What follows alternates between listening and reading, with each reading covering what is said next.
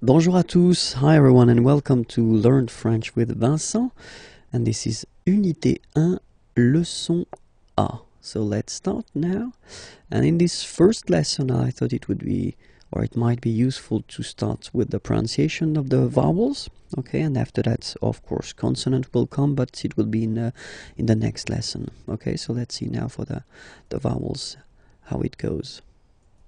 So the first one is A. Okay, A, so not really difficult to pronounce for most of you. Second one is repeat, okay.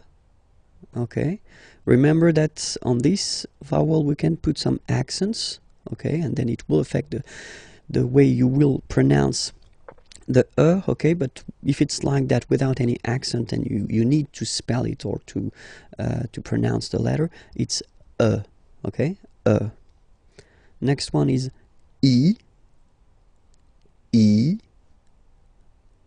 then O, okay, so don't be afraid to put your mouth really round, O, okay, so it's quite deep, O, okay, then U, so this U can be tricky. So from my experience of teaching, I've been noticing that, well, in most of the cases, for American people, it can be quite tricky at the beginning, so you really need to insist on that. It's U, okay? Spanish-speaking persons can have some difficulties as well for that. U, okay? So don't be afraid to pronounce. So really, it's not U, because in most of the cases, that's the mistake people tend to make. They pronounce it like U, okay? Now, in that case, it's really U, so really narrow sound, okay, so don't be afraid to insist on that.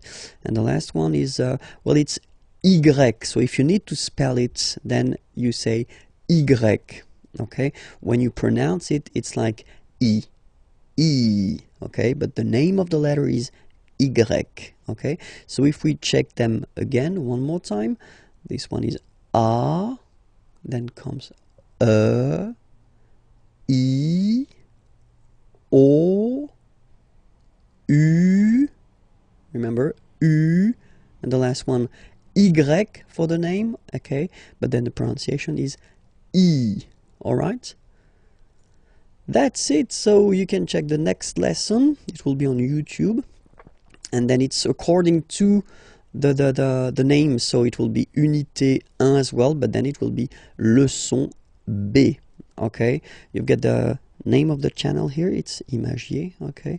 And then remember that I've been doing more material and it's available freely, of course, at the following address, www.imagier.net in French, okay? Have a great day, bye bye. Bonjour à tous, hi everyone and welcome to Learn French with Vincent, and this is Unité 1, Leçon B. So let's see what we'll discover together, and in this lesson we'll discover the pronunciation of the consonants, so les consonnes. Are you ready? So let's start now. Okay, so les consonnes, B, okay, so this one shouldn't be that difficult to produce, B, then comes C, okay, C, D, F, G, okay, so if we want to repeat them one more time, B, C, D, F, G. Okay, let's see the others. H, J, K,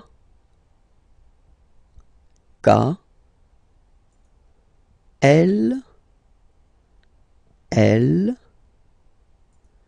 M. Okay, one more time.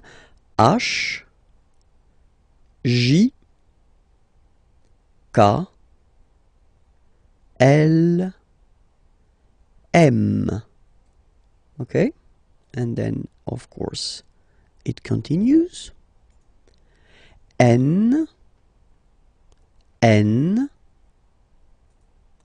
P, P,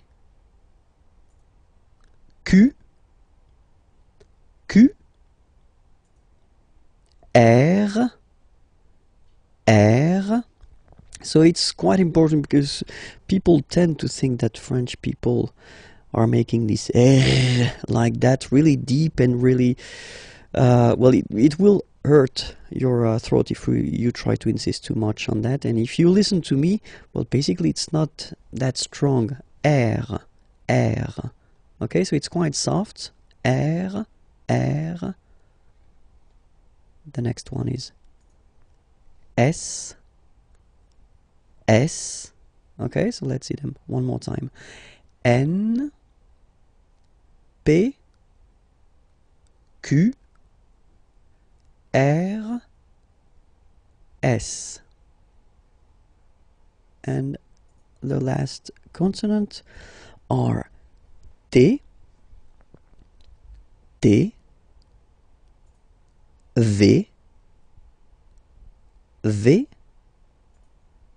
W, W. Okay, so we've got this double, and then V, W. Okay, X, X, and the last one, Z, Z. Okay, so remember to pronounce this D at the end. Z, Z.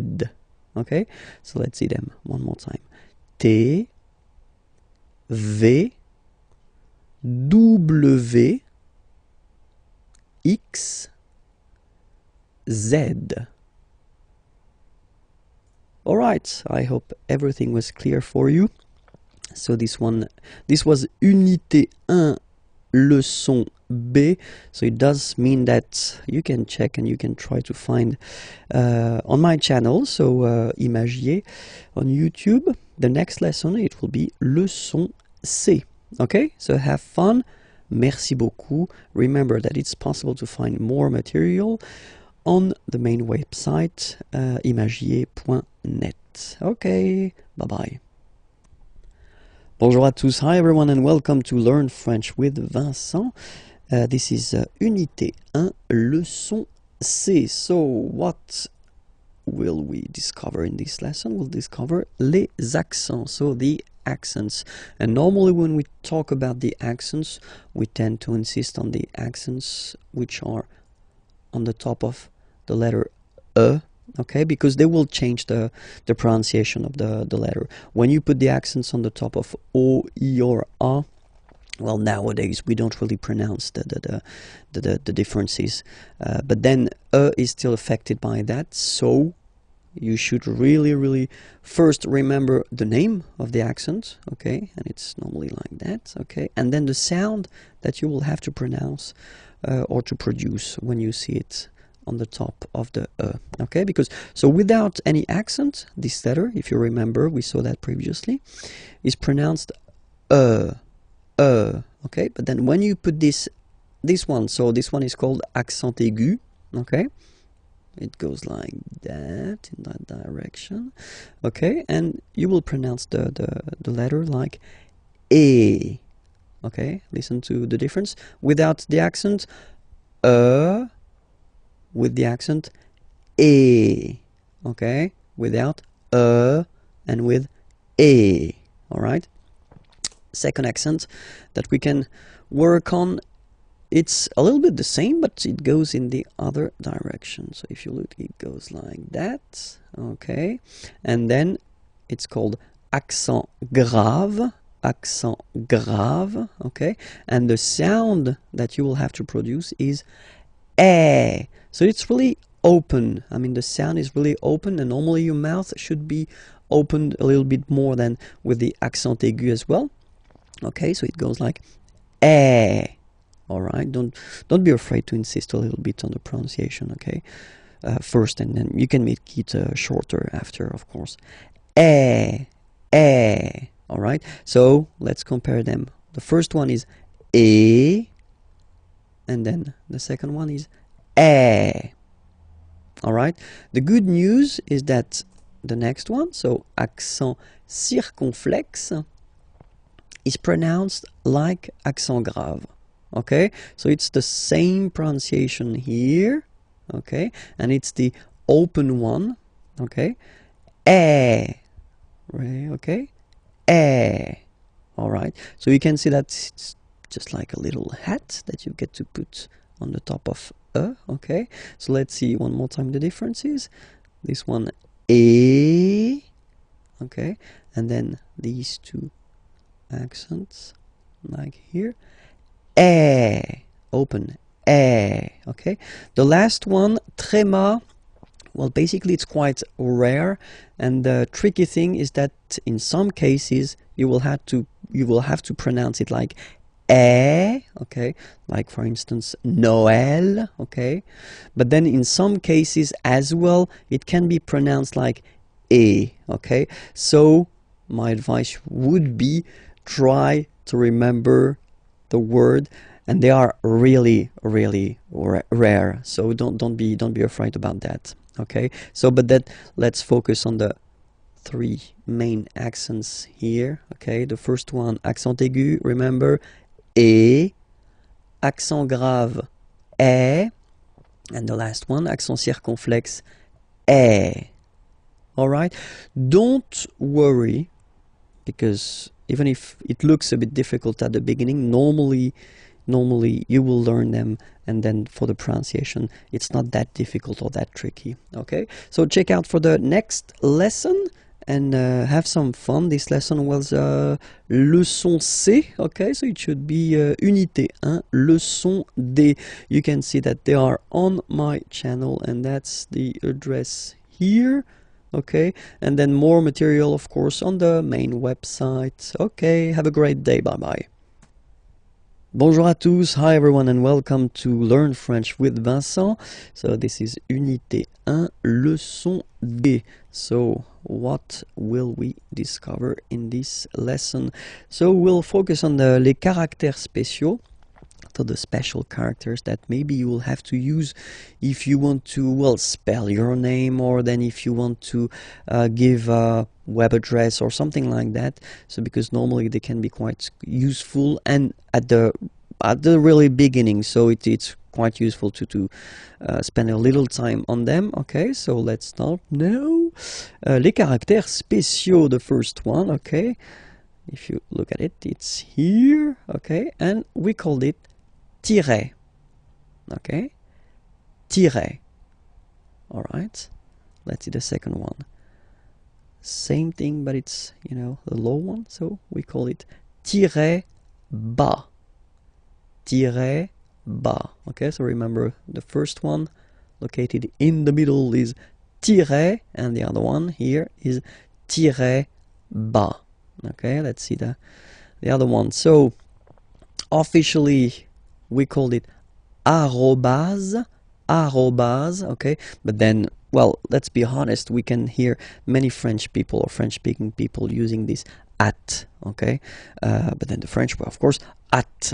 All right, but officially it should be arrobase. Okay, so don't be surprised if someone is using that, or then you can use it as well, because that's the way it should be used. So arrobase. Okay, here, so the dot. Okay, because it's not always easy to spot here, we call it point.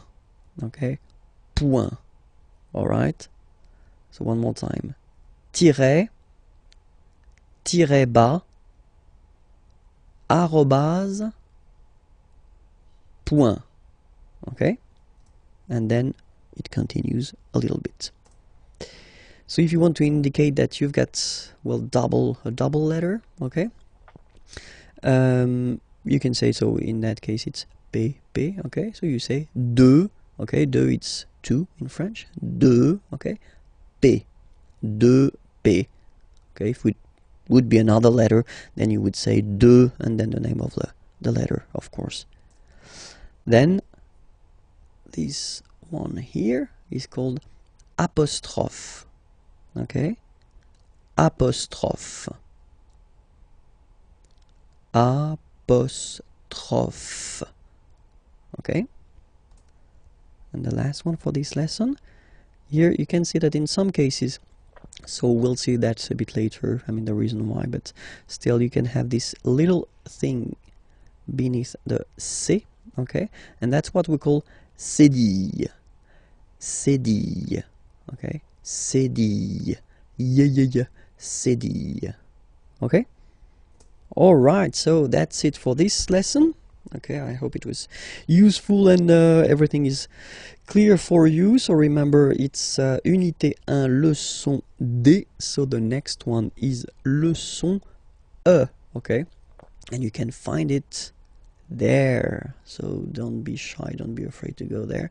Okay, and then remember, I've been putting more material on the main website. Okay, have a great day. Bye bye. Bonjour à tous, hi everyone, and welcome to Learn French with Vincent. I'm really happy to see you again. This is Unité 1, leçon E. So let's see what we'll discover in this lesson. And we'll discover a quite important thing because it's a verb, and it's the verb être. Okay, être means to be. Okay, so as in many languages, to be is quite useful just for well, simple reason. You tend to use it quite often, and then we can use it to construct some composed tenses that we'll see a bit later. Okay, so let's see how it goes at the present form. Le verbe être first is je suis. Je suis. Okay, je, it's the pronom personnel, so it's I. Okay, suis, I am. Okay, je suis. All right. Then second person, tu es. Okay, so remember, être is really tricky, especially when it comes to pronunciations. Okay, so first one, suis, as you've been noticing, you don't pronounce the final S. Okay, and for tu, then you've got this combination of letters. Okay, but then basically the sound you will pronounce or you will produce is est. Okay, tu es. All right, je suis, tu es. Okay, so let's see the next one. So you've got this il. Okay, so it's a capital letter, but then it's I and then L. Okay, il. So it's he. Okay, masculine form, and then elle, she. So feminine form. Okay, and this is the verb. So il est, or then elle est. So you can notice that even if we write them differently, this e like that and e like that, we pronounce them the same way. And that's usually the difficult thing, you know, with the French language. What you write and what you pronounce can be quite different. Okay, so remember, je suis, tu es, il est, elle est. Okay, so let's see how the next one comes. Here it's nous. Okay, sorry about that. Whoops. Nous sommes.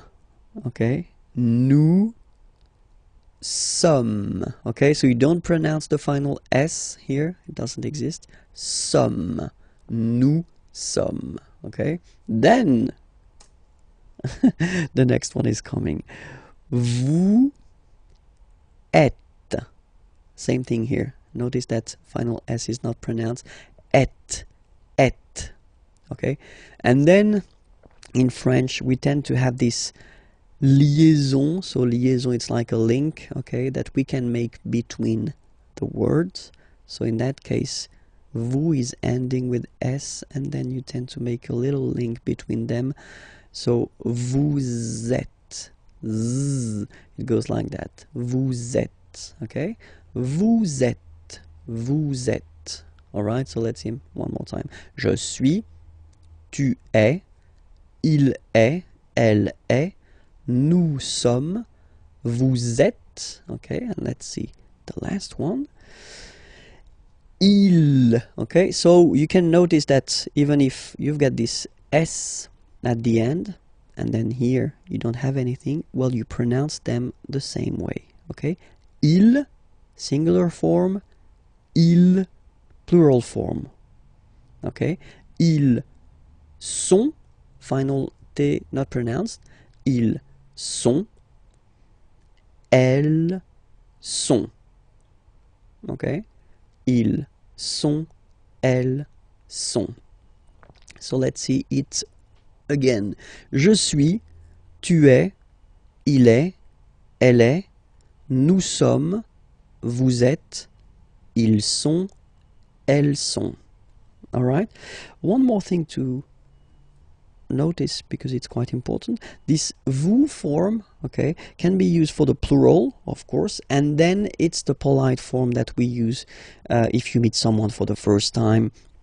Let's say it's someone that you are connected to professionally, or it's, well, someone important, or then, well, in that case, or then you don't know this person, you should use definitely this vous, okay, for the first time. It's the polite form. After that, you can decide whether you want to use this tu form, okay, which is normally quite common in French, but then first remember that vous is better, okay.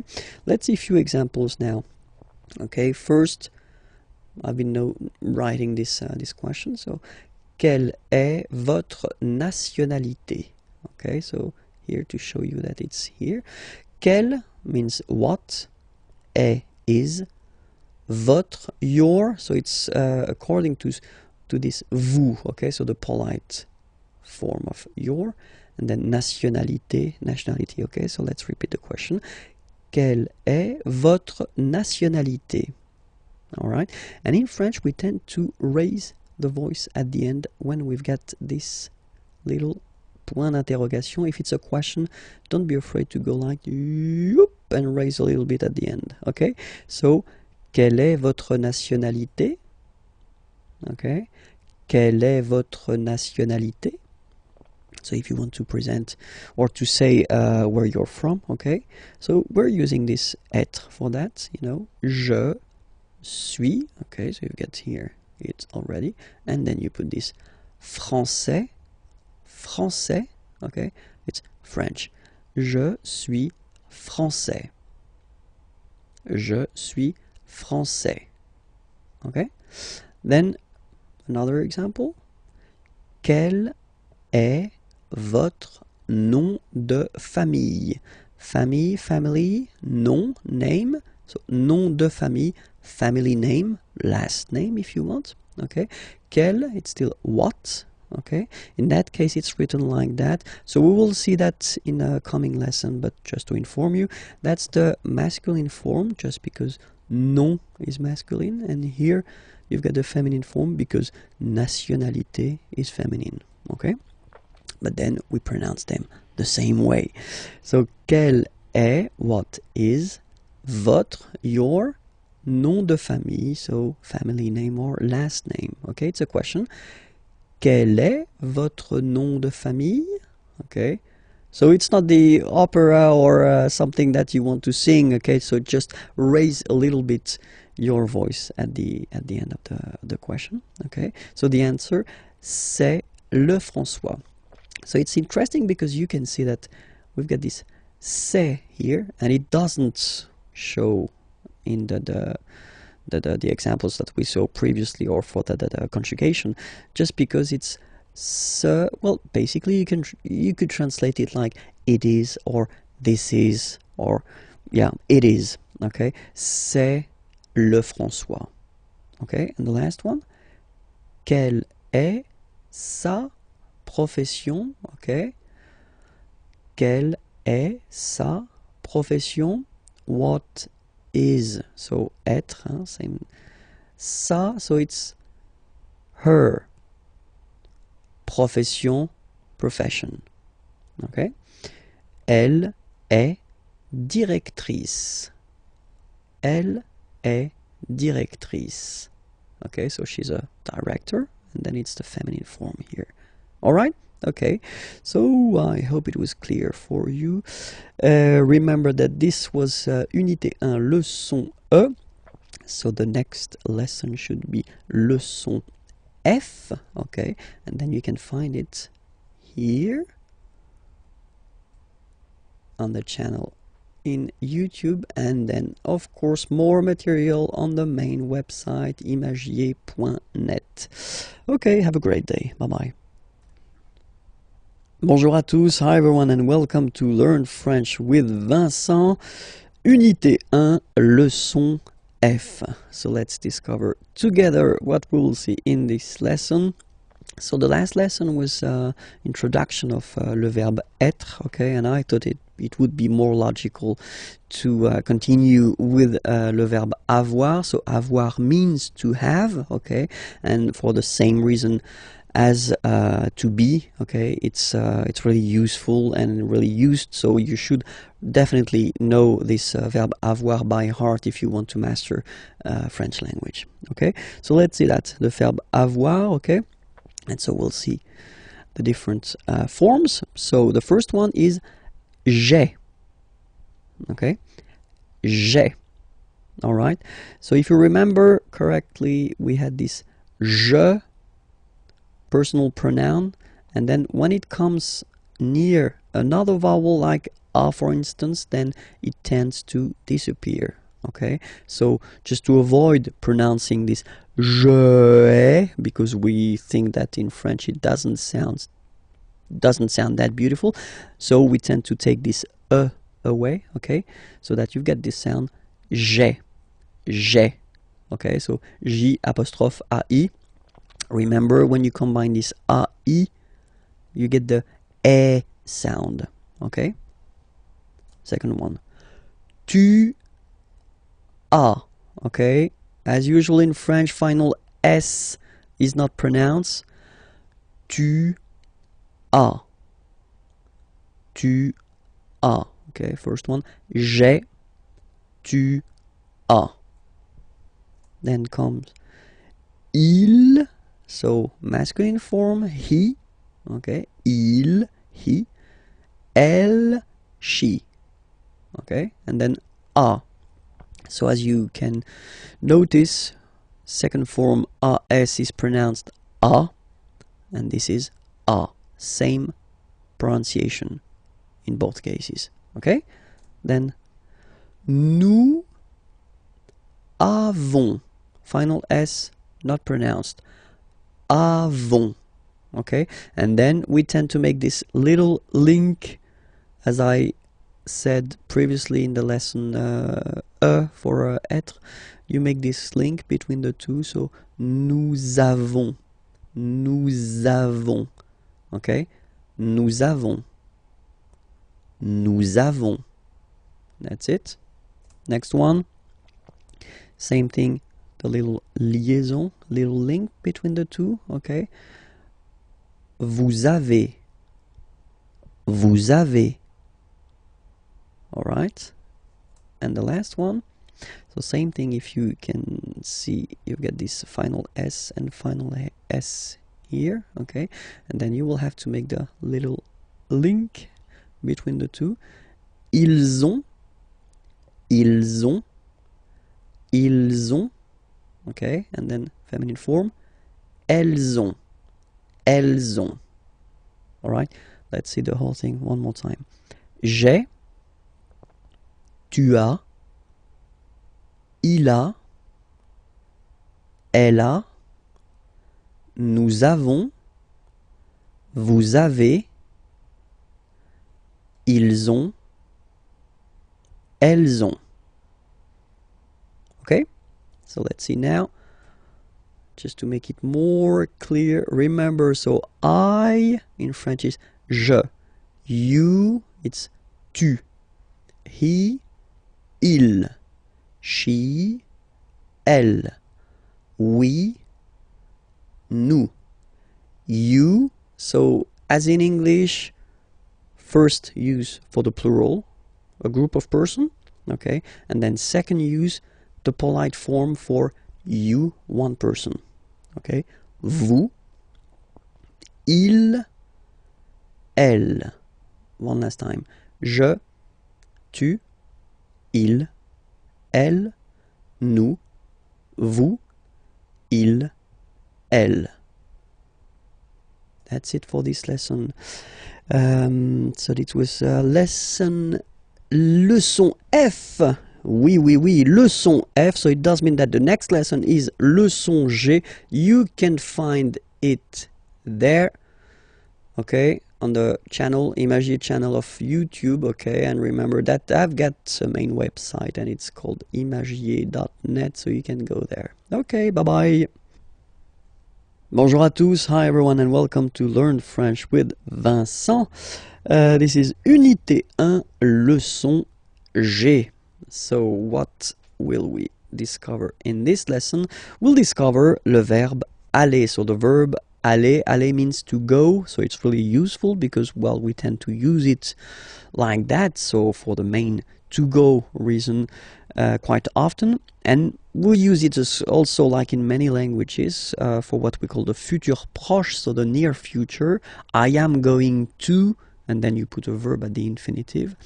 So it is quite used, especially in the oral language. We tend to maybe use it a little bit more than the real future. Okay, so let's see how you conjugate this aller verb. The first form is je vais. Okay, so remember, final S not pronounced here. Je vais. Okay, when you combine this A, I, you get the sound E, really open. Okay, je vais. D'accord? Tu vas. Final S doesn't exist. Tu vas. Tu vas. Okay, then we've got this il, so remember, il, it's for the masculine form, so he, okay, and then elle, she, okay, and then you get the va form.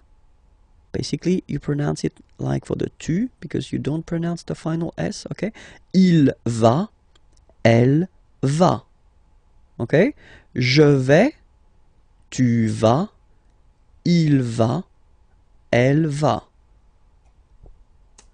Then nous, so we, plural form, nous allons, okay, and if you, so final S not pronounced, and then if you are purist, and I'm sure you are, you want to make this beautiful and little liaison, so this little link between the words, so it does mean that you will have to pronounce this z sound, okay, listen to me, nous allons, nous allons. Okay, nous allons.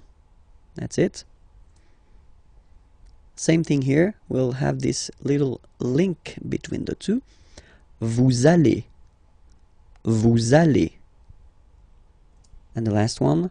So remember, here you've got this S just to make the difference between the singular and the plural, because when you put the plural form, normally you tend to add S at the end of the words. Okay, like here. But then you don't pronounce it. So ils vont, final T not pronounced. Ils vont, and then feminine form, elles vont. All right, let's see everything again. Je vais, tu vas, il va, elle va, nous allons, vous allez, ils vont, elles vont. All right? And then just few examples just to show you how useful this aller verb can be, because we tend to use this aller verb when you want to ask if someone is doing fine, okay? So the first question, how do you do in French, is comment, so how, comment, allez-vous? And then same thing here, little link between the two. Comment allez-vous? Comment allez-vous? All right. So I've been putting this vous form here for the first example, just to show you that if you meet someone for the first time, then it's better to use this vous. So here, the vous form, so because it's the polite form. Okay, comment allez-vous? Okay, it's a question, so raise a little bit your voice at the end, like comment allez-vous? Okay, you see, comment allez-vous? All right, so answer when you want to say I'm doing fine. Okay, je vais bien, and then you say merci, thank you. Je vais bien, merci.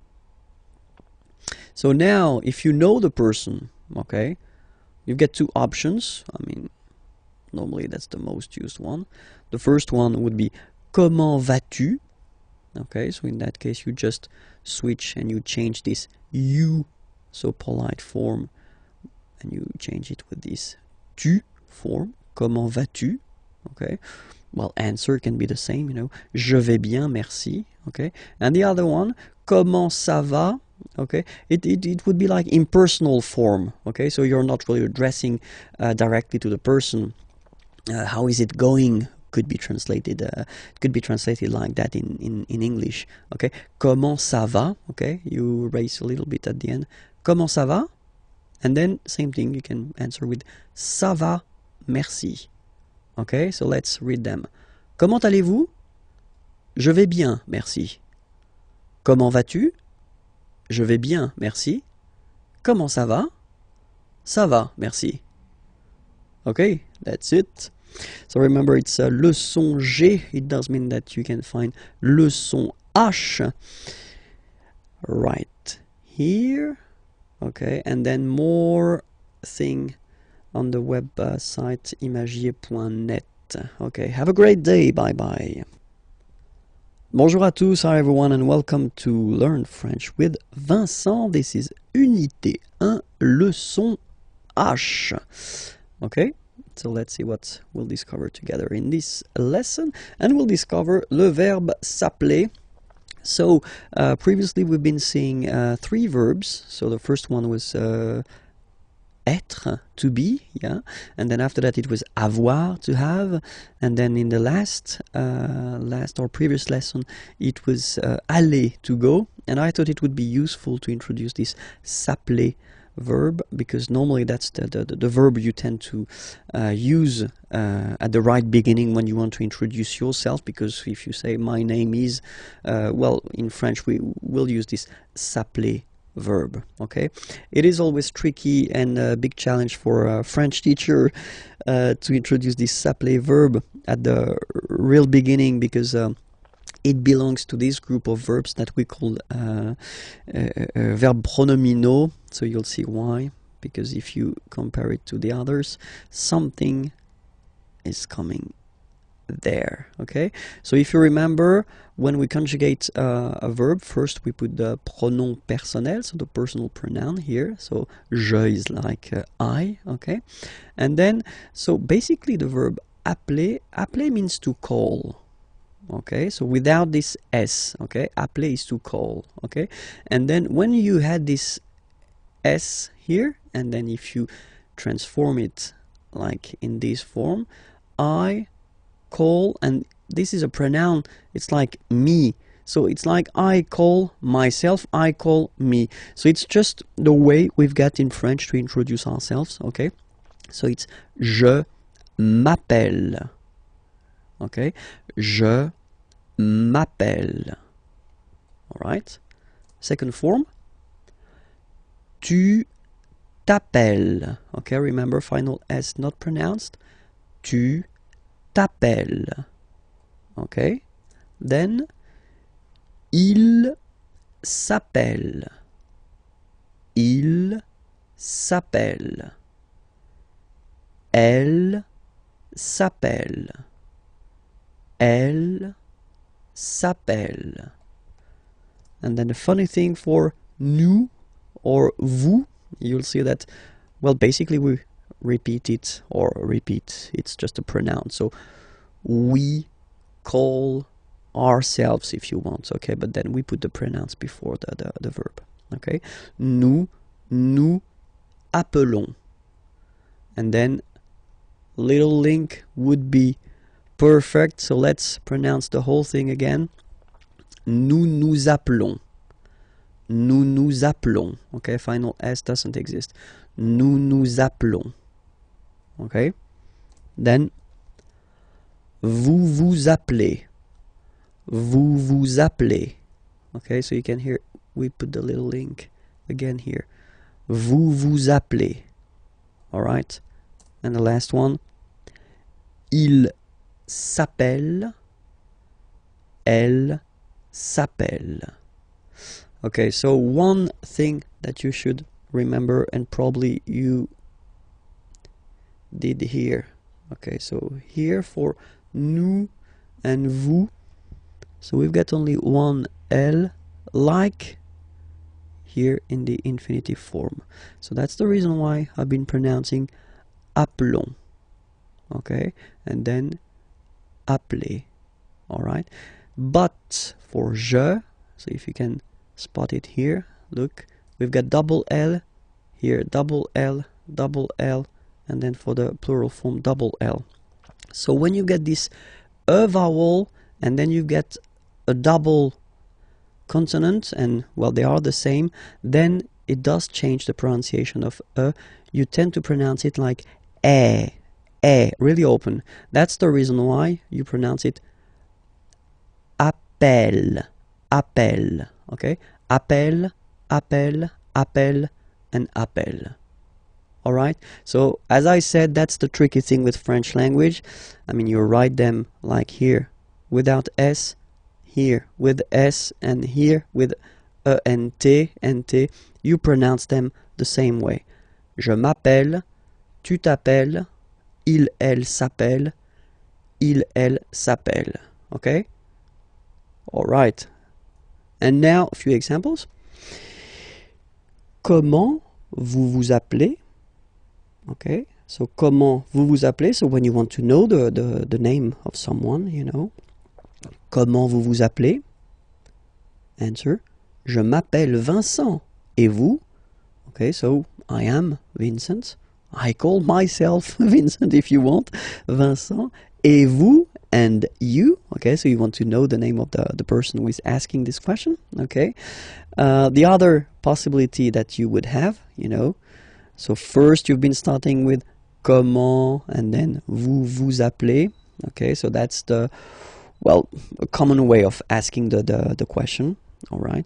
Other possibility would be to start with vous vous appelez. Okay, so technically you just take the verb and then you put this comment, how, at the end. Okay, it would be possible as well. Okay, remember to raise your voice.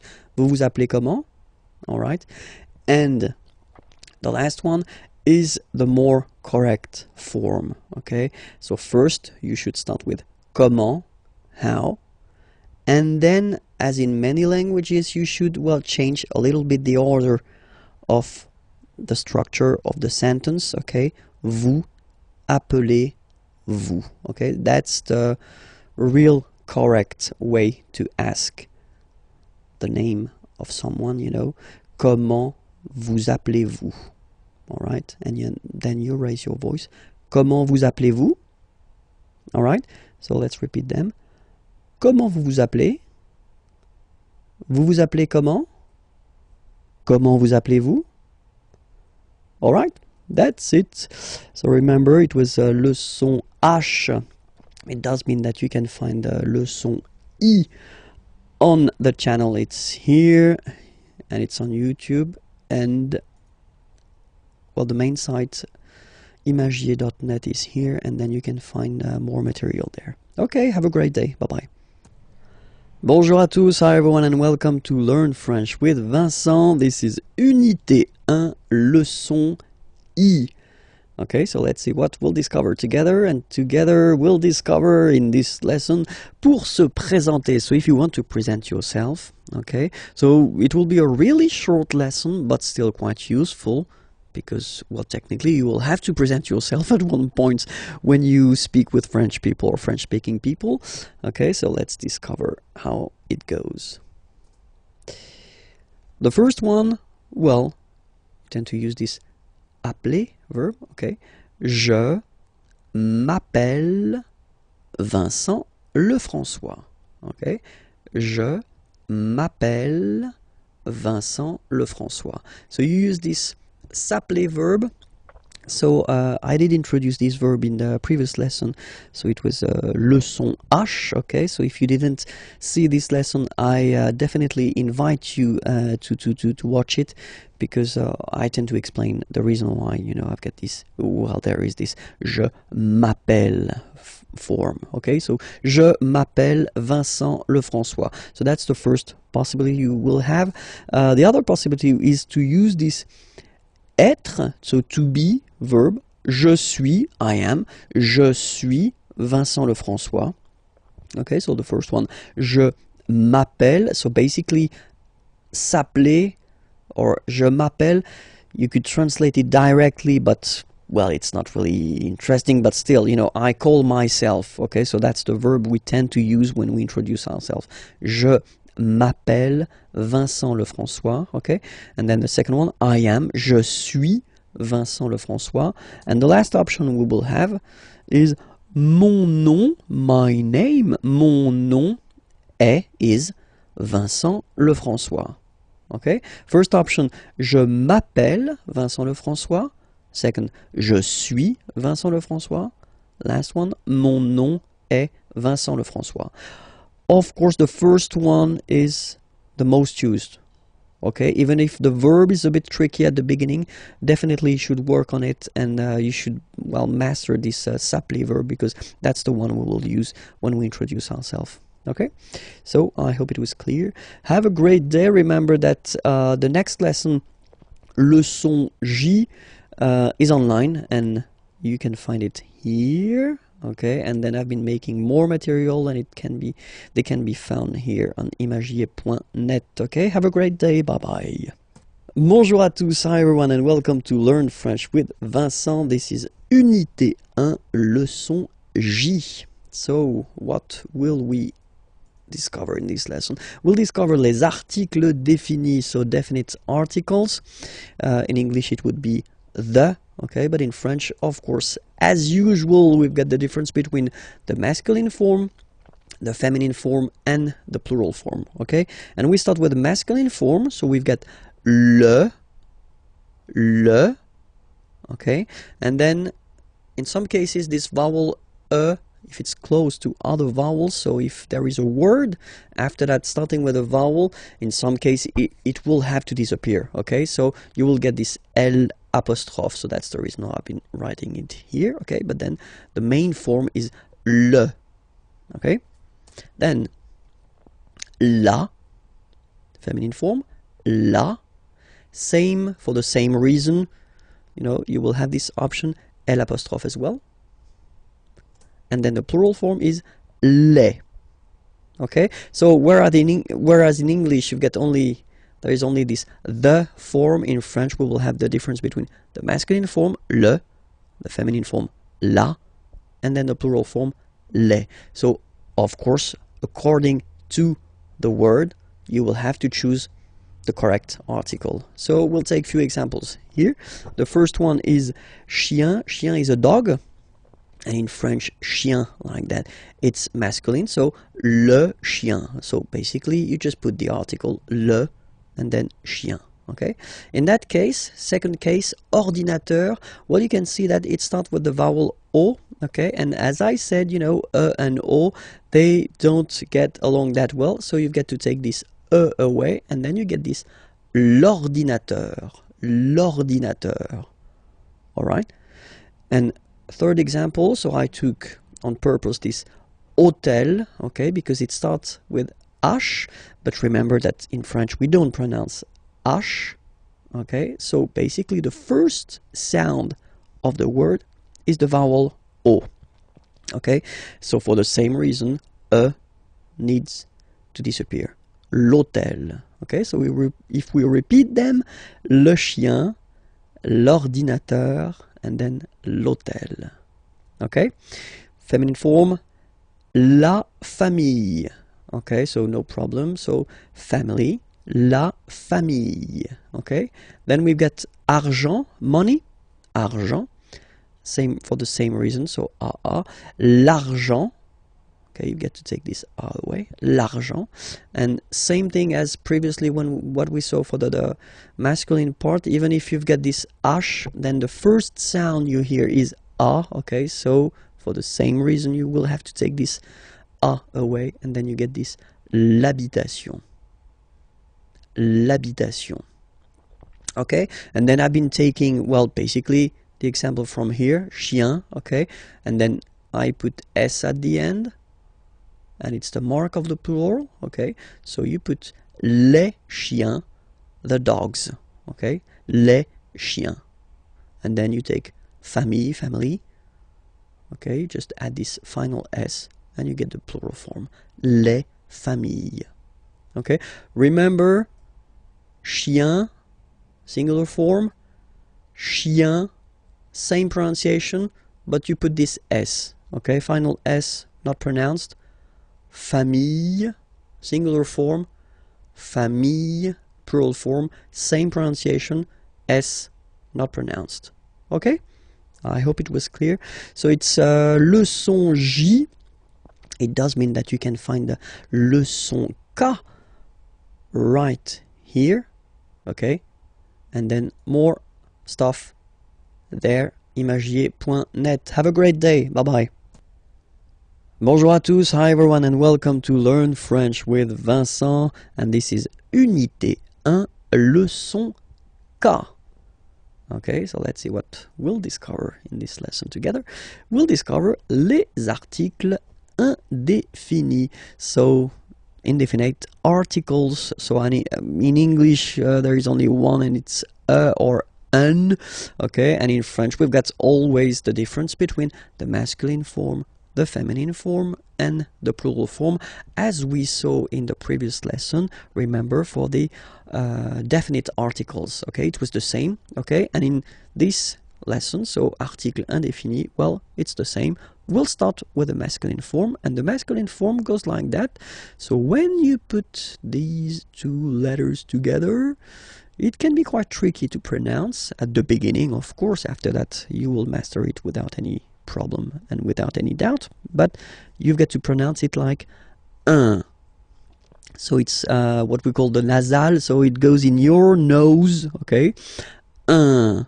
So if you listen to me, you don't hear any N, okay, so it's just a combination of the two. Un, un, un. Alright? Okay, so that's the masculine form. Then the feminine article is here, and it's easier because if you have this U-N-E, then you pronounce it une, une. Okay, masculine, un, feminine form, une, une. Okay, and then the plural form, des. All right, here s, you pronounce it like e. Okay, un, une, des. All right, let's see a few examples now. Okay, here ami means friend. Okay, un ami, and then we tend to make this little link between the two. Un ami, un ami. Okay, soleil, sun, un soleil, un soleil. Livre, book, un livre, un livre. Voiture, car, féminine, une voiture, une voiture. École, school, feminine form as well, une école, une école. Décision, une décision, une décision. Don't ask me to translate this décision. Come on, please. Ami, so I've been taking this now. Look, ami here. So we've got the masculine form and it's the singular. Remember, if you want to put the plural form, then you just add this final S here. Okay, but then technically you pronounce it the same way. So singular form ami, plural form you add this S, but it's ami as well. Okay, in that case you get des, so here des, okay, here, and then there is this little liaison. Remember, it's been introduced in a previous lesson. You put this little link between the word, des amis, des amis. Okay, I've been taking voiture here, voiture, a car. Okay, just add this S at the end and then you get the plural form, des voitures. Okay, and then I've been taking back this livre, same thing, you just add S at the end, des livres. Okay, let's repeat them one more time. Un, une, des. Un ami, un soleil, un livre, une voiture, une école, une décision, des amis, des voitures, des livres. All right, I hope it was clear. So it was leçon 4, leçon K, okay? It does mean that the next one is leçon L, and you can find the next lesson and also the previous lessons if you didn't see them on this channel of YouTube, youtube.com, and then Imagier, okay? And then the main website that I've been doing. You can find more material, PDF files, applications, whatever, and it's imagier.net. Have a great day. Bye-bye. Bonjour à tous, hi everyone, and welcome to Learn French with Vincent. This is Unité 1, leçon L. And in this lesson, we'll discover together l'article interrogatif. So it's really useful, and we'll see that now. So l'article interrogatif, here you get the masculine form, and it's quel. Quel means what. Okay, so that's what you'll use when you want to ask a question with what. Okay, and you've got a good example here. So, quel est votre nom de famille? What is your, so the polite form of your, nom de famille, family name, last name. Okay, quel est votre nom de famille? What is your last name? Second example, quel est votre prénom? Prénom is first name. What is votre, the polite form for your? Quel est votre prénom? What is your first name? Okay, so you can see now, more in detail, that nom, prénom are masculine words. And that's the reason why, in that case, you get to choose the article here according to the gender of the word it is connected to. Quel, masculine form, because nom is masculine. Quel, masculine form, because prénom is masculine. Okay, let's see now the feminine. And the good news is that, as usual in French, we write the thing differently, but then we can pronounce them the same way. And then the feminine form is written like that, Q-U-E-L-L-E, but it's pronounced like the masculine form. Quel at the masculine, quel at the feminine. Okay, so it's basically same pronunciation. Okay, and then here we've got two examples. So for the same reason as previously, we had this nom and then prénom. They were masculine words, so you will have to put this quel form at the masculine. And then here, nationalité and adresse, so nationality, address, are feminine words. So it does mean that you will have to use this article interrogatif, quel, at the feminine form. Quelle est, what is, votre, your, nationalité. What is your nationality? Quelle est votre nationalité? Okay. Quelle est votre adresse? What is your address? Okay. So, let's repeat them. Quel est votre nom de famille? Quel est votre prénom? Quelle est votre nationalité? Quelle est votre adresse? Okay. So, remember one thing for the phonetics, okay, the way to pronounce them. Quel, masculine form here, will be pronounced exactly as the feminine form here. Quel. So, only one sound, okay?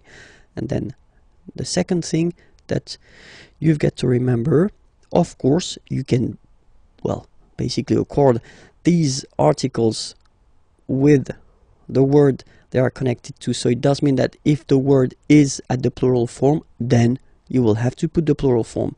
The rule in French, if you remember correctly from the previous lessons we've been doing is to put this final S at the end of the words to put the plural. Okay, so quel here for the masculine singular will become quel here, masculine plural. Okay, quel here, feminine singular, will become quelle with the S, feminine plural. And the good news is that you will pronounce them the same way. Alright, so quel, quelle, quel, and quelle. Okay, remember that in some cases, of course, you will have to make this little liaison, you know, this little link between the words. So if the word or the verb or whatever is coming after is starting with the vowel, of course you will have to put this little link. But then if you pronounce it, or if you pronounce them just like that, quel, quel, quel, quel. Okay?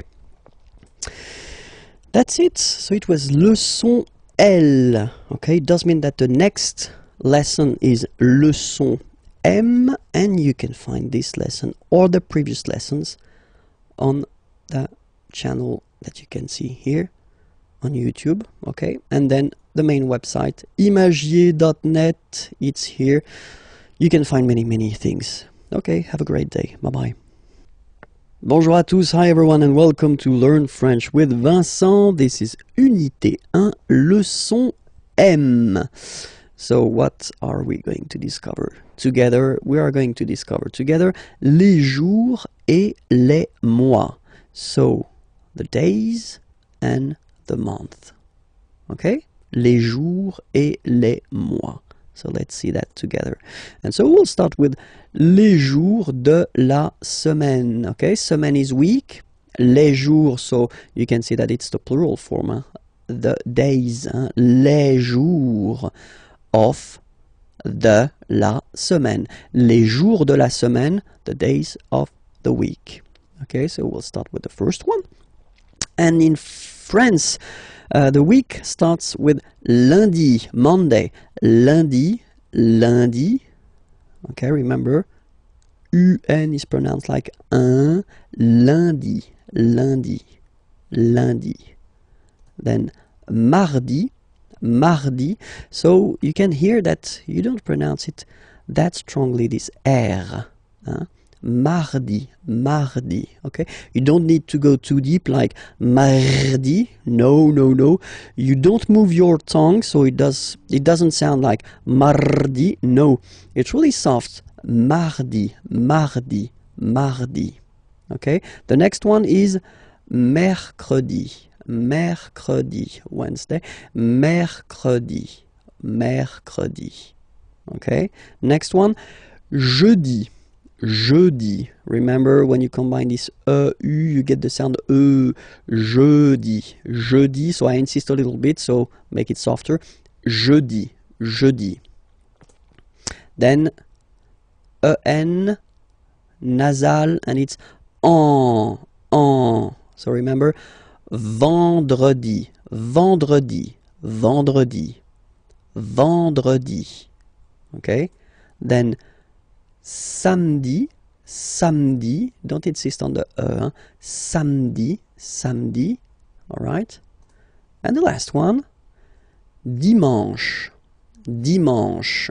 You get the sh, and then an, en, dimanche. Okay, let's see them one more time. Lundi, mardi, mercredi, jeudi, vendredi, samedi, dimanche.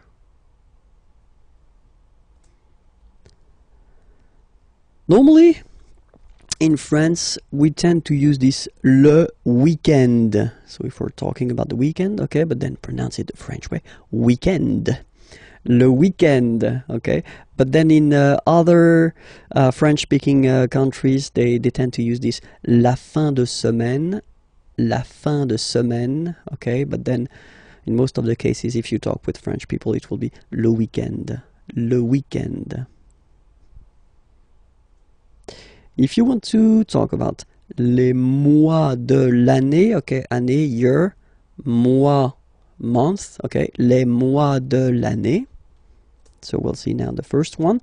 The first one, January, so it looks, well, it looks a bit the same, no? No, wow, no. But anyway, janvier, so that's the way to pronounce it. Janvier, A-N, en, okay? And then, ye, janvier.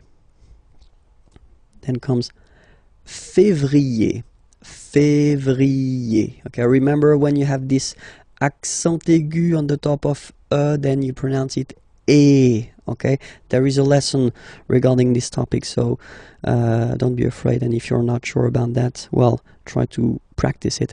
Février, février.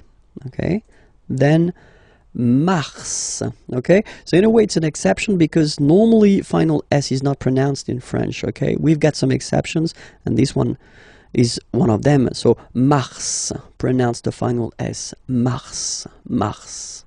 Okay, then avril, avril, avril. Nothing really tricky about this month, I mean, for the pronunciation. Avril. Okay, here be careful because people tend to try to pronounce it the English way. In French, remember when you combine this A and then E vowels, you get the sound E. So really open E, okay, and then you pronounce it me. Okay, so don't pronounce E, don't try to pronounce it. No, it's me. So it's not my, it's me. Okay, and then here, well, it's a bit tricky, but still, en goes like un, okay, and then you get juin, juin. Okay, let's see them one more time. Janvier, février, mars, avril, mai, juin. Okay, second round. Hop. Juillet. Okay, you get this double L here. Juillet. Don't pronounce this final T, E-T here at the end. Juillet. So it's July. And then here, two options because, well, two options are acceptable in French. The first one, you don't pronounce the final T. Ou. Second one, you pronounce it août. All right, so remember, first option, don't pronounce it ou. Second option, you pronounce it août. Okay, then, well, it's quite simple normally for English-speaking persons, or then it's quite close to other languages as well. So septembre. Remember this em en septembre. You don't insist on the final septembre. Then same thing here. Don't insist on the final octobre.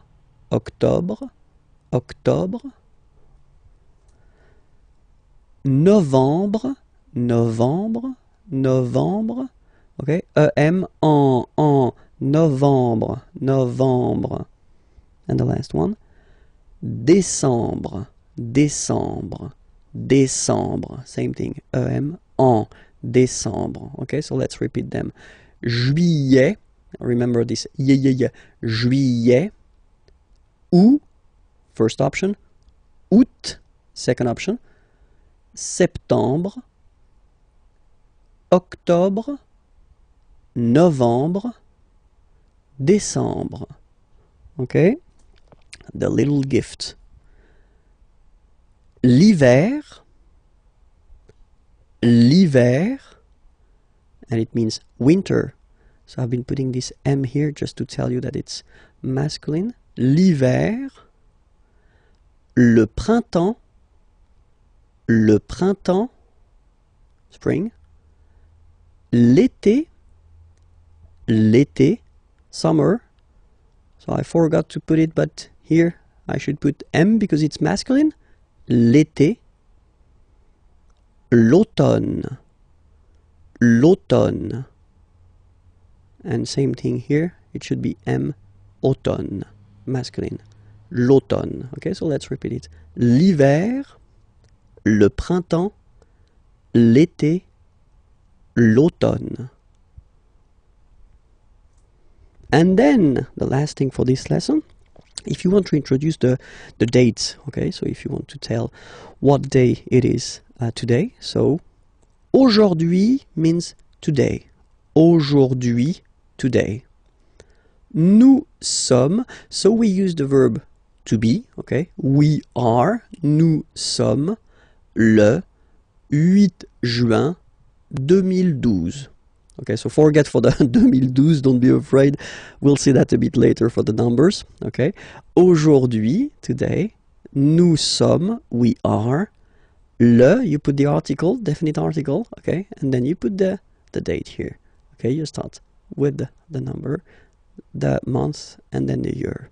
Okay, or then, second option, aujourd'hui, so it doesn't change, it's here, today, c'est, it is, this is, and then you put the date, le 8 juin 2012.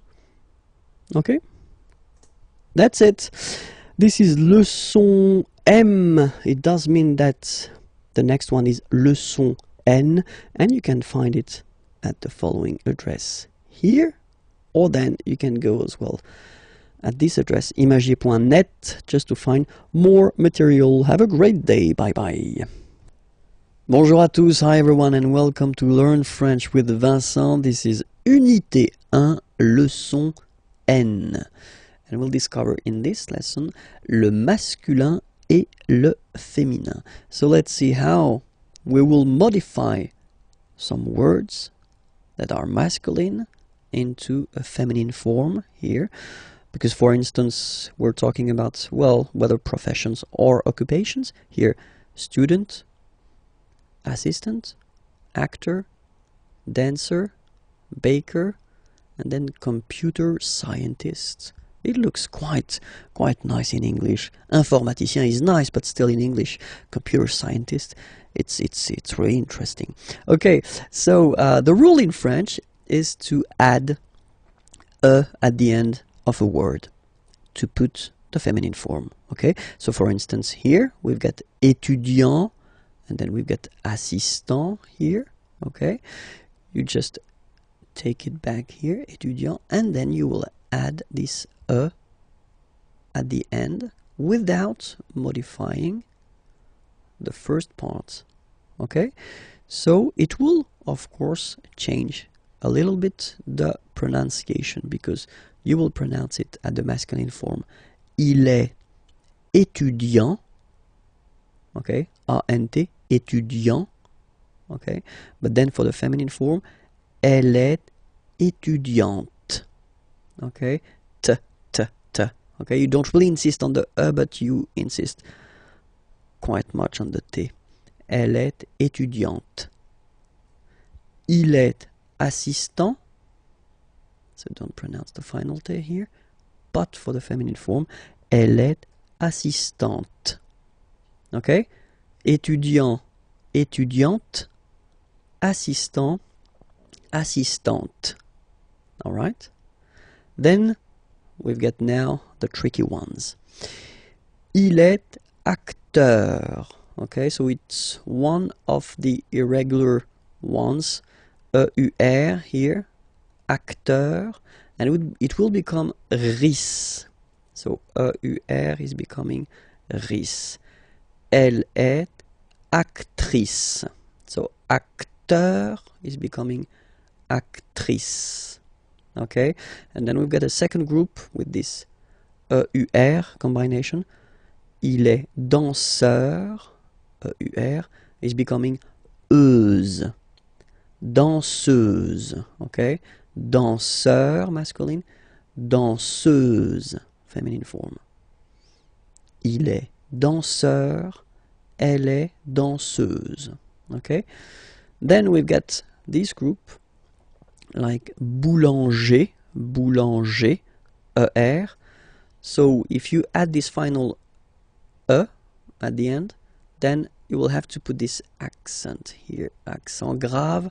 Remember, when you've got this E plus this accent grave, you pronounce it like E, really open E sound, okay? So boulanger, boulanger, and then feminine form, boulangère, boulangère.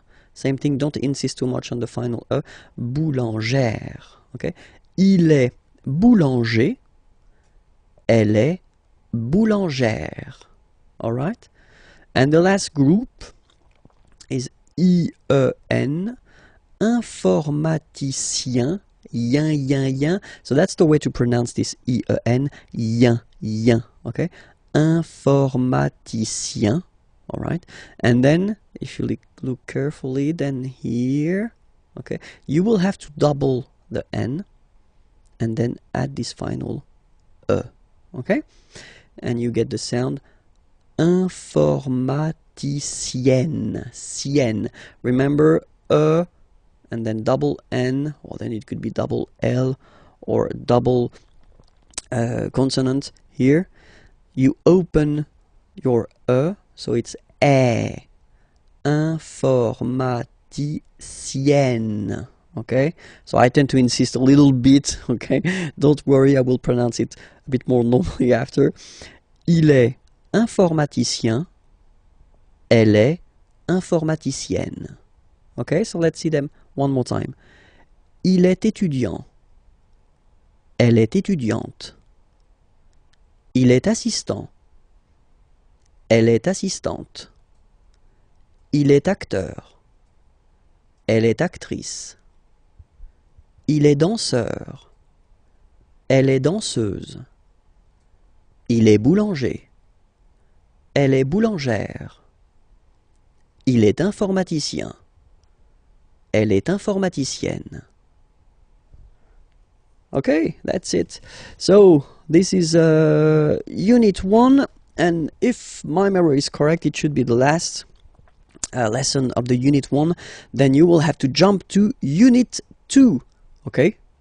And then you will be able to find all the lessons there, youtube.com/Imagier, or then remember the main website, imagier.net. You can find, well, quite many material, PDF files, applications, pictures, flashcards, whatever you want. Okay, have a great day. Bye-bye. Bonjour à tous. Hi everyone, and welcome to Learn French with Vincent.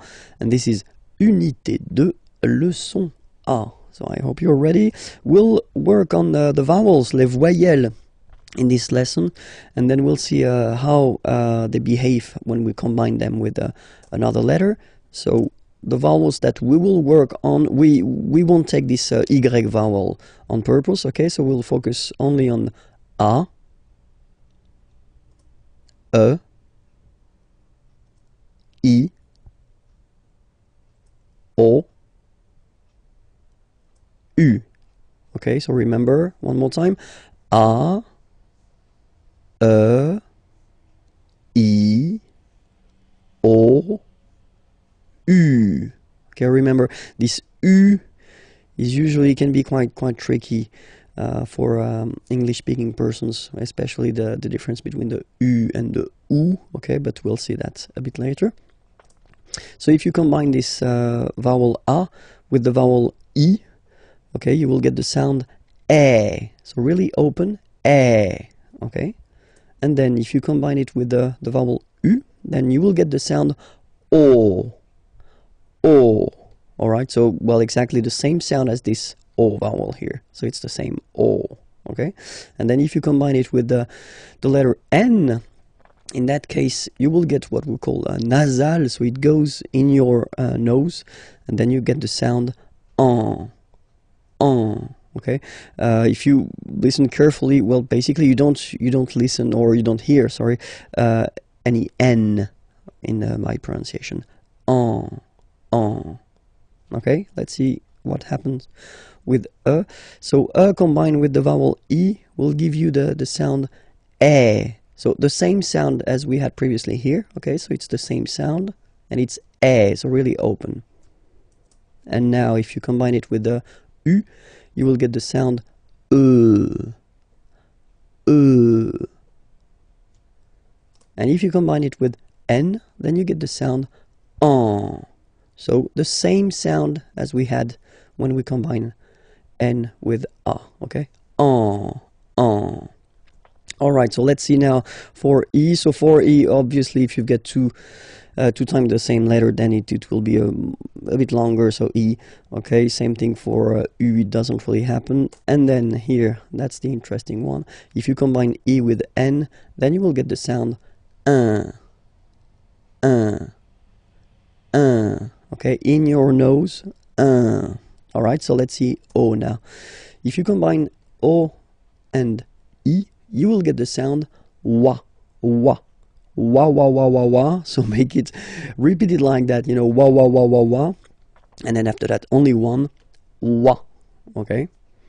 Then if you combine it with U, you will get the sound oo. So as I said previously, the difficulty, one of the big difficulty for English-speaking persons is this difference between the oo here and the U here. Ooh, U.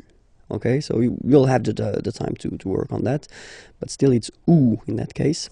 If you combine it with N, then you will get the sound on.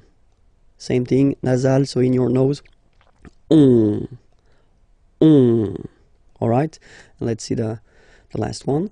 So if you combine U and E, you get the sound oui.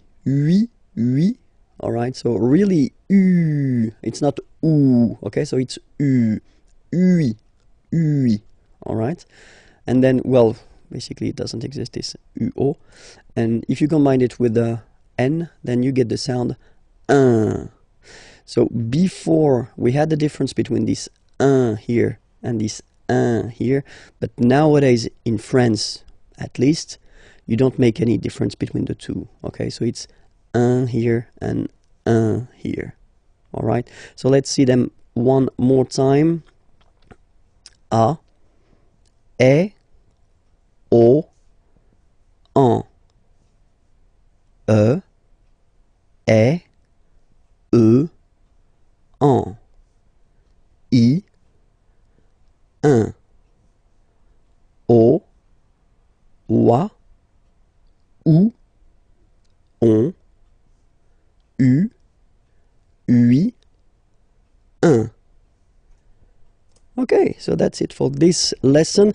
Have a great day. If you want to find the next lesson, so it would be a leçon B, so unité 2, and it can be found there. And remember that we've got already the unité 1 on the channel, so it's possible to find it there.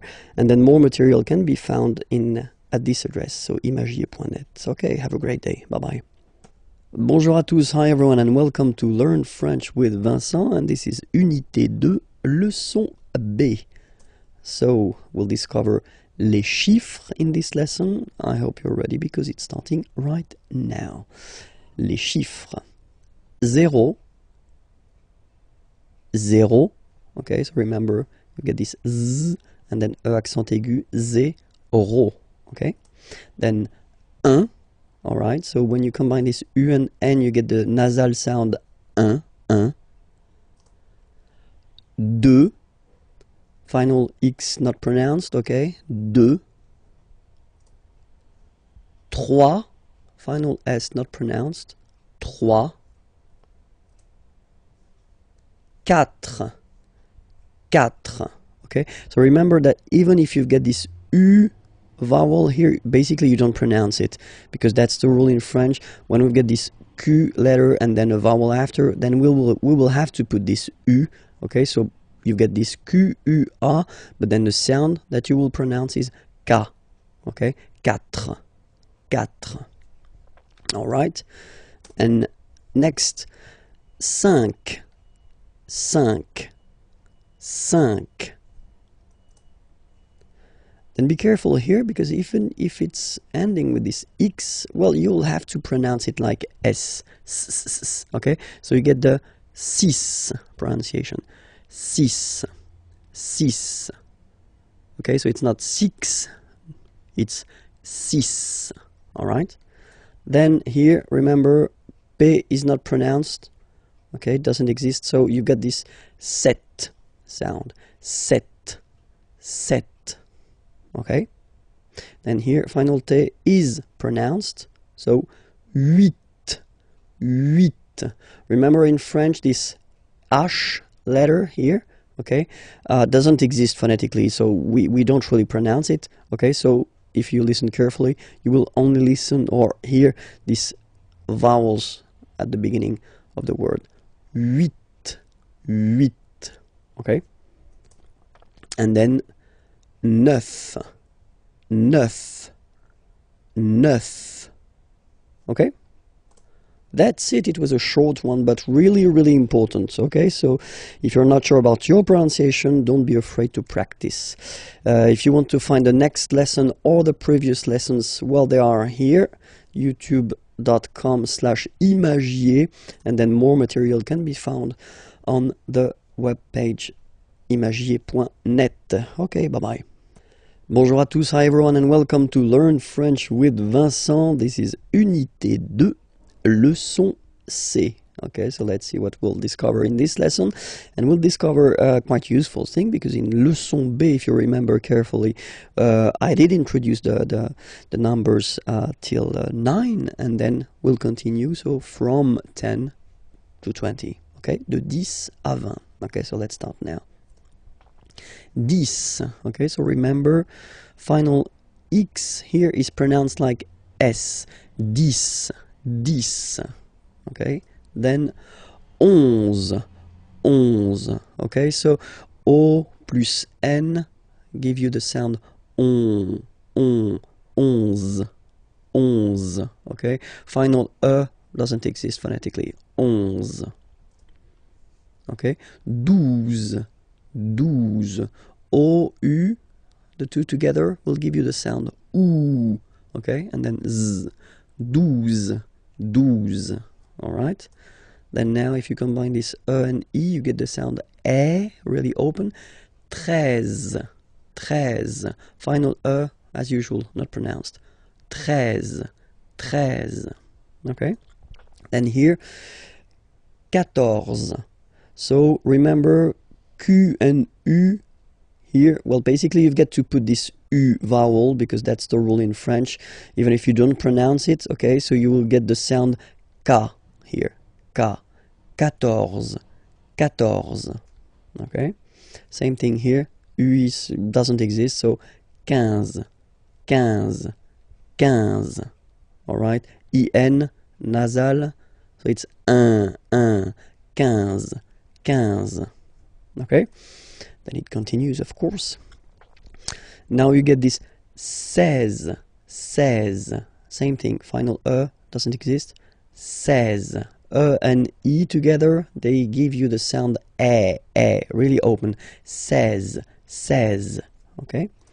Then it becomes logical now, because if you look carefully, you get this 10, okay? 10, and then 7. So if you remember this, it's here, it's 10, and then 7. 7. Okay, so it's clear. But then for the pronunciation, 17. Okay, so you don't insist on the S. 17. 17. 17. Okay, then 18. So you will make this little link between the two, the liaison. 18. 18. 18. Okay, then 19. 19. 19. Okay, E-U-E, 9, 9, 9, 19. And the last one, so this G letter is here, but you don't pronounce it, okay?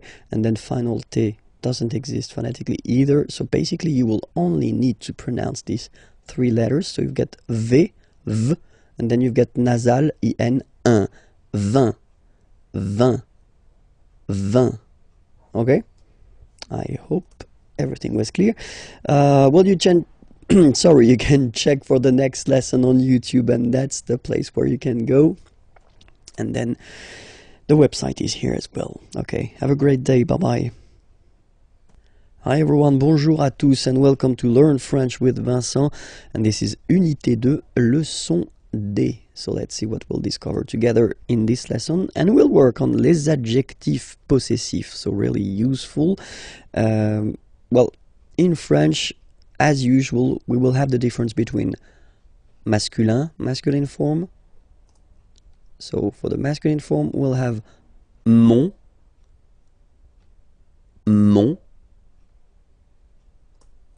ton,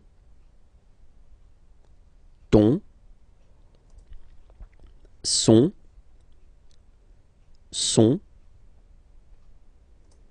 notre, votre, leur. Okay, so let's be clear, you know, when we talk about les adjectifs possessifs, in English it will be my, your, his, our, your, their. Okay, but then in French, well, basically we'll have the difference between the masculine, the feminine, and the plural. And then keep in mind, we'll see that a bit later when I will give you some examples, that in French we don't decide whether it's masculine, feminine, or plural according to the subject, like in English, because in English you put whether the masculine or the feminine according to the subject, but we will in French put the masculine according to, or the feminine or the plural, according to the word it is connected to. Okay, so it's quite important to just remember that, because it will be really important for the decision whether you put the masculine or the feminine or the plural form. Okay, so we saw first now here the masculine form. Let's check the feminine form, and it's ma, ta, sa.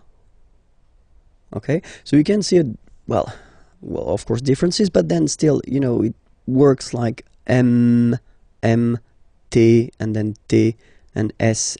Okay, so, well, mon, masculine, ma, feminine form, ton, masculine form, ta, feminine form, son, masculine form, sa, feminine form.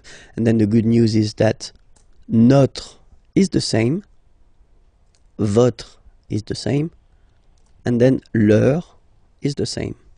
Okay, so you don't really have a difference between these three persons. You will have to use the same adjective possessive. Okay, so the only difference is there: mon, ton, son, ma, ta, sa. Okay, and now let's see the plural part here.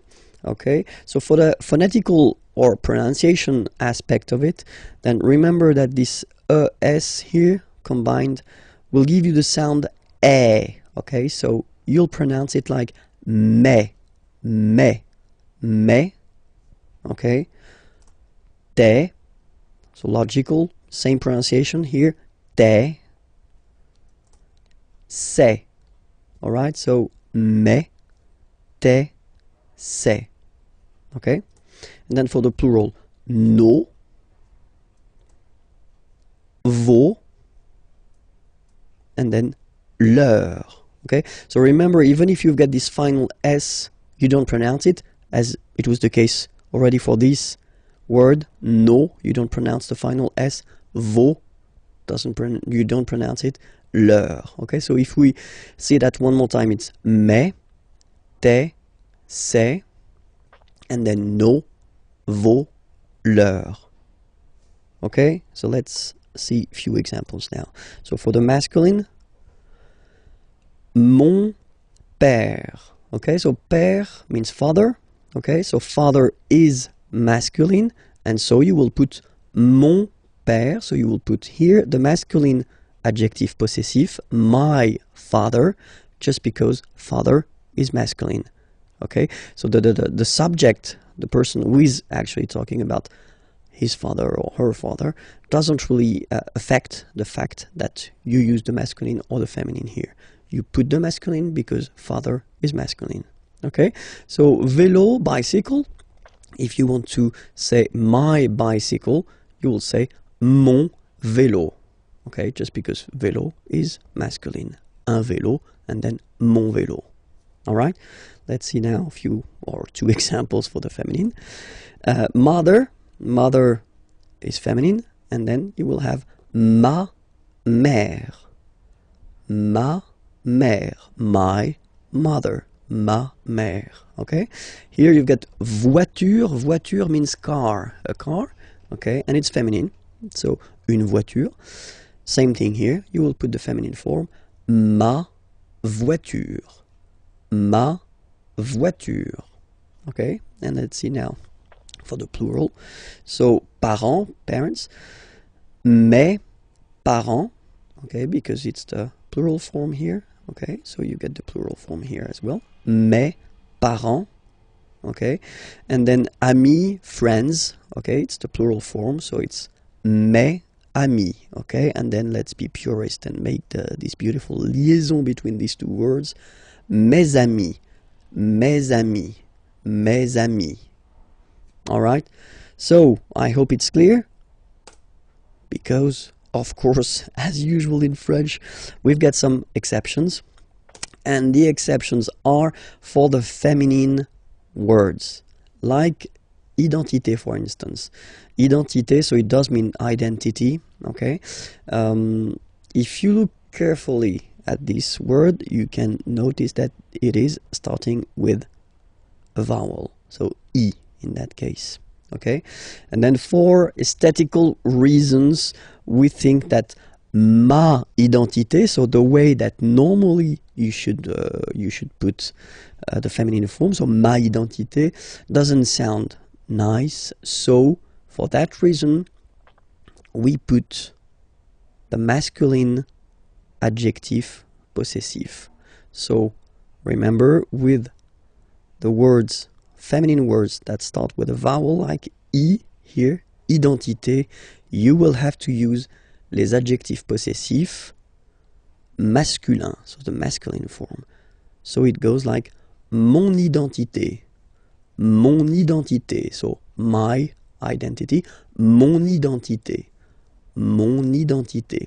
Okay, another example, adresse, so same thing here, adresse is a feminine word, but then it starts with a, okay, same thing, you will have to use adjectif possessif masculin, mon adresse, my address, mon adresse, okay, you can hear now this little link, so you get to pronounce this N, mon adresse, okay, and the last one I took, same thing, opposition, well, basically feminine, but then it starts with the O, mon opposition, you make this link, mon opposition, so let's repeat it one more time, mon identité, mon adresse, mon opposition. Okay, I hope everything was okay with you. So it was leçon D. Okay, so remember to check for the next lesson and the previous lessons there, here, and then you get, of course, more material at the following website, www.imagier.net. Okay, bye-bye. Bonjour à tous, hi everyone, and welcome to Learn French with Vincent, and this is Unité 2, leçon E. So let's see what we'll discover in this lesson, and we'll work on les pronoms toniques. So they're useful, and normally we tend to introduce them quite fast in French because you will have to use them. Les pronoms toniques, so if you remember we saw les pronoms personnels like je, I, tu, you, etc., etc. Okay, but then in that case, when you want to use this pronom tonique, normally you want to insist, okay, and then you want to use this moi form. So moi is me. So that's the main difference between moi, me, and then je, I, because je, normally you will use that to construct a sentence as a subject. Okay, normally this moi is not a subject, so it's not possible to put that right before a verb. It would be a mistake. Okay, moi, so it's me, moi. So remember, this OE combination give you the sound wa wa wa, moi. Okay, and then you get toi, toi. For the masculine form, we get lui, lui, lui. Okay, and for the feminine form, we've got elle, elle. So you can notice that, well, basically for the masculine, it does change because pronom personnel is il, okay, and in that case, pronom tonique is lui, all right. But then for the feminine form, it's the same, so it's elle, okay. And then good news, same thing for the plural, nous, vous, okay. So they don't change. You get nous, and then you get vous as for the pronom personnel. And same thing here for the plural form, third person of the plural. So the masculine form will change, and you get the sound remember, final X not pronounced, and then plural elle, elle. Okay, so let's see them one more time. Moi, toi, lui, elle, nous, vous, eux, elle. Okay, so I did prepare a few examples. So the first one, moi, j'aime le tennis. Okay, so here you can see that you start the sentence with moi. Okay, so me. Okay, and then you have to put pronom personnel, je. Okay, so in that case you take the away because the verb is starting with a vowel, okay? But then j'aime. So this j'aime form, I like, or then I love. Okay? Le tennis. Moi, j'aime le tennis. So basically if you start with moi here, you want to insist on the fact that you really like or you really love tennis. Okay, let's see the second example. Toi, tu préfères le golf. Okay, préférer, to prefer, obviously. Okay, toi, tu préfères le golf. Toi, tu préfères le golf. Okay, and then here, so we've got here the masculine form. And here we've got the feminine form, so let's see the masculine form first. Lui, il adore le foot. Lui, il adore le foot. Okay, so here, lui, pronom tonique, and then il, pronom personnel, adorer, to adore, le foot. We're talking about football here, okay? Elle déteste, détester means to hate, okay? Le basket, and we're talking about basketball here. Basket, okay? Elle déteste le basket, okay? So even if you see them twice, I mean, you've got this elle, okay? Then remember that in that case, basically you want to insist, really, so you put first pronom tonique. It does look the same as pronom personnel here, but still, you get two different pronouns here. Pronom tonique and then pronom personnel. Elle déteste le basket. Okay? Same thing here. Nous aimons bien la boxe. Okay? So the difference between aimer here, like I love, okay, and aimer bien, normally when you put this bien after aimer, well, it's because you want to insist on the fact that you like, you don't love something, you like it. Okay? Nous aimons bien la boxe. All right? Next example. Vous détestez la natation. Vous détestez la natation. Natation is coming from nager, nager to swim, okay? And then natation is the substantive form. Vous détestez la natation. And then the two last examples. So first the masculine here, and then the feminine here. So let's see the masculine form. Eux, so if you remember, it was eux, pronom tonique. Ils préfèrent, so préférer, to prefer, and then you can see that it's here, the plural form. Ils préfèrent la marche. La marche is coming from the verb marcher, marcher to walk, okay? La marche. Eux, ils préfèrent la marche. And then the feminine example. Elles adorent le jogging. Elles adorent le jogging. Okay? Let's read them one more time. Moi, j'aime le tennis. Toi, tu préfères le golf. Lui, il adore le foot. Elle déteste le basket. Nous aimons bien la boxe. Vous détestez la natation. Eux, ils préfèrent la marche. Elles adorent le jogging. Okay, that's it for now.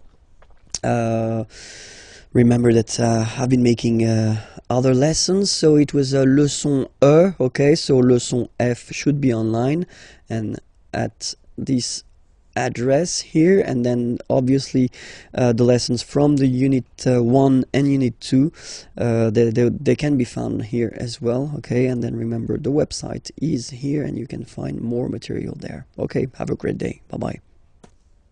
Bonjour à tous, hi everyone, and welcome to Learn French with Vincent. This is Unité 2, leçon F, and in this lesson we'll work on the questions, so les questions, and especially the little words that you will have to use or to put at the beginning of your questions. And the first example that we can see is quand. Quand means when, okay? So let's see two examples. So if you start a question with quand, like in the first example here, quand arrivez-vous, okay? Arriver is to arrive, okay? So vous, second person of the plural, you can use that for a group of person, or then you can use that for one person, and that's the polite way to use.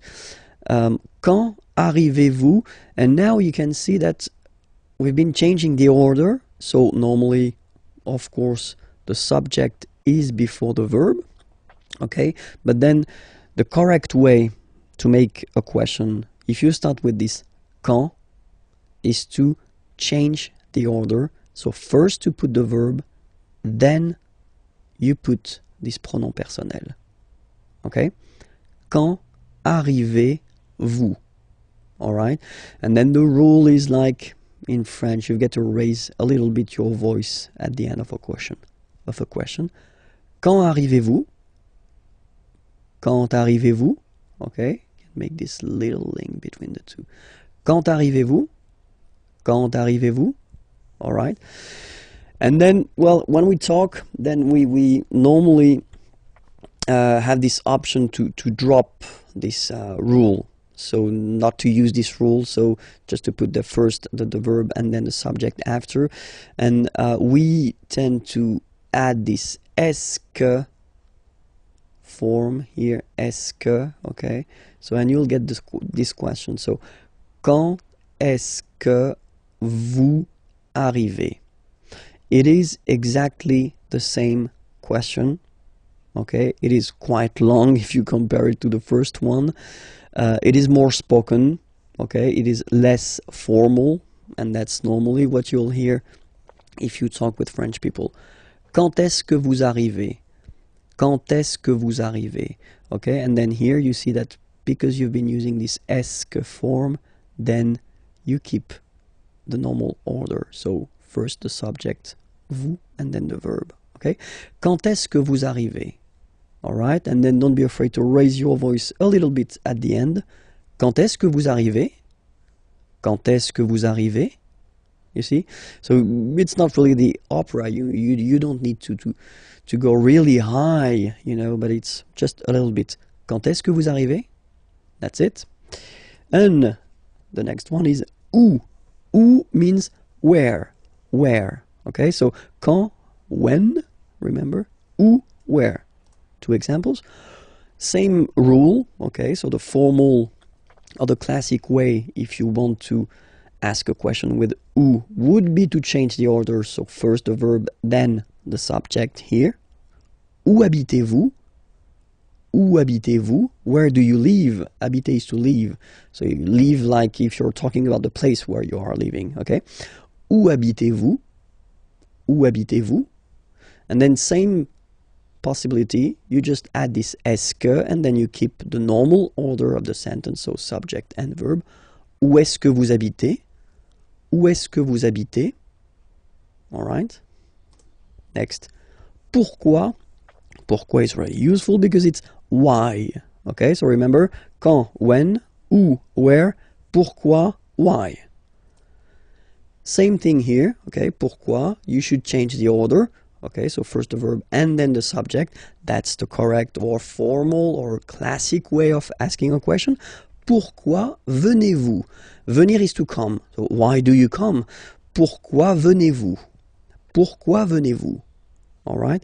Same rule here. If you want to add this est-ce que, then you just keep the classic order like subject and verb.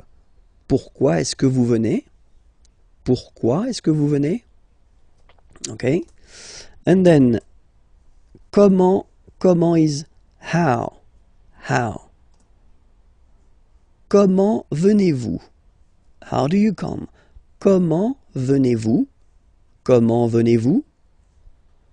Comment est-ce que vous venez? Comment est-ce que vous venez? And then the last one. Combien? How much, how many? So in French we use this combien, how much or how many. Combien de sucre? Sucre means sugar. And then voulez-vous? Okay, vouloir, to want. Okay, so how many sugar do you want? Combien de sucre voulez-vous? Combien de sucre voulez-vous? Combien de sucre voulez-vous? And then same thing here, just add this est-ce que. Combien de sucre est-ce que vous voulez? Combien de sucre est-ce que vous voulez? All right, so that's it for now. It was leçon F. Remember that leçon G is online and it's right here, okay? And then you can find more material at the following address. Okay, have a great day, bye-bye. Bonjour à tous, hi everyone, and welcome to Learn French with Vincent, and this is Unité 2, leçon G. And in this lesson, we'll discover together le verbe faire, so the verb to do. Okay, so faire is really useful because we tend to use it quite much in French. Okay, so it's, well, usually quite important to discover this verb at the right beginning. So le verbe faire. Je fais. Je fais.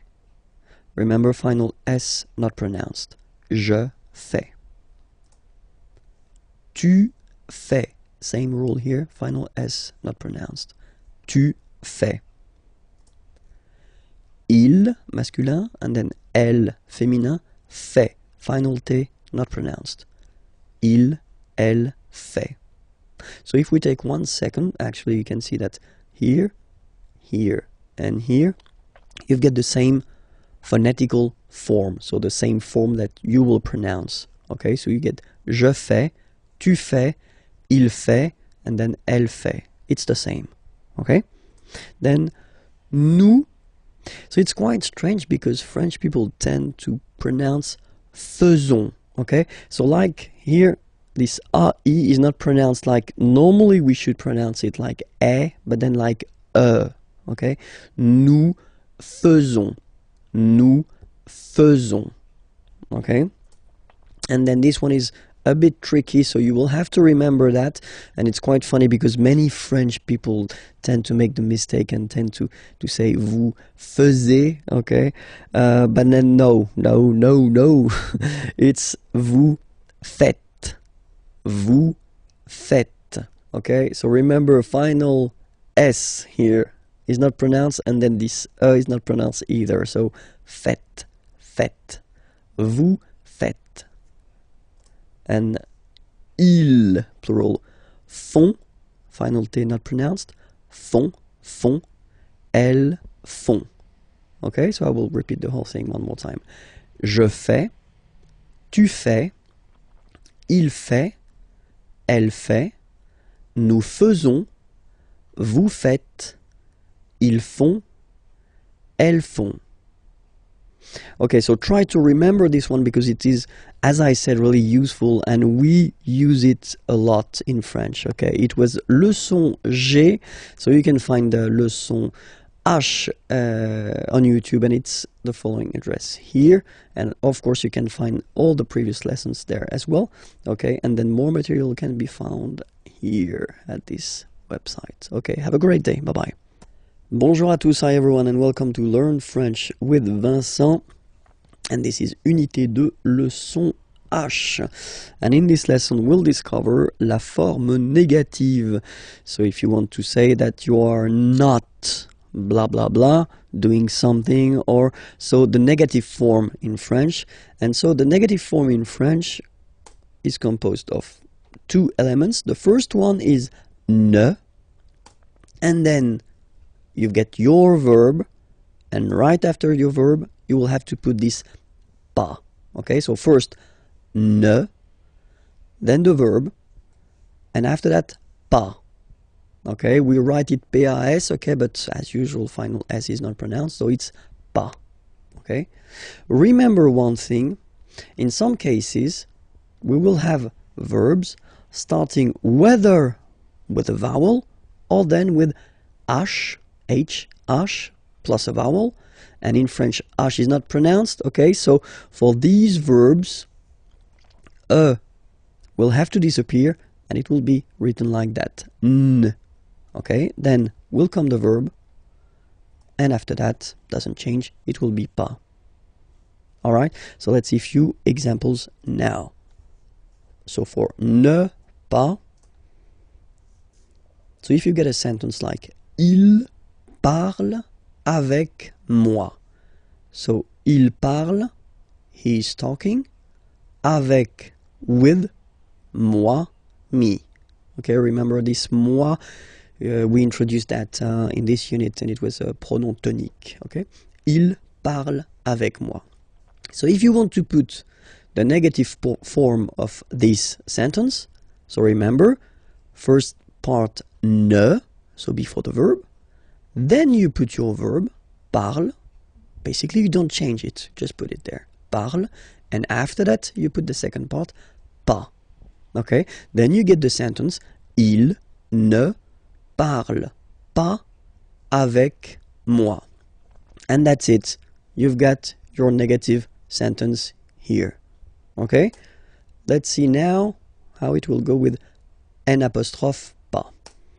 Okay, so nous allons en France. Okay, so in that case, if you look, you've got the verb aller. Aller means to go. Okay, nous allons, we are going. Okay, en France, to France. Here, first letter is A. Okay, remember the rule. If it starts with a vowel, like here it is the case, you will have to drop and take away this form. So that's the reason why we've got this N apostrophe like that. N'allons. Nous n'allons. And then you don't really need to think. You just put this pas after the verb, en France. Nous n'allons pas en France. Nous n'allons pas en France. And that's it.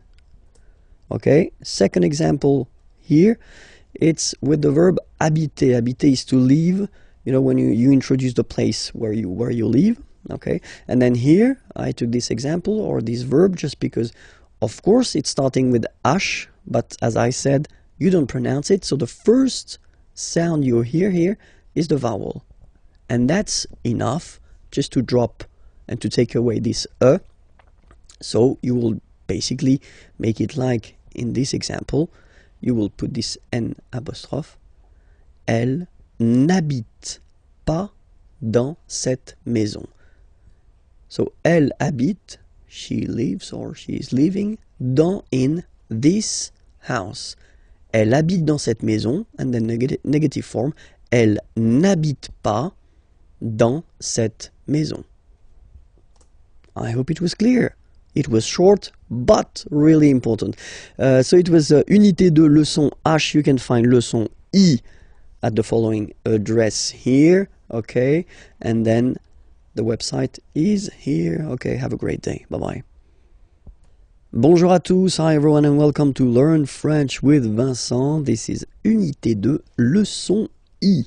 Okay, and in this lesson we'll work on les adjectifs démonstratifs. So les adjectifs démonstratifs, in English it would be this or these, okay? But then as usual in French we've got the difference between the masculine, the feminine, and the plural, okay? So we'll see that. So for the masculine form it will be ce, and then it will be cette, okay?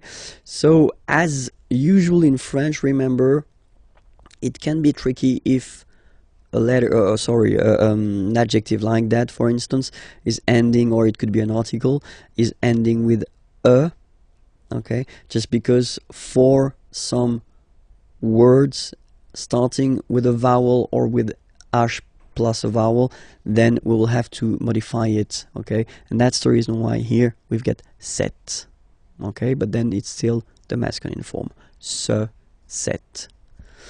For the feminine it will be cette, so only one, cette.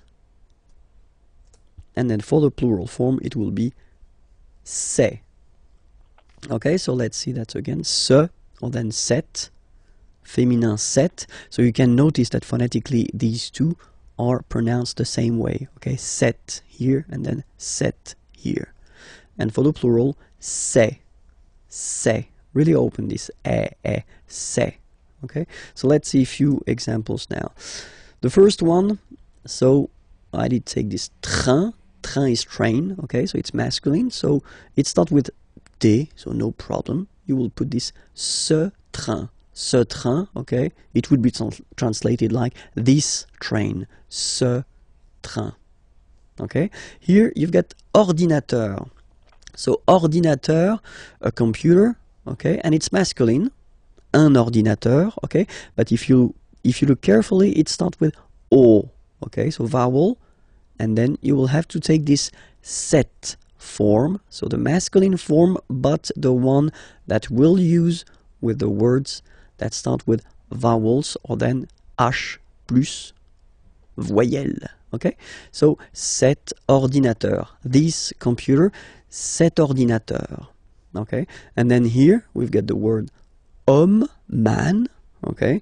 But then it starts with H, as in French, H is not pronounced, so the first sound that we hear is O, okay? And then it will follow the same rule. You'll have to use the masculine adjective démonstratif, but this form, cet homme, cet homme. All right? Femme, woman, cette femme, this woman, cette femme, cette femme. Okay? And then the last one, personne, persons, pluriel, ces personnes, ces personnes. Okay? So let's repeat them one more time. Ce train, cet ordinateur, cet homme, cette femme, ces personnes. All right, I hope it was clear. So it was unité de leçon I. You can find leçon J, of course, and all the previous lessons at the following address here, okay? And then everything and more can be found there at this imagier.net address. Okay, have a great day. Bye-bye. Bonjour à tous, hi everyone, and welcome to Learn French with Vincent, and this is unité 2, leçon J. So let's see what we'll discover in this lesson, and we'll work on the way to conjugate les verbes réguliers, so the regular verbs of the first group, okay, and they end with er. So let's start now. So let's take an example. The example is parler. Parler is to speak or to talk, okay? And then if you have a look at it like that, you can basically divide this verb in two parts. The first part, parle, and then second part, er. So it does mean that this verb ending with er is belonging to the first group of verbs. In French we've got 3 groups, okay? The 2 first are regular, and the last one, the third one, is irregular. So this is one verb ending with er. It does mean that it belongs to the first group, and it won't be tricky or so difficult to conjugate. So we'll see together how to conjugate this verb. The first person, like je here, so you will put this parle again, so remember, and after that you just put the ending e, and then the way to pronounce it is je parle, parle. So remember, we put it, okay, but then we don't really pronounce it, je parle, okay. Then for tu, you will have to put es, okay. Phonetically, tu parles.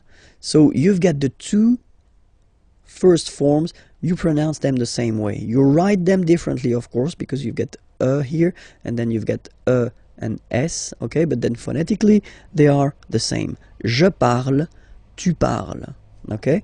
So let's see what you'll get for il and elle, and well, as you see, you've got il parle, elle parle. So it's the same form here.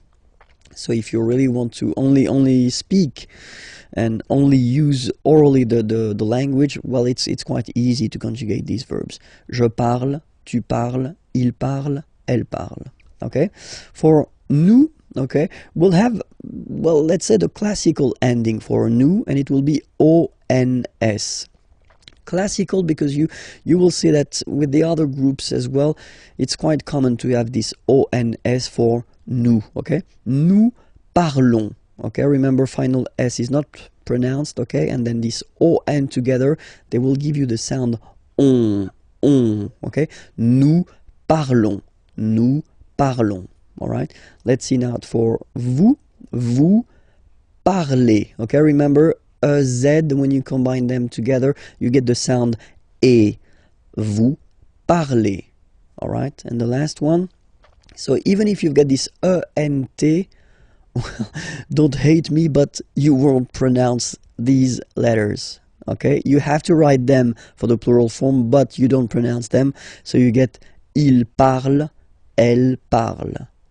So the good news is that you've got here, je parle, tu parles, il, elle parle, and then if you check it here, il, elle parle. So it's the same phonetical pronunciation, or phonetical form, sorry, okay? And then you've got nous parlons, and then vous parlez, all right? So here, remember the endings, you will have to write them, okay? All right, so we'll take another example. Regarder is to watch, okay? So you can see that the verb is ending with er, okay? So you just take this er away, and then you keep this radical form, like we say in French, only this form, okay? So you will get je regarde, tu regardes, il regarde, elle regarde, nous regardons, vous regardez, il regarde, elle regarde. Okay, so one more time here. Regarde, regarde, regarde, and then regarde. So phonetically, only one form here. And then regardons, regardez. All right? Remember that even if this beautiful verb aller, that we tend to use quite often because it means to go, okay, even if it ends with er, it is not regular at all, okay? So it is the exception ending with er, but it is not regular. We'll have the chance to see the way to conjugate it, but then for now, that's it. I hope it was clear, okay? Remember that it was a leçon J, so the next lesson can be found there, and then the previous lessons as well, and then more material on the website. Okay, have a great day. Bye-bye. Bonjour à tous, hi everyone, and welcome to Learn French with Vincent. This is Unité 2, leçon K. And in this lesson, we will count together, yeah! So from 20 to 50, de 20 à 50. I hope you're ready because it's starting right now. 20, 21. Okay, so remember to make this little link. 21, 21. 22, 22, 23, 23, 24,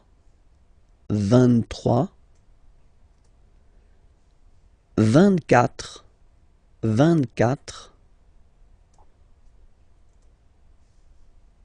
25, 25,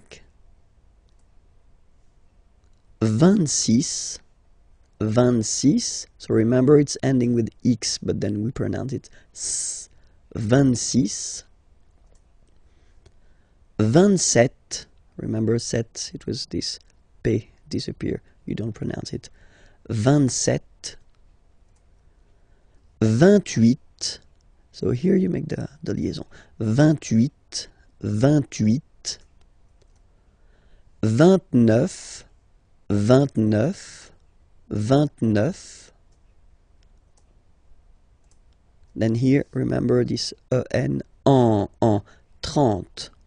30, 30. Okay, don't insist on the it doesn't exist here. 30. 31, 31, 31. 32, 32. 33, 33, remember final S doesn't exist. 33, 34, 34, 34. Remember in French the rule is that if you start with, well, if you get this combination Q, U, A, well, you will pronounce it K, K. Same thing for the other vowels, okay? So because that's the rule, after Q, normally we put U and then another vowel, but then this U, well, basically it's not pronounced, okay? So K, 4, 34, 35, 35, 36, 36, 37, 37, 38, 38, 39, 39, 40. Okay, so same rule as previously, as for 4, okay? K, 40, 40. Okay? 41, 41, 42, 42, 43, 43. 44, 44, 45,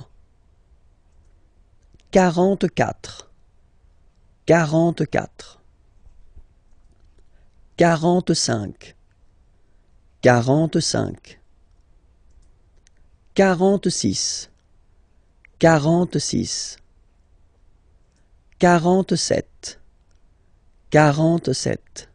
47, 48, 48, 49, 49, 50, 50. Same thing here, okay? Remember that you get this QU, but then you don't pronounce the U. And then you get the nasal, un, and then en. 50, 50. Okay? So that's it. It was leçon K. So don't be afraid and be brave and continue your French learning. So the next lesson is available there, and then the website is here if you want more material. Have a great day. Bye-bye. Bonjour à tous, hi everyone, and welcome to Learn French with Vincent. This is Unité 2, leçon L. And in this lesson, we will discover together le verbe venir. Venir means to come. Okay, to come, so it's quite useful, and then you will have to use it quite often in French. So let's see how you conjugate this verb at the present form, okay, because this verb is not regular. Just wanted to tell you first, okay? So the first form is je viens. Je viens. Okay? Remember this I, viens, viens, and then this nasal. Final S not pronounced. Je viens. Tu viens. So it's the same form, okay? Tu viens. Il, elle, vient. Final T not pronounced. Il vient, elle vient. So if we take 1 second just to have a look at the je, tu, il, elle forms, they are phonetically the same. Vient, vient, vient. Okay? You write the S, S, T, but then you pronounce these forms the same way. Okay? For nous, it will be different because nous is here. Nous venons. Okay? O-N-S, classical ending for nous. Okay? Final S not pronounced. So O-N, on, venons. Venons. Nous venons. Nous venons. Okay? And then vous venez. Remember a Z combined like that? Et. Venez. Venez. Vous venez. Okay? And then the last form. So remember here, it's quite interesting because we've got this E vowel here, and then we've got a double N after. Okay, and the rule in French is that when you get this E and a double vowel after, you will have to pronounce this E like E, E. Alright? So, vienne, vienne, vienne, vienne. Okay? Ils viennent, elles viennent. Ils viennent, elles viennent. Alright? E-N-T, you don't pronounce them. Ils viennent, elles viennent. Alright? So, je viens, tu viens, il vient, elle vient, nous venons, vous venez, ils viennent, elles viennent. Alright? So it's quite important, so don't be afraid to watch this video one more time if it's not clear. And then it was leçon L. The next lesson can be found at this address, and then the website is here, imagier.net. Have a great day. Bye bye. Bonjour à tous, hi everyone, and welcome to Learn French with Vincent. This is Unité 2, leçon M, and in this lesson we'll work on vocabulary and then the vocabulary connected to la famille, so the family, la famille, and then we'll start with the grandparents, les grands-parents, les grands-parents. Remember, you don't pronounce this final S here, grands-parents, okay? So, le grand-père, grandfather, le grand-père, remember, accent grave like that, it's this open père, le grand-père, le grand-père.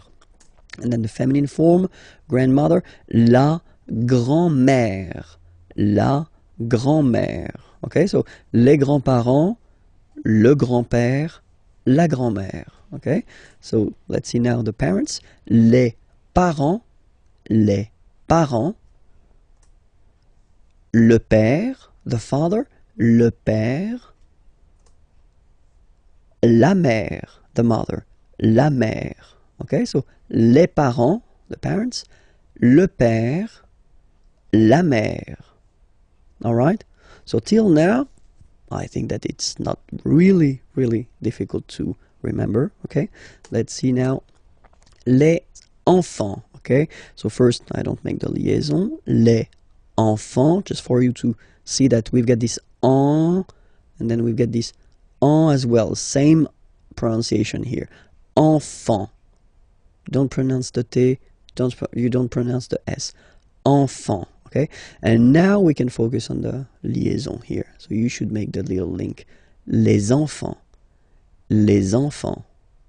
Okay, enfants, children. Les enfants, the children. So let's see. It will be the masculine form, so the son. Okay, so it's le, and then even if you've got this L, well, basically you don't pronounce it, and then strangely you pronounce the final S. le fils, le fils, le fils, le fils. And then the feminine form, the daughter, la fille. Yeah. Okay, so this L here and E will give you the sound Y. La fille, la fille. Okay, so make the difference between the masculine form, le fils, and then the feminine form, la fille. Okay, so les enfants, le fils, la fille. Okay, and then the grandchildren, but then in French we use the petit. Petit is like small. Okay, so les petits enfants. Make this liaison here. Petits enfants. Okay, les petits enfants. Les petits enfants. So grandson would be in French petit fils. Okay, so le petit fils, le petit fils, and then the feminine form, la petite. So I insist because here it's t. Okay, so really you need to make the difference between the masculine form petit and then the feminine form petite. Okay, so la petite fille, la petite fille. So let's repeat them. Les petits enfants, le petit-fils, la petite fille. Okay? And then, when you're talking about your in-law family, well, in French we use this beau and belle, so it's beautiful, okay? So the beautiful family, you're talking about your in-laws, okay? So la belle famille, la belle famille. Remember, I-L-L-E, I, la belle famille, okay? So, père, okay, father, so father-in-law, okay, in French it's le beau-père, the beautiful father, le beau-père. So remember this E-A-U combination of vowels only give you the sound O, beau, okay, le beau-père. Mother-in-law, la belle-mère, la belle-mère, la belle-mère, okay, so let's see them one more time. La belle-famille, le beau-père, la belle-mère, all right? And then brother-in-law, le beau-frère, le beau-frère, le beau-frère. So frère is brother, okay? And then feminine form, here you get sœur, okay? So sister-in-law, la belle, so we put the belle form here because it's the feminine form, sœur, la belle-sœur, la belle-sœur. That's it for the family. It was leçon M, okay? So be careful, and then you can find the next lesson there. Hopla, that's the website, or that's the channel on YouTube where you can find the lessons, okay? And then this is the website where you can find more material. Okay, have a great day. Bye-bye. Bonjour à tous, hi everyone, and welcome to Learn French with Vincent. This is Unité 2, Leçon N. And in this lesson, we'll discover the questions in which you will find qui, que, or then quoi. Okay, so let's discover now qui. Okay, qui means who. Okay, so if you want to ask a question regarding someone, like in these two examples, so the first one, who is he? Qui est-il? Okay, so remember the normal way when we start a question with qui, or then as we saw in the previous lessons, okay, you will have to change the order and to put your subject, il, he, here, after the verb. Qui est-il? And then you make the liaison. Qui est-il? Who is he? Qui est-il? Qui est-il? Or then, let's see a little example here. Qui vient? Vient is venir. Vient is venir, yeah, is to come, sorry. So, qui vient, who is coming, avec toi, with you, ce soir, this evening. Qui vient avec toi ce soir? So he's coming with you this evening. Qui vient avec toi ce soir? Okay? If you pronounce them normally, remember that you will have to raise your voice a little bit at the end of the question. So let's pronounce them the normal way. Qui est-il? Qui vient avec toi ce soir? Qui vient avec toi ce soir? Okay? Second one is que. So qui, who, que, what. What, okay? And then we'll see two examples here. Que fais-tu? Okay? Fais is coming from faire. Faire means to do. Okay? Que fais-tu? So what are you doing? What do you do? Okay? Que fais-tu? Same thing here, remember. Que. So you start a question with que, then you get to change the order. You get to put the subject after the verb, okay? Que fais-tu? And it's a question. Que fais-tu? Que fais-tu? Okay? And here, que veux-tu? So veux is coming from vouloir, vouloir to want. Que veux-tu? What do you want? Okay? Que veux-tu? Regarder, regarder is to watch. À la télévision, well, at the television. Que veux-tu regarder à la télévision? So let's read it normally now.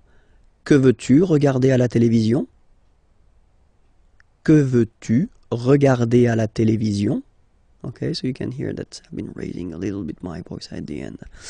And then the other option is quoi. So quoi means what as well. So you will tell me, oh, you get two what here, you get que and quoi. Yeah, for a good reason. Look at that. Well, tu fais quoi? So I've been just taking the same question as we had here. This que fais-tu? What do you do? What are you doing? Okay, but then if you're using this quoi, then it does mean that you don't start the question with it. You just put it here, for example, at the end. Okay? Tu fais quoi? It is exactly the same meaning as this question. Okay? But then you can see that you just keep the normal order of the sentence, subject, verb. Okay? In that case, you definitely need to raise your voice at the end. Okay? Tu fais quoi? Tu fais quoi? And then I took the same example as we had here. Okay? Tu veux regarder quoi à la télévision? Okay? So let's raise the voice at the end to make it clear that it's a question. Tu veux regarder quoi à la télévision? Tu veux regarder quoi à la télévision? Okay, so let's repeat. Qui, who, qui est-il? Qui vient avec toi ce soir?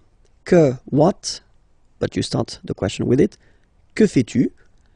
Que veux-tu regarder à la télévision? And then quoi? You don't start the question and it means what? Tu fais quoi? Tu veux regarder quoi à la télévision? That's it. Okay, it was leçon N. Remember that the next lesson can be found on YouTube at the following address. Okay, and then more material on the website. Have a great day. Au revoir. Bonjour à tous, hi everyone, and welcome to Learn French with Vincent. This is Unité 2, leçon O. And in this lesson, we'll just focus on a short thing but quite useful, les présentations. Okay, so the first thing, when you meet someone and you want to know the name of this person, well, that's the common question or the normal question that you will have to use. Comment, so how, vous appelez-vous? Okay, we've been seeing in Unit 1, if my memory is correct, the verb s'appeler, so to call oneself. Okay, when you introduce yourself, you use this s'appeler verb. Okay, so that's the reason why it will look this way. Comment vous appelez-vous? Okay, so comment vous appelez-vous? So what's your name? How are you calling yourself? If you want a direct translation, but it sounds a bit strange in English, but then that's the question. Comment vous appelez-vous? All right. The other possibility that we've got is to keep the normal order. So vous vous appelez, and then we put this comment thing at the end of the question. Okay, so in that case, remember to raise your voice at the end. Vous vous appelez comment? Vous vous appelez comment? Okay, so it is exactly the same question. Okay, it is a bit less formal, this second option. Okay, because the first one is the classic option that we've got. We start with how, and then we change the order. We put the subject after the verb, okay? But then it is, completely correct to ask a question like that. Vous vous appelez comment, okay? And then the other possibility would be, quel est votre nom? What is your, votre nom, name? What is your name? Quel est votre nom? Quel est votre nom? Raise a little bit. Quel est votre nom? Okay, so let's see them one more time. Comment vous appelez-vous? Vous vous appelez comment? Quel est votre nom? All right. In the first example, we've been using this vous form, so the polite form that normally we should use when we meet a person for the first time, okay? But then let's be frank, that if you're young and if you're meeting other young persons, then you can use this tu form, so the less formal way, okay? So the question will look like that. Comment tu t'appelles? Comment tu t'appelles? Okay? Or then same option that we've got. Tu t'appelles comment? So you put this comment at the end, okay? Don't forget to raise your voice because it's a beautiful question here. Tu t'appelles comment? Tu t'appelles comment? And then, quel est ton nom? What is your name? Quel est ton nom? Or other options. So I've been putting this option for this tu, okay, you, the less formal one, and not for the vous, because it is quite spoken this way. C'est quoi ton nom? Well, if you want to translate it directly, it's what your name, okay? It looks really, or it sounds really strange in English, but still it's possible in French. It is not formal at all, of course, okay? So don't use that if it's quite important or if the situation is quite formal, okay? C'est quoi ton nom? C'est quoi ton nom? Okay, and then if you want to, well, present yourself, then remember we're using this appeler, s'appeler, okay, to call oneself, okay. Je m'appelle Vincent Lefrançois. Je m'appelle Vincent Lefrançois. Okay, I call myself Vincent Lefrançois, all right? But then that's the way we use to present ourselves. Okay. Other option would be to use, not to use this s'appeler to call oneself, but to use to be, which is totally possible. Je suis Vincent Lefrançois. Je suis Vincent Lefrançois. I am, okay. Je suis Vincent Lefrançois. And then, third option, mon nom, my name, okay. Mon nom is, mon nom est Vincent Lefrançois. Mon nom est Vincent Lefrançois. Okay, so let's see them one more time. Je m'appelle Vincent Lefrançois. Je suis Vincent Lefrançois. Mon nom est Vincent Lefrançois. Okay, so now you can present yourself or ask the name of someone. It was leçon O. You can find the next lesson at the following address, youtube.com/imagier, or then the website is here. You can find more material. Have a great day. Bye-bye. Bonjour à tous. Hi everyone and welcome to Learn French with Vincent. This is Unité 2, leçon P. And in this lesson, we'll discover la situation de famille. So if you want to say what is your situation, your personal situation, then that's the correct lesson to watch now. Let's start. Je suis célibataire. So I know that many of you will laugh when they will see this beautiful célibataire word. It doesn't have any other indication but the fact that you are single. Okay, so if you want to say that you are single, whether it's the masculine form or the feminine form, it will be like that. Je suis célibataire. I am single. Okay. Second option. J'ai un copain. Okay. Boyfriend. Boyfriend would be copain. Okay. And then it's the feminine form here. Girlfriend. Copine. J'ai. So j'ai. I have. Okay. J'ai un copain. I have a boyfriend. J'ai un copain. Féminin. J'ai une copine. I have a girlfriend. J'ai une copine. Okay? So if you're in couple, en couple, je suis, I am, je suis en couple. Je suis en couple. So here you want to indicate that you are living with someone, but then you're not married. Okay? Je suis en couple. You can make the liaison here. Je suis en couple. Okay? And then fiancé, engaged. All right? And then here you've got the masculine form. I've been putting here the feminine form. All right? So you will have to add this at the end of fiancé. But then you don't pronounce it phonetically. Whether it's masculine or feminine, it will still be fiancé. Okay? So if a man is talking, he will say je suis fiancé. If a woman is speaking, she will say je suis fiancé. Okay, so phonetically it will sound exactly the same, but if they write that, they will have to write e, only one e here with the accent. Okay, and then for the masculine form, sorry, and then for the lady, she will have to put this e at the end. All right. So marié is married. Je suis marié. Okay, so the same rule as for fiancé. Marié, so just like that if it's the masculine form. Okay, with e at the end if it's the feminine form, but still it will be pronounced the same way. Je suis marié. Divorcé, well, it looks the same and it's divorced. Okay, je suis divorcé. Same rule. Final e if it's feminine, but you don't pronounce it. Je suis divorcé. And the last one, widow, so masculine form and feminine form. Je suis veuf. Veuf, so remember to pronounce the final F. Veuf. And then the feminine form, je suis veuve. Veuve. Veuve. Okay, so let's repeat them one more time. Je suis célibataire. J'ai un copain.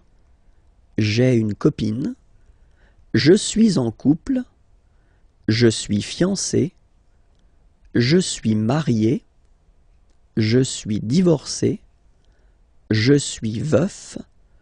Je suis veuve. Okay, so now you can present your family situation. Okay, it was leçon P, so you can find the next lesson and the previous lessons at the following address here, and then we've got the website here, imagier.net. Have a great day. Bye-bye. Bonjour à tous, hi everyone, and welcome to Learn French with Vincent. This is Unité 2, leçon Q. And in this lesson, we'll see how to conjugate the verbs ending with IR. So not all the IR verbs are belonging to the second group, but some of them, and then we'll see how to conjugate them at the present form. Okay, so we'll take an example. The example is finir. So finir means to finish. Okay, and then you can see that it's ending with IR. All right, so we'll do it like that.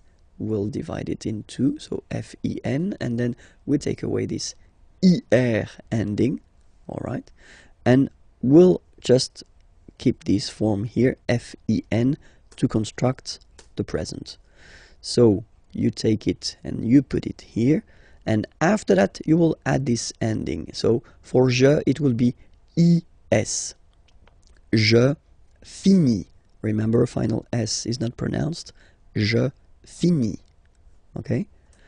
Tu finis. So ES as well, like we had for je. So same way to pronounce it as well. You don't pronounce the final S. Tu finis. Il, elle finit. So it, final T, not pronounced. Il, elle finit. So, je finis, tu finis, il finit. Phonetically, it's exactly the same form for these persons. Okay, so it's quite good if you want only to talk and not to write. So just focus on this fini form. You know that it's for je, tu, and il, elle. Okay, but then for nous, so have a look. Nous finissons. Okay, I-S-S-O-N-S. Ils sont. Nous finissons. Finissons. Okay, final S, not pronounced. Nous finissons. Vous finissez. Vous finissez. Okay, a Z at the end gives you the sound E. Okay, finissez, finissez. Vous finissez. Ils finissent. So remember, as usual, when we get the verbs E and T not pronounced. Ils finissent. Elles finissent. Alright, so let's see them one more time. Je finis. Tu finis, il finit, elle finit, nous finissons, vous finissez, ils finissent, elles finissent. Alright, let's take another example. Unir, to unite. Okay, same rule. We just keep this UN and then you spot the ending, you take it away, and you will keep the UN to construct. So, j'unis, same way. Tu unis, il unit, elle unit, nous unissons, vous unissez, ils unissent, elles unissent. Okay, so it's the same, exactly the same. So, same group, same way to conjugate it. Okay, let's take choisir, third example. You spot it, ending with er here. Choisir means to choose. Okay, then same way. Je choisis, tu choisis, il choisit, elle choisit, nous choisissons, vous choisissez, ils choisissent, elles choisissent. Okay, that's it. So these verbs from the second group at the present form are not really difficult to conjugate. You just need to remember the endings. Okay, so it was le son Q, and I'm not sure, but I think it is the last lesson of Unité 2. Okay, so if everything is clear for you, then you can go to Unité 3. Okay, they can be found here. Okay, Imagier channel on YouTube, and then the website is here. Okay, have a great day. Bye-bye. Bonjour à tous, hi everyone, and welcome to Learn French with Vincent, and this is Unité 3, Leçon 1. And in this lesson, we'll discover together, well, the plural form, how to construct or how to make a plural form. So it's le pluriel en français. So let's start now. So we'll take this example, okay, basic example. A friend, un ami, okay, un ami. Okay, so here you can see that we've got this article indéfini, un, at the masculine form, singular form, and then we've got ami, friend, like that, at the singular form as well. So if we want to construct the plural form, well, obviously the article will change. Okay, we saw previously that the plural article was des in that case, and then we keep the same word, so ami, and the rule goes like that. You get to add at the end of the word s. Okay, in that case, and as in most of the cases, you won't pronounce it, but you will have to put it. Okay, and so you've got des amis. Okay, and if you make the liaison, so the link between the two, you will get des amis. Okay, des amis. So ami, remember, doesn't change. Even if you get to write the S, then you don't pronounce it. Okay, and now let's see a few examples. So this one, une femme, Okay, so if we think about the rule that we saw previously, then une is changing and then the article become des. Okay, femme, you write it like it was at the singular form, and then you just add this s at the end, and as we said, you don't pronounce it, so you get des femmes. Okay, des femmes. So une femme, singular, and then des femmes. Right? And then un homme, if we make this little link between the two, un homme, un homme, un homme, and then we'll put this word at the plural form. So same thing here. So this article indéfini un is becoming des in that case, and then you rewrite the word homme, and after that you just put the s at the end.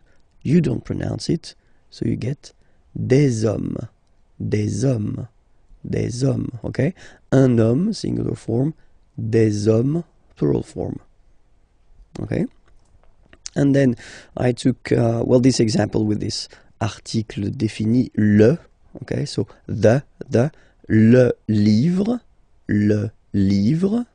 Okay, if you want to put the plural form, then the article here becomes les, so that's the plural form. Okay, les, and then same rule, you just write livre, and then you put s at the end, but then you don't pronounce it.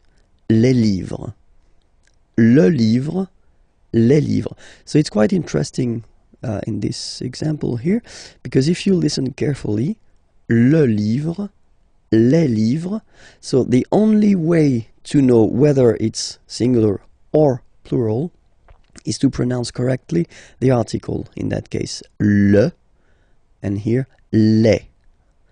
So it's really this le, and then les, that will make the difference between the singular form and the plural form.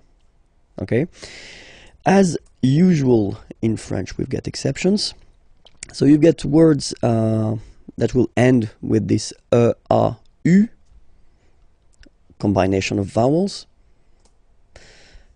like for instance une, o. So remember, when you get these vowels like that, then you get only the sound o. Okay, une, o. So in that case, well, you won't add the s as like we saw previously, but then it will be, the rule is that you get to put x here at the end, but then same rule, you don't pronounce it. Des eaux. Okay, une eau, des eaux. All right. Second group, words ending with a, u. Here is an example. Un tuyau. Okay, same rule here, you won't add s at the end, but instead of s you will put x. Okay, des tuyaux. Same rule, you don't pronounce it. Des tuyaux. Okay, un tuyau, des tuyaux. So the only difference will be with the article, because the word will be pronounced the same way. And then the last group is the words ending with u, e. So let's take one example. Un feu, and basically the same rule. You don't put s, but you will put x instead, and then you don't pronounce it. Des feux, un feu, des feux. Okay, there is another group of words.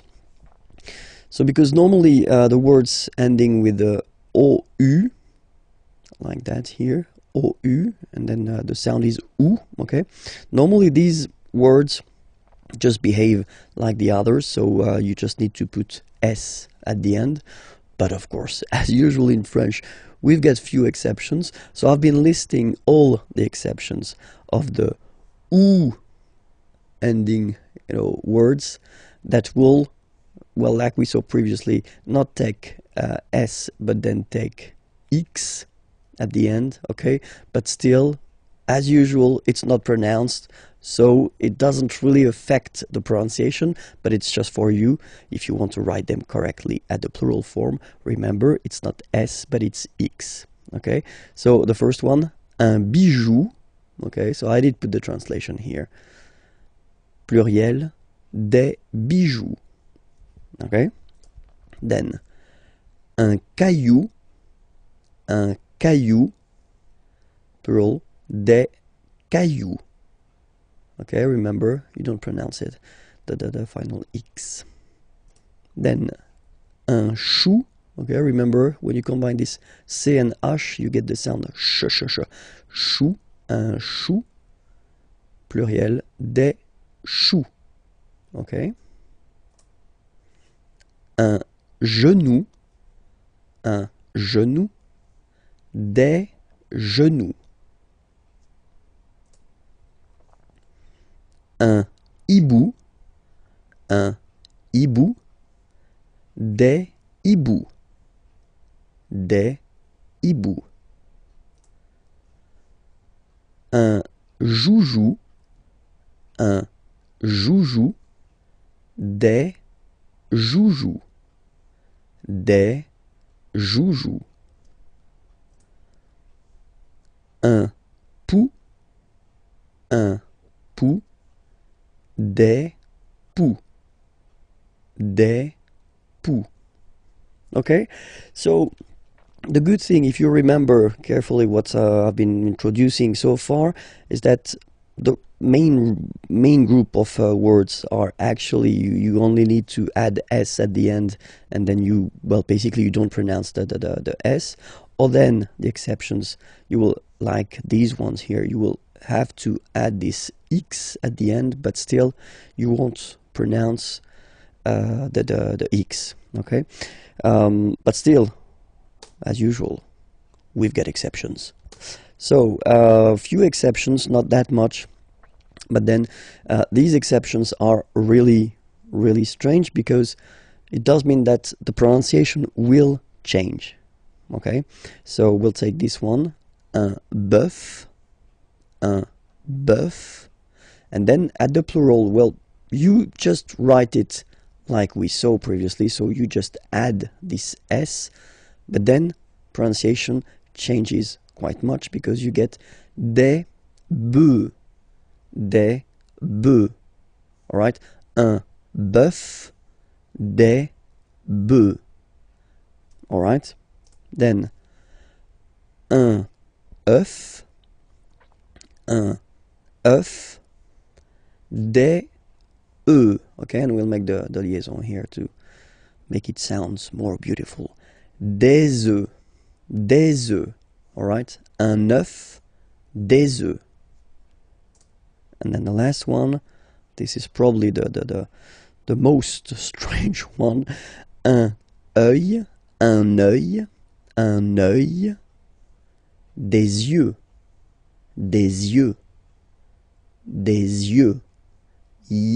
yeux. Okay, don't pronounce the final X as usual. Yeux, des yeux. All right. And that's it for this lesson. So it was the first lesson of Unité 3, Unit 3. If you want to discover the other lessons, well, it's here on YouTube, okay? And then the website is here if you want more material. Okay, have a great day. Bye-bye. Bonjour à tous, hi everyone, and welcome to Learn French with Vincent. This is Unité 3, Leçon B. And in this lesson, we'll discover together le verbe pouvoir. Pouvoir means to can, okay, so it's quite useful. And then we'll discover it because, well, it's not a regular verb, so it's always quite interesting to take a few minutes to really work on it and try to remember the way it is conjugated at the present form, okay? So the first form that we'll have is je, as usual, so je peux, okay? Final X not pronounced here, okay, so you get the X but you don't pronounce it, so basically you get the sound peut, je peux, okay, so I can, je peux, okay. Then tu peux, same pronunciation and same spelling or writing. Okay, P-E-U-X. Okay, don't pronounce the final X. Tu peux. Okay, je peux, tu peux. Then il, elle peut. So you will put T at the end, you don't pronounce it. Il peut, elle peut. Okay, so if you look carefully, you've got peut here, you've got peut here, and you've got peu here. Okay, so for the three first, or four, because there is the feminine form as well, for the four first persons here, well, it's the same phonetical form. It's peu. Okay, and then nous. So classic ending for nous, this ONS ending for nous. Okay, nous pouvons. Nous pouvons. Okay, you don't pronounce the final S. Nous pouvons. Then vous pouvez. Okay, classic ending as well for the vous form. A Z like that. Okay, remember you pronounce it E. Okay, vous pouvez. Vous pouvez. And then plural form, ils, elles peuvent. Ils, elles peuvent. Okay, so be careful, because as you can see, you've got this EU here, EU here, EU here, and then it's coming back here as well. Okay, so the only OU that does connect to the infinitive here, pouvoir, it's only for nous and vous. Okay, so let's read them one more time. Je peux, tu peux, il peut, elle peut, nous pouvons, vous pouvez, ils peuvent, elles peuvent. Okay, as usual, this ending, this ENT ending, you write it, you don't pronounce it. Okay, peuvent, peuvent, peuvent. Okay, so it's really useful. You should really, definitely know it by heart. Okay, so try your best. Well, watch again this video if you need it, and then I hope it will enter in your head quite easily. Okay, let's see some example now. Je peux chanter. Okay, je peux chanter. So you can see that in that case, when you construct a verb, or sorry, you construct a sentence with the verb pouvoir, here you've got a second verb, chanter, and it means to sing. Okay, so I can sing. Well, you should all the time put the second verb at the infinitive form. Okay, so when we talk about the infinitive form, normally it's the basic form of the verb. Okay, je peux chanter. Another example, tu peux partir. Partir is to leave. You can leave. Tu peux partir. All right, same thing here. Okay, second verb, well, basically coming right after, of course, and then at the infinitive form. All right. Elle peut dessiner. Dessiner is to draw. Elle peut dessiner. She can draw. Okay. Elle peut dessiner. All right. That's it. I hope it was clear. All right. If you want to check out the next lesson or the previous lessons, they are here on this channel, and then of course the website here, imagier.net. You can find more material. Have a great day. Bye bye. Bonjour à tous. Hi everyone, and welcome to Learn French with Vincent, and this is Unité 3, leçon C. So let's discover what we will see in this lesson. And in this lesson we will try to focus on le verbe devoir. Devoir means to must. Okay, so it's quite useful. And especially it's not a regular verb, so it's always good to spend a few minutes on the conjugation at the present of this verb. Okay, so let's start now. Let's see. So le verbe devoir, to must, at the present form. Je dois. Okay, remember final S is not pronounced. Je dois. OE, when you combine the two, you get the sound wa wa wa. Je dois. Okay. Tu dois. Final S not pronounced. Tu dois. Il, elle, doit. Final T not pronounced. Il doit. elle doit. Okay, so if you have a look at these forms phonetically, they are the same forms. Okay, so doit, doit, and then doit. Okay, and then nous is coming. Nous devons. Okay, classic ending ONS for nous. Okay, you just pronounce this on, this nasal. Okay, and then the S, final S is not pronounced. Nous devons. Nous devons. Okay, nous devons, well, basically we must. Okay, and then vous devez. Remember, classic ending for vous here, a Z, but then you pronounce this combination of two letters, et, devez, devez, vous devez. All right, and then the last one, ils doivent. So same thing, classic ending for the plural form, ENT here, okay, but then you don't pronounce it. Doivent, doivent, elles doivent, ils doivent, elles doivent. Okay, so let's repeat them one more time. Je dois, tu dois, il doit, elle doit, nous devons, vous devez, ils doivent, elles doivent. All right, so let's see a few examples now. The first one, je dois étudier.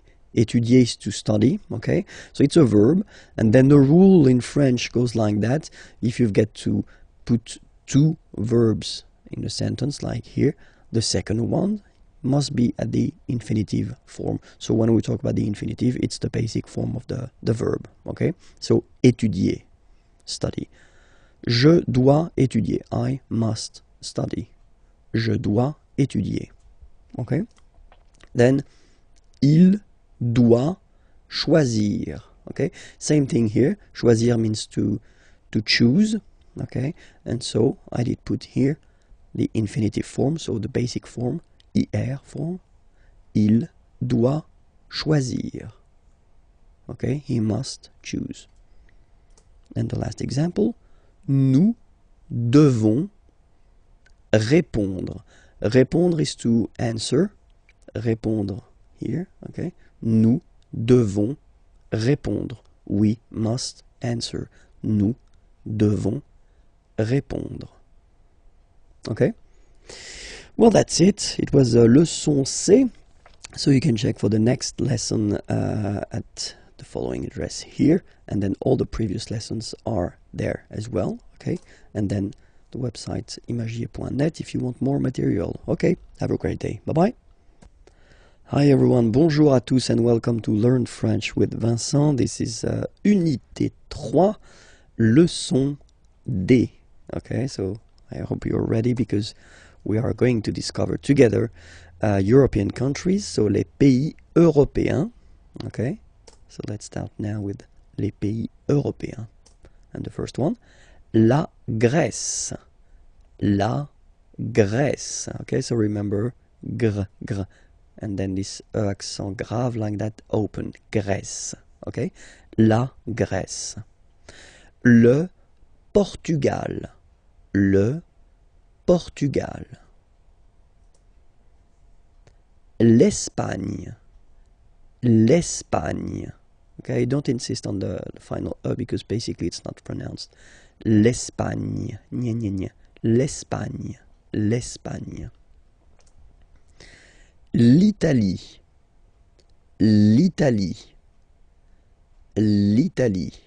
Okay, so you can see that for these two countries here, as they are starting with a vowel, like here, okay, as we saw in a previous lesson, the article is modified and then it's L apostrophe, like that, okay? Le Luxembourg, okay, final G not pronounced, and then when you combine this M here, you get the sound en. You don't pronounce the M at all, it's this nasal en, okay? Le Luxembourg. Le Luxembourg, okay?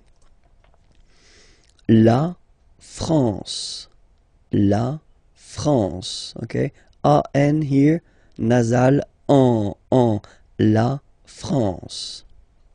Okay, we continue. Les Pays-Bas.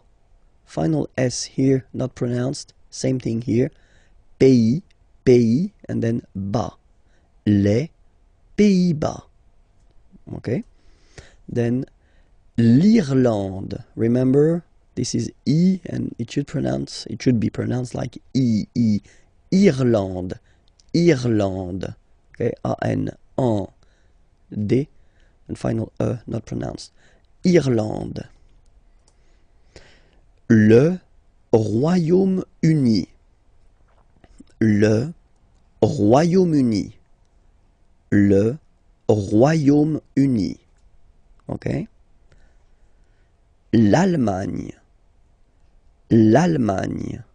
Gna, gna, gna, gna. Remember this G and E, it can be quite tricky at the beginning to produce, I mean the sound N, okay? But really you should work on that because it's quite, well, it's not coming all the time, but it's not rare. I mean the sound is not rare in French, okay? N. L'Allemagne. L'Allemagne. Okay? La Belgique. Okay, remember Q-U-E here, you will get only the sound K, okay? Belgique, Belgique. So it's not Belgique, not at all, okay? Because it's only the K, Belgique, okay? Le Danemark. So same sound here, this K and then this Q-U-E, well, they will produce the same sound here. Belgique, le Danemark. Okay? L'Autriche. Okay, remember sh here. L'Autriche. L'Autriche. Okay? La Suède. La Suède. Suède. Remember, accent grave, it's really open. Suède. Suède. La Suède. La Finlande. I-N here, nasal, un.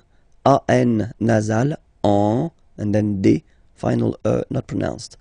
La Finlande. Okay? L'Estonie. Final E, not pronounced. L'Estonie. L'Estonie. La Lettonie.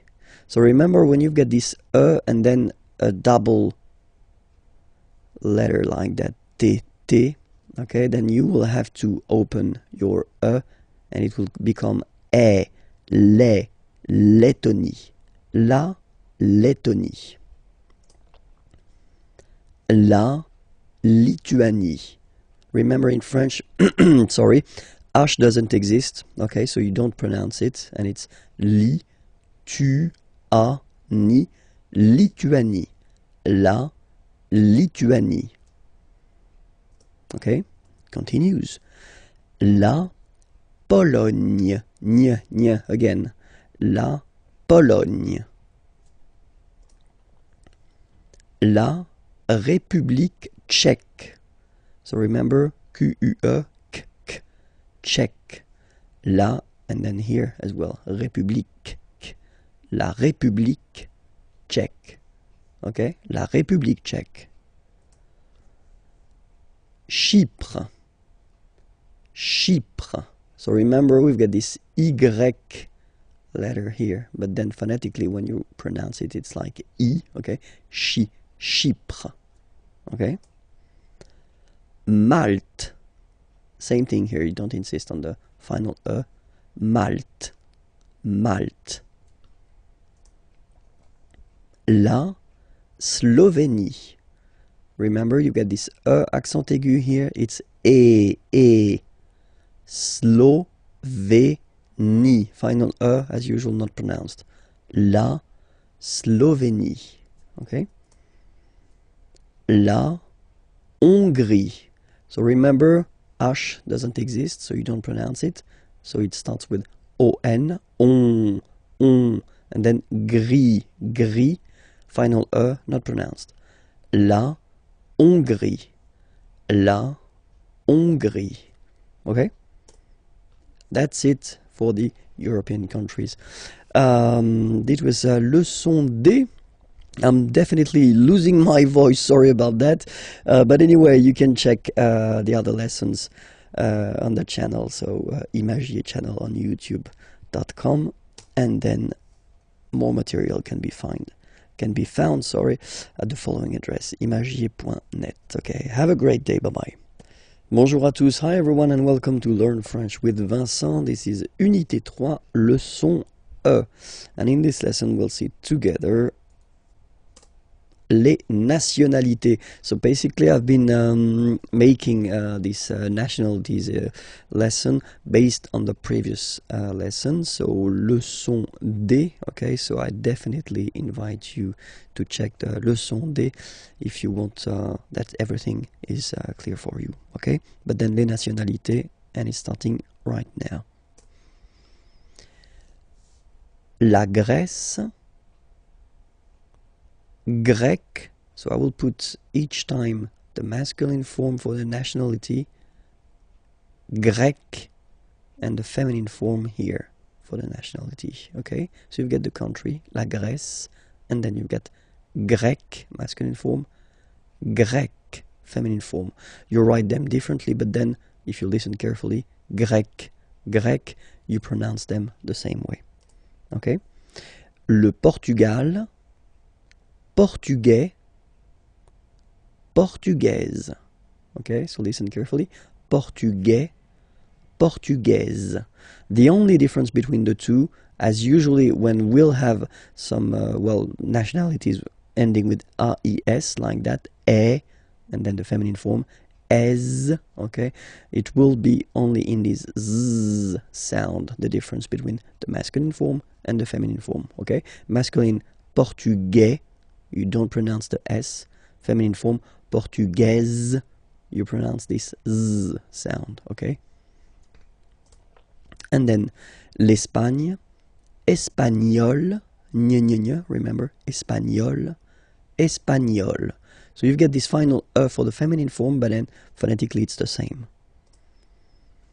L'Italie, Italien, Italienne. Remember, when you get this E followed by a double consonant like here, then you will have to open it. Italienne, italienne. Okay? Le Luxembourg, luxembourgeois, luxembourgeois, and then feminine form, luxembourgeoise. Okay? Same thing here, only difference, joie, joie, joise, okay, you insist on it. Luxembourgeois, masculine form, and then luxembourgeoise, feminine form. Then, la France, français, française, okay, c'est, and then seize, okay, français, française, all right, it continues. Les Pays-Bas, néerlandais, néerlandaise, néerlandais, néerlandaise, okay? L'Irlande, irlandais, irlandaise. Le Royaume-Uni, britannique, okay? Only one form, whether it's masculine or feminine, britannique. L'Allemagne, allemand, allemande, okay, same thing here. Okay, you don't pronounce the final D, but then you pronounce it here for the feminine form. Allemande, okay, allemand, allemande. La Belgique, belge, so only one form here for the masculine and the feminine form. Le Danemark, danois, danoise. Okay, insist on that. Danois, don't pronounce the final S. Danoise, here you pronounce it. L'Autriche, Autrichien, autrichienne. So same thing here. You get and then double N. You open the autrichienne. Okay? Autrichien, autrichienne.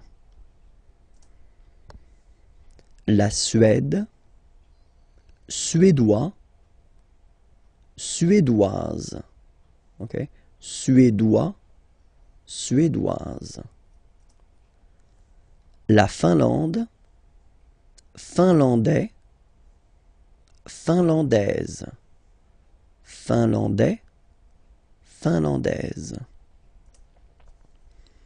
L'Estonie, estonien, estonienne.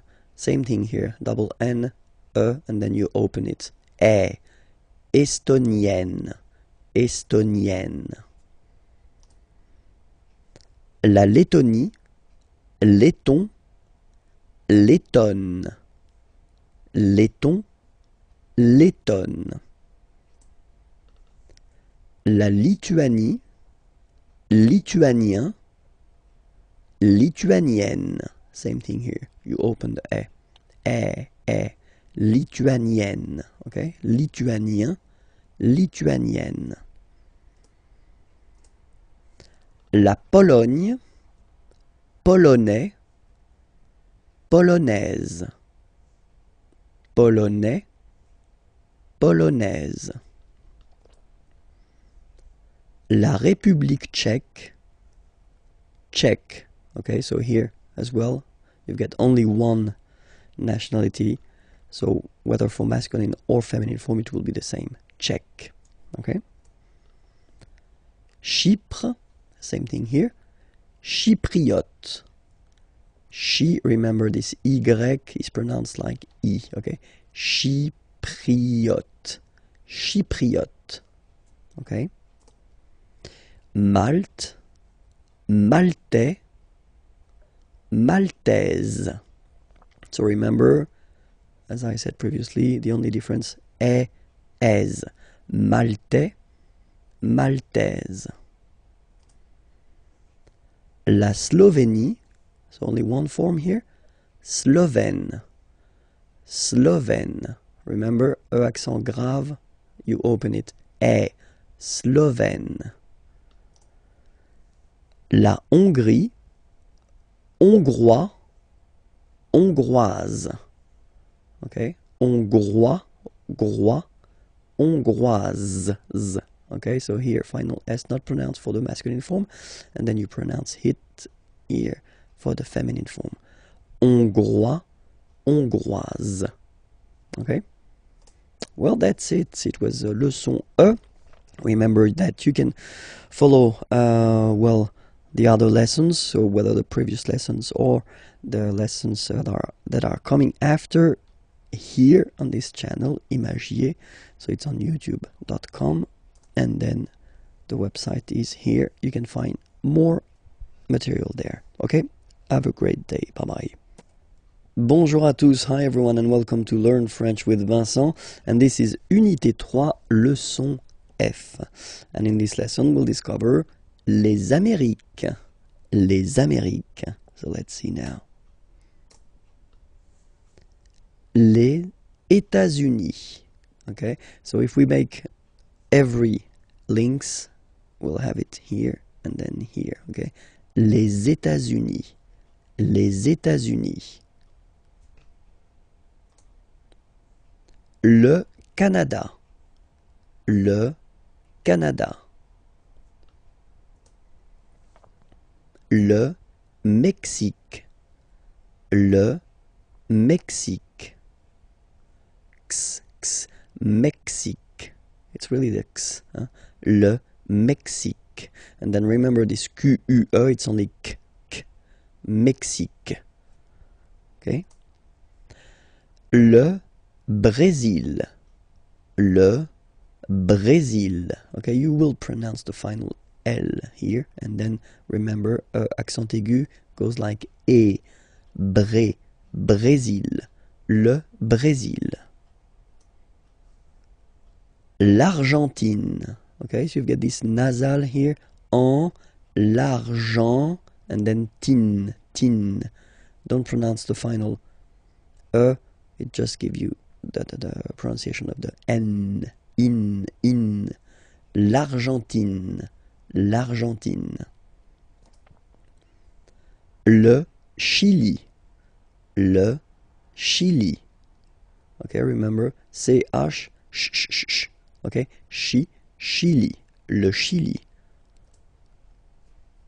La Bolivie, okay, final not pronounced, la Bolivie, la Bolivie. Alright, so I assume everything is clear. We can repeat them one more time. Les États-Unis, le Canada, le Mexique, le Brésil, l'Argentine, le Chili, la Bolivie. Okay, and then we'll see now the nationality. So you will see here each time first the masculine form and then the feminine form. Okay, so les États-Unis, américain. So when you talk about the nationality, américain, masculine form, un, américain, and then feminine form, américaine, américaine. Okay, it's really open, this A-I, américaine. Okay.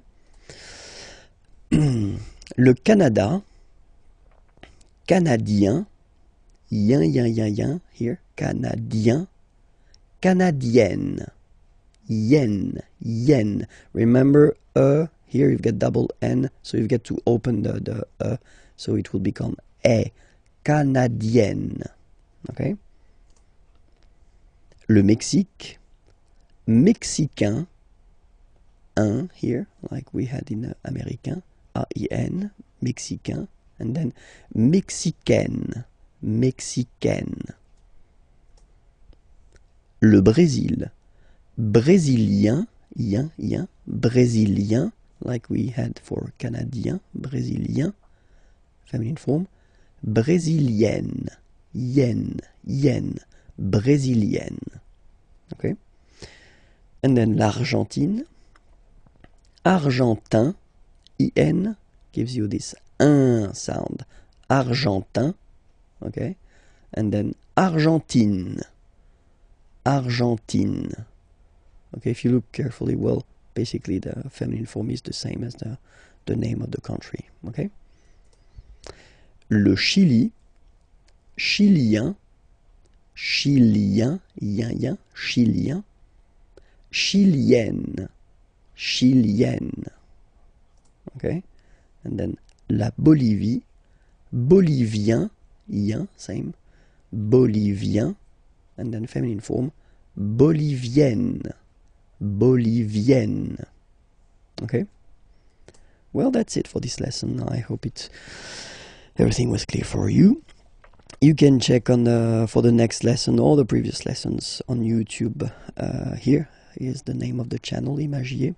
Okay, and then more material can be found. On at this address, imagier.net. Okay, have a great day. Bye bye. Bonjour à tous, hi everyone, and welcome to Learn French with Vincent. So this is Unité 3, leçon G. So let's start now. And in this lesson we'll discover together le verbe attendre. So attendre means to wait, okay?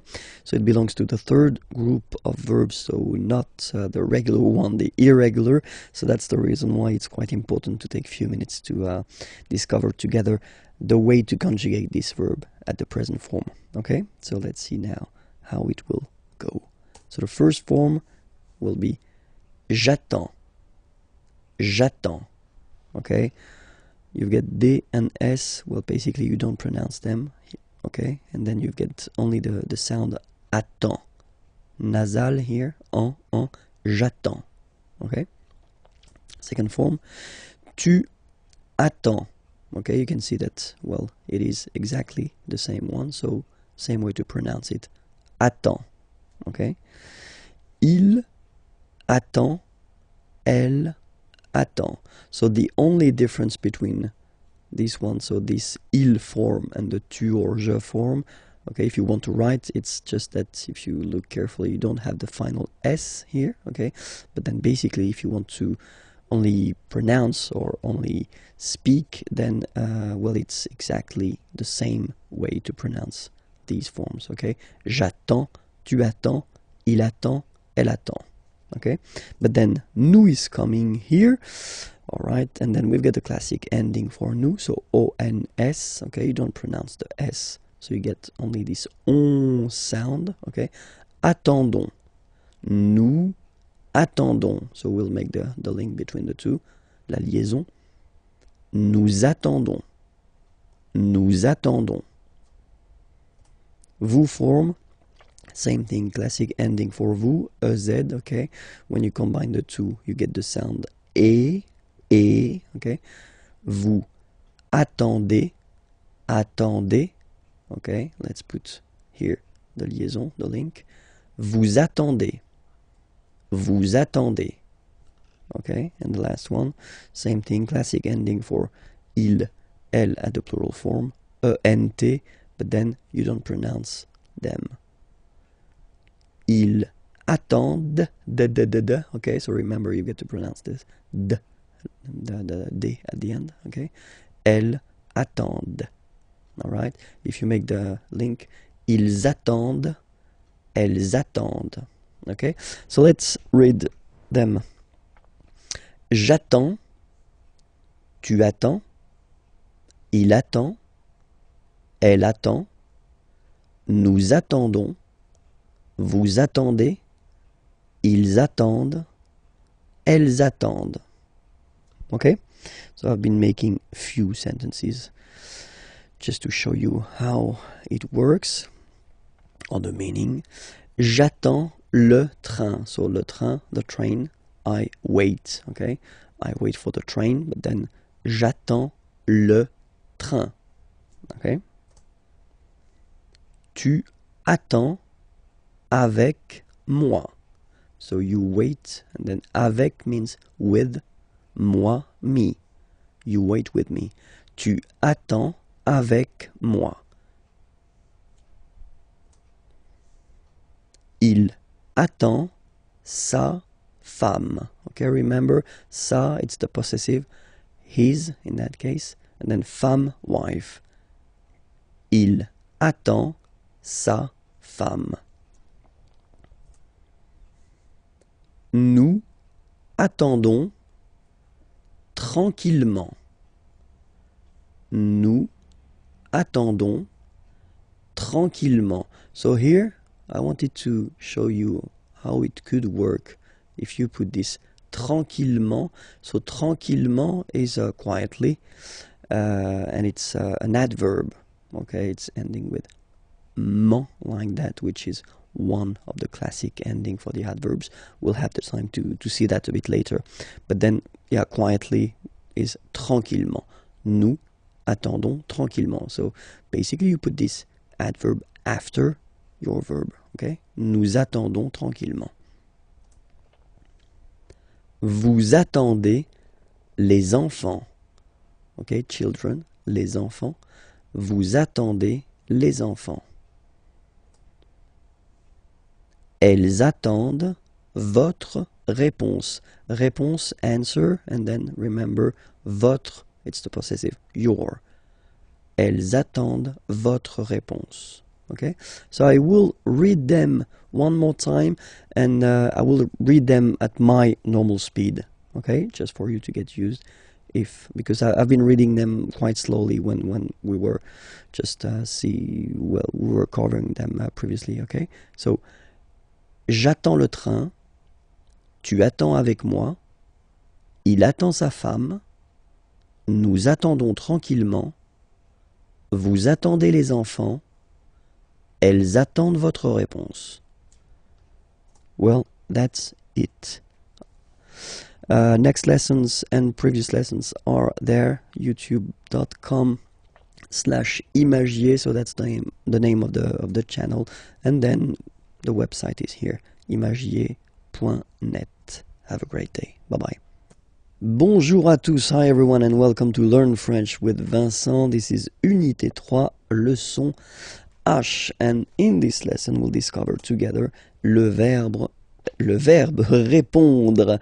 Répondre means to answer, so it's quite useful. And then, well, it belongs to the third group of verbs, so we'll see how to conjugate this verb répondre at the present form. So let's see now the first form. Je réponds. Je réponds. Okay, so you can see that D and S here are not pronounced. Je réponds. Okay. Tu réponds. Well, the same form. Okay, exactly the same form, so the same pronunciation. Tu réponds. Il répond. So, final D is not pronounced. You only have this on nasal sound at the end. Répond. Elle répond. Okay? So, je réponds, tu réponds, il répond, elle répond. Okay? So far, only one way to pronounce it. Alright? Then, of course, for nous, we've got the normal and classic ending ONS. Okay? Don't pronounce the final S. You only pronounce this on sound. So you get répondons. Nous répondons. Nous répondons. Okay? And then classic ending for vous as well. EZ. Okay? Remember, you combine these two letters, you get the sound E. So, répondez. Vous répondez. Vous répondez. Okay? And then the last persons here. Ils répondent. So same thing here, classic ending, ENT, but then you don't pronounce it. Okay? Répondent. Répondent. Ils répondent. Elles répondent. Okay, so let's see all the form one more time. Je réponds, tu réponds, il répond, elle répond, nous répondons, vous répondez, ils répondent, elles répondent. All right? So, it was a short one. It's leçon H. Don't be shy and don't be afraid to check and to continue your French learning. Okay, leçon I will be online and it's right here. Okay, and if you want more material, then there is the website imagier.net. Okay, have a great day. Bye bye. Bonjour à tous. Hi everyone and welcome to Learn French with Vincent. This is Unité 3, leçon I, and in this lesson we'll discover together les pronoms te et vous. So the pronouns te, well, you, et vous. Vous is you as well, okay? Difference between the two. This is the singular form and this is the plural form, okay? So let's see how it goes. So les pronoms te et vous. Okay, so let's see a few examples with te. Okay, so the rule in French goes like that. When you put some pronouns, you will have to put them always before the verb. Okay, so if you look at this sentence, the first one, for instance, so you get this je, so subject, I, okay, then you get this regarde, so that's the verb, okay, to look, to watch, okay, and then te, and te is you. Okay, so in English you will put this te after the verb, okay, so like I look at you, I watch you, okay, but anyway it's coming after. In French it will always come before the verb, okay, je te regarde, okay, je te regarde. All right, second example here. Nous te parlons. Remember, parler is to talk. So parlons is the form for nous. Okay. Nous te parlons.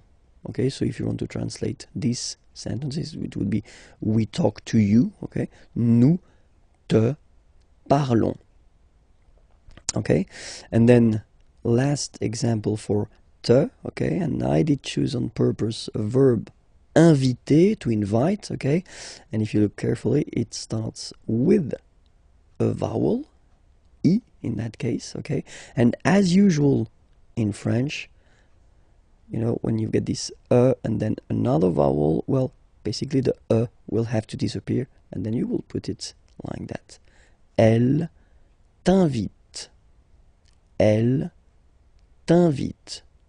So she invites you, okay? Elle t'invite. All right?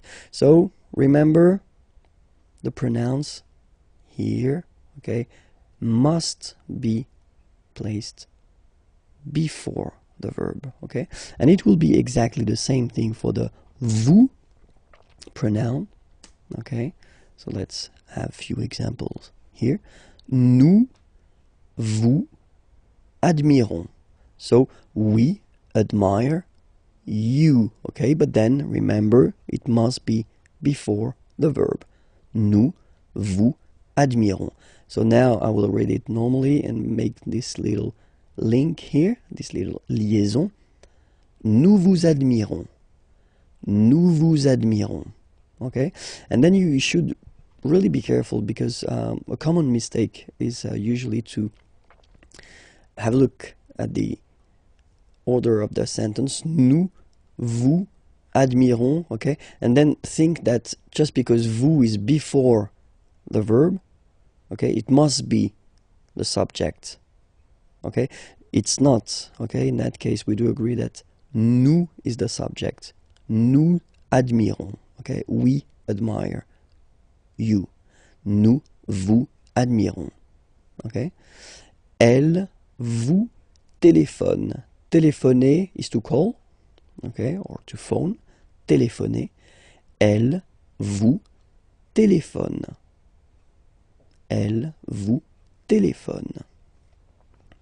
Je vous écris. Okay? Écrire means to write. Okay? So I write to you. Je vous écris. I will make this little liaison between the two. Je vous écris. Okay? So I will read them one more time. Je te regarde. Nous te parlons. Elle t'invite. Nous vous admirons. Elle vous téléphone. Je vous écris. Okay, so remember these pronouns, and then we'll make other lessons for the pronouns, because they are used quite much in French. But then that's a rule. That's a rule that the pronouns will always come before the verb. Okay, so remember that, because it will be quite useful for you. That's it for this lesson. It was lesson leçon I, and then you can check for the next lesson on YouTube. The name of the channel is Imagier, and the website is here. Okay, have a great day. Bye-bye. Bonjour à tous. Hi everyone, and welcome to Learn French with Vincent. This is Unité 3, leçon J. And in this lesson we'll see, let me click on it. Hier, yesterday, aujourd'hui, today, demain, tomorrow. Okay? Hier, yesterday, aujourd'hui, today, demain, tomorrow. So let's see now. Hier, so yesterday. Hier matin. Matin is morning. Okay? So yesterday morning will go in French like hier matin. Hier matin. Okay? Après-midi means afternoon. Hier après-midi. Yesterday afternoon. Hier après-midi. Hier après-midi. All right? And then soir, evening. Hier soir. Hier soir. Okay, so let's repeat that. Hier. Hier matin. Hier après-midi. Hier soir. Okay? So now, aujourd'hui. Today. Aujourd'hui. ce matin. So we put here this matin, morning, this morning, ce matin. Cet après-midi, this afternoon, cet après-midi, cet après-midi.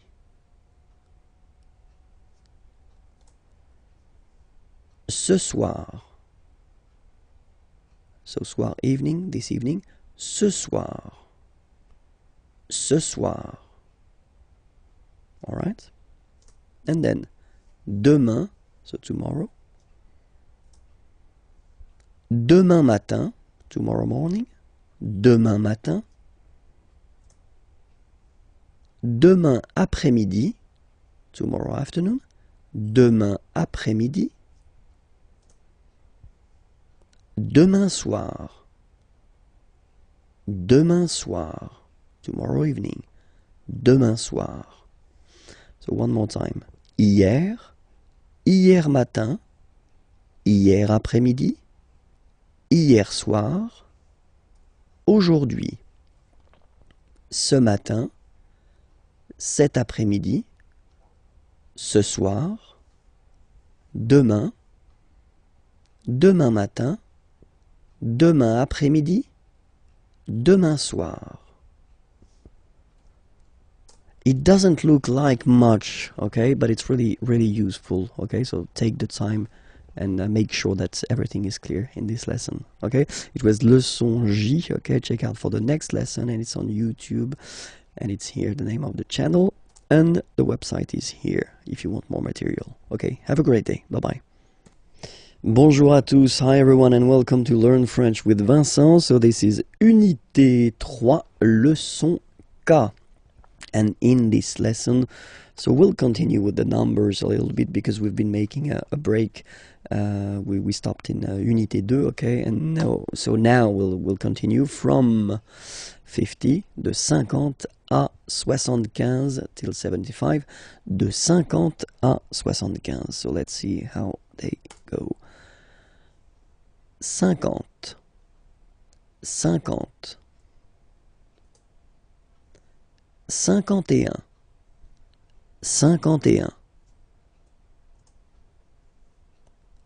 52, 52, 53, 53, 54, 54, 55, 55, 56, 56, 57,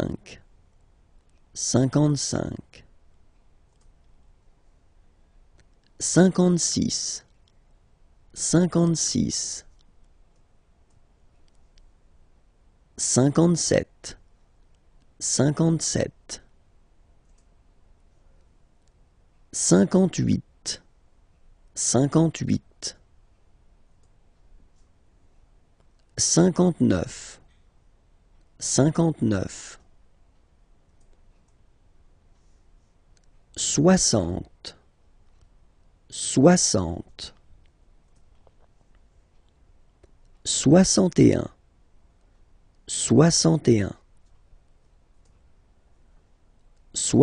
62, 62, 63, 63, 64, 64, 65,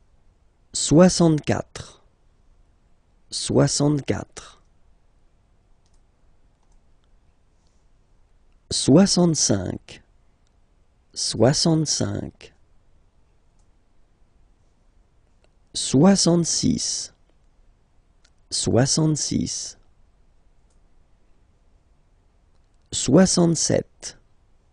67, 67, 68, 68, 69, 69. And that's normally when my students, when I'm in class with them, start to look at me like they would like to kill me, because now we're getting to the tricky point in French, okay? So have a look here. Now we've got this 70, of course. But then in French, it's a bit more tricky because you take back the 60, 60, and then you will add the 10. Okay, so for this 70 session here, you will have to use this 60 and then 10, and so all the numbers from 10 to 19, you will have to put them right here after. Okay, so let's see how it goes. 70, 70, 71, 71. Okay, so you can see here now. 60, 60, and then 11, 11. 71. 72, 72. Same thing here. 60 and then 12. Okay. 73, 73. 74, 74. 75, 75. Okay, so we won't go further, not to be more traumatized, because I've got some nice surprises after that as well. Okay, so remember that well, till 70, well, it's quite not easy, because it's always difficult to remember the numbers, but still it's not that tricky. Okay, so remember that for 70 here, so from 70 to 79, you will have to use this 60, so 60, and then the numbers from 10 to 19. Okay, 10, 11, 12, 13, 14, 15, etc. So we'll see the rest in a coming lesson. So that's the reason why it's really important to master and to know by heart all the numbers, well, at least from 1 to 10, and then after that from 10 to 20, because these from 10 to 19, we will use them for these 70, and then, as I said, it will come a bit later, we'll have to use them as well for the 90. Okay, so that's it for now. Have a nice day. Well, check for the next lesson. It's on YouTube. The channel is Imagier, and that the website is here as well. Have a great day. Bye bye. Bonjour à tous, hi everyone, and welcome to Learn French with Vincent. So this is Unité 3, leçon L, okay? And in this lesson, well, we'll continue and we'll finish with the numbers. So in the previous lessons, we saw the numbers from 50 to 75. And if you remember carefully, it was a bit tricky from 70 to 75, okay? So now what we'll do, we'll go to till 100, and then we'll see all the well, tricky and irregular forms. Okay, so if you remember when we stopped, it was here. Okay, so 75 in French, we'll have to use this 60, so 60. Okay, and then after that you will have to put this 15, 15. Okay, so remember, from 70 to 79, it will work the same way. So you will have to put this 60 and then the numbers from 10 to 19 after. Sorry, yeah, 19, yes. Okay, so in that case it's 75, 75, okay, 60, and then 15. Okay, next one, 76. Okay, so 60 and 16. Okay, 76. All right. 77. 77. 78. 78. 79. 79. And then 80. Okay, so for 80, it's 80. 80. All right. 81. 81.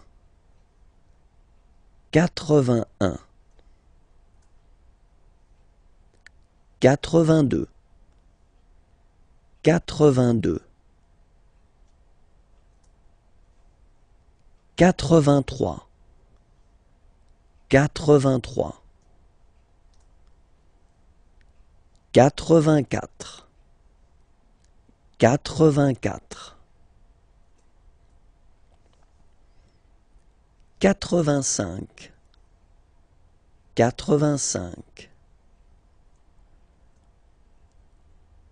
85, 86, 86, 87, 87, 88, 88, 89, 89. And now for 90, well, basically it will be the same thing as we had for 70. So you will take this 80, 80, and then you will add the numbers from 10 to 19 after. So 90, and then 91, so 91. So remember 80, 80, and then 11, 11. 91, 92,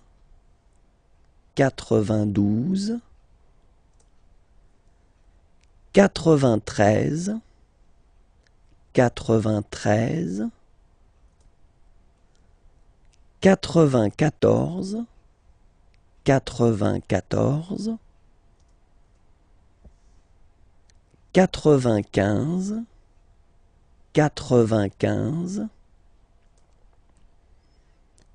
93, 93, 94, 94, 95, 95,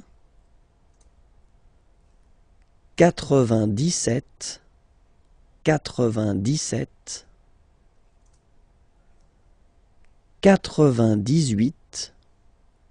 97, 97, 98,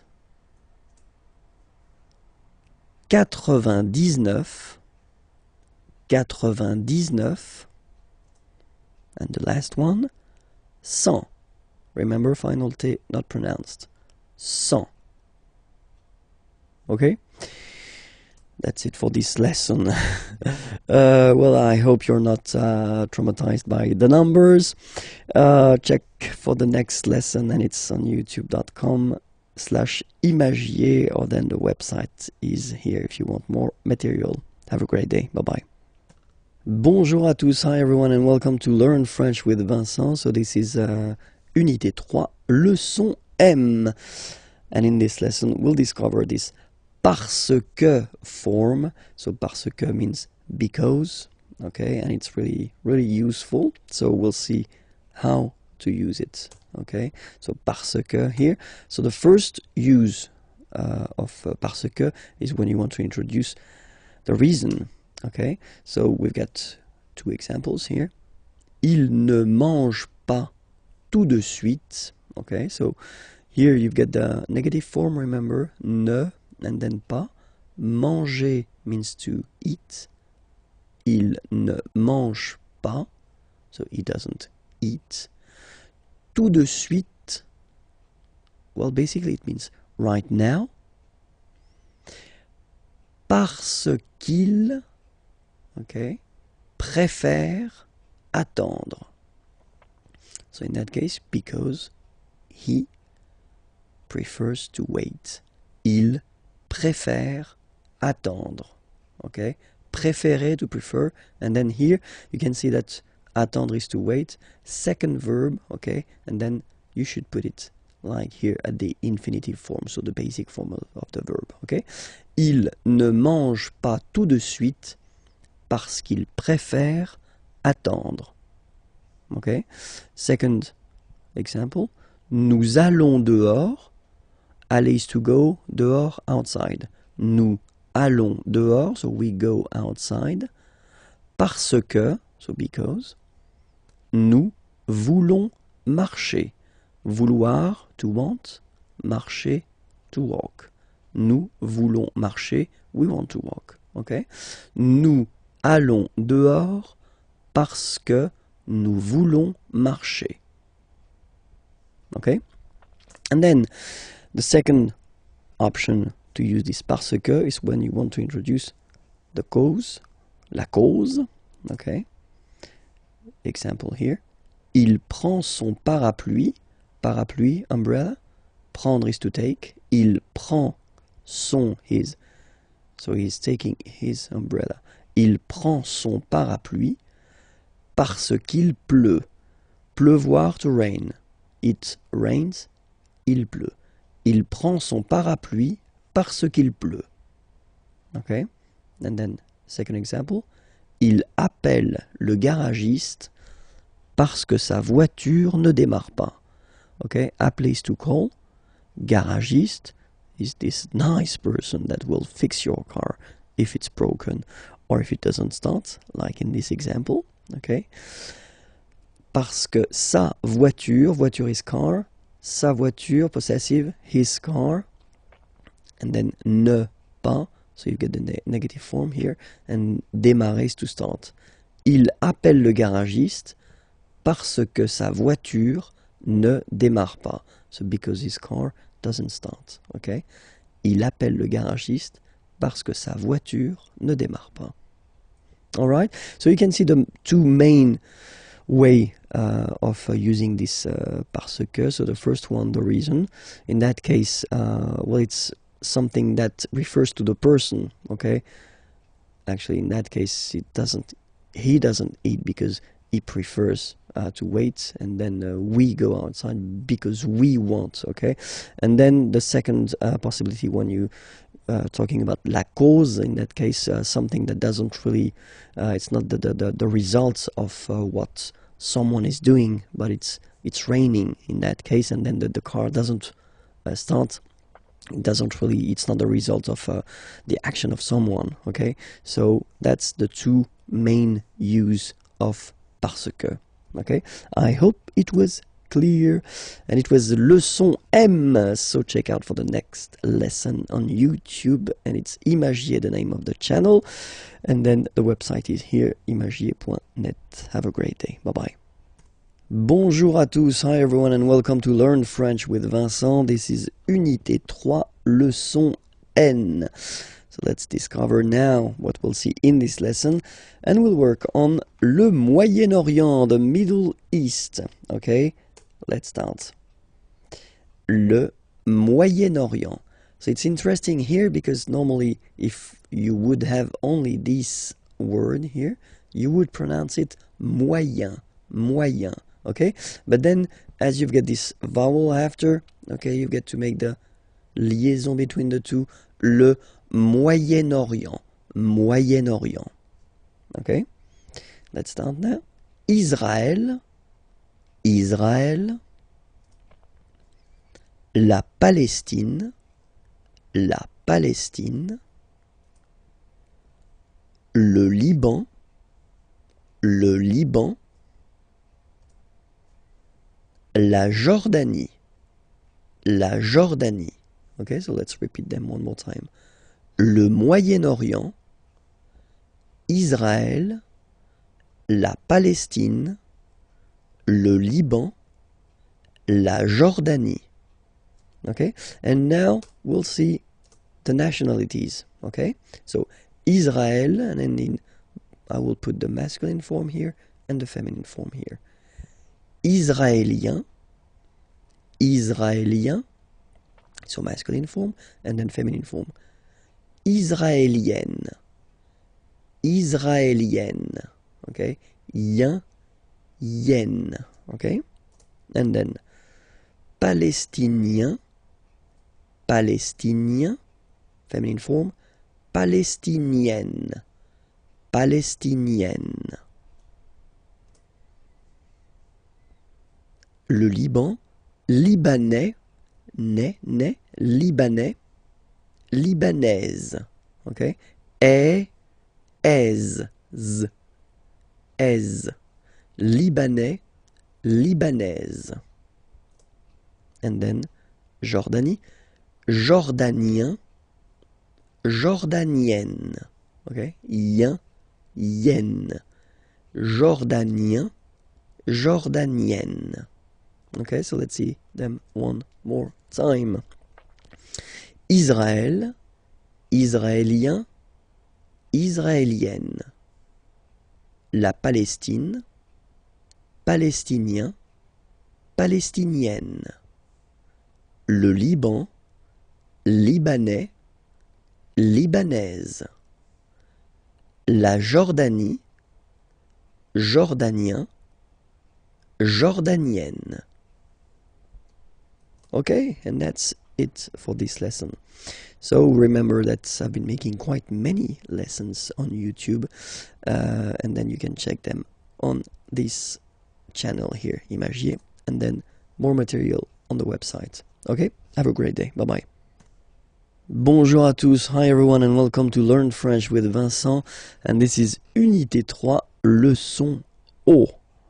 I hope you're ready, because we'll see l'Extrême-Orient, so Far East, l'Extrême-Orient, so let's discover that together. So Far East in French we'll say l'Extrême-Orient, l'Extrême-Orient. Le Japon, le Japon. La Chine, la Chine, la Chine.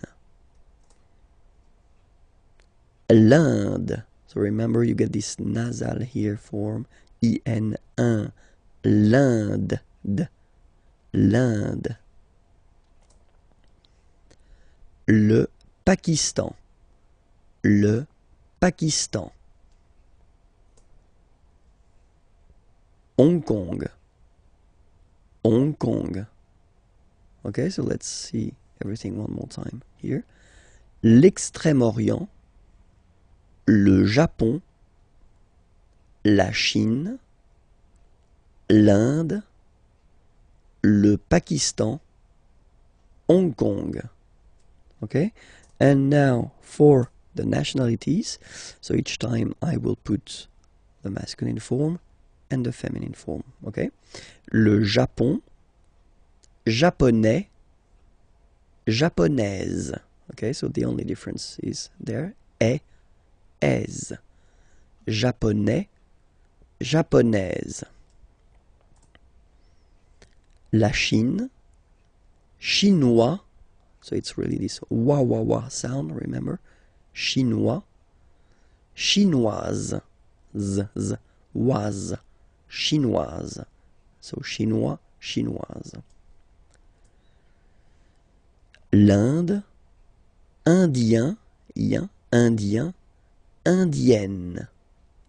So remember this double N, you open it, indienne. Le Pakistan, pakistanais, pakistanaise. Hong Kong, chinois de Hong Kong, chinoise de Hong Kong. So let's see them one more time. Le Japon, japonais, japonaise. La Chine, chinois, chinoise. L'Inde, indien, indienne. Le Pakistan, pakistanais, pakistanaise. Hong Kong, chinois de Hong Kong, chinoise de Hong Kong. That's it for now. The channel is here and the website is here. Have a great day. Bye-bye. Bonjour à tous. Hi everyone and welcome to Learn French with Vincent. Unité 3, leçon P. And it's an important lesson because we'll discover together, let's see now, le verbe pronominal. So, what is le verbe pronominal? So first we'll take an example. Regarder, to look, to watch. Okay? And then se regarder. In that case it would be to look at oneself. Okay, so that's the important thing about this verb pronominal. Le verb pronominal will be constructed all the time with this se before the verb. Se regarder, okay? And this se will basically change the meaning of the verb, because regarder, to look, to watch, se regarder, to look at oneself, okay? So we'll take an example. So if we take the regarder verb, okay? So normally you will construct this sentence, je regarde la télévision, okay? I watch the television. Je regarde la télévision, okay? But then if you use this se regarder, so as I said, to look at oneself, in that case, je me regarde. All right, so you will have to add this me thing here before the verb. Je me regarde. Okay, so let's see how we will conjugate this verb at the present form. Je me regarde.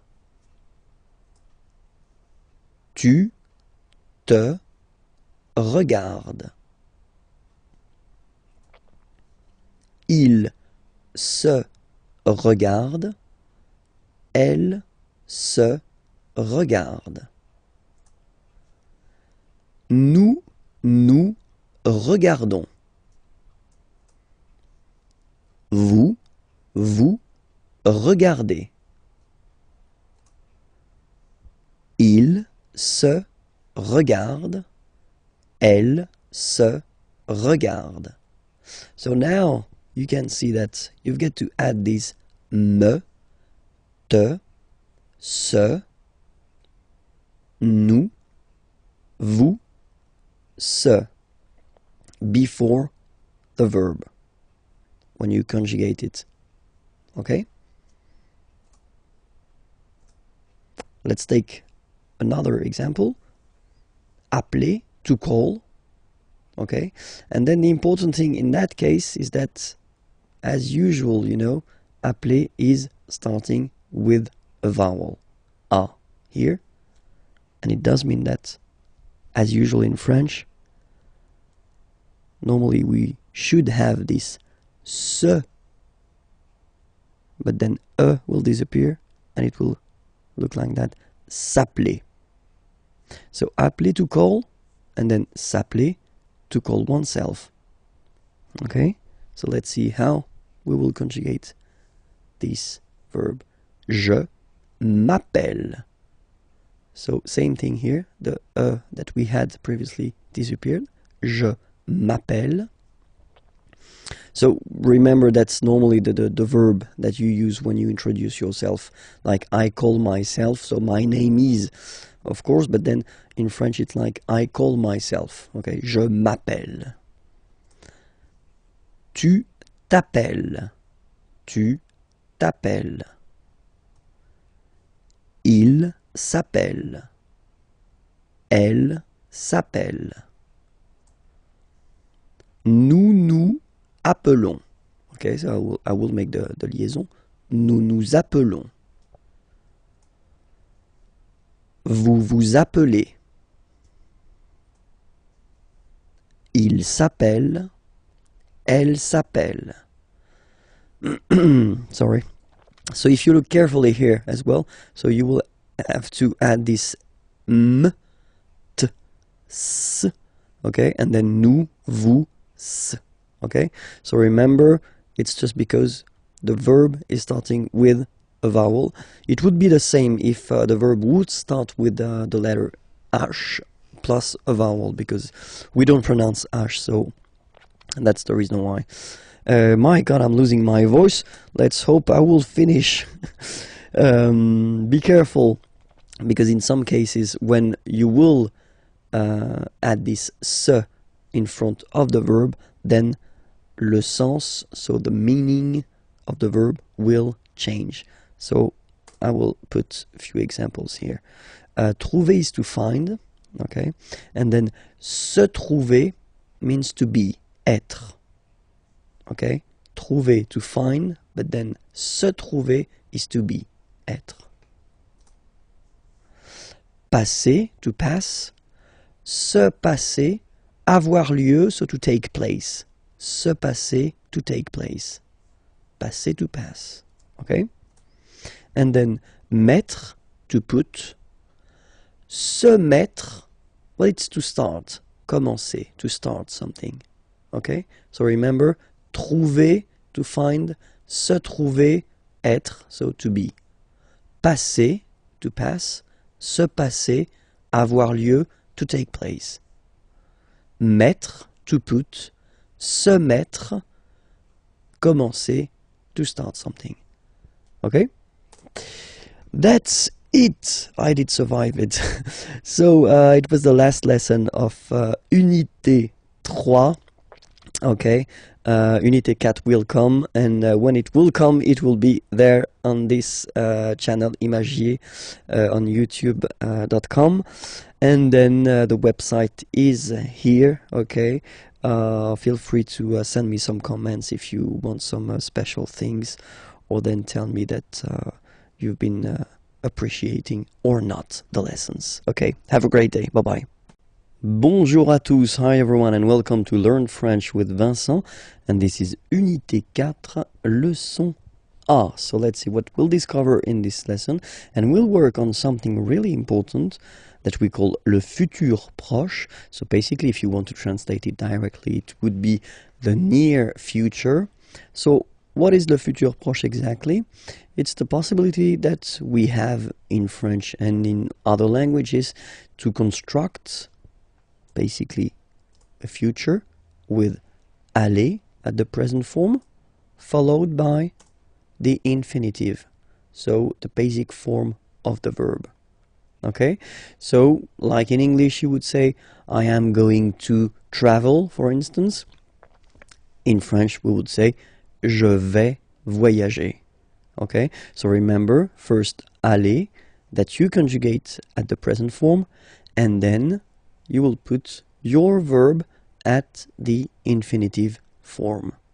Okay, so first, of course, we did introduce the verb aller and the way to conjugate it, but still I think that it is really important to see how it goes. So we will see one more time the conjugation of aller at the present form. Okay, first person here, je vais. Remember, final S not pronounced. Je vais. Okay, tu vas. Same thing here, final S not pronounced. Tu vas. Il, elle va.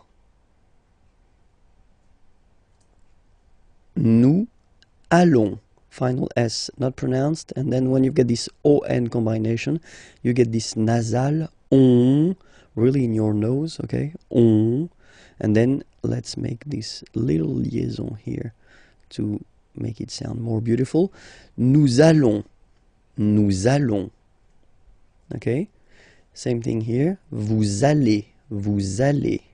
Alright? Remember, classic ending for vous, Z, okay? But then when you combine these two letters, you get the sound E. Okay? Aller. And then vous allez. Alright? And the last persons. Ils, elles vont. Ils vont. Elles vont. Okay, remember, final T not pronounced, so you get this ON nasal here. On vont. Okay, so let's see them one more time. Je vais. Tu vas. Il va. Elle va. Nous allons. Vous allez. Ils vont. Elles vont. Okay, so that's the first part that we will use to construct this futur proche, okay? And then the second part will be, well, the verb that you want to express, but at the infinitive form. So I've been writing few examples here. So the first sentence, je vais voyager. Voyager means to travel.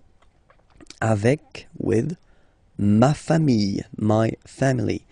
Je vais voyager avec ma famille. Okay? So, quite simple way to construct a future form.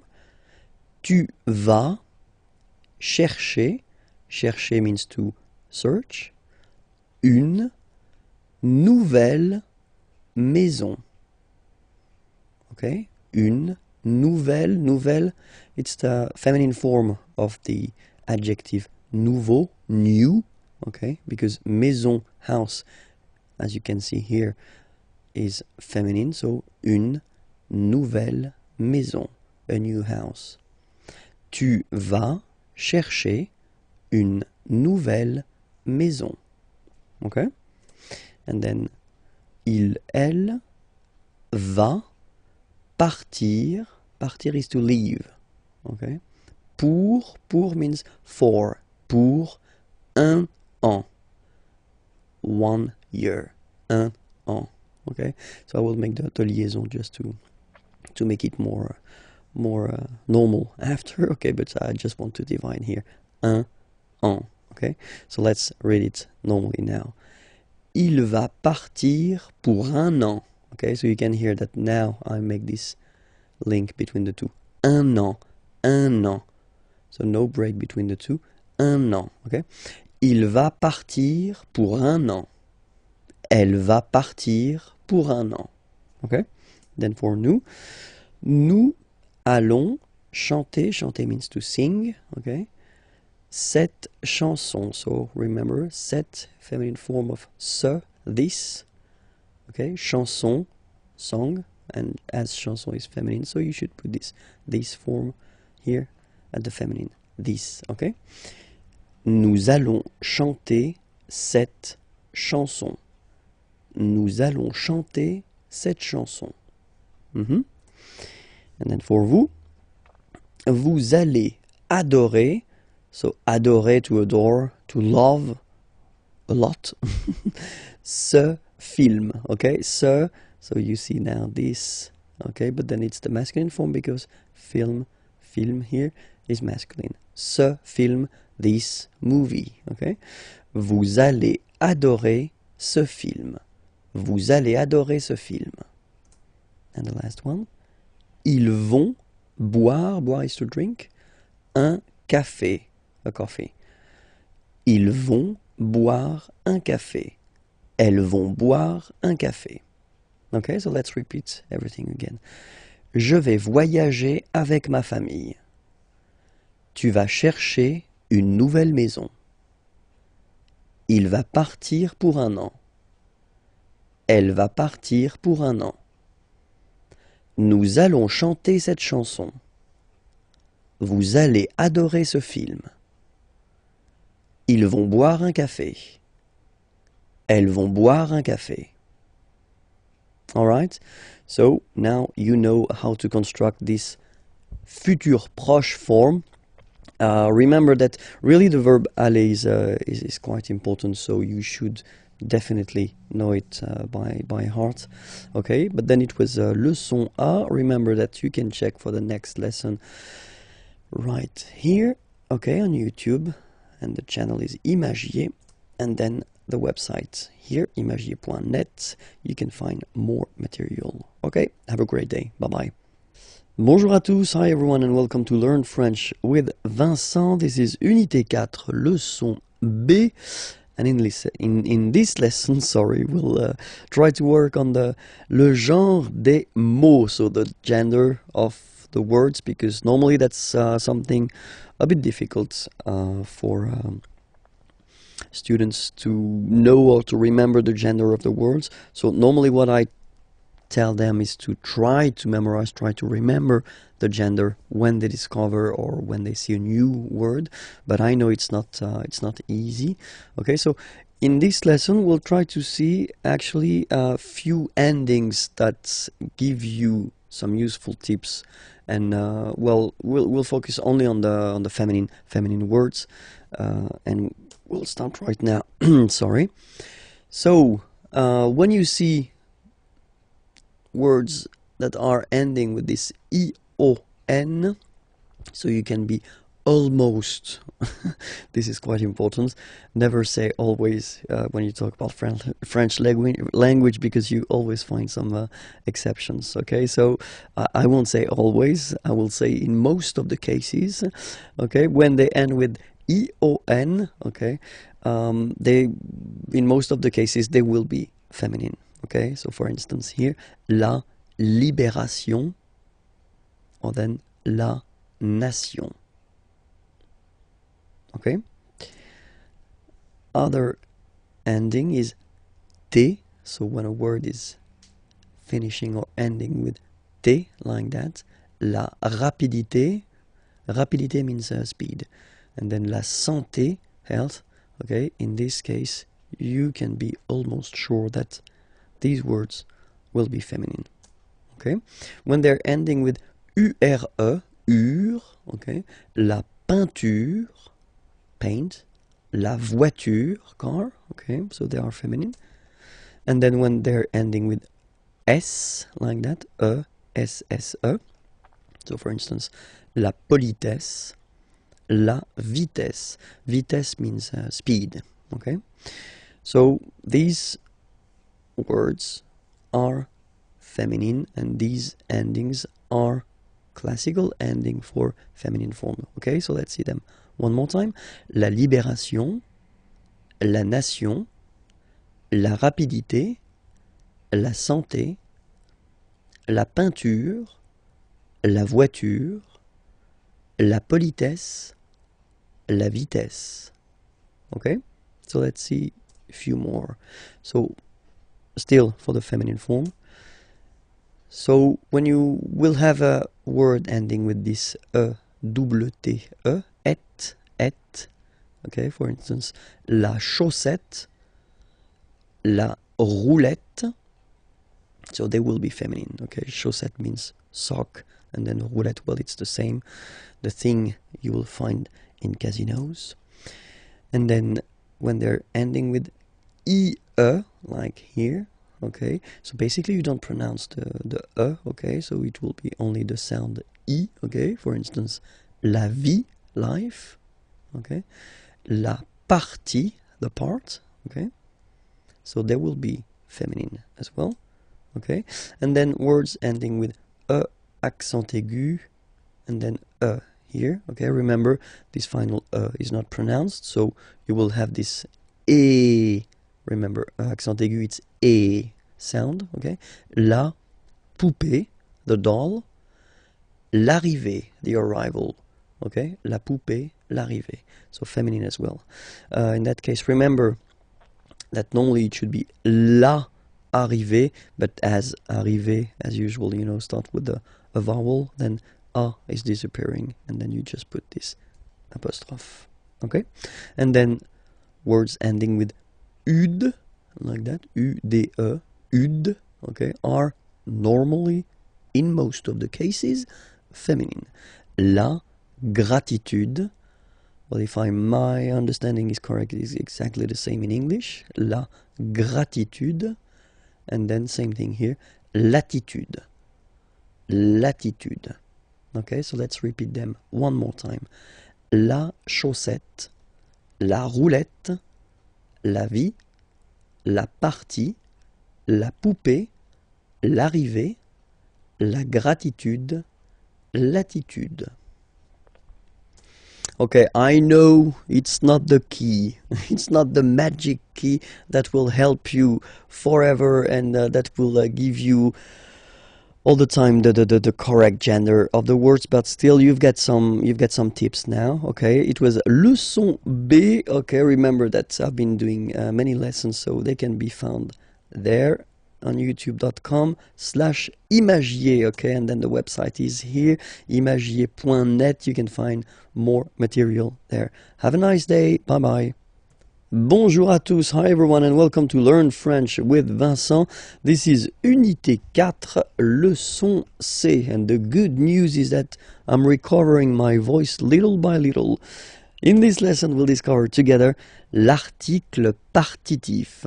So what's l'article partitif? Well, basically it's when you want to say that you want some sugar, for instance, so you don't want to specify the quantity, okay? Just want to say that you want some, but you don't want to say 1, 2, 3, okay?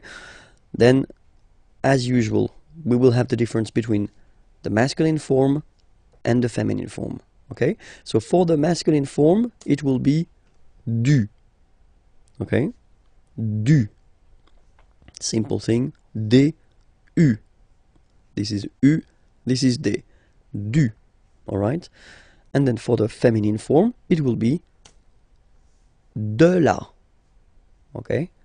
De la, alright? Masculine form, du.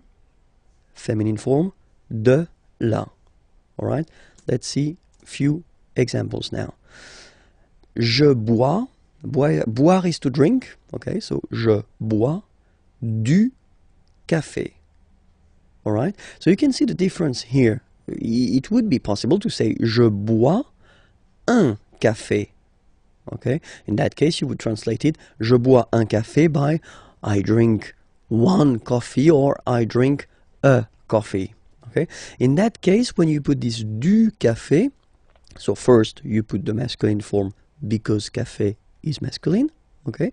And then you want to say, you don't want to specify the quantity, you want to say I drink some coffee, okay? Je bois du café, okay?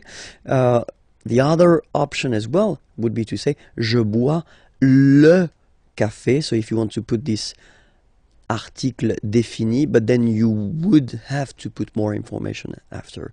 Le café de ma mère, the coffee of my mother, if you want. Okay? So in that case, in this lesson, we'll only focus on l'article partitif. So it's some. Okay? Je bois du café. All right? Let's see another option. Tu voudrais. So I wanted to introduce this voudrais form, okay? So it's coming from vouloir. Vouloir is to want, okay? But then it's not the present form here, the classic present form. It's the conditionnel form, okay? So it's the polite form that normally we should use. So I would like to have, you know, you don't say tu veux, you don't say you want, because it is too strong and too direct. So normally we tend to use this conditionnel form. So tu voudrais, you would like to have, and then salade, okay, and it's feminine, so you should put the feminine form of this partitif. So de la salade. So some salad, okay. Tu voudrais de la salade. All right. Let's see another example here. Nous mangeons. So manger is to eat, okay, and that's the form for nous, okay. Nous mangeons du gâteau. Gâteau is cake, okay, and it's masculine, so du gâteau. We eat some cake. Vous voulez, okay, so vouloir again, all right, to want. Okay, but here it's the present form, okay? Do you want? Vous voulez du fromage, cheese. Du fromage, so some cheese. And it's a question. Vous voulez du fromage? Okay, and the last example here. So I've been putting this il y a, we'll see that a bit later in this unit, but it will come. Il y a means there is, okay? Il y a, there is. Okay, il y a de la neige. Neige is snow. Okay, par terre, on the ground. Par terre. So there is snow on the ground. Il y a de la neige par terre. Okay, so let's repeat all these sentences. The first one, je bois du café. Second one, tu voudrais de la salade. Nous mangeons du gâteau. Vous voulez du fromage? It's a question, so I've been insisting a little bit too much maybe. Let's do it one more time. Vous voulez du fromage? And the last one, il y a de la neige par terre. Alright? So, I hope it was clear Remember, it's quite important, this article partitif, and well, it's not that difficult. I can tell you that because normally my students tend to understand and use it quite easily, so no problem for you, don't worry. Check out for the next lesson and the previous lessons as well. They're on youtube.com/imagier here, and then the website is here, imagier.net. Have a great day. Bye-bye. Bonjour à tous, hi everyone, and welcome to Learn French with Vincent. This is Unité 4, Leçon D. And in this lesson we'll discover together pourquoi, why. Pourquoi, why. Okay? So, if you ask a question with pourquoi, why, normally the answer that you will have will start with whether parce que, because, okay, or then pour plus one verb at the infinitive form, so the basic form, okay? So whether parce que, and then you just start a sentence, or then pour plus a verb at the infinitive form, okay? Let's see now some examples. First question, pourquoi es-tu ici? Pourquoi es-tu ici? Okay? Ici means here. Es-tu, are you. Why are you here? Pourquoi es-tu ici? So the first answer, parce que, so because, je suis invité, I am invited, by Nicolas. Because I am invited by Nicolas. Parce que je suis invité par Nicolas. Okay, so normally when you start with the parce que, so you want to express the reason why, okay? Parce que je suis invité par Nicolas. Alright? And then, other option would be pour passer la soirée. So in that case, passer should be translated like spend, okay? Pour, to spend, pour passer la soirée, the evening, avec, with, vous, you. Pour passer la soirée avec vous, to spend the evening with you. And in that case, when you will start your answer with pour, okay? So you will express what will you will do after that, okay? Pour passer la soirée avec vous, okay? And in that case, parce que, you want to introduce the reason why, okay? So that's the way we will construct answers when you will ask a question with pourquoi, okay? I hope it was clear. It was a short one, but still quite useful, okay? And it was Leçon D, so you can find the next lesson there at Imagier, so that's the name of the channel on YouTube, and then the website is here, okay? Have a great day, bye-bye. Bonjour à tous, hi everyone, and welcome to Learn French with Vincent. This is Unité 4, Leçon E, and in this lesson we'll try to answer this question. Où est le cube? Where is the cube? Où est le cube? Okay, so let's see that together. So here, first situation. Here, okay. So this is le cube and this is le cylindre. Okay, so just to make it clear, because that's the things we'll use to introduce, well, the prepositions. Le cube est sur le cylindre. So you can see it's on. Okay, so sur le cylindre. Okay, and there is contact here. Okay, it's quite important. Second option, same thing, but it's basically under here. Le cube est sous le cylindre.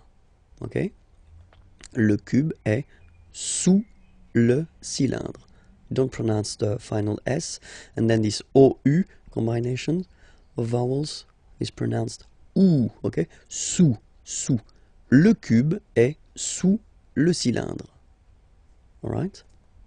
Then, Here, no contact, and that's really important, okay? Le cube est au-dessus du cylindre. So let's repeat it. Le cube est au-dessus, final S not pronounced here, au-dessus du cylindre. Okay? Then, same situation, sorry, but then the opposite, so it's here and no contact here. You can see no contact. Le cube est au-dessous du cylindre. Okay?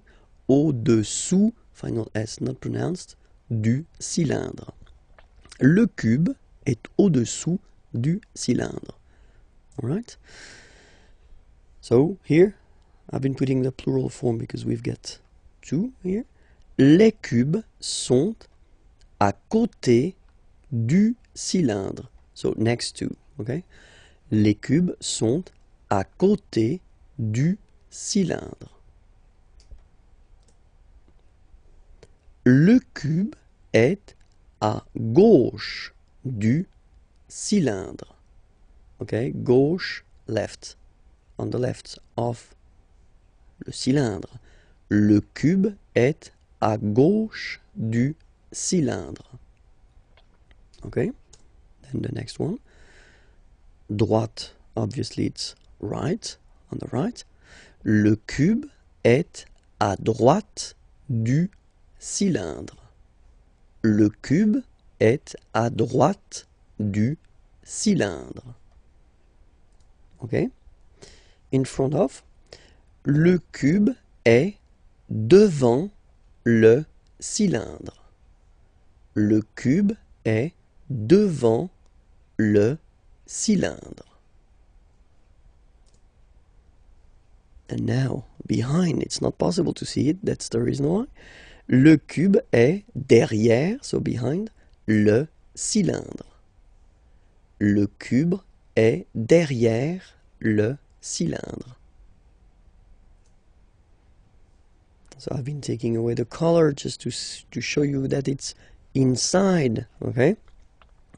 So in, le cube est dans, so in, le cylindre. Le cube est dans le cylindre. That's it. Take the time to watch it one more time if it's not clear for you. It was leçon E. Remember that the next lesson can be found on YouTube, and it's the name of the channel here, Imagier, or then the website imagier.net if you want more material. Have a great day. Bye bye. Bonjour à tous. Hi everyone, and welcome to Learn French with Vincent. This is Unité 4, leçon F. And in this lesson, we'll discover les adverbes de lieu. So really useful. And we're starting right now. So the first one that we'll see. So I've been putting each time the English first and then the French version here. Okay, so here. So I won't read the English one. I will focus on the French one if that's okay with you. Ici. Ici. Okay, then là. So remember, you've got this accent, but well, you don't pronounce it. Okay, so it's là, là. Oops. Là-bas, là-bas. Remember, final S not pronounced. Là-bas. Loin. Loin. So remember, when you get this combination O-I-N, it's ouin, ouin, ouin, okay? Loin, all right? So let's see them one more time. Ici, là, là-bas, loin, okay? Devant, final T not pronounced. Devant, devant. Derrière. So if you look carefully, you've got E here and then double R, so it will open the sound of this E, and you should pronounce it E, okay? Derrière. Same thing here. You've got this E accent grave, E. Derrière. Okay, don't pronounce the final E. Derrière. Okay. Final S not pronounced. Dessus. Dessus. Dessus. Dessous. Dessous. Final S not pronounced here. Dessous. Okay, so let's repeat them. Devant, derrière, dessus, dessous. Okay? Dedans. Final S not pronounced. Dedans. Dedans. Dehors.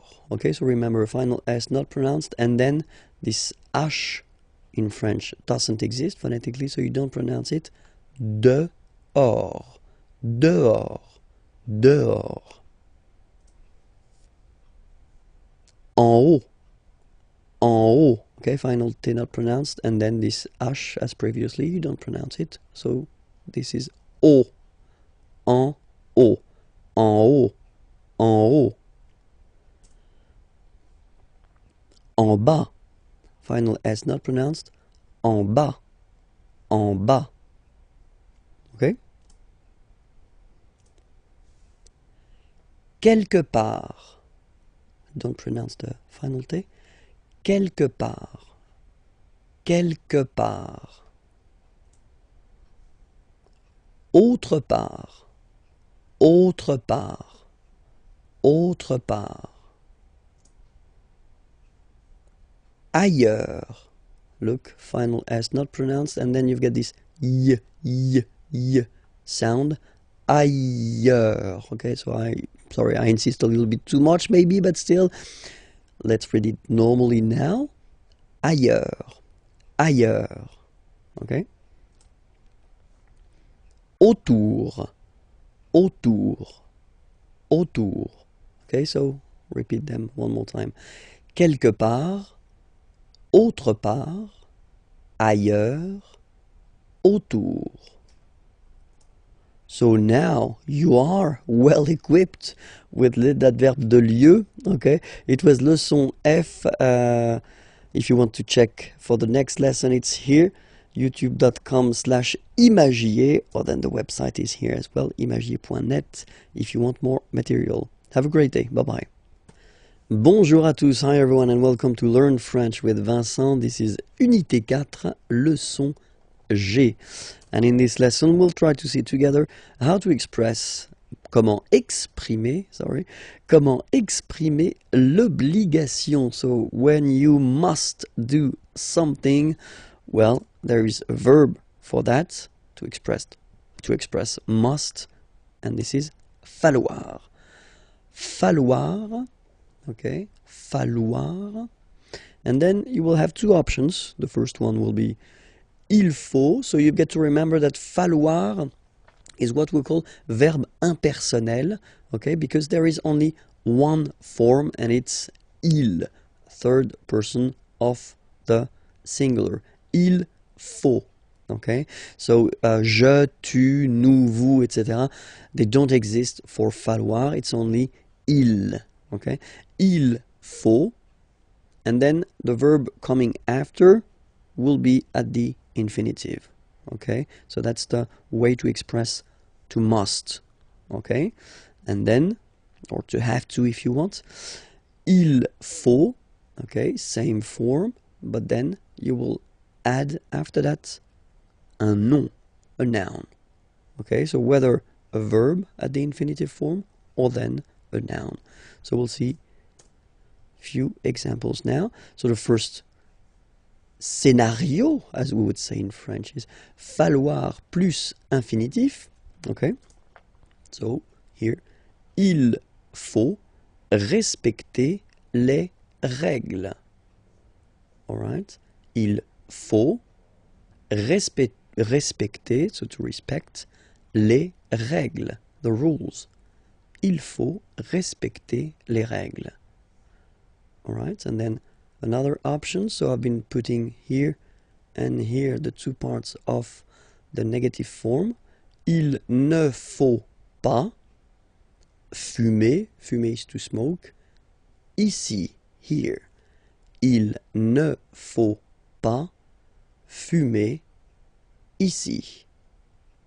Okay, so now we'll see the way it works with noun, a noun.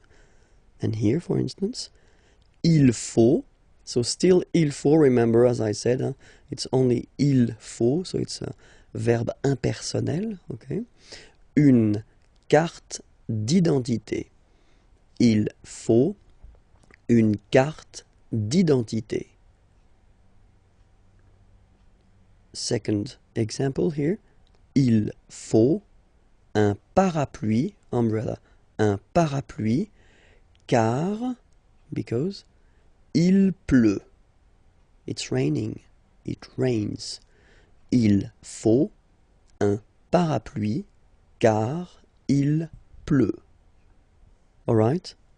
So, it was short and I hope clear. It was Unité 4, leçon G. Remember that here, that's the name of the channel, Imagier on YouTube. You can find the next lessons, of course, and then the previous lessons. And if you go on the website, you can find more material. Have a great day. Bye bye. Bonjour à tous. Hi everyone and welcome to Learn French with Vincent. This is Unité 4, leçon H. And in this lesson, we'll discover les adjectifs ordinaux. Les adjectifs ordinaux, so in English it would be first, second, third, fourth, etc., etc. So we'll see how they go in French. And so we'll start with the first, okay? And as usual in French, remember, we've got the difference between the masculine form and the feminine form, okay? So each time we'll have here and here the masculine form and the feminine form. Here, that's the way you can see them written when you get to make them short, okay? So they can be written like that, okay? So we'll pronounce them. Le premier, so the first, le premier, la première. Le premier, la première. Okay? Then, le deuxième, la deuxième. So in that case, it's only the le and la that will be different because deuxième will be the same if you look at them. Okay? Then, same thing here. Le troisième, la troisième. Le troisième, la troisième. Okay? Le quatrième, la quatrième. Le quatrième, la quatrième. Le cinquième, la cinquième. Le cinquième, la cinquième. Le sixième, la sixième. Le sixième, la sixième. Le septième, so remember we don't pronounce this P here. Le septième, la septième. Okay? Le huitième, remember H doesn't exist. Huitième, huitième, la huitième. Le neuvième, neuvième, so it's V here, remember, vième, la neuvième. Le neuvième, la neuvième. Le dixième, so remember, even if you've got this X here, you pronounce it Z. Dixième, dixième. Same thing as we had here. Sixième, okay? Le dixième, la dixième. All right, that's it. I hope it was clear. It was leçon H, and then you can find the other lessons right here, okay? And then the website is here, imagier.net. You can find more material. Have a great day. Bye-bye. Bonjour à tous. Hi everyone and welcome to Learn French with Vincent. This is Unité 4, leçon I. And in this lesson we'll discover together how to conjugate le verbe partir. Partir means to leave. Okay, at the present form. So we see this verb because this verb is normally quite useful, and then it is not regular, so it belongs to the third group of verbs, so it's always good to see the conjugation together. Okay, so the first form is je pars, so final S not pronounced, je pars. Tu pars, same form, you can see here and here, so final S not pronounced, tu pars. Il, elle, part, final T not pronounced, il, elle, part. Okay, so you can see that it's part,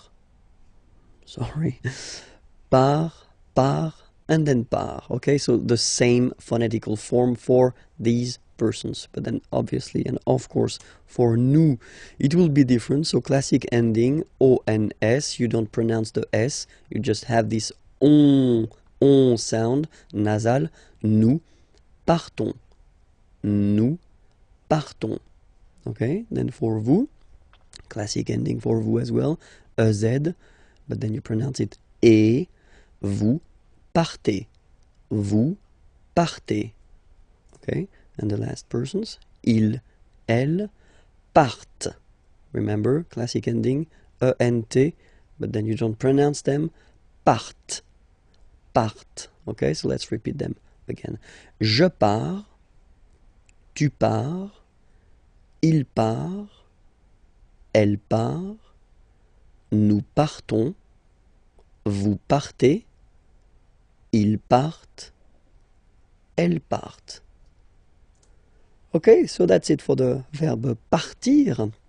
If you want more lessons, then you can find them at the following address, and then the website is here, imagier.net, if you want more material. Have a great day. Bye bye. Bonjour à tous, hi everyone, and welcome to Learn French with Vincent. This is Unité 4, leçon J, and in this lesson we'll discover together how to conjugate at the present form le verbe venir. So venir means to come, okay, so it's quite useful, and especially it does belong to the third group of verbs, so it's not regular. So for the present form, it's quite useful to spend a few minutes just to see the conjugation together. Okay, so we'll start right now. First form, je viens, final S not pronounced, je viens. Remember, I-E-N, ien, je viens. Okay, tu viens, final S not pronounced, tu viens. Okay, then il, elle, vient, final T not pronounced, il, elle, vient. Okay, so je viens, tu viens, il, elle, vient. Phonetically it's the same form, okay, but then for nous it will be a bit different. ONS, remember, classic ending for nous at the present form, final S not pronounced, so you will get the sound venons, nous venons, nous venons. Okay, then classic ending for vous, EZ here, and then you pronounce it et, vous venez, vous venez. Okay, and the last one here, so you've got this double N just after the so it will change a little bit your pronunciation. You will have to pronounce this like okay. Ils viennent, so remember this classic ending ENT for the third person of the plural is here, but phonetically it doesn't exist, so you don't pronounce it. Viennent, viennent, okay? Ils viennent, elles viennent. Alright, so let's see the form one more time. Je viens, tu viens, il vient, elle vient, nous venons, vous venez, ils viennent, elles viennent. Alright? So, venir is quite important. Be sure to remember it by heart. Please, please, please, s'il vous plaît. And then, when you're ready, you can go at the following address, to find the next lesson, okay? And then more material here, imagej.net. Have a great day. Au revoir. Bonjour à tous. Hi everyone and welcome to Learn French with Vincent. This is Unité 4, leçon K. And in this lesson, we'll discover a big thing. So it's les pronoms COD. Okay, so no stress, but still it will be quite important. Okay, les pronoms COD. So we'll take first a sentence. Okay, so it's a question and it's tu regardes la télévision. Okay, so tu regardes, regarder is to watch, la télévision. So if we look at this question, okay, and then we want to define all the elements, the first thing that we've got in this sentence is tu. Okay, so it's here, and it's sujet, so the subject of the sentence here. Okay, second part that we've got here is regarde. Okay, regarde here, and it's the verb. Okay, that you've been conjugating. It's es just because it's tu, all right? And the second part, or the third part here, so the last part, la télévision. So la télévision, that's what we will call complément, okay, because it's a complement, it will complete the sentence here by giving some information. It's objet, it doesn't have anything to do because it's la télévision, okay, so it's not an object like that, but it's what we call grammatical object, okay, and we say that it's direct because you don't have any preposition between the verb and this complément, okay, so no preposition, so it's direct, okay. So why do we say that it's quite important to use les pronoms COD? Just because when you've got a question, so if someone is asking you, tu regardes la télévision, okay, the first option would be oui, je regarde la télévision. So of course it's possible to repeat, this part, la télévision, okay, but then if we are honest, then in most of the cases we won't repeat la télévision. In that case, we will use what we call pronouns, okay, just to avoid repeating this word, okay. So let's see these pronouns together. So as usual, we will have the difference between the masculine, the feminine, and the plural, okay. In that case here, we'll start with the masculin singulier. Masculin singulier will be first le, or then, as usual, if we've got a vowel coming after, the e will disappear, so it will be L apostrophe, okay? Le, or then l, like that, okay? If it's feminine, and at the singular form, so we're talking here about the third person of the singular, it will be la, or for the same reasons as previously, L apostrophe if you get a vowel after. Okay? And then for the plural form, so here we're talking about the third person of the plural, then it will be les. Okay, so let's repeat them one more time. So for the masculine singular form, it's le. For the feminine singular form, it's la. Okay, and then if they are followed by vowels, then you take a and a away, and then you get this l, okay? And for the plural form here, it's les. All right? So let's see that in action now. So if you get the same question, tu regardes la télévision. All right? So now we've got all the elements. So we know that tu was the subject, regarde the verb, la télévision, complément d'objet direct, and that's the thing we want to replace. We don't want to repeat la télévision, okay? So first, what do we need to do is first to spot the gender of the word. We know that la télévision is feminine. Okay, so we've got all the keys necessary.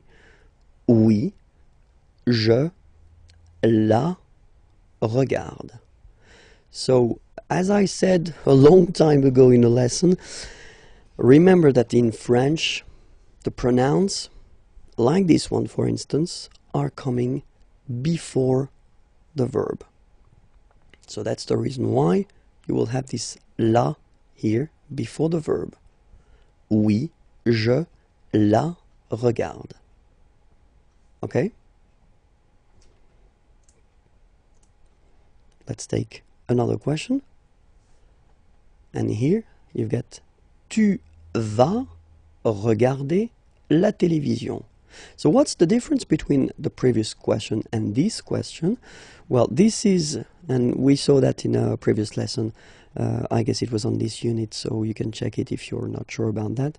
That's what we call the futur proche, so the near future. Tu vas regarder la télévision, you are going to watch. Okay, so that's the near future. Tu vas regarder la télévision. Okay, and then here, if you look carefully, well, you've got two verbs. And that's the important thing here. So if you will have a structure with two verbs, and then you want to use a pronoun, this pronoun will come always before the second verb. Like here, oui, je vais la regarder. Okay?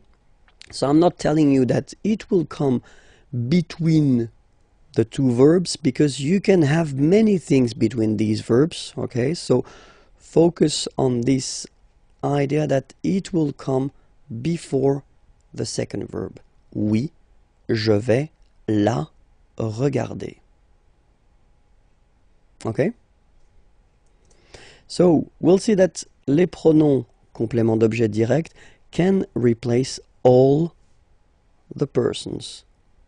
So for the first person it will be me, second person it will be te, third person of the singular, so the one we saw, le for the masculine form, and then la for the feminine form. First person of the plural, nous.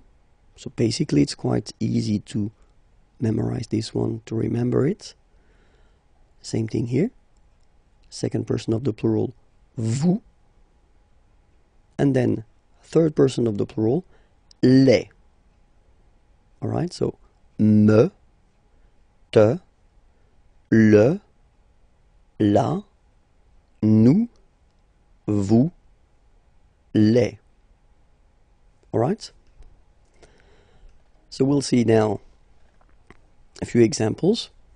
So the first one, il me regarde. So if you want to say that he is looking at me, il me regarde. Okay, so remember, as I said previously, these pronouns are coming before the verb. Okay, il me regarde. Present form, only one verb, you just put it before. Il me regarde. Il te regarde. So he's looking at you. Il te regarde. Il le regarde. Il la regarde. He's looking at him, he's looking at her. Il nous regarde. Il vous regarde. Il les regarde.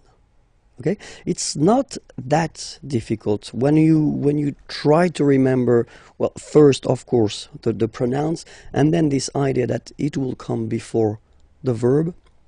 Well, honestly, it's not that tricky. Okay, I've been putting the same sentence, but then at this near future form. Okay, so just to show you, if you forgot it, that it should come before the second verb. Okay, so il va me regarder. So he's going to watch me, or to look at me. Okay, il va me regarder.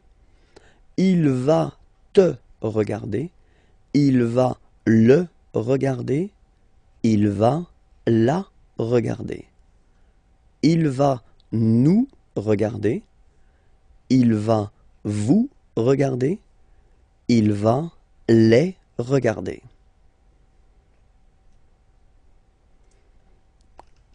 Okay, that's the end of les pronoms compléments d'objet direct. You can check for the other lessons that are on YouTube, and it's Imagier, the name of the channel, and then the website imagier.net is here. Okay, you can find more material. Have a great day. Bye bye. Bonjour à tous, hi everyone, and welcome to Learn French with Vincent. This is Unité 4, leçon L. And in this lesson, we'll have the pleasure to see together what we call les pronoms COI.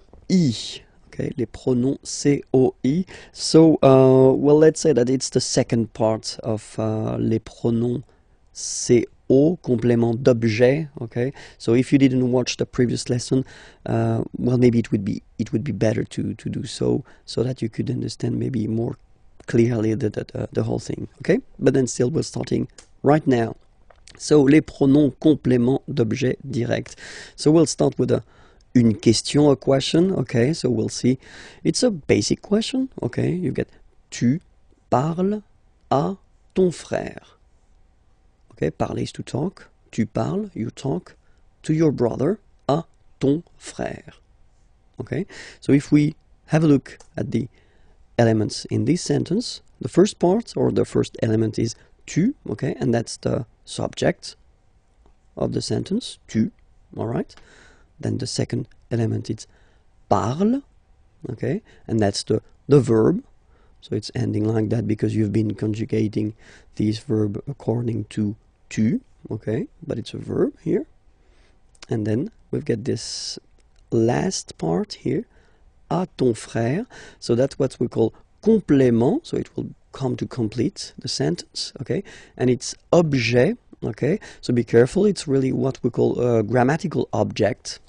So it's not an object because in that case it's a good example because it's a person, okay, but then it's a grammatical object, and it's indirect because you've got this preposition à here, okay. So in the previous lesson we saw the direct ones, okay, they were without any preposition, okay, but then in this lesson it's indirect because you've got the preposition à here, okay, and it will change the things.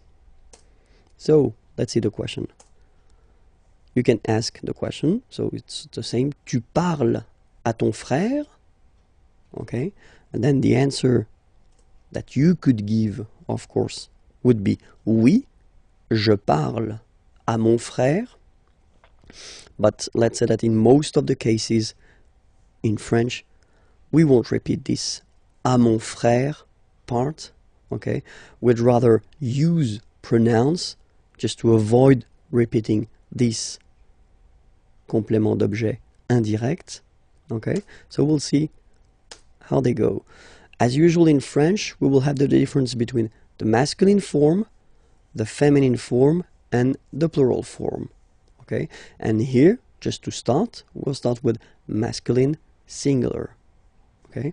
Masculine singular form will be lui, okay? Ui, lui, lui, all right? Féminin singulier, so feminine form and the singular form here, it will be lui. So it's quite easy to memorize, to remember, okay, because it is the same form for the masculine and the feminine form, okay?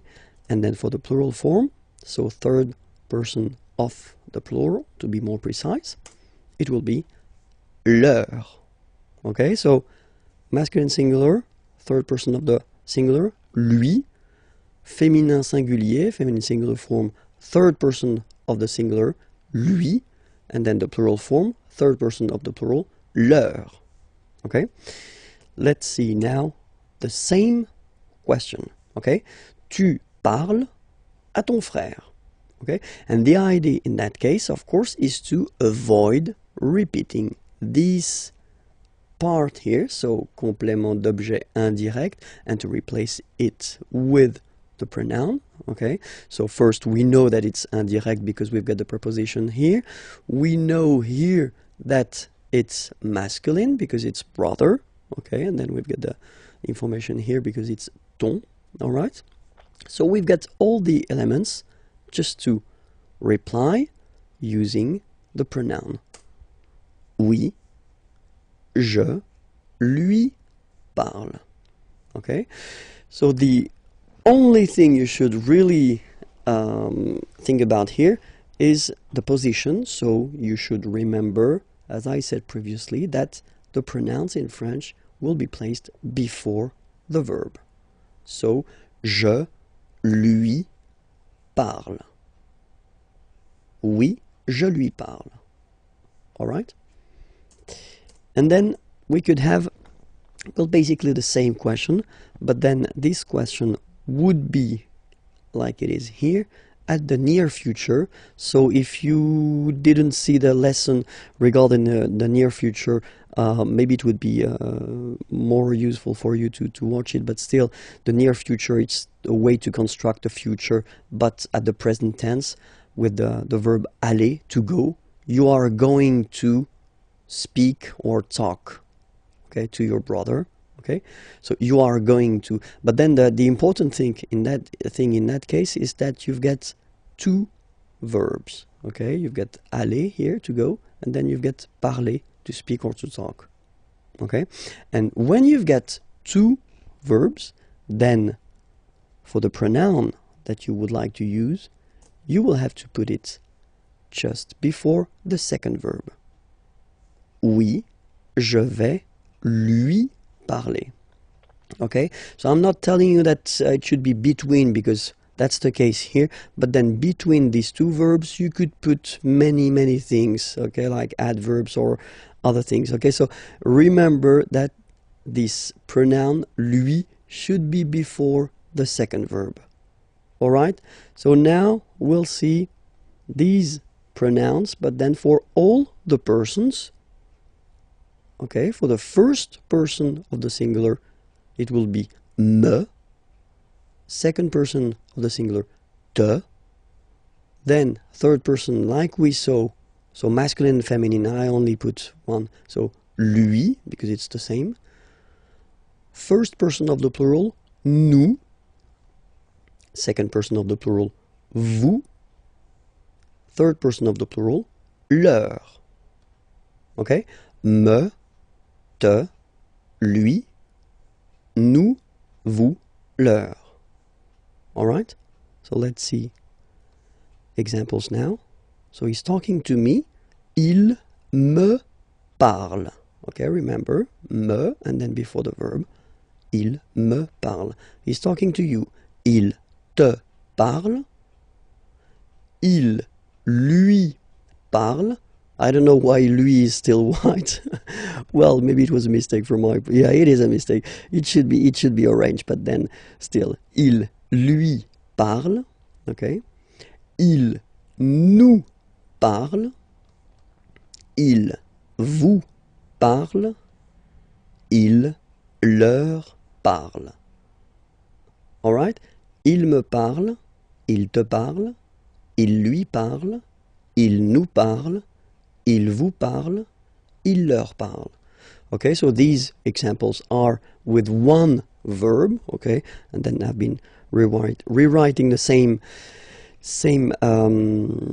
sentence, but then at the near future, okay, with the two verbs, and then we can see how they go now. Il va me parler, he's going to talk to me. Il va me parler, so remember, me before the second verb. Il va te parler, he's going to talk to you. Il va lui parler, he's going to talk to her, or he's going to talk to him, okay? Il va nous parler, he's going to talk to us. Il va vous parler, he's going to talk to you. Il va leur parler, he's going to talk to them, okay? Il va me parler, il va te parler, il va lui parler, il va nous parler, il va vous parler, il va leur parler. That's it. Congratulations if everything is clear. It was leçon L. Be sure to find more lessons there on youtube.com/imagier, and then the website is here and it's waiting for you. Okay, bye bye. Bonjour à tous, hi everyone, and welcome to Learn French with Vincent. This is Unité 4, leçon M. And in this lesson we'll see how to conjugate together le verbe vouloir. Vouloir means to want, and it belongs to the third group of verbs in French, so irregular. So that's the reason why I think it's quite good to see the conjugation at the present form together. So here it goes. Vouloir, first person, je veux. Final X not pronounced. Je veux. Tu veux. Final X not pronounced, the same form. Il veut. Final T not pronounced. Elle veut. Okay, so here, so far we've got one phonetical form, it's veut. Then for nous, classic ending, ONS, don't pronounce the S, just pronounce the on. Nous voulons. Nous voulons. Same thing here, classic ending EZ for vous, but then you pronounce it et. Vous voulez. Vous voulez. Vous voulez. And the last one, here, EU, and then ENT, classic ending, but then you don't pronounce it, so you get veulent, veulent. Ils veulent, elles veulent. Ils veulent, elles veulent. Okay, so let's repeat it one more time. Je veux, tu veux, il veut, elle veut, nous voulons, vous voulez, ils veulent, elles veulent. So that's it for this lesson. It was leçon M. Well, you can find more lessons right here. Imagier is the name of the channel on YouTube, and then more material can be found there at imagier.net. Have a great day. Au revoir. Bonjour à tous. Hi everyone, and welcome to Learn French with Vincent. This is Unité 4, leçon N. And in this lesson, we'll discover together le verbe savoir. Savoir means to know, and it's quite useful. And but then it is irregular, so it belongs to the third group of verbs. So it's quite good to see the way to conjugate it together, okay, at the present form. And we'll see it right now. Okay, so let's start now. Je sais. Okay, final S not pronounced, and then you get this A-I, E. Okay, je sais, sais. Okay. Tu sais, same form, final S not pronounced. Tu sais. Il sait, final T not pronounced. Elle sait. So one phonetical form so far. Nous savons. So classic ending for nous, O-N-S. You don't pronounce the final S. Nous savons. Nous savons. Okay? Then vous savez. Classic ending for vous, E-Z, but then phonetically it's et. Vous savez. Savez. And then il. Here, classic ending for il and elle at the plural form, E-N-T. You don't pronounce it, so you get the sound savent. V-v-v-v, savent. Okay? Ils savent. Elles savent. So let's see that one more time. Je sais, tu sais, il sait, elle sait, nous savons, vous savez, ils savent, elles savent. Well, that's it. You know the verb savoir at the present form, and I'm really happy for you.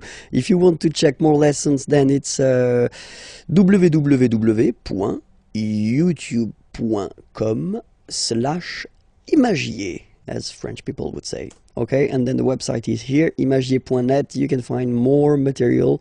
Have a great day. Bye-bye. Bonjour à tous. Hi everyone, and welcome to Learn French with Vincent. This is Unité 4, leçon O. And in this lesson we'll see il y a, so we saw it in a previous lesson quite shortly. So il y a means there is or there are, but then in French we will have only one form, il y a. Okay, so let's see, for instance, here a question. Est-ce qu'il y a un magasin dans le quartier? Okay, est-ce qu'il y a, so is there un magasin, a shop, dans le quartier, in the neighborhood? Okay, est-ce qu'il y a un magasin dans le quartier? All right, so the answer would be oui, il est juste ici. Yes, it is right here. Oui, il est juste ici. Okay, so in that case, we've been using this il y a, there is, okay, just because un magasin, well, it's singular. Okay, so it's basically there is a shop, there is something. Okay, let's see now. Here, same thing. Il y a une piscine, a swimming pool, dans cette ville. Il y a une piscine dans cette ville. All right. So you can see that in the first example, I've been using this est-ce que. You remember we saw that previously, that you can add if you want to ask a question, okay? Or then it's possible here just to keep the same order. There is, il y a, okay? Une piscine, a swimming pool, dans cette ville, in this town, okay? But then don't forget to raise your voice at the end because it's a question. Il y a une piscine dans cette ville? Il y a une piscine dans cette ville?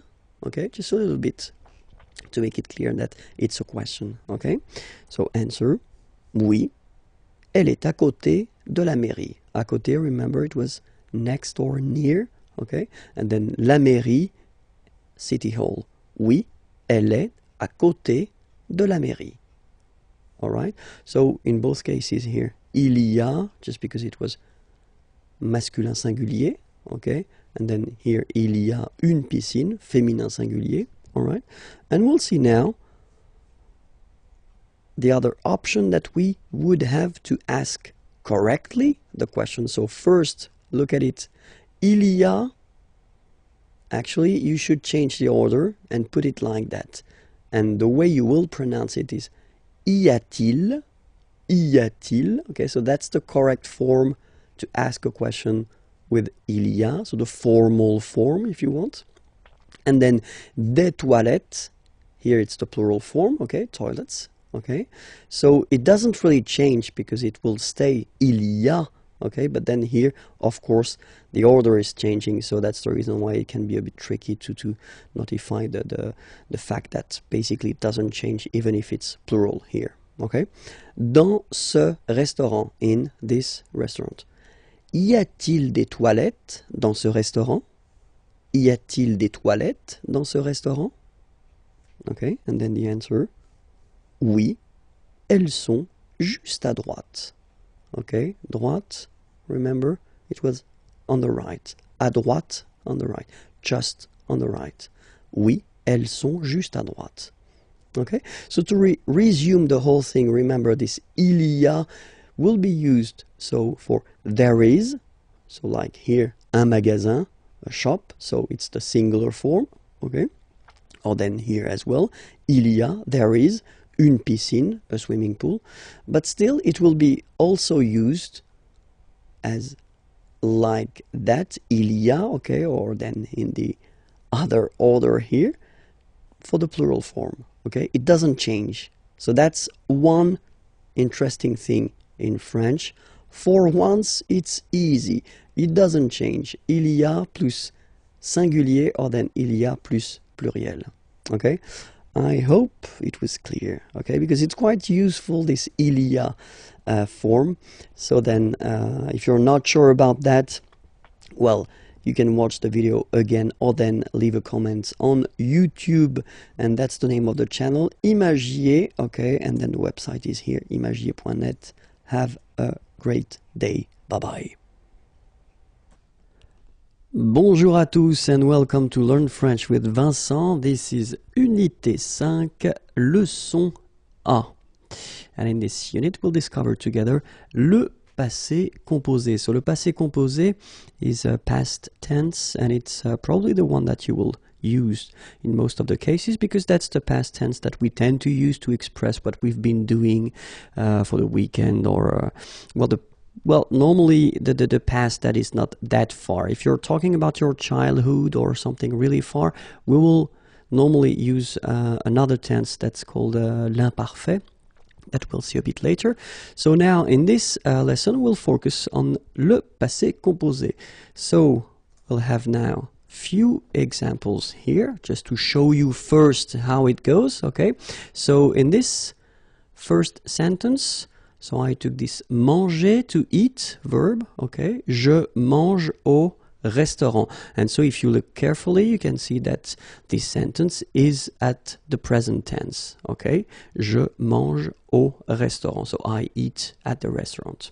Okay, and then here I wanted to show you what this passé composé form looks like. Okay, so you can see that you've got first here the verb avoir at the present form. Okay, so it goes like j'ai, and then the second part, so because that's the main concept of this passé composé. Composé means composed, so you will have two parts, okay? And this is the second part here, and that's what we call participe passé, so past participle, and it goes like manger with an accent here at the end, okay? So we'll see why in a few minutes, okay?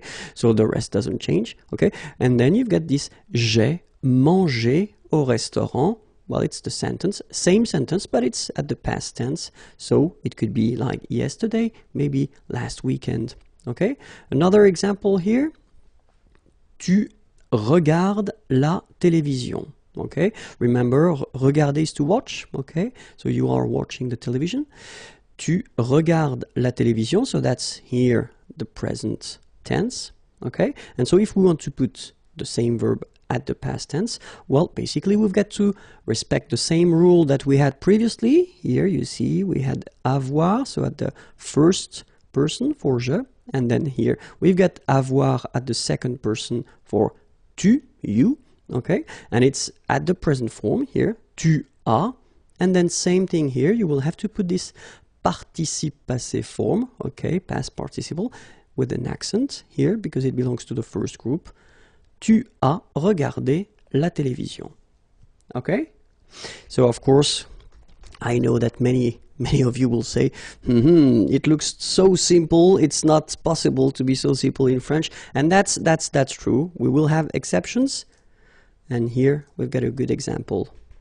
So, il va au travail. Okay, remember, va, it's the form at the present tense for the verb aller. Aller is to go, okay? And so we will see that few verbs, we will have to change a little bit the way to construct the passé composé, because here you can see that in the past tense sentence here, we don't use avoir as we did previously, like with manger, j'ai, tu as, with regarder, okay? But we will use être. Okay, il est, and then you can see here, aller, so participe passé, au travail, at work. Il est allé au travail. Okay, and this will be, well, the first difficulty of the passé composé form. So you should really think about the fact that, well, most of the verbs will be constructed with avoir, okay, and the one that you will construct with the être will be the exceptions, so you will have to remember them by heart, of course, okay, so we'll make a list after.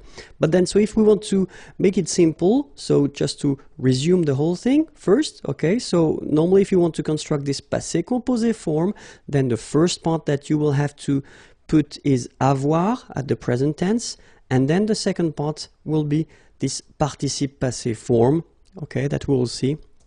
And then you will get this passé composé, okay? For the exceptions, as I said, we will have to use être at the present form, then the participe passé form, so you will get this passé composé, okay? Now, let's see the verbs that will require être at the passé composé. The first one that we saw in the example that I gave you previously was aller. Aller is to go, okay? Second one, arriver. Arriver means to arrive. Third one, descendre. Descendre means to go down. Then devenir. Devenir means to become. Then entrer. Entrer, to enter. Monter. Monter, to go up. Mourir. Mourir, to die.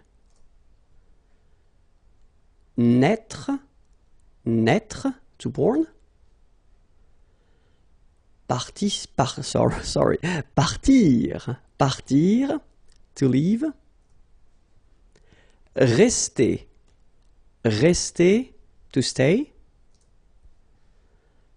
Retourner. Retourner, to return. Sortir. Sortir, to go out. Tomber. Tomber, to fall. Venir. Venir, to come. Okay, so remember that all these verbs here that we saw will require the verb être at the passé composé form. Okay, so the others will require avoir. Okay, so you can see now that, I mean, most of the verbs will require avoir. Okay, and then these verbs will require être. Okay, so let's repeat them one more time. Aller, arriver, descendre, devenir, entrer, monter, mourir, naître, partir, rester, retourner, sortir, tomber, venir. Okay? So,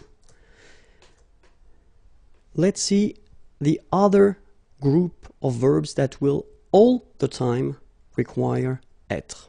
And these verbs are, well, what we call this réfléchi, sorry, verb réfléchi, so I was thinking about the reflexive in English, okay? So, se regarder, for instance, okay? So remember that we've got these verbs, like, so regarder is to watch or to look, and then when you put this se regarder, well, basically you will have the meaning like to look or to watch at oneself, okay? And all these verbs will require être, okay? S'appeler as well, to call oneself. Se présenter, to present oneself. So all these verbs, but then more generally, all the verbs constructed with this se form, okay, so to have this reflexive form, will require être. Okay? So now, let's see again one more time, if that's okay with you, the conjugation at the present form of avoir and être, because that's the verbs you will have to use, okay? So avoir, remember, it goes like j'ai, tu as, il a, elle a, so remember, masculine, feminine. Nous avons, so you can put this little liaison, link between the two. Nous avons. Vous avez, same thing here, little link between the two. And then ils ont, so the link as well, the liaison. Elles ont. All right, so j'ai, tu as, il a, elle a, nous avons, vous avez, ils ont, elles ont. Okay, so it's avoir at the present form, so the form you will have to use for the first part of the passé composé, and then être, je suis, tu es, il est, elle est, nous sommes, vous êtes, okay, little liaison here, little link, vous êtes, ils sont, elles sont. Okay, so one more time. Je suis, tu es, il est, elle est, nous sommes, vous êtes, ils sont, elles sont. All right?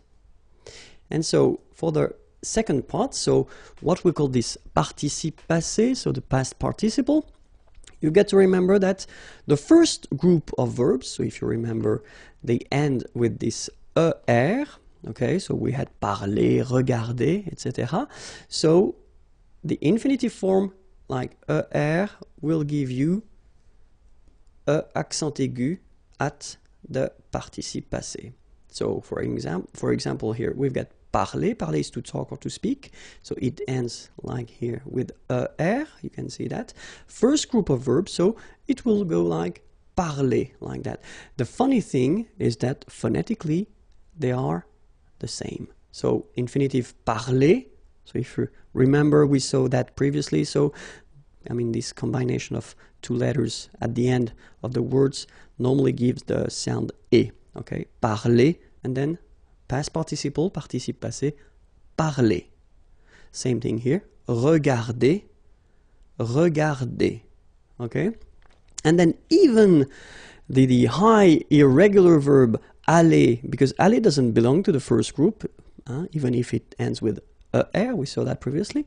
But then even this verb will give well, normal or easy participe passé. Okay, it goes like aller, like that. Okay, so parler, regarder, regarder is to watch, and then aller, aller is to go. Okay, the verbs from the second group. So second group, not all the er verbs, unfortunately, but most of them. Well, it would be quite simple because this er will become i. All right, so you will have verb like choisir, choisir is to choose, will become choisi for the participe passé form. Okay, finir, to finish, to end, fini, like that. Unir, to unite, uni. All right, so it's not that difficult. Okay, so choisi, fini, uni.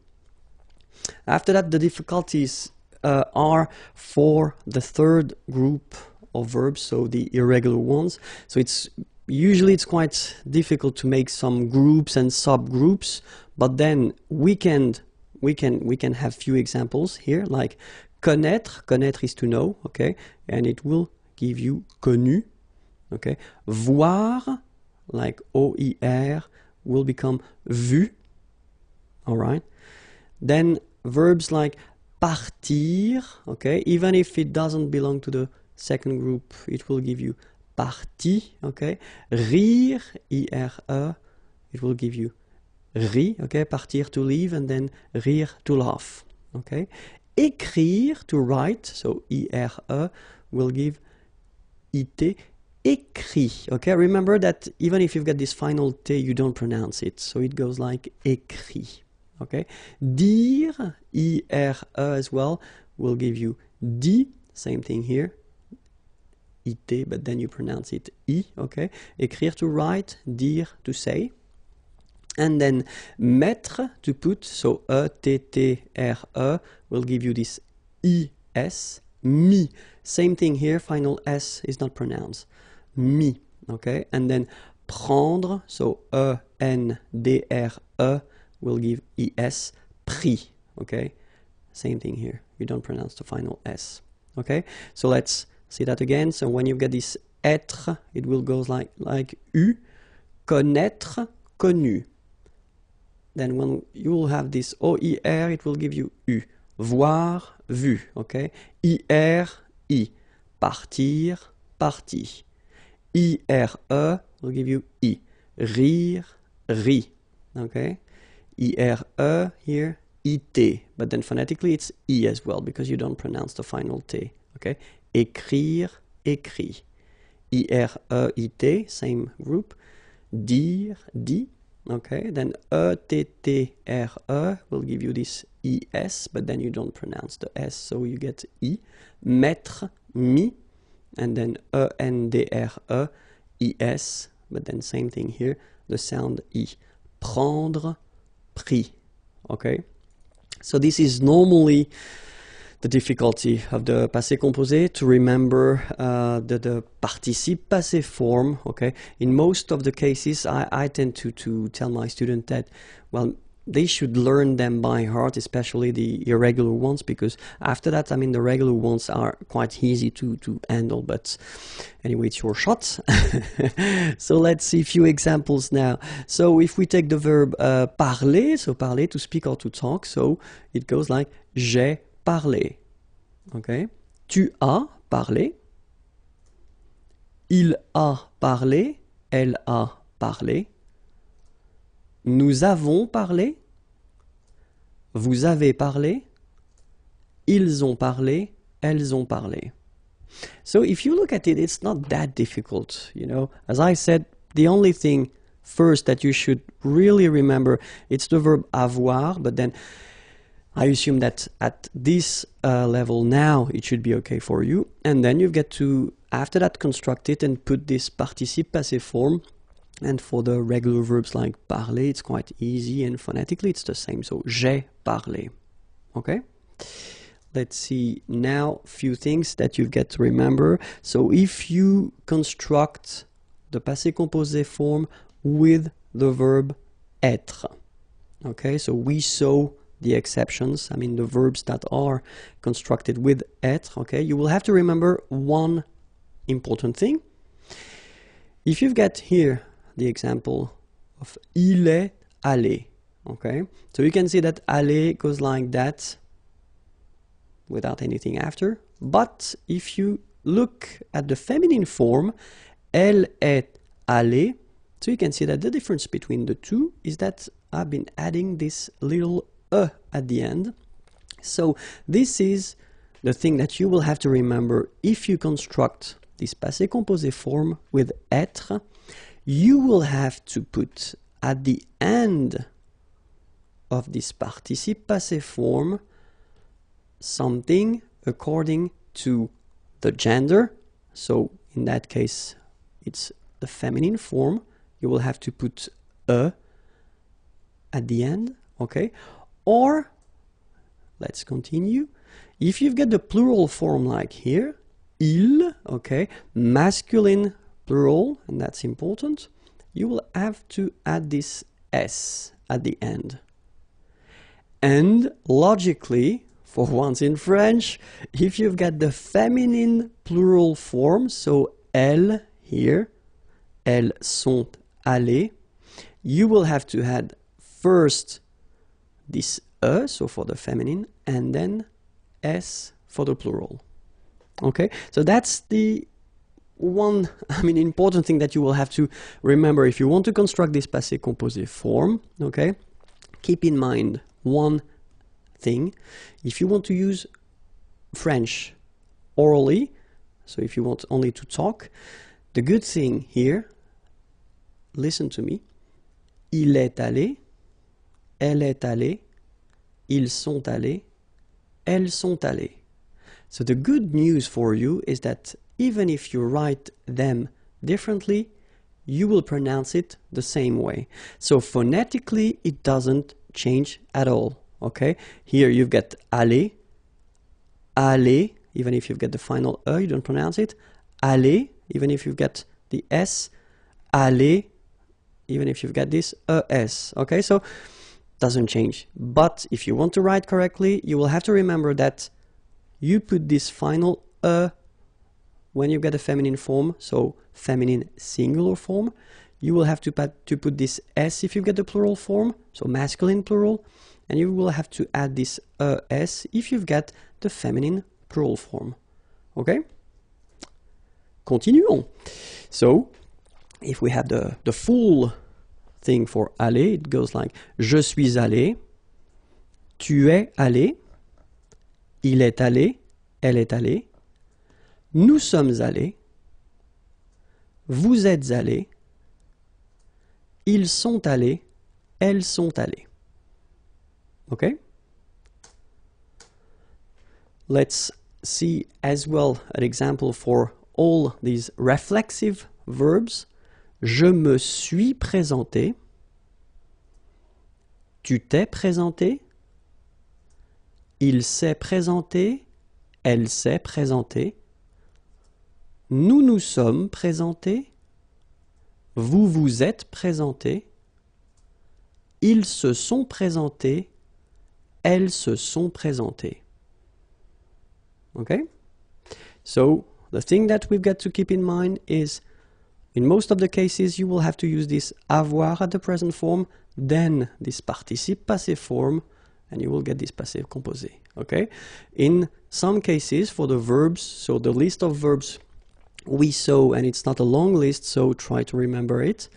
And all the reflexive verbs, you will have to use this être at the present form, then the participe passé. Then you will get this passé composé form. That's it for this lesson. You can go on YouTube/Imagier, and then you can find the next lessons and the previous lessons as well. And if you want more material, imagier.net. Have a great day. Bye bye. Bonjour à tous and welcome to Learn French with Vincent, and this is Unité 5, leçon B.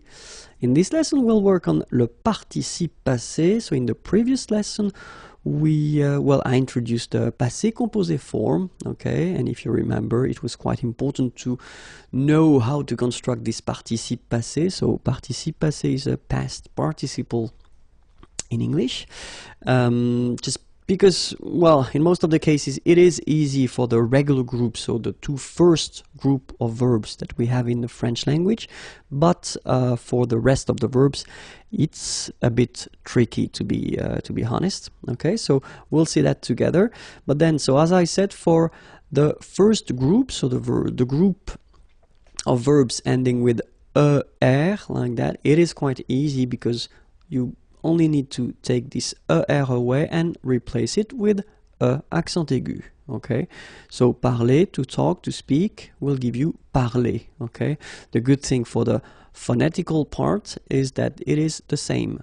Parler, parler, you pronounce it the same. Okay, regarder, so to watch, will give you regarder. Okay, and then even this aller verb, so irregular verb, but then it will behave like the regular verbs. So aller will give you aller, accent aigu, like that. Okay. Second group of verbs, not all the er verbs, we'll see that a bit later, but most of them, and it's quite easy as well because you will have to take this er away and just replace it with I. Okay, so choisir, to choose, will give you choisi. Finir will become fini. Unir, uni. Okay, choisir, to choose, finir, to finish or to end, unir, to unite. Okay, so the two first group of verbs are quite easy to modify just to make this participe passé form. Okay, but then the third group is a bit more tricky, so we saw a few examples. So like this one, A-I-T-R-E will become U, connaître, to know, connu. O-I-R, voir, to see, will become U, vu. Okay, I-R, so even if partir doesn't belong to the second group, then it will behave the same way, it will become I, partir, to leave, parti. Rire, I-R-E, same thing here, will become I. Rire, ri. Okay? I-R-E will become I-T. Okay? Écrire, to write, will become écrit. Okay? Remember that phonetically this final T doesn't exist. Okay? So the sound will be only this I. Écrit. Alright? Dire, I-R-E, will become I-T. Dit. Okay, phonetically, same thing here, you don't pronounce the final T. Mettre, E-T-T-R-E, will become I-S. Final S not pronounced, so mettre, to put, mis. Prendre, so E-N-D-R-E, will become I-S. Same thing here, final S not pronounced, so prendre, pris. Okay, so we will work now on the two main verbs of the French language, so avoir, to have, and obviously it will be a bit strange. It will become EU, so you will have to write this participe passé form like that, okay? But you will have to pronounce it U. So remember, main difference or big difference between what you write and what you pronounce. So you write it like that, U, but then you pronounce it U, okay? And then être is, well, it's a bit more simple in a way. So it's été, okay? Accent aigu, T, accent aigu, été. All right, so U and then été. All right, so let's see, or let's discover a few groups of verbs. So verbs ending with RIR, okay, will become RU for the participe passé form. So we'll see a few verbs. Courir, couru. Accourir, accouru.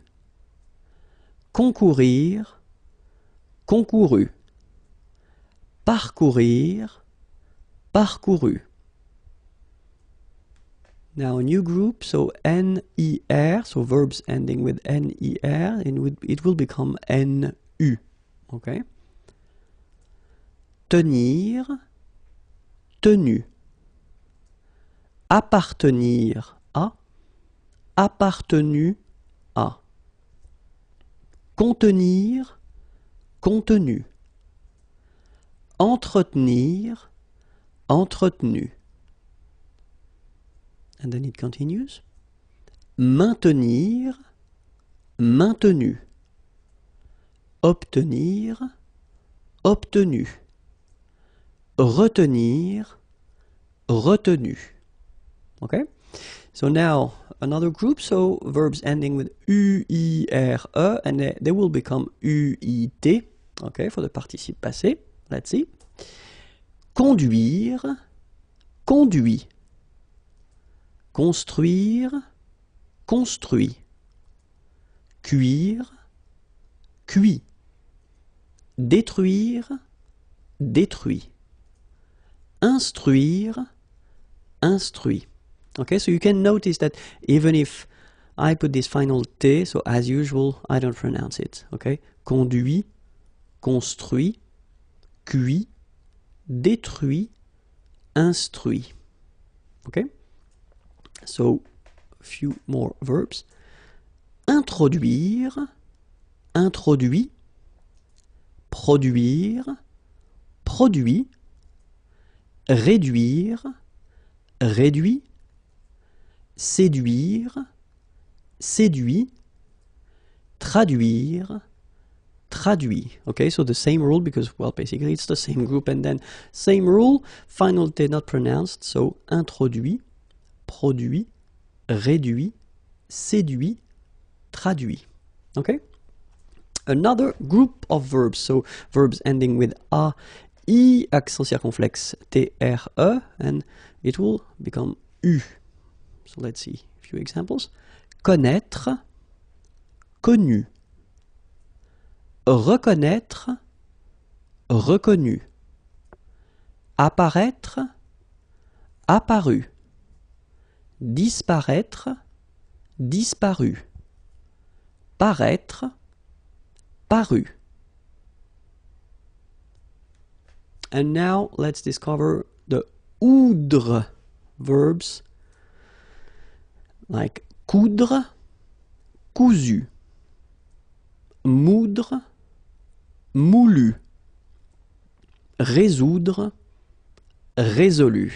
So it's just to show you that, you know, some verbs can be really, really irregular, and it's quite easy in some cases to make some groups and subgroups. So you should learn these verbs and the others, I mean the irregular ones, by heart if you really want to master this participe passé form and all the composed tenses that will use the participe passé. Okay, so but then let's continue the groups. So group of verbs ending with A, I, N, D, R, E, and they will become A, I, N, T. Okay, so a few examples. Craindre, craint. Contraindre, contraint. plaindre, plaint. Okay, and as usual, final T here is not pronounced, so you get craint, contraint, plaint. Okay. Another group, so E-I-N-D-R-E, and it will become E-I-N-T. Okay, so let's see. Atteindre, atteint.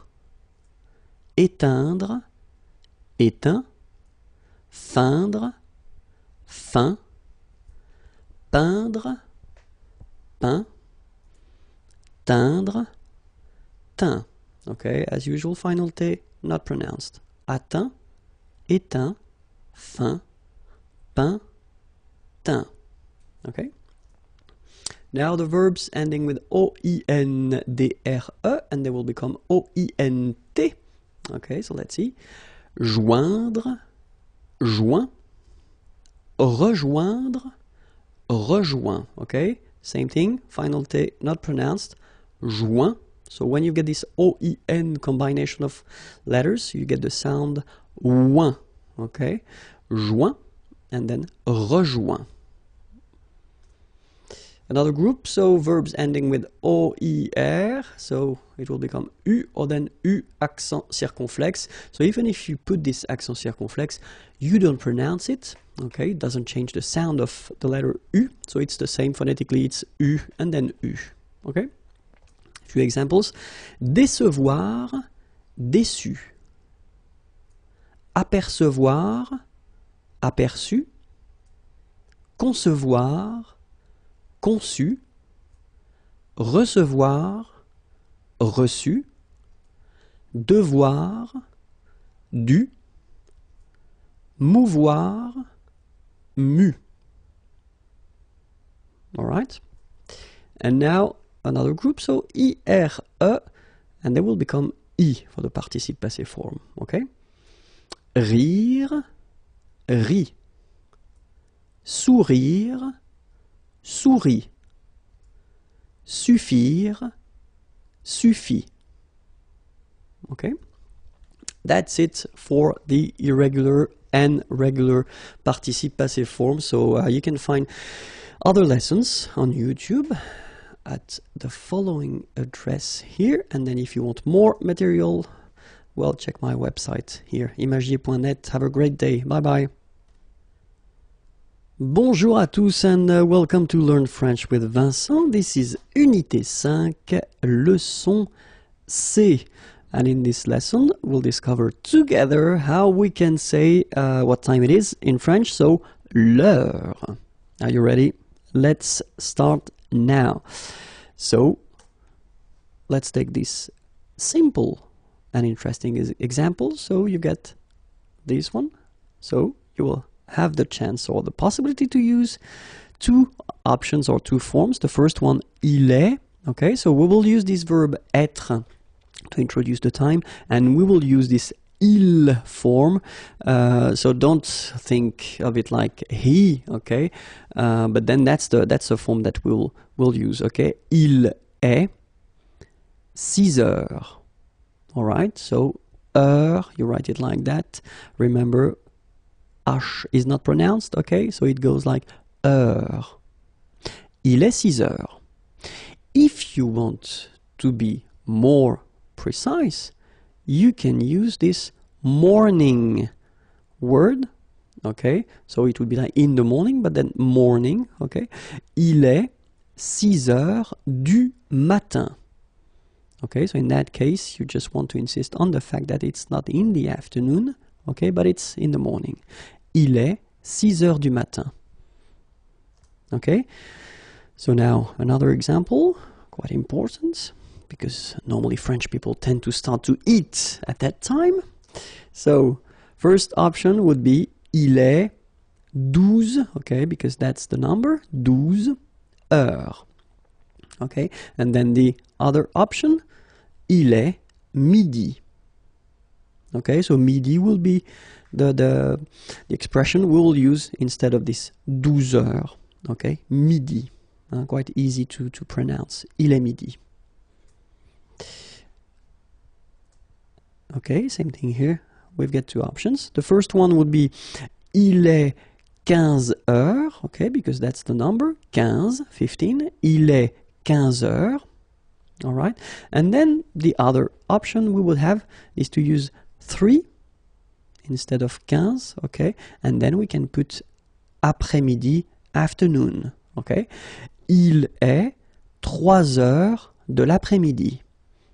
Il est 3 heures de l'après-midi. Okay, so first option, like the official one, il est 15 heures. Okay, and the less formal one, the one that maybe you will use if you're discussing with friends or colleagues, il est 3 heures de l'après-midi.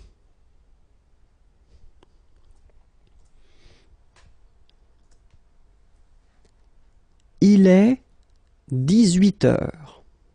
Okay, il est 18 heures. All right, so that's the number, 18, okay? Or then you can use this 6, okay? And in that case, when we use this 6 heures, we tend to think that, well, that's the limit. It's not really the afternoon, it's the beginning of the evening, so we use soir, d'accord? Il est 6 heures du soir. First option, il est 18 heures. Second possibility, il est 6 heures du soir. Okay, and now, il est 21 heures. So you don't say un, you say une, so 21, just because heure is feminine, so that's the reason why you've got to put this feminine form here. Il est 21 heures. All right, or then the other option, il est 9 heures du soir. Il est 9 heures du soir. Okay, here. Il est 24 heures, okay, 24, 24 heures, or then, il est minuit. Il est minuit. So minuit would be like midnight, okay? Il est minuit. So now, if we want to introduce the minutes, les minutes. First option would be il est 17h10. Okay, keep in mind that in French we don't write minute here. Okay, just write 10. 17h10. Okay, or then il est 5h10.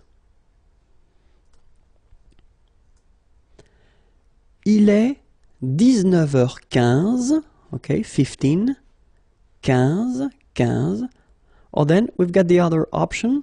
It's to use this écart. Écart. Il est 7h15. First one, il est 19h15. Or then, il est 7h15. Il est 15h30. 30. Or then, il est 3h30. Il est 3h30. And now, if we're going after 30, so, for example, here, we've got il est 7h35. So that's the first possibility, 35, 35. Okay, but then as in many languages, it's possible to say minus something, okay? In that case, it would be 25. So you can say, il est 8 heures moins, moins means minus, 25, 25. Il est 8 heures moins 25, okay? And you can see that here as well, we don't use the minute word after. Just put the numbers, okay? Il est 8 heures moins 25. Il est 9h45. Il est 9h45. 45, 45. Or, other option, il est 10 heures moins le quart. Moins le quart. Il est 10 heures moins le quart.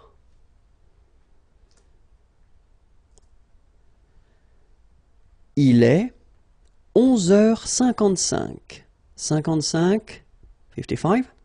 Or then, il est midi, remember, noon, il est midi moins 5. Il est midi moins 5. I hope it was clear for you.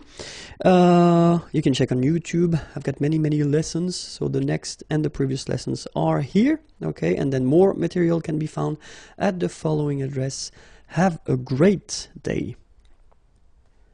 Bonjour à tous and welcome to Learn French with Vincent. This is Unité 5, leçon D. And in this lesson, we'll see vocabulary and then vocabulary connected to la maison, the house. So let's start now. La maison,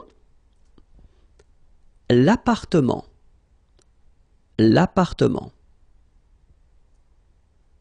l'étage, l'étage, l'escalier, l'escalier, la porte d'entrée, la porte d'entrée, le garage, le garage. Okay, so one more time. L'appartement, so it's the masculine form, by the way. L'étage, same thing here, masculine word. L'escalier, same thing here, masculine. La porte d'entrée, le garage. Okay, so let's continue now. La cave, les poubelles, la cheminée, l'ascenseur, le portail. Okay, so la cave, les poubelles. So here you've got the plural form, but then if you want to put the singular form, it would be la poubelle. Okay, so you know that, you know now, sorry, that it's a feminine word. La cheminée, l'ascenseur, okay, and it's masculine. Le portail. Let's continue. La sonnette, le balcon, le toit, la fenêtre, le grenier. Okay, so la sonnette, le balcon, le toit, remember final T not pronounced, la fenêtre, le grenier. Remember this R here at the end will give you the sound E, nier, grenier. Okay? Okay, that's it for this lesson. It was a short one, but quite useful. If you want to check for the next lessons and all the lessons, you can find them here, youtube.com/imagier. I'm going too fast. And then if you want more material, then you can find them here. Okay, have a great day. Bye-bye. Bonjour à tous and welcome to Learn French with Vincent. This is Unité 5, leçon E. And let's discover what we'll see today. Today we will work on les adjectifs qualificatifs. So adjectives that are really useful, and we'll see that in most of the cases, well, we will put this adjective after the name. Okay, so let's see a few examples now. The first one, travailleur, travailleuse. So when it comes to adjective, you've got to keep in mind that, of course, as usual in French, we will have the difference between the masculine form and the feminine form. And after this page, we'll see the same page, but then for the plural version, because, of course, we will have the difference between the singular and the plural form. Okay, so travailleur, masculine, so I will put always the first form here at the masculine form and then the feminine form here, travailleuse. Okay, so let's see another example. Heureux, heureuse. aventureux, aventureuse, merveilleux, merveilleuse, sérieux, sérieuse, joyeux, joyeuse, paresseux, paresseuse, naturel, naturel. So here you can see that we write them differently, but then phonetically they are the same. Listen, naturel, naturel. Okay, same way of saying them. Léger, légère, régulier, régulière, blanc, blanche. And so for these adjectives and others as well, you should put them after the name, après le nom. Okay, so let's see now the same, exact same adjective, but then at the plural form. Okay, so you can see that travailleur, you will only need to add this final S here. So phonetically it's the same, travailleur singular form without the S, and then travailleur plural form with the S, it's the same. Feminine form, travailleuse, same rule and same phonetical thing, you don't pronounce the final S, so you get travailleuse. Okay? Travailleur, travailleuse. Then, heureux, doesn't change. Heureuse, final S, not pronounced. Aventureux, doesn't change. Aventureuse, final S, not pronounced. Merveilleux, doesn't change. Merveilleuse, so final S, and then, what a surprise, you don't pronounce it. Sérieux, sérieuse. Joyeux, joyeuse. Paresseux, paresseuse. Naturel, naturel. Léger, légère. Régulier, régulière. Blanc, blanche. Okay, so remember, they will come after the name, après le nom.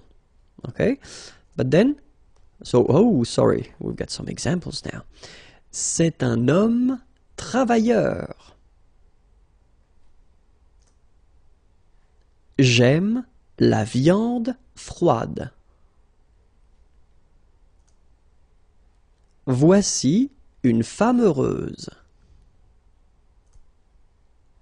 Nous prenons un repas léger.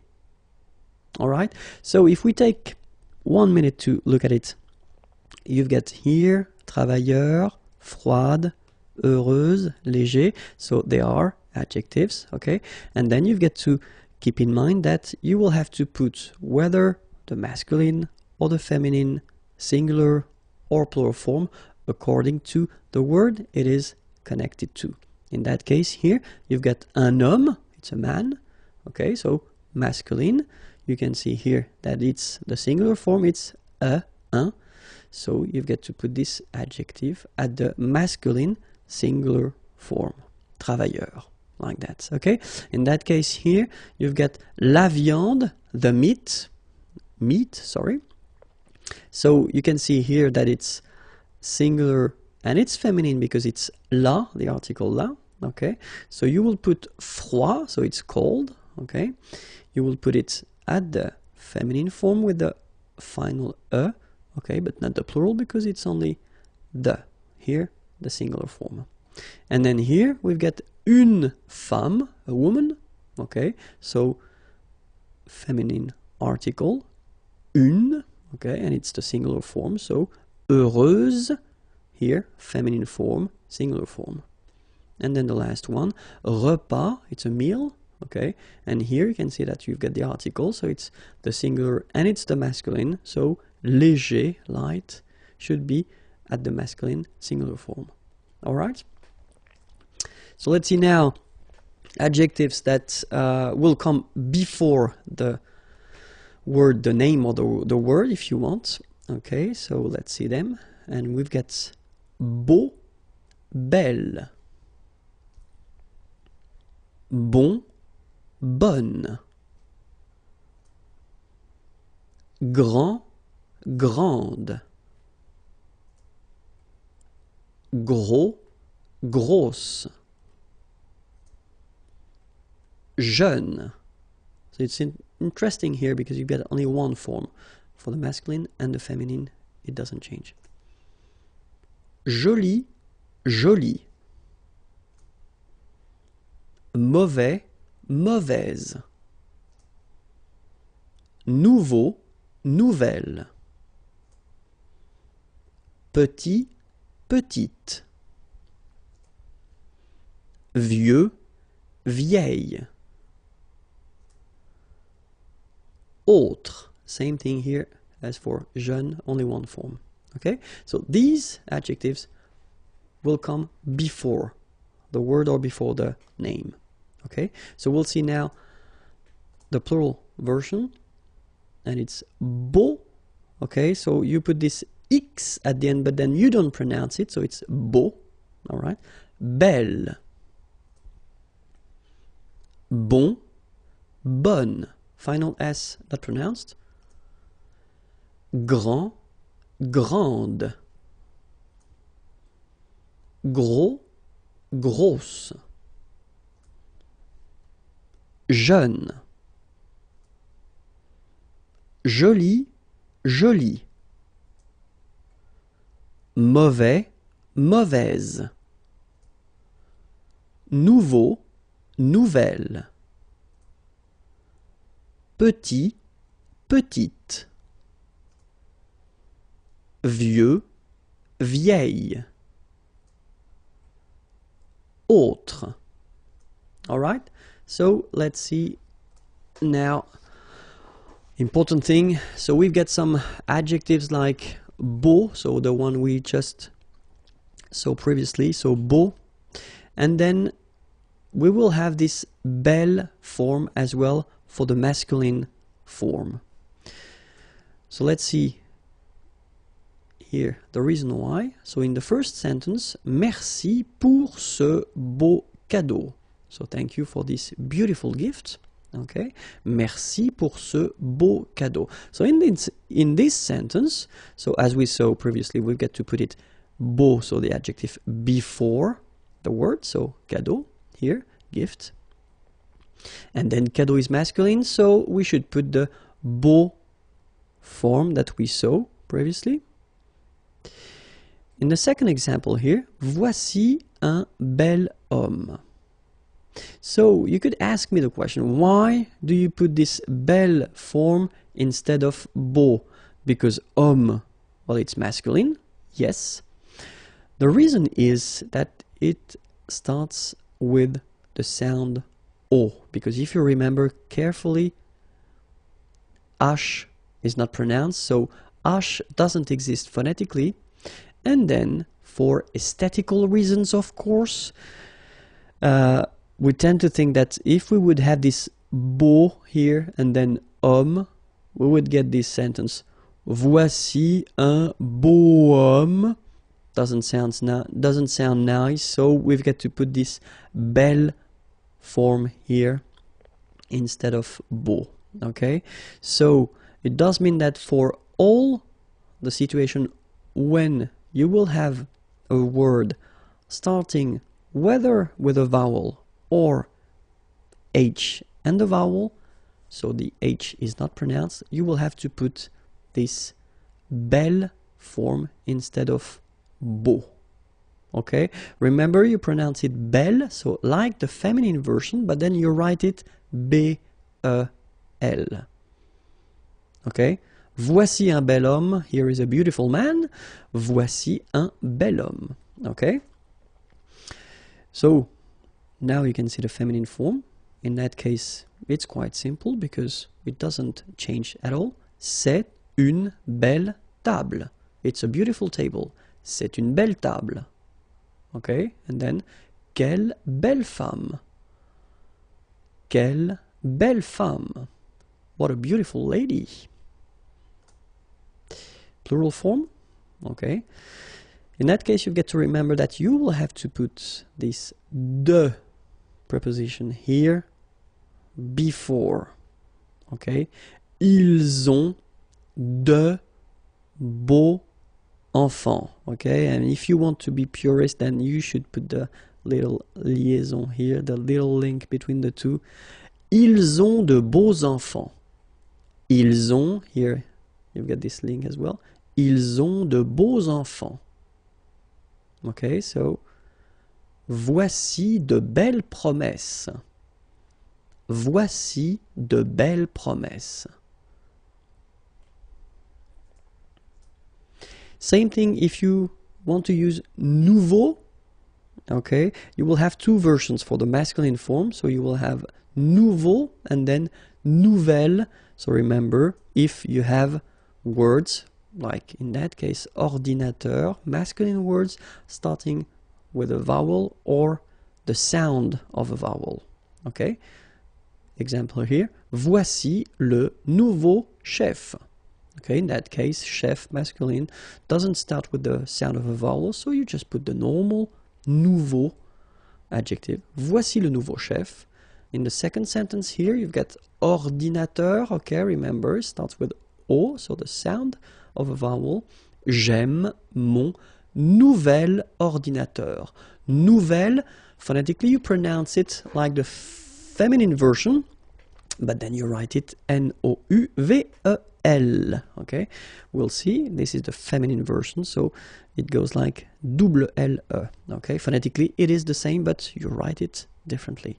For the feminine version, it's quite easy because it doesn't change. Elle a acheté une nouvelle voiture. Elle a acheté une nouvelle voiture. C'est la nouvelle copine de mon frère. C'est la nouvelle copine de mon frère. And then for the plural form, encore de nouveaux problèmes. Encore de nouveaux problèmes. Ils veulent de nouvelles explications. Same thing here, if you want to make the little liaison. Ils veulent de nouvelles explications. Alright, remember it was exactly the same thing. You've got to put this de and you don't put des. Okay, but you put de in both of the cases if it's for the plural form, whether masculine or feminine. You don't put des, but you put de. Okay? So let's see now vieux. So vieux behaves like the two previous adjectives we saw. So you will have one version for the masculine form, or two versions, sorry, for the masculine form. So this one, the official way. And then the second one for the verbs or for the words who are starting with the sound of a vowel, like here, arbre. Okay, so for a normal word, so like chien here, dog, so you don't have the sound of a vowel at the beginning. So il a un vieux chien. Okay, and here, c'est un vieil arbre. C'est un vieil arbre. Feminine form, vieille. Okay. J'ai une très vieille voiture. J'ai une très vieille voiture. C'est une vieille table. C'est une vieille table. And then for the plural form, voici de vieux journaux. So same rule, remember, if you want to put this des, you shouldn't put des but de instead. Okay, voici de vieux journaux. Okay, when you put the article les, it doesn't change and it's not a problem. J'aime les vieilles maisons. J'aime les vieilles maisons. All right. So it was a first step, but quite important, into this adjective qualificative world. If you want to check for the next lesson, well, it's here in YouTube, and it's Imagier, and the website is here, imagier.net, if you want more material. Have a great day. Bye bye. Bonjour à tous and welcome to Learn French with Vincent. This is Unité 5, leçon F. Okay, and in this lesson we'll try to see together, well, les questions, the questions, the way to ask things, and especially I would like to see or to show you the difference between, well, what we could call conversation courante, so the two options, and then the last one, it would be the langue officielle, or the written way you could well, produce these questions. So as in many languages, we've got well, difference between what you can produce orally and what you will have to write. Okay, so if we tend to think that the last option would be the formal or the official way to ask a question, and then the two first options would be less formal, so the way you could ask questions if you're talking to friends, colleagues, or persons you are connected to. Okay, so let's start with the first example. So the first one, if you want to know, well, the name of who is the teacher of someone, okay? So the first option would be ton prof c'est qui? Second option, so you can say that it's a bit longer, so we tend to use this qui est-ce qui, you know, this est-ce qui that we tend to add, especially at the oral form, okay? Qui est ton prof? All right. So the important thing here for the oral and less formal questions is that you will have to raise your voice at the end. So clearly it should go like do do do do do do do, and then at the end, hop, you raise a little bit your voice. Okay. Ton prof c'est qui? All right. You can hear ton prof c'est qui? Qui est ton prof? Qui est ton prof? And the official or the formal way, and it's, well, basically it's not that difficult or that long, okay? But then normally, if you want to ask a question correctly, the official way, it should go like you start with the question. So qui, okay, who, and then verb est ton prof. Qui est ton prof? Qui est ton prof? Okay, first one. Ton prof, c'est qui? Qui est ton prof? Qui est ton prof? All right. Let's see another one. So if you want to ask where someone is living, il habite où? So technically you just put the words in the normal order. So il, he, habite, lives, où, where. So in that case, you will have to raise your voice as well. Il habite où? Il habite où? Second option, you will have to add, as we had previously, this esque, okay? Où est-ce qu'il habite? Où est-ce qu'il habite? Okay, first one. Il habite où? Où est-ce qu'il habite? And the last one, the official one. So we start with où, where, then we put the verb, okay? Here, habiter, to live, and then after that we put the subject, il, okay? And as we've got here a vowel and here a vowel, we will have to add this T letter and then trait d'union or tiret, ir, okay? So you've got this où habite-t-il? Où habite-t-il? Okay, this is the more formal one. First one, il habite où? Second one, où est-ce qu'il habite? Last one, où habite-t-il? All right, so let's see another one. So if you want to know what someone is doing in the evening, tu fais quoi? So you do, and then quoi? What? Ce soir, this evening. Tu fais quoi ce soir? Okay, remember, you've got to raise your voice. Tu fais quoi ce soir? Again, tu fais quoi ce soir? Second option, we will have to add this est-ce que as we did previously. Okay. Qu'est-ce que tu fais ce soir? Qu'est-ce que tu fais ce soir? Qu'est-ce que tu fais ce soir? All right. And the last one. As usual, we start with the que, what. Then we've got the verb, fait, so to do. Then you've got the subject, tu, ce soir, this evening. Que fais-tu ce soir? Que fais-tu ce soir? Okay, so let's see them one more time. The two less formal. Tu fais quoi ce soir? Qu'est-ce que tu fais ce soir? Que fais-tu ce soir? And now if you want, to know the profession of two persons, in that case they are ladies or girls, okay? Elles font quoi comme métier? So métier is profession, as a profession. Elles font quoi? Remember, faire is to do, okay? Elles font quoi comme métier? Second option, sorry. Qu'est-ce qu'elles font comme métier? So we add this esque one more time here for the second informal way of asking a question. Qu'est-ce qu'elles font comme métier?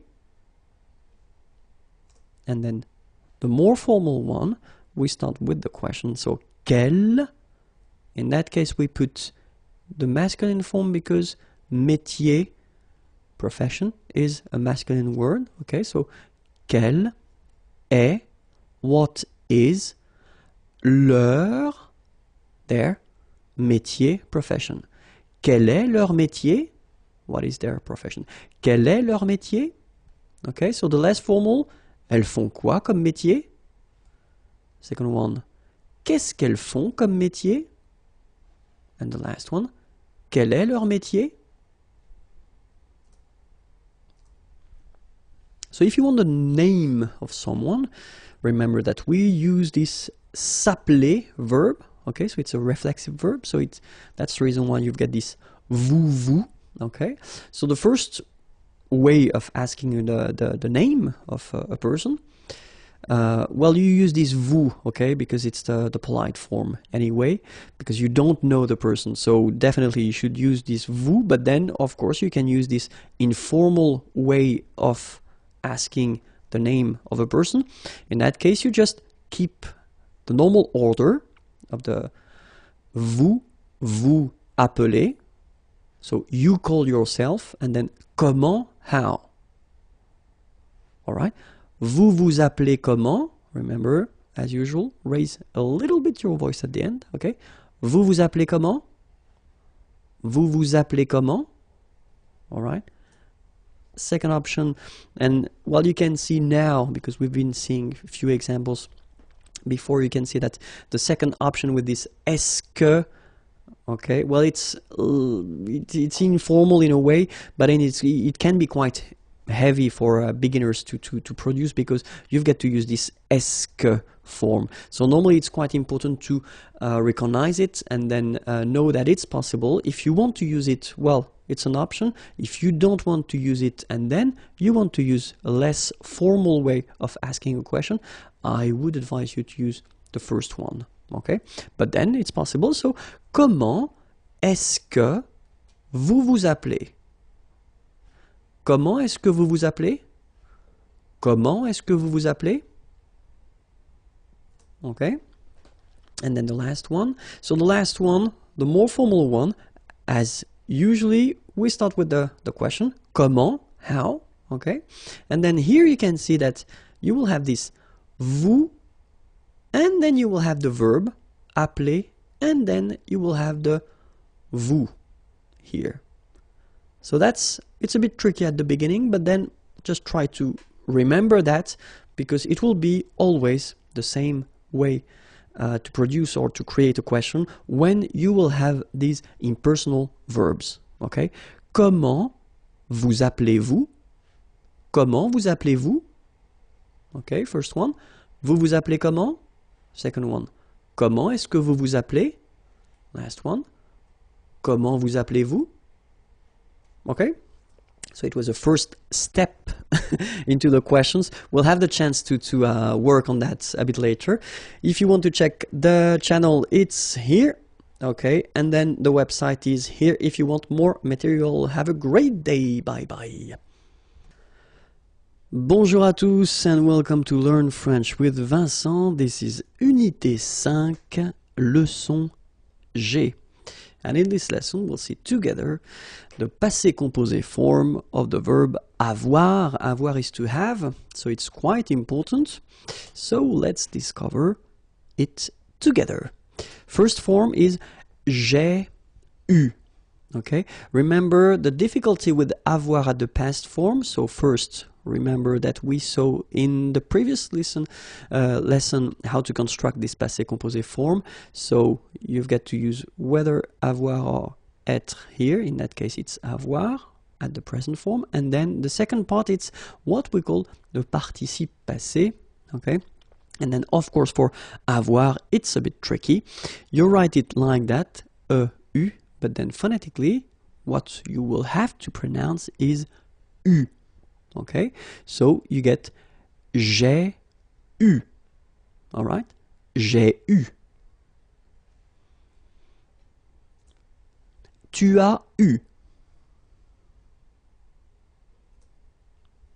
Il a eu, masculine form. Il a eu, feminine form. Elle a eu.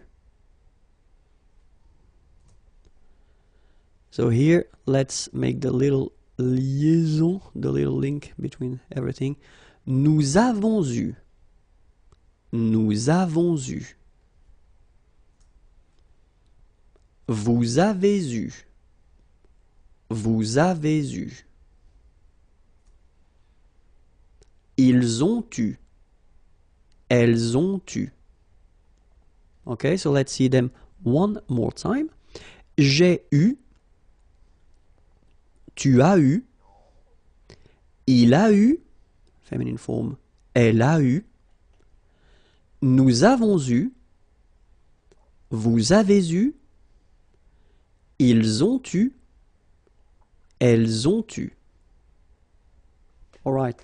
It was a short lesson, I know, but it is really, really important. So definitely you should know this verb avoir by heart, okay? If you know it by heart, then the next lesson is there, okay? And then if you want more material, well, the website is here, okay? Have a great day. Bye-bye. Bonjour à tous and welcome to Learn French with Vincent. This is Unité 5, leçon H.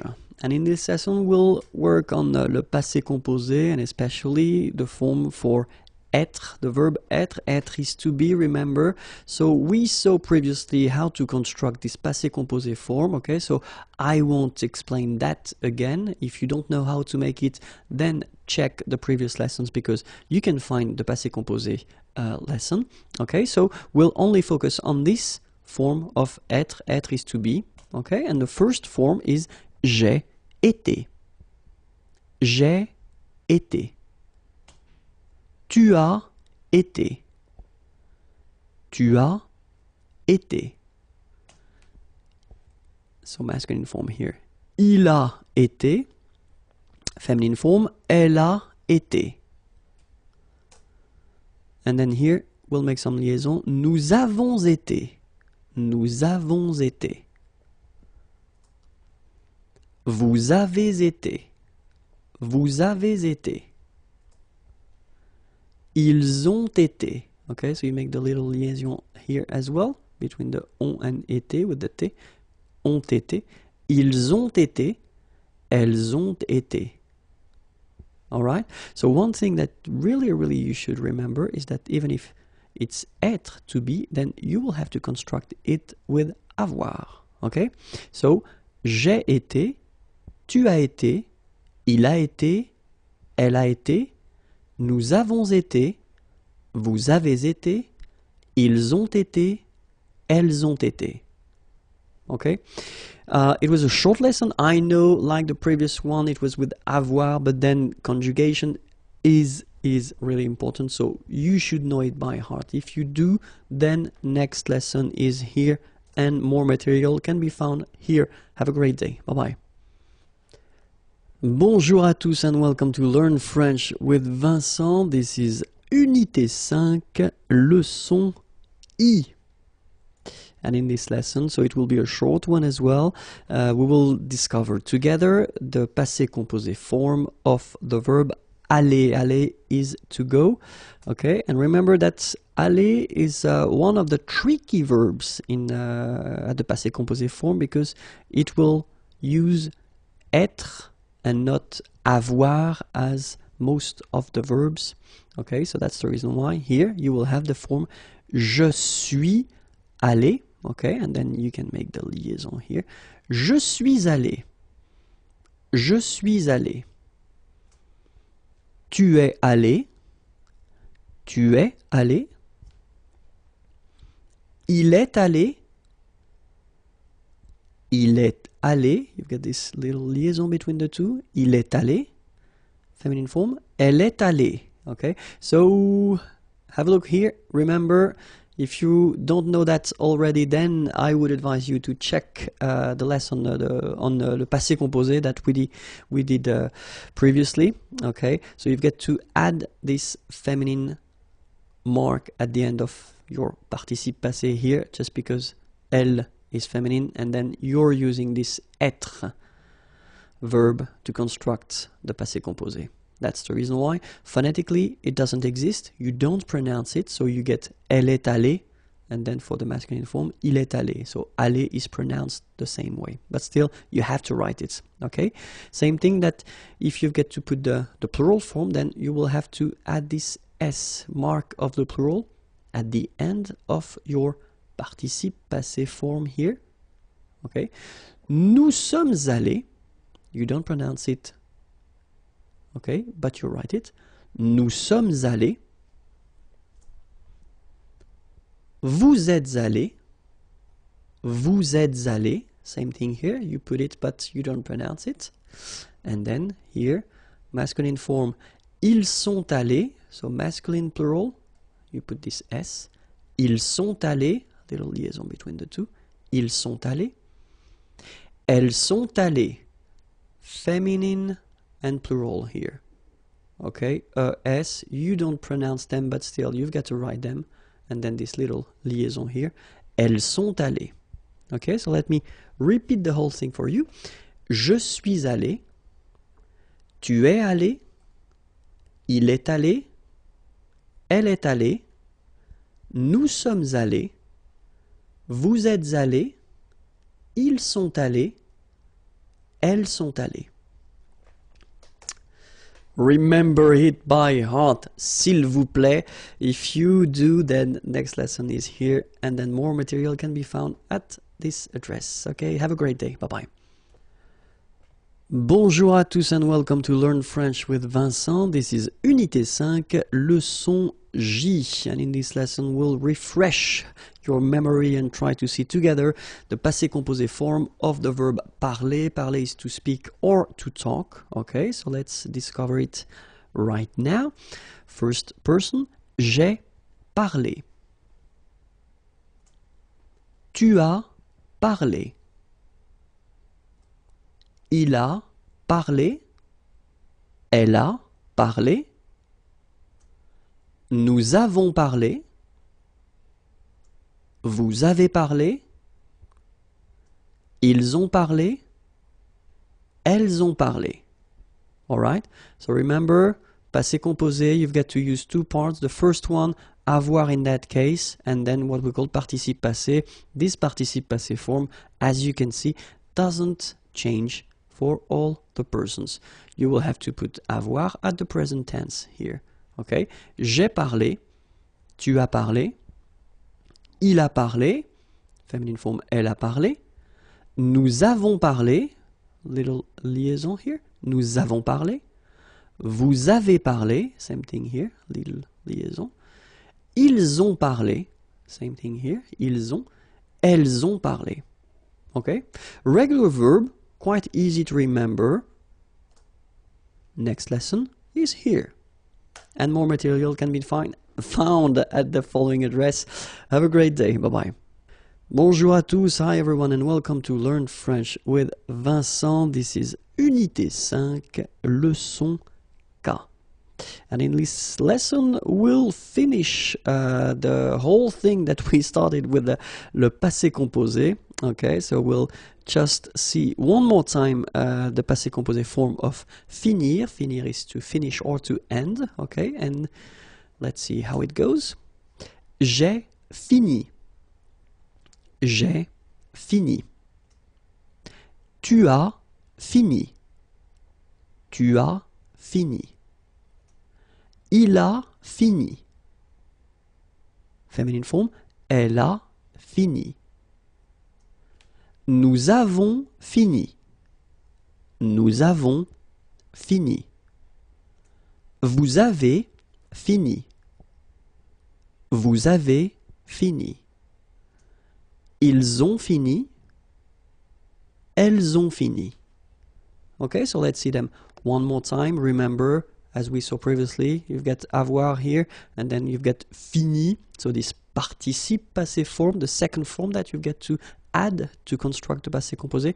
And fini doesn't change. It's here all the time, and it's written the same way, okay? J'ai fini. Tu as fini. Il a fini. Elle a fini. Nous avons fini.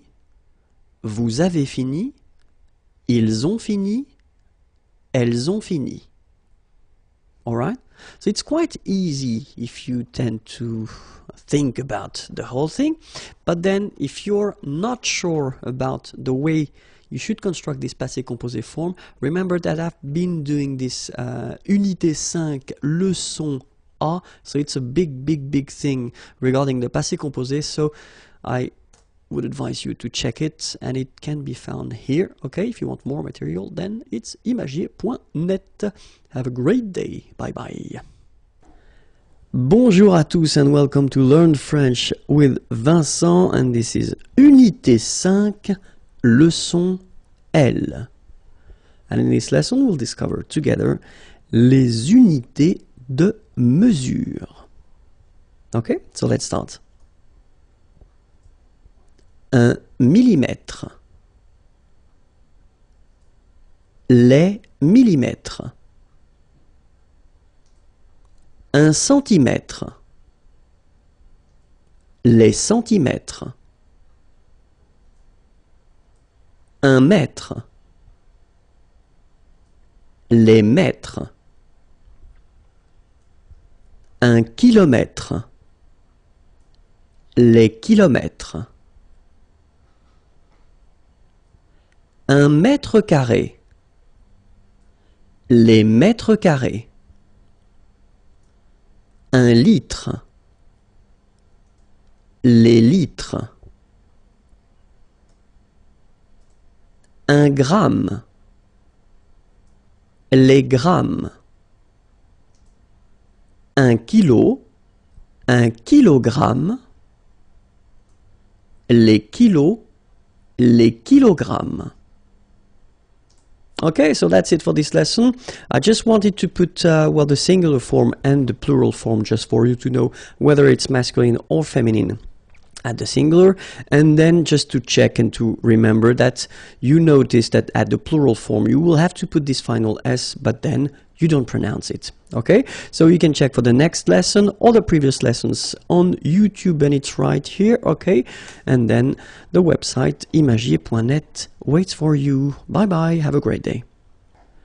Bonjour à tous and welcome to Learn French with Vincent. This is Unité 5, leçon M.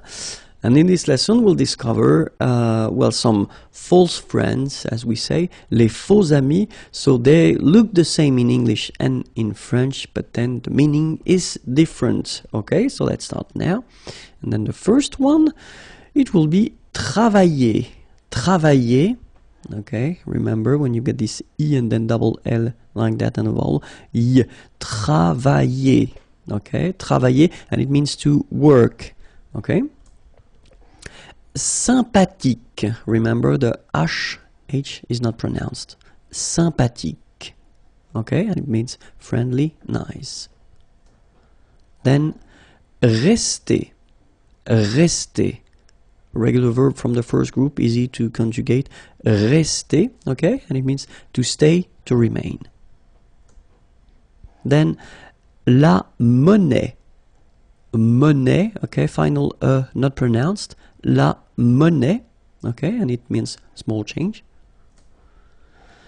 Le magasin, le magasin, okay, remember you've got only one S between two vowels, then you get the sound Z, alright, and then the ending here is IN, so it's nasal, goes in your nose, and it's un, magasin, okay, and it's shop, alright. Then la librairie, okay, remember I here, librairie, final not pronounced, la librairie, okay, and it's a bookshop. Then la journée, final not pronounced, and it's day. Grand, final day not pronounced, okay, gr, gr, and then the nasal en, grand, okay, and it means big or tall.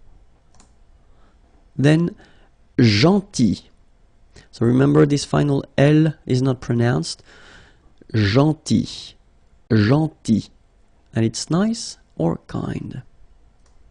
Then attendre, attendre, remember final you don't insist on it, it just gives you the possibility to pronounce the dr, dr, okay, so attendre, attendre, alright, and it's to wait. That's it for the introduction for these false friends, okay, les faux amis. If you want more, it's here, youtube.com/imagier, okay, and more material can be found here. Okay, have a great day, bye bye.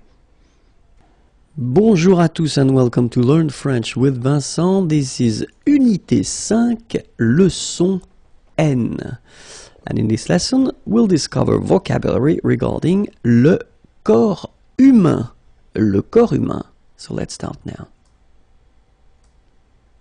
La tête. La tête. L'épaule. L'épaule. Okay, so in that case I did put this F here just to indicate you that it's feminine, okay, because you cannot see it here with the article L, okay, l'épaule. La poitrine. La poitrine. Le tronc. Le tronc, okay, remember, final C is not pronounced here. Le tronc, okay. L'estomac. L'estomac, okay, same thing here, final C not pronounced, and then M means that this word, estomac, is masculine, okay.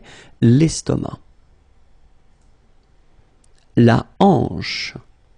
La hanche. Remember, H here is not pronounced, so you get the sound en, hanche at the beginning. Le poignet. Le poignet. So this combination of ET at the end will basically open the sound, so you get poignet. Okay, remember, GN, poignet, le poignet. La cuisse. La cuisse. Double S and then two vowels before and after. It will give you a really strong S sound, okay? Cuisse, cuisse, la cuisse. Le genou. Le genou. La jambe. La jambe. Okay, remember, AM, when you combine these two, basically it's just like AN, so it's nasal and it's en. Okay, so you get la jambe. La cheville. La cheville. Remember, double L like that after I, y. Cheville. Le pied. le pied. Le dos. Le dos. Final S not pronounced. Okay? Le dos. Le cou. Le cou. Le bras. Le bras. Same thing here. Final S not pronounced. Le bras. Le coude. Le coude. So it's actually quite funny because the only difference between these two is this d at the end. Okay, so here in this one you've got le cou, okay, and then the second one here is le coude. Okay, remember you don't insist on this final e, it only gives you the sound of d at the end. Le coude, okay. Le nombril. Le nombril. Le doigt de pied. Le doigt de pied. La main. La main. So this combination R-E-N is quite interesting because it will give you the sound un. So it's really a nasal, it goes in your nose, okay? And it's un. Main.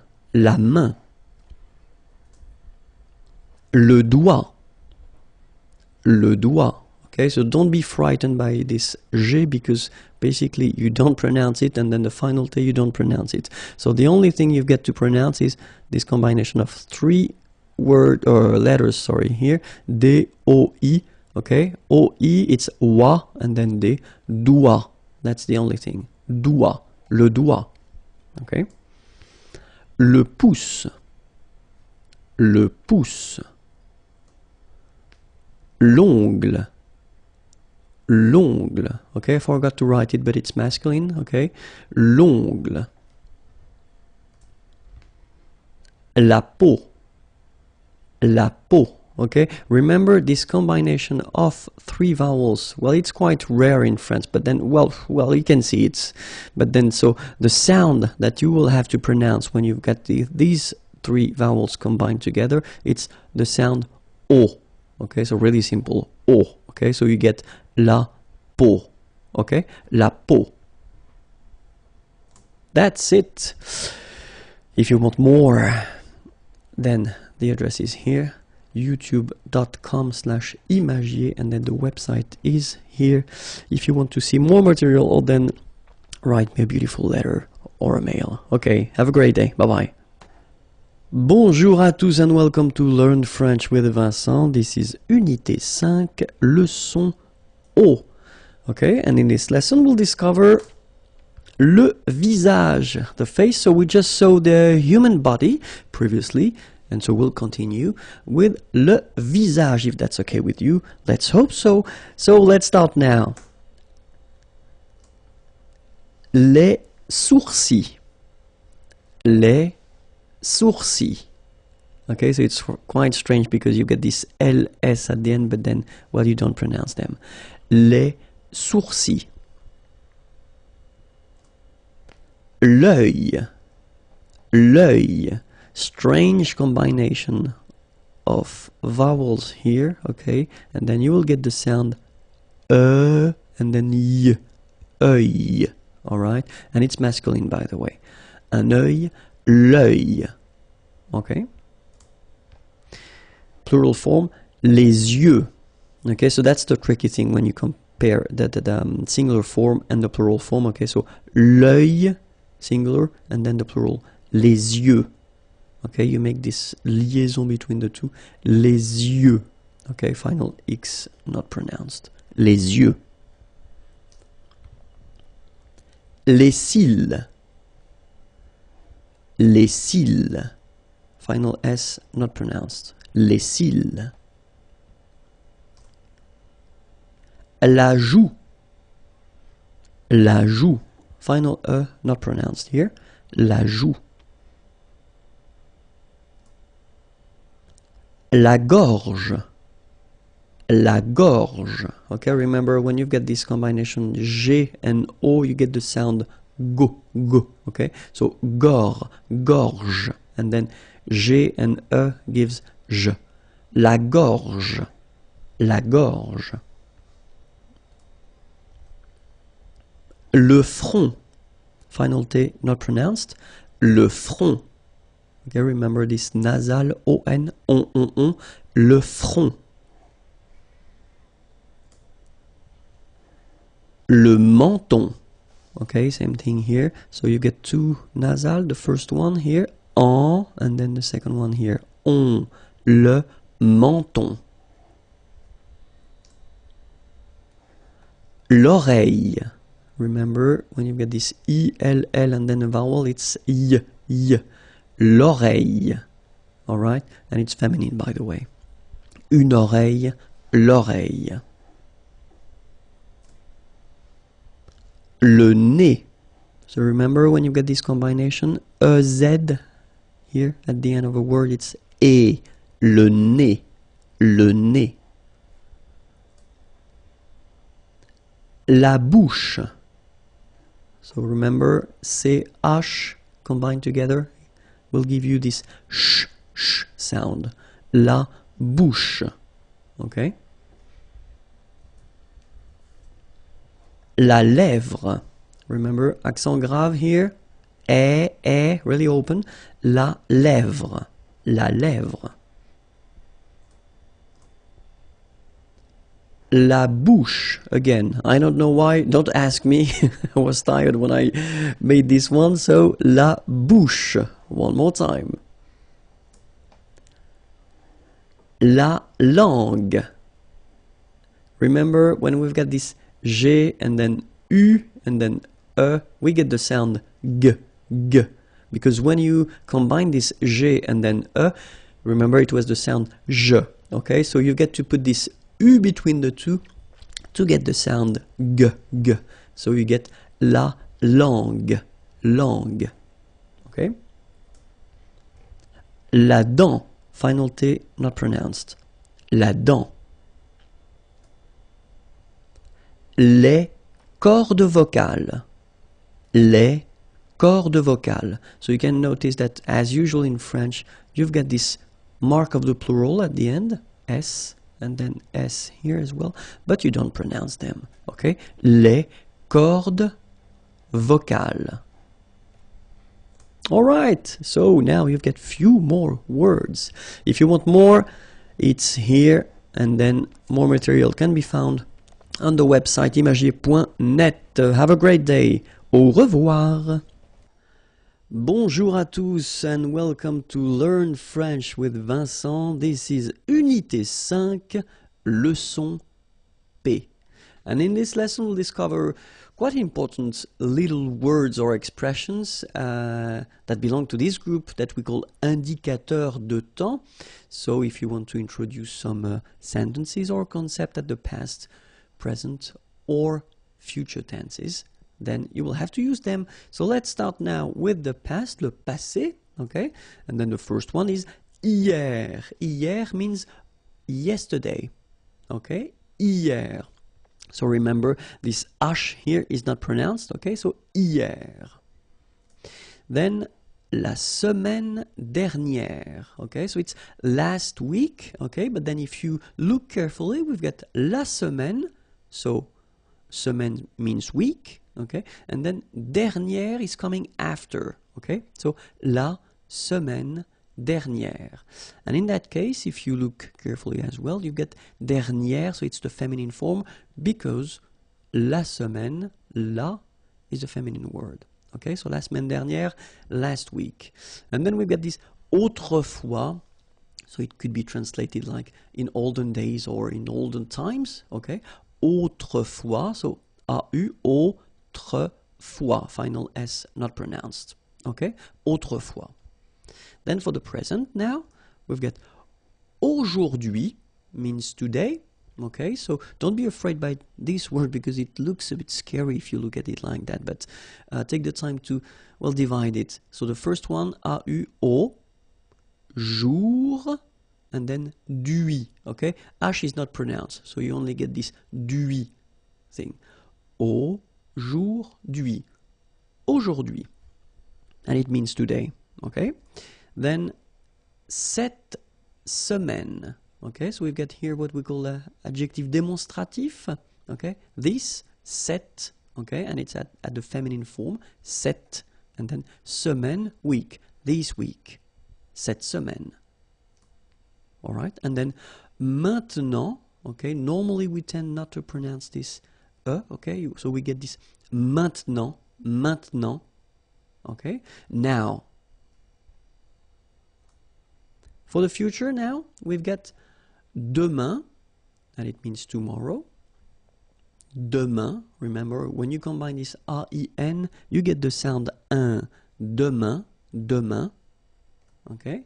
Then, la semaine prochaine, so it's next week, okay. And as we had for the past tense here, we had la semaine dernière, okay, so last week, and dernière was coming after semaine, exactly the same concept, so you will have to put prochaine, so it's the feminine form here, after la semaine, okay?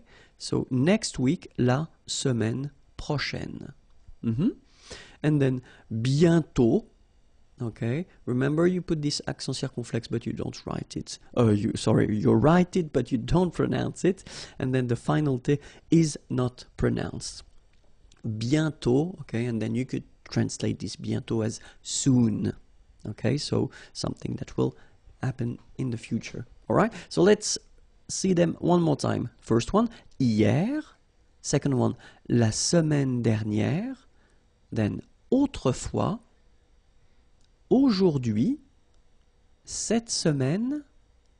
Maintenant. Or then, maintenant. Okay. Demain.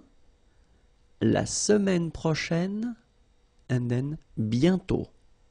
Alright, so that's it for this lesson.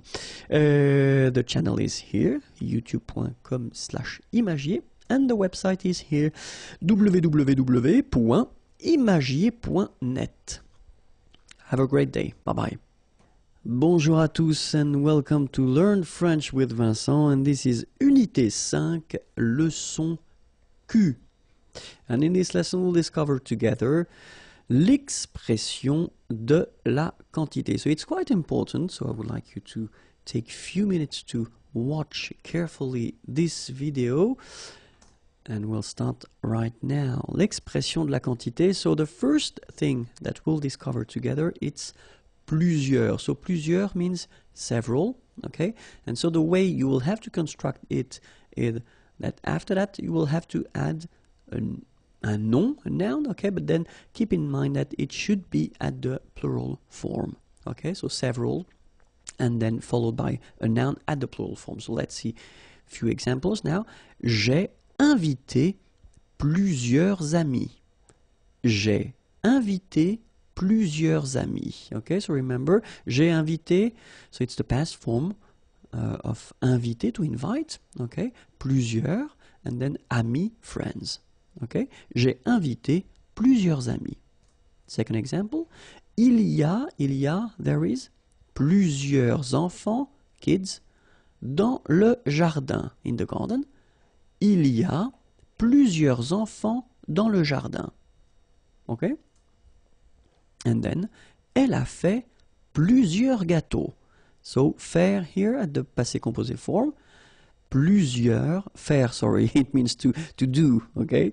Plusieurs gâteaux, cake, okay? So what you can see here is that ami here is with S, so it's the plural form, okay? Here, right after plusieurs, you've got enfant with S at the plural form, and then here you've got that gâteau with X, so it's the plural form, all right?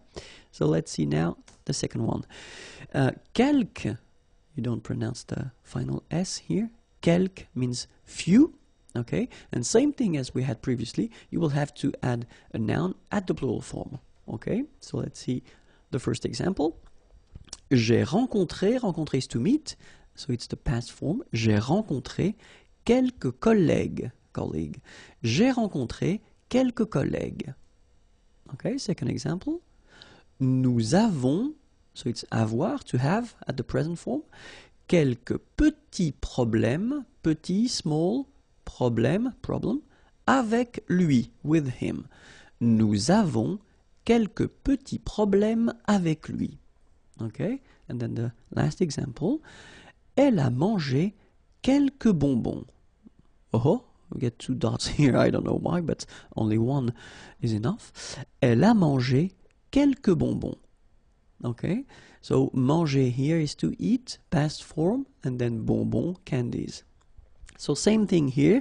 If you look carefully, you've got collègue with S, so plural form. Okay, here it's quite interesting because we've got this adjective petit, small, little, but then it's still at the plural form with S, and problème at the plural form as well. Okay, and then bonbon here at the plural form with S as well. Okay, so now other possibility would be ne, and then aucun masculine form, or aucune feminine form. So no or not any. Okay, and after that you will have to put a name or a noun, sorry, at the singular form. Okay, so ne aucun, ne aucune, plus a noun at the singular form. Alright, so let's see the first example. Elle ne veut aucun conseil. Okay, so you can see here that it's elle ne veut, so she doesn't want. Okay, vouloir is to want. Aucun, so not any, no, and then conseil, it's advice. Okay, so elle ne veut aucun conseil. Other example, je n'ai eu aucun problème. Okay, so here, ai eu, so it's the verb to have at the passé composé form. Okay, je n'ai eu aucun problème. Problème, problem. So I didn't have any problem. Il ne fait aucune erreur. Il ne fait, faire is to do, and it's the present form, aucune erreur. Error is mistake. Alright? So if you look carefully here, you get ne and then aucun. Okay, so that's the masculine form because conseil is a masculine word. Here, it's quite interesting because as usual in French, when we've got this ne and then we've got a vowel after, so it can be quite tricky. So in most of the cases, this will disappear. Okay, so you take it away, but then still aucun is coming here. Alright, and then it's at the masculine form because problème is a masculine word. Alright, and then the last example, well, you've got the first part, ne, okay, not modified because faire starts with F, so no problem. But then here you've got this aucune, okay, aucune, so because erreur is a feminine word, so you will have to put this aucune. Alright, so let's proceed now. Un peu, or peu, and it means a few or few, okay? So will be constructed with la préposition de, so you will have to put this de after, and then you will have to put the noun without the article. Okay, so if you want to construct this a sentence with a few or few, so remember, un peu or then peu, then don't forget to put this de, and the noun without the article. Okay? Then if you want to use this autant, it means as much. Same construction, you will have to put this de and the name, or the noun, sorry, without the article. Alright, so as much, we use this autant de and the noun without the article. Alright? If you want to use moins, moins means less. Same thing here, you will have to use de after and the noun without the article. Alright, so remember, less, in French it's moins, de, and the noun without the article. If you want to use plus, more, okay, in some cases you will have to pronounce it plus, okay, so you will see that a bit later. De, and then the noun without the article. Alright, remember, more, plus, or then plus, de, and the noun without the article. If you want to use beaucoup, beaucoup means a lot of. It looks a bit strange, huh? Beaucoup, like that. Remember, you don't pronounce the final P, okay? And then you get this combination of vowels, E, A, U, and you get the sound O. So technically it's beaucoup, okay? So it's not difficult to produce orally. Beaucoup, a lot of, okay? Same construction, you will have to put de after, and then the noun without the article, okay? A lot of, beaucoup de, and the noun without the article. If you want to use trop, and trop means too many, okay? Then you will have to put de and the noun without the article, okay? Remember, too many, trop, don't pronounce the final P. Trop, de, and the noun without the article. All right? And then assez. Assez means enough, okay? Assez. Remember, two vowels here, a and then e, and then double s. So it's really strong, the s. Assez, assez. Okay? Assez. So same construction, de and the name, or the noun without the article. Okay? So enough, assez de, and the noun without the article. I hope it was clear. It is really important, okay? So don't be afraid to watch the video again and again. So if you want to check for the next lesson or previous lessons, it's here, youtube.com/imagier, and then the website is here. Have a great day. Bye bye. Bonjour à tous. Hi everyone, and welcome to Learn French with Vincent. This is Unité 5, leçon R. And in this lesson, well, we'll see few colors, les couleurs, okay? So not all the colors because we're just starting, okay? So let's see what we've got. Blanc, blanche, okay? So I wanted to put for each color the masculine form here and then the feminine form here, okay? So here, masculine, blanc, don't pronounce the final C, and then blanche. Okay, remember when you combine this CH, you get the sound sh, blanche. Okay, so blanc, blanche. Noir, noir. So it's quite funny because you will have to add this E at the end of noir for the feminine form, but then you don't pronounce it. Okay, so phonetically it is exactly the same. Noir, noir. Okay? Gris, don't pronounce the S, but then for the feminine form, grise. Remember? Grise. Alright? So when you add this E, basically it gives you the pronunciation or the possibility to pronounce the previous letter here. It's Z. Grise. Alright? So gris, masculine form, feminine form, grise.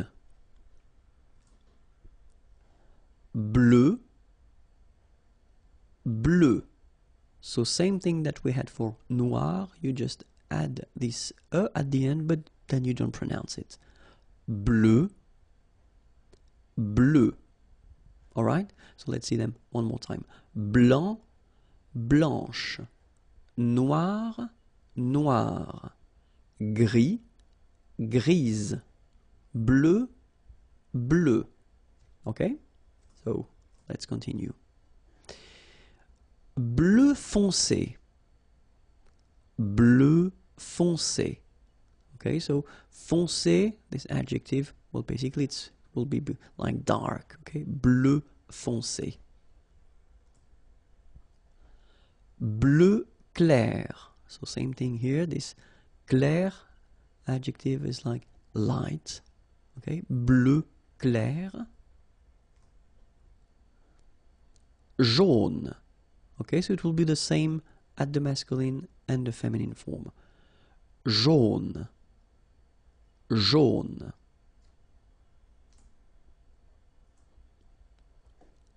Rouge. So same thing here, same form for the masculine and the feminine. Rouge. Remember, G-E, je. Rouge. Vert. So masculine form, don't pronounce the final T. Vert. Feminine form, verte. So listen carefully.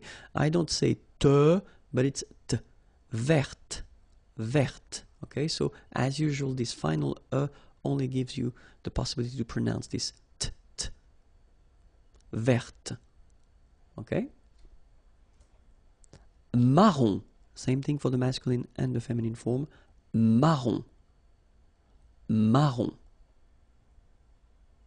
Okay, it was a start, but it's quite important. If you want to check for the next lesson, it's here, and then the website is here, imagier.net. Have a great day. Bye bye. Bonjour à tous, hi everyone, and welcome to Learn French with Vincent, and this is Unité 5, leçon S, and it's quite important, because it is the last lesson for this unit. Okay, so in this lesson we'll discover together les verbes impersonnels. So they are really useful and it's quite important to see them. And so we'll focus on 3 verbs. The first one, être, to be. Second one, faire, to do. And the last one, avoir, to have.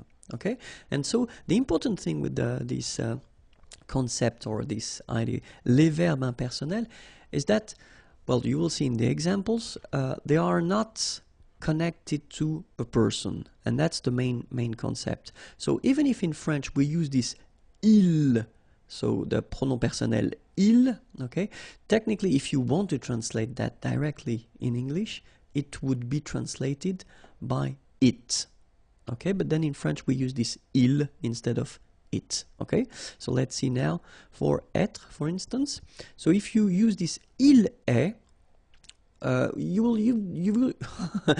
use this structure if you want to talk about the time. Okay, for instance, we've got the first example here. Il est tard. Tard is late. Okay, so il est tard. It is late. Il est tard. Okay, so even if we use this il, so it doesn't have the concept of he as normally we have. Okay, it's really this impersonal form. Okay, and then il est tôt. It is early. Okay, same thing. That's the reason why we use this il form when we put when we give the time. Okay, il est 12 heures, or then il est midi, 12 hours. Okay, and then this midi, it's noon. Okay, so il est 12 heures, il est midi. All right.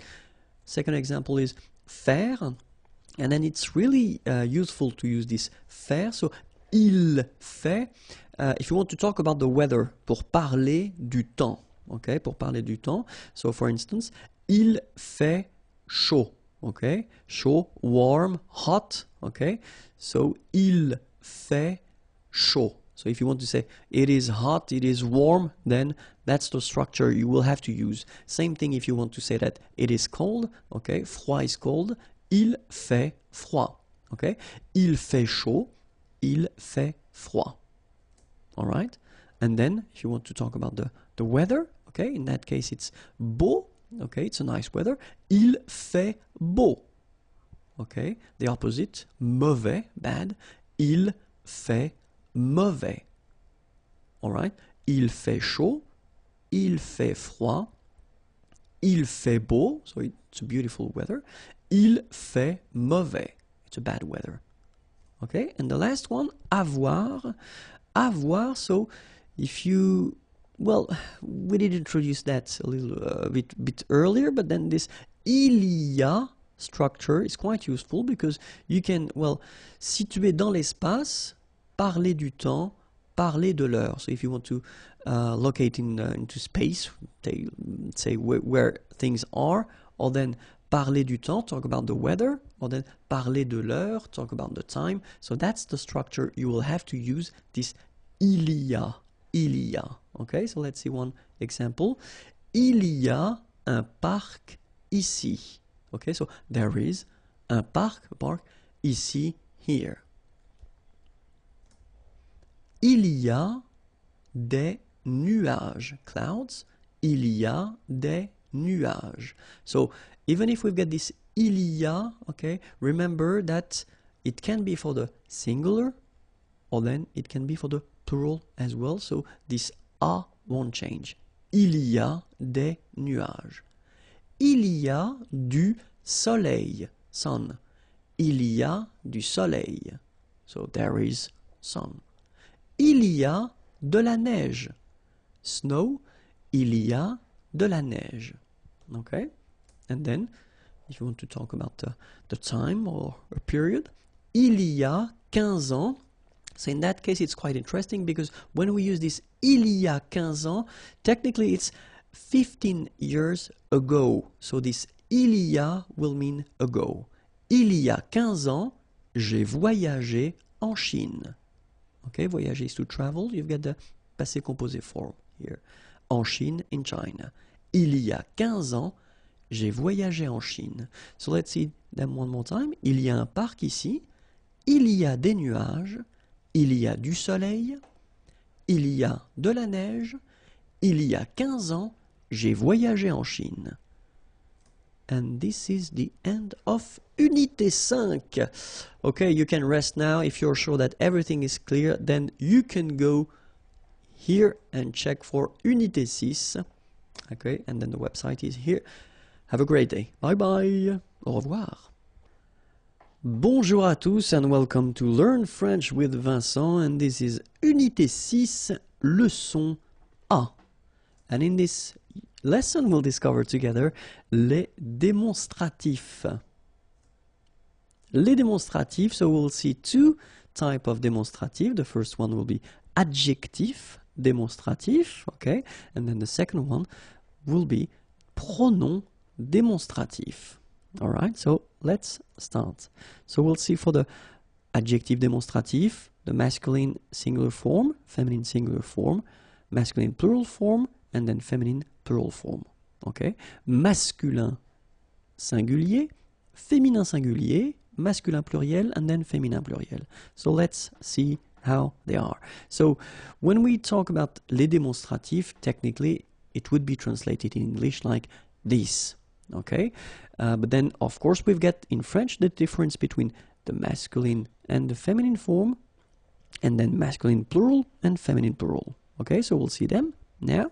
The first one, so for the masculine, so this okay adjective will be translated in French with ce, so it's the basic form, or cet. Okay, so you will have to use this second option here, this set, when you will have a name or a noun after that will start whether with a vowel or then with h plus a vowel. Okay, remember this h letter in French is not really pronounced. Okay, so it does indicate to you that when you get a word starting with the sound of a vowel, then you will have to use this set adjective. Okay, and then feminine form is set, like that. So it's quite interesting because if you listen carefully, the masculine form here set and the feminine form here set, you write them differently, but then you pronounce them the same way. Alright, for the plural form, so masculine plural, it would be c'est. Okay, and then feminine plural, good news, it's the same. So we've got one form here, ce, and the option set when you've got a noun starting with a vowel after, and then set, feminine form, and for the plural you've got only one form, okay, and it's c'est. Okay, remember, open, c'est, okay. One example, ce livre. So this book, okay, livre is book. Here, livre is masculine, so you will have to use the ce, okay, and then it doesn't start with the sound of a vowel, so it's the basic ce. This book, ce livre.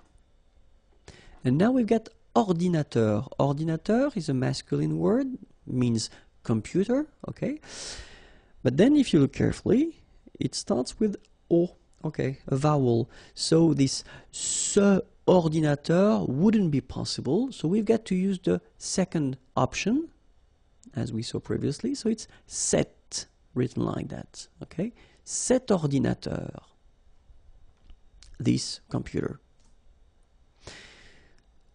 Third possibility here, we've got homme, man, okay, but then O is here. We've got this H letter. Remember, H is not pronounced, okay, so you've got the sound of O at the beginning of this word, okay.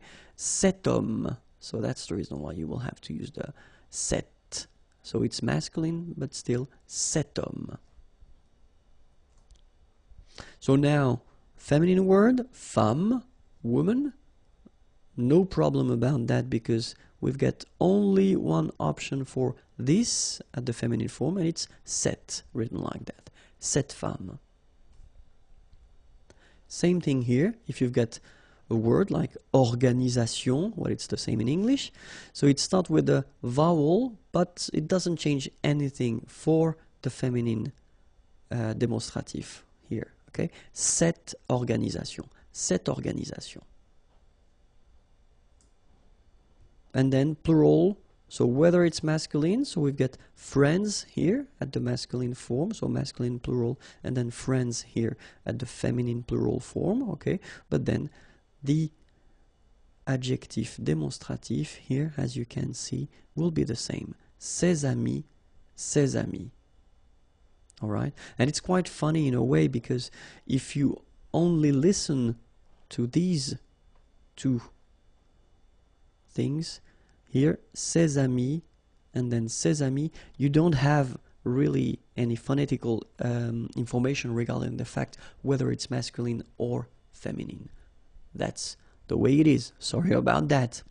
But, so let's continue now with le démonstratif. So we'll see now the pronouns, okay? So same thing, we'll see the masculin singulier, then féminin singulier, then masculin pluriel, and then féminin pluriel, okay? So pronouns, okay, so it does mean that you will have to use these pronouns instead of the name, okay? So for the masculine form, we will have celui-ci and then celui-là. Okay, so we'll see the difference of use, but then celui-ci, celui-là. In English, it would be directly translated as this one. Okay, so you don't want to repeat the name or the thing that was previously stated, so you use this one. Okay. In English, it's easier. In French, it's a bit more tricky because we will have this celui, okay, and then ci and la. So you'll see that normally ci is coming first and then la is coming next, okay. Celui-ci, celui-là, this one, all right. Same thing with the feminine form, celle-ci, celle-là, all right.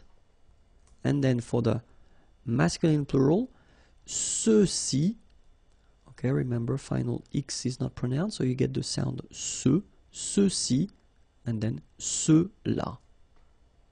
All right, feminine plural, celle-ci, okay, don't pronounce the final S, celle-ci, celle-là. All right, so let's see a few examples now. So if you ask a question, quel est mon livre? Okay, what is my book, or which one is my book? All right, and then the answer could be votre livre, your book, c'est celui-ci, this one. Okay, votre livre, c'est celui-ci. Okay, and then normally when you talk or when you say that, you tend to indicate that with your finger as well. So you point the book. Votre livre, c'est celui-ci. Où est ma place? Where is my seat? Où est ma place? C'est celle-là. Okay, same thing, you tend to point it at the same time. Okay, c'est celle-là. All right, so you've got to remember that we will have the difference between the masculine, the feminine, okay, so singular and plural, and then we'll have the difference between this ci, okay, the first option, the nearest one, okay? And then this la, second option, so it's not the nearest one, okay? So let's see and practice. If it's okay with you, then you can go to the next lesson, and it's right here, okay? The website is here, www.imagier.net. Have a great day. Bye bye. Bonjour à tous and welcome to Learn French with Vincent. This is Unité 6, leçon B. And in this lesson, we'll see together la description avec c'est. So let's start. So if you want to use this c'est option to make a description, so c'est technically would be directly translated as it is or this is, okay? But then in French, you will have to add after that the adjective, but the adjective should be all the time at the masculine form. Okay, so remember, if you want to describe something, okay, you can use this c'est, and that's really, you know, a common way to describe things. Okay, it is, this is, but then remember, the adjective that will come after should be at the masculine form. Okay, so we'll see a few examples now, and the first one would be the option to describe un lieu, a place. Okay, so let's see now. C'est chaud. Okay, it is hot. Warm, could be an option as well. C'est chaud, it's warm. Okay, c'est froid, cold. It is cold. C'est beau. Beau is beautiful. Okay, and then c'est tranquille, quiet.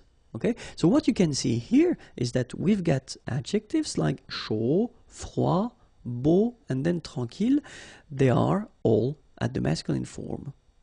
Okay, even if, I mean, the place would be feminine and you want to describe it, remember that it should be all the time at the masculine form.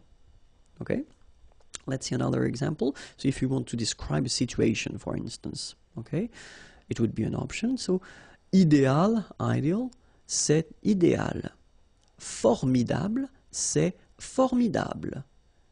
C'est parfait. So it's perfect. And then c'est injuste. Injuste, the opposite is of juste, okay? And it's not fair, unfair, okay? So c'est idéal, c'est formidable, c'est parfait, c'est injuste. Same thing here, okay? Remember that all these adjectives are at the feminine form. Okay, let's continue now and see. So it could be for an object as well. You could describe an object, un objet. So let's see now. C'est cher. Cher is expensive. C'est cher. C'est utile. Utile, useful. C'est beau. Beautiful. C'est adapté. Adapted. Okay? C'est cher. C'est utile. C'est beau. C'est adapté. Remember, all these adjectives are at the feminine, the masculine form. I'm getting tired now.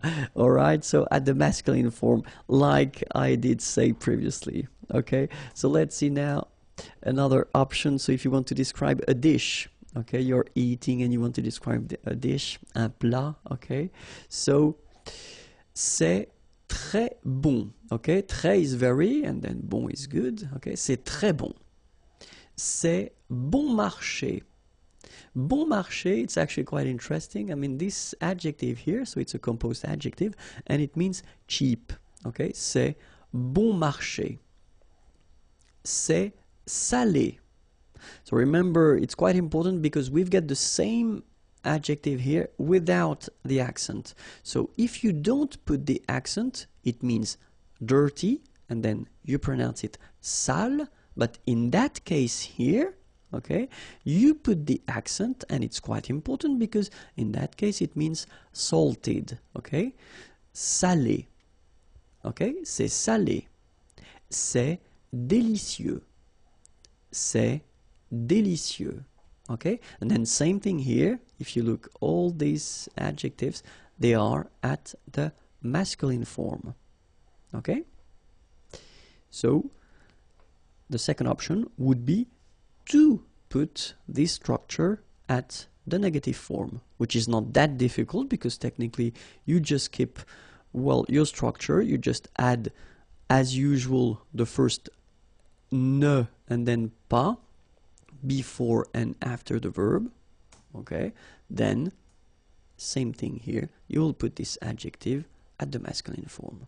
Okay, so we will basically just see one more time all the examples we had previously, but then at the negative form. So if you want to describe a place, ce n'est pas chaud, ce n'est pas froid, ce n'est pas beau, ce n'est pas tranquille. Situation, ce n'est pas idéal, ce n'est pas formidable, ce n'est pas parfait, ce n'est pas injuste.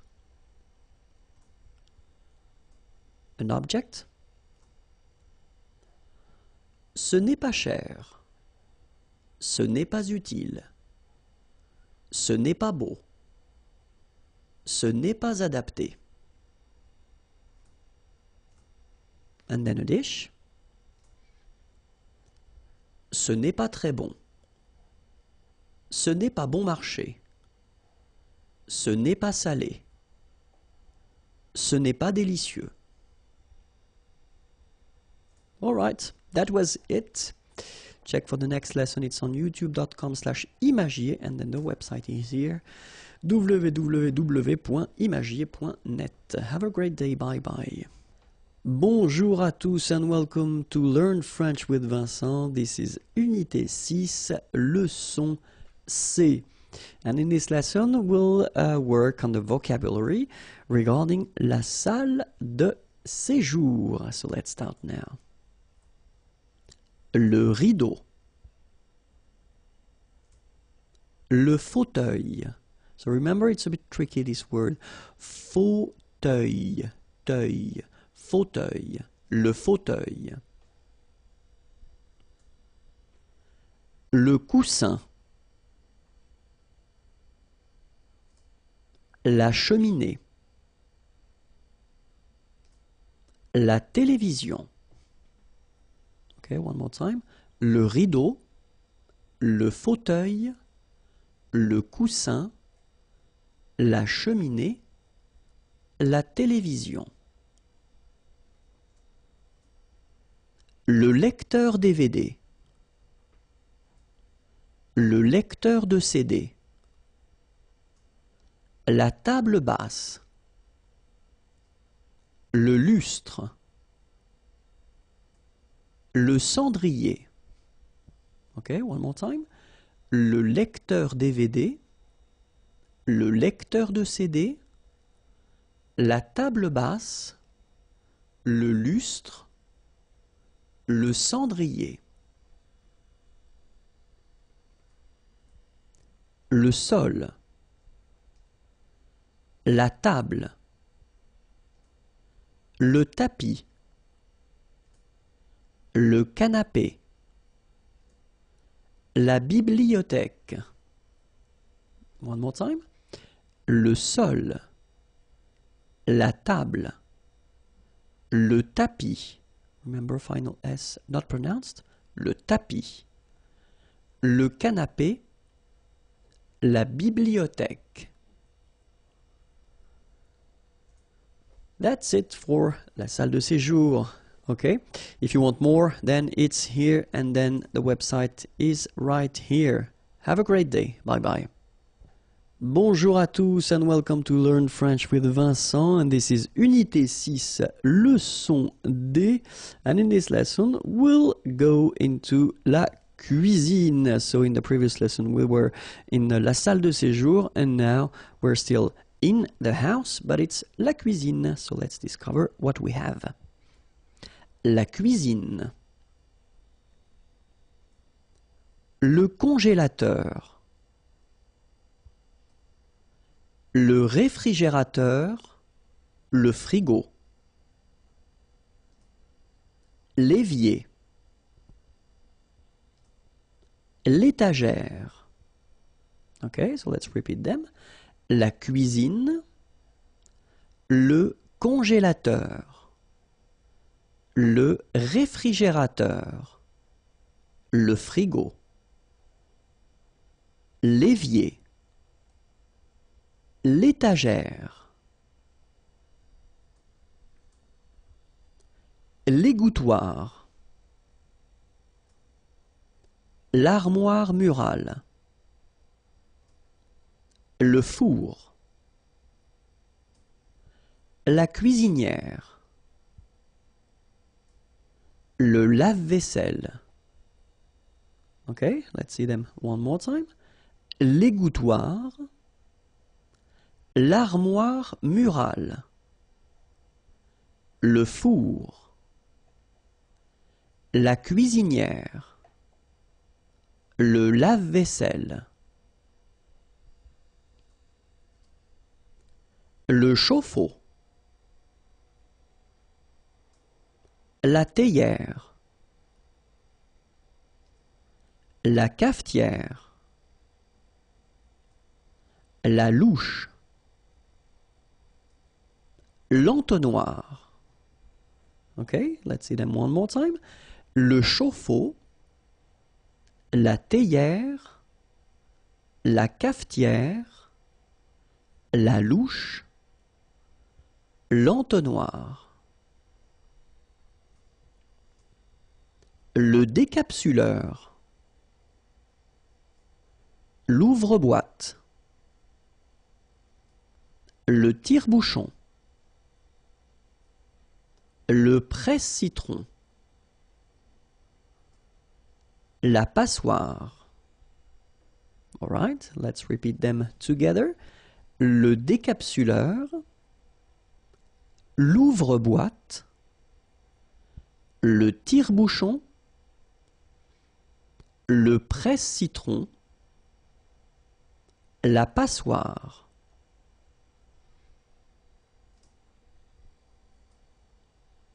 La râpe,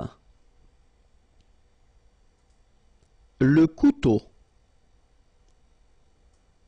le casse-noix, le hachoir,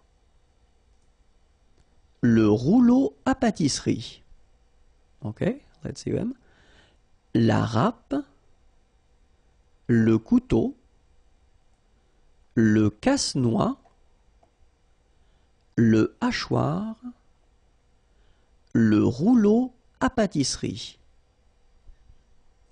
That's it. You've got many words. So I hope you remember them. If that's not the case, well, try to watch the video one more time. And then if you want more, then it's here.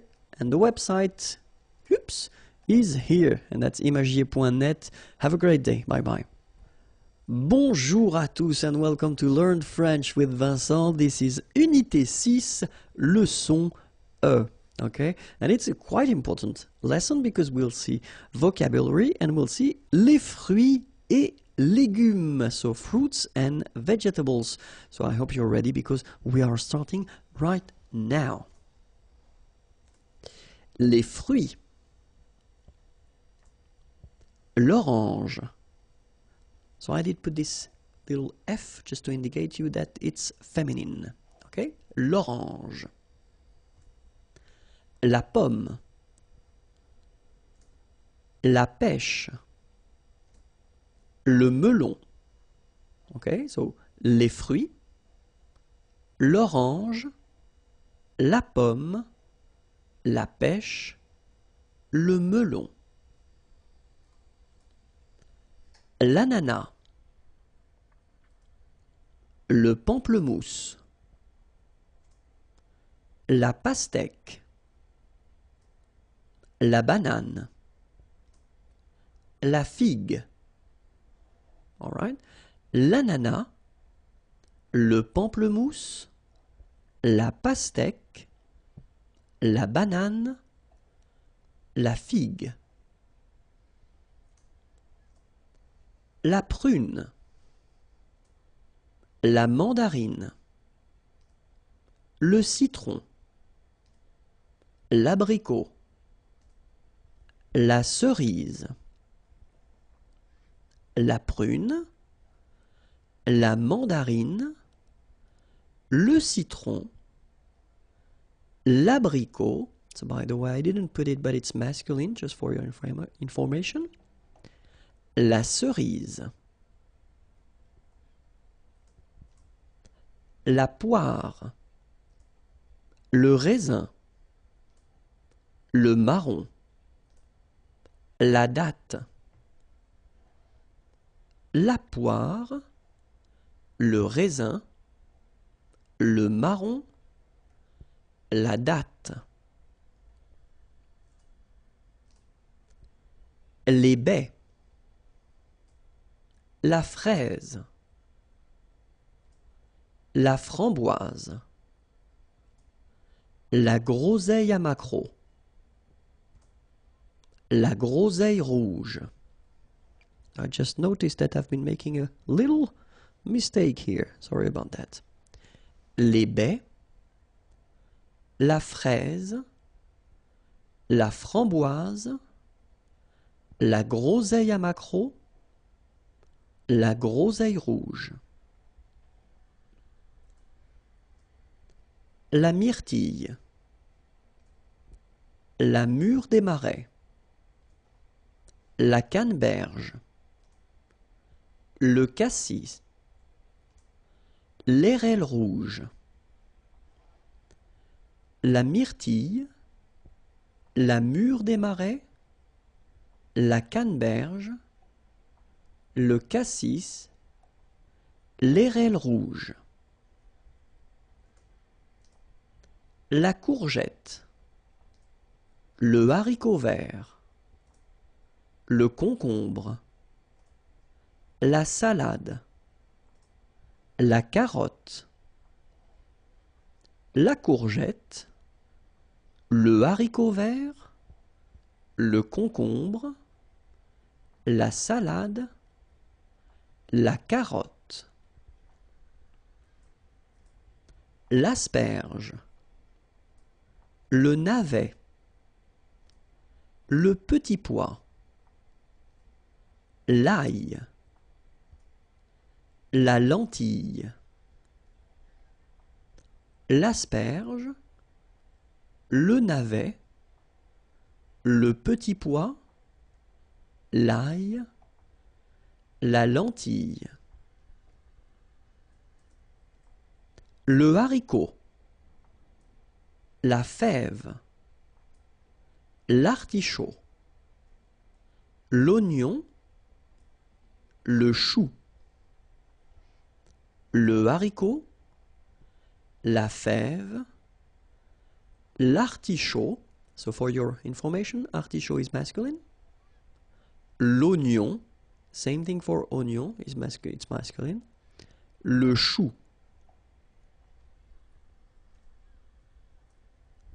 La tomate. Le chou-fleur. La pomme de terre. Le poivron. L'aubergine. La tomate. Le chou-fleur. La pomme de terre. Le poivron. L'aubergine. For your information, aubergine is a feminine word. L'épinard, le fenouil, le champignon. L'épinard, so it's masculine, le fenouil, le champignon. That's it, and you do have many words to remember. Especially they are quite useful. I mean, you're talking quite often, I think, about vegetables or food in general, fruits. So if you're not sure, if you want to review this video or to watch it again, don't be afraid. And then if you want to continue, then the next lesson is here. And the website is here. Have a great day. Bye-bye. Bonjour à tous, hi everyone, and welcome to Learn French with Vincent. This is Unité 6, leçon F. And in this lesson, we'll discover together les comparatifs. So if you want to compare in French, well, this is the lesson you should definitely watch. So in this structure, in this lesson, we'll discover three types of structures. The first one, avec un nom, with the noun. Second one, avec un adjectif, with an adjective. And the last one, avec un verbe, with a verb. Okay, so if you want to compare with these structures, then we'll start with the first one, avec un nom. Okay, so if you want to compare with a noun, then remember that if you want to say more, then you will have to use this plus, de, and then here you will put your noun, after that followed by que, than, and the rest of the structure. Okay, let's see one example. J'ai plus de chance que vous. J'ai plus de chance que vous. Okay, chance is luck. Okay, j'ai plus de chance que vous. Vous is you. All right. Il a plus d'amis que moi. Il a plus d'amis que moi. Amis, friends. Nous avons plus de livres que. Nous avons plus de livres que. Okay, so if I want to be really honest, and I will be, there is a strange thing in French language with this plus. Okay, because in some cases you will have to pronounce the final S, and in other cases you won't. So what I would advise you to do, because we are at a beginning stage, it would be to pronounce it each time, especially with this type of structure. So if you want to construct it followed by a noun, then in that case my advice would be pronounce it. Okay. After that, if you get the chance to go in French-speaking countries or meet French-speaking persons, then you can listen to them and you will learn how to use it or not. Okay, but the first advice would be, if you're using this kind of structure with nouns, then pronounce it. Okay, so let's see now if you want to say as. Okay, so if you want to compare, so it would be autant de followed by the noun, then with this que, than, and you continue your structure. Okay, j'ai autant de chance que vous. Okay, so I kept exactly the same sentences just to make it more clear. Okay, j'ai autant de chance que vous. Il a autant d'amis que moi. Il a autant d'amis que moi. Okay, so as usual in French, you know, you've got this de here, but then if the word, you know, coming right after is starting with a vowel or sh plus a vowel, then you should definitely take this away. Okay, il a autant d'amis que moi. Nous avons autant de livres que. Okay, and then same thing here, as you can see here, you've got this que. Okay, but then followed by a vowel. In that case, needs to go away, and then you get this que. All right. Then if you want to say less, it's moins in French, so no discussion about the S here. Don't pronounce it, okay? Moins de, and then you put your noun, que, than, and the rest of the structure. So let's see. J'ai moins de chance que vous. J'ai moins de chance que vous. Il a moins d'amis que moi. Il a moins d'amis que moi. Nous avons moins de livres que. Nous avons moins de livres que. All right, so that's it. Now let's see if you want to compare and use a structure with an adjective. Donc avec un adjectif, okay. First structure, if you want to use this more, okay, so you will use this plus, and in that case you don't pronounce the S, okay, plus. Then you put your adjective, and after that you put this que, than, and the rest of the sentence. Okay, so let's see now. Elle est plus rapide que moi. Rapide is fast, okay. Elle est plus rapide que moi. Il est plus fort que son frère. Fort is strong. Il est plus fort que son frère. Nous sommes plus intéressés que vous. Okay, and in that case, well, you make this little link, little liaison between the two, so you hear a little bit this S. Okay, nous sommes plus intéressés que vous. All right, so let's see them one more time. Elle est plus rapide que moi. Il est plus fort que son frère. Nous sommes plus intéressés que vous. All right, and then aussi. Then you put your adjective, que, then, and the rest of the sentence. Okay, so the same examples. Elle est aussi rapide que moi. Il est aussi fort que son frère. Nous sommes aussi intéressés que vous. Okay, so I'll repeat them. Elle est aussi rapide que moi. Il est aussi fort que son frère. Nous sommes aussi intéressés que vous. All right?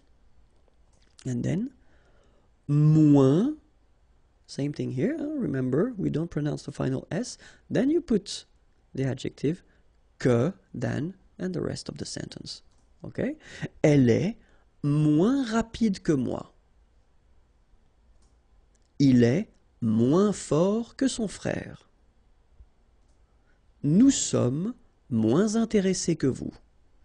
Ok, one more time. Elle est moins rapide que moi. Il est moins fort que son frère. Nous sommes moins intéressés que vous. All right? And so the last structure, if you want to compare with a verb, then in that case, remember, plus will be with the S. So pronounce it plus que. Okay, let's see now. Elle parle plus que toi. Elle parle plus que toi. Il mange plus que son frère. Il mange plus que son frère.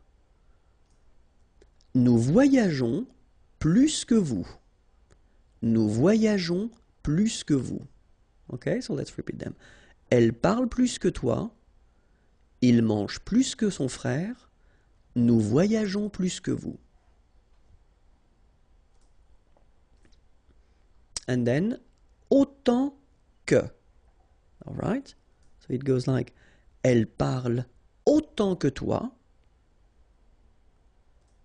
Il mange autant que son frère.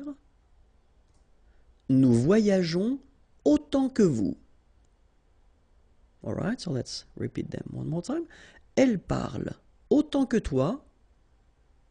Il mange autant que son frère. Nous voyageons autant que vous. And the last one. Moins que. Elle parle moins que toi. Il mange moins que son frère.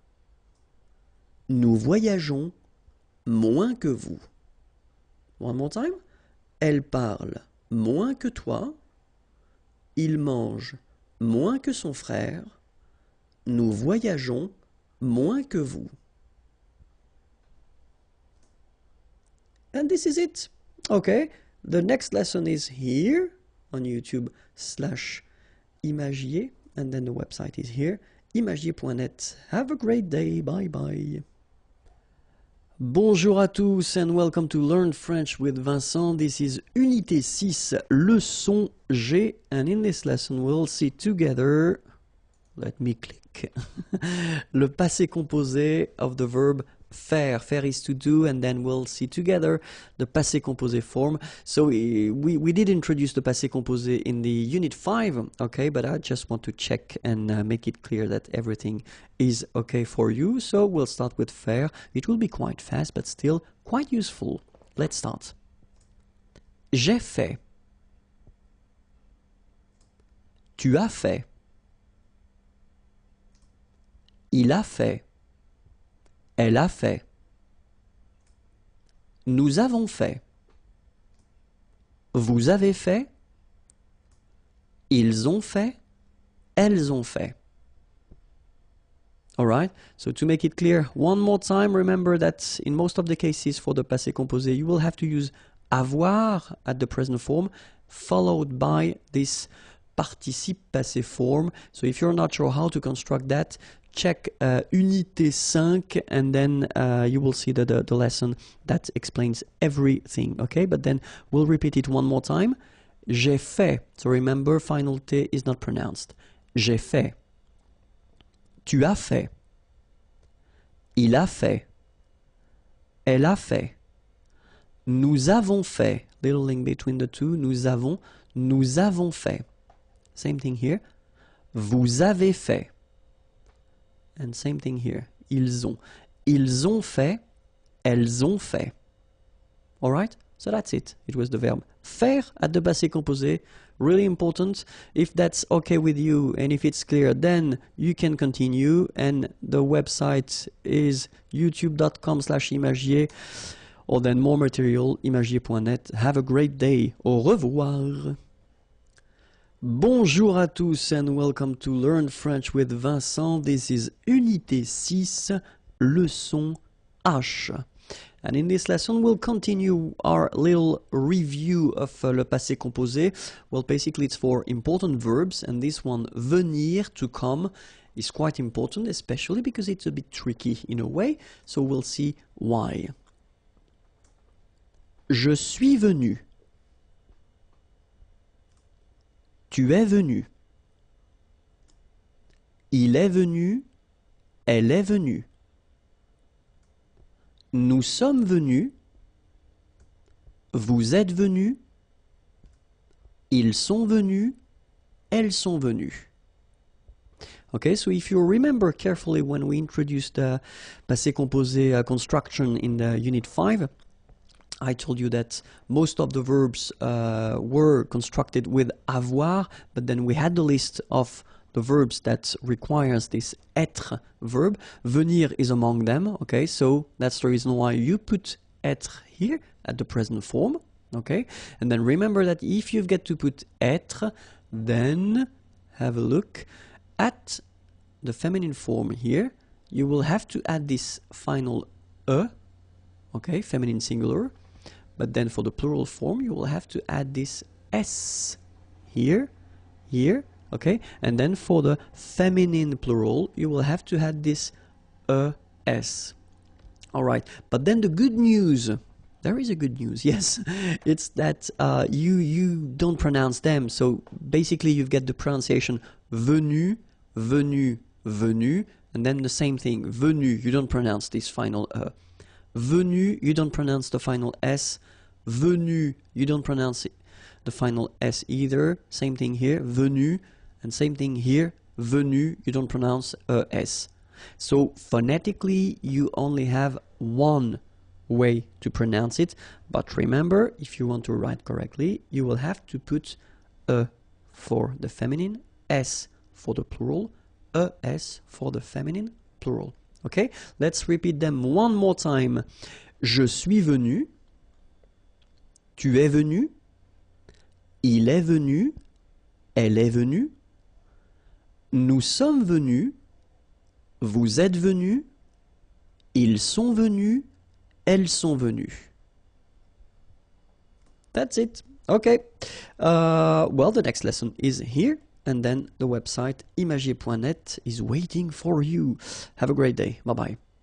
Bonjour à tous and welcome to Learn French with Vincent. This is Unité 6, leçon I. And we are continuing our things regarding le passé composé. So we'll see together le passé composé form of pouvoir, pouvoir, can. And then we'll see how it goes at the past form, this passé composé form. Okay? So, j'ai pu, tu as pu, il a pu, elle a pu, nous avons pu, vous avez pu, ils ont pu, elles ont pu. Okay, so if you remember carefully, as I said, In Unit 5, when I introduced this passé composé form, most of the verbs are using avoir at the present form, so that's the case here. And then after that, you've got to put the participe passé. Same thing, it was introduced in Unit 5, so check it if you want. And then for pouvoir, it's a bit tricky because pouvoir becomes pu, like that. Only 2 letters, okay? But then it doesn't change. If you look carefully, then it's always the same form. Okay, so let's see them together. J'ai pu. Tu as pu. Remember, you don't pronounce the S here. Il a pu. Elle a pu. Nous avons pu. Little link, little liaison between the two. Nous avons pu. Vous avez pu. Same thing here. Little liaison between the two. Ils ont pu. Same thing here. Elles ont pu. Alright? So that's it. It was quite short but quite important. Okay? So if you want to check for the next lesson, it's here, and then the website is waiting for you. imagier.net. Have a great day. Bye bye. Bonjour à tous and welcome to Learn French with Vincent. It's Unité 6, leçon J. I was not sure about that, but still it's written on the screen. Unité 6, leçon J, and in this lesson we'll discover together le passé composé, and the verb is attendre. Attendre is to wait, okay? And so we'll see the past form. So it's just some reviews that we are doing, but they are really important. So let's see how it goes now. J'ai attendu. Tu as attendu. Il a attendu. Elle a attendu. Nous avons attendu. Vous avez attendu. Ils ont attendu. Elles ont attendu. Alright, so if you remember, when I introduced the passé composé form, I told you that most of the verbs are using this avoir verb at the present form and then the participe passé. Okay, in that case, attendre becomes attendu at the participe passé, and then that's the form you will have to add at the end, and it doesn't change here, as you can see. J'ai attendu, tu as attendu, il a attendu, elle a attendu, nous avons attendu, so 2 liaisons here, nous avons attendu. Nous avons attendu. Vous avez attendu, same thing here. Vous avez attendu, okay? Vous avez attendu, then same thing here. Ils ont attendu, okay? Liaison here as well. Ils ont attendu, okay? But make it fast. Ils ont attendu, elles ont attendu. That's it for attendre at the passé composé form.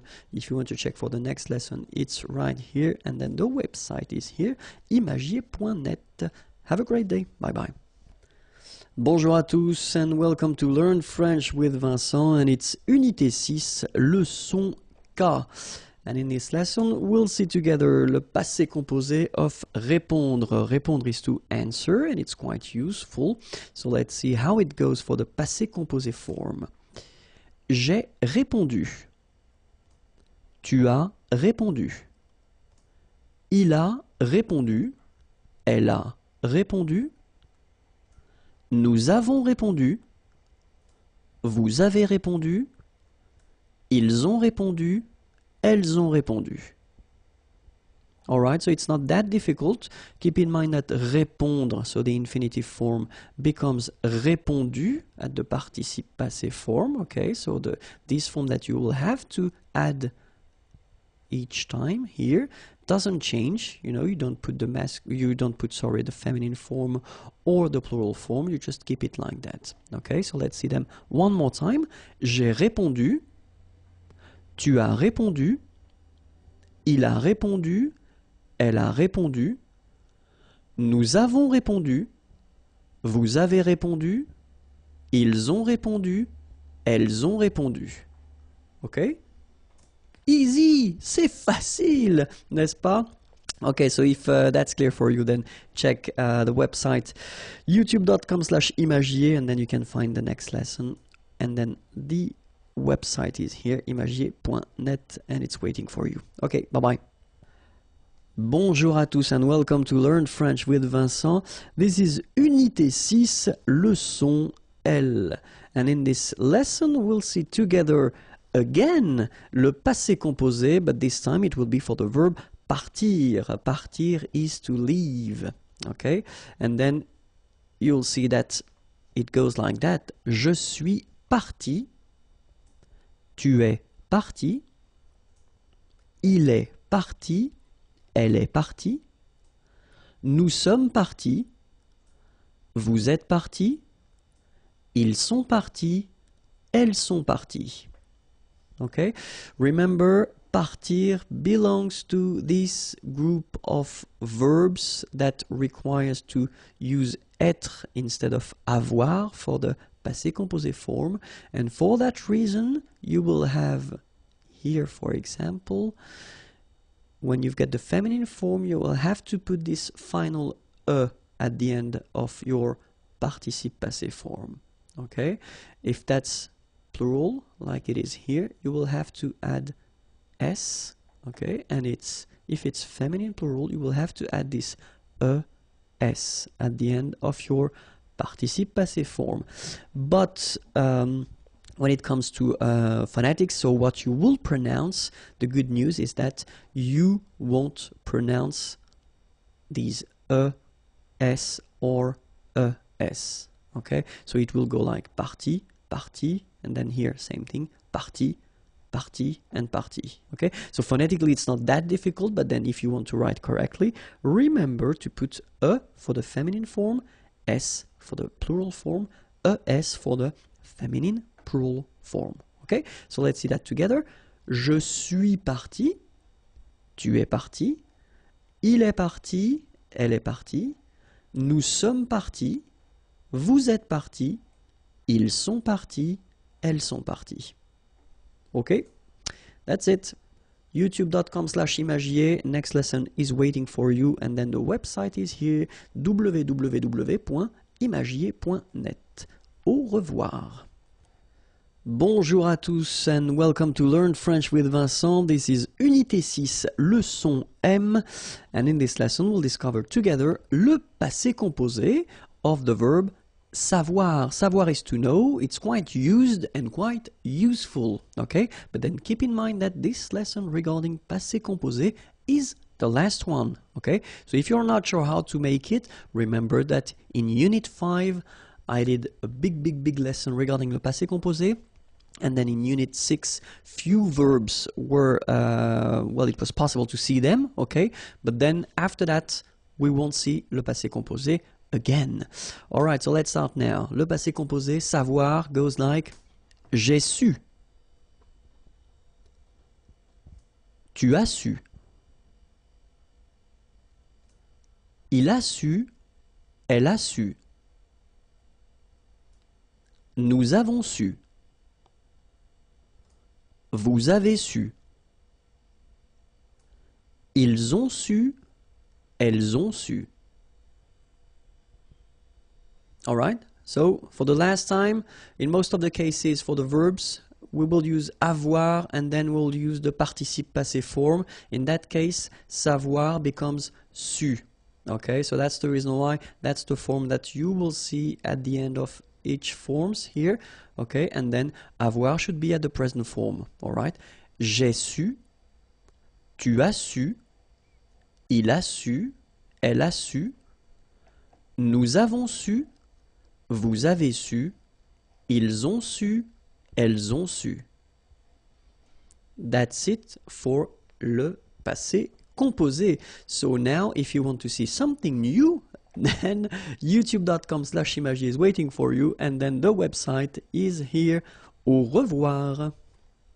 Bonjour à tous and welcome to Learn French with Vincent. This is Unité 6, leçon N. And in this lesson we'll discover together something really important, and that's what we call le futur simple. So basically it's the future tense, okay? When you want to express something that you will do. Let's see how we will make it in French. So we'll see the difference between the three groups of verbs that we've got in French. The first group is ending with er. Remember, parler, to talk, to speak. So the idea is that in that case, for this group, you don't change anything. So you just keep the basic form, the infinitive form, all right? And after that, you will put at the end AI for je. Okay, so this will be your ending. So you just don't touch the verb, I mean don't touch the infinitive form, you just put at the end this ending, okay? Second group of verbs, finir, to finish, to end. Well, the good news is that it will behave the same way as for the first group of verb. You don't modify anything, you just keep your infinitive form and you will put the ending AI here as well. So you get je parlerai and then you will get je finirai. So it's not that difficult for these two first group, okay? The third group, it's a bit more tricky, of course, as usual, because we're talking about irregular verbs, okay? But still, I took this lire. Lire is to read, okay? And then you can see that it's ending with this so the vowel okay? As usual, what we'll do, we'll take this away. So we get now L-I-R, and after that, we just put the ending. Je lirai. All right? So it will apply for most of the verbs. Of course, because it's French language, it's not all the verbs. We've got exceptions, but we'll see the exceptions a bit later in this lesson. But still, that's the idea of constructing it. If it's ending with this vowel, take it away. All right? You get that, and after that, you just put the ending. All right? So let's see. The ending for je will be AI. All right? And you pronounce it A. Remember, open A. Okay? The ending for tu will be AS. You don't pronounce the S, so you pronounce A. All right? The ending for il, elle will be A.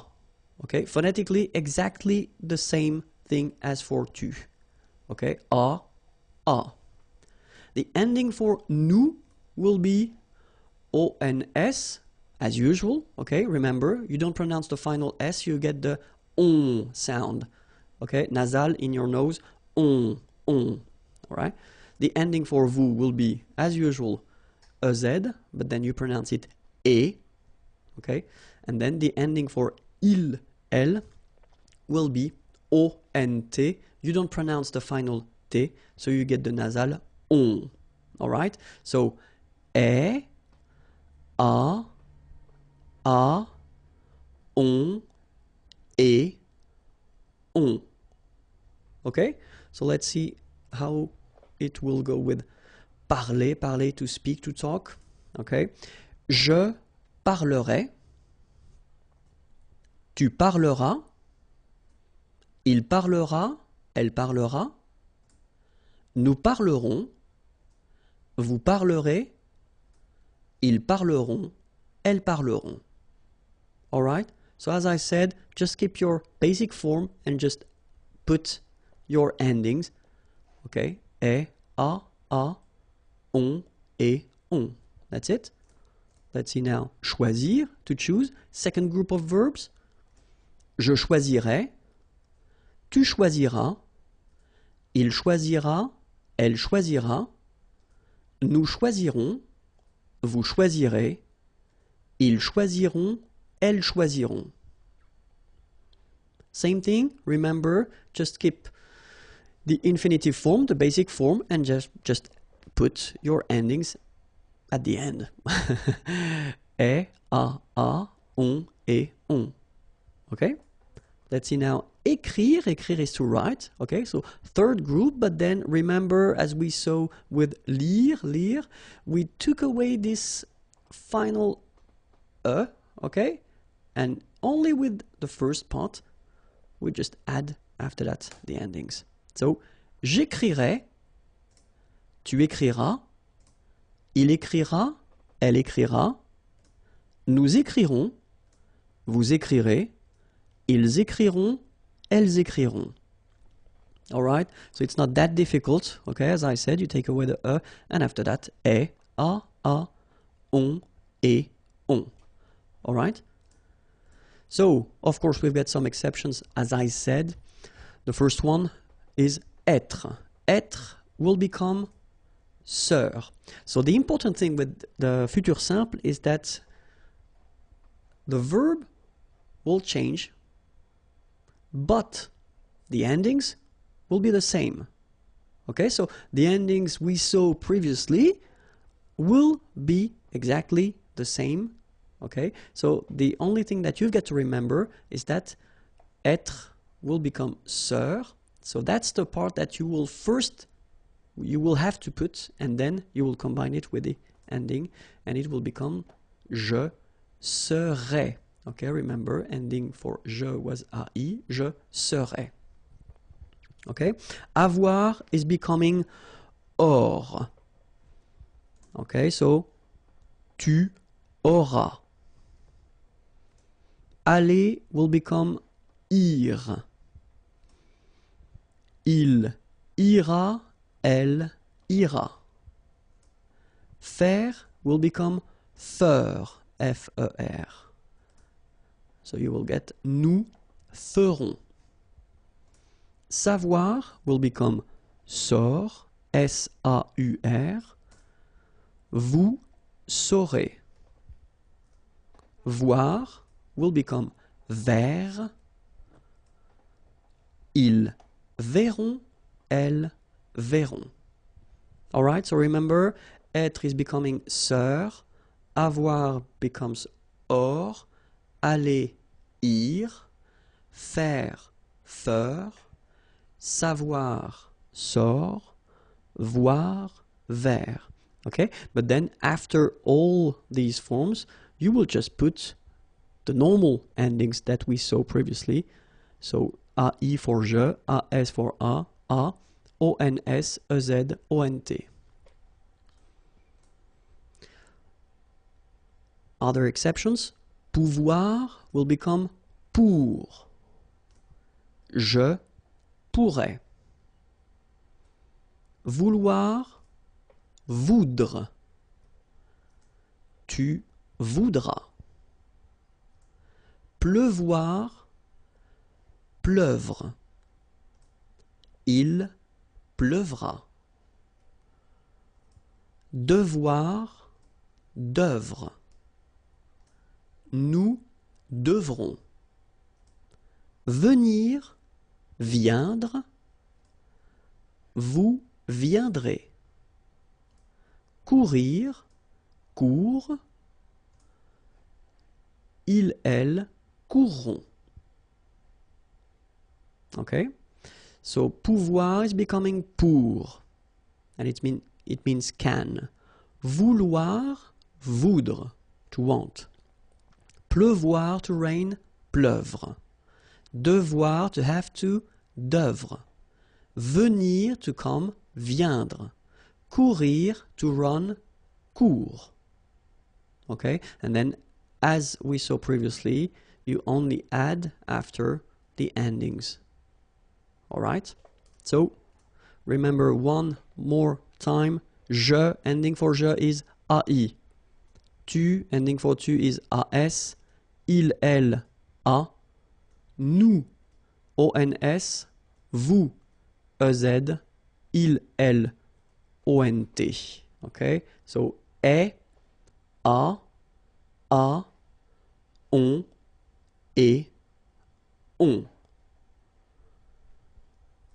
That's it. Now you can construct un futur simple. Congratulations. The next lesson is here, youtube.com/imagier, and that the website is waiting for you, imagier.net. Au revoir. Bonjour à tous and welcome to Learn French with Vincent, and this is Unité 6, leçon O. And in this lesson we'll discover together le pronom complément en. So let's see now. We can use this pronom complément en whether with an article partitif, so this some concept, or then it can be an article indéfini, a. In English it would be a, un, une, or then it can be at the negative form, so that's what we'll see, and then we'll start first with l'article partitif. Okay, so let's see now how we can make it. So if you have a question like Nicolas mange du pain, So of course, first possibility that you could have would be to answer oui, Nicolas mange du pain. So manger is to eat, du pain, some bread. Okay, in that case, that's really the partitive form. Okay, so you don't want to specify the quantity, but it's some. Okay.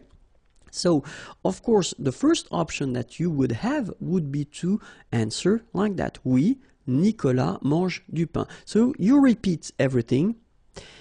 Normally, that's not the way we will do, because we tend to replace things with pronouns when it's possible. Okay, so the first option would be to replace Nicolas in that case. You don't want to repeat Nicolas, so you can say oui, il, he, instead of Nicolas because it's masculine, mange du pain. So that's the first step. Okay, the second step, you want to replace this du pain. Okay, so this partitive thing, and that's when this pronoun en is used. All right, so oui, il en mange. Okay, so in that case, you use this il just to avoid repeating Nicolas because it was previously stated, and then you want to use this en, the pronoun, just to avoid repeating du pain because it was in the question. Okay, oui, il en mange. So remember that this en pronoun should be before the verb. Okay, so let's see now another example. In the first example, we had the masculine form, and now I wrote same sentence, but then here we've got de la salade. Okay, salade is feminine word, so in that case it's not du, but then it's de la. Okay, but still it's the partitive form, some. Okay, Nicolas mange de la salade. Okay, so as we saw, first option would be oui, Nicolas mange de la salade, so you repeat the whole sentence. Second option, you don't want to repeat Nicolas. Oui, il mange de la salade. Okay, and the last option, you don't want to repeat either Nicolas nor de la salade. So you've got oui, il en mange. Okay. Let's see now if you've got de l'eau. Nicolas boit de l'eau. Oui, Nicolas boit de l'eau. Second option, you don't want to repeat Nicolas. Oui, il boit de l'eau. Third option, oui, il en boit. Okay? Same rule, en goes before the verb. Boire, here, it's the infinitive form is boire and it's to drink. Okay? De l'eau, some water. D'accord? Okay, let's continue now. Second structure, if you want to use le pronom en instead of an article indéfini. So let's see how it goes. In that case, you know, you've got a question. Nicolas mange un biscuit. So it's quite interesting because the difference between what we had previously with this partitif, some, when you use this partitif form, you don't really give any information regarding the quantity. In that case, you use un, so that's clear, it's only one. Okay? Nicolas mange un biscuit. First answer, oui, Nicolas mange un biscuit. Same thing as previously, you just put everything again.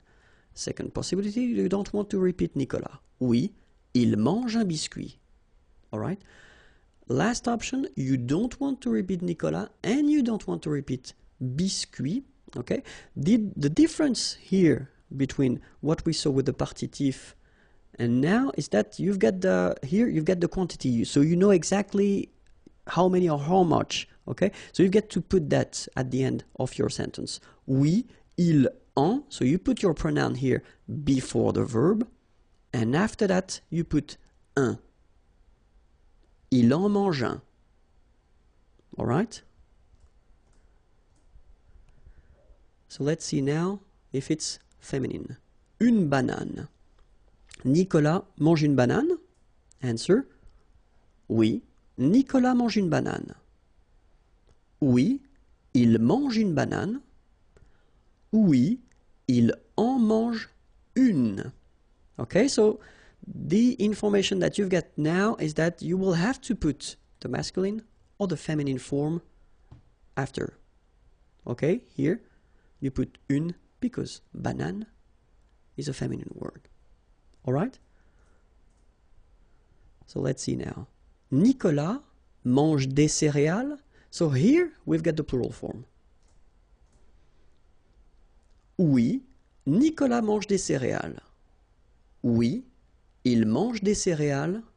Oui, il en mange. All right? So basically when you've got the plural form for des céréales here, you don't put anything after your verb. All right? So when you use this article indéfini, you will only need to put something after your verb if it's un or une, or then in other cases, but we will come to that a bit later. Okay? So let's see now la forme négative. Nicolas ne mange pas de céréales. Okay, so you've got the question, but here you've got the ne and then the pas, so you know that it's negative. Nicolas ne boit pas d'eau. So let's see the answers.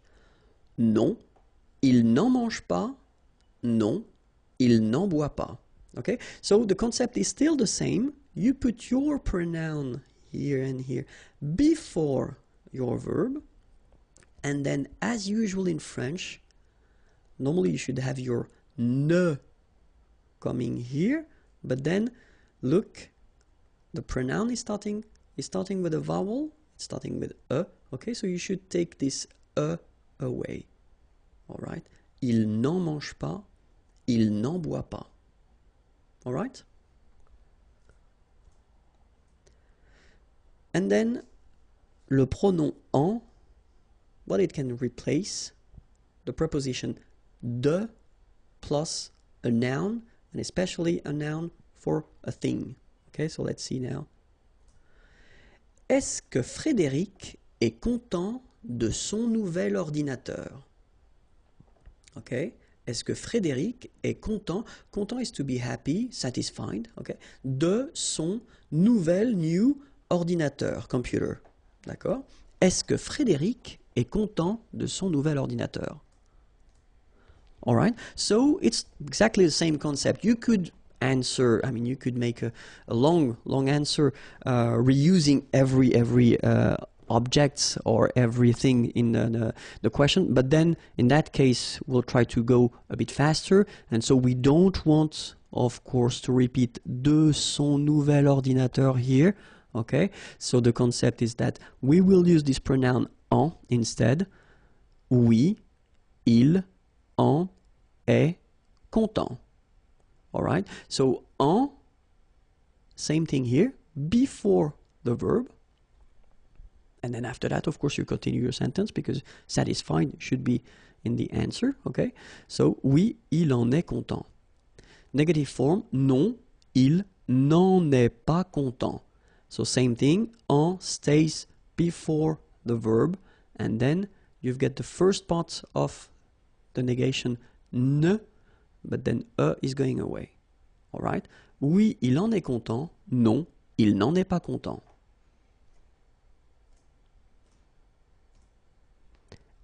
Est-ce que Frédéric parle de son chef? Oui, il en parle. Non, il n'en parle pas. Okay, so same thing, same concept, just put it before the verb. Okay, when you've got the negative form, then you should take this away from the first part of your negative form. Il n'en parle pas. Est-ce que Frédéric a besoin de notre aide? Okay, avoir besoin, it's to need. Okay. Notre aide, our help. Est-ce que Frédéric a besoin de notre aide? Same thing here. We don't want to repeat de notre aide. So, oui, il en a besoin. Non, il n'en a pas besoin. All right? And now, let's see how it goes when you construct it with one verb, avec un verbe, with two verbs, avec deux verbes. And then if you construct it with one verb composed, like for the passé composé, for instance. So let's see now, avec un verbe, with one verb. So you've got a question. Laurent prend un biscuit. Oui, il en prend un. Non, il n'en prend pas. So remember, we saw that previously. Huh?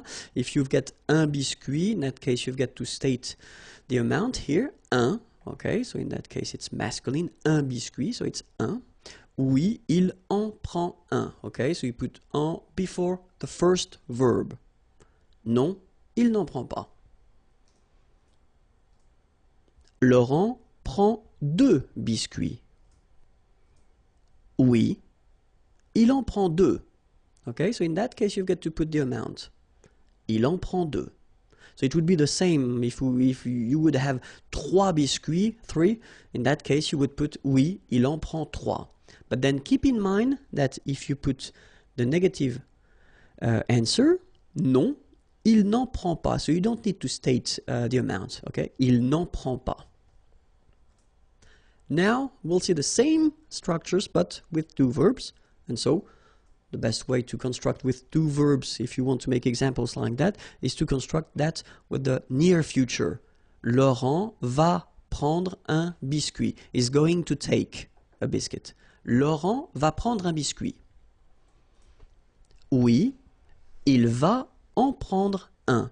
So the interesting thing here is that if you look carefully, you've got first aller here, so the first verb is here, and then you've got the second verb here. So it's at the infinitive form because that's the rule in French. When you construct with two verbs, the second one will be at the infinitive. And keep in mind that your pronoun, en here, should be before the second verb. Okay? So I'm not going to tell you that it should be between the two because you could have other things between the two. Okay? It should be before the second verb. Oui, il va en prendre un. Okay? And you get a good example here for the reason why I told you it should be before. Non, il ne va pas en prendre. Alright? Because here you've got your aller verb, va, but then you've got the negative form, ne va pas. But then your pronoun should be before the second one. Okay? Il ne va pas en prendre. Let's see now. Laurent va prendre deux biscuits. Answer. Oui, il va en prendre deux. Non, il ne va pas en prendre. Okay? So let's see now when you've got a composed verb. So we just need to put the same sentence at the passé composé form. Laurent a pris un biscuit. Oui, il en a pris un. Okay? So the important thing now is to try to remember that when you've got this form, a pris, even if you've got two parts, well, technically you don't have two verbs, you've got one verb. Okay? So your pronoun en should be before the verb, so it means before a here. Okay? One common mistake is to put this en between the two. Okay? Because you tend to think that maybe you've got two verbs, but no. It's here, okay? Il en a pris un. Negative form, il n'en a pas pris. Alright? Non, il n'en a pas pris. Laurent a pris deux biscuits. Oui, il en a pris deux. Non, il n'en a pas pris. And that's it for le pronom en. I know it's a bit difficult, but then it's quite important because French people or French-speaking people tend to use quite often these pronouns, especially when they talk. So it's important to know them. It's normal that maybe at the beginning you won't be able to produce it. I mean, to make sentences with all these pronouns. But still, it's really important to know them and to understand them. Okay, so that's it. The next lesson is here, youtube.com/imagier, and the website is waiting for you, imagier.net. Have a great day. Bye bye. Bonjour à tous and welcome to Learn French with Vincent. This is Unité 6, leçon P, and it's the last lesson for Unité 6. And in this lesson, we'll see together le pronom complément Y. So in the previous lesson, we saw another pronoun, so it's the pronoun en, okay? And in that case, in this lesson, we'll see le pronom Y. Well, you pronounce it I, of course. So, le pronom Y, we'll see that it can replace un lieu, a place, okay? Or then it can replace la préposition a and then a noun of thing, and then we'll see how to construct it when you get a negative form, okay? So let's see now for a place, un lieu. So let's see a question. Isabelle va en Finlande. So va, remember, it's aller, okay? And then en Finlande, in Finland. Isabelle va en Finlande. So of course, you will have many options to answer to this question. The first one would be maybe the more logical. Oui, Isabelle va en Finlande. So you just take all the elements that you had in the question and then you answer with that. Of course, in many situations we won't, because French people like to use pronouns when it's possible. So the first option that we would have is to avoid repeating Isabelle. Okay? So, elle va en Finlande. All right? And the other option we would have would be to avoid repeating this en Finlande. Okay, so it's a place, it's a country, okay? And in that case, it does mean that it would be possible to use this Y, so I, you pronounce it I, okay? So, oui, elle y va. So keep in mind that it's a pronoun and then it should be here just before your verb, okay? Elle y va. Alright, so, oui, Isabelle va en Finlande. Oui, elle va en Finlande. Oui, elle y va. Okay, so let's see another example now. So if you're using a name of a town, because previously we had a country and now it's a town, so it's Paris, okay? Isabelle va à Paris, so it's a question. Of course, you can answer like we saw previously. Oui, Isabelle va à Paris. First option, repeat everything, no problem. Second option, you just want to avoid repeating Isabelle. Oui, elle va à Paris.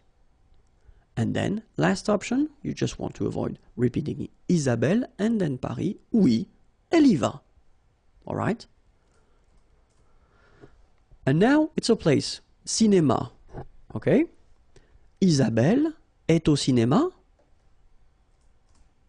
Oui, Isabelle est au cinéma. Repeat everything. Second one, you just don't want to repeat Isabelle. Oui, elle est au cinéma. Alright? Third one, just want to avoid repeating Isabelle and au cinéma. Oui, elle y est. Alright? Oui, Isabelle est au cinéma. Oui, elle est au cinéma. Oui, elle y est. Second situation when we can use this pronoun I or Y, it's when you replace it.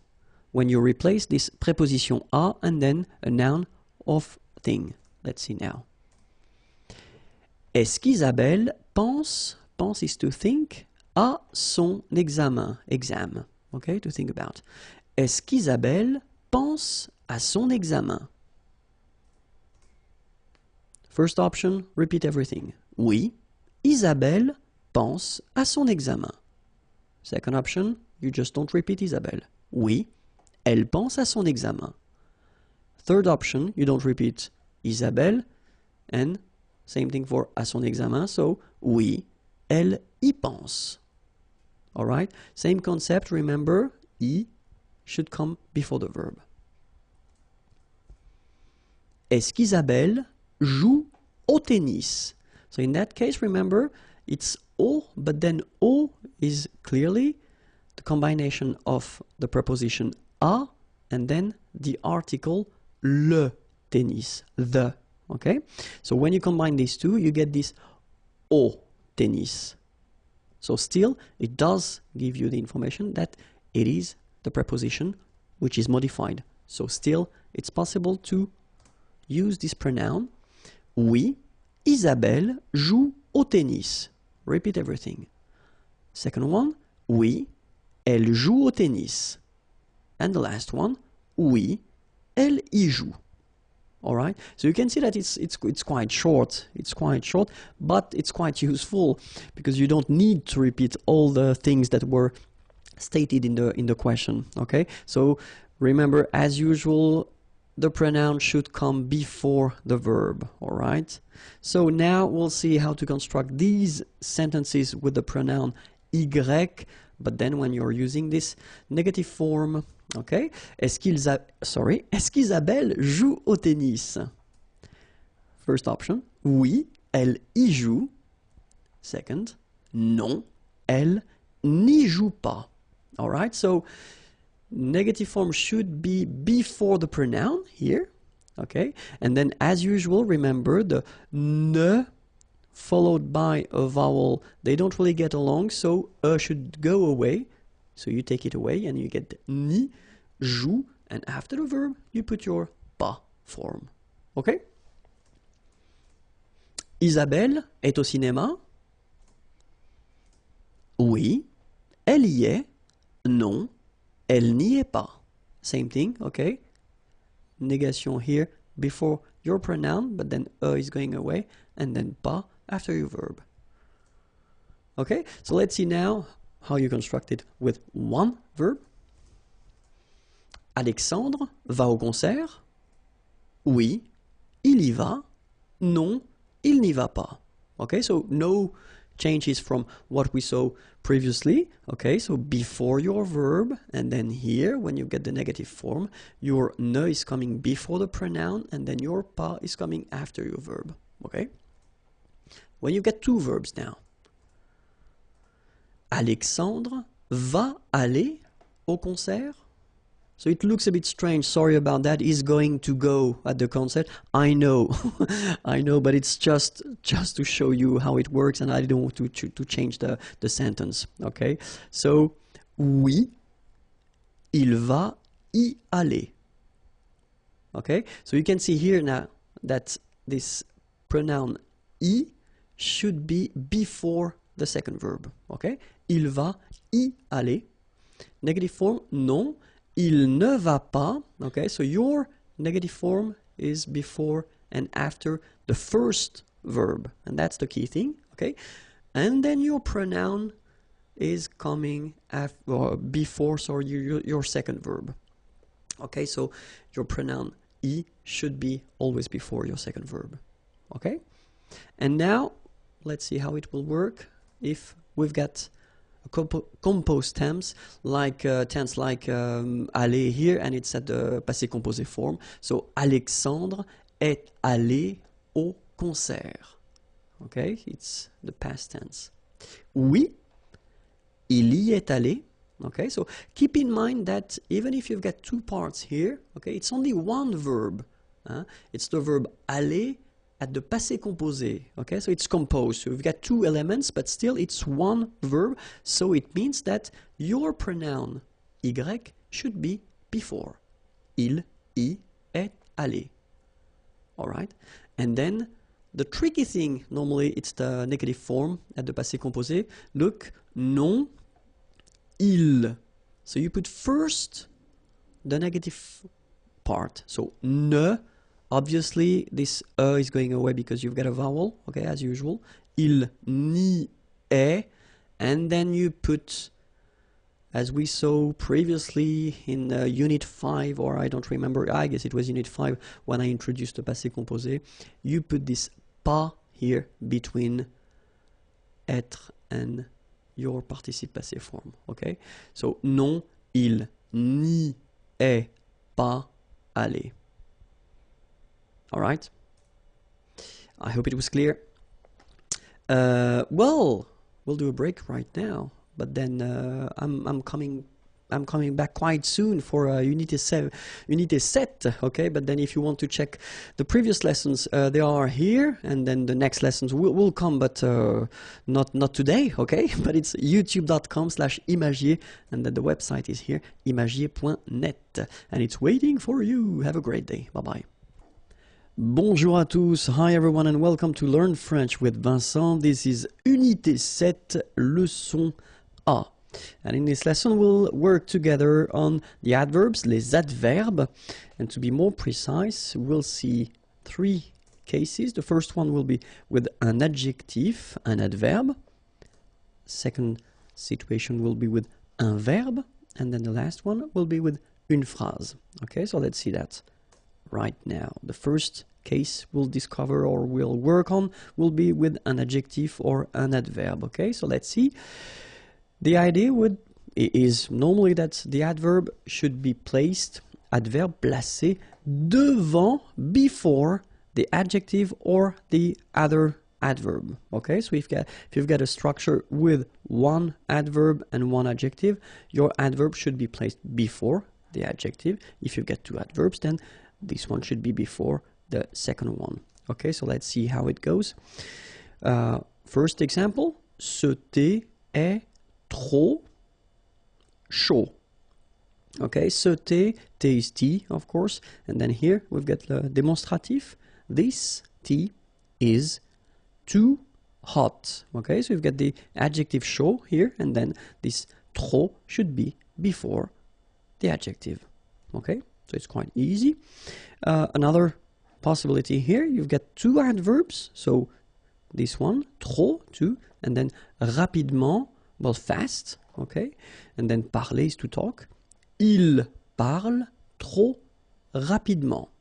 Okay, so obviously this trop, too fast, should be before rapidement.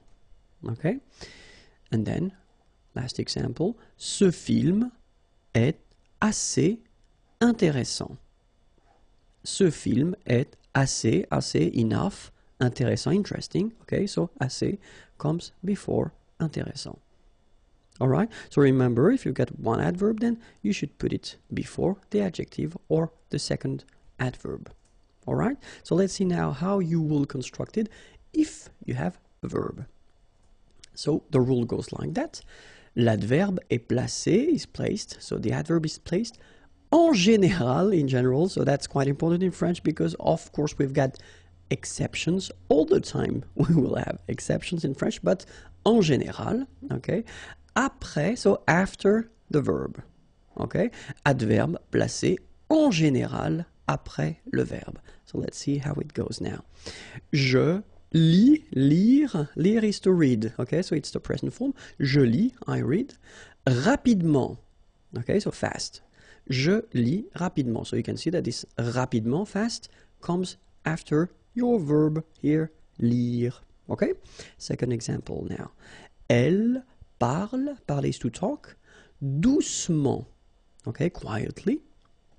Elle parle doucement. Same thing here. Your adverb is coming after your verb. All right? And then the last one. Il conduit. Conduire is to drive. Il conduit très bien, very well, sa nouvelle voiture, his new car. Il conduit très bien sa nouvelle voiture. So as you can see here as well, this très bien, very well, is coming after the verb conduire, to drive. All right? So remember, the adverb is placed in general after the verb. Okay?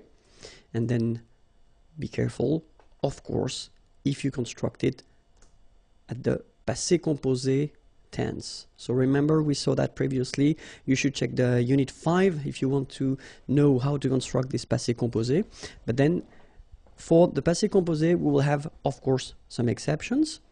The exceptions are assez, enough, beaucoup, a lot, bien, well, déjà, already. Mal, bad. Mieux, better. Trop, too much, too, okay. Toujours, always. And then presque, almost. Okay, so assez, beaucoup, bien, déjà, mal, mieux, trop, toujours, presque. So try to remember them, and then in the next page I will show you how they change. So if you take this trop, remember it was too much. So je parle trop, I talk too much. So if we've got the present form as we do here, basically it does respect the rule as we saw previously, so it comes after the verb. Okay, je parle trop. But then, if you put the same sentence at the passé composé form, okay, so remember, passé composé, you've got avoir or être, and then after that you get this participe passé form, all right? So you will have to put this adverb, trop, between the two here. J'ai trop parlé. All right? Let's see now another example. Il se repose. Se reposer is to rest. Okay? Il se repose beaucoup, a lot. And then, if you put the same sentence at the passé composé form, il s'est beaucoup reposé. All right? Il s'est beaucoup reposé. So remember, present here, present form, you've got this adverb, it's coming after the verb, but then here, it must be here, so between the two. Okay? Another example. Je dors mal. So dormir, it's to sleep. Okay? Mal, bad. Passé composé form, j'ai mal dormi. So same thing. Doesn't come after, but it's right here. Okay? Elle sourit toujours. Sourire, to smile, toujours, always. Present form, elle sourit toujours. And then, passé composé form, elle a toujours souri. Alright? And now, let's see if you want to make a sentence. Because you will have to remember that in some cases, well, the place of the adverb can change. Est variable. Okay? So let's see. You've got an example here. Malheureusement, so malheureusement means unfortunately, malheureusement, elle a perdu ses clés. Perdre, it's to lose, okay? Ses clés, her keys, okay? And it's the passé composé form. Malheureusement, elle a perdu ses clés. Okay, so that's one option. So you can start here, as you can see. You start with the adverb, and then you continue your sentence. All right? But then, it would be possible as well to change the order and to start like, elle a perdu ses clés, malheureusement. Okay, so you can see that it's possible to start with the adverb, or then you can end with it as well. So it's possible to move the adverb. In this case, it doesn't need to be at the right beginning of the sentence. Okay, we'll see another example. Récemment, récemment means recently. Il a décidé, okay, décidé to decide, de changer, to change, de travail. Travail is work. Okay, récemment, il a décidé de changer de travail. Okay, and it will be the same here. If you look carefully, you can start with il a décidé de changer de travail.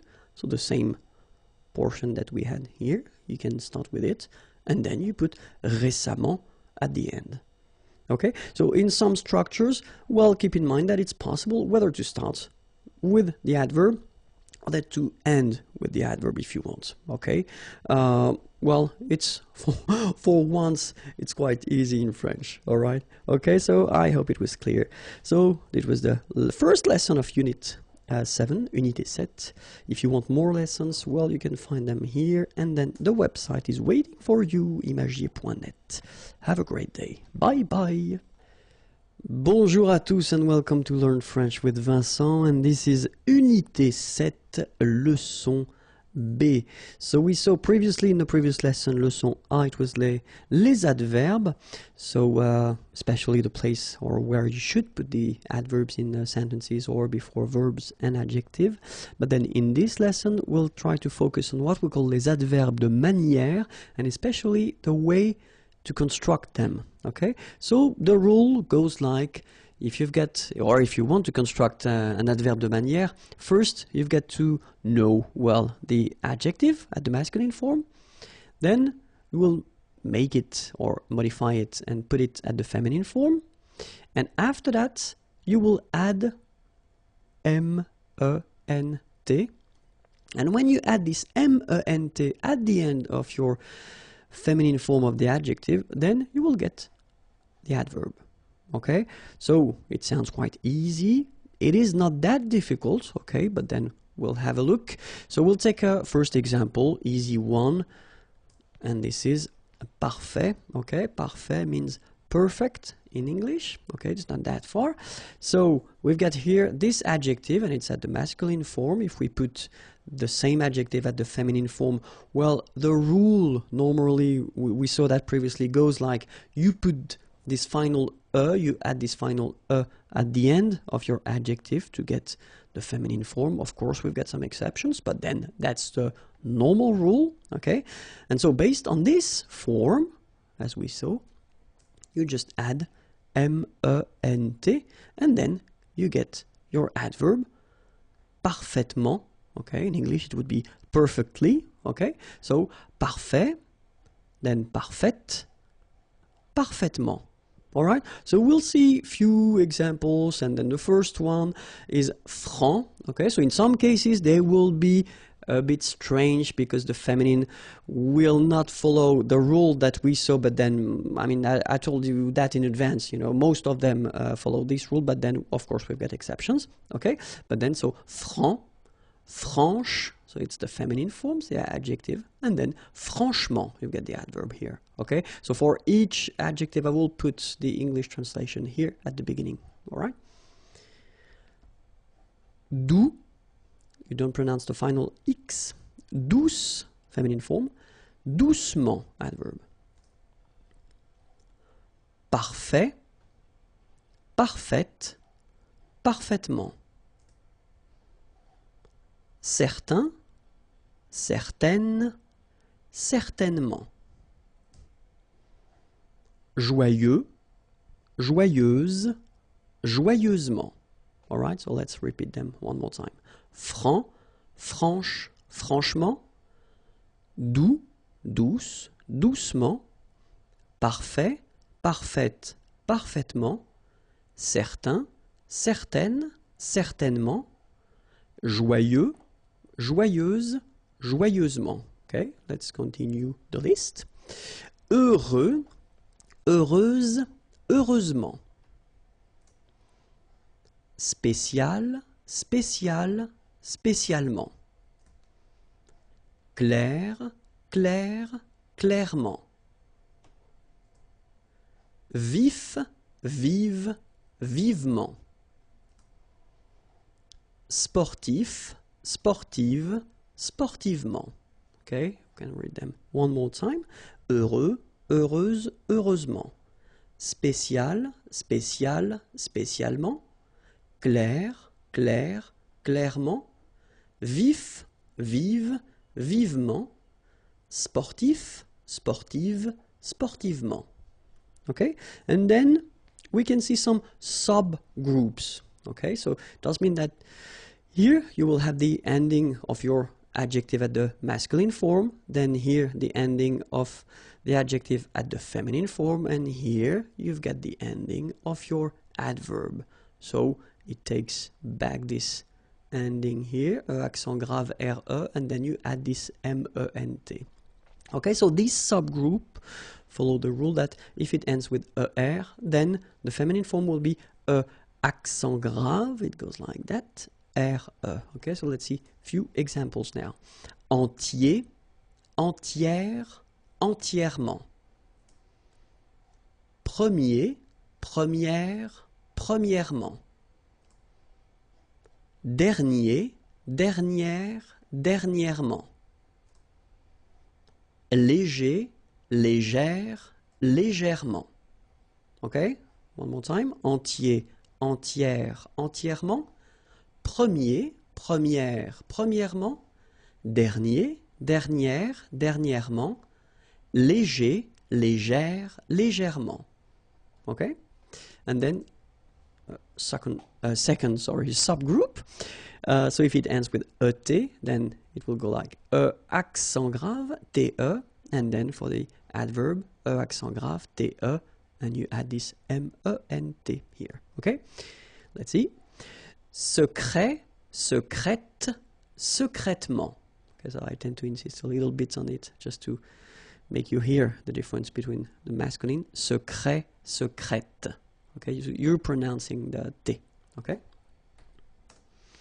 Complet, complète, complètement. Discret, discrète, discrètement. Okay, so one more time.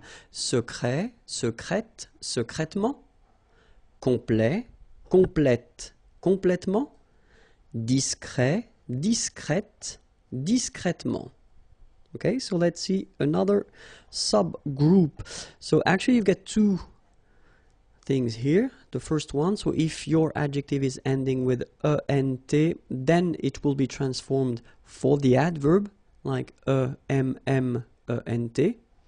And if it ends with ANT, it will be transformed like AMMENT. Okay, but then I did put them in the same group because phonetically, and that's the important thing, phonetically you will pronounce them the same way. So you will pronounce amant, and here it will be the same, you will pronounce amant. Okay, so let's see how it goes. Patient, and then patiemment. So as I told you, even if you write it EMMENT, phonetically it goes like amant, patiemment. All right. Récent, same rule. Récemment, récemment, récemment. Okay. Then suffisant, suffisamment. And the last example, élégant, élégamment. All right, so let's repeat them one more time. Patient, patiemment. Récent, récemment. Suffisant, suffisamment. Élégant, élégamment. Okay, and another subgroup. So if your adjective is ending with EL, then feminine form of the adjective will be ELLE, and then the adverb ELLEMENT. Okay. Réel, réellement.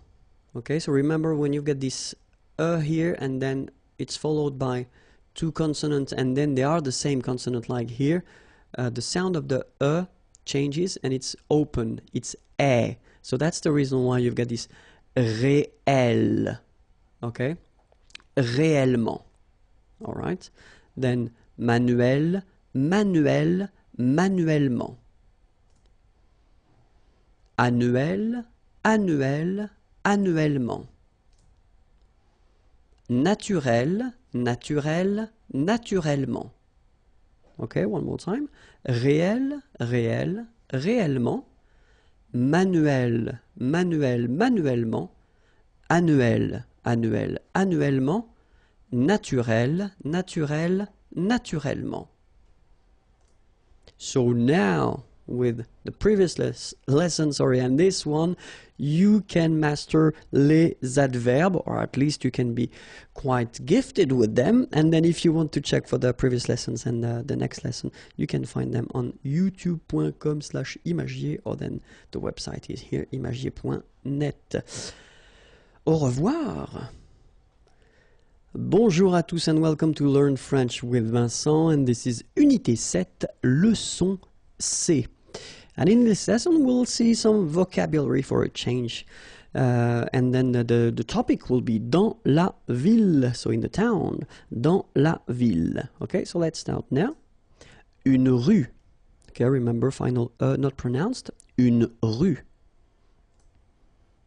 Une voie ferrée. Final here not pronounced, and then this one is not pronounced either. Une voie ferrée. Une autoroute. Une autoroute. Un boulevard. Final D not pronounced. Un boulevard. Un lampadaire. Final not pronounced. Un lampadaire. Une aire de stationnement. Une aire de stationnement. Un musée. Final not pronounced. Un musée. Un immeuble. So you can see I'm making this little liaison between the two. Un immeuble. Final not pronounced. Un immeuble. Un stade. Same thing here. Final is not pronounced. Un stade. Un gratte-ciel. Un gratte-ciel. Un restaurant. Final T not pronounced. Un restaurant. Un hôtel. So you can see that I'm making this little liaison, this little link between the two. Un hôtel. Un hôtel. All right? Un terre-plein. Un terre-plein. Remember this E-I-N nasal. So it goes in your nose and it's un plein, plein. Un terre-plein. Une gare. Okay, remember when you get these G and A together, the sound is g, ga, ga. Une gare. Final not pronounced. Une gare. Une tour. Okay, O-U-O-U. Une tour. Un palais des congrès. Final S here and here are not pronounced. Un palais des congrès. Un parc. Un parc. Un espace vert. First thing, you've got this little link between the two. Un espace vert. Final not pronounced, and then final T not pronounced. Un espace vert. Un trottoir. Un trottoir. Une borne d'incendie. Okay, final here not pronounced, final here not pronounced. Une borne d'incendie. And then you get the nasal. Un, en, incendie. Une borne d'incendie. Un égout. Okay, little link between the two. Un égout. Final T not pronounced. Un égout. Une conduite d'eau potable. Une conduite d'eau potable. Final here and here are not pronounced. And then when you combine these two, these three vowels a, u, you get the sound o. Only o. Okay? Une conduite d'eau potable. Okay? Une conduite de gaz. Final not pronounced here. Une conduite de gaz.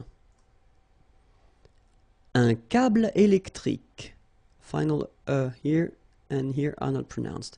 Un câble électrique. Un abribus. Un abribus. Un arrêt d'autobus. So you can hear this little link between the two. Un arrêt d'autobus. Un passage pour piétons. Un passage pour piétons. Final S here, not pronounced, and then final not pronounced. Un passage pour piétons. Des feux de circulation. So here, final X not pronounced.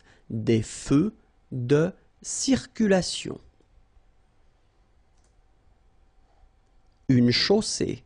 Okay, here, final not pronounced. And then you get the double S between two vowels, so it's really strong. I mean, the S is s. Okay, so une chaussée. Un réverbère. Final not pronounced.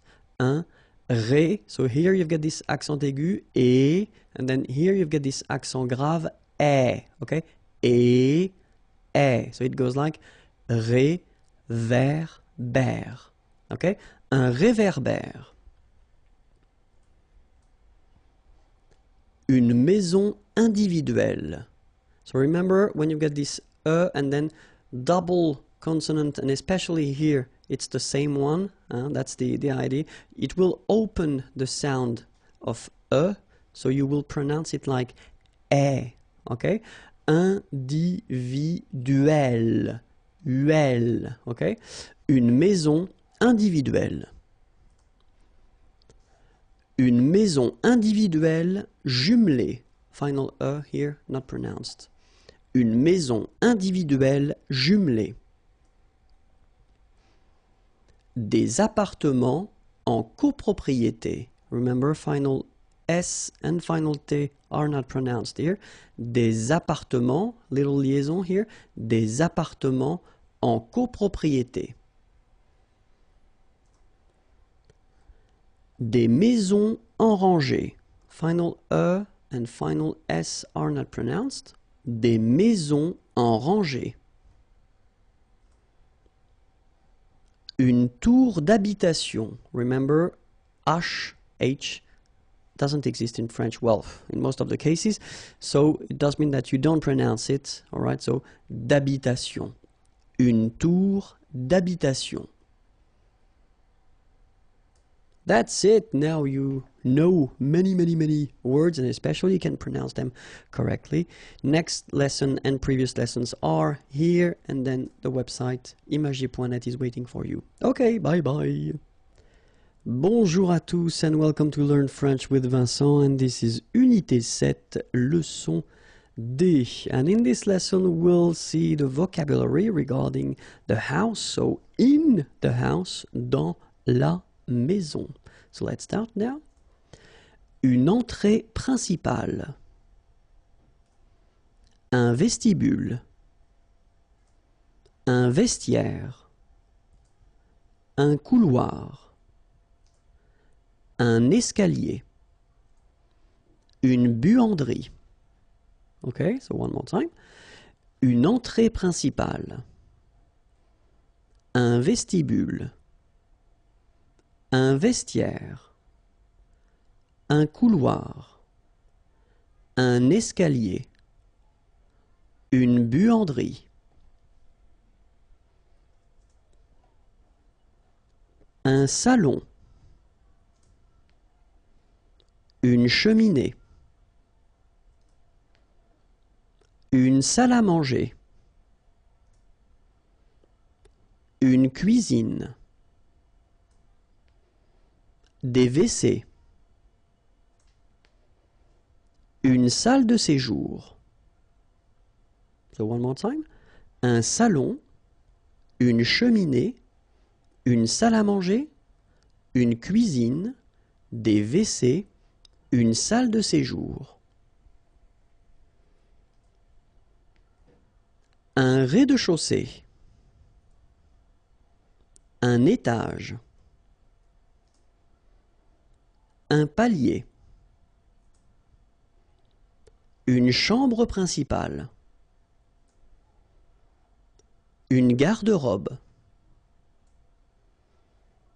une chambre, one more time, un rez-de-chaussée, un étage, un palier, une chambre principale, une garde-robe, une chambre, une fenêtre, une porte-fenêtre, une salle de bain, une douche, baignoire. Une porte pliante. So one more time. Une fenêtre, une porte-fenêtre, une salle de bain, une douche, une baignoire, une porte pliante. Une table. Une desserte. Un fauteuil. Un canapé. Un banc. Un tabouret. One more time. Une table, une desserte, un fauteuil, un canapé, un banc, un tabouret. Une chaise. Un lit. Une armoire. Un coffre. Une commode. Un rideau. OK? Une chaise, un lit, une armoire, un coffre, une commode, un rideau. This is it. You've got so many words now. I hope you can remember them. If you don't, then watch the video one more time, and then if you're ready, so the next lesson should wait at the following address. So it's youtube.com/imagier, and then the website is here, imagier.net. Have a great day. Bye bye. Bonjour à tous and welcome to Learn French with Vincent, and this is Unité 7, leçon E. And in this lesson, we'll have the pleasure to discover together two verbs. So it's quite interesting because we've got first the verb savoir, and then we've got the verb connaître. And if you want to translate that, directly in English, well, basically they mean the same thing, and it would be translated with to know.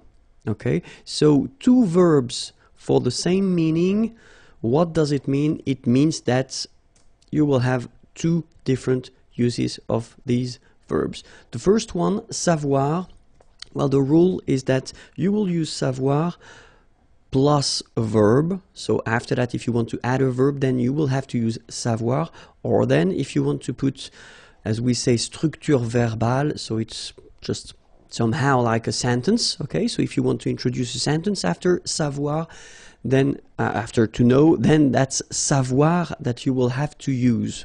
Okay, but connaître, so same meaning as I said, it's to know. Okay, you will use connaître only if you want to put a name or a noun after connaître. Okay, so that's the main difference of use between savoir and connaître. Okay, so connaître plus a noun avec un nom, and then savoir with a verb, or then structure or verbal structure, or let's say a sentence if you want. Okay, so first, of course, we should remember how to conjugate savoir at the present form here. Okay, je sais, tu sais, il sait, elle sait, nous savons, vous savez, ils savent, elles savent. Okay, so if you look carefully here, you write it S-A-I-S, well, the same way here. Here you write it S-A-I-T, okay, but then phonetically these three forms are the same, and it's c'est, okay? Je sais, tu sais, il sait, elle sait. All right, so let's see now the passé composé form. J'ai su, tu as su, il a su, elle a su, nous avons su, vous avez su, ils ont su. Okay, so if you remember, when we introduced this passé composé form, it was in Unit 5, if my memory is correct. Then you put first, in most of the cases, the verb avoir at the present form, and then you put this participe passé form. And the participe passé form for savoir is su, okay, so it doesn't change. That's the reason why you will put it right here after each form, okay? So, j'ai su, tu as su, il a su, elle a su, nous avons su, little liaison here, vous avez su, same thing here. Ils ont su, little liaison between the two. Elles ont su. Okay? And now, let's see connaître at the present form. Je connais. Tu connais. Il connaît. Elle connaît. Nous connaissons. Vous connaissez. Ils connaissent. Elles connaissent. All right, same thing as we had for savoir. If you look carefully here, connaît AIS, and then connaît AIT. So don't forget this circumflex, even if you don't pronounce it well, you should write it. Well, you pronounce these three forms the same way. Okay, connaît, and then connaît. All right, let's see how it goes for the passé composé form. J'ai connu. Tu as connu, il a connu, elle a connu, sorry, nous avons connu, vous avez connu, ils ont connu, elles ont connu. Okay, so same rule, first avoir at the present form, then participe passé form of connaître, it's connu. All right, so it will go everywhere for each person here. Okay, j'ai connu, tu as connu, il a connu, elle a connu, nous avons connu, vous avez connu, ils ont connu, elles ont connu. Okay? And now for the future form, as it was introduced in the previous lesson, Unit 6. So, savoir at the future form, and it goes like, je saurai, tu sauras, il saura, elle saura, nous saurons, vous saurez, ils sauront, elles sauront. And then for connaître at the future form. Je connaîtrai, tu connaîtras, il connaîtra, elle connaîtra, nous connaîtrons, vous connaîtrez, ils connaîtront, elles connaîtront. All right? So, let's see a few examples now. So the first one, remember, savoir, so you construct it with a verb or a sentence, okay? In that case, I just put a verb. Je sais chanter. Okay, so remember, savoir, to know, chanter, to sing. Je sais chanter. All right? So, second verb here, chanter. Well, the rule in French is that if you've got a structure like that with two verbs, the second verb should be all the time at the infinitive. Okay? Je sais chanter, like that. All right. If you put the same sentence at the passé composé as we saw previously, the passé composé form of savoir, it goes like j'ai su chanter. All right. And then the future form, je saurais chanter. Okay. So it's quite easy. Hein? Je sais chanter, j'ai su chanter, je saurais chanter.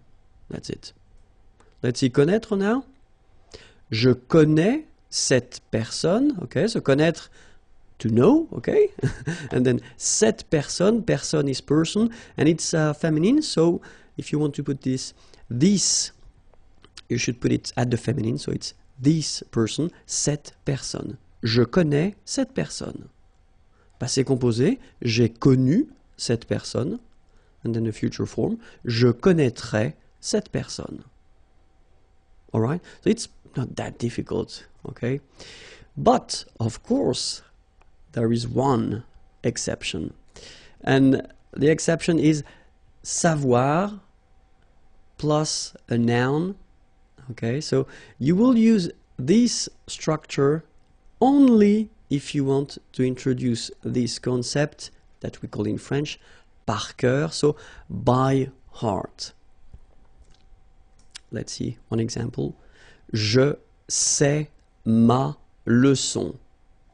So in that case, savoir, to know, ma leçon, my lesson.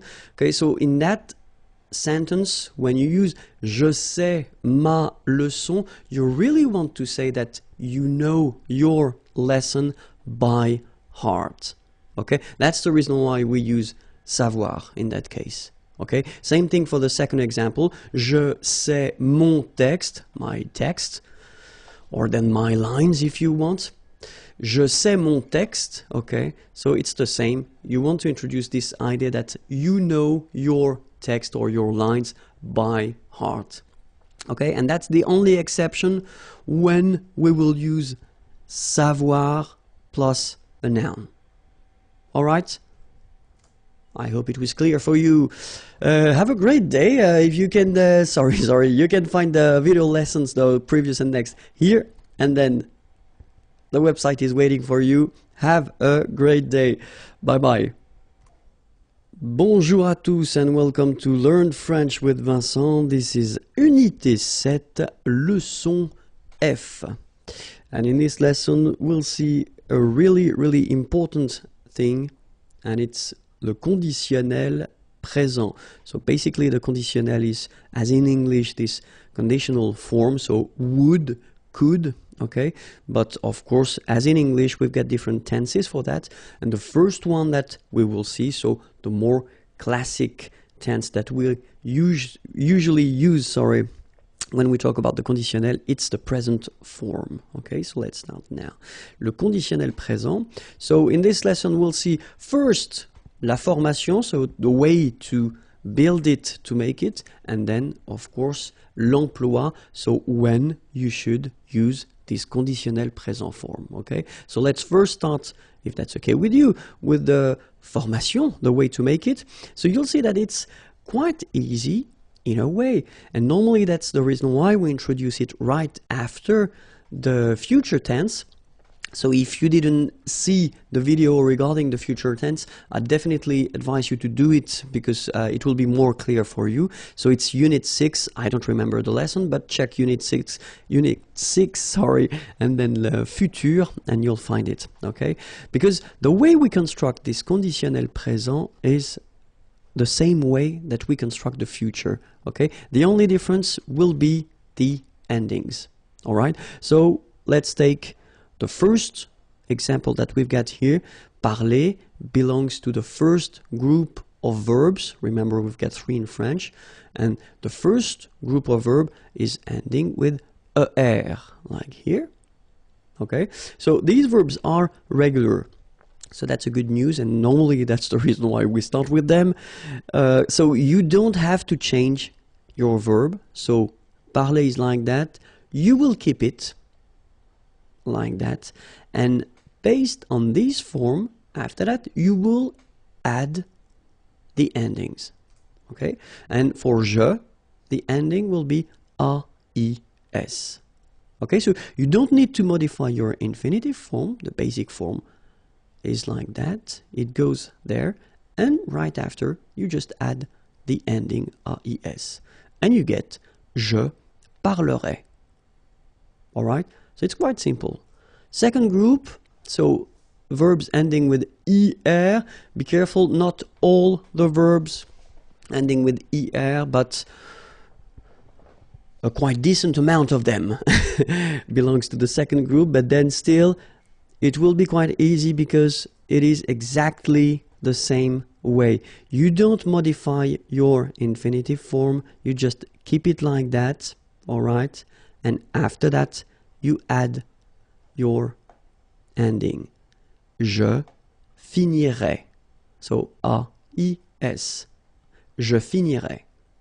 All right, so it's quite easy. You keep your basic form, your infinitive form, and right after, you just put the ending. Okay, for the third group of verbs, so of course we will have some exceptions, so we'll see that a bit later in this lesson, but still the main rule is if it's ending like lire to read, okay, with this well, the idea is that you will take this away, as we quite usually do in French, okay, and after that you will add your ending.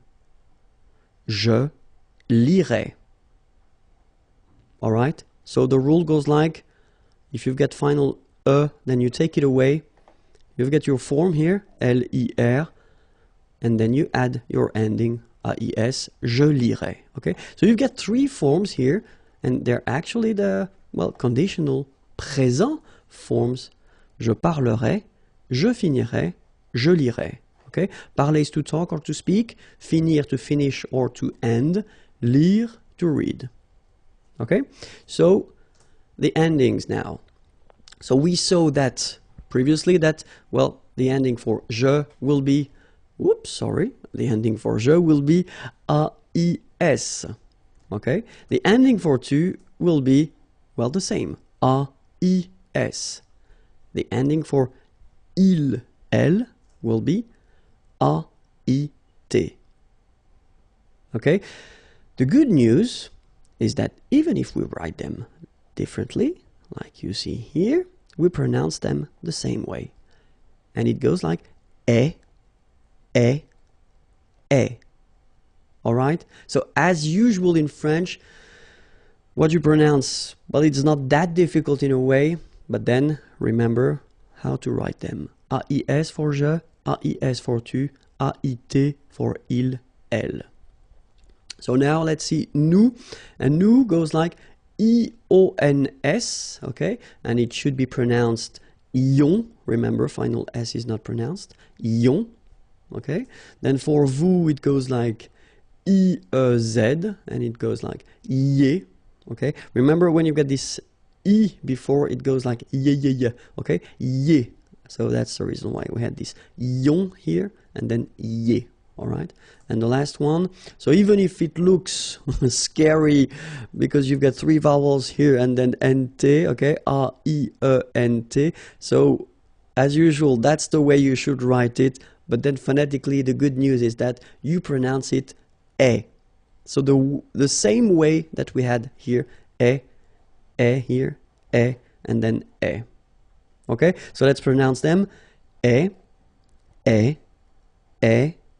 ion, ye, e. So if you look carefully, you've got only three phonetical pronunciation. The first one is here and here. It's the same. So it's e. After that, we've got this ion. And after that, we've got this ye. All right? So let's see now for parler. Parler, it's to speak or to talk. Okay, so je parlerai. Tu parlerais, il parlerait, elle parlerait, nous parlerions, vous parleriez, il parlerait, elle parlerait. Second example, choisir from the second group of verbs. Choisir is to choose. Je choisirais, tu choisirais, il choisirait, elle choisirait, nous choisirions, vous choisiriez, il choisirait, elle choisirait. Okay, not that difficult. And the last example, so for the third group, it's écrire. Écrire is to write. Okay, so same rule, if you remember, the example was with lire, to read, but then it's exactly the same rule. So if you look carefully, it's ending with this e. Okay, so you take it away, and after that you put the ending. J'écrirai. Tu écrirais, il écrirait, elle écrirait, nous écririons, vous écririez, ils écriraient, elles écriraient. All right, so it's not that difficult anyway. But of course, we've got some exceptions, as I said in the beginning. So the idea for these exceptions is that the verb will change. So endings will be the same, so that's one good news. So all the endings that we saw previously, well, they will be the same, but then you've got to remember the way the verb will change. So if you saw, that's the reason why I spoke about the future lesson. If you saw the future lesson and you remember the way these verbs are changing for the future, the good news is that they will be changing the same way. So être will become sœur. All right? And then after that, you will have to put the endings. Je serai. Alright, so you will keep this ser all the time for your conjugation, and after that you will add all the endings that we saw. Okay? Avoir will become or. Same thing here. After that you will add all the endings. So tu aurais. Aller will become ir. And you'll get il irait, elle irait. Faire will become faire. Nous ferions. Savoir will become saur. Vous sauriez. Voir will become vers. Il verrait, elle verrait. Okay, so let's see them one more time. So être, to be, je serais. Avoir, to have, tu aurais. Aller, to go, il irait, elle irait. Faire, to do, nous ferions. Savoir, to know, vous sauriez. Voir, to see, il verrait, elle verrait. Alright, so one more list of exceptions. Pouvoir will become pour. Je pourrais. Vouloir will become voudre. Tu voudrais. Pleuvoir will become pleuvre. Il pleuvrait. Devoir will become devre. Nous devrions. Venir will become viendre. Vous viendriez. Courir will become court. Il courrait, elle courrait. Alright, so let's see them one more time. Pouvoir, can, je pourrais. Vouloir, to want, tu voudrais. Pleuvoir, to rain, il pleuvrait. Devoir, to have to, nous devrions. Venir, to come, vous viendriez. Courir, to run, il courrait, elle courrait. Alright, so it was the first thing regarding the conditionnel présent, and then as I said regarding the fact that it's quite close to the future, so the important thing is to remember that the endings for the future are AI, AS, A, ONS, EZ, ONT. Okay, but then for the conditionnel présent, if you remember them, it was AIS, AIS, AIT, IONS, IEZ, AIENT. So to be totally honest, if you think about that, because basically we construct these two tenses the same way, okay, so the endings here and here will be the only way to make the difference between the future and the conditional. So it's quite important to really remember them by heart. Okay, so remember future, AI, AS, A, ONS, EZ, ONT, but then conditionnel présent, AIS, AIS, AIT, IONS, IEZ, AIENT. Okay? And now let's see when we should use this conditionnel présent, because that's the most important thing.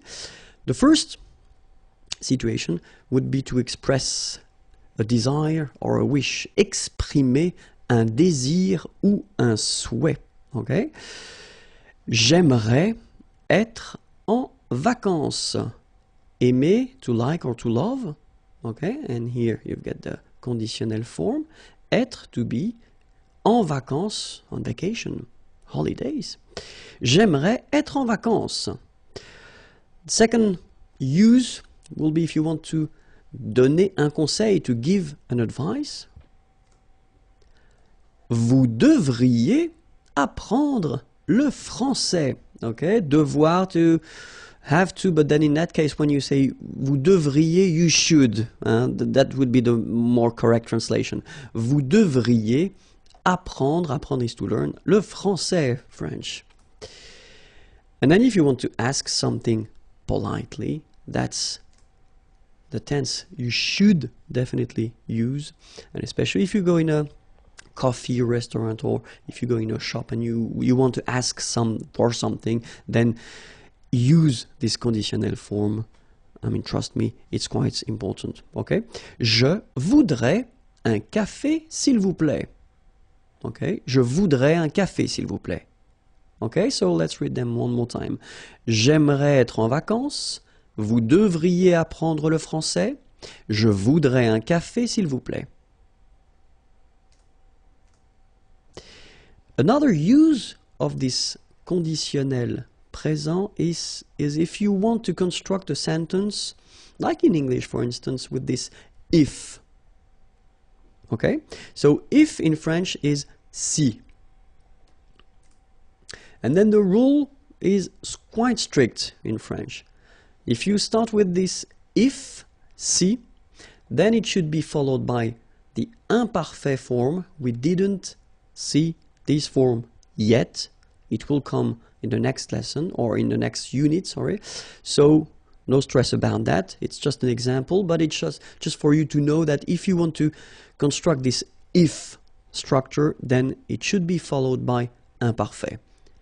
Then comes le conditionnel. Okay, so let's take one example. Si j'avais le temps, je ferais du sport. Okay, so si j'avais le temps, so if I had, it's the same in English. You put this I had. Si j'avais le temps, so time, je ferais. Remember, it was faire, to do, but then at the conditionnel form, du sport. Okay. Another example. Si j'étais riche, so riche, rich, était, it's to be. Remember? Je voyagerais, voyager is to travel, autour du monde. Around the world. Oops. And then the last one. Si elle était là, so être, to be, là, here, nous irions, so remember it was to go, aller, and it becomes ir, irions, nous promener. Okay, so se promener, to have a walk. Okay, that's it. I hope it was clear. Have a great day. The YouTube channel is here and the website is here and it's waiting for you. Bye bye.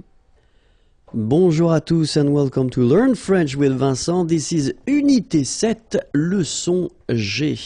And in this lesson we'll have the pleasure to discover les questions avec qui et que.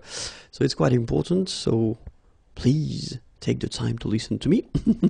So let's start now. Les questions avec qui et que. So we'll first start with qui, and then after that we'll see que. All right?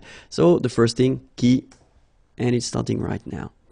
Qui est-ce qui parle? So it's a question, okay? Qui est-ce qui parle? Second example would be, qui est-ce que tu regardes? Okay, so the first one, qui est-ce qui parle? And then, qui est-ce que tu regardes? So in both cases, well, these questions are mostly for oral use, because when we add this est-ce qui, est-ce que, normally it's when you talk, okay? If you write, you don't really need to put them. We've got some more formal way to write questions. We saw that previously, okay? But still, it's possible orally to use these structures. So the question is, why do we use qui here and qui here, and then qui here and que here, okay? Because it can look a bit messy at the beginning, especially if you don't really know how to use or how to structure that. So the first thing that we've got to remember, yes, it's here. So the first part here, this qui, well, we will use this qui here just because we want to have the information and it concerns a person. Who, okay? Qui means who when we start the question with it, okay? Qui est-ce qui parle? Qui est-ce que tu regardes? And then we've got the second part here, as we saw, and it's quite interesting because we've got two options here, the first one and the second one. So the first one, you will use qui just because you will ask the question regarding the subject of the verb. You get the verb here, parler, okay? And the information that you want to have concerns the subject of this verb. And then here we will use que just because we want to have the information concerning the object of the verb. So you've got regarder here, but then if you look carefully, you already have the subject. It's tu regardes, okay? So, qui est-ce qui parle? So if you want to translate it directly, you could translate it like, who is talking? Okay? Qui est-ce qui parle? Alright, so here you want to have the information regarding the person, and then here you want to have the information regarding the subject of the verb, parler. Okay? And here, qui est-ce que tu regardes? So, who are you watching? So first thing here, because you want to have this information, the information regarding a person, qui est-ce que, and here it will be the object of the verb, so you are watching someone. Okay? So, let's see a few examples. The first one, qui est-ce qui parle? And then the answer could be, ma femme parle, my wife talks or is talking. Okay? So in that case, you can see that in the answer that you give here, it's ma femme parle. Okay? So it's the subject, ma femme parle. And then the second example we had, it's qui est-ce que tu regardes? Okay? Je regarde mon ami. Okay? Mon ami, my friend. Regarder was to watch or to look. Okay? Je regarde mon ami. And you can see here that it's, well, basically it's quite clear. It's quite clear. So qui, just because you want the information for a person, and then the second qui, just because it will be the subject, ma femme parle. Okay? Here, qui, because it's the person, mon ami, my friend, it's a person, and then que, just because if you look carefully, it comes after your verb, because it's not the subject, it's the object. Okay, grammatical object. We're not talking about an object, but a grammatical object. So it can be a person, it could be a dog, animal, or an object if you want. Okay, so je regarde mon ami. All right. Now let's see que. First question. Qu'est-ce qui fait ce bruit? Okay. Second question. Qu'est-ce que tu fais? All right.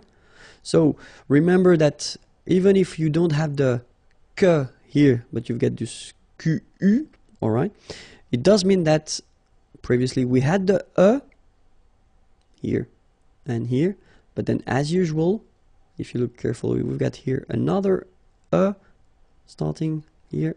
So we've got to take our away. Okay. So let's see now. First part, we use this que because we want to have the information regarding a thing. Okay, so we had qui previously and it was for a person, and then que it's for a thing. So it's not for a person, so que will be for a thing when you start the question with it. Okay, and then here, so remember we've got this qui here, and then we've got this que here. Well, it will be exactly the same idea that we had previously. So you will use qui here just because you want the information regarding the subject of the verb. You've got the verb here, to do. Okay.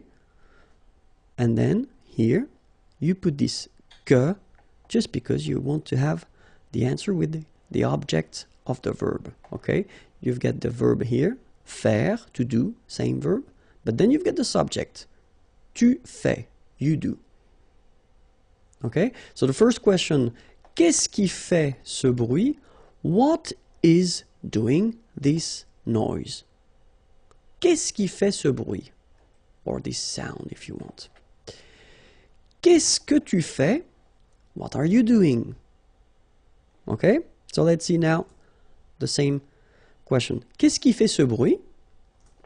And the answer would be la voiture de mon père fait ce bruit.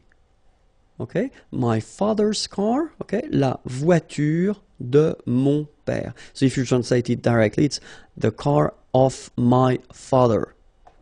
And then you've got the verb. Okay, but then this long thing is the subject. La voiture de mon père fait ce bruit. Okay, so that's the reason why first we had this que, because it's a thing, it's not a person, okay? And then qui here, because it's the subject of the verb faire. Okay? Second question, qu'est-ce que tu fais? So if you remember carefully, it was what are you doing? Qu'est-ce que tu fais? And the answer, je prépare un chocolat chaud. Okay, so I wanted to put another verb in the answer just to well show you that is you don't really need to answer with the same verb, you know. Qu'est-ce que tu fais? What are you doing? Je prépare, so I prepare. Je prépare, and then this is the object of the verb. So the object, just let me repeat, the grammatical object of the verb. So je prépare un chocolat chaud. All right. So now remember that we can, of course, construct these things with preposition, okay? Just because in French we've got verbs, and verbs are in some cases constructed with preposition, so you will need to remember these things. So preposition can be à, avec, de, pour, and then chez. Okay? À qui est-ce que tu parles? Okay, remember, so parler, to talk, is constructed with à, to talk to, okay? Parler à quelqu'un.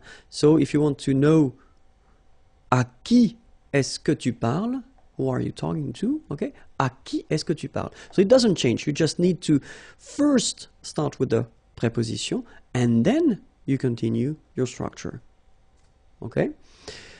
Jouer, it's to play, okay?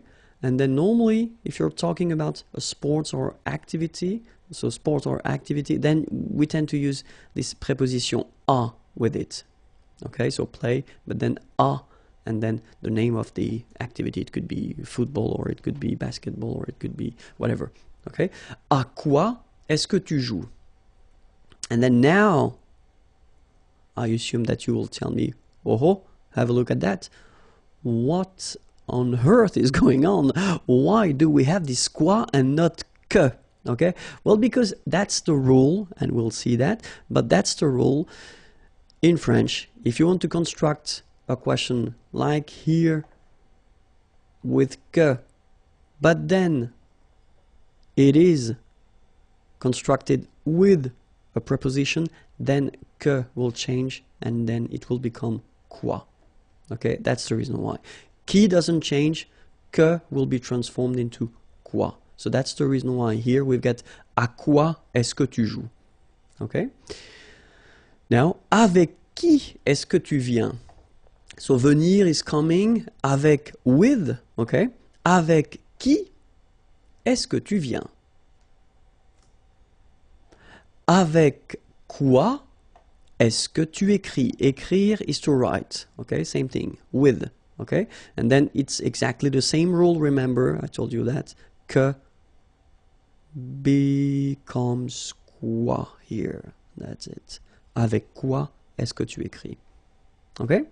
So remember, preposition with qui, no problem at all. But then preposition plus que, no. You will have to use quoi. Okay, so remember that's quite important because it can sound a bit strange if you're using this que instead of quoi with the preposition. Okay, so I hope it was clear. The channel is here, youtube.com/imagier, and then the website is here, imagier.net. Have a great day. Bye bye. Bonjour à tous and welcome to Learn French with Vincent, and this is Unité 7, leçon H. So let's start, and in this lesson we'll discover together what we call les nombres ordinaux. Les nombres ordinaux, premier, première. Okay, so you've got here the English version, so first, okay? But then as usually in French, we've got the difference between the masculine form and the feminine form, okay? So I will write here first masculine, then feminine, and I will read both, okay? So premier, première. Deuxième, second, seconde. Okay, so it's quite interesting because here you've got deuxième and then it doesn't change. It's the masculine or the feminine form is exactly the same. So that's a good news. And then we've got here another option, second or seconde. Okay, in that case, it does mean that nothing is coming after. Okay, so deuxième usually means that you've got after that third, fourth, etc. Okay, but then second normally it's the end. Okay, it's the second one. Okay, troisième. Okay, masculine form, feminine form, the same. Quatrième, cinquième, sixième. Okay, one more time. Premier, première, deuxième, second, seconde, troisième, quatrième, cinquième, sixième, septième, huitième, neuvième, dixième, onzième, douzième. So far, I assume that it's not that difficult. You've got to remember that it's M, okay. Septième, huitième, neuvième, dixième, onzième, douzième.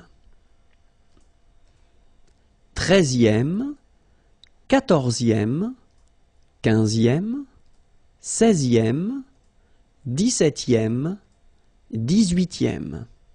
Okay. Treizième, quatorzième, quinzième, seizième, dix-septième, dix-huitième. Dix-neuvième, vingtième, vingt-et-unième, centième, millième, mille-et-unième. Ok? Dix-neuvième, vingtième, vingt-et-unième, centième, millième, mille-et-unième. A short lesson, I know, but quite useful. Okay, so next lesson and previous lessons are here, and then the website is here, and it's waiting for you. Okay, have a great day. Bye-bye.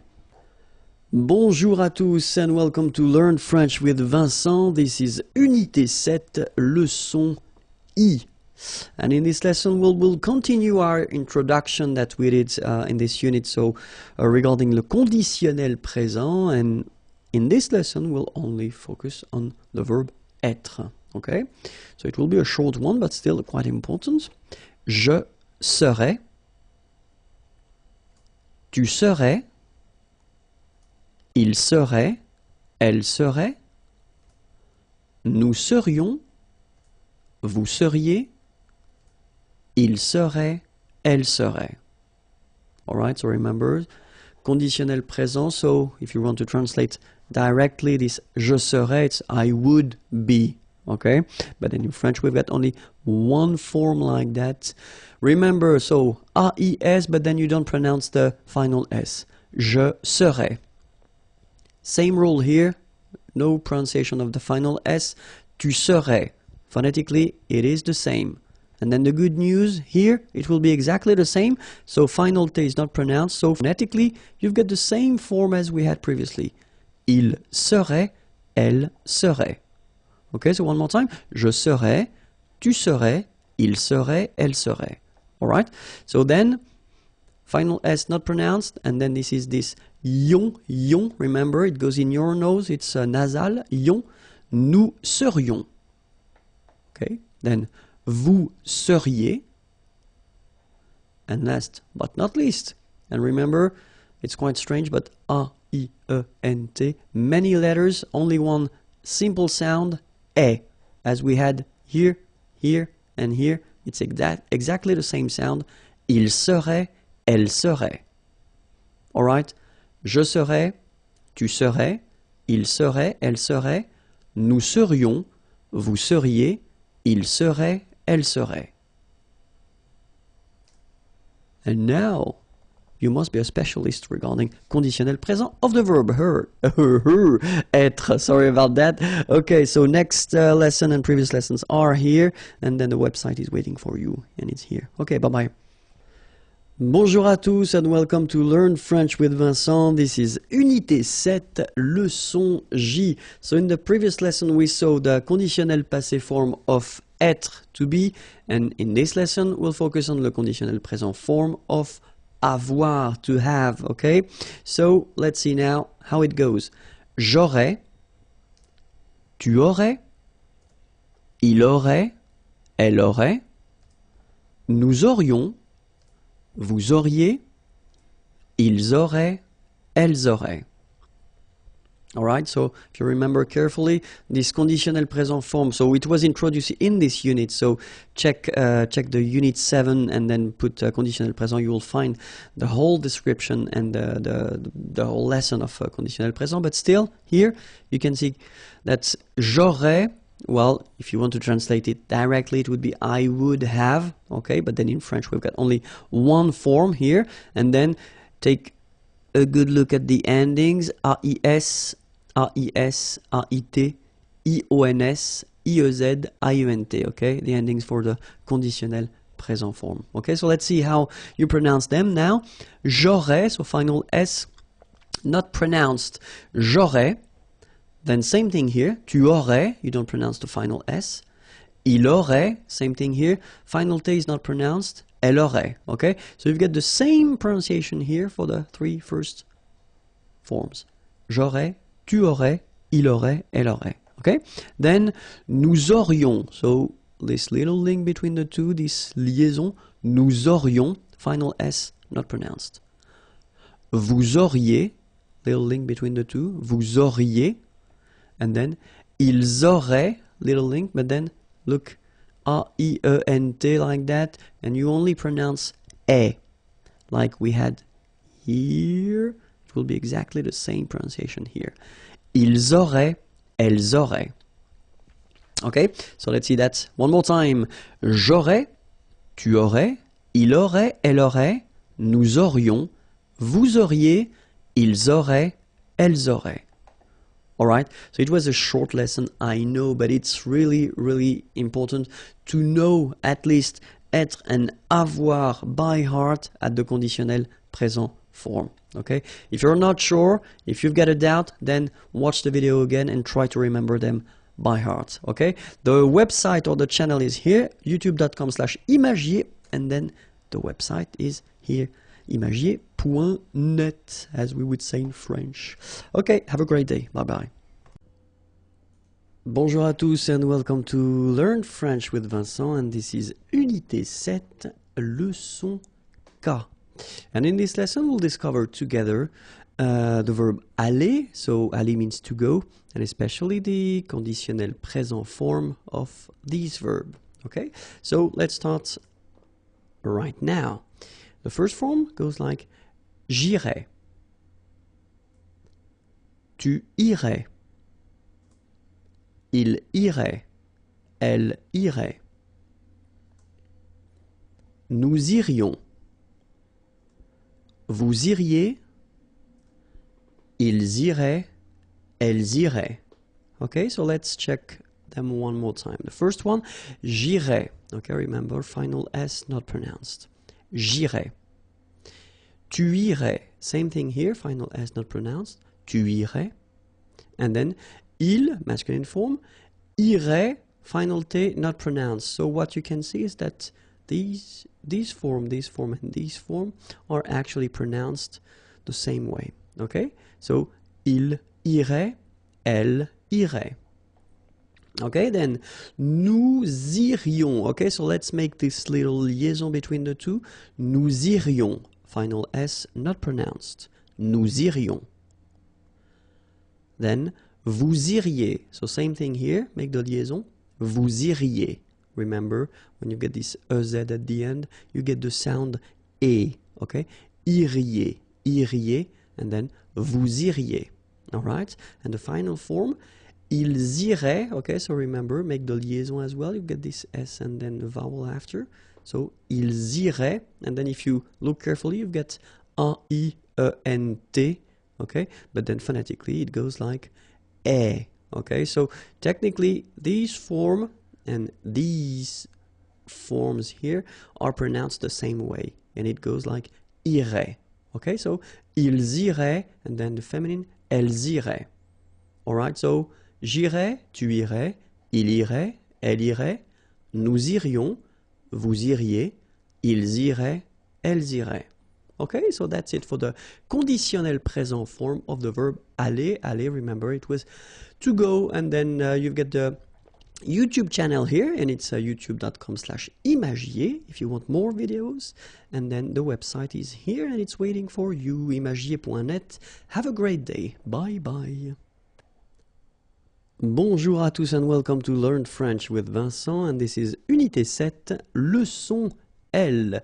And in this lesson we'll discover together a quite important thing, and it's lequel and laquelle. Okay, so first thing, well, let's see what lequel is. Lequel, well, basically, it's when you want to replace this quel. So the meaning of quel is what, okay, then plus a noun. D'accord? So quel plus un nom, okay? And when you want to replace this group, so what plus a noun, then you can have the lequel instead. Okay? Remember that in that case, we'll see that a bit later in this lesson, but lequel, it will be for the singular masculine. Okay? Then let's see how it goes for the feminine form, singular as well. So it will be laquelle. Okay? And then it will replace this quel, so what, but in that case, as you remember probably, we've got the feminine and the masculine form plus a noun, so plus un nom. Okay? So if you want to replace quel plus un nom, then you will have to use laquelle. So this is the feminine form and this is the singular feminine form. Okay? So let's see now the singular form and the plural form. So the first form that we'll see will be the masculine. So it will be, as we saw, lequel. Okay, so remember, you've got to pronounce it lequel. Even if you've got this QU, okay, remember that this U phonetically doesn't exist, so lequel. Then for the plural form, you will add this S here and then S at the end, okay? And it will give you the pronunciation lesquels. All right, so final S is not pronounced. So here, when you get this L-E-S, okay, it's just like the article, if you remember, les, okay? So it goes like lesquels, all right? And then the feminine form, so singular, we saw it laquelle, okay? So basically same rule, Q-U, U is not pronounced here. And then you get this E-double-L-E, well, phonetically here, it is the same as what we have here. So laquelle. So the only difference between the feminine and the masculine form is this first part, okay? Laquelle, lequel. All right, phonetically, I mean, of course, if you write them, you've got to put this double L here. And then let's see for the plural form. So it will be quite logical in a way because we will have this plural form. So les, okay, as we had here, les, okay, and then quel, you just add this final S at the end, okay? And the good news is that phonetically, it's lesquels here for the masculine form, and then lesquels for the feminine form, all right? So phonetically, it's exactly the same when we talk about the plural form here, but then if you want to write it correctly, remember that for the masculine, it will be ELS, at the end here, and then E, L, L, E, S at the end for the feminine. All right? So let's see a few examples. So the first one, il y a deux cafés. Okay, so if you want to translate directly, it would be there are two coffees. Lequel veux-tu? So of course you could ask the same question and you could put this quel café veux-tu? What? Let's translate it straight, it would be more clear. Quel café veux-tu would be translated like what coffee do you want? Okay? In that case, okay, when you use this lequel, well, technically you could translate it directly like which one, okay? Which one do you want? Okay, so il y a deux cafés, lequel, so in that case, just to avoid repeating quel café, okay? Veux-tu, so remember, vouloir is to want, tu, you, okay? Do you want? So, lequel veux-tu? Il y a deux cafés, lequel veux-tu? All right, or then it's possible as well. In that case, it's more, let's say, spoken. Okay, the first one is the official one, because in that case you put lequel, and after that you change the order. Remember, first the verb, then the subject, because that's the official and the formal way to ask a question. But then if you speak normally, it's possible to, well, put the order a bit differently. So il y a deux cafés, so this doesn't change, of course, okay? Tu veux lequel? All right, so you just keep the normal order. So you've got the subject here, you've got the verb here, and then you put lequel at the end, okay? Tu veux lequel? All right, meaning is the same, but then it's better to use this second form orally and the first form, if you've got to write, then use this first form, okay? So let's see another example. So, deux bus arrivent. Okay, so two buses arrive. Lequel prenez-vous? Remember, prendre is to take. Hein? Vous, you. Okay, so you could be the plural form, or then it could be the polite form for you. Okay, so lequel prenez-vous? Which one do you take? All right. Or then it could be as well, as we saw in the previous example, you just keep the normal order, so subject, verb, vous prenez lequel. All right? And then another example. Voici les pâtisseries. Laquelle choisissez-vous? Okay, choisir, to choose. Voici les pâtisseries. Laquelle choisissez-vous? All right? Same thing here. Voici les pâtisseries. Vous choisissez laquelle? All right, so you can see that in that case it's the same. We just keep the normal order, so subject, verb, and then laquelle. All right, so now you've got lequel, lequel, and laquelle. Remember phonetically, well, basically this second part, quel, doesn't change if you want to pronounce it, okay? So that was it for the lesson regarding lequel and laquelle. I hope it was clear for you. The channel is here, youtube.com/imagier, and the website is here. Have a great day. Bye-bye. Bonjour à tous and welcome to Learn French with Vincent. This is Unité 7, leçon M. And in this lesson, we'll discover together les professions. So many words. I hope you're ready because it will be quite useful and maybe a bit long. Let's try to see that together. Okay, so we'll start right now. Un menuisier.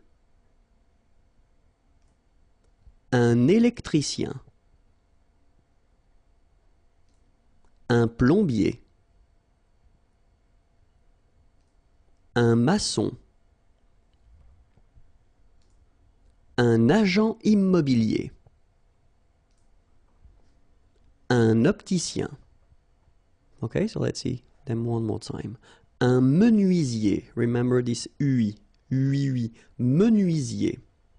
All right. Then un électricien. So you can see that we make the liaison here. Un électricien. I-E-N, ien. Électricien. All right. Then Un plombier. Remember, O-M goes like O-N, so it's on. Plombier. All right? Un maçon. Here you can see that we've got this little cédille beneath the C, okay? And it just means that you will pronounce this C as S, okay? So that's the reason why. It's un maçon, son, okay? O-N in your nose, nasal, un maçon, all right? Then, liaison here, un agent immobilier. Same thing here, un opticien, okay? Next page. Un dentiste. Un docteur. Un jardinier. Un agent d'entretien. Un mécanicien. Un boucher. All right, so let's see them one more time. Un dentiste. Remember, nasal, dentiste. Un docteur. E-U-R, un docteur. Un jardinier. Remember, I-E-R-I-E, jardinier. Un agent d'entretien. Liaison here, un agent d'entretien. Un mécanicien. Remember, I-E-N, yen, like here, yen. Un boucher. C-H, un boucher. So I tend to insist a little bit, but then it goes like un boucher. Okay? Next page. Un coiffeur. Un bijoutier. Un pharmacien. Un infirmier. Un vétérinaire. Un fermier. Okay, so let's see them now. Un coiffeur. Remember, O-I goes like wa, quoi, and then E-U-R, un coiffeur. Then we've got un bijoutier. Un pharmacien. So remember, P-H, so these combination of these two letters will produce the F sound. Pharmacien. Okay? Un pharmacien. Okay, then liaison here, un infirmier. Un infirmier. I-E-R at the end, ye. Infirmier. Okay, then un vétérinaire. Remember, accent aigu will give you this E sound. Vétéri, and then here it's open. R. Un vétérinaire. And then un fermier. Okay, let's see the next page. Un pêcheur. Un marin. Un policier. Un militaire. Un gardien. Un pompier. All right, so let's see them. Un pêcheur. So remember, when you've got this accent circumflex, you know that's the name of this accent. On the top of E, it will open the sound. So you get really open. Okay, so pêcheur, and then E-U-R, Okay, un pêcheur. All right, then un marin. I-N nasal, okay, un marin. All right, then un policier. I-E-R-I-E, un policier. All right, then un militaire. Remember, A-I, it's this E sound as well. E, militaire. All right, then un gardien. I-E-N here, yen, un gardien. All right, then un pompier. So remember what I told you, when you get this O-M here, it will give you the sound on. So exactly the same sound as this O-N. All right, so in your nose, pompier. All right, next page now. Un avocat, un comptable, un architecte, un scientifique, un instituteur, un bibliothécaire. All right, so let's see them. Un avocat, so remember, liaison here and then final T not pronounced, okay? Un avocat, Un comptable. So OM, remember, it goes like on, all right? And then, strangely, this P is not pronounced. Un comptable, all right? Then, un architecte. Same thing here, liaison, okay? Un architecte, all right? And then CH, architecte, all right? Then, un scientifique, un instituteur, okay, so liaison here, and then remember this EU, it goes like heure with the R, instituteur. Then un bibliothécaire, bibliothé, remember in French the H doesn't exist, so you don't pronounce it. Bibliothécaire, un bibliothécaire.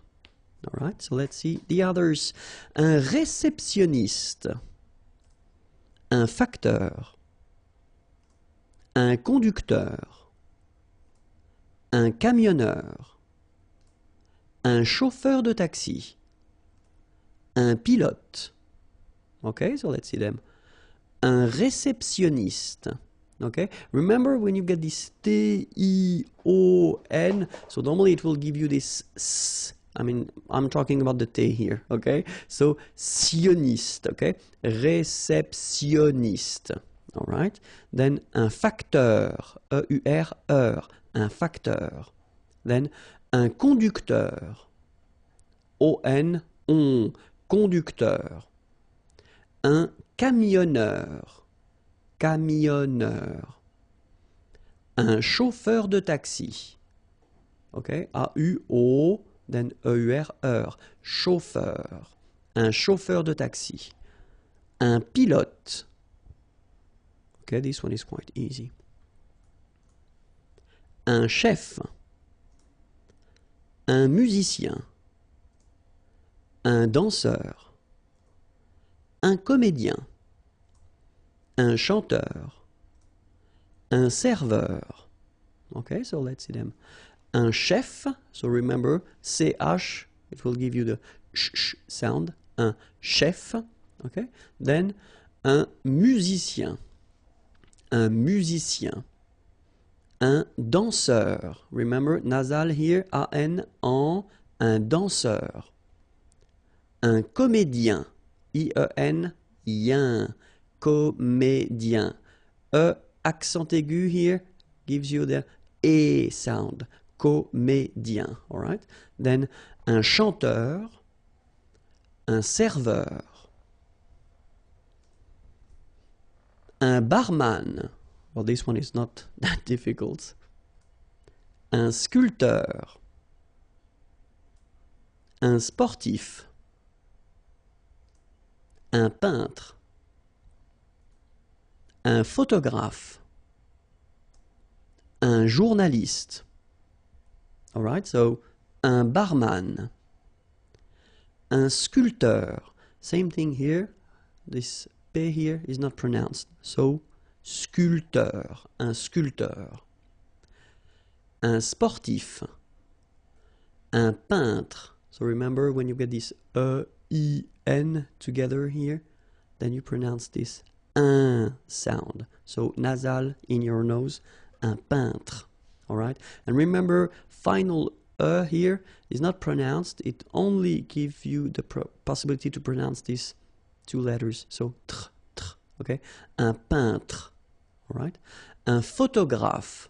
So here PH and here PH, pronounce it like F, f. Photographe. Okay, same thing here. This you don't insist on it. You only pronounce this F at the end. Un photographe. Okay? Un journaliste. Same thing here. You know, final only gives you the T. Journaliste. Okay? Un barman. Again. Oh no, un sculpteur. So I've been putting 2 times the same page. Well, let's repeat it. Un sportif. Un peintre. Un photographe. Un journaliste. Okay, so let's see the last page. Un rédacteur, un dessinateur, un couturier. Okay, so un rédacteur. All right, remember accent aigu here, so you will have this E sound. Rédac, and then this okay? Un dessinateur, and then un couturier. Remember, O-U goes like OU, okay? Couturier. I-E-R-I-E, okay? Un couturier. All right? So, that was it. If you want more videos, then you can find them here. And then the website is waiting for you. Have a great day. Bye-bye. Bonjour à tous and welcome to Learn French with Vincent. And this is Unité 7, Leçon N. And in this lesson, I thought it might be useful for you to have some vocabulary regarding cuisiner. So cuisiner is to cook, just because French people like to talk about food. They like to talk about cooking and all these things. So it's usually quite useful to have few words or few verbs to be able to discuss about that, okay? And especially at this level, Unité 7, I think it might be the time. So let's start now. Éplucher, battre, faire mijoter, pocher, griller. Okay, so let's see them one more time. Éplucher. Okay, remember when we've got this CH, the sound is sh. Okay, éplucher. All right. First group of verbs, okay, ending with er. So basically it is quite easy to conjugate. Okay, then battre, battre. Okay, even if you've got deux T here, two letters, well, basically you've got only the sound of one, okay? Battre, okay? Third group of verbs, a bit tricky to conjugate, but still, it's possible at your level. Then, faire mijoter, okay? Faire mijoter. Then, pocher, okay? First group. Griller, okay? It's interesting because here you've got this E and then double L, okay? In most of the cases, and I don't say always because it's not possible in French to say always. We've got so many exceptions, but in most of the cases, you will pronounce it y, okay? Griller, that's the reason why. Griller, okay? Remember, er, because these are verbs here. Griller, pocher, éplucher, okay? You pronounce them A, okay, even if you get this R, okay, this combination of two letters, R at the end, will give you the sound E, all right, so griller, okay, let's see the others. Rôtir, cuire au four, bouillir, frire, couper, all right, so rôtir. Don't forget this accent circonflexe, sorry. Then, cuire au four. Bouillir. So that's maybe the tricky one of the list here. So, bou and then yir. Okay? Bouillir. So, bouillir. Bouillir. Okay? Frire. And then couper. Well, couper is quite easy. First group here, so je coupe, tu coupes, il coupe. Nous coupons, vous coupez, il coupe. So quite easy to conjugate. Couper en tranches. Râper. Étaler au rouleau. Remuer. Mélanger. Okay, so let's see them. So here you've got this couper again, okay? En tranches. So tranche is a slice, okay? So in that case, couper en tranches. Râper, so don't forget this accent circonflexe here. First group of verb, easy to conjugate. Étaler au rouleau. Okay, étaler, so first group of verbs, quite easy to make. Then remuer. So this, maybe it's the difficult one of the list. Mu, okay? Remuer, remuer. And then mélanger. Okay, remember, G, E goes like j, okay? mélanger, mélanger. All right? So now you've got many verbs to discuss with French people or French-speaking people about food and how to prepare it. Okay, so if you want more videos, then it's here, youtube.com/imagier, and then the website is here, www.imagier.net. Have a great day. Bye-bye. Bonjour à tous and welcome to Learn French with Vincent, and this is Unité 7, leçon O. And in this lesson, we'll discover together les plats d'un repas. So it will be a short lesson, but still, in the previous lesson, we saw that all the verbs, well, the main verbs that we can use in French to discuss about cooking and how to prepare a dish. And now we'll see les plats d'un repas. Okay? So, un apéritif, une entrée, un plat principal, un fromage. Okay, so let's see that. Un apéritif. So here you get the liaison between the two. Un apéritif, okay, and then you get the accent aigu, so it goes like et. Un apéritif. Then une entrée. Une entrée. Okay, remember, well, technically this final here is not pronounced, so phonetically it doesn't exist, so it's et, okay? Entrée. Remember, nasal here, entrée. Une entrée. Then, un plat principal, final T here, not pronounced. Un plat principal. En, remember, it's nasal, it goes in your nose. Un, principal. Un plat principal. All right? Then, un fromage. Okay, remember, G-E-J. Okay, in that case, you don't insist on the final J. Fromage. Un fromage. All right? Then, une salade,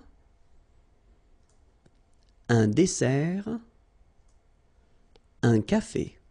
All right, so, une salade, same thing here, final you don't insist on it, it only gives you the pronunciation of the previous letter, so d, salade, salade, okay? Une salade, un dessert, okay? So remember that we've got here two S, okay? That's the reason why you pronounce it S, and then it opens the dessert, un dessert. So you don't say un dessert, okay? But you say un dessert. Final T, not pronounced. Un dessert. All right? Un café. Okay, remember, accent aigu here. Un café. Un café. Okay? So, you've got everything now to talk about les plats. Okay, have a great day. youtube.com/imagier, that's the channel, and then the website imagier.net. Bye-bye. Bonjour à tous and welcome to Learn French with Vincent, and this is Unité 7, leçon P. And in this lesson, we'll discover together le conditionnel passé. So, maybe some of you might think that it's a bit early to introduce this conditionnel passé form because normally it comes a bit later, but still I think that we've been introduced this conditionnel présent form in this unit, so it's still warm, and I still have the feeling, and I have the feeling that normally it should be okay for avoir un être, so at the conditionnel présent. That's the reason why I think it might be useful to introduce this conditionnel passé form, especially because it's not that difficult if you master the conditionnel présent form and then the passé composé. I mean by that these participe passé forms, okay? So we'll see how it goes. And then the first thing that we'll see in this lesson is l'utilisation. Okay, so when do we use this conditionnel passé form? And the second thing that we'll work on is la formation, so the way we make it or we build it. Okay, so let's start with the first one, so utilisation. Okay, and then the first use that we will have for this conditionnel passé, it's to express regrets. Exprimer les regrets, exprimer des regrets. Okay, so that's the first, well, one of the first use, let's say. The second one would be une information non confirmer. So if you're looking at the news, for instance, and then they want to talk about something that happened, but then they don't have all the elements to confirm this information. So normally in that case, they just use this conditionnel passé form, okay? And then something, I mean, the last one would be imaginer des situations irréelles dans le passé. So you want to imagine some situations that, well, technically are not real and they take place in the past. So that's the use of le conditionnel passé. Okay, so first one, exprimer des regrets here. Second use, information non confirmée. And then the last one, imaginer des situations irréelles dans le passé. Okay, and now let's see how we make this conditionnel passé. All right, so first example I wanted to put is je mangerai au restaurant. Okay, so this sentence, if you remember, we saw that in, well, these units anyway, when we introduced this conditionnel présent form, okay? So you've got the verb is manger, je mangerai au restaurant. And then, if you look at the conditionnel passé, well, it will go like j'aurais mangé au restaurant. Okay? Second example, tu regarderais la télévision. Tu aurais regardé la télévision. Okay, so same thing here. The first one is at the conditionnel présent form. Second one, conditionnel passé form. And then, il irait au travail would become il serait allé au travail. All right. So if you look carefully, then what you can see, I mean, you can see first that it is composed. So you've got two parts. The first one here is avoir. Then you've got what we called and what we saw previously for the passé composé form. This is participe passé, okay, past participle. Here the same way, have a look. It's avoir and then it's the past participle, regardez. And here we've got être and here we've got the past participle. So maybe if you want to construct this conditionnel passé form, you will have first to use avoir, like we saw, but then avoir should be at the conditionnel présent form. Okay? Then you will put after this participe passé form that we saw previously when we introduced the passé composé, because that's the second part that we use for the passé composé as well. Alright, so first, avoir at the conditionnel présent form plus participe passé, past participle, then you will get your conditionnel passé form. Okay? But we saw as well that in some cases we'll use être, but then same thing, it should be at the conditionnel présent form. Whoops, plus participe passé, so it doesn't change, and it will give you conditionnel passé. Okay, so you've got to remember that in most of the cases, you will use avoir. Okay, so if you're not sure, if you've got a doubt, then put avoir. Okay, if you know that it should be constructed with être, then put être, of course. Okay, in both cases, remember that they should be at the conditionnel présent form. All right, so we'll see.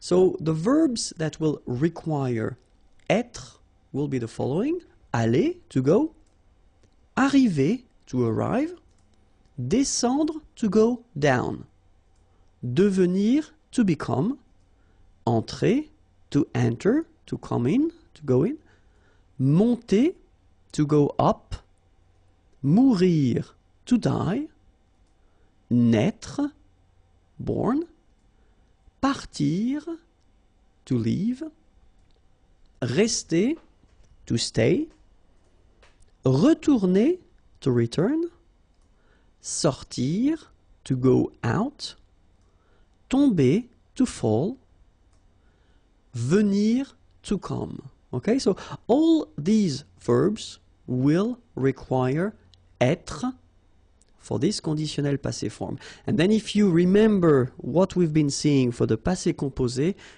well, they are exactly the same verbs that will require être, whether for the passé composé or then for the conditionnel passé. And the good news is that we've got other composed tenses in French, and this list will be always the same. So it means that this list of verbs that will require être will be the same for all these composed tenses. Okay? So remember, one more time, aller, arriver, descendre, devenir, entrer, monter, mourir, naître, partir, rester, retourner, sortir, tomber, venir. Okay, so remember, you will have to use être with these verbs. Okay, so as I said, être, but then for the conditionnel passé, être should be conjugated at the conditionnel présent. All right, so let's see that. But then the other group of verbs that will require all the time être will be what we call les verbes réfléchis, so reflexive verbs, okay, and they usually goes like se regarder, okay, se regarder, s'appeler, se présenter, so they will use être for this conditionnel passé form, but then, well, I mean, they are exactly the same verbs, you know, as we saw for this passé composé, so it is always the same rule. Okay, so se regarder, s'appeler, se présenter, so all the reflexive verbs will require être at the conditionnel passé. Okay, so let's see now how avoir and être, how they go at the conditionnel présent, because that's the first part that you will have to put. So it's j'aurais, tu aurais, il aurait, elle aurait, nous aurions, vous auriez, ils auraient, elles auraient. Okay, so that's what you will use in most of the cases. Okay, so let's see that. Let's see it one more time. J'aurais, remember, final S not pronounced. Tu aurais, same thing here, final S not pronounced. Il aurait, elle aurait, final T not pronounced. Nous aurions, liaison here, this little link. Nous aurions, final S not pronounced. Vous auriez, liaison here, and then EZ will go like E. Vous auriez, okay, and the last one. Ils auraient, so liaison here. Elles auraient. And then look, if you've got A-I-E-N-T, then phonetically it goes like aurait. Okay, so phonetically you've got aurait here, aurait, aurait, and here as well, aurait. Okay, so it's quite easy to produce orally. And then être, je serais, tu serais, il serait, elle serait, nous serions, vous seriez, il serait, elle serait. Okay, so we'll see that one more time. Je serais, same thing here, final S not pronounced. Tu serais, final S not pronounced. Il serait, final T not pronounced. Elle serait. Nous serions, final S not pronounced. Vous seriez. So here when you've got this EZ at the end, then you get the sound E, seriez. So vous seriez, okay? And the last one, il serait, A-I-E-N-T here, phonetically it goes like E, okay? Serait, elle serait. So same thing here, we've got serait here, phonetically I mean, serait, serait, and serait. So the same sound. Okay? And then for the second part that we use, so what we call le participe passé. So the thing is that for the first group of verbs, so normally the first group of verbs, we talk about the verbs ending at the infinitive form with er. Okay, so these verbs are quite easy because if you've got, well, have a look at the first example that I put, and it's parler, parler, to speak, to talk. So you can see that it ends with er here. It's here, okay? So this is the infinitive form, so the basic form of the verb, okay? And then the participe passé, so this past participle, will be like that, accent aigu. So parler, all right? Then the verb regarder, er here, will follow the same rule. Regarder, like that, with the accent aigu.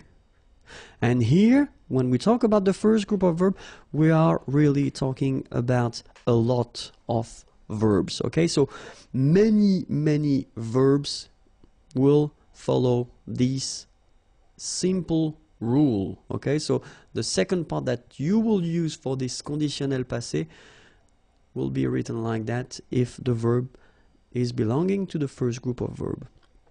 Even the verb aller, aller, to go, remember, it's a tricky verb normally when you conjugate it, especially at the present form, but for this past participle form, it is quite easy because it goes like A, L, L, E, accent aigu. So it does follow the same rule, this ER become E, like that.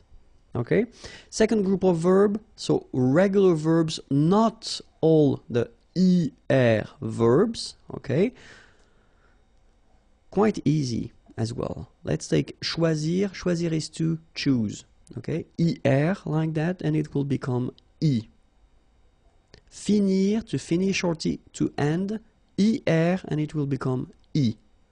Unir, to unite, ER, and it will become E. So it's quite easy, okay? Choisir, choisi, finir, fini, unir, uni.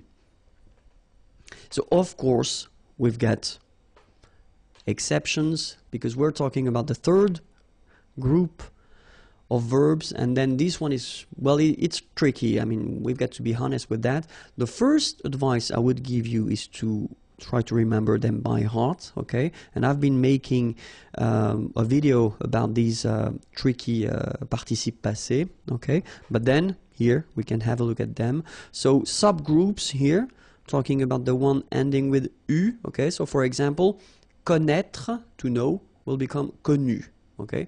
Voir, to see, will become vu, okay? Ending with I, partir, will become parti. Partir is to leave. Rire, to laugh, will become ri, okay? The one ending with ite, like here, écrire, to write, écrit. Dire, to say, dire. Sorry, dit. Getting tired. And then es, mettre, will become mis. Mettre means to put. Prendre, to take, will become pris. Okay? So here you've got the past participle, so les participes passés of these verbs here, okay?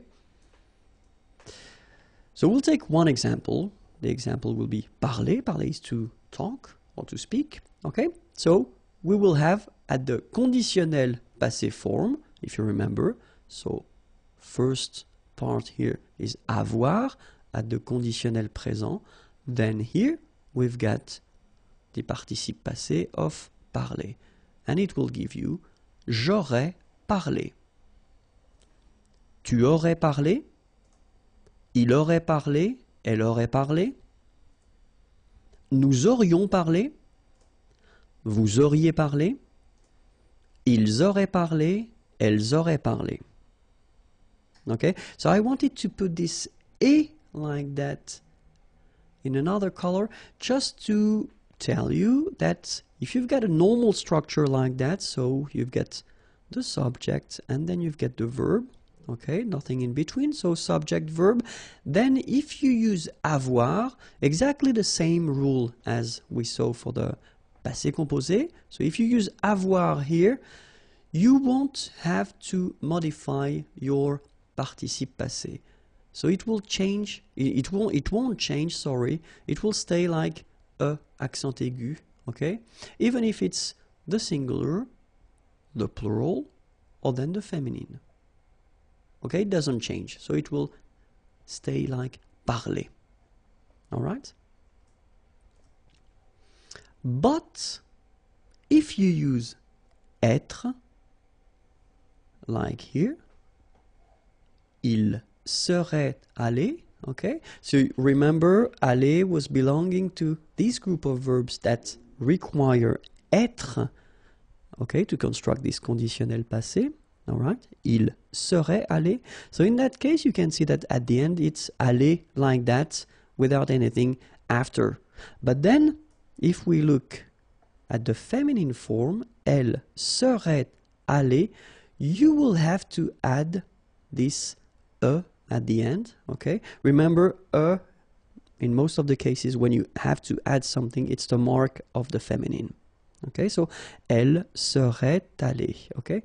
But then phonetically it doesn't exist, all right? So it's aller here and then aller here, the way you pronounce it. But if you want to write correctly, you should put it. And then the same thing for the plural. We will have to put the plural, and then the mark of the plural, the thing that we've got to add at the end, will be S. The good news as well, you don't pronounce it as usual in French. You write it, you don't pronounce it. Okay, so it doesn't change. It's aller here, aller, and then aller.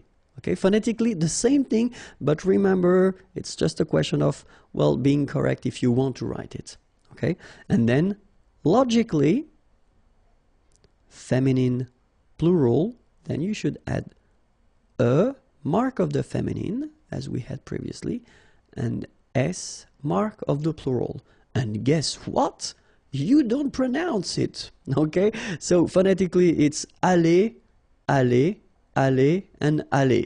All right? But you need to write them. Okay? So let's see now the full thing. So je serais allé. Okay? And then if you want to make the liaison, it would be more beautiful. Je serais allé. Tu serais allé. Il serait allé, elle serait allée. Nous serions allés. Vous seriez allé. Il serait allé, elle serait allée. All right, so that's it. And then one example with these reflexive verbs that we saw, and then, well, I just wanted to use this se présenter. Okay, so je me serais présenté. Tu te serais présenté, il se serait présenté, elle se serait présentée, nous nous serions présentés, vous vous seriez présenté, il se serait présenté, elle se serait présentée. All right, so if it's not really clear yet for these reflexive verbs, I mean the way you should conjugate them, I definitely advise you to check the lesson regarding these reflexive verbs, because I've been making one video regarding that, so it would be easier for you to understand the way we construct it, especially in that case why we put this je, me, tu, te, etc. Okay? All right, so remember, the last thing that you should remember before ending this lesson is that when you construct this conditionnel passé, so in most of the cases you will have to use avoir at the conditional present form, then the participe passé, and it will give you conditional passé. Okay? In some exceptions, so we saw the list of verbs, you should really try to remember them by heart. I know it's not easy, but you know, try your best. And then the reflexive verbs, okay? So for these exceptions, we will use être at the conditional present form, then the participe passé, and it will give you this conditional passé form. Okay, I hope it was clear. YouTube.com/imagier, that's the place where you can find all the videos, and then the website is here, imagier.net. Have a great day. Bye bye. Bonjour à tous and welcome to Learn French with Vincent, and this is Unité 7, Leçon Q. And in this lesson we'll discover some vocabulary, and it will concern beauté et hygiène. So let's start now. La beauté. Une brosse. Un démaquillant. un peigne, un poudrier. Okay, so let's see them one more time. La beauté. Remember, we've got this combination of a, u here, of the vowels, okay? But then it will give you the sound o, beauté, okay? La beauté, all right? Then une brosse. Remember, don't insist on this final brosse. Un démaquillant. So we've got this QU, but then U is not pronounced. So you get the sound qui. Okay, and then remember, double L after E will give you the sound y. Démaquillant. Final T not pronounced. Démaquillant. Okay, and this is nasal in your nose. En démaquillant. Then un peigne. Final E, you don't insist on it. It's ny, the last sound. And then this E combination will give you this E. Open est un peigne, all right? Un poudrier, okay? Remember, O-U, ou, pou, poudrier, all right? Un bigoudi, un fer à friser, un gant de toilette, un gel, un sèche-cheveux. Okay, so let's see them. Un bigoudi. It's quite funny to pronounce, isn't it? Bigoudi, okay, but not difficult. Un fer à friser. Un gant de toilette. Remember, G-A goes like ga, okay? G-g-g. But in that case, you've got this A-N, so it's nasal, gant, and then final T is not pronounced here. Un gant de toilette. Un gel, un sèche. So this one is a bit tricky. So remember, we've got this E accent grave here. So it's really open. Sèche, okay, sèche, and then cheveux. Usually this one is a bit of a problem because some of the students normally pronounce it chevaux, okay? So try to keep in mind that you get E-U here. So it goes like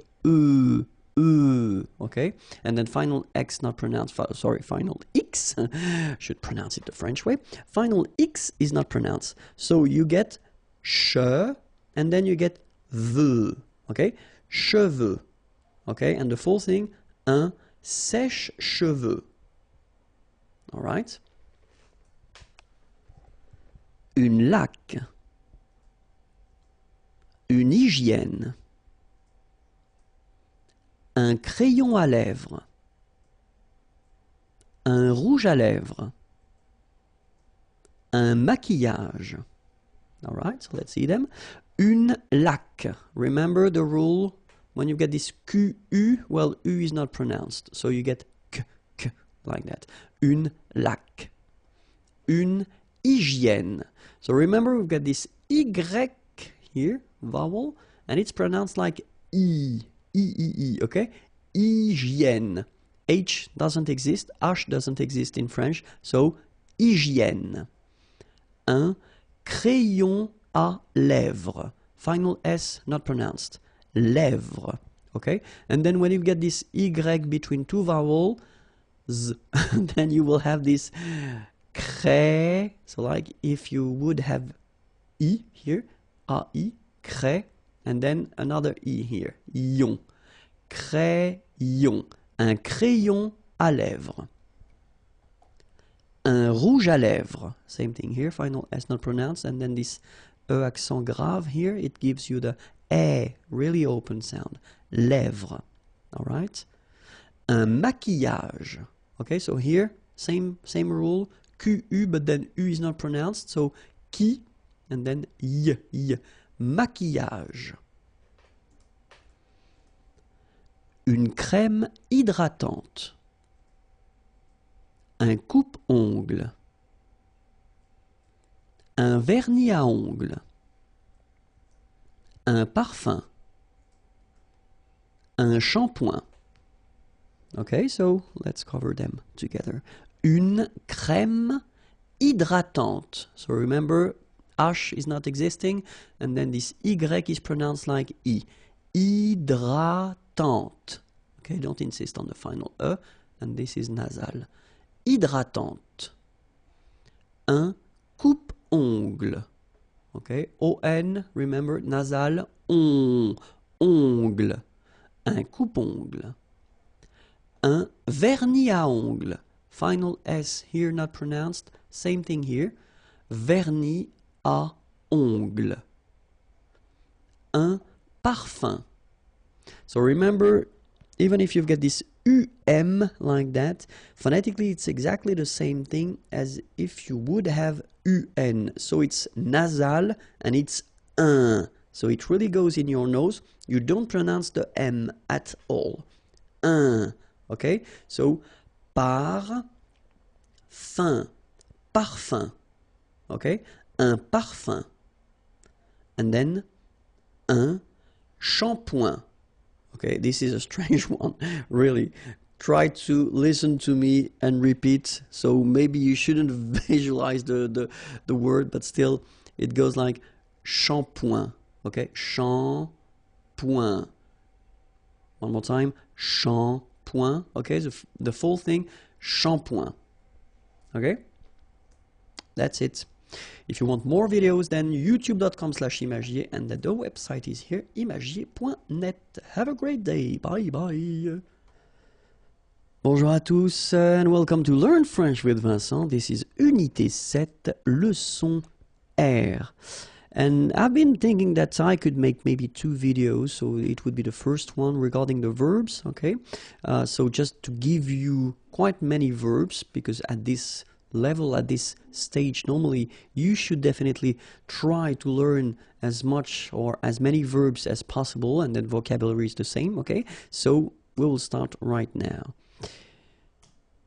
Avoir, posséder. Okay, so for each verb, okay, I will first put the direct translation of the verb, and then maybe, you know, 1 or 2 other verbs, okay? So it's really important to just keep in mind that the first one is the direct translation, okay? So the first one that you should use in almost all the contexts, okay? But in some cases, it's possible to use the other options depending on the context or the situation, okay? But then, so, avoir, posséder. Être, aller, s'en aller. Obtenir, recevoir, avoir. Pouvoir. Okay, one more time. Avoir, posséder, être, aller, s'en aller, obtenir, recevoir, avoir, pouvoir. Voir, regarder, venir, faire, fabriquer, savoir, connaître, prendre, saisir. So let's repeat them one more time. Voir, regarder, venir, faire, fabriquer, savoir, connaître. So for these 2 verbs, I've been making one video, okay, that you can find if you use the search engine in YouTube, okay, because, well, really they mean exactly the same thing, okay, but it's just a construction that you will have to modify if you use savoir and then connaître, okay. Prendre, saisir. Penser, réfléchir. Mettre, placer. Vouloir, avoir envie de, désirer. Dire, raconter. Dire, déclarer. Ok? Penser, réfléchir, mettre, placer, vouloir, avoir envie de, désirer, dire, raconter, dire, déclarer, donner, offrir, aimer bien, aimer, apprécier, regarder, travailler, écrire, donner, offrir, aimer bien, aimer, apprécier, regarder, travailler, écrire, trouver, retrouver, jouer,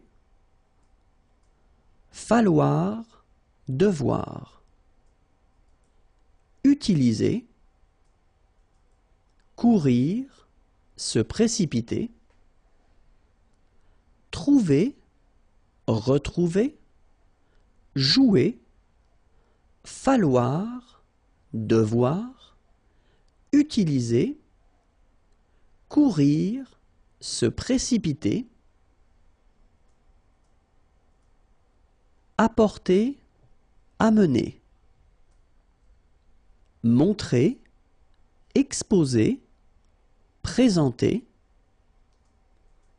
garder, retenir, conserver, aider, assister, épauler, placer, poster, mettre,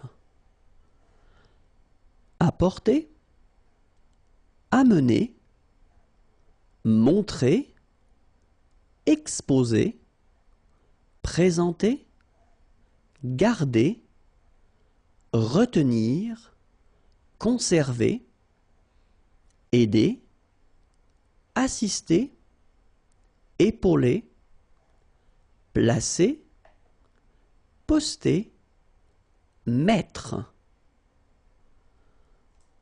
So that's it for the first part of the verbs. Okay, so the next lesson will be exactly the same thing. I mean the same thing, no, but the same concept, but other verbs. Okay, so the video can be found here. Okay, and then all the others as well, and the website is here. Okay, have a great day. Bye bye. Bonjour à tous and welcome to Learn French with Vincent. And this is Unité 7, leçon S. And it will be the last lesson for this unit. As I said in the previous video, it will cover les verbes, okay? So it will be the second part of the list of the verbs that I wanted to give you before the end of this Unité 7, okay? And so, let's start. Essayer, tenter. Okay, so just to repeat, if you didn't check that, well, if you didn't see the first video, so I will put each time the first verb here, it would be the direct translation of this verb. Okay, so it will apply, well, it will be the same meaning in almost all the contexts. Okay, and then the second or third or maybe fourth option, it will be a translation that would be possible in some situations. Okay, but not all. Okay, but still, essayer, tenter. Demander, interroger. Lire. Appeler. Partir. Essayer. Tenter. Demander. Interroger. Lire. Appeler. Partir. Entendre, ouïr. Démarrer, commencer, entamer. Espérer, souhaiter. Tourner, retourner. Avoir besoin de, nécessité. Entendre, ouïr, démarrer, commencer, entamer, espérer, souhaiter, tourner, retourner, avoir besoin de, nécessité. Se sentir, croire que, ouvrir, arrêter, cesser, payer, régler, acheter. Se sentir, croire que, ouvrir, arrêter, cesser, payer, régler, acheter. Porter, transporter, marcher, se promener, rester, séjourner, envoyer, expédier, rencontrer, retrouver, se réunir. Porter, transporter, marcher, se promener, rester, séjourner, envoyer, expédier, rencontrer, retrouver, se réunir. Croire, souhaiter, désirer, couper, tailler, se souvenir, se rappeler, tomber. Croire, souhaiter, désirer, couper, tailler, se souvenir, se rappeler, tomber. Manger, se restaurer, aimer, adorer, patienter, attendre, fermer, finir, terminer. Manger, se restaurer, aimer, adorer, patienter, attendre, fermer, finir, terminer. That's it. So it was the last video for this Unit 7, Unité 7. Okay, if you want more videos, then youtube.com/imagier, and the website is here, and it's waiting for you, imagier.net. Have a great day. Bye bye. Bonjour à tous and welcome to Learn French with Vincent, and this is Unité 8, leçon A, and we'll start this unit with vocabulary, and the topic is au café, so quite useful. Un serveur, une table, une terrasse de café, un crème, un noir, un expresso. Okay, so one more time. Un serveur, une table, une terrasse de café, un crème, remember, accent grave, un crème, un noir, un expresso. Okay, remember we've got this X here. Expresso. Okay. Un cappuccino, un chocolat chaud, un café glacé, un thé vert, un thé blanc. All right, so un cappuccino, not really difficult to produce, un chocolat chaud, remember CH, chaud, chocolat, and then final T not pronounced, chaud, final D not pronounced. Un café glacé, un thé, remember H is not pronounced. Un thé vert, final T not pronounced. un thé vert, un thé blanc. Final C, not pronounced. Un thé blanc.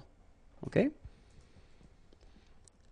Un thé nature, une tisane, une camomille, un thé au lait, un thé au citron, un thé glacé.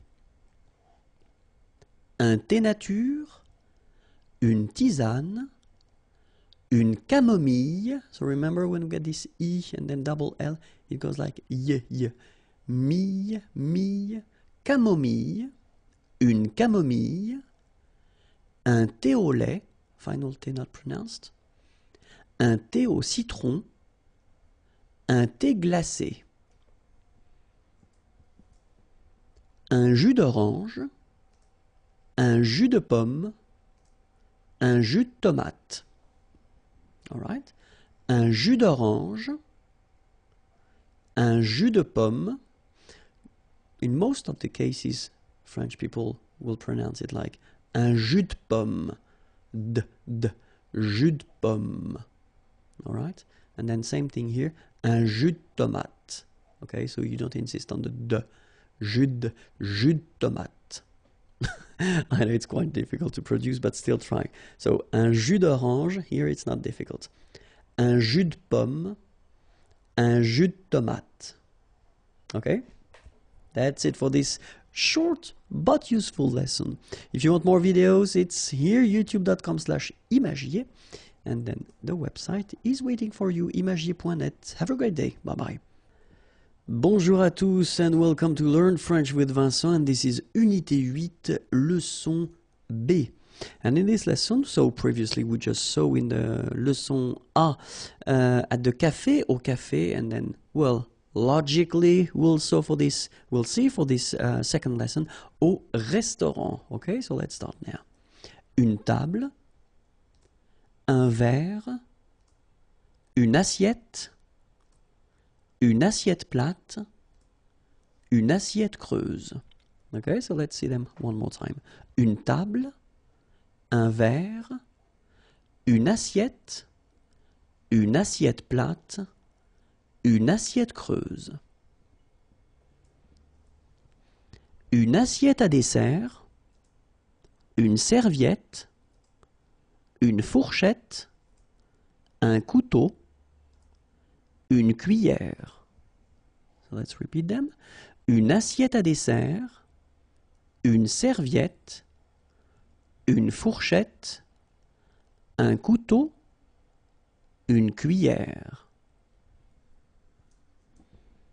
Une cuillère à soupe, un garçon, un menu, une carte des vins, à la carte. Une cuillère à soupe, un garçon.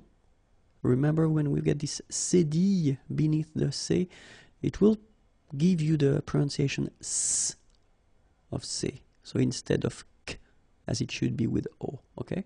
So un garçon, un menu, une carte des vins, à la carte. Une addition, un reçu, un pourboire. Une addition, un reçu, un pourboire. And that's it for le restaurant. If you want more lessons and more videos, then youtube.com/imagier is here. And then the website imagier.net. You can find more material and it's waiting for you. Have a great day. Bye bye. Bonjour à tous and welcome to Learn French with Vincent, and this is Unité 8, leçon C. And in this lesson we'll work on le poisson, so it will be a vocabulary lesson. Okay, so let's start now. Le thon, la dorade, la morue, le saumon, le bar. Let's repeat them. Le thon. Remember, H here is not pronounced. Le thon. La dorade. La morue. final E not pronounced. Le saumon. O-N, remember, nasal in your nose, saumon. Le bar. Le merlan. La raie. La sardine. L'aigle fin. La limande sol. Okay, so le merlan, la raie, final E not pronounced. La sardine, you don't insist on the final E, it only gives you the N pronunciation. Sardine. L'aigle fin, la limande sol. La sole. L'espadon. La truite. Le maquereau. La lotte. La sole, same thing, don't insist on the final E, okay? It only gives you the L sound. Sol. L'espadon, O-N in your nose, nasal, on, espadon. La truite, same thing here, final E not pronounced, T, la truite. Le maquereau, so technically this K, just pronounce it K, mac, maquereau, maquereau. Alright, and then E-A-U, remember when you combine these three vowels, you get the sound O, maquereau. Okay, and then la lotte, final E not pronounced, lotte, lotte, okay, la lotte. Alright, so that's it. You've got many words now if you want to talk about fish. Les poissons. If you want more videos, then youtube.com/imagier and then imagier.net, the website if you want more material. Have a great day. Bye bye. Bonjour à tous and welcome to Learn French with Vincent, and this is Unité 8, Leçon D. And in this lesson we'll still work on vocabulary as we did previously in the previous lessons, and we'll cover in this lesson les céréales. L'avoine, le blé, le maïs, le millet. So let's repeat them.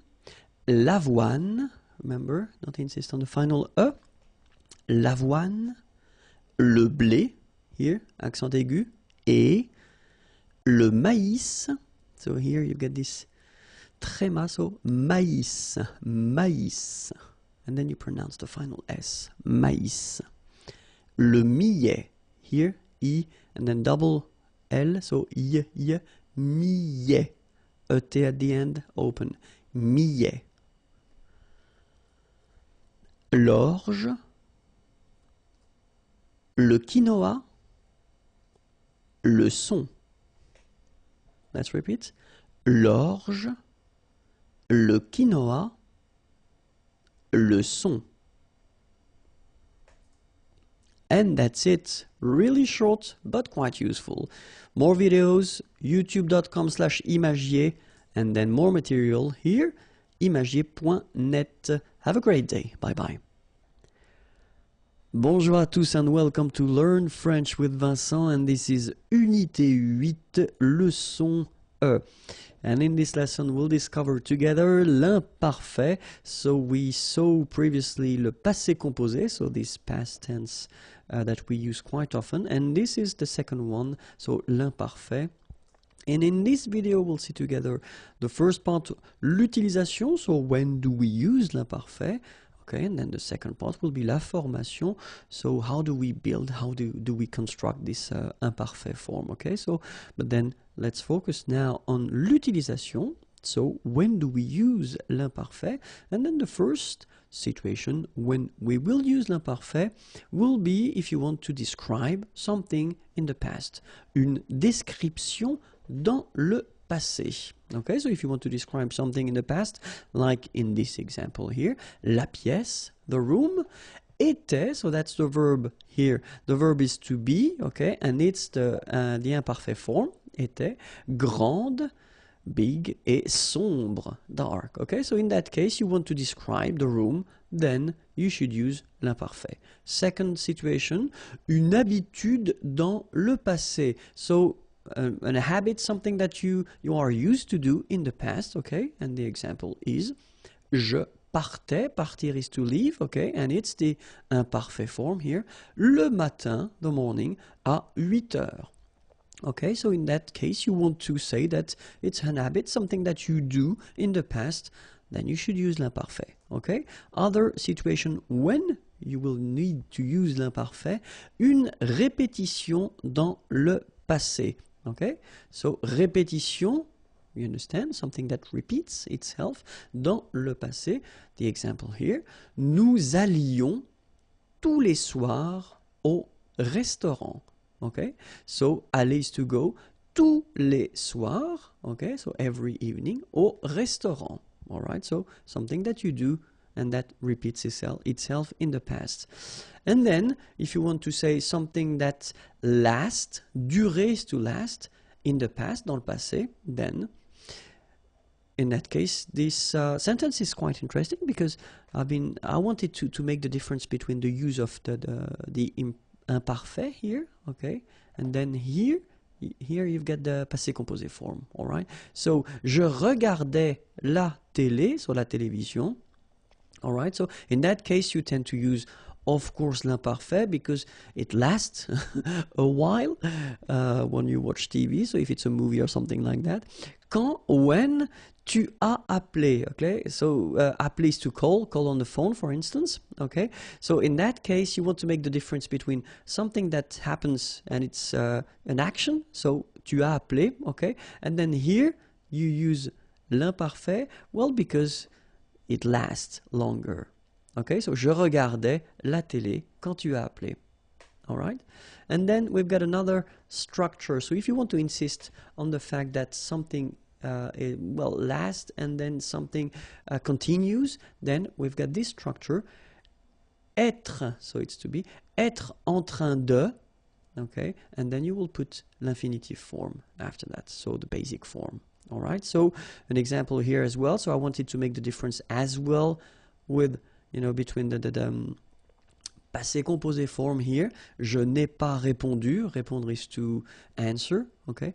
Car, because, j'étais en train de faire mes devoirs, okay? So faire mes devoirs, to do my homework, okay? And then in that case, you use this structure, j'étais en train de, because you want to say that, well, it lasts, okay? It's quite long. It's not something that will take 1 minute or 2 minutes, but it's longer than that, okay? So that's the reason why we use this j'étais en train de faire, so était en train de, as we saw here, okay? So you will have to use this verb être, okay? But then at the imparfait form, of course, okay? So, and then one thing that you should keep in mind is that être, so to be, croire, to believe, penser, to think, savoir, to know, are often, and it's quite important, souvent, often, so it's not always, okay, because it's not possible to say always, especially if you're talking about French grammar, okay, but often you use them at l'imparfait form, okay. Now let's see how to construct this imparfait, okay. So I've been taking some verbs from the first group and then the second and the third group, okay. If you remember, we've got 3 groups of verbs in French. So the first one, regarder, so is to watch, okay. And then I've been putting this nous form at the present.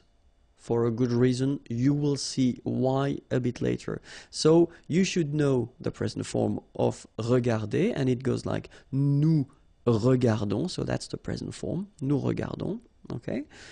For the second group, I've been taking finir, finir to finish, to end, okay. Same thing, you will put this nous form at the present, nous finissons, okay. And then for the third group of verbs, I took prendre, prendre is to take, okay, and it goes like nous prenons. Alright, so nous regardons, nous finissons, nous prenons.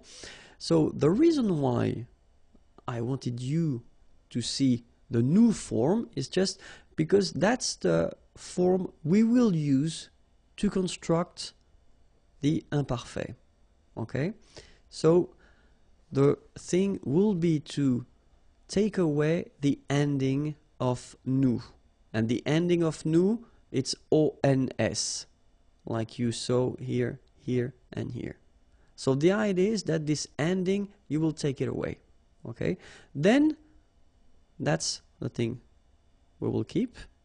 Regarde, like that, without the ending for nous. Finisse, without the ending for nous. And then prenne, without the ending. Okay? And after that, you will add the endings for l'imparfait. And they will be like for je, AIS, for tu, AIS, for il or elle, AIT, for nous, IONS, for vous, IEZ, and for il, elle at the plural, AIENT. All right. So now, if we talk about the pronunciation, the good thing is that this will be pronounced e.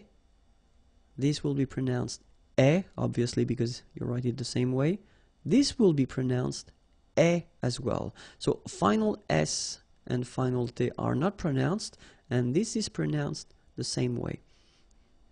And the good news is that this form, A-I-E-N-T, is pronounced E as well. Okay, so we've got E here, E, and then E. Okay, so that's quite easy to produce. I mean, it's not normally, it's not a big difficulty for the students to make this E sound. Okay, and then for nous, it will be, so if you remember correctly, so final S is not pronounced here. Okay, and then this O-N, so it's a nasal and it goes in your nose and it goes like on. All right, so you don't hear any N, so it's really on. Okay, when you add this I before, okay, you will get the y sound. So you get yon, yon, that's the full form. Okay, yon, and then ye here. Okay, so e, yon, ye, e. All right, so now je regarde, and then e. So that's the full form that you will have, and then you will pronounce it je regardais. All right, so if we have the example for finir, it was finisse. Remember this form that we got from the nous form of the present. Okay, so finisse, and then you add e. Je finissais. All right, and then the last verb we had was prendre, if I remember correctly. Yes, and it was prenne. Okay, the form that we got when we took away this ons ending from the present. Okay, so prenne, and then you add your ending e. Je prenais. Okay, so let's see how it goes for all the forms. So je regardais, so it's regarder, to watch. Tu regardais, il regardait, elle regardait, nous regardions, vous regardiez, il regardait, elle regardait.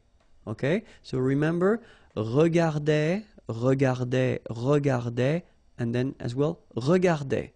And after that, you've got this yon, as I said, regardions, and then ye, regardiez. All right, let's see finir now. Je finissais, tu finissais, il finissait, elle finissait, nous finissions, vous finissiez, il finissait, elle finissait. Okay, so same thing here. Have a look. Finissait, finissait, finissait, same form. And then finissait here, same form. I mean phonetically, okay? And then yon, finissions, and then finissiez. All right? And the last verb we had with to take, prendre.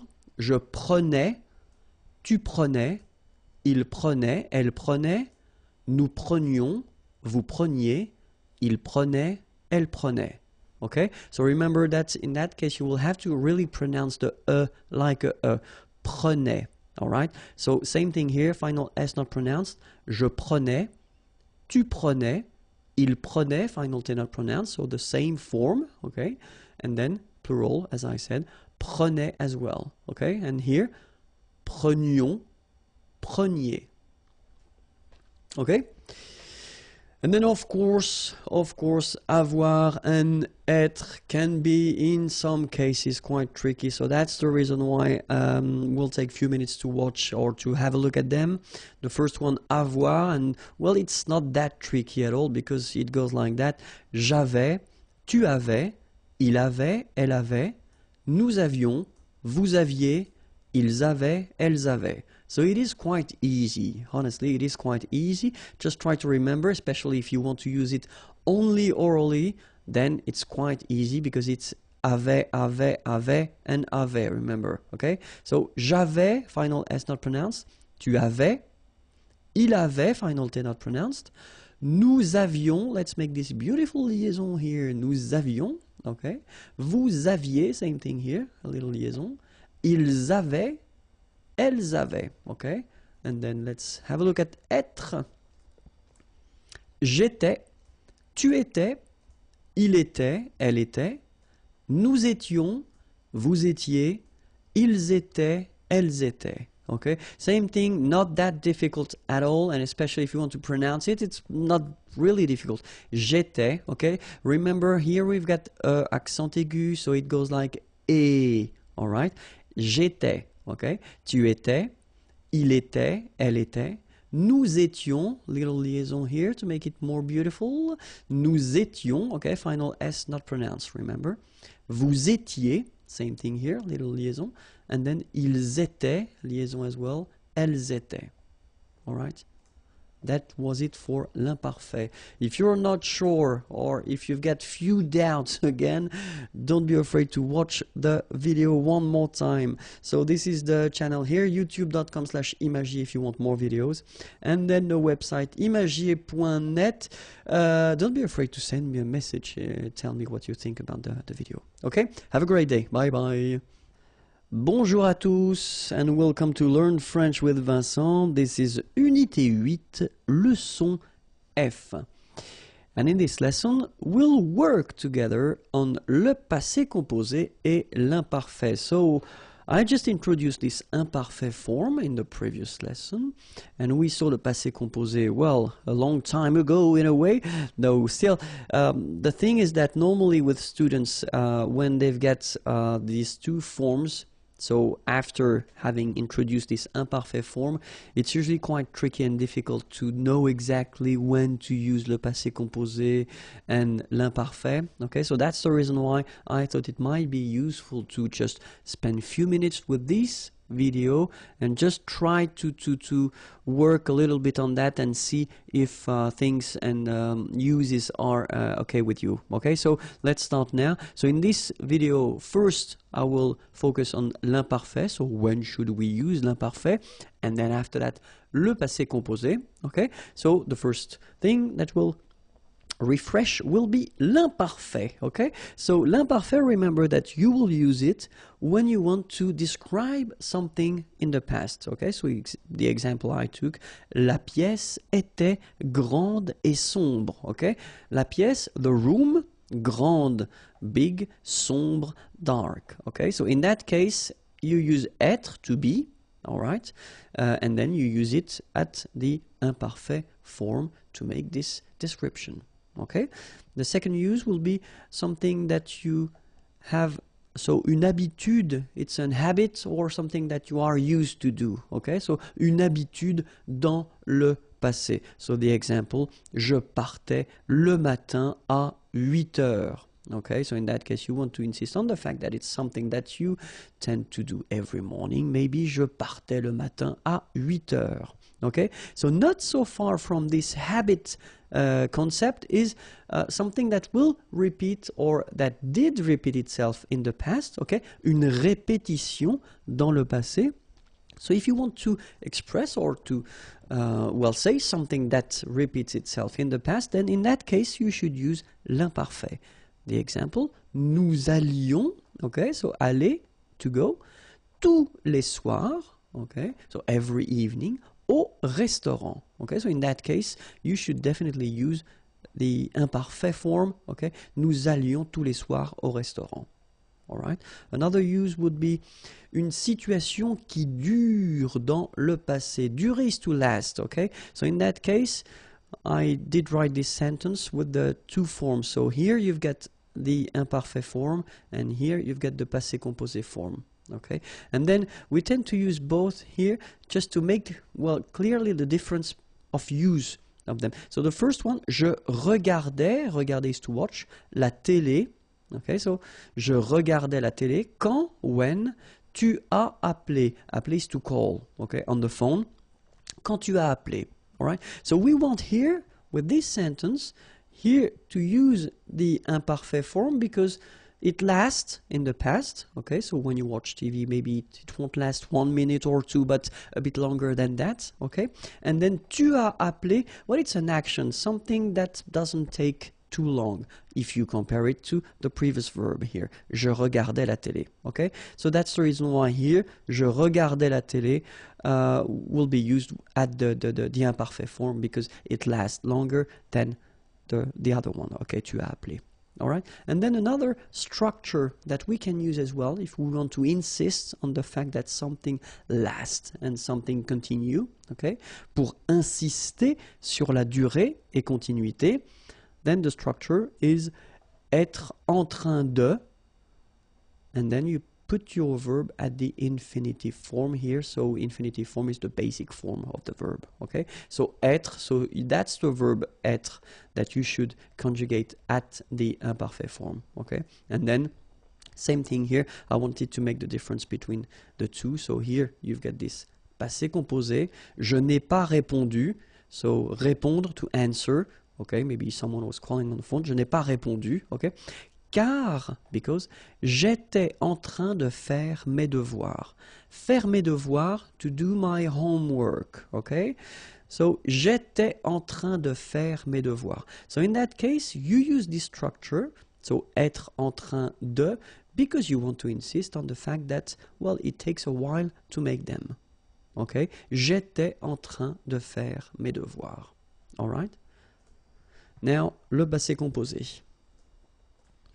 So, le passé composé, well, the first use, of course, of le passé composé, it's une action, an action qui s'est passée, that took place avant le moment présent. So, before the present moment, the example that we could have here, je suis en retard parce que j'ai marché trop lentement. Okay? And here, well, the first part here, je suis en retard, I am late. It's the present, okay? And then you want to, well, give the reason why. Parce que, because, j'ai marché, so marcher is to walk, okay? And this is the imparfait form, okay? Trop lentement, too slowly, okay? Je suis en retard parce que j'ai marché trop lentement.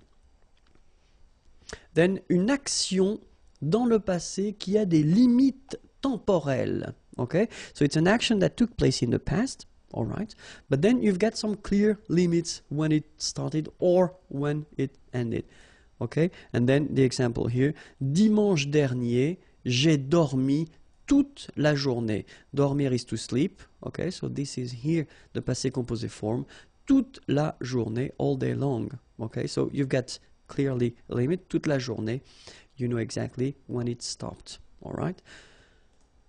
Une action qui est terminée, okay?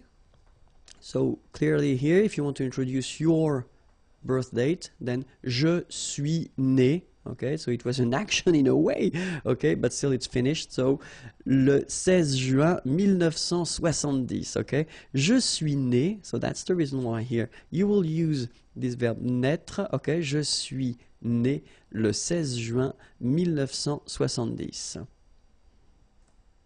Une histoire composée de plusieurs actions. Okay, so if you've got several actions, okay, in a story, then normally you should use le passé composé. For instance, hier, yesterday, je suis rentré, I came back home, ok, rentré, je suis rentré, j'ai préparé à manger, etc., etc., ok, so orally you will, explain to a friend or to a colleague what you've been doing yesterday, okay, you want to introduce these actions, okay, and in that case, that's the tense that you will use, the passé composé, all right?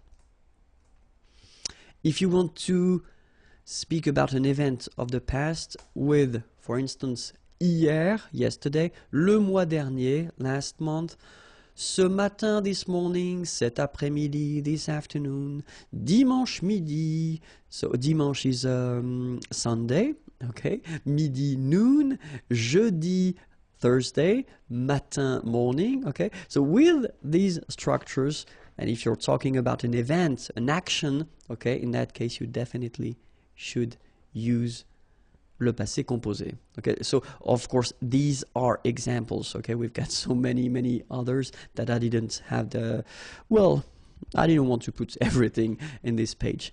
All right, so if you want to use, and this is quite important, negative form, okay, connected to the present form or the present. For instance, if you want to say that, so je n'ai jamais fait de patinage. Patinage is skate, ice skating. Okay, you want to say that you never did ice skating. In that case, well, you should use le passé composé form. Okay, je n'ai jamais fait de patinage. Oops, I should put something instead. It's not a virgule, it's point. It should be point. Sorry, it was a little mistake here. Okay, but still, je n'ai jamais fait de patinage. Okay, same example here. Il n'a jamais eu de chance. Okay, avoir de la chance, to have luck. Okay, il n'a jamais, never eu de chance. So in that case, you should put that at the passé composé form. Okay, and then, well, same thing. Nous n'avons pas eu de chance. All right, in that case, it's with pas and not never, but it's clearly the same meaning. Nous n'avons pas eu de chance, and in that case, you should definitely use here the passé composé form. Okay. So, of course, avoir and être can be quite tricky, so that's the reason why we'll take a few minutes to see them, and we'll start with avoir, okay? This is the imparfait form. J'avais, tu avais, il avait, elle avait, nous avions, vous aviez, ils avaient, elles avaient. And next to it, we'll put the passé composé form. J'ai eu, tu as eu, il a lu, il a eu, sorry, elle a eu, nous avons eu, vous avez eu, ils ont eu, elles ont eu.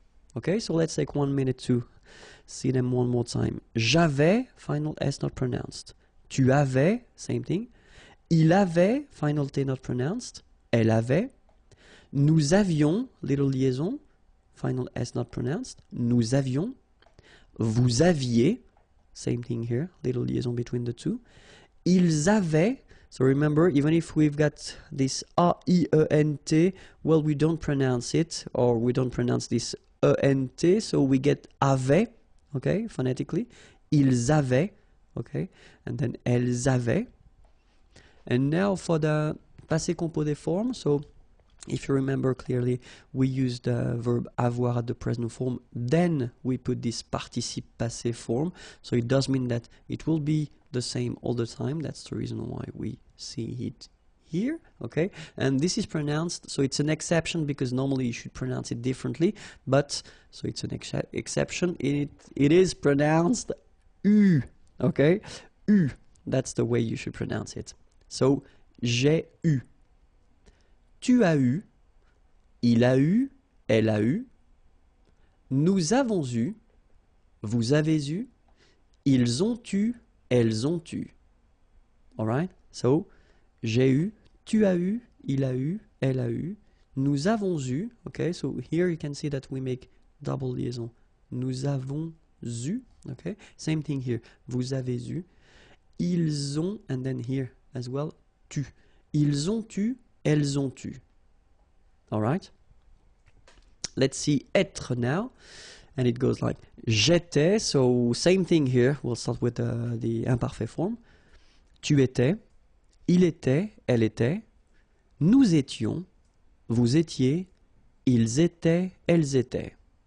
And then the passé composé form. J'ai été, tu as été, il a été, elle a été, nous avons été, vous avez été, ils ont été, elles ont été. Okay, so let's take 1 minute again to pronounce them. J'étais, so final S not pronounced. Tu étais, same form. Il était, elle était, final T not pronounced. Here, little liaison and final S not pronounced. Nous étions, vous étiez, ils étaient, liaison as well here, and then remember, this is not pronounced. Elles étaient. Okay? Then, so same rule as we saw for avoir. So you get avoir here at the present form, and then you get this participe passé form, so that will repeat itself every time, and it's pronounced like été, été. All right, so j'ai été, tu as été, il a été, elle a été. So here, double liaison, nous avons été. Vous avez été, same thing here, double liaison. Vous avez été. Ils ont été. So same thing here. You get first the liaison z, and then you get the t. Okay? Ils ont été. All right? Ils ont été. Elles ont été. Okay? I hope it was clear. If you want more videos, then youtube.com/imagier, and then if you want to send me a little message and check more things, more material, it's here, imagier.net. Have a great day. Bye-bye. Bonjour à tous and welcome to Learn French with Vincent. This is Unité 8, leçon G. And in this lesson, we'll discover together la forme passive. So it's quite important.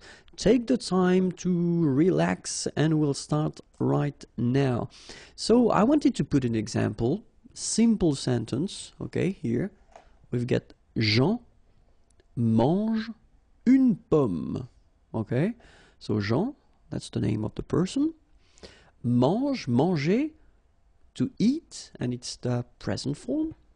Une pomme, an apple, okay. So if we have a look at this sentence, of course, Jean is the subject of the sentence.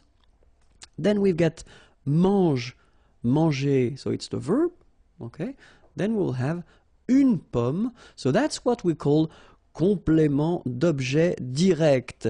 I know it's a bit scary, so complément just because it will complete the sentence, it will give more information, okay. Then objet direct, so objet, it's not because it's an apple, okay, it could be a person, it's grammatically, it's an object, okay. So, and then direct, just because between your verb and this complément, you don't have any preposition. Okay, so normally we tend to write it like that, C-O-D, okay, complément d'objet direct, all right? And then, if you think about the sentence, normally, when you've got a sentence like that, so Jean mange une pomme, well, the important thing in this sentence is the subject, okay? For one good reason, it's just because we start with it.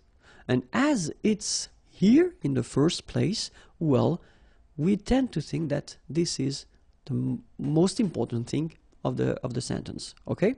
So if we would like to put the focus on le complément d'objet direct. So if we would like to have une pomme as the main thing of the sentence, okay?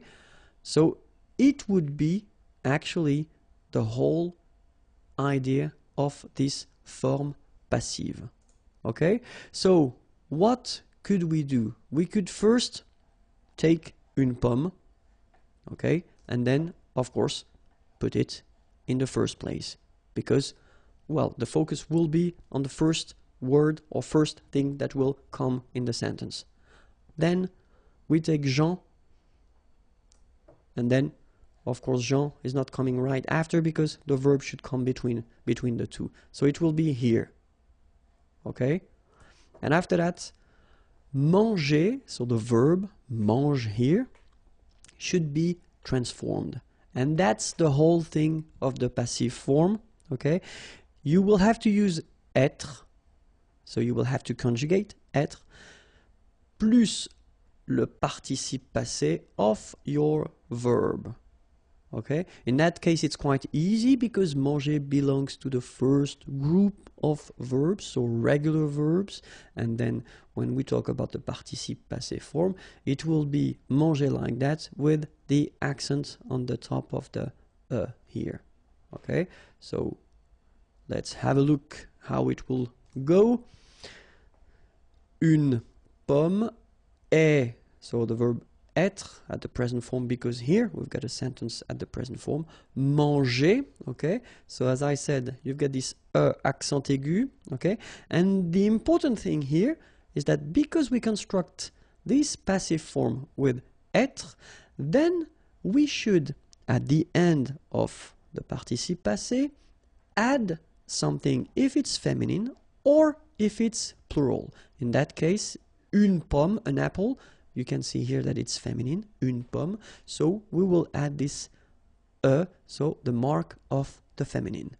Okay, so une pomme est mangée, Jean.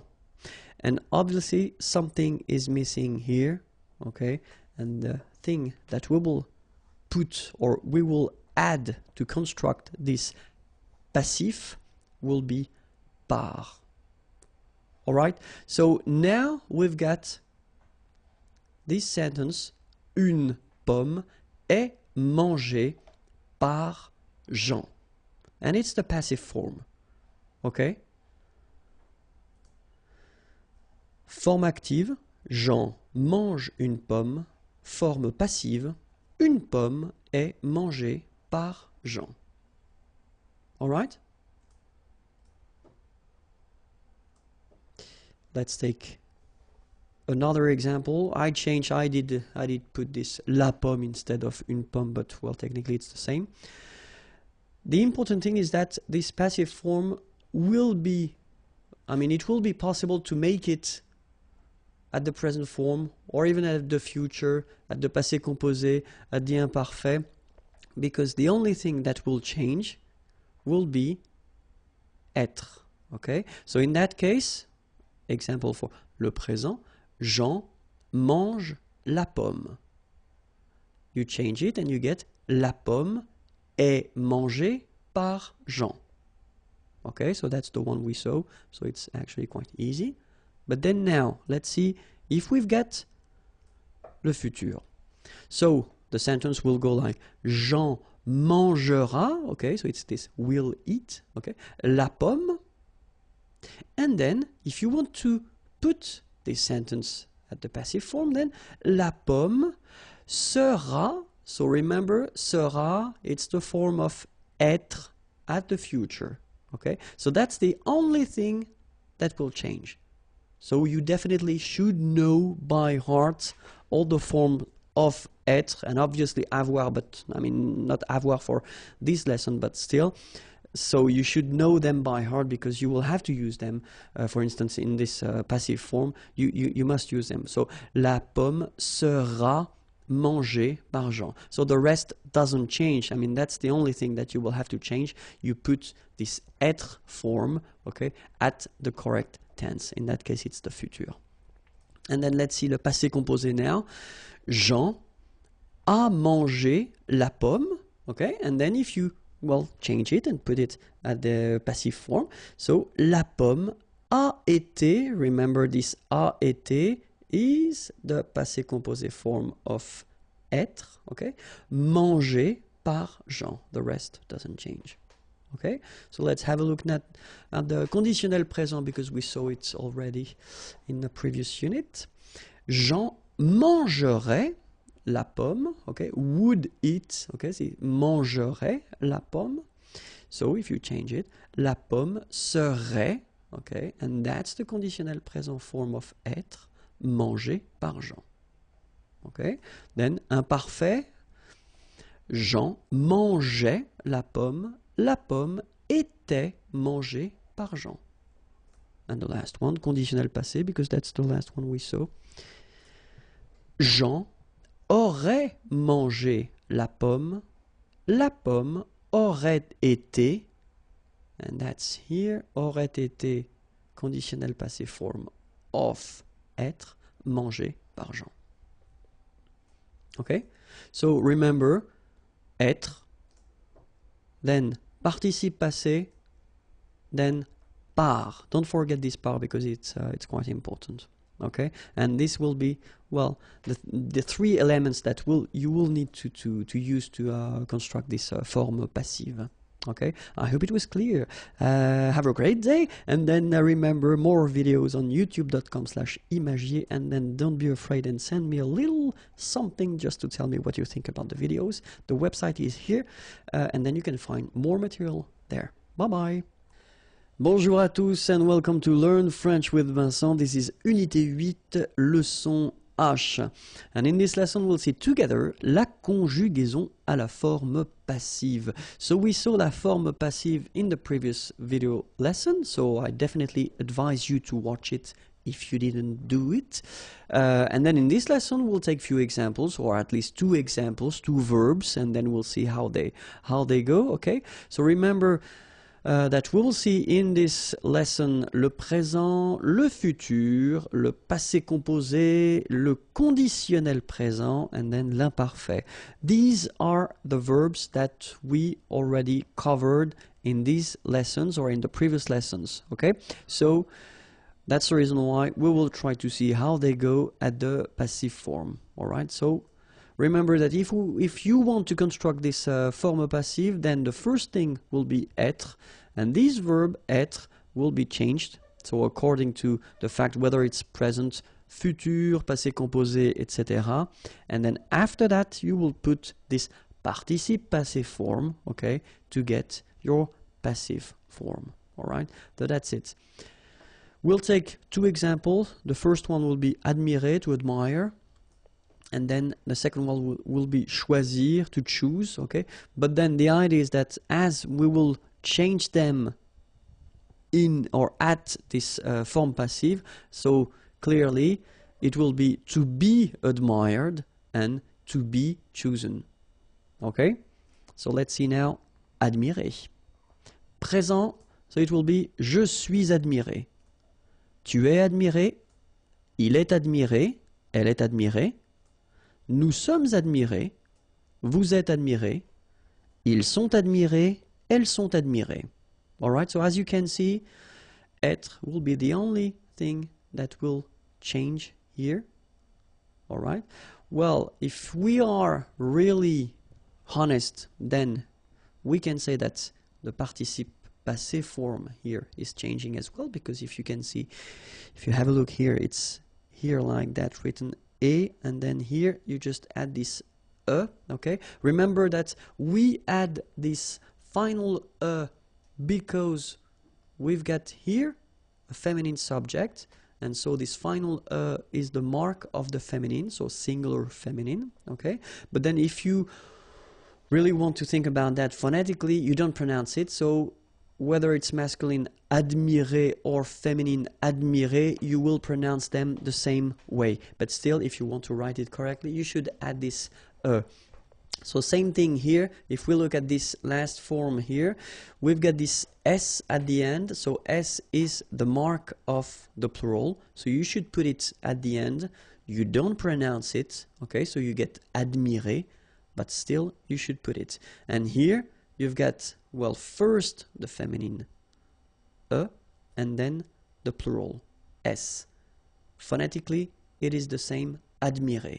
Okay, so you've got phonetically only one form, and it's admirer. Okay, but then keep in mind that because we constructed with être here, then we should put the feminine here if the subject is feminine, the plural here if the subject is masculine plural here, and then the feminine plural here if the subject is feminine plural. Okay, so it will be the same for all the tenses. Okay, so I won't repeat that after. Okay, and then keep in mind that être, so the verb, will be the only thing that will change in this, these structures. All right, so let's see now le futur. Je serai admiré. tu seras admiré. Il sera admiré, elle sera admirée. Nous serons admirés, vous serez admirés. Ils seront admirés, elles seront admirées. Alright? So if we want to make this structure at the passé composé form, so j'ai été admiré. So you can see that here you've got j'ai été. Alright? So it's the verb être, to be, okay, but at the passé composé form. Alright? Tu as été admiré. Il a été admiré, elle a été admirée. Nous avons été admirés. Vous avez été admirés. Ils ont été admirés. Elles ont été admirées. Alright? So if we want to make it at the conditionnel présent form, then we will get je serais admiré. Tu serais admiré. Ils seraient admirés. Elles seraient admirées. Nous serions admirés. Vous seriez admirés. Ils seraient admirés. Elles seraient admirées. Okay, so same thing here. If you look carefully, that's only the verb être that will change. And then imparfait form would be j'étais admiré. Tu étais admiré. Il était admiré. Elle était admirée. Nous étions admirés. Vous étiez admirés. Ils étaient admirés. Elles étaient admirées. Alright? So, clearly it's not that difficult. The only thing that you should definitely remember by heart is the verb. It's the verb être at all the forms that we already covered. Okay? And then you will have to use it, well, clearly to make this passive form. Alright? So the second verb that I wanted to introduce was choisir. Okay? So, at the present form, it will go like je suis choisi. Tu es choisi. Il est choisi. Elle est choisie. Nous sommes choisis. Vous êtes choisis. Ils sont choisis. Elles sont choisies. So same thing here that we had for admirer. So remember that you will have to here, for example, put the at the end for the feminine, okay? Because here we've got the feminine singular, so just add okay? You will have this s at the end here for the plural, so masculine plural, and you will have this s feminine plural form. Okay? Same rule, you don't pronounce them. So phonetically you will have choisi, choisi, choisi, choisi, choisi, choisi, choisi, and choisi. So the same phonetical form, okay? And it's quite easy to remember. Je serai choisi, tu seras choisi, il sera choisi, elle sera choisie, nous serons choisis, vous serez choisis, ils seront choisis, elles seront choisies. Okay? Let's see the passé composé form. J'ai été choisi, tu as été choisi, il a été choisi, elle a été choisie, nous avons été choisis, vous avez été choisis, ils ont été choisis, elles ont été choisies. Then the conditionnel présent form, je serai choisi, tu serais choisi, il serait choisi, elle serait choisie, nous serions choisis, vous seriez choisis, il serait choisi, elle serait choisie. Okay? And last but not least, imparfait. J'étais choisi, tu étais choisi, il était choisi, elle était choisie, nous étions choisis, vous étiez choisis, ils étaient choisis, elles étaient choisies. Alright? So, that's it for la conjugaison à la forme passive. If you want more videos, then youtube.com/imagier and the website imagier.net if you want more material, or then if you want to send me a little message, it would be nice. Thank you very much. Have a great day. Bye bye. Bonjour à tous and welcome to Learn French with Vincent, and this is Unité 8, leçon I. And in this lesson, we'll work on vocabulary for a change because we've been doing grammar quite much. So the topic is la géographie. L'Europe. Okay, so I did put this F just to give you the information that it's feminine, okay, because it doesn't show here with the article. L'Europe. L'Asie. L'Afrique. l'Amérique du Nord, l'Amérique centrale, l'Amérique du Sud. Okay, so let's see them one more time. L'Europe. Remember this final it's not really present. It only gives you the possibility to pronounce this P, PP at the end, okay? Europe. L'Asie. Same thing here. Final is not pronounced. L'Afrique. Same thing here. Final it's only the k at the end that you will hear. L'Afrique. Okay? Amérique, same thing as Afrique. Amérique du Nord. Final D not pronounced. L'Amérique du Nord. L'Amérique centrale. Same thing here. Centrale, remember, E-N, nasal, so it goes in your nose. En. Centrale. Alright? L'Amérique centrale. L'Amérique du Sud. Here you should pronounce the D. Sud. Okay? L'Amérique du Sud. Alright? So one more time. L'Europe, l'Asie, l'Afrique, l'Amérique du Nord, l'Amérique centrale, l'Amérique du Sud. L'Australie, l'Océanie, l'Antarctique, l'Eurasie, l'Océan Atlantique, l'Océan Pacifique. Okay, so let's see them one more time. L'Australie, final not pronounced. L'Océanie, final not pronounced. Remember, Q-U-E here, it's K. Okay, so tic. L'Antarctique, l'Antarctique. L'Eurasie, final not pronounced. L'Eurasie. Okay, same thing here for the ic. Okay, l'Océan Atlantique. Atlantique. Atlantique. L'Océan Pacifique. L'Océan Indien. L'Océan Arctique. La mer du Nord. La mer de Chine. La mer des Antilles. La mer Méditerranée. Okay, so let's see them. L'Océan Indien. So remember here it's nasal and it can be quite tricky. So first you've got this un here and then you've got this yin. Okay? Indien. L'Océan Indien. L'Océan Arctique. Remember, tic, ic. La mer du Nord. Final D not pronounced. La mer de Chine.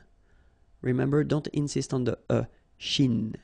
Okay? And then this CH, Chine. Alright? La mer des Antilles. So here it's quite interesting because, well, you've got this E and then double L, S. Okay? So final S and really you don't pronounce them. So you get this E sound. Antilles. Okay? La mer des Antilles. Little liaison between the two. Des Antilles. La mer des Antilles. La mer Méditerranée. Okay, here final not pronounced, but then you pronounce this E at the end. Méditerranée. Okay, la mer Méditerranée. La mer Rouge. La mer Caspienne. La mer Noire. La mer de Bering. Okay, so la mer Rouge. Remember, G and then J. Rouge. Okay? La mer Rouge. La mer Caspienne. Okay? And then double consonant here, and it's the same. And N. So it does open the sound here. So it's E. Caspienne. Caspienne. Okay? Then here, la mer Noire. Same thing here that we had previously. Final not pronounced, okay? And then OI, remember, wa, noir, noir. La mer Noire, okay? La mer de Bering. That's it for this lesson. It was quite short, but I hope it was relaxing and interesting. So if you want more videos, then youtube.com/imagier, that's here. And then if you want to send me a little message, then imagier.net, or then find more material. Bye-bye. Bonjour à tous and welcome to Learn French with Vincent, and this is Unité 8, leçon J. And in this lesson we'll see some vocabulary and we'll see la météo. So I hope it's okay with you. Let's start right now. La météo. Un nuage. Une pluie. Une goutte de pluie. Un éclair. Une brume. Un brouillard. Alright, so let's see them one more time. Un nuage. Une pluie. Une goutte de pluie. Un éclair. So you can see I make this little liaison between the two. Un éclair. Une brume. Un brouillard. Final day not pronounced. Une rosée. Un verglas. Un ciel clair. Un ciel couvert. Un ciel nuageux. Une bruine. So let's see them. Une rosée, final E not pronounced. Un verglas, final S not pronounced. Un verglas. Un ciel clair.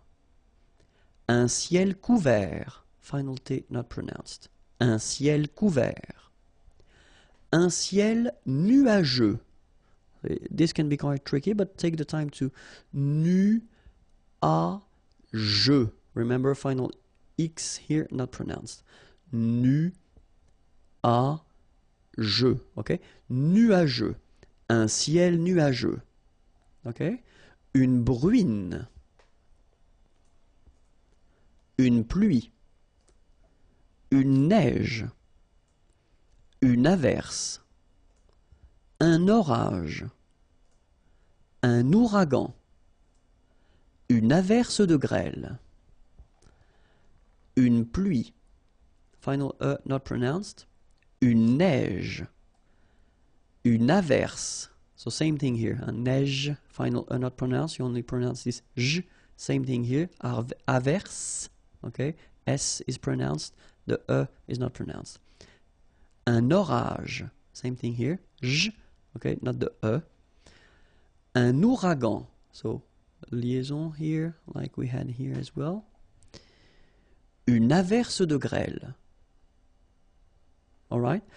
So, I wanted to put them with the article un ou une to make it more clear, but it's clear that in some cases, well, you will have to use the instead of so le or la, okay, instead of un ou une, but it was just to make it more clear that I wanted to use only un ou une, and after that you can decide whether you want to use this article or the other one, okay? So this is it for this lesson. youtube.com/imagier is the place where you can go to find more videos, and the website is here, more material, and then you can send me a little message. Thank you, bye-bye. Bonjour à tous and welcome to Learn French with Vincent, and this is Unité 8, leçon K. And in this lesson, we'll discover together, if it does arrive, yes it does, les climats. Okay, so it will be a short one, vocabulary one, but still it's quite interesting. Let's see that. Les climats. Les climats tropicaux. Les climats tempérés. Les climats polaires. Okay, so les climats tropicaux. So you can see that even if we've got the plural form here, S, we don't pronounce the S, and then we don't pronounce the T either. Les climats tropicaux. Final X not pronounced. Les climats tempérés. Final S not pronounced, but then you should definitely pronounce the accent. Tempéré. Okay? Les climats polaires. So same thing here. E and S are not pronounced. Polaire. Okay? Les climats continentaux. Les climats subtropicaux. Les climats de montagne. Les climats subarctiques. Okay, so les climats continentaux, remember, final X not pronounced, and then this AU together, they give you the sound O, okay? Les climats subtropicaux, Les climats de montagne. So remember here, O-N, on, mon, ta, and then this G-N-E, gne. Montagne. Alright? Les climats subarctiques. Alright? So it was just to practice pronunciation. If you want more videos, then whoops, it's here, youtube.com/imagier, and the website is here, imagier.net. More material is waiting for you. Have a great day. Bye bye. Bonjour à tous and welcome to Learn French with Vincent, and this is Unité 8, leçon L. And in this lesson, we'll discover together le plus que parfait. So it's quite interesting, not that difficult, and quite useful. So let's see what le plus que parfait is. So first in this video, as usual for the tenses, because it's a past tense, we'll first discover together or see together l'utilisation. So when should we use le plus que parfait? And then how do we make, construct, build this tense? Okay, the first thing, utilisation. When do we use le plus que parfait? Important. If you want to, well, should I? Yeah, I will read that the French way first. Okay, exprimer des faits qui se sont passés avant d'autres faits passés. Oh my God, it can be quite tricky. It's not really tricky. Let's say that if you want to resume or if you want to say it fast, le plus que parfait is the past in the past. Okay, so let's see. Now you've got the timeline here. Let's see, first, second, and third thing. The first one could be le présent, so we are here right now. Okay, then this is the past. So if you want to express something that happened in the past, whether you use le passé composé or we saw that previously l'imparfait. Okay, and then you've got here le plus que parfait. Okay, so first, if you want to talk about what happened yesterday or then even years ago, you will have to use whether passé composé or imparfait. Okay, but then if you want to make a relation to something that happened previously, you should definitely use this plus que parfait form. Okay, so that's the reason why we tend to say that it's the past in the past. All right, so let's have an example. Ce matin, j'ai mangé le gâteau que tu avais préparé hier. Okay, if we have a look, we've got two verbs in this sentence. This is the first one, j'ai mangé. It is the passé composé form. This is the second one. Tu avais préparé. This is le plus que parfait. Okay? Passé composé, plus que parfait. So what do you want to say here? You want to say, ce matin, this morning, j'ai mangé, manger is to eat, le gâteau, the cake, que, that, tu avais préparé, préparer is to prepare, yesterday, hier. Okay? So you want to say that ce matin, j'ai mangé le gâteau. Okay? So it happened in the morning, this morning, and then yesterday, you had prepared this cake. Okay? So that's the reason why in the second part of the sentence, you use le plus que parfait, because this action happened before. All right? So it was the past in the past. Okay? So let's see now how to construct it. And it's not that difficult, because first, if you have a look, so I did put some regular verbs here. First one, je mangeais au restaurant. So this form here is the imparfait. Okay? So why did I put the imparfait? Just for you to have a look at the ending of this verb. This is avoir. Okay? So you can see that they end actually the same way. A-I-S, A-I-S. Okay? And then if you have a look here, you've got manger, manger, so you can notice that this is the participe passé form of the verb manger. Manger is to eat. Okay, so first you've got avoir, then you've got the participe passé. Okay, maybe it rings a bell for you. Second example, tu regardais la télévision. Okay, tu avais regardé la télévision. So if you have a look, well, it looks the same. You've got first avoir, then you've got participe passé here. Okay, and then. So I took this verb aller. Aller is to go, and remember when we've got these composed tenses, it's a bit tricky because it doesn't use avoir as most of the verbs, but it uses être, and look here, it's the same. Il était allé. So it does use être here, and then we've got the participe passé form. Alright? So the rule is that if you want to construct this plus que parfait form, then you should use first avoir at the imparfait, then the participe passé, and you will get your plus que parfait form. Okay? In some cases, you will use être at the imparfait form, then the participe passé, and you will get le plus que parfait. Okay?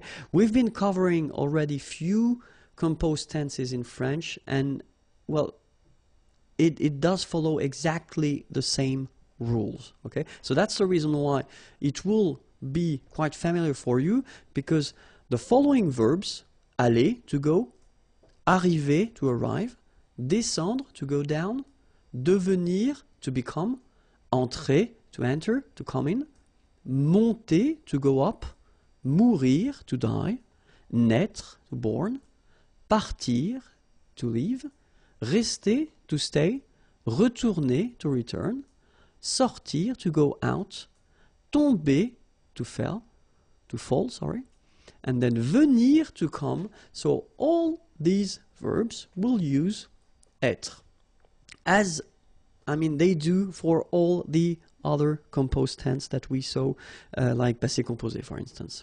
Okay, and then all the verbes réfléchis, so reflexive verbs like se regarder, s'appeler, se présenter. So all these verbs will also require être, okay, for the plus que parfait.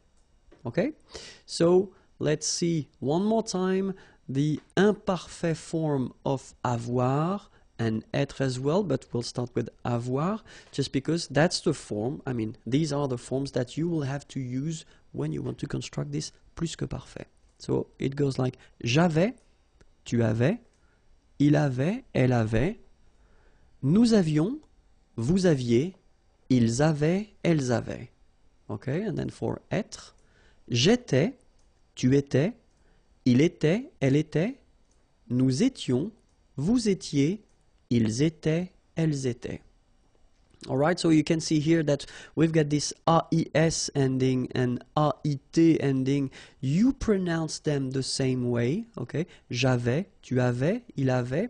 And then you saw probably that we've got also here A-V-A-I-E-N-T, but then you pronounce it avait. So the same way as we pronounce here, okay? J'avais, tu avais, il avait, nous avions, vous aviez, ils avaient. Okay? The only difference is that you will have to make the liaison between the two. Elles avaient, ils avaient. Okay? Same thing here. Était, était, était. And the last one, était. So you pronounce them the same way. J'étais, tu étais, il était, elle était. Nous étions, vous étiez, ils étaient, elles étaient. Alright? So, remember that for these participe passé forms, so the second part that you should have. Okay, when we're talking about verbs, so in French we've got three groups. Okay, the first one is the er verbs, so verbs ending with er. Only one exception, and it's aller. But then the good news is that aller will behave the same way, so it won't be tricky. So remember that when you've got a verb like parler, for instance, here, parler is to talk or to speak, it ends with er.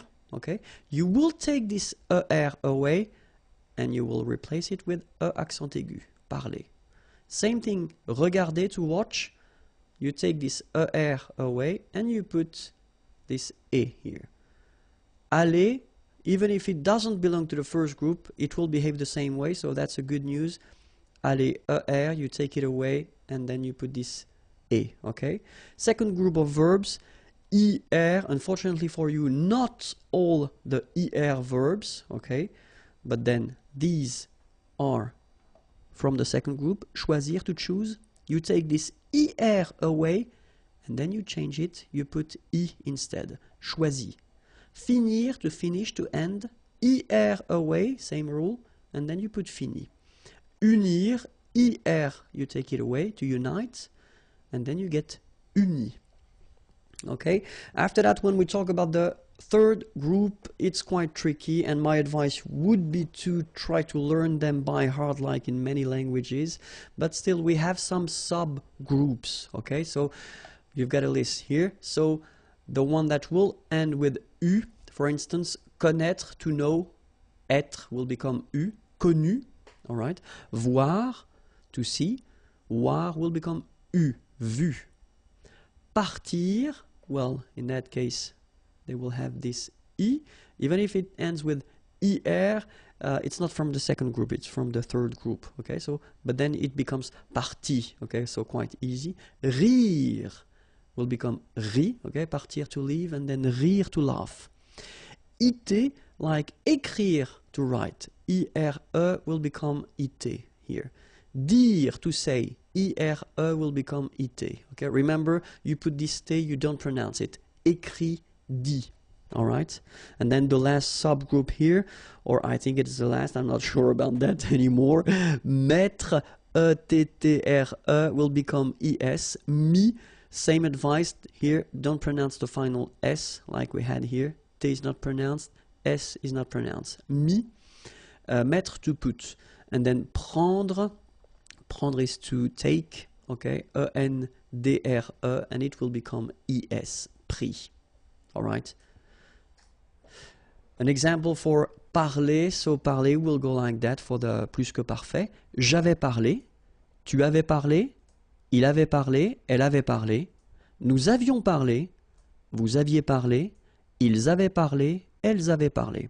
Okay, so if you look carefully, I did put this E in orange just to show you that when you construct, I mean, a normal structure or simple structure like subject, verb, okay, nothing in between, then if you have avoir, you don't put anything at the end. So you don't need to add this E for the feminine or S for the plural. Just keep your participe passé like that. If you constructed with avoir. But, have a look here. Aller, you write it like that, aller. This is the masculine singular form, so basic form. Feminine singular form, you will have to add this E for the feminine. Masculine plural form, you will have to add this S for the plural. And then here, feminine plural form, you will have to add this S, so for the feminine and S for the plural. The good news is that phonetically they go the same way, aller, aller, aller, aller, all right? But if you want to write correctly, remember to put for the feminine, S for the plural, and obviously S for the feminine plural. Okay, so let's see aller now. J'étais allé, tu étais allé, il était allé, elle était allée, nous étions allés, vous étiez allés, ils étaient allés, elles étaient allées. All right, so you can hear that here, for instance, I make here a liaison, ils étaient, and then here I make a liaison as well. Ils étaient allés, elles étaient allées. All right, and then remember, aller, aller, aller, aller, aller, aller, aller, and then aller. So the same phonetical form, okay? If you want to construct this plus que parfait, so I took this example with a verbe réfléchi, okay? Je m'étais présenté, tu t'étais présenté, il s'était présenté, elle s'était présentée, Nous nous étions présentés. Vous vous étiez présenté. Il s'était présenté. Elle s'était présentée. Alright, so remember all these reflexive verbs, so les verbes réfléchis, will require all the time être. Okay? Remember, avoir at the imperfect form, and then participe passé, and you will get a beautiful plus que parfait, and in some cases, être at the imperfect form plus participe passé will give you another beautiful plus que parfait. That was it for the plus que parfait. If you want more videos, then youtube.com/imagier, and then the website is here, imagier.net. Have a great day. Bye bye.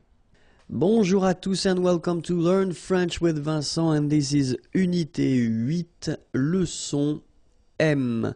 And in this lesson we'll work on les pronoms relatifs. So pronouns, one more time, yes, because we've got quite many pronouns in French and we use them quite often, okay, but in that case we're going to work on les pronoms relatifs, and we'll see first qui, then que, after that dont, and finally où.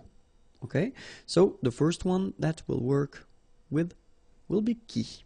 Okay, so pronouns, as usual, are these little words that you use to avoid repetition if something was already said, or if you want to, in one sentence, combine two different sentences. Okay, so the first one, qui, normally we use it because it's subject. Okay, so it can be whether for a person or a thing, pour une personne ou une chose, okay, and then the first examples that we'll see, will be for une personne, okay. So qui. So if we take this example, the first one, first sentence, nous connaissons un homme, okay, connaître is to know, nous connaissons un homme.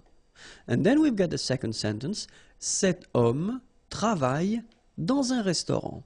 Okay, so it's totally possible to have these two sentences like that, okay, but then if you look carefully, we repeat cet homme or un homme. Okay, we've got here cet homme, okay, and it's here in the first sentence as well. Let's imagine that we would like to combine these two sentences, make one, and just avoid repeating here un homme or cet homme. In that case, well, we will use this pronom relatif, okay? We will use this qui just because if you look carefully in the second sentence here, cet homme travaille dans un restaurant, well, cet homme here is subject of the verb. And that's the reason why we'll use qui, okay? So it could be a person, like in that example, okay, cet homme, but it could be also an object or a thing, okay? So the sentence you will get will be this one. Nous connaissons un homme qui, and that's where you put your pronom relatif, travaille dans un restaurant. Okay? So it is quite easy to make. It's not that difficult. You just need to remember that it should come well before the verb here, all right? And then we've been choosing this qui just because it is the subject of the verb, all right? So let's see now the same sentence. Nous connaissons un homme. But then here, if you look, cet homme a travaillé dans un restaurant. So here we've got the passé composé form here, you remember. You put avoir first and then you put here your participe passé form, all right? So of course, cet homme, we would like to avoid repeating this one, so we'll get this sentence. Nous connaissons un homme qui a travaillé dans un restaurant. So basically it is quite simple because it doesn't change that much. You only need to use, again, one more time, this pronoun relative qui, okay, before the verb. So keep in mind that even if you've got two forms here, it's only one verb, okay? It's composed. You've got first avoir and then participe présent, participe passé, but still it's only one verb here, so that's the reason why qui should come before, okay? And then we'll see a third example. Nous connaissons un homme. Cet homme va travailler dans un restaurant. Okay, so in that case, what do we have here? We've got a second sentence in which we've got this is going to work. Okay, so va, it's aller. Okay, so that's what we call futur proche. Okay, so this man, cet homme, is going to work, va travailler, all right? So, of course, same thing here. We don't want to repeat cet homme or un homme, okay? So, we will get this. Nous connaissons un homme qui va travailler dans un restaurant, all right? So, just before the verbs here, all right? So, it's quite simple, okay? Let's see now if we replace une chose, a thing, okay, with qui. So, je regarde une voiture, cette voiture est rouge. Okay? Regarder is to watch, une voiture, a car. Je regarde une voiture, cette voiture est rouge. So of course, in that case, we would like to avoid the repetition of une voiture. Okay? And then, je regarde une voiture qui est rouge. All right? So, je regarde une voiture qui est rouge. So exactly the same thing here. You just put this qui, and then you get the verb after that, est rouge. All right? Let's see the same sentence, but then let's put here the passé composé. J'ai regardé une voiture. Cette voiture était, imparfait, rouge. Okay? J'ai regardé une voiture. Cette voiture était rouge. So same thing here. We don't want to repeat voiture. Then we will get the simple sentence. J'ai regardé une voiture qui était rouge. So just before the verb. Let's put that at the future. So, je vais regarder une voiture. So, I am going to watch une voiture. Okay. Cette voiture sera. So here you've got the real future, what we call futur simple. Okay. So it's will be. Sera rouge. Exactly the same thing. We don't want to repeat une voiture. So, je vais regarder une voiture qui sera rouge. Alright, so it's really simple. You should keep in mind that first thing, well, of course, you get to spot the word you want to replace. And if it is subject like we have here, then you should put qui. So whether it's a person or an object or a thing, so it will be qui, just because it's the subject of the sentence, okay? And you have to put it here before the verb, okay? Now, we'll have a look at que, okay? So que, you should remember that it will replace what we call complément d'objet direct. So complément, it's because it will complete the sentence. Objet, because it's what we call grammatical object. Okay? And then direct, just because we don't use or we won't use any preposition between the verb and this grammatical object. Okay? And then normally we tend to write it shortly, COD. Okay? So if you see this COD written somewhere, it's just because we want to say complément d'objet direct. Okay, and then the same thing will work first with the persons, so example with persons, and then choses, things, and then let's start now. So que, c'est l'acteur, tu admires cet acteur. Okay, so in that case, of course, if we look carefully, we would like to avoid repeating acteur, because it's in the first sentence and then it is in the second sentence as well. But if you have a look here, in the second sentence, you've got tu, okay, so it's the subject. Then you've got admire, so it's the verb admirer, to admire, all right. And after that, you've got cet acteur. So the thing we would like to replace. Okay? And then if we look carefully, so what we saw is that cet acteur is, well, first it's a complement. Okay? It will complete the subject and the verb. Then it is what we call grammatical objects, and if you look carefully between admirer and cet acteur, we don't have anything, so we don't have any preposition. So it does mean that it is direct. Okay? In that case, we should use que. Alright? So let's look at the sentence now. C'est l'acteur que tu admires. Alright? So you first put back your first sentence here. C'est l'acteur.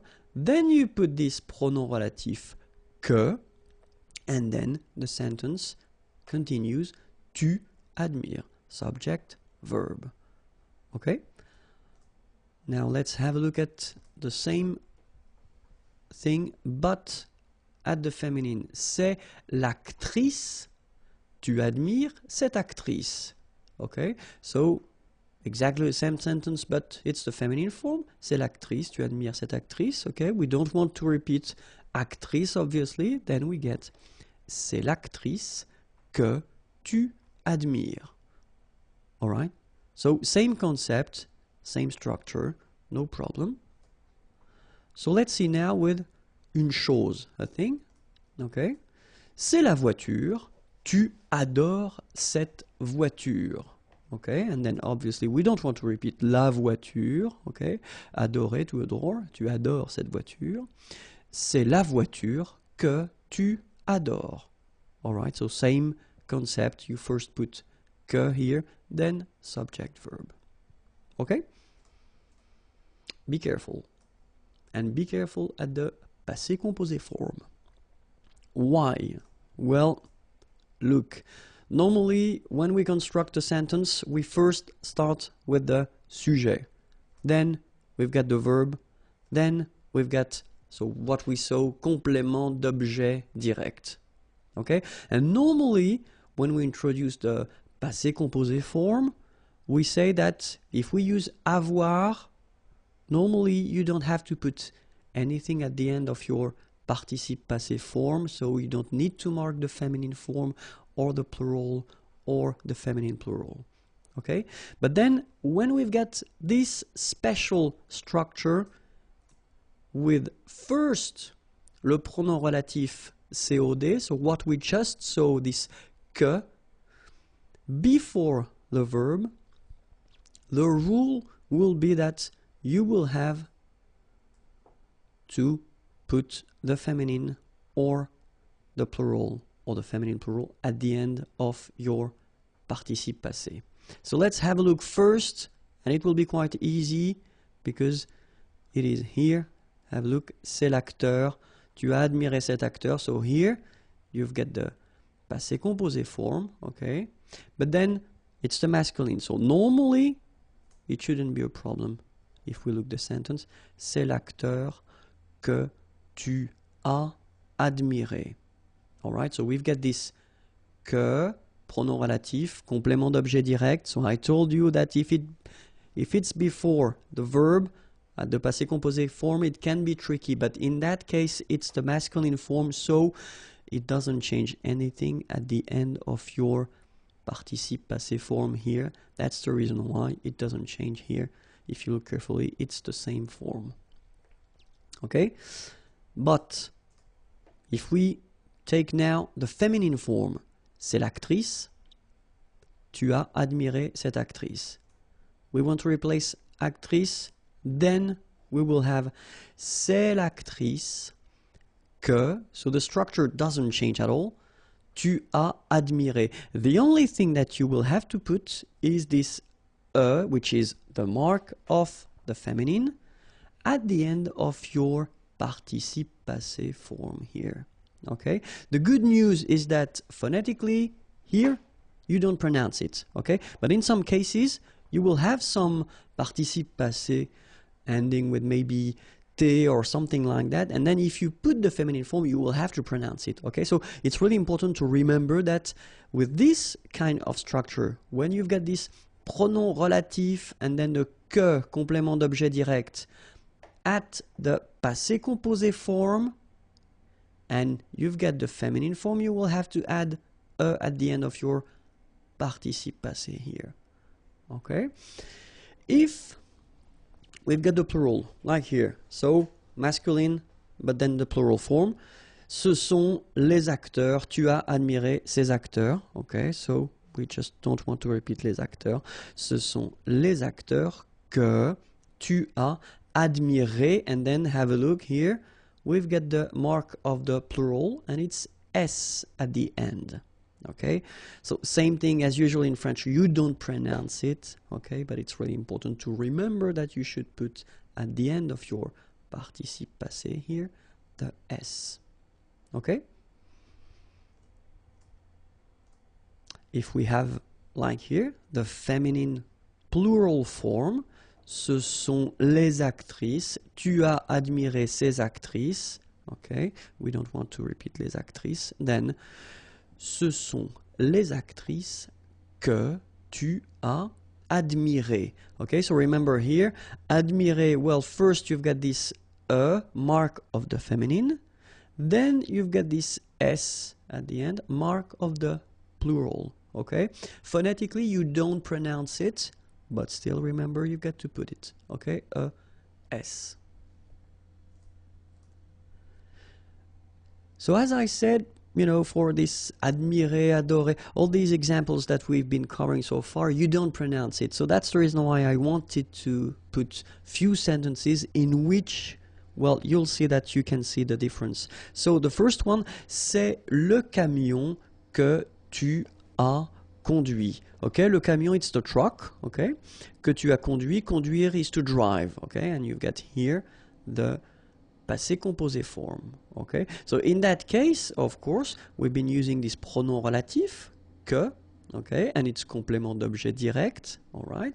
It is before the verb tu as conduit here. So normally it does mean that the rule, well, tells us to put something at the end of the participe passé if it's the feminine or if it's the plural or feminine plural. In that case, we've got le camion, so we don't put anything at the end of conduit. We just leave conduit like that, okay?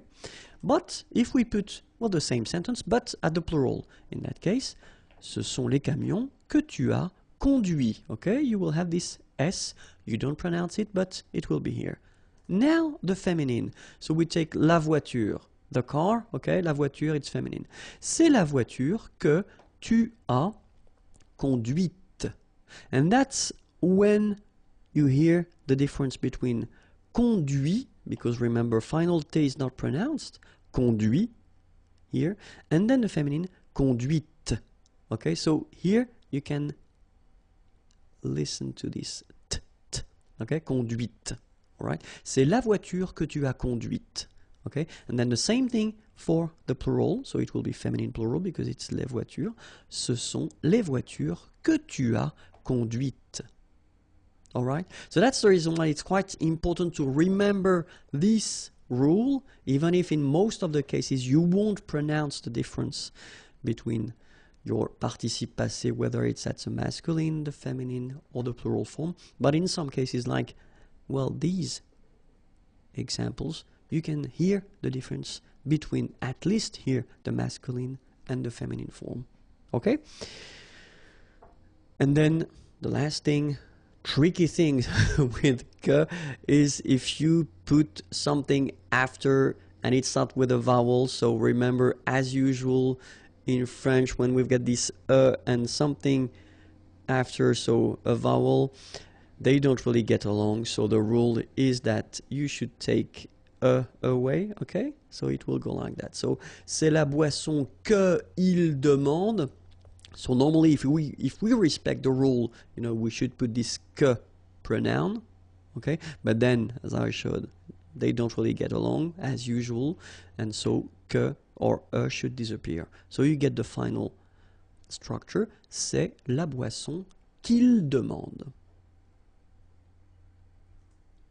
Now let's have a look at dont, okay? And the important thing with dont is that you will use instead of complément avec préposition de. Alright, so the important thing here is that, so it should be un complément, so something that will complete the sentence, so coming after the verb, alright, and then it should be introduced with this préposition de here, alright, so let's have a look. And well, as we did previously, so we'll first start with the personne, and then after that, une chose, a thing. Voici l'homme, tout le monde parle de cet homme. Okay, so voici l'homme, here is the man. Okay, so even if it looks a bit strange to have a short sentence like that, okay, but still it was for the example, so I thought it might be useful. And then tout le monde, everybody, everyone, parle, to talk, de cet homme. Okay, so the important thing here is to spot first, well, of course, we've got the subject here, tout le monde, then we've got the verb, parler, okay, then if you look carefully between our complement here, cet homme, because that's the thing we don't want to repeat, and the verb, so between them, we've got the preposition de. Okay, and it tells us that if we don't want to repeat l'homme, okay, we will have to use this dont pronom here. And the sentence will go like that. Voici l'homme, so the first one doesn't change. Dont, so you put here your pronom relatif, then tout le monde parle. So you just put back what we've got, subject and verb. Okay, it's not really difficult.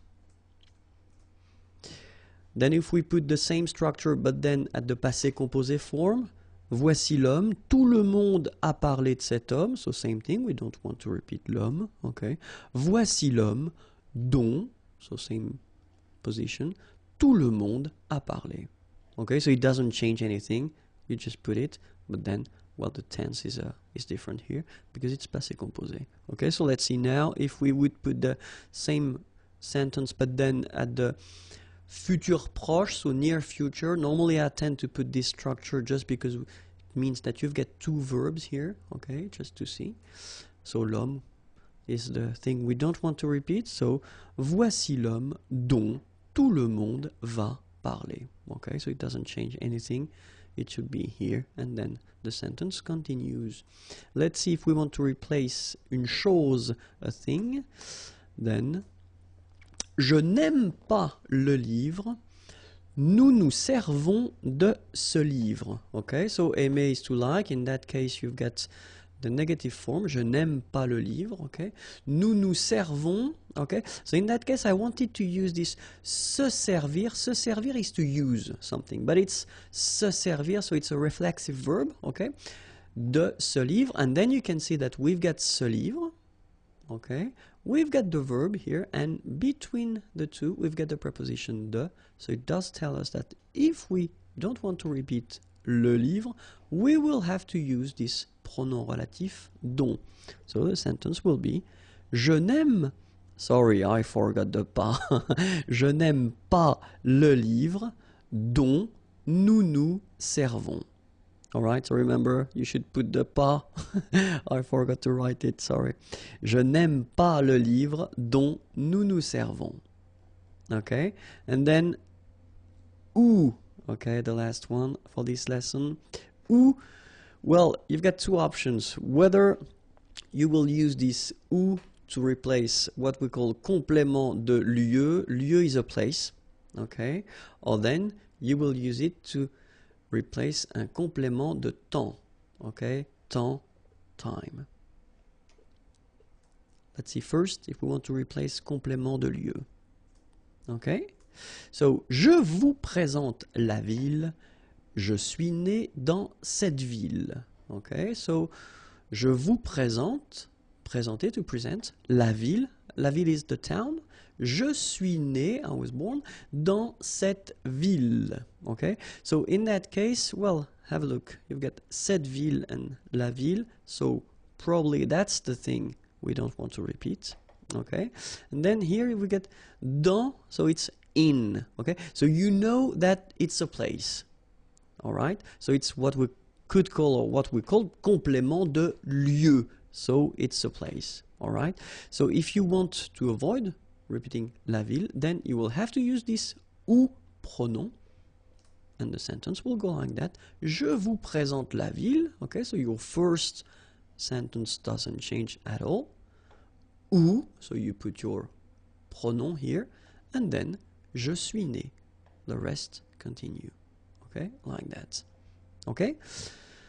And then let's have another situation when we want to replace un complément de temps, okay? So it's not, it won't be a place, but it will be something with the time. So où, c'est l'année, okay? Année, it's year, c'est l'année. Il a fait très froid cette année. Okay, so you can see here, well, you've got this passé composé form, okay, faire froid when it's cold, okay, so it was cold, or cette année, and then, well, obviously we don't want to repeat année, because it's here and it's here, okay, and in that case, well, you tend to use cette année just to indicate the time or when it was, okay, so c'est l'année où il a fait très froid. All right, so quite simple. First part doesn't change. Then you put your pronoun où. Then the sentence continues like that. Il a fait très froid. All right. Few other examples for this time concept, because normally, obviously, in many cases, people tend to think that où it's only for a place. So that's the reason why I thought it might be useful to give you few examples just to see how to use it. So the first one, for instance, c'est le jour the day, c'est le jour où elle est venue. Okay, venir is to come. C'est le jour où elle est venue. Second example, ils arrivent le jour où tu seras absente. Okay, arriver, to arrive. Sera, so remember, it's the verb être, to be. Okay, but it's the future form. Tu seras absente. Absente, you won't be here. C'est le moment où le bébé va dormir. Le moment, the time, où le bébé, the baby, va dormir, is going to sleep. C'est le moment où le bébé va dormir. Okay, so I know it was long, but it was quite important. So if you're not really sure about the use, don't be afraid to watch the video one more time. If you want more videos, then the YouTube channel is here, youtube.com/imagier, and then the website is waiting for you, imagier.net. Have a great day. Bonjour à tous and welcome to Learn French with Vincent, and this is Unité 8, leçon N. And in this lesson, we'll work together on les structures avec deux pronoms, and especially when one of them, so one of the pronouns, when you will use two pronouns, and one of them will be en. Okay, so it was introduced in a previous video lesson. Okay, so we'll work on this lesson, on the pronoun en. Okay, and then next lesson will be with le, la, les. The lesson after lui, leur, and the last lesson regarding this topic with two pronouns will be with the pronoun I. Okay, so let's see now with en. So me, or then M apostrophe, te, T apostrophe, or then lui, ce, or S apostrophe, nous, vous, leur, and ce, or S apostrophe, will be placed before en. Okay, so that's the rule. En will come after me, or M apostrophe, te, or T apostrophe, lui, ce, or S apostrophe, nous, vous, leur, or ce, or S apostrophe. Okay, so that's the way it will go. So en is coming after. Okay, so we'll see a few examples, and then I thought it might be useful to put, well, the examples at the present form, so le présent, and then passé composé, because if you remember correctly, this passé composé is what we call a composed tense. And then the futur proche, so this near future structure that we've got, and normally you make it with the verb aller, and then your verb at the infinitive. And it's quite interesting because in that case, well, it gives you two verbs, okay? So the question is, how do you put your pronouns when you've got two verbs in your sentence, okay? So let's see now the présent. Mon ami me donne un conseil. All right, so mon ami, my friend, me donne, donner is to give, un conseil, an advice, okay? So let's say that we would like to replace un conseil in that case, and then we saw in the previous lesson that un conseil could be replaced with en, okay? And so, mon ami me, so it should be before, if you remember what we saw previously, so me should be in the first position, and then en should come right after, and then the verb, all right? But then if you remember, we've got this here, so me, and then en is starting with the vowel as well, so should go away. That's the reason why you will have this M apostrophe, so m'en donne un, all right? Second example, ta femme t'achète une montre. Ta femme, your wife, acheter is to buy, une montre, a watch, okay? And then, of course, we would like to replace une montre in that case. We will use this en pronoun, okay? And you get ta femme. So you've got this te again, but then as it's with the vowel here, en, then needs to go away. T'en achète une, all right? So as we saw for the rule, first we've got te, after that en is coming, and then we've got the verb. Okay, then il nous apporte des fruits. Okay, so remember, apporter is to bring, des fruits, fruits. Okay, in that case, we would like to replace des fruits, and so we will replace it with the pronoun en. Okay, il nous en apporte. All right, so nous first, then your pronoun en, then the verb. Okay, so let's see now with the passé composé. So same sentence. Mon ami m'a donné un conseil. All right. Mon ami m'en a donné un. So it will be exactly the same thing, especially if you think that a donné, the thing that you see here, okay, it's only one verb. Okay, so you've got two parts because it's composed, all right? So first you've got avoir, and then you've got this participe, passé form, okay? But it's only one verb, all right? That's the reason why you put first your pronoun here, me, and then you put this second pronoun en before avoir, okay? Because this is the verb here. So you get mon ami m'en a donné un. Let's see now the same sentence that we had previously, but at the passé composé form. Ta femme t'a acheté une montre. Okay, so same thing here. Ta femme, so te should be here, but then, of course, with the vowel, we take away the e. En a acheté une. Ta femme t'en a acheté une. All right, and then, ils nous ont apporté des fruits. All right, same thing. Ils nous en ont apporté.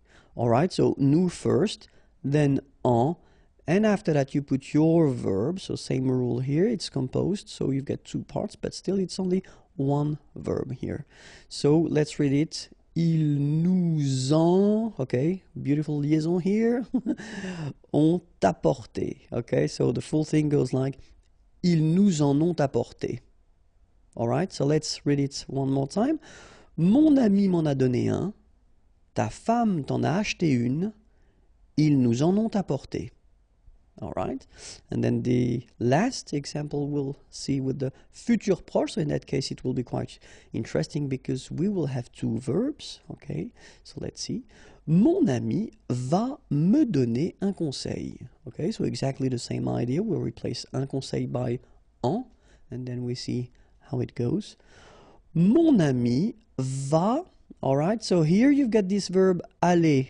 All right, so the first verb here, and then you will put your pronouns. So me here, of course, is going away. Then you've got your pronoun en before the second verb. Okay, donner, to give, that's the second verb here.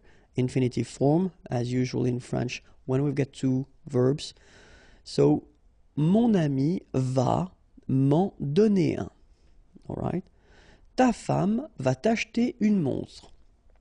exactly the same rule. Ta femme va, so you've got first your verb here, then te, but then e is going away, en, and the second verb, acheter une. All right. Ils vont nous apporter des fruits. Ils vont nous en apporter. Okay, so that's the only thing that you should remember. So when you've got one verb, whether it's simple or composed, then it is before the verb. When you've got two verbs like here, so with these first aller, then your verb, so donner here, remember that your pronouns will come before the second verb, okay? But then the order will stay the same. All right? So I hope it was clear for you. Have a great day. If you want more lesson, and then the next or previous lessons can be found here, youtube.com/imagier, or then the website www.imagier.net. Have a great day. Bye bye. Bonjour à tous and welcome to Learn French with Vincent, and this is Unité 8, leçon O. And in this lesson we'll discover together les structures avec deux pronoms. And if we're more precise, if you've got one of these two pronouns, if it is le, la, or les, okay? So we saw in the previous video the same concept, so when you've got two pronouns in the same sentence, but then one of them is en, okay? So if you want to check it, then it is the previous video, and then after that we'll see lui, leur, and we'll work with y, okay? But then in that video, we'll work on le, la, ou les, okay? And then the rule is quite simple. If you've got first me, te, nous, vous, they will come first, and after that you will put le, la, and les, okay? That's the rule. If you've got le, la, and then les, it will come all the time after me, te, nous, and vous. Okay, let's see that more precisely. And so we'll work on présent, passé composé, because it's a composed tense, so it's quite interesting to see how you put this pronouns when you've got a composed tense. And then the futur proche, so this near future, so I am going to, like in English, so aller plus infinitif, okay? It's interesting because in that case you've got two verbs, so we'll see how you put your pronouns when you've got the structure, the sentence with two verbs, okay? So let's start now with the présent. So, mon père me conseille ce livre. Mon père, my father, conseillait to advise or to recommend, in that case, ce livre, this book. So we want to replace ce livre. We will put le, okay? And as we saw for the rule, so mon père, first me, then le, and after that, the verb, sorry. Mon père me le conseille. Okay, that's it. Quite simple, remember. Me first, then le, and then the verb. Second example, tes amis, your friends, donner is to give, les clés, the keys. Okay, tes amis nous donnent les clés. So we want to replace les clés, so we should replace it with the plural form, so it's les, okay, here, les, and then remember, first nous, then les, and after that the verb. Tes amis nous les donnent. Okay? And the final example, je me réserve, okay, so réserver, to reserve, la place de parking, so the parking place, la place de parking. In that case, we don't want to use la place de parking, we want to replace it with a pronoun, so je me la réserve. Okay, remember, first me, then la, and after that your verb. Okay, so it's quite simple, it's not really difficult, remember, in that case, me, nous, me here in the first place, then le, la for the feminine, les for the plural, second place, then the verb. Let's see how it will go with the passé composé form. So passé composé, as you can see it in its name, it's a composed tense, okay, so you've got two parts. First you've got avoir, then you've got here participe passé. Okay, so mon père m'a conseillé ce livre. Same thing, we don't want to use ce livre again, so we put the pronoun. Okay, so in that case, if you look carefully, then mon père me first place, then you should have le here because it's the masculine form, but then you've got here a vowel after, so needs to go away, so you get L apostrophe. Mon père me l'a conseillé. Alright? Then, tes amis nous ont donné les clés. So exactly the same sentence that we had previously at the present form, but in that case it's the passé composé form, okay? Tes amis nous les ont donné. Okay, so same rule, first nous, then les, before, and then after that you put the verb here. So you can see that I've been putting in red the ending here just to remind you or let you remember that we've got a rule in French. Normally when we make this passé composé form with avoir like that, and if you've got what we call complément d'objet direct before, you should put at the end of your participe passé form here, feminine if the word is feminine, so s if the word is plural, okay? In that case, we've got les clés. Les clés is feminine plural, so that's the reason why we will add first feminine and then plural here. Okay, so the good news is that you don't pronounce it. So, donner, okay, so whether it would be without this final ES or with ES, you will pronounce it the same way. Tes amis nous les ont donnés. Okay? And then the last one. Je me suis réservé la place de parking. Je, me first, then la, and after that, suis réservé. Okay, so it doesn't really change that much if you think. First me or then nous as we saw, then le or then la and les, and after that you put your verb, even if in that case it's a composed verb, it doesn't change anything, you just put it before. Okay, so let's see now how it will work with futur proche, so structure with two verbs. So, same example, mon père va me conseiller ce livre. And now you can see something interesting. You can see that me and le will be placed before the second verb. Okay? So, mon père va, so you put first your verb, me, le, conseiller. Alright? So, keep in mind that me and le should be before the second verb. Tes amis vont nous donner les clés. Tes amis vont nous les donner. Je vais me réserver la place de parking. Je vais me la réserver. Alright, so the rule goes like that. Me, nous, me. So as here we saw first place, then le, la, les, second place. Alright, and after that your second verb. Alright. I hope it was clear. If you want more lessons, then youtube.com/imagier and then imagier.net if you want more material. Have a great day. Bye bye. Bonjour à tous and welcome to Learn French with Vincent.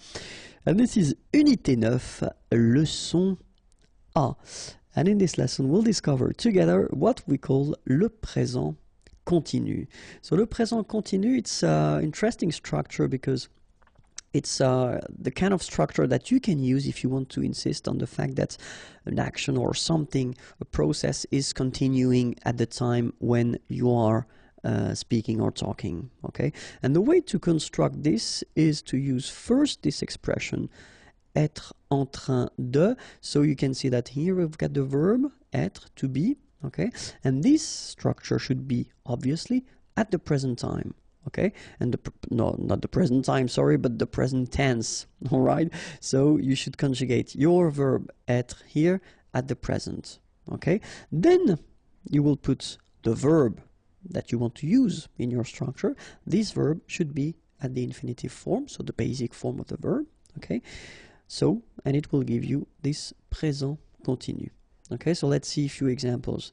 First, je suis en train de faire mes devoirs. Okay, faire is to do, and then mes devoirs, my homework, all right? And then when you use this je suis en train de, okay? So you want to insist on the fact that at the time when you are talking, the process is taking place, okay? And it continues, and that's the whole concept of it. So, je suis en train de faire mes devoirs, all right? Second example that we've got, so same thing here. Tu es en train de regarder un film.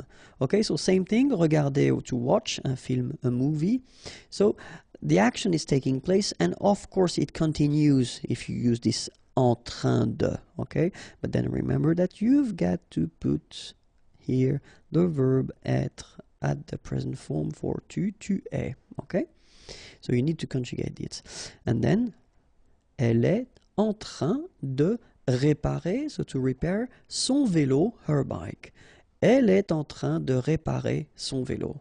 All right, so same thing, it's continuing, it's taking place at the time when you are talking. And the last one, il est en train de préparer le petit déjeuner. Préparer, to prepare, le petit déjeuner, breakfast. Okay, so il est en train de préparer le petit déjeuner. Okay, so at the time when we are talking, he's doing it right now, and the process is continuing. Okay, so let's read them one more time. Je suis en train de faire mes devoirs. Tu es en train de regarder un film. Elle est en train de réparer son vélo. Il est en train de préparer le petit déjeuner. Okay, so that's what we call le présent continu. But then if you think about that, well, it would be possible to transpose that at the past as well. Why not? So, let's call it le passé continu. And it's possible because, well, the idea is that you just use the same structure, être en train de, okay? But think about that because we've been covering the past tenses already, and it would be a bit strange to use this passé composé tense, because normally we tend to use this passé composé when we want to express actions, okay? But then, in that case, imparfait would be more appropriate, okay? So if you want to use this passé continu concept, then use être en train de, and you use this imparfait, okay? Then, same idea, you put your verb at the infinitive form, and you will get this passé continu. Okay, so you know what? We'll take exactly the same sentences that we had as examples for the present, but we just put them at the passé. And here we go. J'étais en train de faire mes devoirs. So as you can see, the only thing that will change in this structure is être, okay, because in that case you should put it at the imparfait form. J'étais en train de faire mes devoirs. Tu étais en train de regarder un film. Elle était en train de réparer son vélo.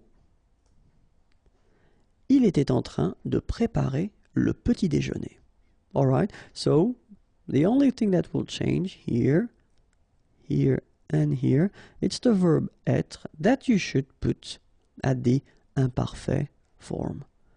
All right, and in the same logic, we could put this structure at the future as well. Why not? So, le futur continue.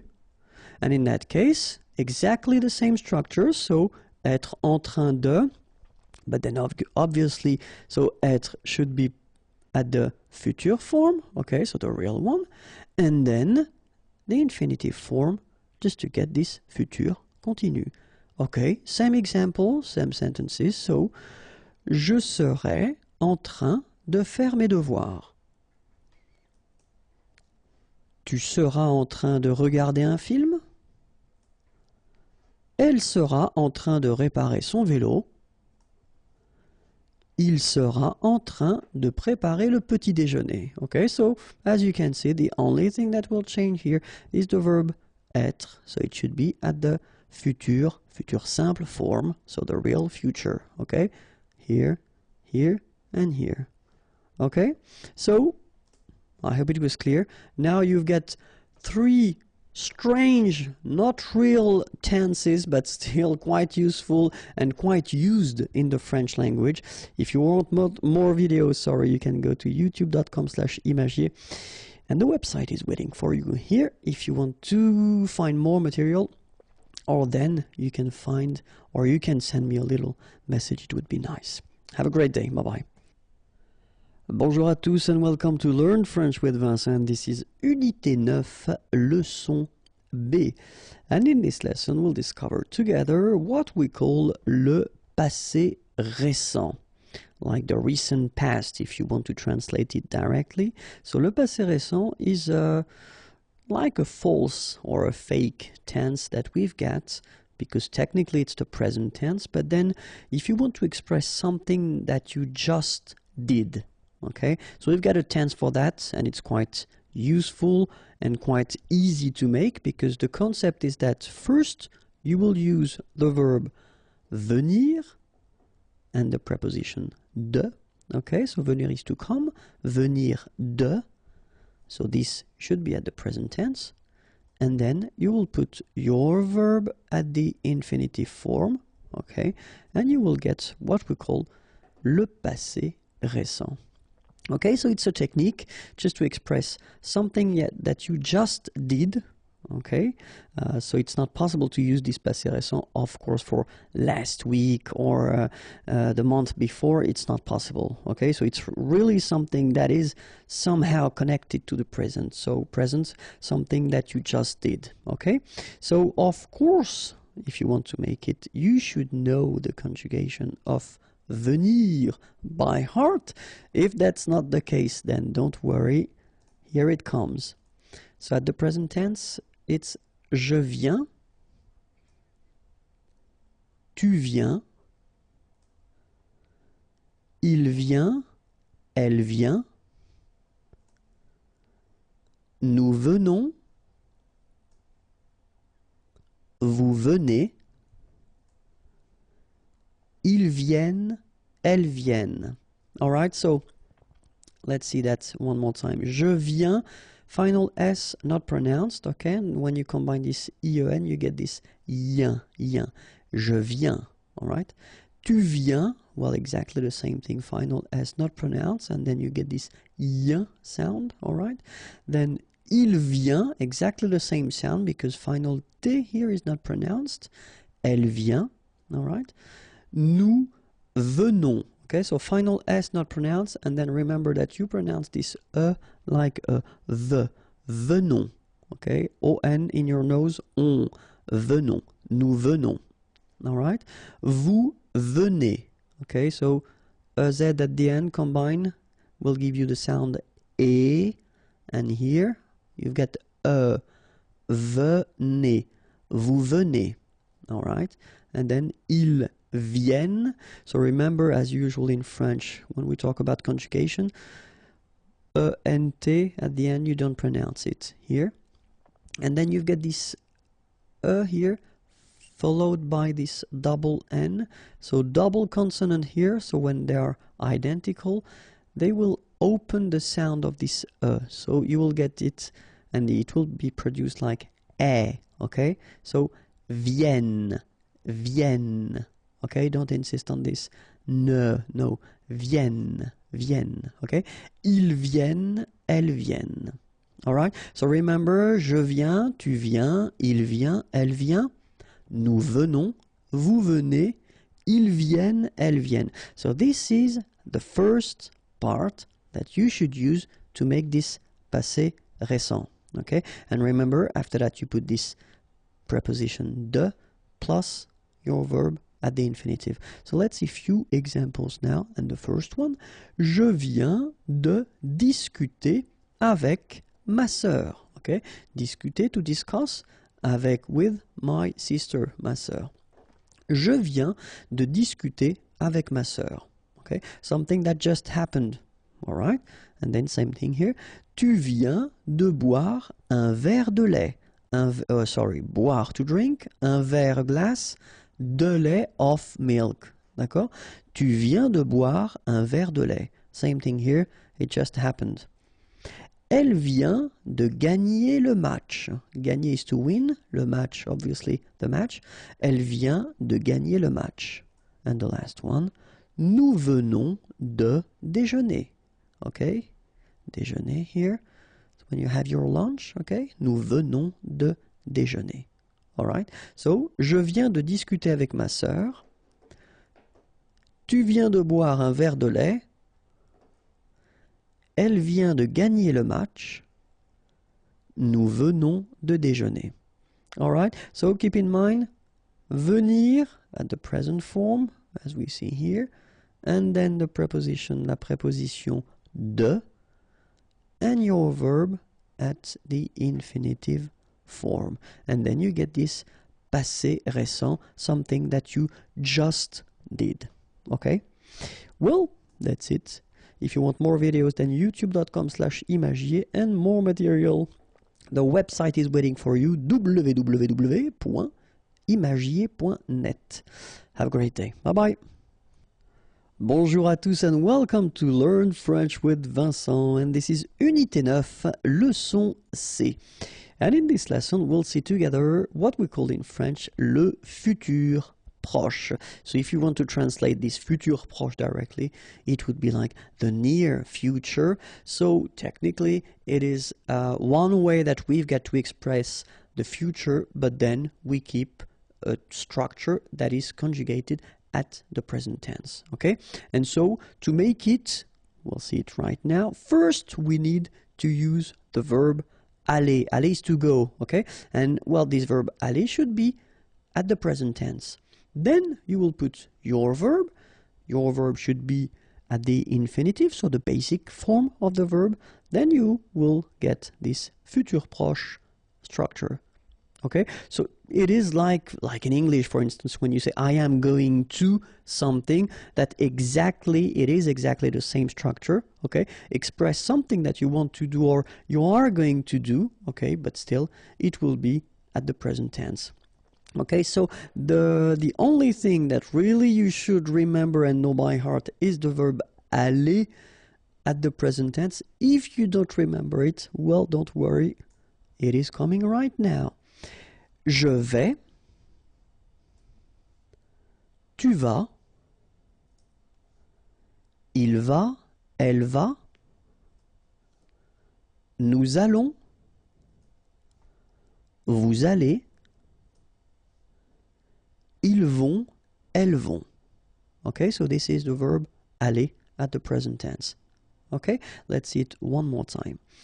Je vais, final S not pronounced here, and remember when you combine this A and E together, you get the sound E, so really open. Je vais. Tu vas, final S not pronounced. Tu vas. Il va, elle va. Nous allons, remember, final S not pronounced, O and together, it's on. And then we'll make this little link between the two, what we call the liaison. Nous allons. Okay? Then, vous allez. Remember, a Z at the end here will give you this E sound. Okay? Aller. And then, as previously, this little link between the two, liaison. Vous allez. Right? Then ils vont, final T not pronounced, and then O and together, on vont. Okay? Ils vont, elles vont. Alright, so one more time. Je vais, tu vas, il va, elle va, nous allons, vous allez, ils vont, elles vont. Okay, so that's the only thing that really you should modify or conjugate, because after that you will put your verb at the infinitive form. So let's see a few examples now. And the first one, je vais sortir ce soir. Sortir is to go out, ce soir, this evening. Okay, so I am going to go out. Sounds strange in English. This evening. Okay, in French, well, it's quite possible here. Je vais sortir ce soir. Then, elle va apporter un gâteau. Apporter is to bring. Un gâteau, a cake. Elle va apporter un gâteau. Okay? And after that, Nous allons faire du café. Faire is to do, or in that case it could be to prepare. Du café, some coffee. Nous allons faire du café. Okay. Vous allez partir en vacances. Partir is to go, en vacances, on vacation. And here you can see that at the end we've got this point d'interrogation. So it means that it's a question. And if it's a question, we should raise the voice a little bit at the end. So let's repeat it. Vous allez partir en vacances? Okay, so I tend to insist a little bit, but still, that's the idea. You should raise your voice a little bit at the end just to inform the person that it's a question, okay? Vous allez partir en vacances? Vous allez partir en vacances? Okay, so you can hear it. First, je vais sortir ce soir. Then, elle va apporter un gâteau. Nous allons faire du café. Vous allez partir en vacances? And that's it. Now you know how to make this futur proche. If you want more video, then youtube.com/imagier and the website if you want more material, or then send me a little message, it would be nice. imagier.net. Have a great day. Bye bye. Bonjour à tous and welcome to Learn French with Vincent, and this is Unité 9, leçon D. And in this lesson we'll discover together what we call in French le futur antérieur. So the futur antérieur is a tense, okay? So I thought it might be useful to introduce it right now because we've been covering quite many tenses so far, and this one is quite useful. So the way we will construct this video is first we'll see l'utilisation, so when do we use this futur antérieur, and then the second part will be la formation, so how do we construct, how do we build this tense, okay? So the first part will be l'utilisation, when do we use it, and so the main, or well, the only concept of this futur antérieur is that it will be used to express what we call le passé dans le futur, so the past in the future. So I know it might sound a bit strange, but still it does exist in other languages, for instance English. So you will see that if you compare it to English, it's almost the same thing and the same construction. Okay, so let's first see. So if we are here, okay, this is the timeline. So if we are here, normally if we want to express what is happening right now, we will use the present tense, so le présent here, okay? And then if we want to talk about the future, then we'll use this futur simple, for instance, so the tense we've been seeing previously, okay? And if we want to talk about what happened before, so it's still, if you look carefully, it's still the future for us because we are here, it's the present right now, so it's still the future, but you want to really go that way. First the future, then the past. So in a way, it's the past in the future. All right? So if it's not clear so far, let's see one example. At the future form, so if we want to use this faire is to do, je ferai mes devoirs. Mes devoirs, my homework. Okay? So this is the sentence at the future form. Je ferai mes devoirs. Okay? And if we've got the same sentence, but at the futur antérieur, so it will be like j'aurais fait mes devoirs. Okay? So if you want to translate it directly, see, I will do my homework, and then here, I will have done my homework. So if you feel the difference in English between the two sentences, well, it's exactly the same thing in French. Okay? So strangely, if you say je ferai mes devoirs here, it's the future, okay? But then if you use the same structure at this futur antérieur, I will have done my homework, then you've got the feeling that, of course, it's the future, but in a way it's done already, okay? So it's more certain with this sentence. And it's exactly the same use that we will have in French as it is used in English, okay?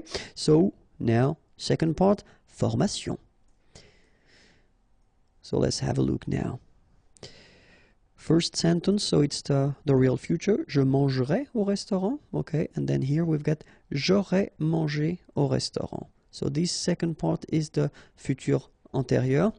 So if we take the time to look a little bit here, we can see that we've got first avoir, okay, at the future, and here we've got this participe passé form that we saw previously, okay. Second example, if we take the sentence, tu regarderas, regarder is to watch, la télévision, okay. Tu auras regardé la télévision. So this is the same structure at the futur antérieur. What can we see? We can see avoir one more time, and it's at the future tense. And then here we can see that we've got the participe passé form. Okay, so third example, il ira, ira, so it's coming from aller, okay, aller is to go, au travail, at work, and then here, il sera aller au travail. So we can see that here we've got être, and then we've got the participe passé form here. Okay, so what can we deduct?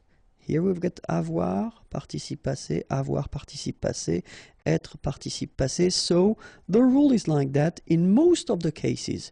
If you want to construct this futur antérieur form, first you will have for most of the verbs avoir, and it should be at the future form, and then the participe passé form, and you will get your futur antérieur. In some cases, you will have to use être at the future form, so le futur, then your participe passé form, and you will get the futur antérieur form.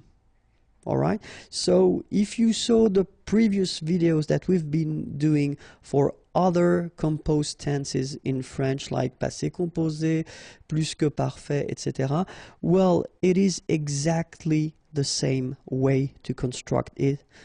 The only difference is here. Okay, so if you use avoir for one verb at the passé composé form, for instance, you will use avoir as well at the futur antérieur. The only thing that will change is that for this futur antérieur form, it will be here the futur. Okay, and if you use être for some verbs or one verb at the passé composé, it will be exactly the same thing, but keep in mind that here it should be at the futur form. Okay, so remember that for être, we've got aller, aller is to go, arriver, arriver to arrive, descendre, to go down, devenir, to become, entrer, to enter, to come in, monter, to go up, mourir, to die, naître, born, partir, to leave, rester, to stay, retourner, to return, sortir, to go out, tomber, to fall, and then venir, to come. Okay, so keep in mind that all these verbs will require être. Okay? And then when we talk about être, of course, as usual in French, for these composed tenses, all the reflexive verbs like se, something. Okay, so se regarder, for instance, or then s'appeler, or then se présenter. So they will all the time require être. Okay, and we will see in that video that, of course, the way to conjugate them will be a little bit different. Okay, but then, of course, let's see one more time avoir and être at the future form, because that's the first part you will have to use if you want to construct this futur antérieur. And avoir at the future form goes like j'aurai, tu auras, il aura, elle aura, nous aurons, vous aurez, ils auront, elles auront. Okay, so one more time. J'aurai, remember, A and O together will produce this O sound. A and E, aurait. Alright, then tu auras, final S not pronounced, aura. Il aura, elle aura. Okay, nous aurons, final S not pronounced, O and N together, nasal, on, A-U-O, auront. All right, and then if you want to make this beautiful link, the little liaison between the two, it would be perfect. Nous aurons. Okay, here, same thing here. Vous aurez. All right, O, and then EZ at the end will give you this E sound. Aurez. All right, and then this little link, this little liaison between the two, vous aurez.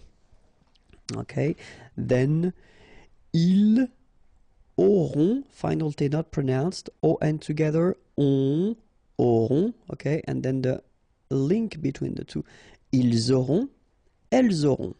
Alright, so, j'aurai, tu auras, il aura, elle aura, nous aurons, vous aurez, ils auront, elles auront. Alright, then now for être. Je serai,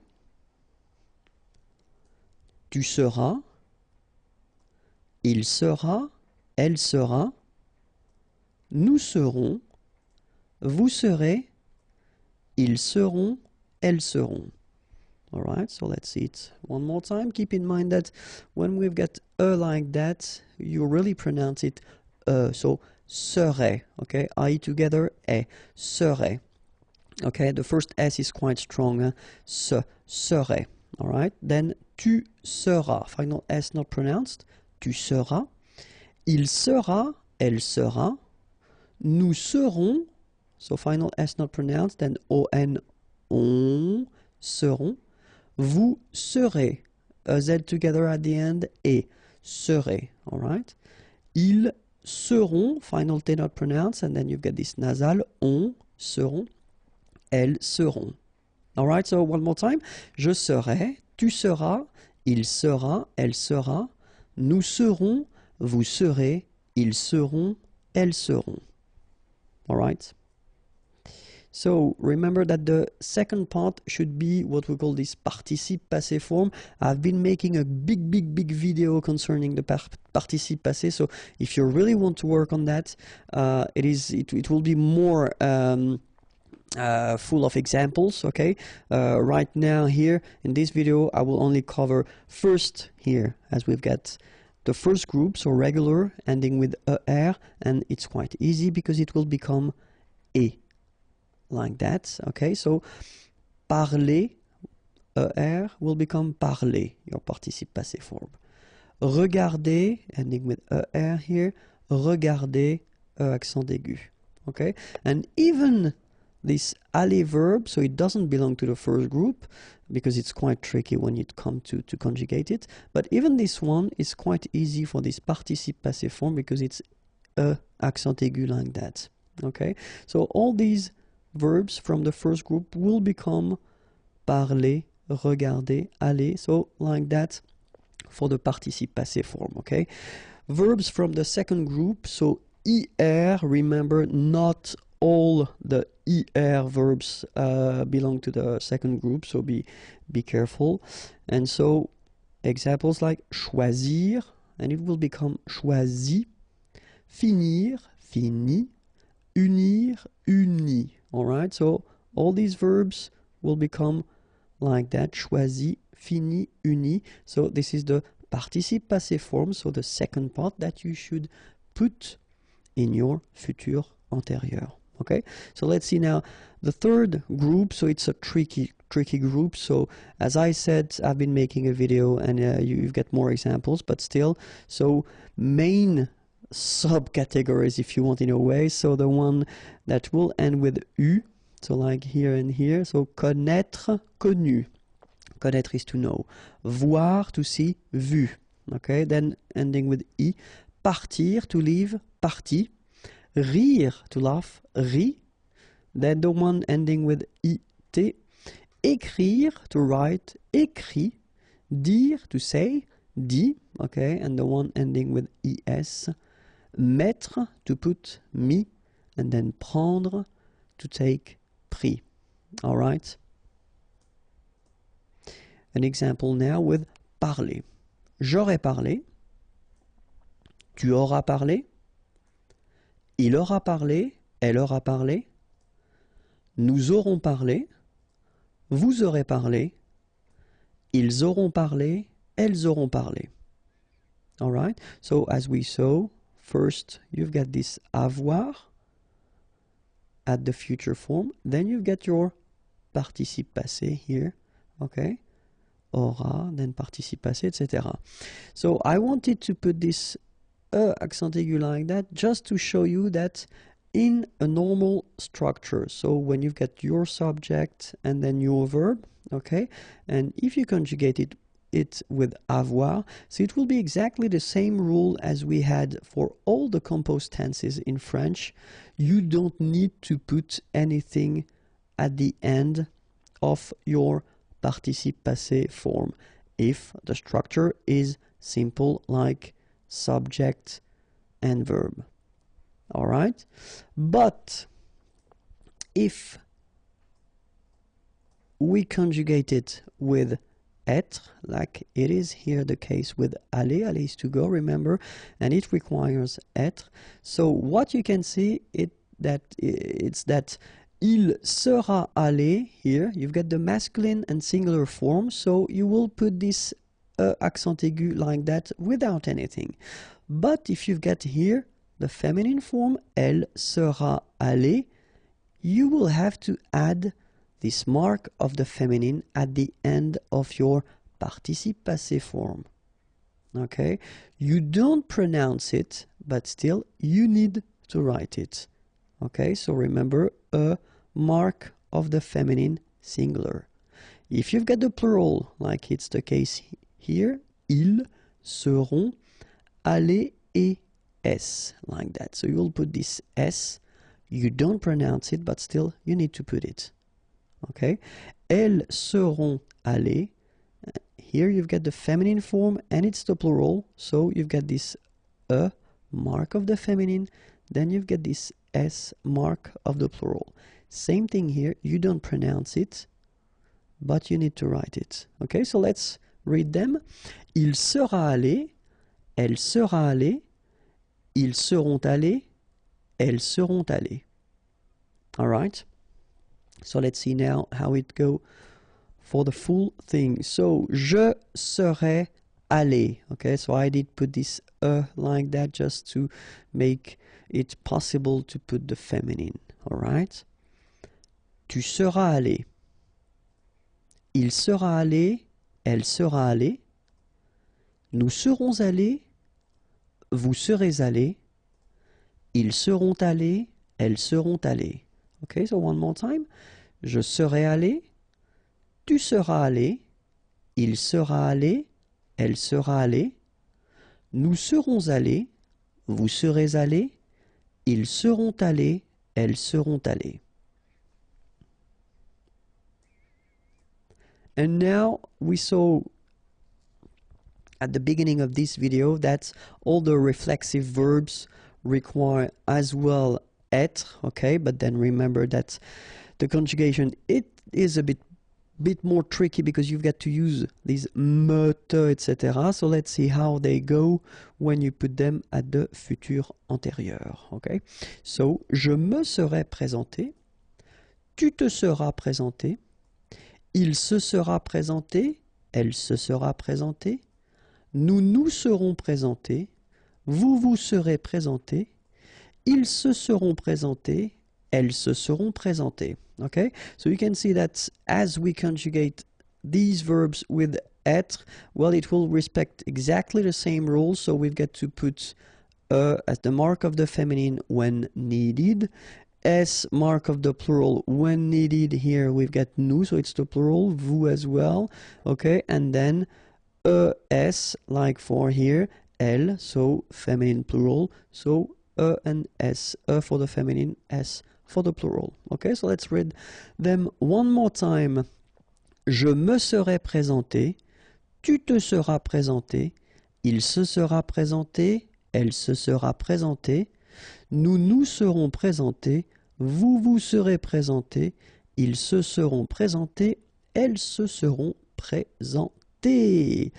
So, keep in mind that if you want to construct this futur antérieur, it should be first avoir at the future form, then your participe passé, and you will get a beautiful futur antérieur. In some cases, être au futur plus participe passé, and then you will get your futur antérieur. I hope it was clear. If you want more videos, then youtube.com/imagier, and then more material can be found at this address, imagier.net. Have a great day. Bye bye. Bonjour à tous and welcome to Learn French with Vincent, and this is Unité 9, leçon E.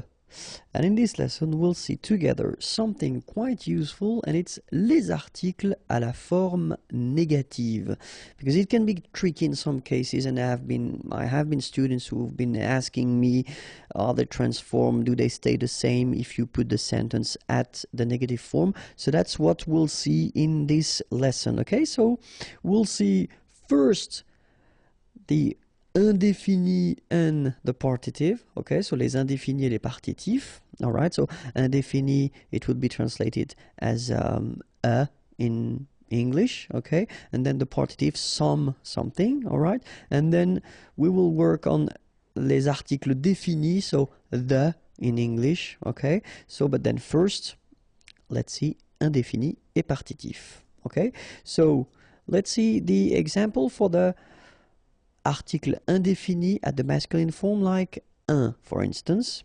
And then let's see how it goes. Il a un chien. Okay, un chien, a dog. And here we've got the verb avoir. Okay, il a un chien. So a dog. Okay, so keep in mind that if you want to transform this sentence at the negative form, then il n'a pas de chien. So you can see that un here will become de here. All right, so that's the first thing that you've got to keep in mind if you want to use these articles. So article indéfini, and you want to put the sentence like in that case at the negative form, then un will become de. Okay, so let's see the example for the feminine form now. Une. Il y a, there is, remember, une manifestation, demonstration. Il y a une manifestation. So if we want to put this sentence at the negative form, il n'y a pas de manifestation. So you can see that this article une becomes de at the negative form. All right. So what about the plural now? Des, and then j'achète des lunettes. Je n'achète pas de lunettes. Okay, des lunettes, glasses. Acheter, to buy. J'achète des lunettes. So you can see that it will be exactly the same rule. So des becomes de. Okay, so what we've got here, un is becoming de, then une is becoming de, and after that you've got des, and it's becoming de as well. Okay, and this is for what we call les articles indéfinis, so in English. Okay, and then let's see now for the les partitifs. Okay, so if you want to introduce this something concept, let's see now. Je bois du café. Boire is to drink, and then when you've got this du café, well, really it's some coffee. You don't specify the quantity, so it's really what we call partitif. Okay, je bois du café. So this is the masculine form here, du. And if you look carefully, negative form, je ne bois pas de café. So you can see that du is becoming de at the negative form. All right. Second example, de la. Okay, so it's for the feminine form. Elle prend, prendre is to take, de la tarte. Tarte is pie. Some, okay, would be this de la tarte. Negative form, elle ne prend pas de tarte. So you can see that this de la will become de at the negative form. All right? So what can we say if we've got un, une, or then des? So what we saw previously, so this indéfini, article indéfini, or then if we've got du, de l, or de la, as we saw previously, so what we call les partitifs. Okay, if you want to put, well, them in a sentence and the sentence is at the negative form, then you will not use them, but instead you will use de or the apostrophe if you've got a word with a vowel after or the sound of a vowel. Okay, that's really something quite important, and you should try to remember this rule because it is quite useful, especially because we tend to use quite often, I mean, negative forms. I mean, it's not really rare. Okay, so it is one main rule that you should keep in mind. But of course, in French, we've got exceptions. And the exception is this structure or this form that we've got, c'est, it is, or this is. Okay, so when we use this c'est, we'll see a few examples now. Here, c'est un champion. Okay, un champion, a champion. So c'est, this is, it is, un champion. Okay, and if you want to, well, put the same sentence at the negative form, well, look, ce n'est pas un champion. So you will keep your article as you had previously here, un. It doesn't change.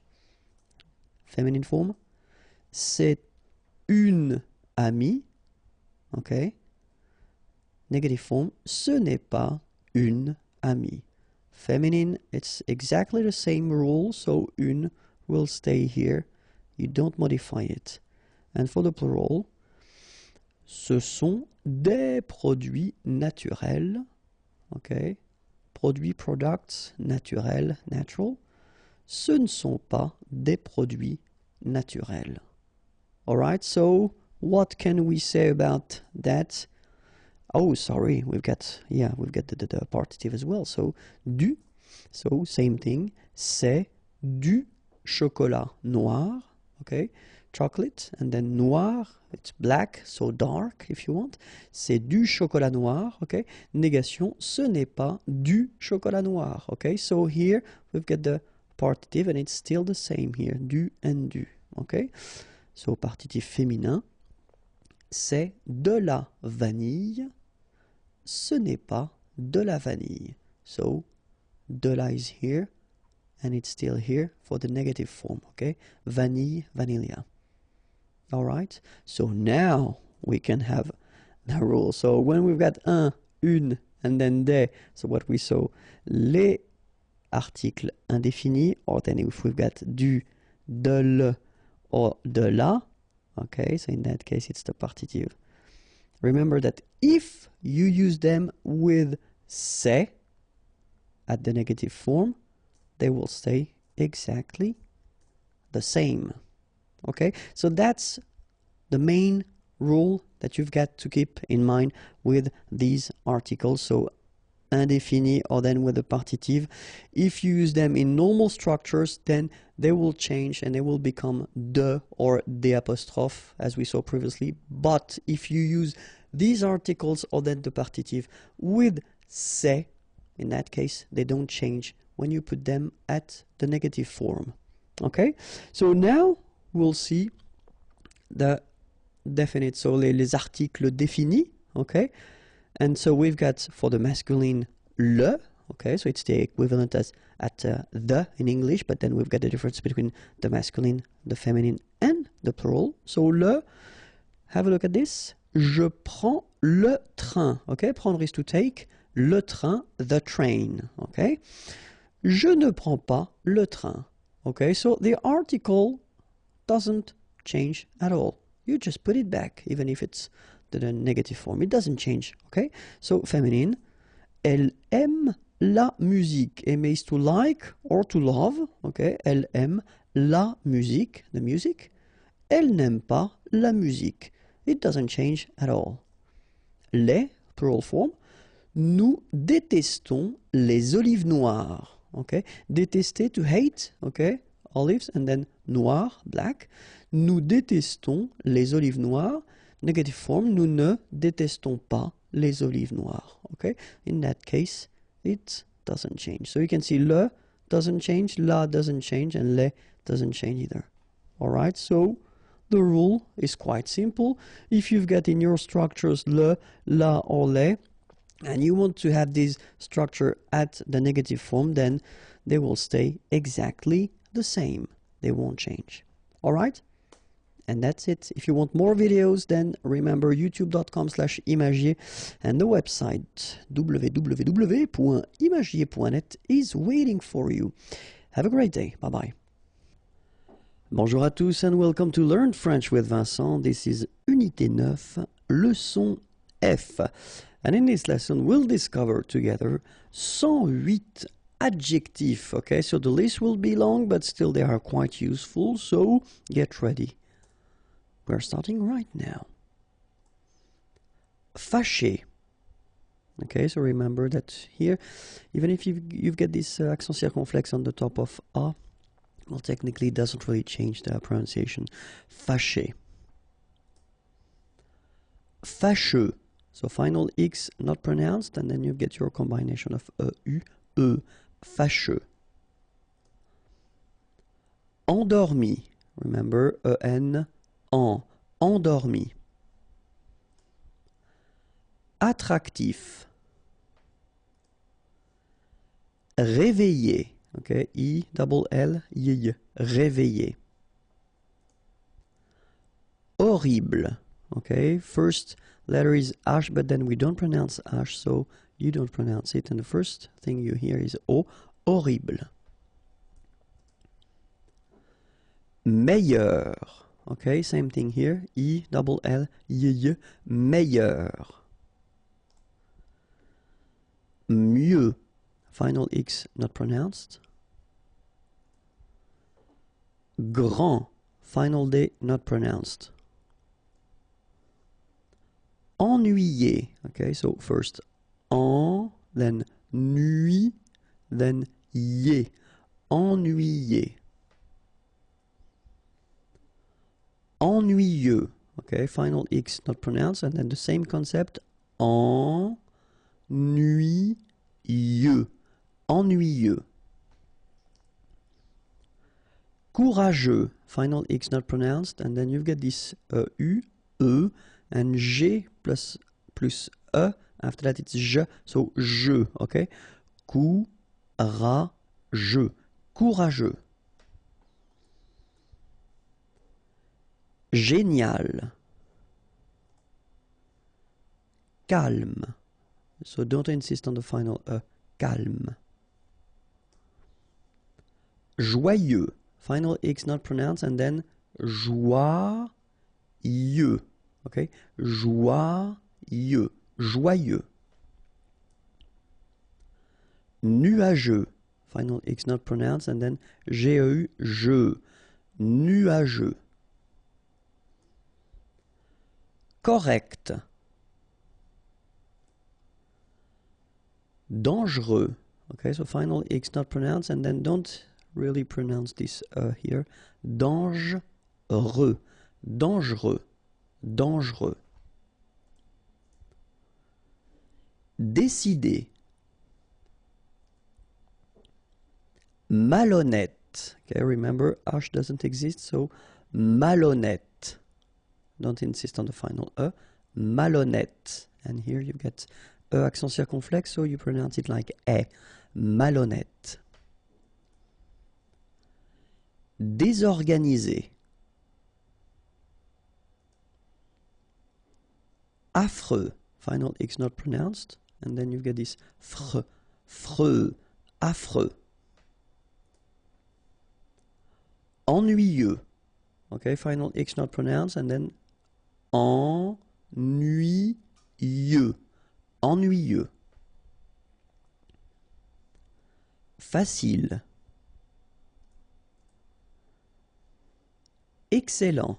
Okay, you've got double L here, and then it will open the sound of your E here, and it will be E. Excellent. Excellent. Excité. Passionnant. Okay, here you pronounce the double S because you've got a vowel, so it's really a strong one. passionnant. Final T not pronounced. And then here you get this en sound. Passionnant. Cher.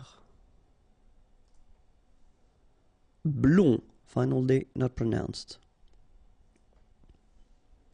Célèbre. Okay, first you get this E, then here you get the E, so célèbre. Final E not really pronounced. Rapide. Favori. Final. Bien. Okay, so remember, when you get this combination of I, E, N, you get the sound yen, yen, okay, and then B. Bien. En forme. Brumeux. Okay, final X not pronounced, so you get this E and then U. Brumeux. Brumeux. Free. Final T not pronounced. Free. Amical. Effrayé. Okay, remember, double F, so you open the E, so effrayé. And here you get this frayé, effrayé. Effrayant. Final T not pronounced. Effrayant. Amusant. Final T not pronounced. You get only one S here between the vowels, so it's really this Z sound. Amusant. Amusant. Plus loin.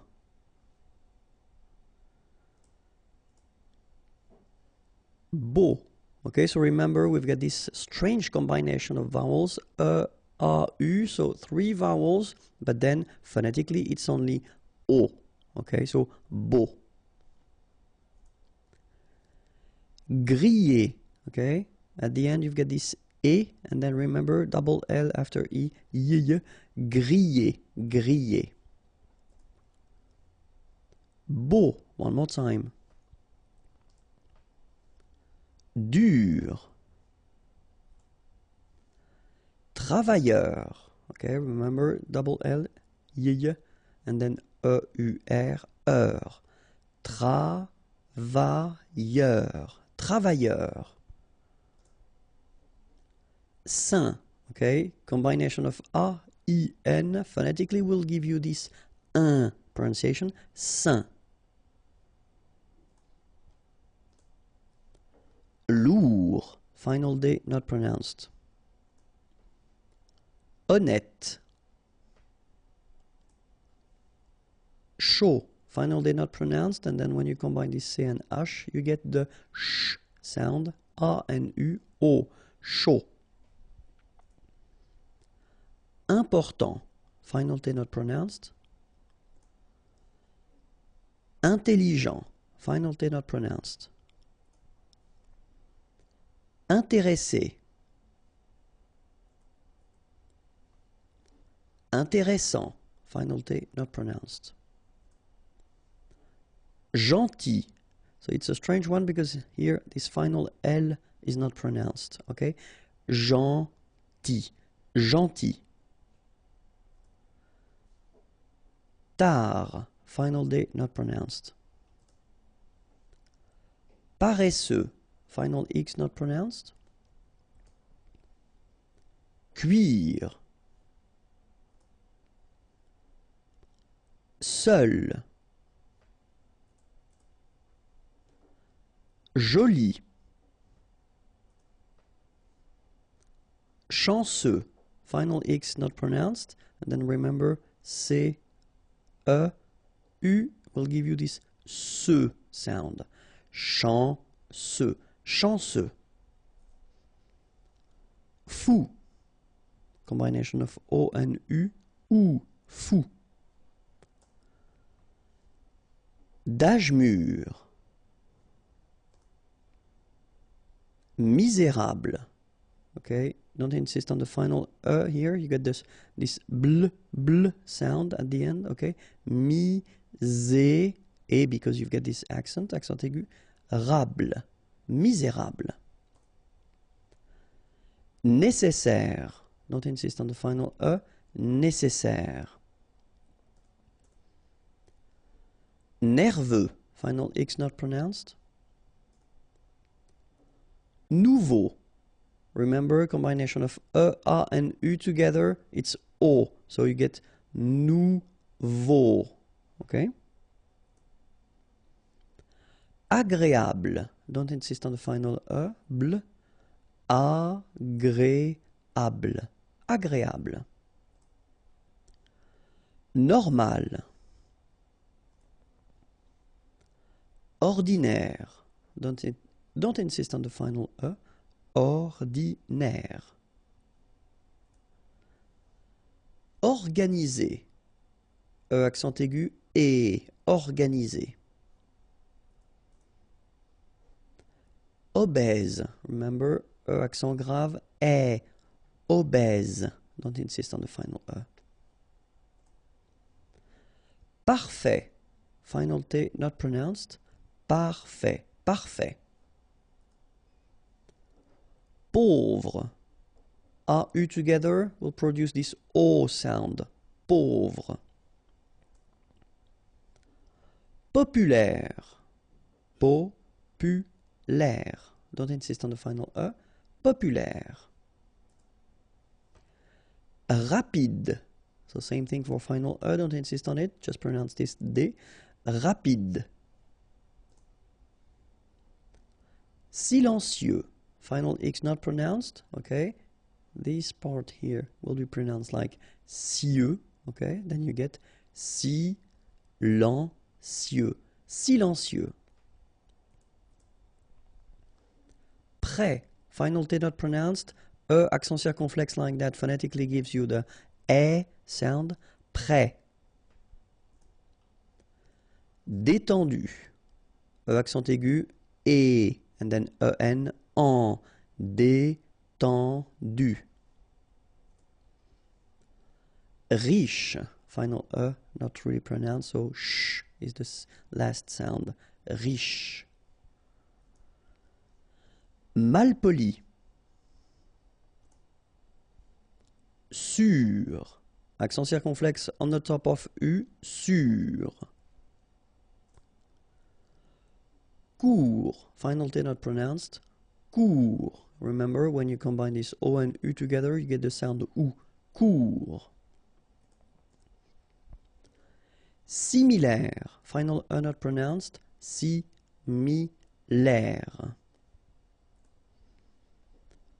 Petit, okay, remember to pronounce this like a petit, final T not pronounced, petit. Réussi, okay, first you get this E, then U and double S, so really strong S and E. Réussi, réussi. Ensoleillé, remember double L after E, ensoleillé. Sûr. Talentueux, final X not pronounced, then you get this E-U together, then T-U, tueux, talentueux, talentueux. Terrible. Terrifié. Fatigué. Okay, remember when you combine this G, U and E, you will get the G, okay? But in that case, you get the accent, so it's G, all right? Fatigué, fatigué. Fatigant, okay? Remember, when you get G and A, you don't need to put the U between, because when you combine these two letters, you get the sound G, G, so ga, okay? In that case, you've got A N, so it's gant, final T not pronounced. Fatigant, fatigant. Moche. Don't insist on the final E, then you get the last sound is sh, moche. Antipathique. So remember, this H doesn't exist phonetically, so antipathique. Antipathique. Okay, final not pronounced. Antipathique. Malheureux. H doesn't exist, okay, so you get mal, heureux. Final X not pronounced. Malheureux. Malsain. A-I-N together, it's a nasal and it's un. Malsain. Méchant. Final T not pronounced. Then C-H, ch, chant, méchant. Inhabituel. Utile. Chaud. Final D not pronounced. Venteux. Final X not pronounced. Then E-N, en, venteux. Pire. Final E not pronounced, so R at the end. Pire. Faux. Okay, final X not pronounced, then you get this AU together, O, faux. Jeune. Final E not pronounced, but then EU together, jeune. Jeune. And that's it for this first list of adjectives. There was a mistake. I didn't want to stop because I was continuing. But there is one word in the list that is not, of course, an adjective, and it was leather. Cuir. Okay, so probably you did correct that on your own, but then I didn't want to stop because I was in a good mood. Okay, if you want more videos, youtube.com/imagier. And then the website is here, www.imagier.net. Have a great day. Bye-bye. Bonjour à tous and welcome to Learn French with Vincent. This is Unité 9, Leçon G. And the series of adjectives is continuing because we've been seeing a bit more than 100 adjectives in a previous lesson. And we'll see approximately 100 adjectives in the following lesson. So the idea is to give you as many adjectives as possible at this time of your learning process because I think it's important now. Okay, so we'll start right now. Accidentel. Vivant. Final T not pronounced. Vivant. Ancien. Remember, A-N, ancien. Ancien. En colère. E accent grave like that. Here you pronounce it E. Colère. En colère. Large.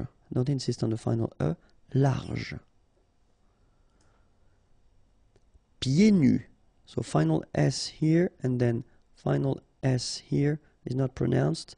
And then when you get this combination here, it's ye. Pieds. Okay, so you don't hear the D. Pieds nus. Bas, final S not pronounced. Génial. Décontracté. Okay, so you've got accent aigu here and here, so it's E. Décontracté. Okay, décontracté. En céramique. Okay, so remember this Q-U-E here will give you the sound K. Okay. Céramique, because you don't insist on the final E. Céramique. Alright? En céramique. Classique. Okay, so exactly the same thing. You don't insist on the final E, so you get K as the last sound. Classique. Côtier. Okay, so here you get this O, accent circumflex. You tend to insist a little bit more on it, so it's a bit lower. Co. Okay, côtier. Okay, I-E-R here. Ye. Côtier. Froid. Final D not pronounced. Froid. Commun. Okay, U-N-1. Commun. Confiant. Final T not pronounced. So I-A-N, yan, fiant, confiant. cruel. Okay, remember, cruel, cruel. Dangereux, final X not pronounced, and then don't really pronounce this here, okay, so you get dangereux, dangereux. Mort, final T not pronounced, O-R, or, mort. Décoré, okay, so accent aigu, et, accent aigu, et, décoré, décoré. Profond, final D not pronounced, O-N, on, profond. Individuel.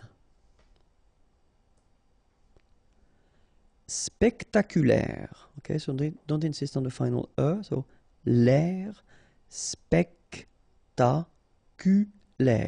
spectaculaire. Tôt, okay, final D not pronounced, and then this O accent circonflexe is a bit stronger than normally, so tôt, tôt, tôt. Âgé, okay, accent aigu here, et âgé, âgé. Électronique, okay, so as we saw previously, Q-U-E at the end, K, okay, électronique, électronique, électronique. Méchant, final T not pronounced, C-H together, sh, méchant, méchant. Excellent, remember double L and E before, it will open the E, so excellent, excellent. Passionnant, final T not pronounced, passionnant.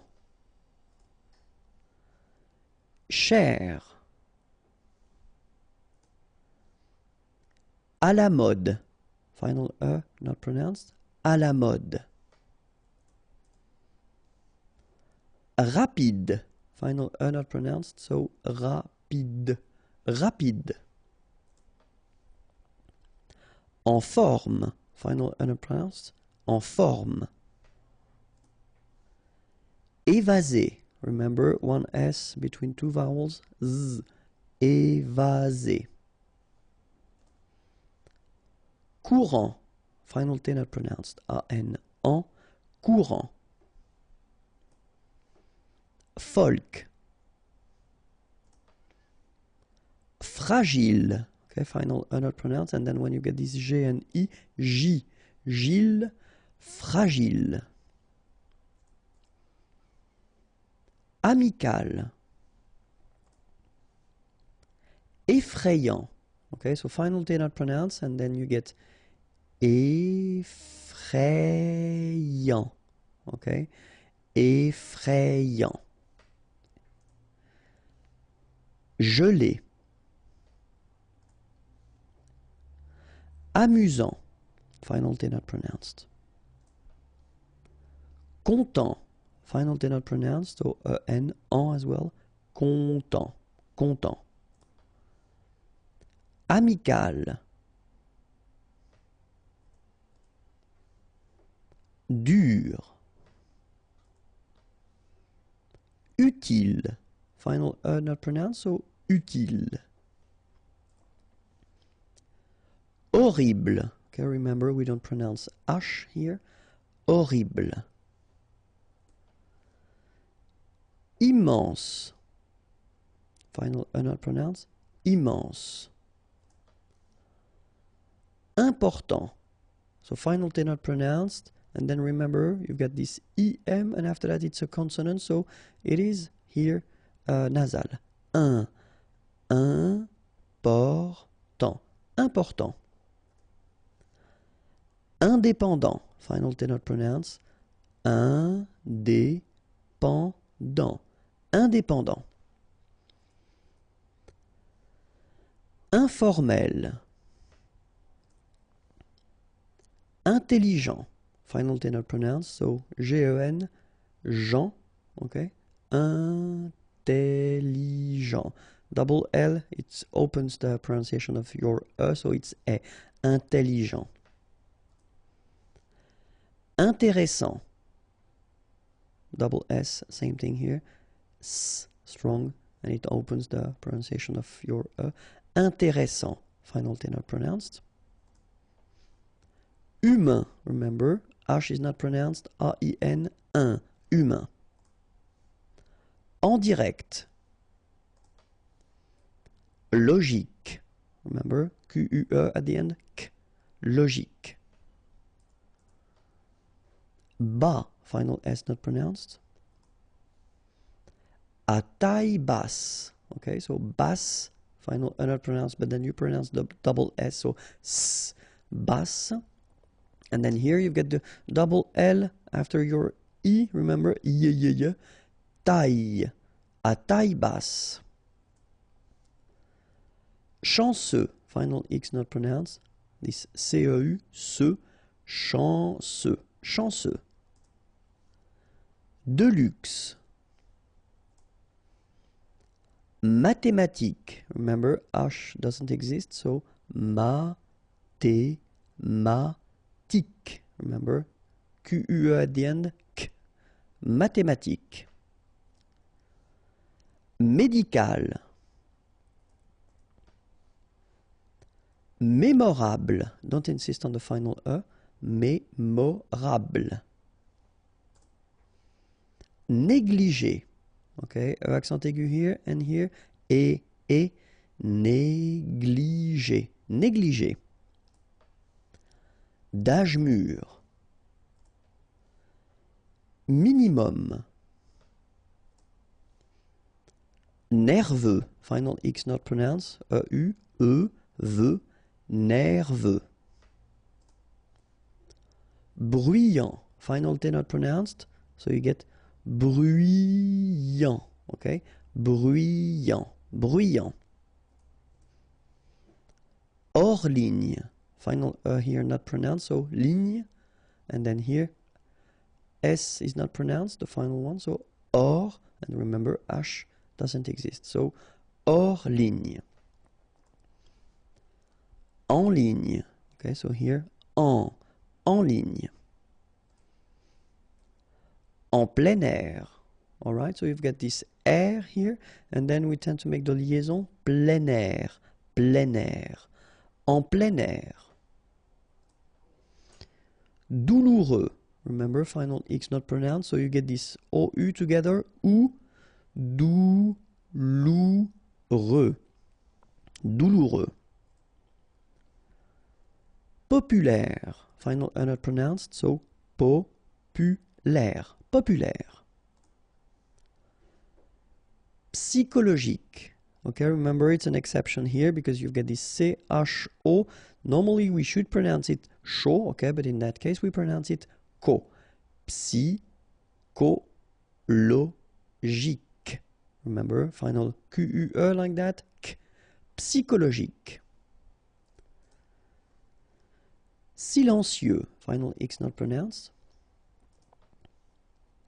Radioactif. Enregistré, okay, so here final with the accent, so E, okay. T-R, E accent grave, c'est accent aigu, it's très, all right. So enregistré, okay, but then you don't really insist on this enregistré, enregistré. Détendu, okay, so E-N-N, détendu, détendu. Renouvelable. Look, renouvelable. Remember, bl, bl at the end. But then this here is not really pronounced. So, renouvelable, renouvelable. Okay, it's a bit tricky, I know, but try your best. Renouvelable. Romantique. Remember, Q-U-E at the end, K. Romantique. Royal. Okay, so same thing with this Y. Royal. royal, royal. Sûr. Effrayé. Mitoyen. Okay, same thing with the Y that went here with effrayé and royal, sorry. So, mitoyen. Mitoyen. Peu profond. Final D not pronounced. Peu profond. Mince. Okay, mince. Irrité. Droit. So final T not pronounced. Stressé. Okay, remember you've got double S here, so you pronounce it really strong while it's between two vowels. So C, all right, and then here you get this E before the double S, so it will open the pronunciation of the E. Est stressé, stressé. Stressant. Okay, final T not pronounced, and then A-N-N, stressant. Fort. Final T not pronounced. Réussi. Okay, réussi. Réussi. Bronzé. So O-N, on, and then Z. It's really pronounced like Z. Bronzé. Bronzé. Superstitieux. Okay, so final X not pronounced. Superstitieux. Okay, remember when we get this T after E and then E here. S. Superstitieux. Superstitieux. En mitoyenneté. Okay, so mitoyenneté. En mitoyenneté. Terrifiant. Final T not pronounced. Double R here, so it will open the pronunciation of your E, and then it will be E. Terrifiant. Résistant. Final T not pronounced. Résistant. Tropical. Sous-marin. Okay, so E-N here. Un, rein, marin. All right, and remember, sous, okay, final S not pronounced, so S-O-U, sous, sous-marin. Utile, final E not pronounced, utile. Verbal. Visuel, remember it's E here and L, uel, visuel. And that's it for this list of 100 adjectives. I hope it was useful. If you want more videos, then youtube.com/imagier, and it's waiting for you. And the website is here, www.imagier.net. Have a great day. Bye-bye. Bonjour à tous and welcome to Learn French with Vincent. And this is Unité 9, Leçon H. And in this lesson, we'll finish our little thing that we started 2 lessons ago with the adjectives. Okay, so this would be a list of 120 adjectives.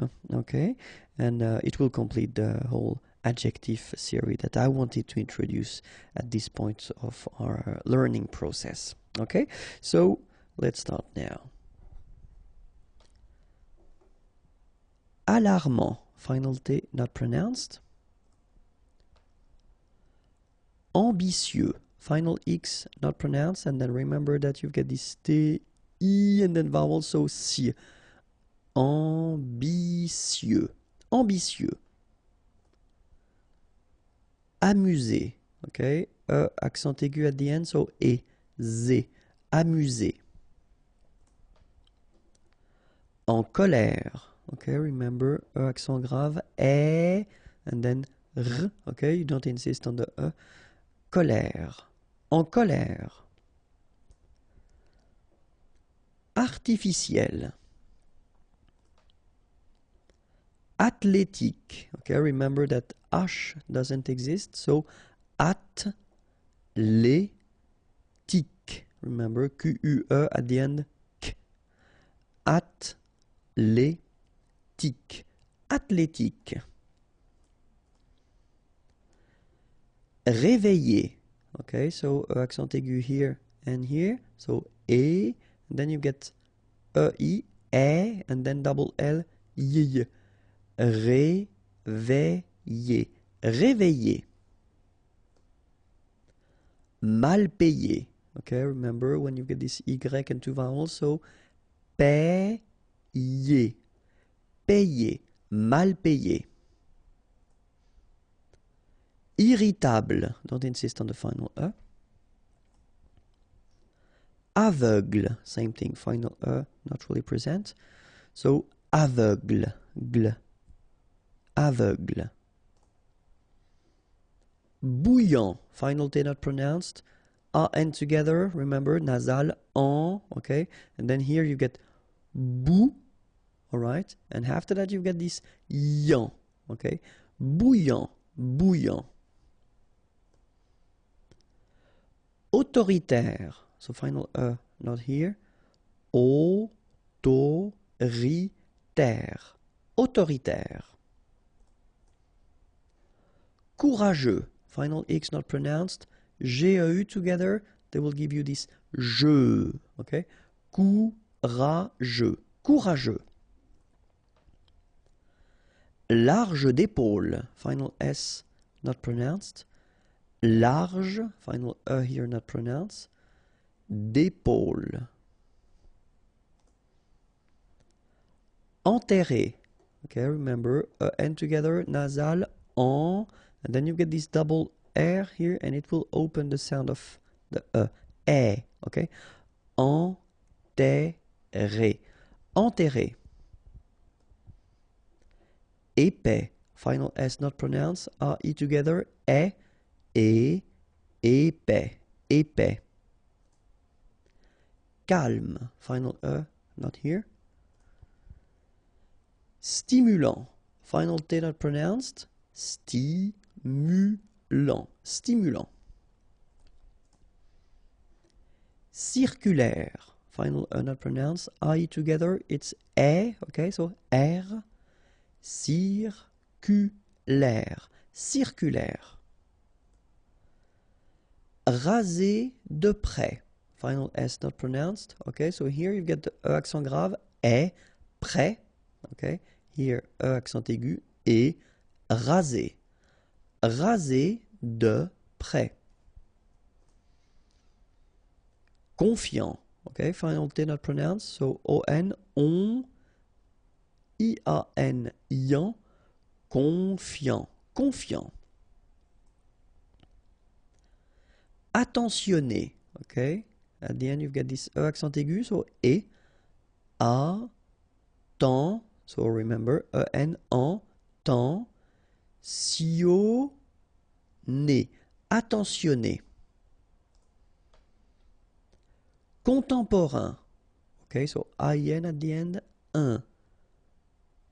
E-M here, because it's followed by a consonant here, you get this P, so it will be a nasal, so it will be en. And here, another nasal, on. Contemporain.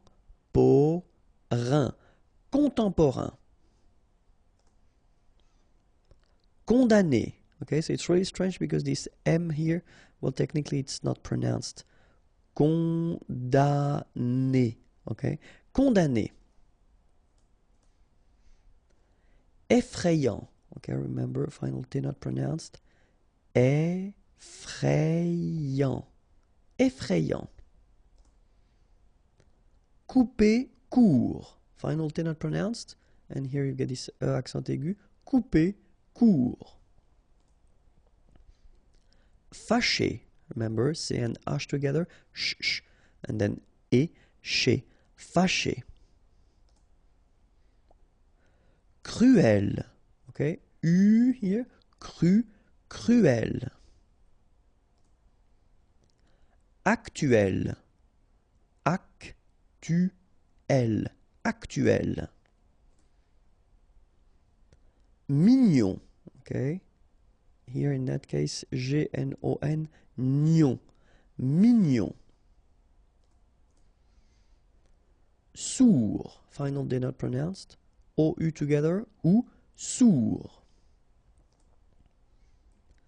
Ferme, okay, final E not pronounced, ferme. Décoratif, okay, E accent aigu, et décoratif. Décoratif. Déprimé. Désert. Okay, remember, final T not pronounced. Désert. And really this Z sound just because you get one S between the two vowels. Okay? Z. Désert. Décider. Okay, remember, accent aigu here and here. So, et, décider. Décider. Électronique. Okay, so, k at the end. Remember, Q-U-E at the end. K.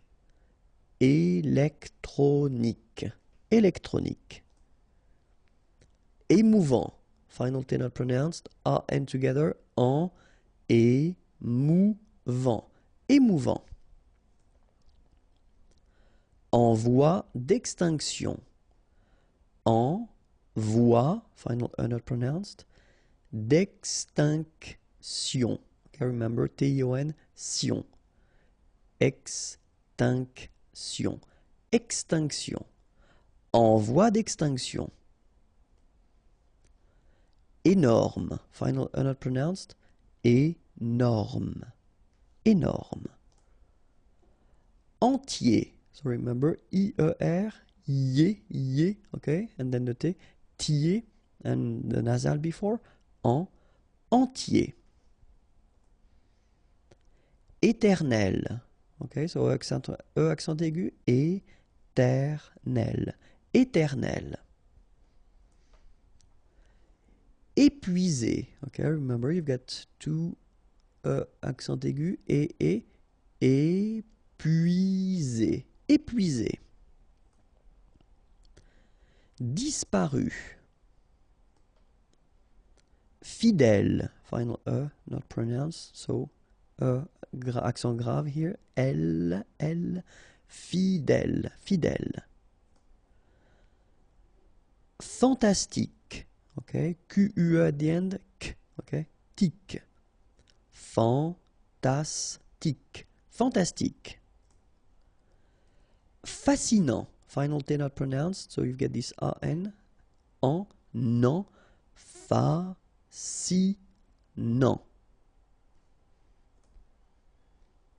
Imaginaire. Final E not pronounced. Imaginaire. Imaginaire. Étranger. You gotta remember R at the end. Et. So after that, well, before that, sorry. G. So étranger. Étranger. Glacial. Frustré. À temps complet. A. Okay, so even if you've got an accent, it doesn't change the pronunciation of your A. Okay, so it's A. And then temps. Okay, so in that case, it's only the nasal here that you will hear. Temps.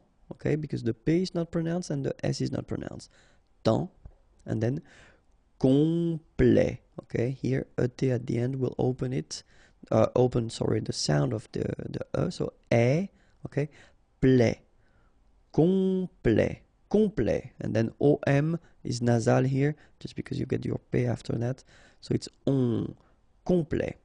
À temps complet. À temps complet. Furieux. Okay, final X not pronounced. Furieux. Furieux. Génétique. Remember, K. Génétique. Coupable. Final E not pronounced. Coupable. Coupable. Saint.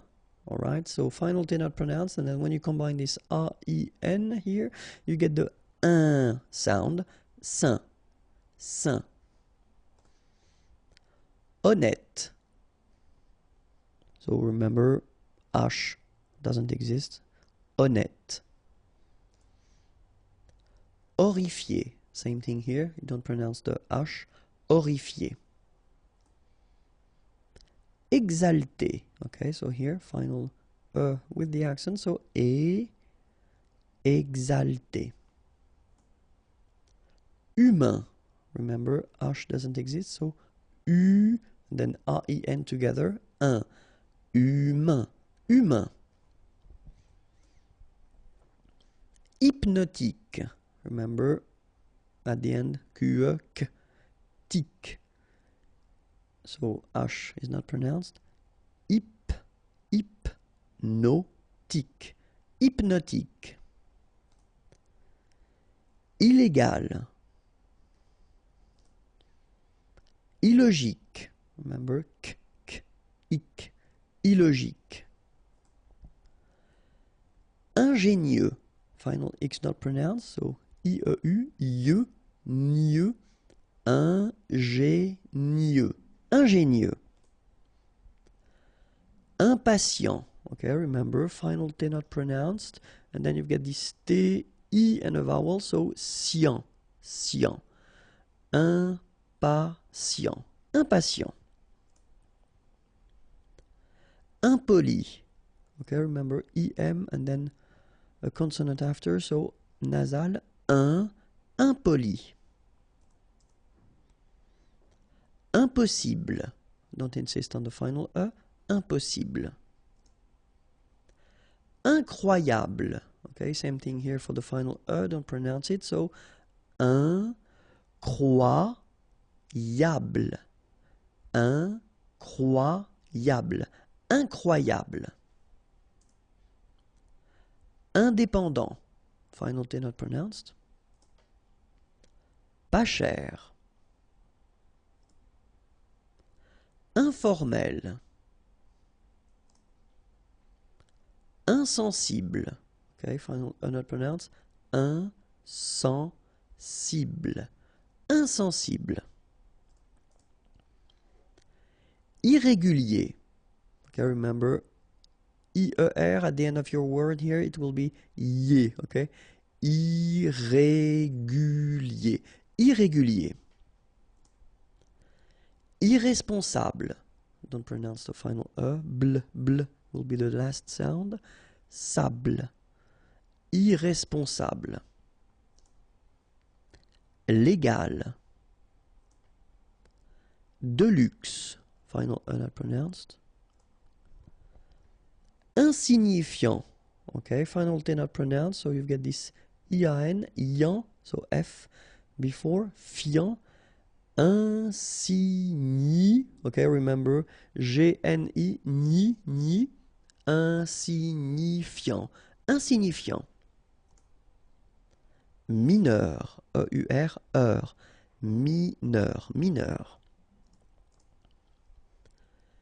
Mythique, remember, Q-U at the end, K, okay, and then Y is pronounced like I.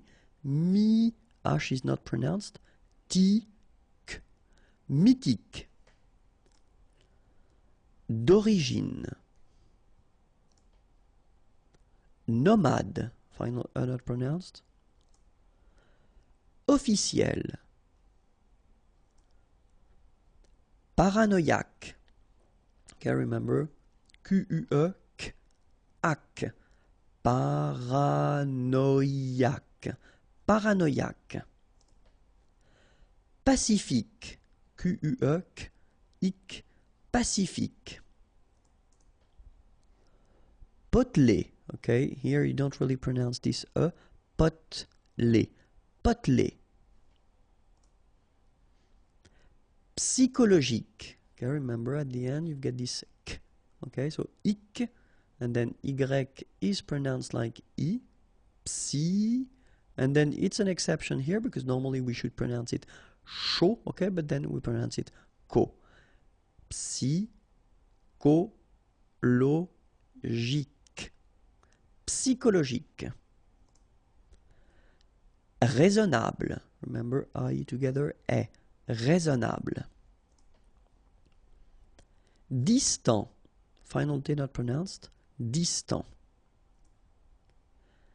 Gratifiant, same thing here, final T not pronounced, gratifiant.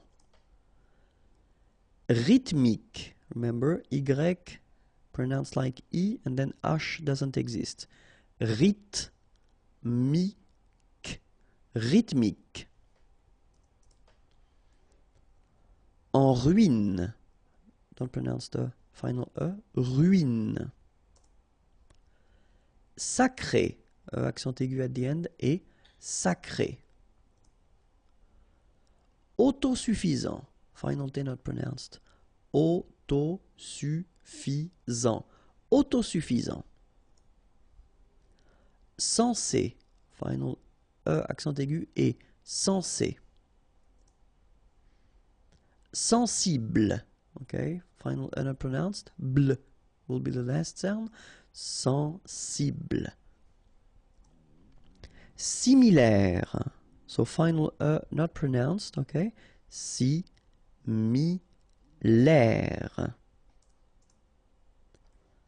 Mince, final E not pronounced, E-N together, un, mince. Lisse, double S here, so it's really a strong S, lisse, okay, don't insist on the final E, lisse. Stressant, final T not pronounced, A-N together, en, and then double S, sans, and it will open the pronunciation of your E, so est. Stressant, stressant. Chic, okay, you pronounce the final C, and then CH together, sh, chic. De banlieue, okay, final E not pronounced, so I-E-U, I-E, L, lieu, banlieue, de banlieue. Très petit, final T not pronounced, and then E is pronounced like a E, petit, très petit. Here, final S doesn't exist, it's not pronounced. Très petit, très petit. Traditionnel, okay, so you get double N here, traditionnel. Honnel, honnel, traditionnel. Transatlantique, okay, so at the end, tic, remember Q-U-E, k, okay.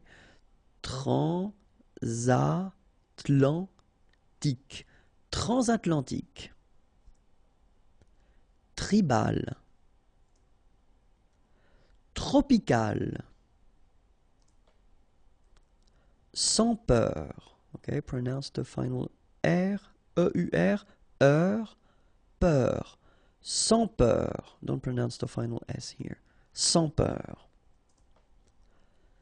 Inconfortable, okay, don't pronounce final E. Table, inconfortable. Inconfortable. Au chômage.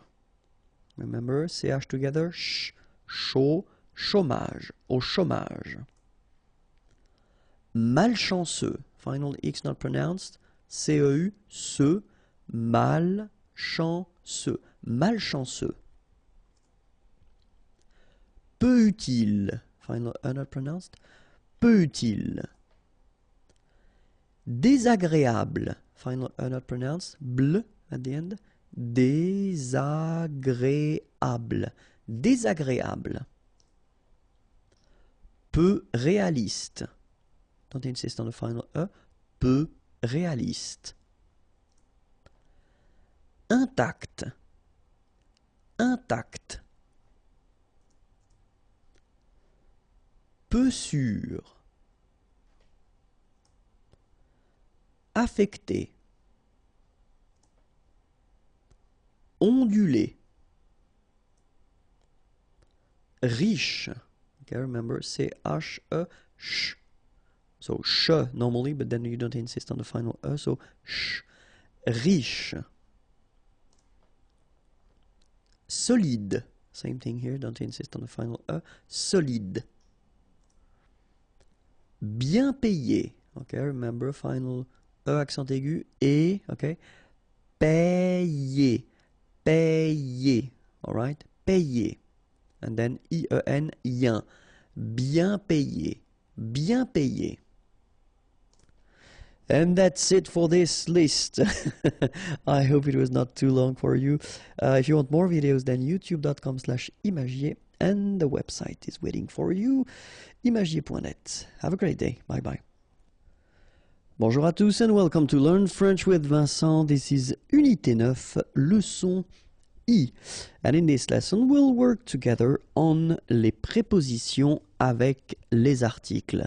So it will be the first step into this big thing that we will do concerning the preposition, les prépositions, because it's quite important in French. And then I thought it might be important to, well, work on them at this point of our learning process. Okay, so first here in this video we'll work on a and then de, and especially when you combine these two prepositions with articles. So we'll see first the indefinite, so les articles indéfinis, un, une, des, okay, and after that we'll see les articles définis, le, la, les, okay, and especially we'll concentrate on the way these prepositions will react in a way when they are combined with these articles, okay. So the first one that we will discover together will be a, okay, and so we'll see avec les articles définis. So remember, les articles définis, it would be translated in English as a something, okay, but then in French we've got the difference between the masculine form, so it's un, the feminine form it's une, and the plural form it's des, okay. So let's see now. I've been making few examples. So I did take this parler verb, to talk, because it's quite interesting. You can use it with the preposition a, to talk to, okay, and it's also possible to use it with the preposition de, to talk about something, okay. So that's the reason why I wanted to use this verb, just to show you that, well, basically it's possible to use two prepositions if you want to express something different, and then just to see how it will change if you put an article after that. So the first sentence, je parle à un homme, okay, un homme, a man. Je parle à un homme, okay, I talk to a man. So in that case, what you can see is that you keep your preposition à here right after the verb, and then you put your article and basically nothing happens, okay. Je parle à un homme. So let's see an example with the feminine. Je parle à une femme, okay, une femme, a woman. Je parle à une femme. Same thing here, nothing happens, so it's actually quite easy. And then have a look here. Je parle à des amis. All right. Je parle à des amis. Same thing here. You've got your preposition and then you've got the article. So un masculin, une, des. Okay. So the good news is that if you use this preposition à and after that you put this article indéfini, un, une, des, nothing will happen. No modification, no changes. You just keep them like that. Okay? Let's see now if you want to put this article défini. Okay? Remember, article défini, if you want to translate that in English, it would be the something. Okay? But then, as usual in French, we've got the difference between the masculine form, le, the feminine form, la, and the plural form, les. Okay, so remember, masculine, le, feminine, la, and then the plural, les. Okay, so let's have a look now. If we keep, well, the same verb, as I said, you know, je parle, parler, to talk, and in that case, you can have a look and you can see that it's been changing a little bit. Okay, so a plus le will become o. Like that. You write it AU, you pronounce it O. Okay? Je parle au directeur. Directeur, translation, director, okay? Je parle au directeur. Let's see the feminine form. Je parle à la directrice, okay? Directrice, director, but the feminine form, okay? Je parle à la directrice. So here you can see that, well, nothing happens, so you still have your preposition à, and then you've got your article here, okay? So nothing changes when you get the feminine form. And let's see the plural form now. So you get the directors, so it's the plural form.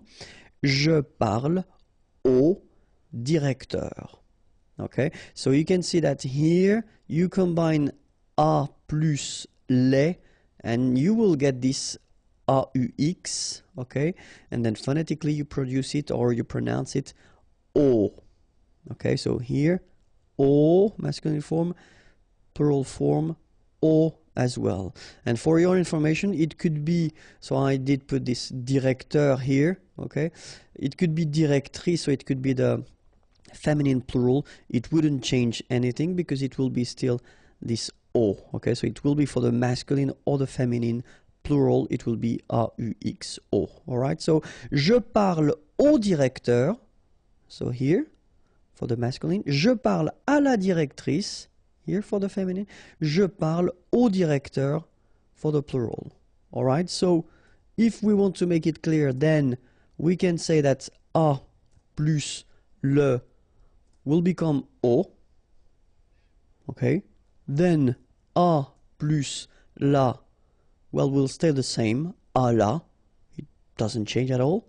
And then a plus les will become o, AUX, but then remember that phonetically it's o. Okay, so that's the main thing that you should remember if we talk about this preposition a combined with the article, les articles définis here. Okay? And now let's have a look at de.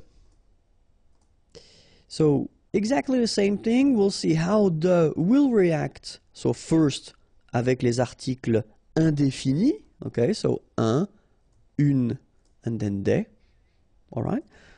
So I took this parler again, okay, so, but that, keep in mind that if we've got this parler and then we use the preposition de, then it's to talk about something, all right? So here, je parle d'un homme, all right? So normally we should have here de un homme, but well, as you know, we've been seeing that quite often now. It's not a new thing. Remember that here will disappear, and then you will put this little apostrophe, d'un homme, okay? Je parle d'un homme, all right? But then the thing is that no major modification will be done because you just keep your de, well, the needs to disappear, but then still you've got your article, okay? Je parle d'une personne, okay? Une personne, a person. Je parle d'une personne. So exactly the same thing here. Nothing major happens, only this you know, disappear, but then that's the only thing that you should remember to do if you want to combine the two, all right? The tricky thing is here, when you want to combine de and des, all right?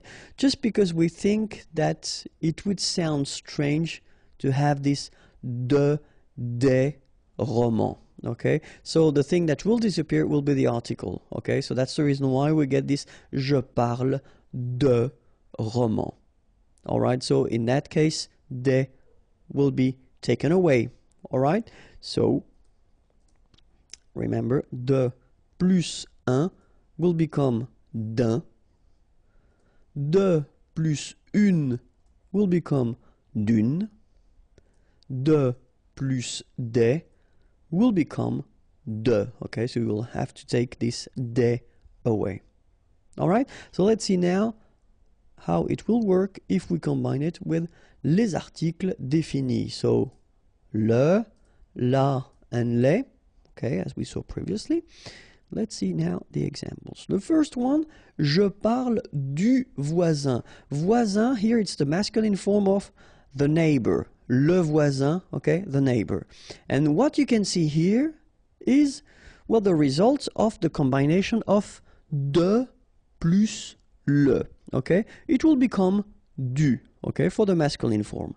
Je parle du voisin, okay? So I talk about the neighbor. So let's see now how it will go. So I kept this neighbor, but then here it's the feminine form, so it's la voisine, all right? And what you can see here, je parle de la voisine, well, it will stay the same. So you keep your preposition, de, and then you put your article, la, and you put your name, or your word, sorry, voisine, okay? Je parle de la voisine. Nothing happens here. And it's a good thing. And then for the plural, as we had for a, remember, well, for the masculine singular and the plural, changes will happen. So, je parle des voisins. Here we've got the plural form of voisins, so neighbors, all right? Je parle des voisins. So remember, masculine, du, feminine, de la, and then the plural form. Plural, whether it's masculine or feminine, it will be the same, okay? So, des, okay? So, let's write it like that. De plus le will become du. De plus la will stay the same. Nothing happens. De la. And then de plus les will become des. Okay, so it was a little introduction because the next lessons will be maybe more tricky but quite interesting. We'll cover the preposition, all right? So if you want more videos, then youtube.com/imagier, and then more material can be found here, www.imagier.net. Have a great day. Bye-bye. Bonjour à tous and welcome to Learn French with Vincent, and this is Unité 9, Leçon J.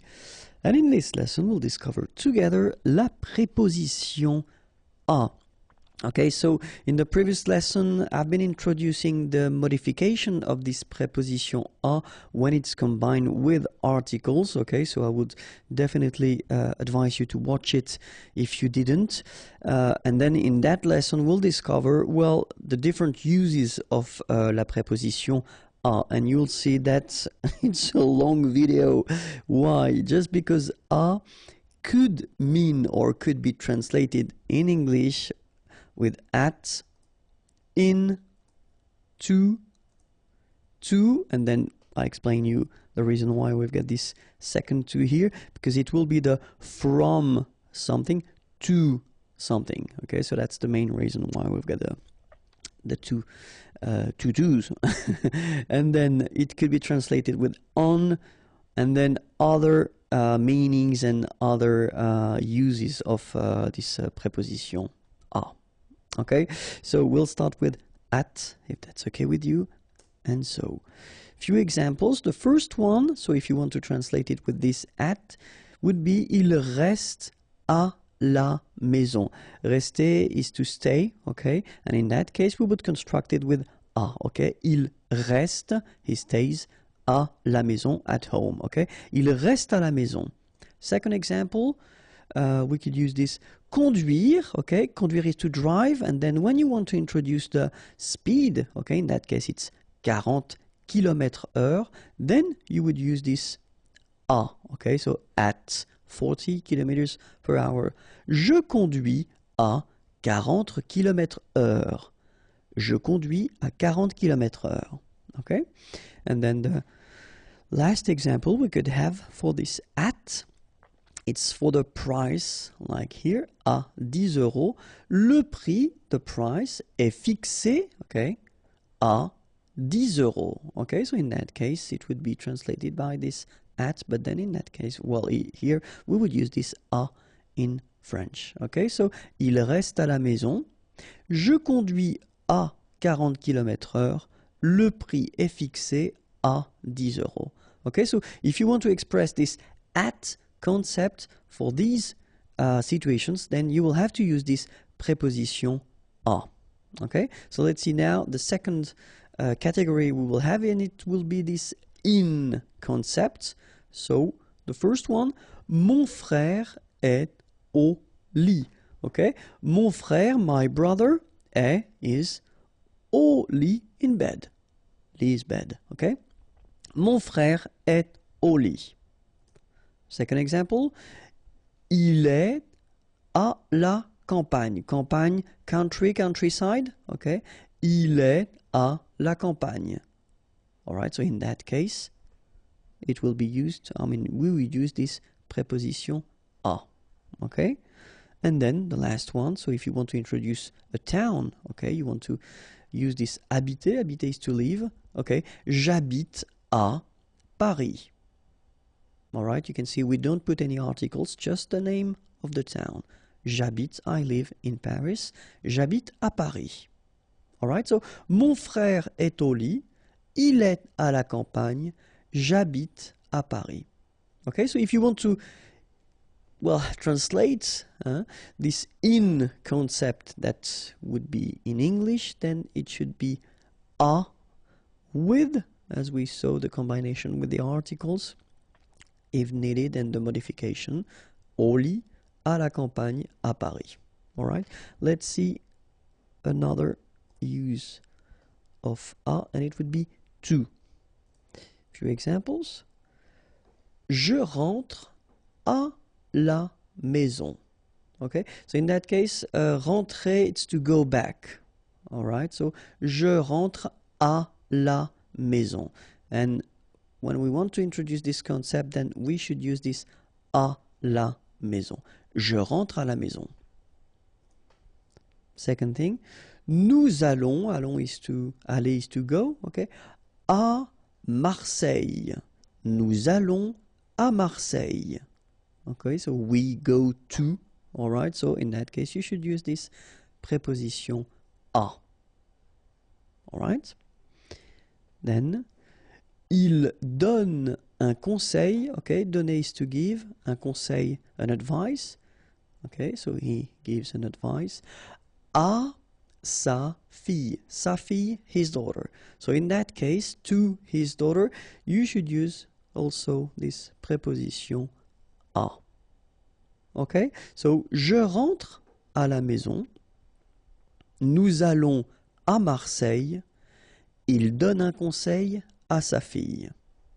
All right, and so now, whoops, we'll see the second use of this to, okay, but when it's combined with the preposition de, like here. So de would be from, and then you put something, and à will be the to. All right, so je travaille, travailler is to work, de, so from, 8 heures à 17 heures. Okay, so it's really the from to. Okay, so in this example it's quite traditional or quite classic because we introduce the hours or the time. Okay, so from to. Let's see another example now. Il sera, remember, sera, it's to be, but the future form. Il sera en France du 15 juin.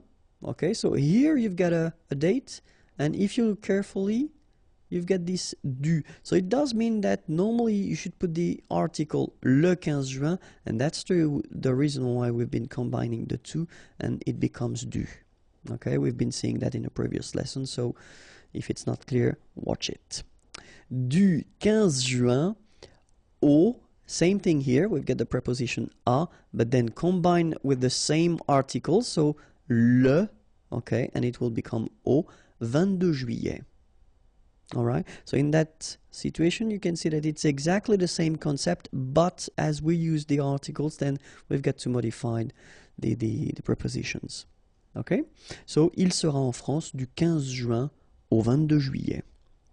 And the last example that we can have, ce train, this train, okay, va, so goes, de Rennes à Paris. Okay, and in that case, we just put the name of the towns, okay, de Rennes à Paris.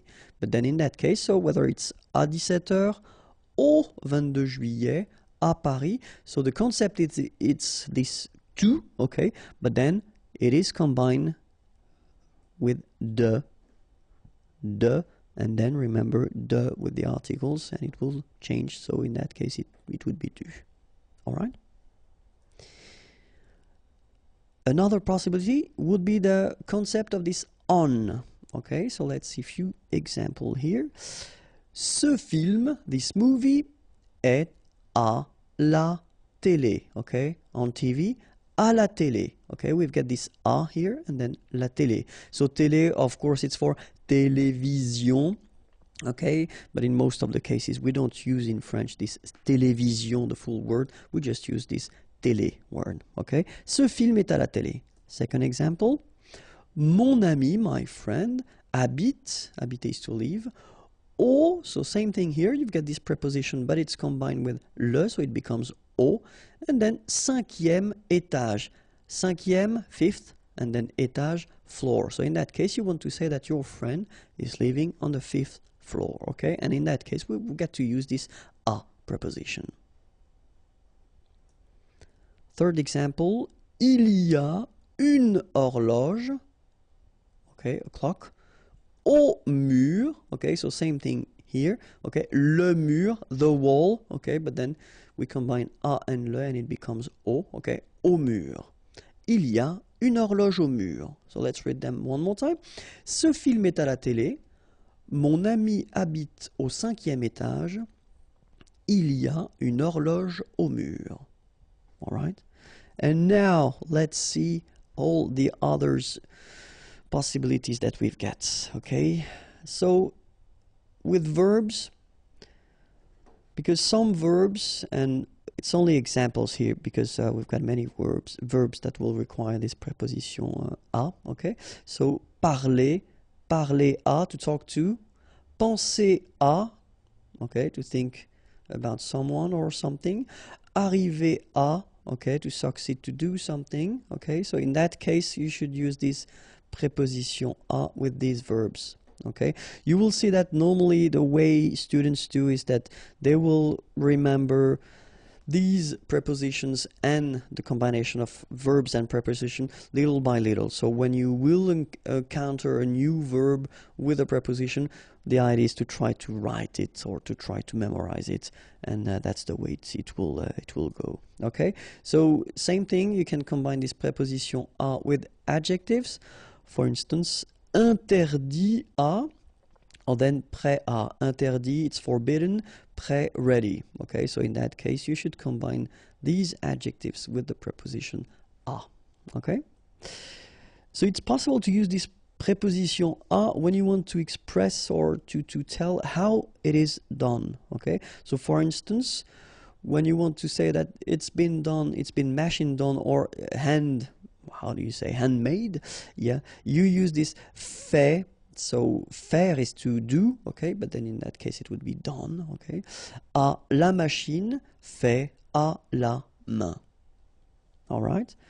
Second use, when you want to use this travel concept. So venir is to come, okay. So if you want to say that, well, to come by something, okay. Here it's pied, foot, vélo, and then motorbike, okay? So the concept in French is that if you're not inside, so like a car, a train, tramway, subway, so if you're not inside, then normally the concept would be to use this preposition à, okay? When you want to use this come, go, okay, by.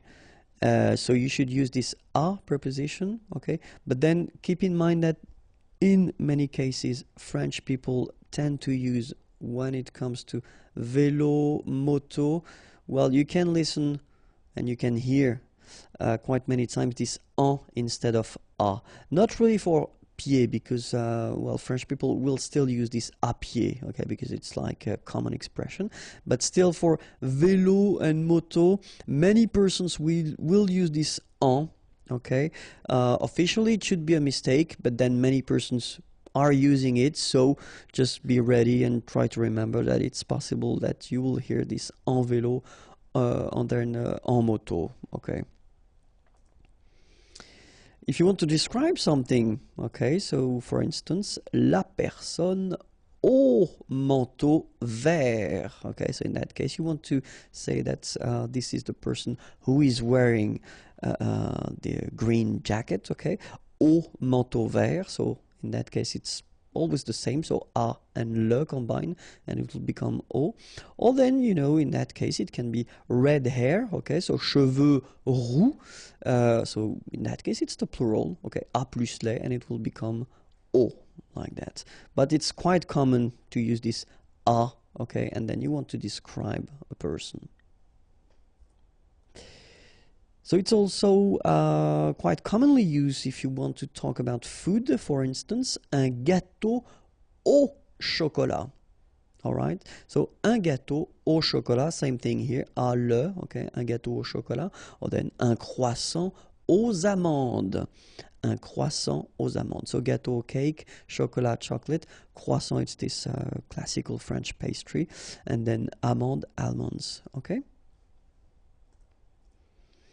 And then the use, so for instance, if you want to make a difference between, because une cuillère it's a spoon, okay, so coffee spoon will be une cuillère à café, all right, so in that case we've got to use this preposition à as well, or then une machine à laver, washing machine, so une machine à laver.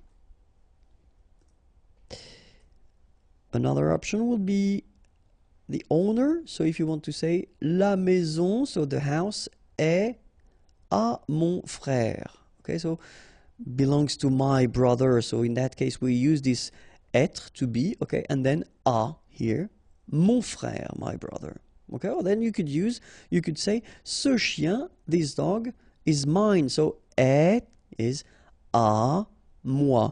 So it's possible, like we've been seeing here, to put a noun after, or then you could put a pronoun, like here, à moi, or then you could put the name of the person. C'est à Eric, okay, does it belong to Eric? C'est à Eric, so it's a question in that case, all right? So it's quite commonly used, this à, when you want to say that the person is owning the thing, okay? And then the time, so if you want to use this rendezvous, so let's meet, à 20h, okay, so in that case you should use this à and then you put the time, à 8h du matin, for instance. The pain, normally we've got this expression, so when you say that, when you want to say that, well, you've got an ache, something somewhere in your body, so avoir mal and then à, all right, and then you will combine it with the article. So ventre would be like stomach, okay, so stomach ache would be avoir mal au ventre. So obviously this au is a plus le, so that's the reason why it's like that. Okay, ventre is masculine. So if it's tête, la tête, head, headache, à la tête, okay, so same structure, avoir mal à la tête, and then in that case pied, foot, au pied, okay, avoir mal au pied. Okay, so in that case you get the plural form. And the last thing that we'll use this preposition à for, it's when you want to say goodbye.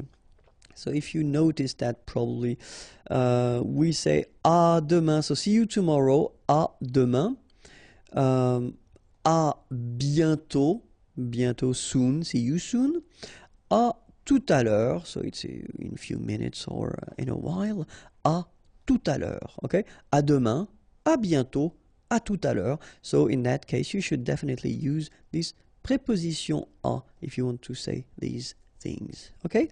Well, that was it for la préposition à. More videos are here, youtube.com/imagier, and then the website imagier.net is waiting for you.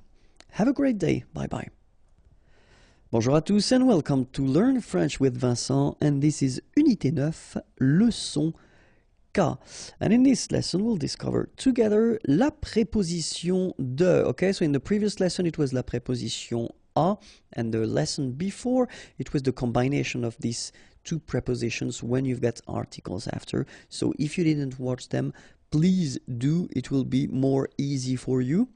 So let's start now. La préposition de, so we'll see the different uses that we can have of this préposition de, and especially the meaning in English. Okay, so the first use that we could have or we could spot for this préposition de is the partitive. So in French, partitif. Okay, so a few examples here.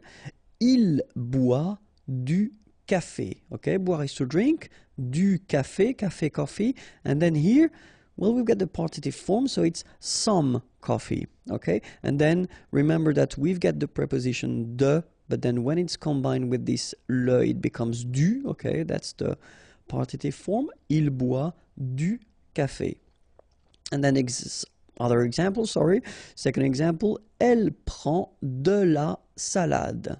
Okay, prendre is to take, de la salade, some salad. Okay, so elle prend de la salade. Okay, first use of this preposition de, it's this partitive concept. All right. Second use will be the translation of from in English. Okay, so a few examples. Je viens de Paris. Venir is to come. I come from Paris. Okay, so in that case, really, this de would be translated with from. Okay, un appel, so appel is a call, de ma mère, from my mother. Okay, so it's exactly this from concept in English. Okay, so let's see now another possibility. When you want to introduce this belonging concept, okay, then usually you should use this preposition de, like here, l'ordinateur de Samuel. Okay, so with this structure, you want to say that l'ordinateur, the computer, belongs to Samuel. All right, so in that case, you should use this de. So it's quite simple because you just put the word, well, the noun, and after that you put this de and the name of the person. Okay, it could be also like here, la voiture, the car of the neighbor, in that case, yeah, du voisin, voisin is the neighbor, okay, and then, well, in that case, if you look carefully, you've got the preposition de combined with the article le, the neighbor, okay, and it becomes du, all right. Other possibility, l'ami, the friend, de mon père, okay, my father, of my father. So it's really this belonging, something or someone is belonging in a way to something or someone as well. Okay, so l'ordinateur de Samuel, la voiture du voisin, l'ami de mon père. Okay, so let's see now another possibility of the use of la préposition de when you want to introduce this containing concept. Like here, for instance, une boîte, a box, de chocolat. Okay, so inside the box you've got chocolates, okay, and then une boîte de chocolat. Okay, so the use of de in that case it's quite clear. It's just because les chocolats sont contenus dans la boîte.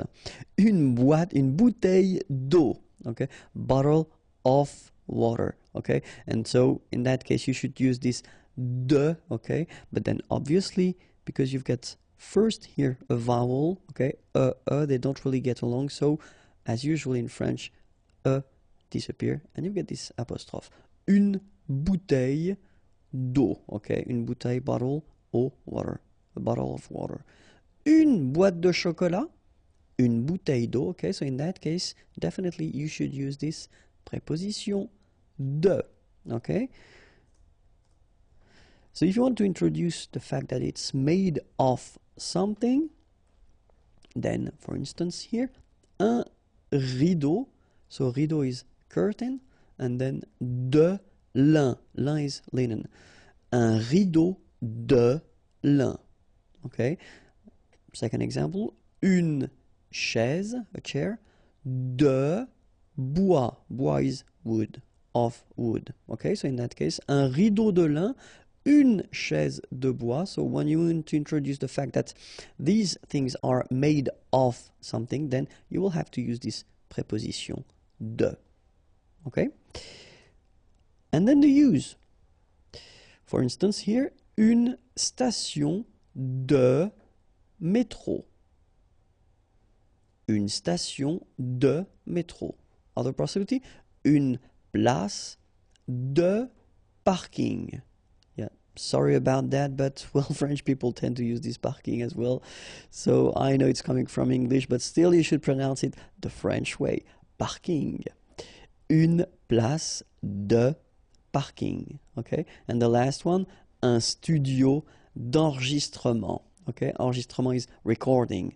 Un studio d'enregistrement. So as you can see in that case, as usual in French, as we saw previously, we've got this de, but then as enregistrement is starting with a vowel, then e needs to go away. Okay, so une station de métro, une place de parking, un studio d'enregistrement.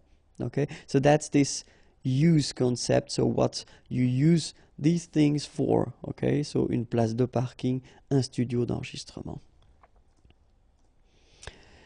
Normally we tend to use as well this preposition de when we combine or when we use these superlatives things. So for instance here, le plus beau film de tous les temps, of all time. Okay, so le plus beau, okay, most beautiful, beau is beautiful, film, movie, de tous les temps, of all times. Le plus beau film de tous les temps. Okay, and then la plus grande, big, avenue du monde. And in that case, you can see that you combine this de and then the article le monde, the world, okay? De le becomes du, okay? So du monde, of the world. La plus grande avenue du monde.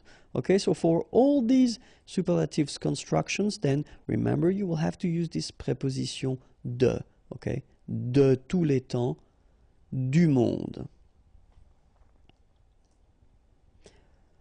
And so keep in mind that it's also possible to combine, and some adjectives will require this preposition de, as we had previously. Some adjectives will require the preposition a, okay, and it will be exactly the same with the de. So for instance, étonné, astonished, then we put de, okay. Content, happy, de. Désolé, sorry, de. Okay, so as I said, and it will come after that for the verbs, try to remember them when you encounter them or when you read them, okay? That's the only way to really remember them. So, and for the verbs, exactly the same thing. So, parler de, remember, we had the example with parler. So, parler à, to talk to. Parler de, to talk about something. So, parler de, for instance. S'excuser de, okay, to excuse oneself, s'excuser. Promettre, to promise, de. Okay, so these verbs will be constructed with the preposition de. And that's it. I hope it was clear. youtube.com/imagier if you want more videos and then more material, or then the possibility to send me a little message. www.imagier.net. Have a great day. Bye bye. Bonjour à tous et bienvenue dans Learn French with Vincent. This is Unité 9, leçon L. And in this lesson we'll discover together la préposition en. Okay, so remember, previous lesson we saw la préposition de, the lesson before it was la préposition a, and in the next lesson we'll discover, well, quite many other prepositions. Okay, so let's start with la préposition en right now. So la préposition en can be used to express this to concept in English. For instance, je vais en ville, okay, I is to go, and then ville is town, okay, so je vais en ville, or then nous voyageons, voyager is to travel, en Espagne, Spain. Okay, so in that case, when you want to, well, express this to concept in English, in many cases we'll use this en preposition, okay. Other use could be this in, for instance, j'habite en Finlande. Habiter is to live, okay, I live in Finland. J'habite en Finlande. Je fais l'exercice en 5 minutes. Okay, so I do, okay, faire is to do, l'exercice, the exercise, in 5 minutes. Okay, so in that case, and it's quite important, when you use this in, so en here, it will mean the time you need to make the exercise.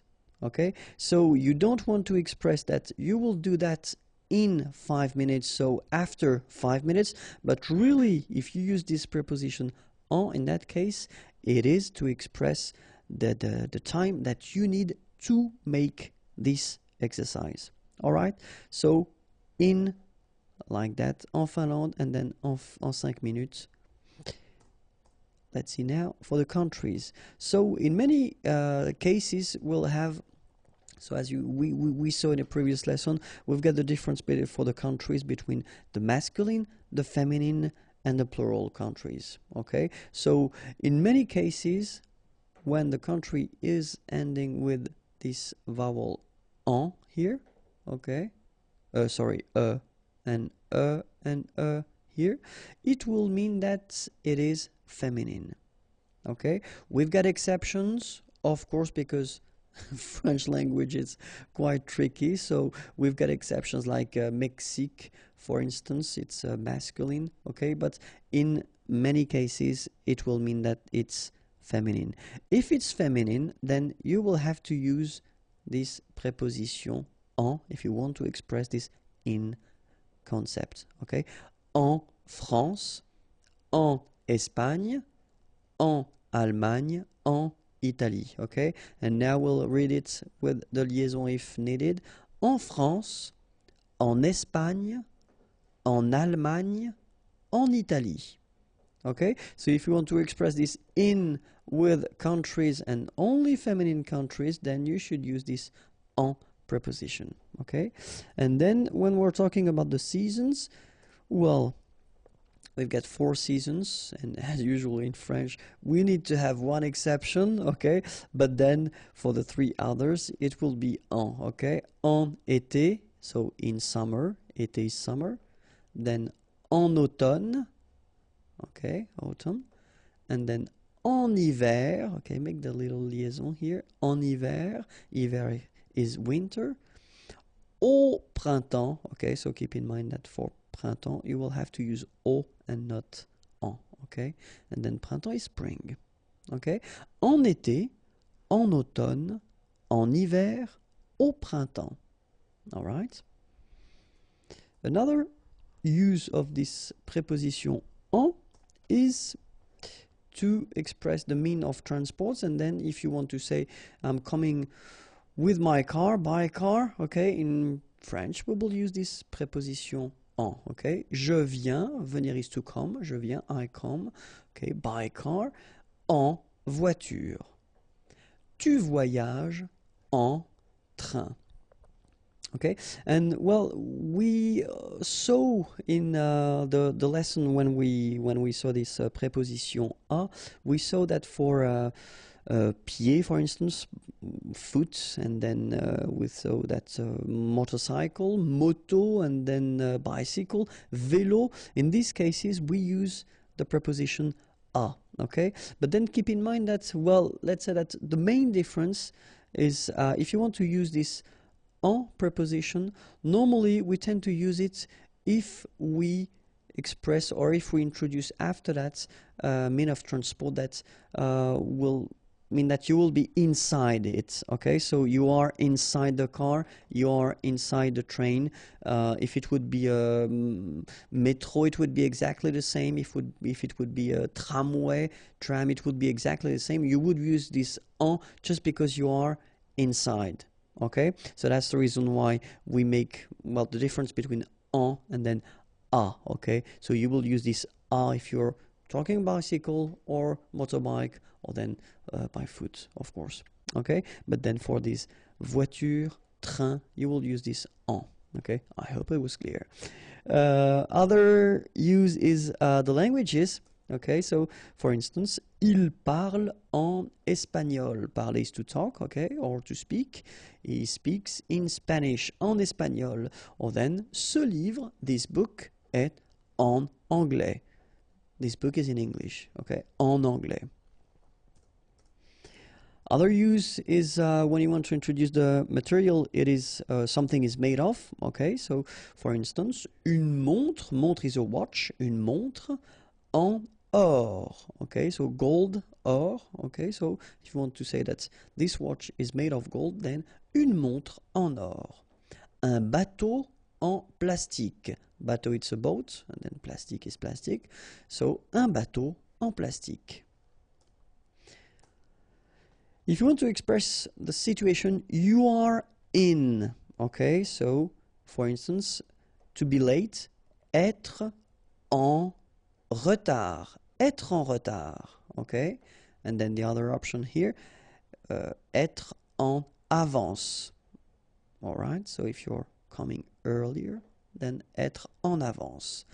Être en vacances, to be on holiday, so être en vacances. So in all these situations, like en retard, en vacances, en avance, we will use this preposition en, okay? And then maybe the last use that I wanted to introduce is what we call the gérondif. So it's a bit tricky because we didn't yet see this participe présent. It will come soon, don't worry. But then I just wanted to be honest with you and introduce it, even if we didn't see yet the participe présent. So we will construct this gérondif. So the meaning of the gérondif is when you want to introduce two actions. So we would say action simultanée, so technically two actions that take place at the same time, okay? And the way we construct that is, well, of course, because it's the lesson, so the preposition, la préposition en, and then after that you will put this participe présent form that you don't know yet how to make, but we'll see that in a coming lesson, okay? But then I will make, anyway, an example. And this is the example. Je téléphone. Okay, so in the first sentence or in the first part of the sentence, you say je téléphone. Téléphoner is to call. Okay, and then we have here our gérondif form. So first you get your preposition en, and then you get your participe présent form. So marchant. Okay, and if you look carefully, it's coming from the verb marcher. Marcher is to walk. Okay. Dans la rue. Alright, so je téléphone en marchant dans la rue. So in that structure, you want to introduce the fact that you are making a phone call, you are calling someone, and at the same time, you are walking in the street. Okay? Je téléphone en marchant dans la rue. Alright? So that's the technique we've got to express two action that take place at the same time. It's this gérondif, okay? And then we construct this gérondif with the preposition en, okay? That was it for this video. If you want more videos, then youtube.com/imagier, and then the website is waiting for you, www.imagier.net. Have a great day. Bye bye. Bonjour à tous and welcome to Learn French with Vincent, and this is Unité 9, leçon M. And in this lesson, we'll see les prépositions. So just to remind you, we've been seeing first in the previous lesson la préposition en, then before la préposition de, and even before la préposition à. And in this video, we'll see not the rest, of course, of all the prepositions, but the main prepositions that we will have in French language. Okay, so let's start now. And the first one that we'll see is pour, and pour means for. Okay, so we'll see two examples here. Ce café est pour vous. Okay, so ce café, this coffee, est is pour, for, vous, you. Ce café est pour vous. Second example, je voudrais louer cette voiture pour 2 jours. Okay, so remember here we've got this conditionnel form. So I would like to, louer means to rent, cette voiture, this car, pour 2 jours, for 2 days. Okay, je voudrais louer cette voiture pour 2 jours. Okay, second preposition or next one, sans, and it means without. Okay? So, two examples. Elle voyage sans ses valises. Voyager is to travel, so she travels, sans, without, ses valises, her luggages. Il vient sans son chien. Venir here is to come, so he comes, sans, without, son chien, his dog. Okay? Après, you can translate it by after, okay? And then, je viens après la réunion. Venir is to come. Je viens, I come, après, after, la réunion, the meeting. Je viens après la réunion. Okay? Then, avant means before. Il arrive avant toi. Arriver, to arrive, he arrives, avant, before, toi, you. Remember, this is what we call this pronom tonique. Okay, so it's you. Depuis means since or for. Okay, examples. Nous vivons ici depuis 2011. Okay, nous vivons, vivre is to live. Nous vivons, we live, ici, here, depuis, since, and then you put 2011, you just put the year. Okay, so assuming the fact that we are still now in 2012, so 2012, we could use this sentence as well. Nous vivons ici depuis un an. Okay, so in that case, you can use this depuis as well, and then you will introduce un an, just because we've been arriving in 2011 and we are now in 2012. Okay, so depuis un an. Derrière means behind. Okay, so the example could be le ballon est derrière l'arbre. Le ballon, the ball, est is derrière, behind l'arbre, the tree. Okay, un arbre, a tree. Le ballon est derrière l'arbre. Then after that, we can see devant. Devant means in front of. Okay, in front of. And then the example could be mon collègue, my colleague, est assis, is seated, devant le directeur. Le directeur, the director. Mon collègue est assis devant le directeur. Jusque means until. Example, je reste au bureau jusqu'à 17 heures. Okay? Rester is to stay, au bureau, at the office. Je reste au bureau jusqu'à, until 17 heures. Okay, so you can see that here it's quite interesting because normally we should have this jusque written like that. But then if you look carefully after that, we've got this a, okay, another preposition. And then you remember the rule when we've got vowel and vowel. Normally what happens is that this final a will go away and then we'll put apostrophe. So that's the reason why we get this jusqu'à. Okay, and then phonetically, jusqu'à.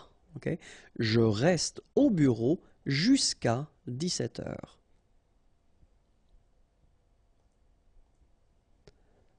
Sous means under. Simple example. Le livre est sous la table. Le livre, the book, est, is, sous, under, la table, the table.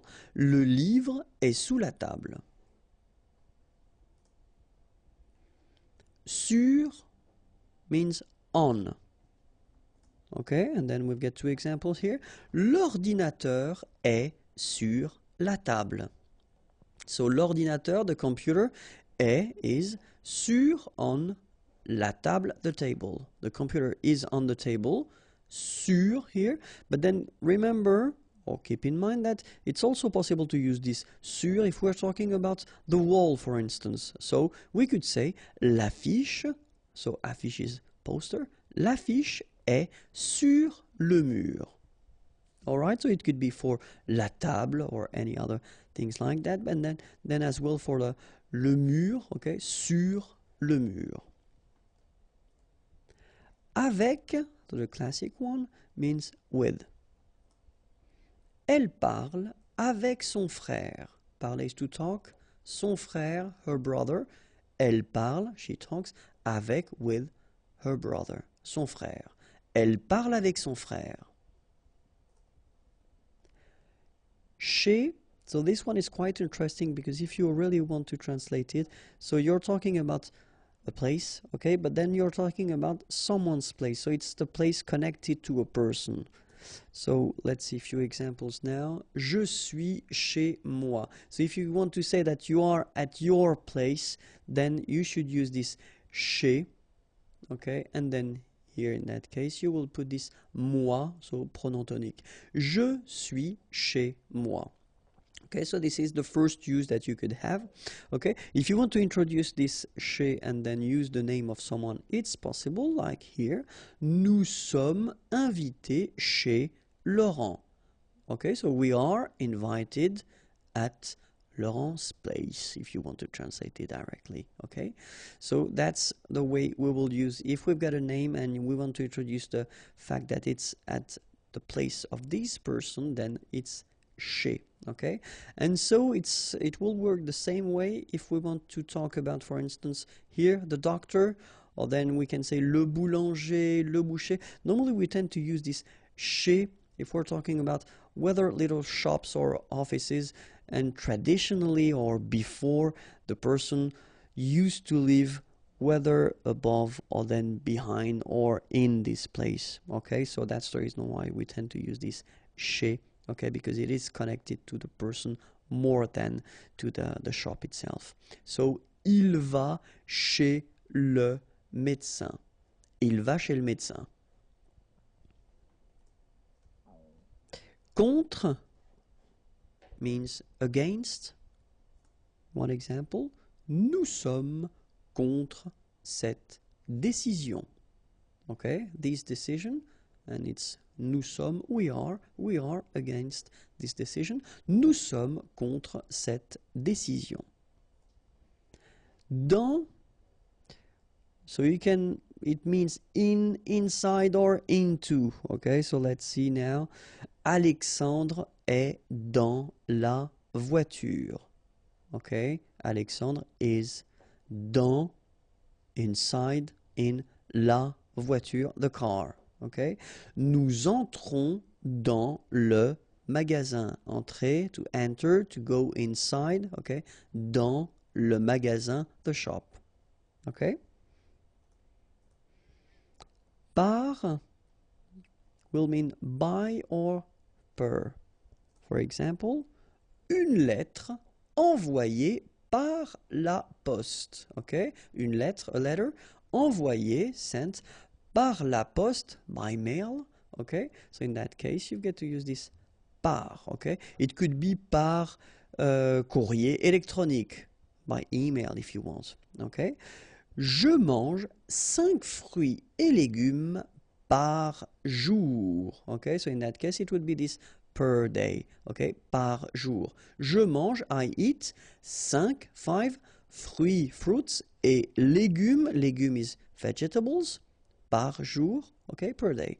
Je mange 5 fruits et légumes par jour. Pendant means during. Il dort pendant le film. Okay, dormir is to sleep. Pendant, during, le film, the movie. Il dort pendant le film. Vers, so you don't pronounce the final S, means towards or about. Je vais vers la station de métro. Okay, so I am walking in that case because I used to say je vais, so I'm sorry, it's aller, okay? Je vais vers la station de métro, so I go. So you can walk or maybe you could drive, in fact. But then, je vais, I go towards, donc la station de métro. Okay, or then it would be possible to use it as well if you get this sentence. Nous avons rendez-vous vers 15 heures. Okay, nous avons rendez-vous. So avoir rendez-vous, it's when you have a meeting. Okay, so avoir, to have, and then rendez-vous. Remember that in French it's not romantic at all. You know, you can have a rendezvous at your dentist, for instance. So it's like we have a meeting vers, around, about, okay, 15 heures, okay? So you just want to say that it's not, you know, 15 heures précises, okay, but it's about or around. Voici could be translated with this is, okay? So, and we tend to use it quite often if we introduce persons. So, voici mon ami Frédéric. And then normally, you know, it goes with voilà, okay? And then voilà will mean there is, okay? So, I did make this little example, so I took back this. Voici mon ami Frédéric et voilà mon ami Arnaud. Okay, so voilà normally will come after voici. Okay, and that's it. I hope it was clear for you. If you want more videos, www.youtube.com/imagier. And then if you want more material, then the website is here. And don't be shy. Send me a little message to tell me what you think about my videos. Have a great day. Bye-bye. Bonjour à tous, hi everyone and welcome to Learn French with Vincent, and this is Unité 9, leçon N. And in this lesson we'll see together les temps composés. So we won't discover them because I thought it might be useful to take the time to review what we saw so far, especially when we're talking about les temps composés, so all these tenses that are composed tenses, okay? So, and so far we've been seeing first le passé composé, then we saw le plus que parfait, after that came le futur antérieur, and finally we saw le conditionnel passé.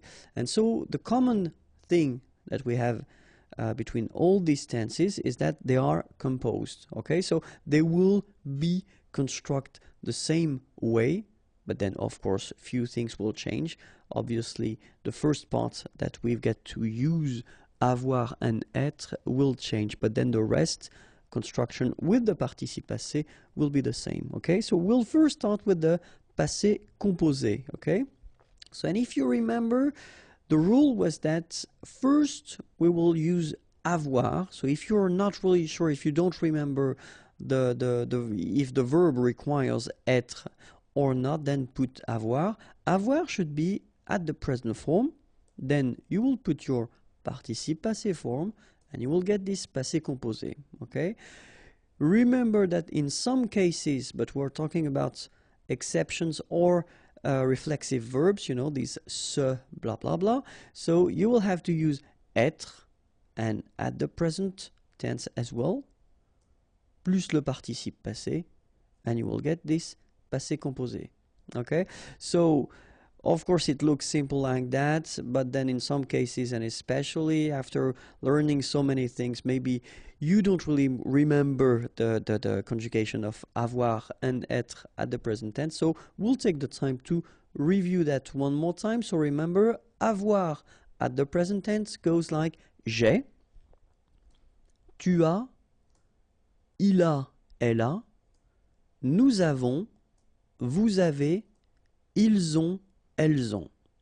Okay, so j'ai, tu as, final S not pronounced, il a, elle a, nous avons, final S not pronounced, and then we make this little link between the two, nous avons, vous avez, a Z at the end will produce this E sound, avez, little link between the two, vous avez, ils ont, okay, final T not pronounced, and then we make the liaison, ils ont, elles ont.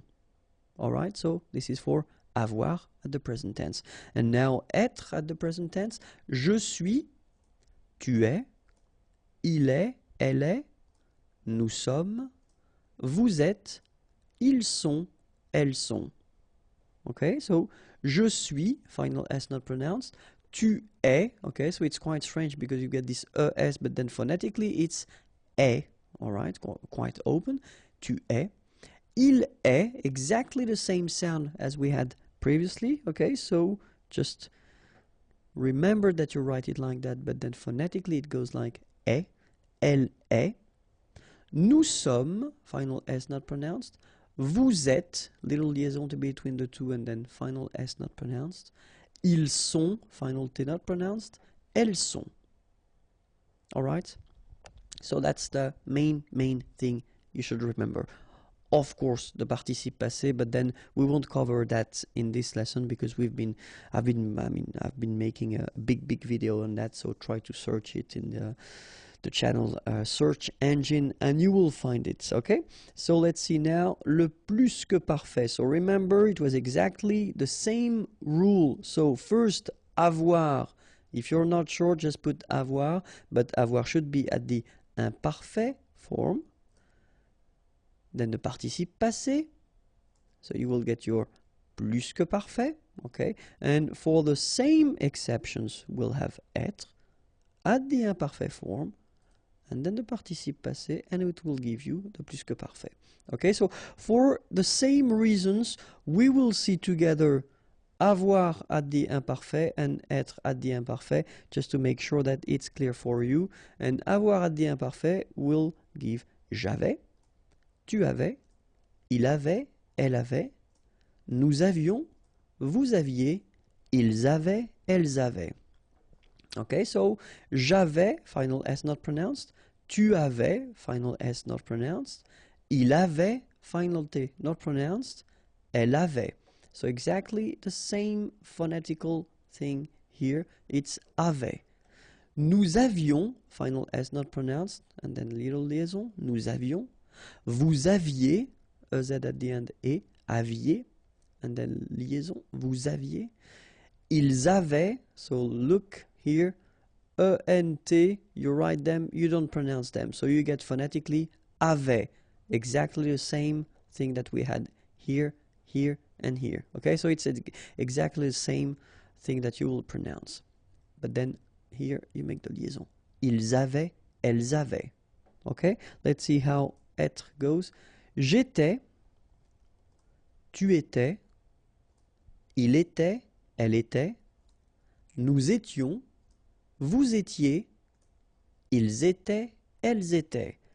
Alright, so exactly the same rule.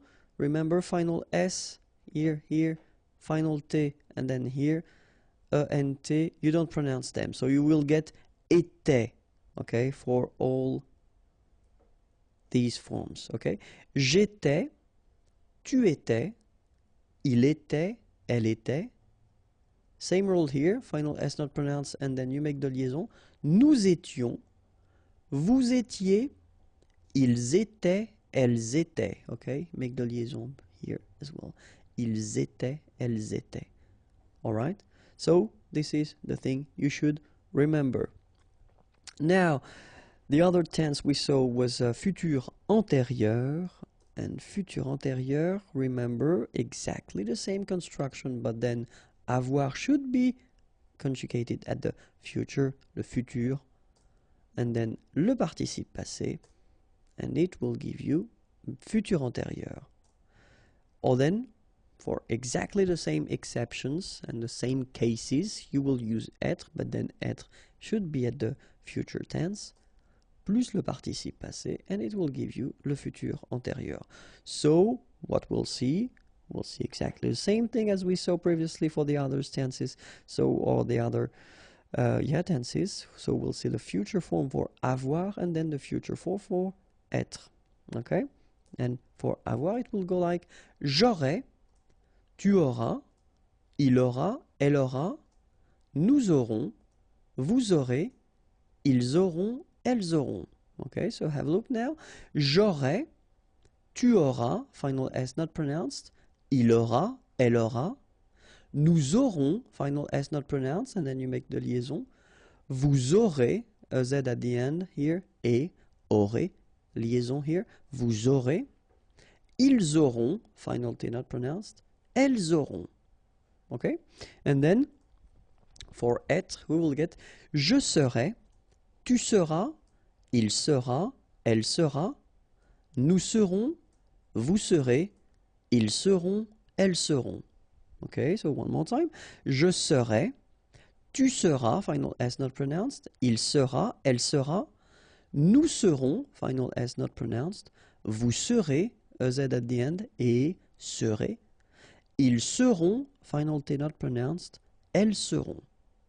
Alright, so this is the future tense for avoir and être, okay? And now the last composed tense we saw was le conditionnel passé, and so remember that le conditionnel passé will go like that. So first, as we saw previously, avoir in priority at the conditionnel présent form, then you put your participe passé and you will get your conditionnel passé. Or for the same cases as we had previously for passé composé, futur antérieur, or then plus que parfait, être, but in that case it should be at the conditionnel présent form, then the participe passé, and you will get your conditionnel passé form. So let's see now how avoir and être are at the conditionnel présent, just to refresh your memory, and it goes like that. J'aurais, tu aurais, il aurait, elle aurait, nous aurions, vous auriez, ils auraient, elles auraient. Okay, so one more time. J'aurais, final S not pronounced. Tu aurais, same thing here. Il aurait, elle aurait, final T not pronounced, so phonetically exactly the same form here. Nous aurions, final S not pronounced, and then you get this liaison. Nous aurions.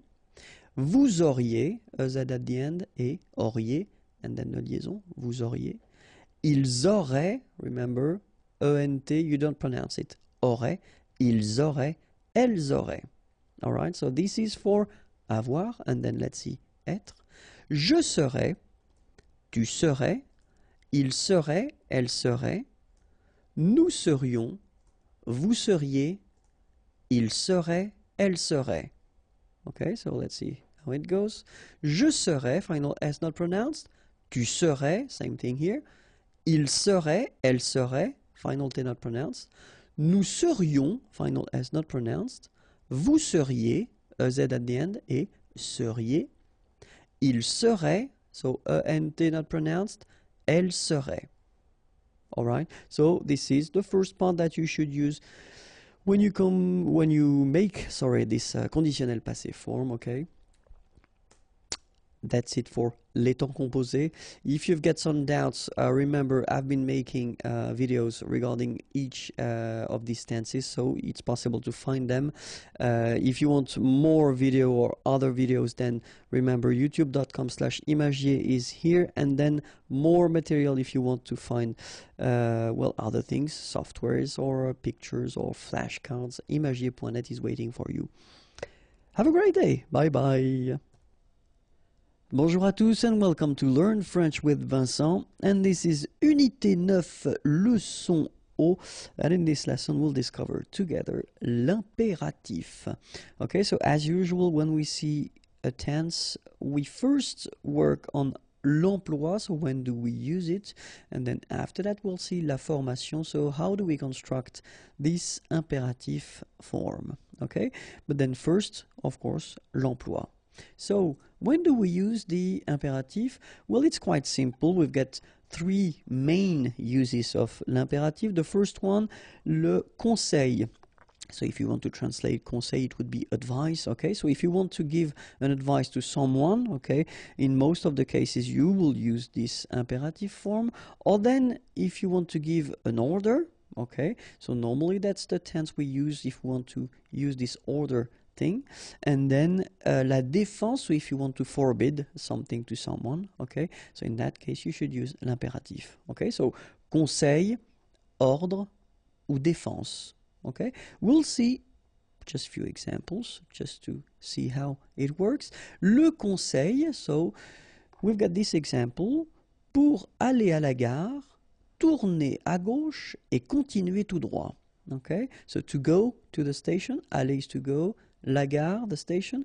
Pour aller à la gare, tourner, and that's our first impératif, à gauche, on your left, et continuer, continue is to continue, tout droit, straight. Okay, so tourner and continuer here are at the imperative form.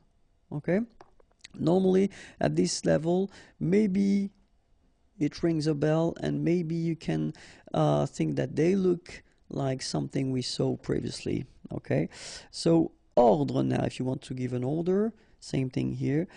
Fais tes devoirs. Okay, so faire is to give, to do, sorry. And then tes devoirs, your homework. Okay, we tend to put that at the plural form in French. Fais tes devoirs. Okay, and this is here as well an imperative. Okay, and then let's see now. Une défense. N'utilisez pas votre téléphone portable pendant le cours. So, of course, in that case, défense, you want to forbid something, so you should use this negative form, okay? So, n'utilisez pas votre téléphone portable during le cours, the lesson, okay? Utiliser is to use. N'utilisez pas votre téléphone portable pendant le cours. Same thing here. Utiliser is at the imperative form, okay? So, now, first thing, when we talk about this imperative form, the first thing that you've got to remember is that we've got only 3 persons, so there will be tu, nous, and then vous. So the imperative doesn't exist for je, for il and il au pluriel. Okay? And then the second thing that you should remember is that you won't use these pronoms personnels. So normally when we've got a tense, well, so far all the tenses that we saw, you use these pronoms personnels, so tu, nous, and vous, okay? The concept with the imperative is that you won't use tu, either nous or vous, okay? So you don't use this pronom personnel, all right? So these 2 things are the main thing. First, only 3 persons, tu, nous, and vous. And the second thing, you don't use the pronom personnel. Okay, let's see now how we build this imperative form. So, we'll see first the premier groupe, then we'll see the deuxième groupe, and then the troisième groupe, and finally, of course, as usual, the irregular verbs. All right, so let's start with the first group, le premier groupe. So normally, the first group, and it's been that way so far, is the easy group because it is regular. In that case, for the imperative, well, it will be the tricky group, okay? Because, for instance, at the present form, we've got tu parles, okay? So that's the present form of the verb parler, parler to talk, from the first group, okay? If we want to make this imperative form, well, it will look like that, parle. So you can see that your final S needs to go away, and you will get this parle form. This is your imperative form, so l'impératif. And then don't forget to put le point d'exclamation here, because whether it's an order or an advice, you should put it. Okay, that's the way it goes. And then remember, we don't put the pronom personnel, so just this form. Okay, so that's the first form of parler at the imperative. Then nous parlons, so this is the present form, okay? Well, it's quite easy. You don't touch it, you don't change anything, you just put it back here. Don't put the pronom personnel, of course, just put this point d'exclamation at the end, and you've got your imperative form, so parlons, okay? And then vous parlez, well, same thing here, you just keep it like it is at the present form, and you just put your point d'exclamation at the end. So what you need to remember is that the only thing that will change, so between the present form here and this imperative form, is this final S that normally we don't pronounce, but still we write it, okay? So it needs to go away at the imperative for the tu form, okay? Let's see now verbs from the second group. So I took this finir, finir to end, to finish, okay? So tu finis at the present form, and have a look, it's exactly the same form, fini, okay? Point d'exclamation, and you take away the pronom personnel. All right? Then, nous finissons, exactly the same form. Finissons, don't forget the point d'exclamation at the end, and you take away this nous. Vous finissez, and you will get finissez. Okay? So, what you've got to remember, second group of verbs, actually, they will be exactly the same as at the present form. Okay? So, no change. Of course, you need to take away the pronom personnel, but the forms will stay the same. Okay? So, let's see now the troisième groupe. So, normally, in most of the cases, troisième groupe is the contain all the tricky verbs, okay? But then if you take the example of prendre, prendre is to take, tu prends at the present form, okay? Well, look, it is exactly the same thing. Keep in mind that, of course, you should put this point d'interrogation at the end, point d'exclamation at the end, and then you take away this pronom personnel, but still, it's the same form, all right?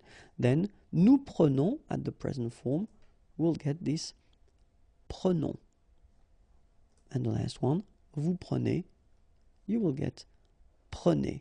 Okay? So, third group of verbs, actually it's quite easy because you don't touch anything, you don't change anything, you just take away this pronom personnel and you will have your imperative form. Okay?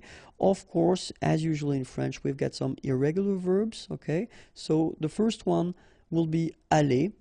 Okay, so aller will be like that. So the only thing that will change with aller is, well, what we saw in the first group. The final S will go away. So you get va, allons, aller. Okay, the other forms are exactly the same. Savoir will become sache, sachons, sachez. Ouvrir, ouvre, so the S goes away, ouvrons, ouvrez. Okay, aller is to go, savoir to know, ouvrir to open. Okay, then of course être and avoir, so être will become soit, remember final S is not pronounced, soit, then soyons, soyez, alright, soit, soyons, soyez. And avoir will become est. Remember the final E is not pronounced, so you only have this AI sound, est. Okay? Est, ayons, ayez.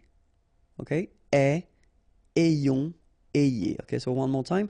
Soit, soyons, soyez, then est, ayons, ayez. Alright?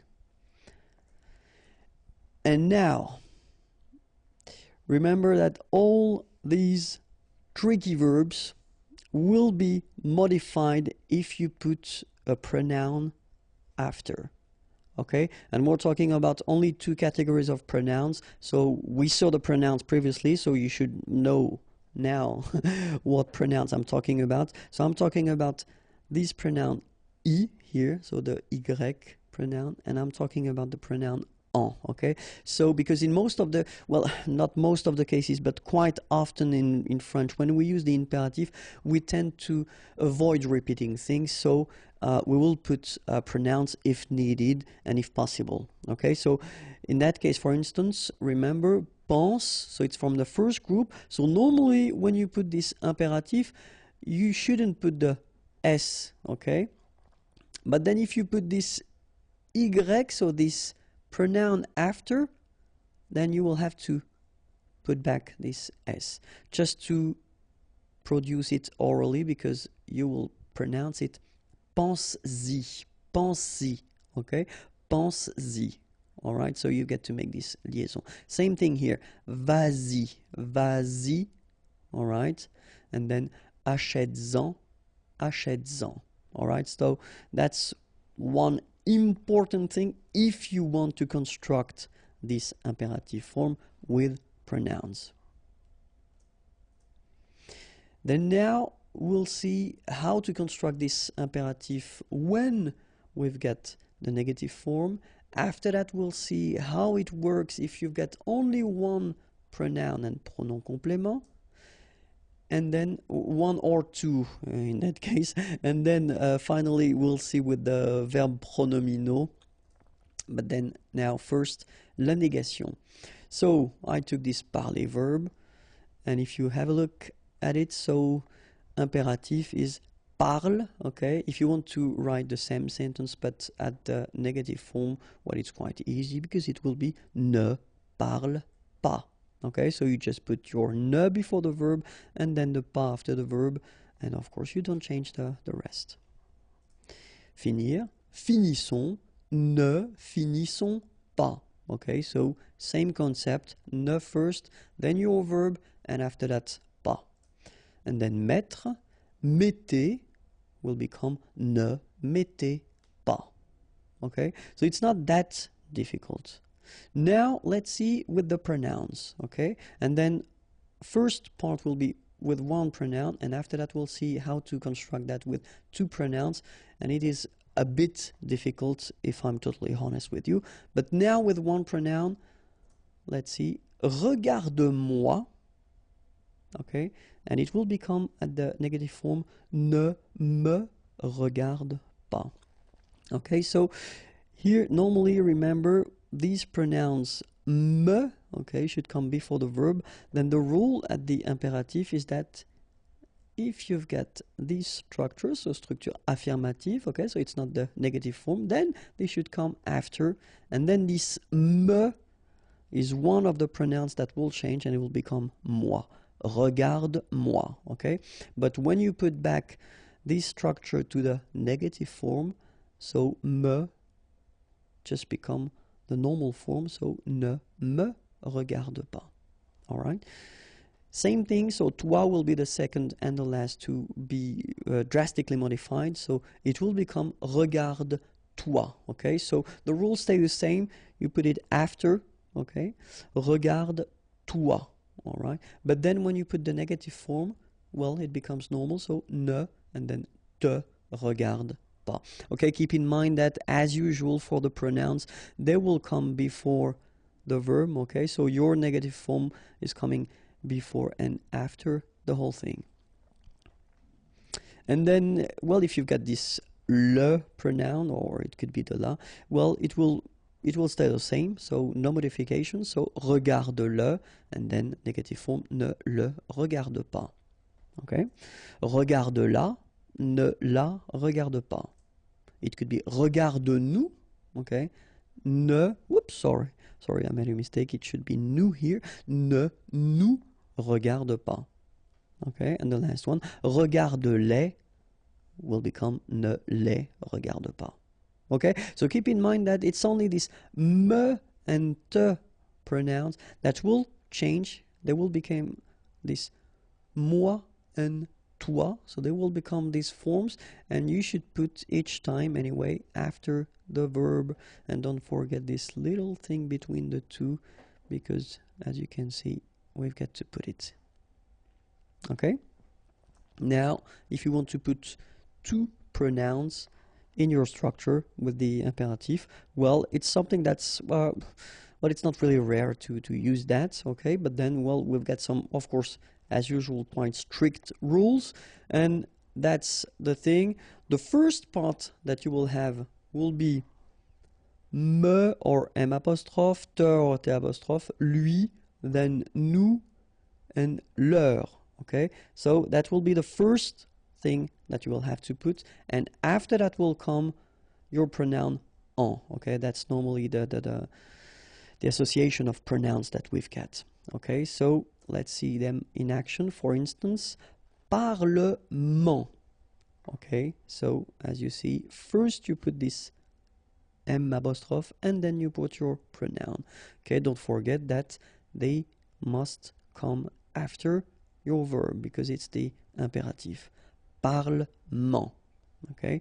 But if you put them at the negative form, then you will get ne m'en parle pas, okay? Remember, negative form, then they come back as they should be all the time, so before the verb, all right?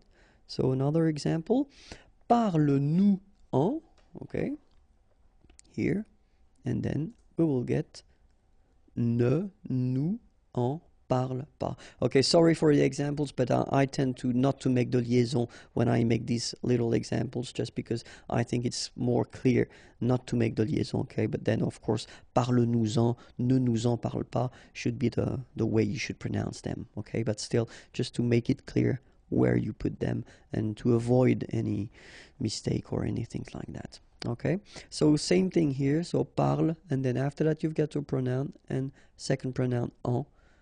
But when you put the negative form, ne, and then you put them back before your verb. Okay. Second possibility that you would have would be the pronouns like le, la, and les. Okay.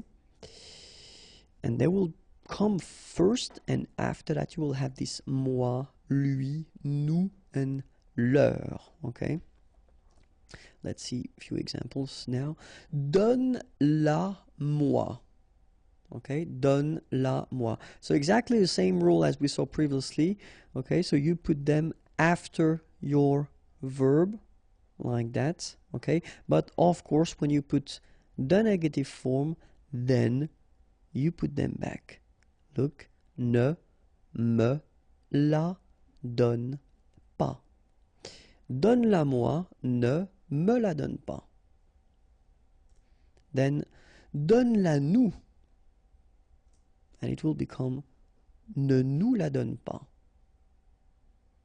Alright, so I know this is really difficult, so don't worry, because many students have some difficulties at the beginning, okay, but then little by little you will understand the structure and the way to construct that, okay. Just try to keep that in mind, okay. Try to listen to persons and then try to use this structure. But remember that in many cases it's possible to avoid repeating, or to avoid, sorry, using the pronouns by repeating a few words, okay. So it's, well, it's an option as well, okay. So let's see now les verbes pronominaux, okay. And so I took this se regarder verb, okay, so regarde-toi, and then if you put the same structure but then at the negative form, so ne te regarde pas, regardons-nous, ne nous regardons pas, regardez-vous, ne vous regardez pas. Okay, so exactly the same thing as we saw previously. So toi, nous, and vous should come after the verb.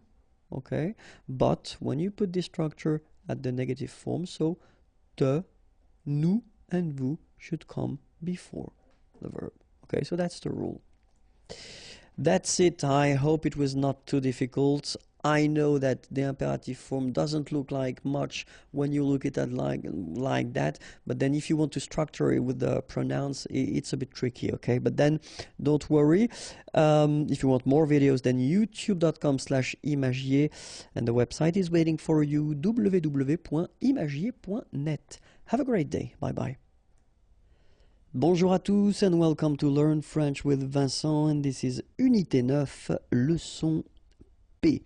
And in this lesson we'll see together les liaisons obligatoires. So since we started this Learn French with Vincent videos, I've been talking quite much about les liaisons, so these little links that you can put between the words.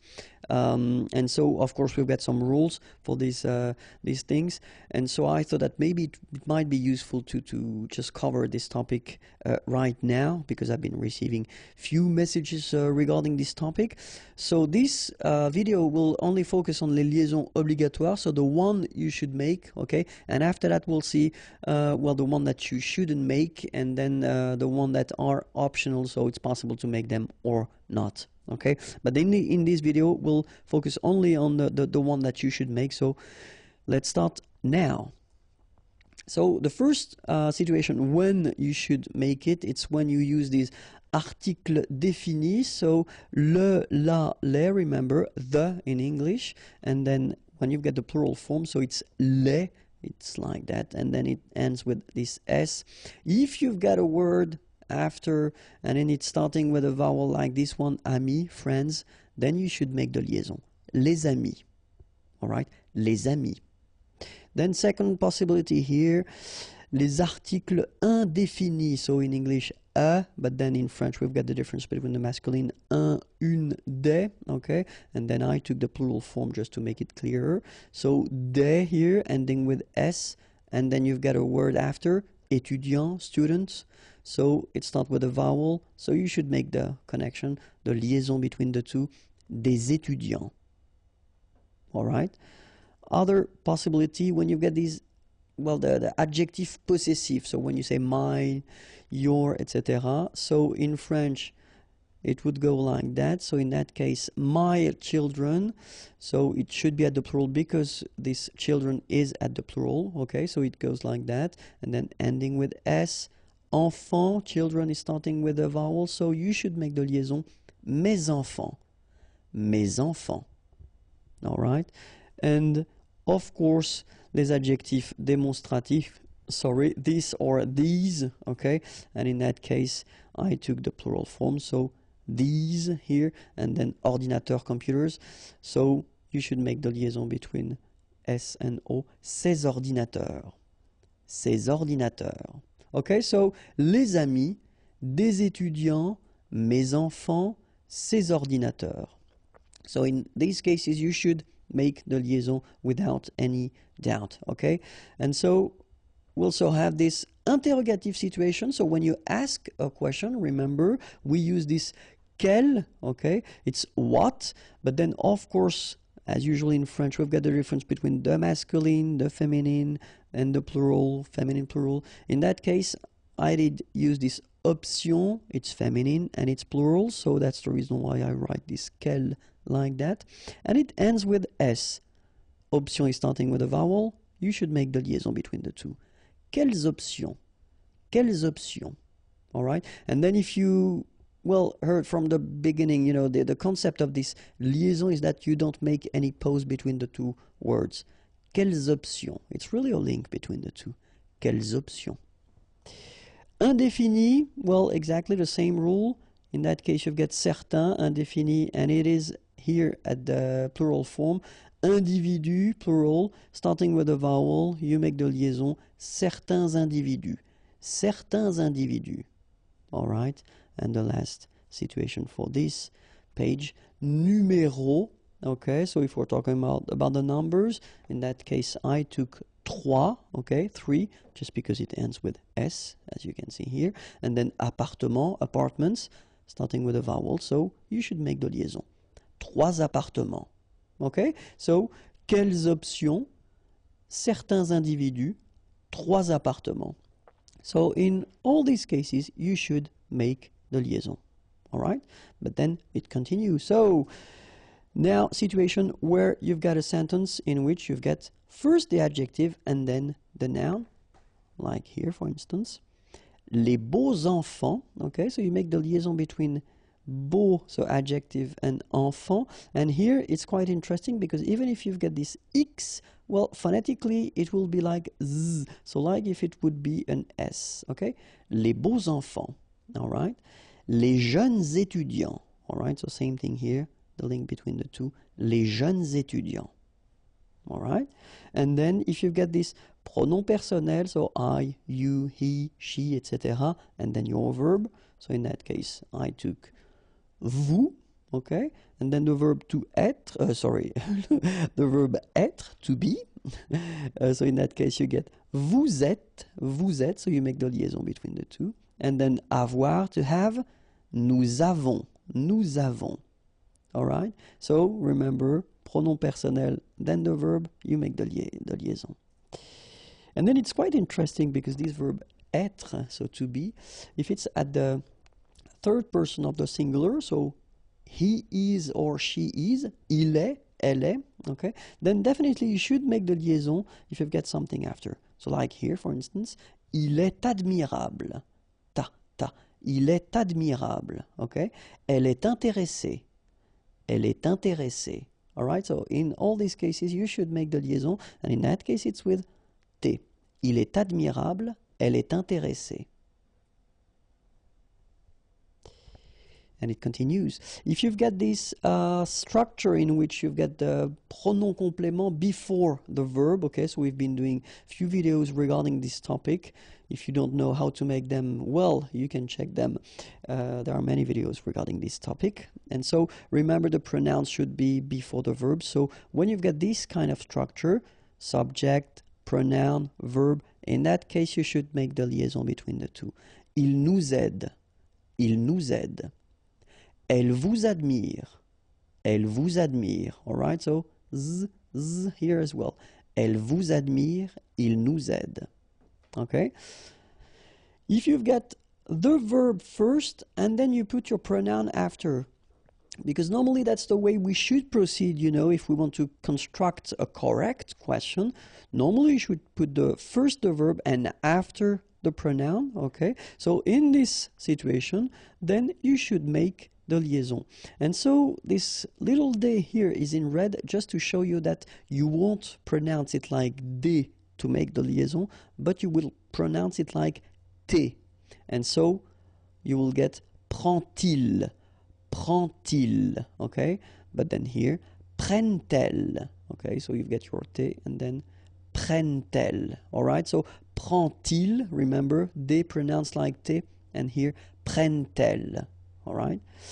And so if you want to construct a structure in which you will have whether une conjonction, so these little words that will link whether words or then sentences, or then if it's une préposition, many videos regarding that topic as well, or adverb, but then they should be only one syllable long, okay? So like that, quand elle, all right, same rule here. Remember, when you will have this d, you will phonetically pronounce it like t. Quand elle, dans un, okay, and in that case you've got this préposition dans, okay, and then the article, dans un, all right, and here we've got this adverb, beaucoup, and then admirer, beaucoup, beaucoup admirer, sorry, beaucoup admirer, all right, quand elle, dans un, beaucoup admirer, all right, so let's repeat them. Il nous aide, elle vous admire, prend-il, prennent-elles, quand elle, dans un, beaucoup admiré. And that's it for les liaisons. If you want more videos, then youtube.com/imagier, and remember the website is waiting for you, imagier.net. Have a great day. Bye bye. Bonjour à tous and welcome to Learn French with Vincent, and this is Unité 9, leçon Q. And in this lesson we'll see together les liaisons interdites. So remember, les liaisons, it's actually this little link that we can put between the words when we read or when we speak. Okay, so in the previous lesson we saw les liaisons, so the one that you have to do, okay, so the rules that you've got to follow if you really want to make this liaison properly. And then in this video, well, we'll try to see the one that you shouldn't do, okay, because in some cases it's not possible to make these liaison. Okay, so let's see now. And the first one is actually maybe the most important one, because normally students tend to make this mistake quite often at the beginning, which is totally normal, because if you think about that, we've got this et conjonction, so it means and in English, okay? And so normally students tend to think that when you've got, you know, lui et elle like that, well, why not put this little liaison between the two? Because it would be quite logical. After all, we tend to make it and to put it, you know, a little bit everywhere. But in that case, sorry about that. The rule is really strict. So after this conjonction et, like we've got here, you don't make any liaison. So no links after et. Okay, so if you want to read it correctly here, it will go like lui et elle. Alright, so don't think about putting something between the two. Don't think about producing something like lui et elle. No, no, no. Nothing here. Lui et elle. Okay, and it will be exactly the same thing in this example here. Toi et eux. All right, so no liaison, even if it's a bit tempting because it would be possible, but then no. No, no, no. So when you get this A, remember no liaison after. Okay? Then after that, we've got this structure or this possibility in which you've got a question like here and here, okay? And you start your question with an adverb, okay? And that's, of course, what we call adverb interrogatif because it's a question. So, comment, how, as-tu, okay? So, do you have, okay? Or have you? But in that case, remember that if you start with an adverb like here, so avec un adverbe, don't make the liaison. So you don't say comment as-tu? No, no, no, nothing here. Comment as-tu? All right, exactly the same thing here. Quand, when, and then ont-ils. Here you've got this little thing. Quand ont-ils? Quand ont-ils? All right, so you don't make a liaison here between the two. Okay, it was the second rule. And then remember that if you've got a noun and if this noun is at the singular form, then you shouldn't make the liaison. Like here, for instance, un chien, a dog, adorable. Okay, here it would be tempting to do it, but then no liaison. So un chien adorable. Okay, same thing here. Une maison étrange. Okay, house. And then étrange, strange. Une maison étrange, un chien adorable. Okay, remember, you shouldn't make any liaison here after this word and after this word.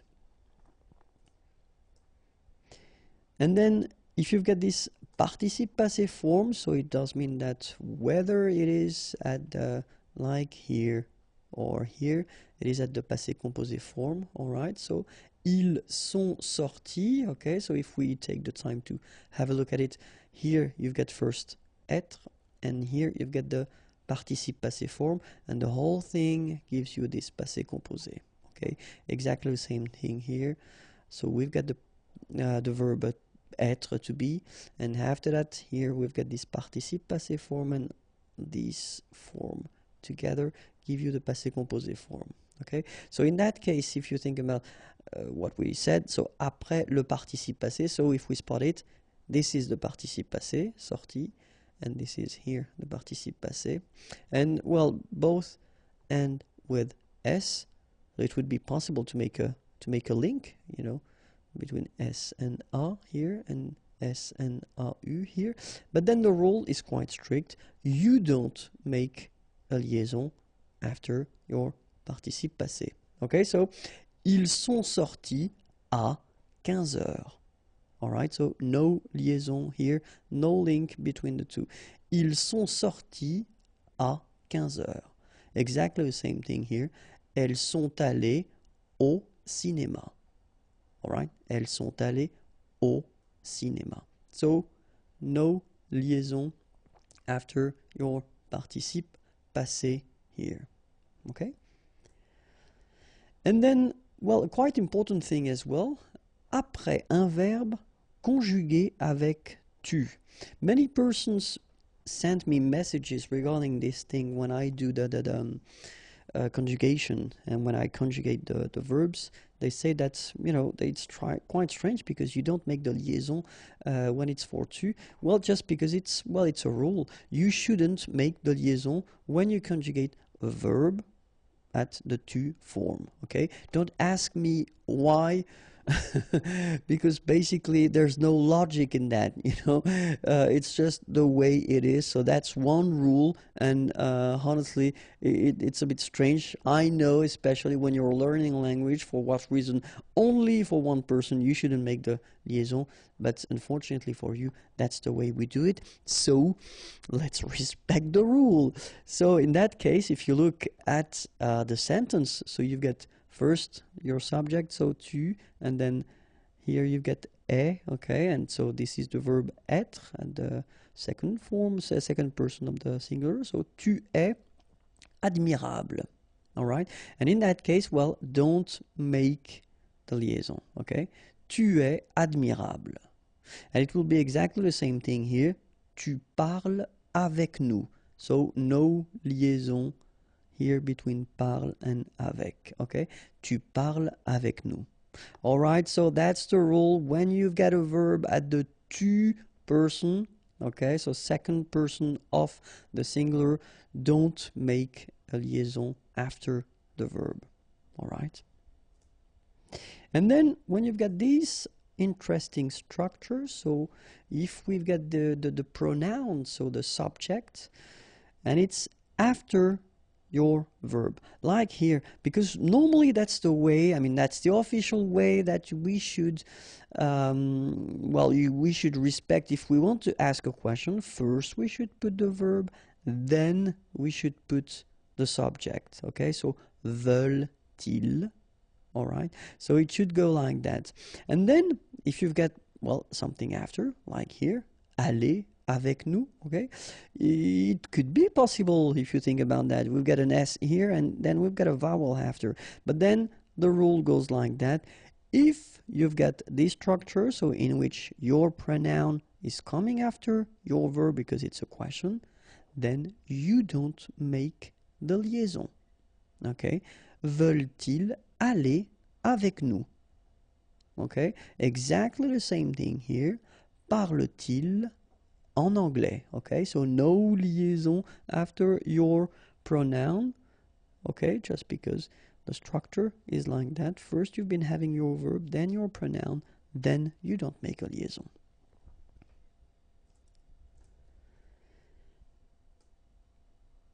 And another rule is if you've got, like here, ces ordinateurs, or like here, mes étudiants.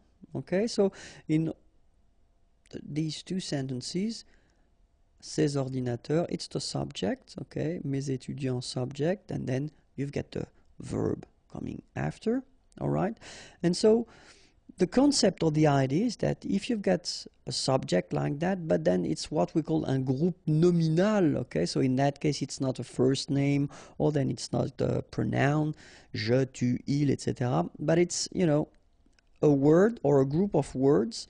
And in that case, you don't make a liaison after this groupe nominal. So in that case, ces ordinateurs, you don't make the liaison between this word and the verb that will come after.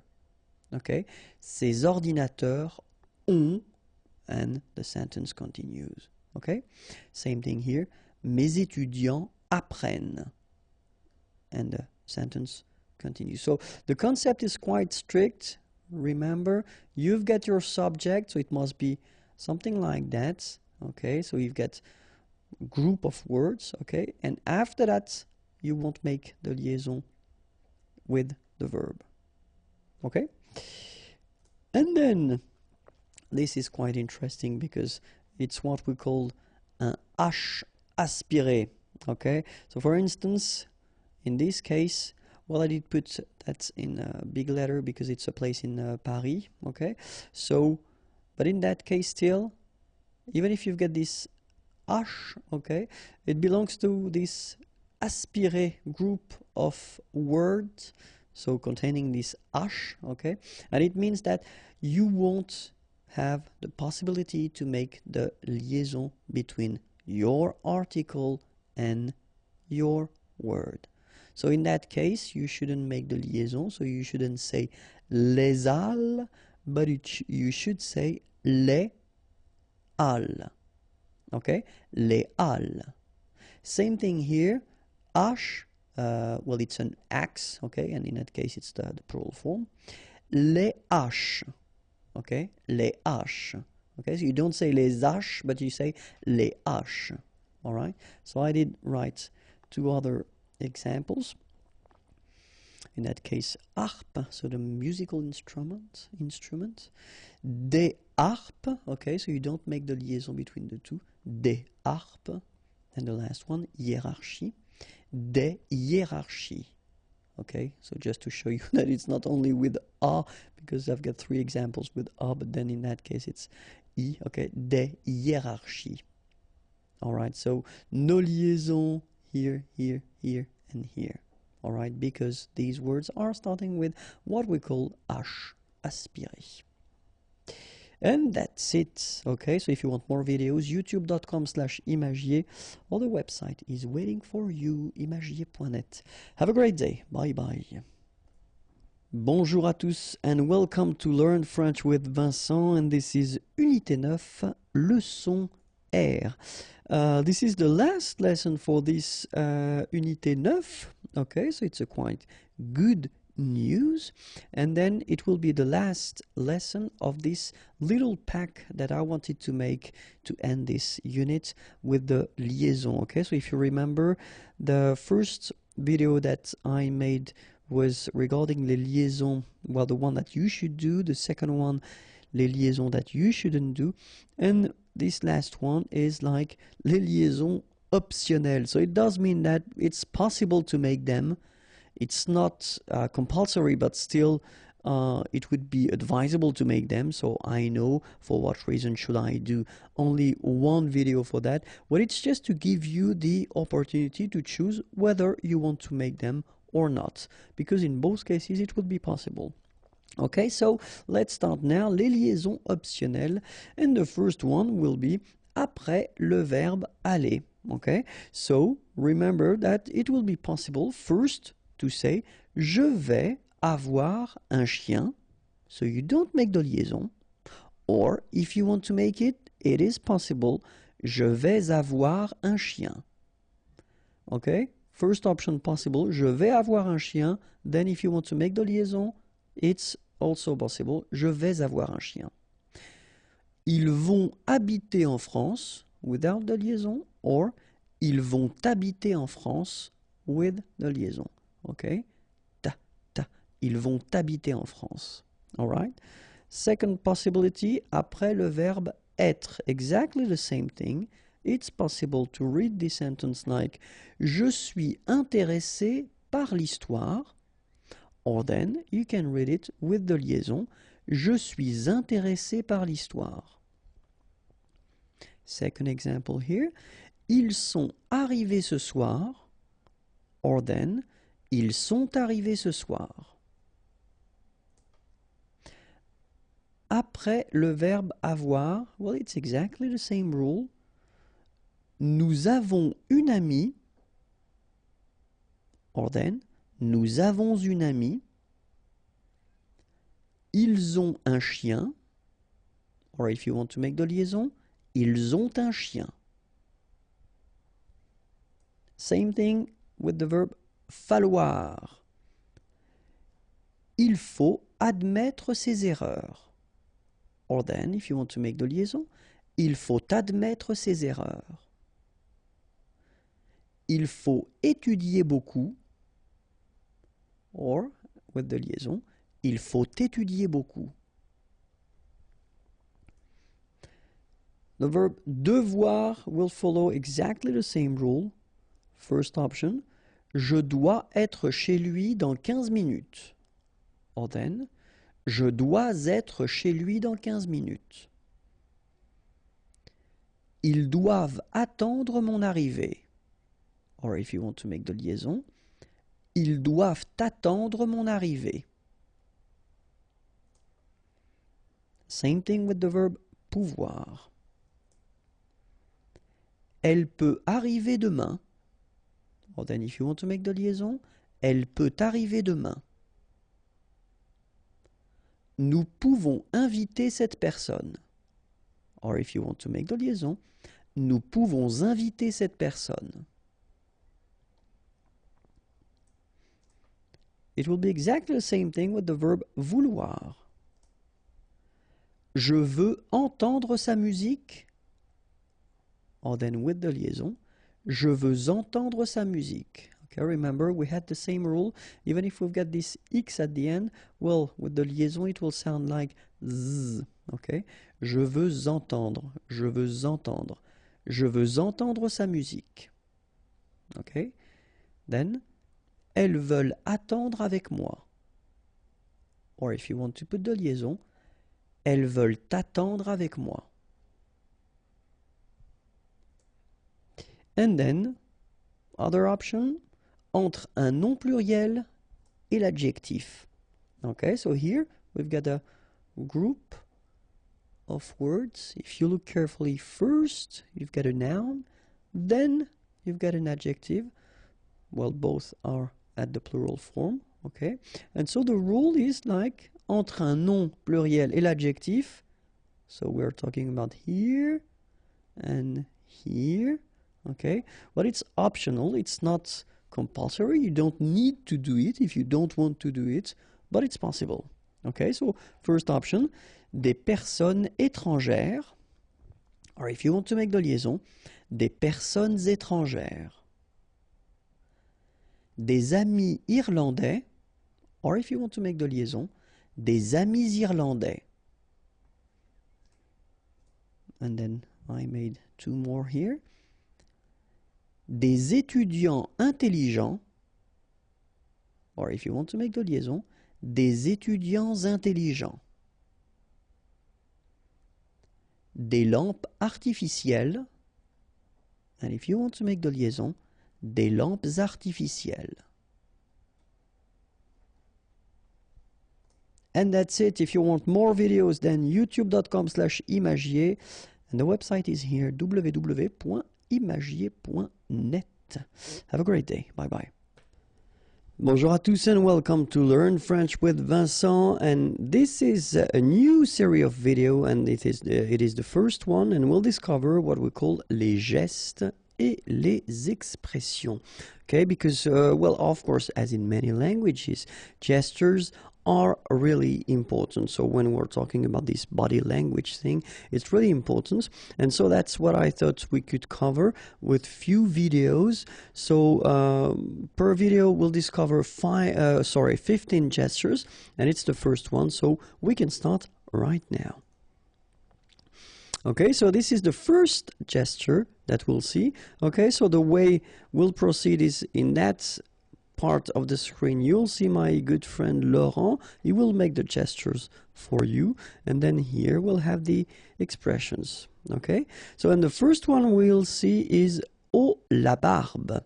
Oh la barbe, it's quite interesting because this expression, well, actually you tend to use it when you're bored with something. Okay, so just imagine that you are participating to an event, or well, just imagine you're going to your French classroom, and then well, it's not your day and you get bored quite easily, so you can say oh la barbe. Okay, and look at the gesture that goes with it. Look, here it goes. Okay, so it's really oh la barbe, and that's the expression. One more time. Okay, so just to express the fact that you are bored with something or someone. Let's see now the second gesture of this video, and the expression is pile c'est ça. So it's quite interesting because this pile expression, we can use it if we want to say exact or exactement.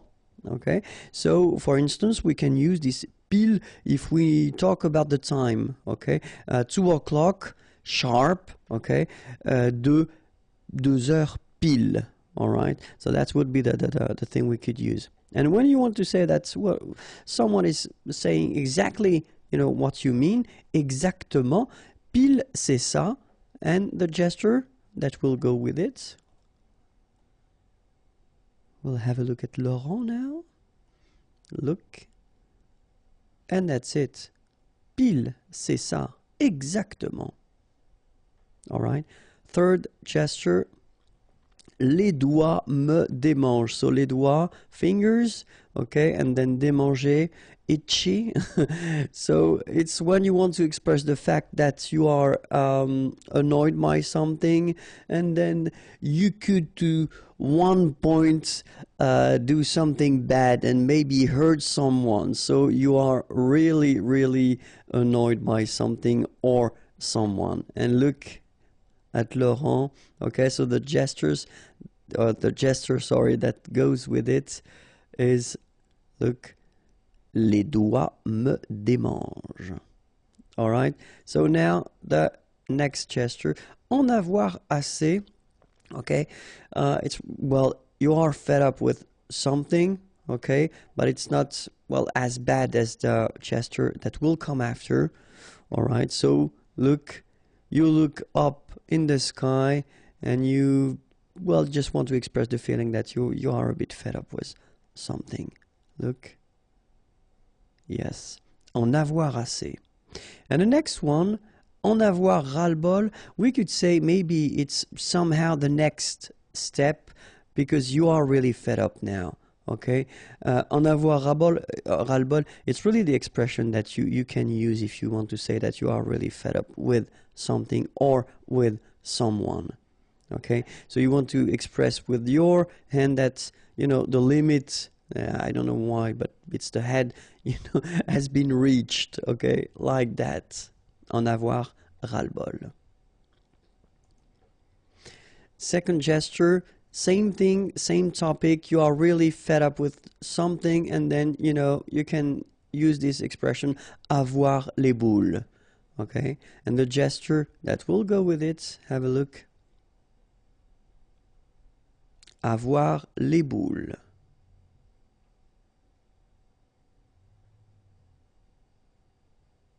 One more time, so that everything is clear. Okay, so it goes like that. Okay, gesture number 7. C'était parfait. So, or then it could be c'est parfait. So it was perfect. It is perfect. And so look at the gesture. So you really want to say that, I mean, everything is going fine. It's perfect. And look, you do it like that. All right. Maybe you will watch it one more time to be sure that it's clear. C'était parfait. Okay? And after that, if you want to say super, great, the gesture, which is, well, probably quite international, okay, but still it's always useful to say that it is the same in France, okay, so it is exactly the same as in many other countries. So let's have a look one more time. All right, super. Okay, this pas mal is not bad, okay, not bad. And let's see how Laurent can make. So it's not a gesture. If you look, it's more like the face that he will make. Look. Not bad. All right, so the eyes a little bit open and then you nod a little bit with your head. It's not bad. C'est pas mal. Okay, next one. Plus ou moins, it's more or less. Plus ou moins, more or less. Let's see the hand. Okay, we can watch it one more time. Okay, more or less, plus ou moins. Again for the pleasure. Plus ou moins. All right. Next expression, si c'est pas malheureux. Si c'est pas malheureux. And you really want to say that you are so desperate with something. And the idea is that you're looking at the sky and then your hand is going like that. Because you just want to say that, oh my God, is it possible? Si c'est pas malheureux.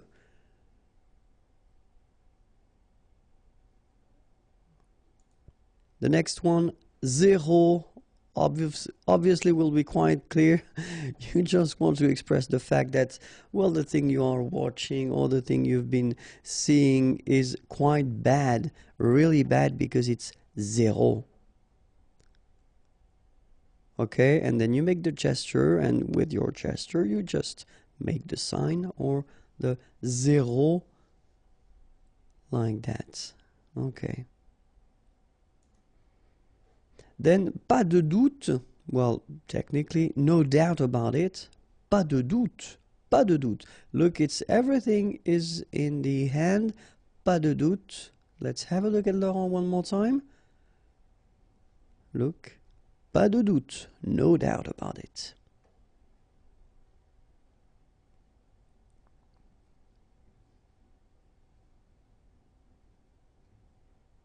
Okay? And then gesture number 14, numéro 14, vous voyez, you see. Okay, so you want to insist on the fact that, hey, you see that. Okay, have a look. Vous voyez, all right? So it could be something that you want to show because the thing is here, all right? But then it could be something that you said, all right? You want to insist on that fact, and then the person, well, agrees in a way, and then she, vous voyez, you do agree, vous êtes d'accord. Look at the gesture, vous voyez. And the last one for this first video, premièrement, so first, okay, that's it. All right, so quite easy because of course it's just something that is quite international in a way, okay? You will make this premièrement, so one. One more time. Premièrement. And that's it for this first video lesson regarding the gestures. Big thanks to my friend Laurent because he's been making the gestures for us. Okay, I hope it was clear. If you want more videos, then youtube.com/imagier, and then the website is waiting for you, and it's www.imagier.net. Have a great day. Bye bye. Bonjour à tous and welcome to Learn French with Vincent, and this is a vocabulary video in which we'll discover together 15 gestures and expressions in French. Okay, so I hope you're ready. It is the second part, so if you want to find the first part, well, it's possible. Just use the search engine of the channel. But now we are starting.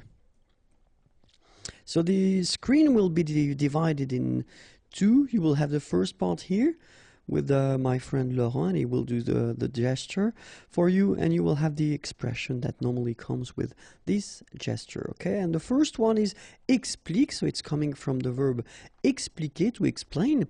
So basically it's when you're discussing with someone and you want to have some, well, more informations regarding what he or she just said, and that's the gesture. If you look at Laurent, that's the gesture you will have to make to require more information, to require the person you're talking with to explain, okay? Second gesture now. Moi, je dirais donc. Moi, je dirais donc. So you're discussing with someone and you would like to say something. You would like to add something. You would like to express yourself. So you can make this gesture. You can see that Laurent is doing that mostly with his arm. Let's have a look at him, and that's it. Okay, next gesture, à propos. À propos could be straight translated by the way. Okay, à propos. So look, everything is in the arm. That's it. À propos. All right, so translation, by the way. Pas question. Well, clearly you refuse something, you don't want something. Look, the end goes like that, and normally you tend to say no with your head. Let's have a look one more time. Non, pas question. The other one, ah, pardon. Let's have a look. All right, so you want to say something, you are discussing with someone, and you say, ah, pardon. So you want to probably add something that will be not the opposite, but you're not going in the same direction as the person you are talking to, and you want to, say, ah, pardon. Look, the finger like that. Je ne suis pas d'accord d'ailleurs. Okay, so in that case, you just want to say that you don't agree. Okay, so let's have a look at the gesture.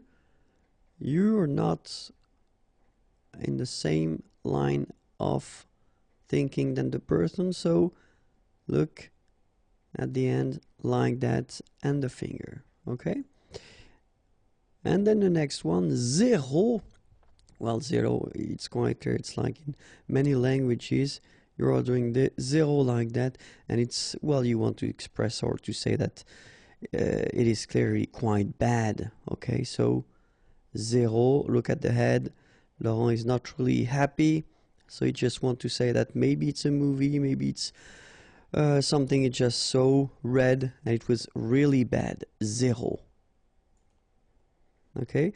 Pas de doute, no doubt. Alright? So, no doubt, pas de doute. And look, everything is in the hand. Of course, you can do like him with your head. Look, one more time. Pas de doute, no doubt about it. Okay? The next one, vous voyez. Translation, straight translation, sorry. You see, okay? So you are discussing with someone, maybe the person does agree with you, or then, you know, you're just like, you see. One more time.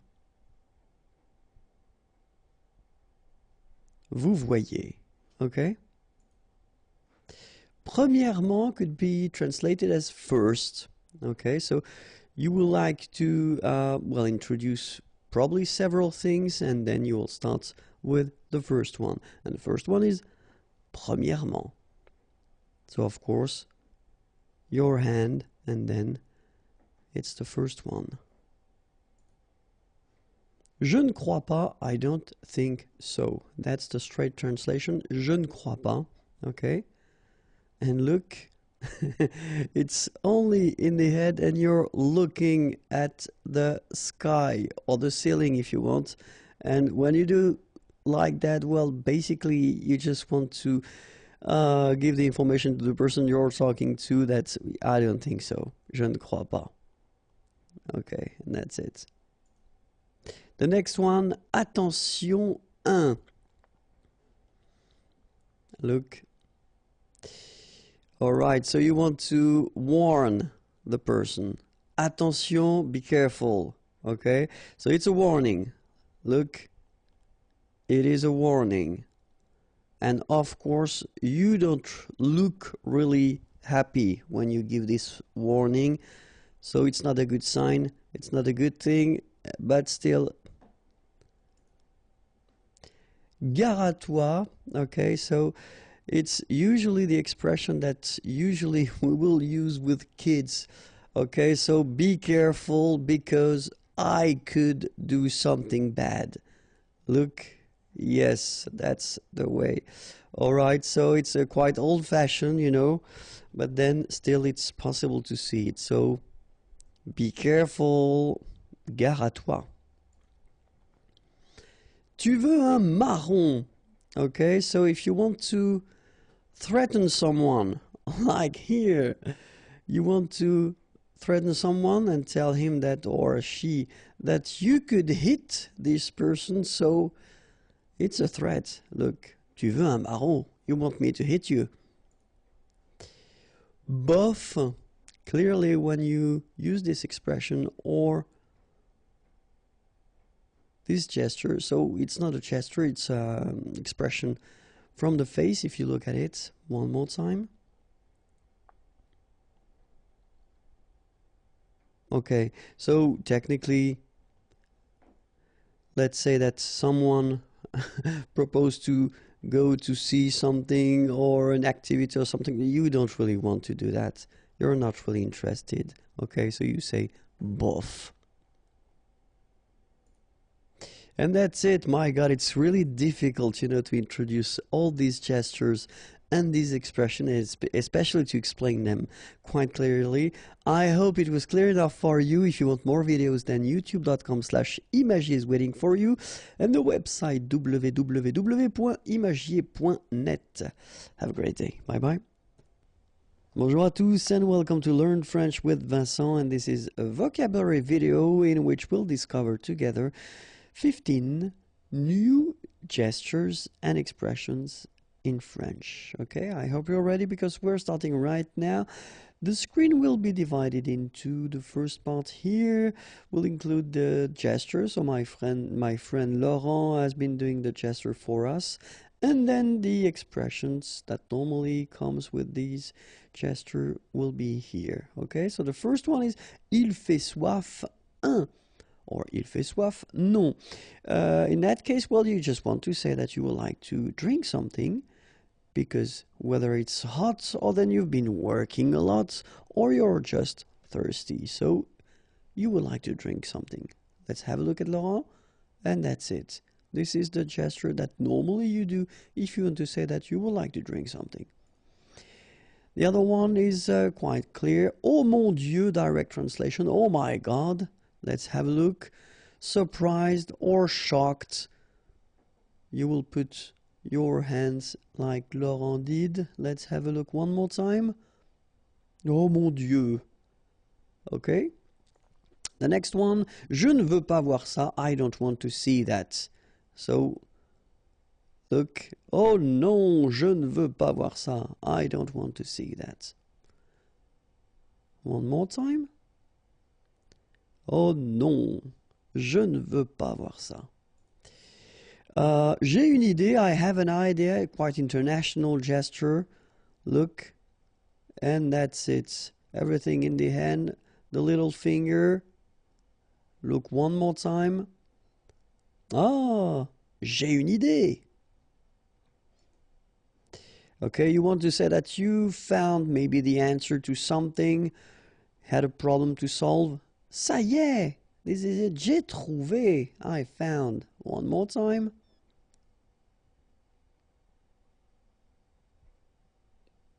Ça y est, j'ai trouvé. Il a des œillères. Il a des œillères. You would like to, well, say that someone is not really open-minded. Okay, so in that case it's il. It could be elle, of course. Let's have a look at Laurent. Il a des œillères. Not open-minded at all. Voilà.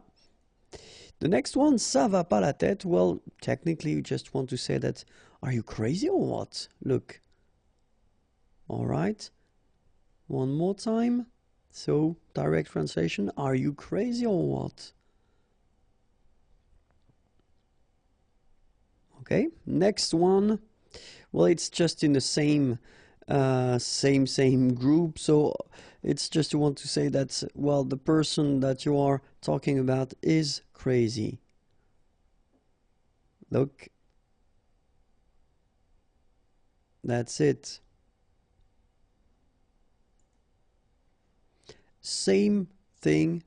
You want to say that, well, it's not turning around in here. Okay, so ça tourne pas rond. So it's exactly the same thing. The person that you're talking about is maybe a bit crazy. Okay. Avec moi, ça ne rigole pas. So you want to say that you are really strict. You won't laugh. You won't laugh with me. Look. One more time. With me, you won't laugh.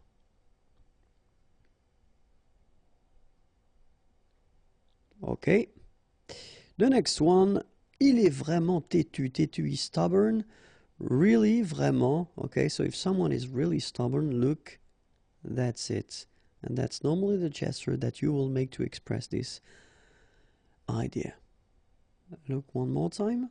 Il est vraiment têtu. Okay. The next one, il a pris la grosse tête. He took the big head, if you want to make a translation, direct translation. Well, someone thinks that he is or she is more important than he or she is really. Okay, maybe he or she has been doing something and then it was popular in a way, but then he started to think that it was really, really important. Il a pris la grosse tête. One more time. Voilà, voilà. Okay, the next one. Ça va pas être facile. It won't be easy. Look. Okay, everything in the head. Let's have a look one more time. It won't be easy. Look. Ouh, ça va pas être facile. Okay? The other one, laissez-moi réfléchir. So let me think. Laissez-moi réfléchir. Look how Laurent is doing that. So one more time, laissez-moi réfléchir. Okay? And then, qu'est-ce que tu racontes? What are you talking about? Qu'est-ce que tu racontes? Qu'est-ce que tu racontes? So basically you want to express your doubts regarding what the person is just saying. Qu'est-ce que tu racontes? What are you talking about? Okay, and that's it. My God, it's really difficult to do these gestures. But if you want more videos, youtube.com/imagier, and the website is waiting for you, www.imagier.net. Have a great day. Bye-bye. Bonjour à tous and welcome to Learn French with Vincent. This is a vocabulary video in which we'll discover 15 new French gestures and expressions, okay? So the screen will be divided into the first part here. We'll show you Laurent, my friend Laurent, who will make the gestures, and then you will have these expressions. So normally the expression connected to the gesture next to it. The first one, mon œil, is a real classic one in France. So you want to say that you don't believe what the person just said. And so the expression is mon œil, so I don't believe you, and look at the gesture. It goes with it, so you show your eye. One more time. Mon œil. So I don't believe you. Okay? Next one, oh la la, the classic one. Oh la la. So look at the gesture that comes with it. So it's like that. Oh la la. Okay, one more time. Oh la la. Okay. Ça pince. Well, the expression, one of the expressions we can use to say that it's really cold. It's really cold. And look at the gesture one more time.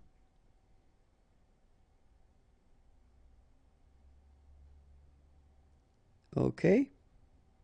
That's it. The next gesture, on se tire. Well, if you want to translate that, it's let's get out of here. On se tire. Let's get out of here. One more time.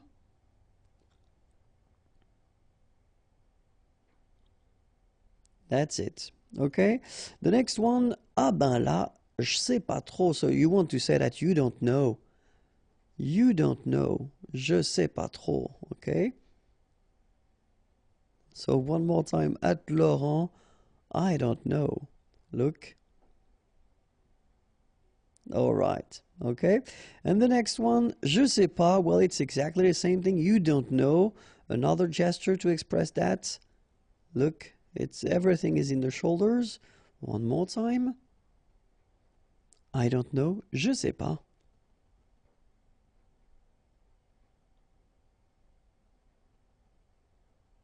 Okay.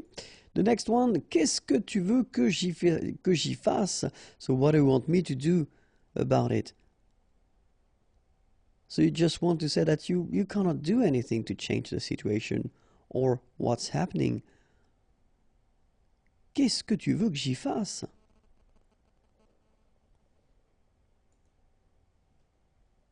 The next one, se tourner les pouces. Normally that's the expression we tend to use when we say that we don't do anything. All right. So, se tourner les pouces, I don't really do much. Okay, it would be a possibility, you know, at work right now, I'm not doing much, so je me tourne les pouces. Look. Okay. And, well, this one, du calme. Stay calm. Voilà. Stay calm. Restez calme. Du calme. One more time. Du calme. Okay. The next one, well, is exactly the same concept. So, calmez-vous. Calm down. And that's the other possibility. So let's have a look at the gesture one more time. Calmez-vous. Okay. Il est mort. He's dead. And look, the gesture that comes with it. Hop là. Il est mort.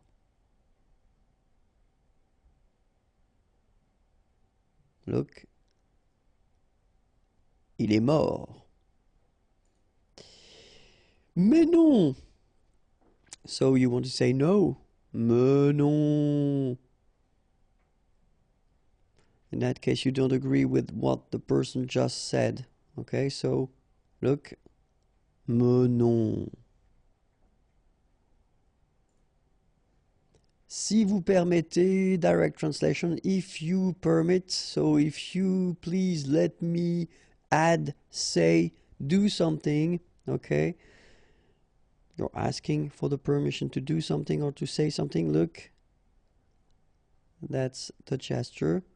We'll look at it one more time. Si vous permettez. Si vous permettez. That's it. And then the last one for this series. So, tu m'as fait peur, you scare me. Oh, tu m'as fait peur. Look. So you put your hand like Laurent does here. Okay. Tu m'as fait peur. You scared me. And that's it. More videos can be found there. youtube.com/imagier and the website www.imagier.net is waiting for you. Have a great day. Bye-bye. Bonjour à tous and welcome to Learn French with Vincent, and in this video we'll discover 15 new gestures and expressions in French. Okay, so let's start right now. And the screen will be divided into the first part here will show you the gesture, and the other part here will show you the expression that normally is connected to the gesture. Okay, and the first one, so the first expression is on a eu la pétoche, we were scared. Look at Laurent, so Laurent is doing the gesture for us. On a eu la pétoche, we were scared by someone or something. Okay, next gesture is j'ai eu chaud. Okay, so two options for that one. Look, so whether it was hot, okay, or then we can use this j'ai eu chaud if something happened and it was really close. So actually it could be an accident or something like that. I was so close to have this accident, j'ai eu chaud. All right, but the gesture is still the same. Look. That's it. J'ai eu chaud. Voyons voir. Let me think. Okay, so just hesitating, thinking about something. Let me think. One more time. Nothing much, you know, looking at the sky or the ceiling with a little expression on your face. Voyons voir. The other one, que dalle, means nothing. You won't get anything. Not even that. Okay, so que dalle. One more time.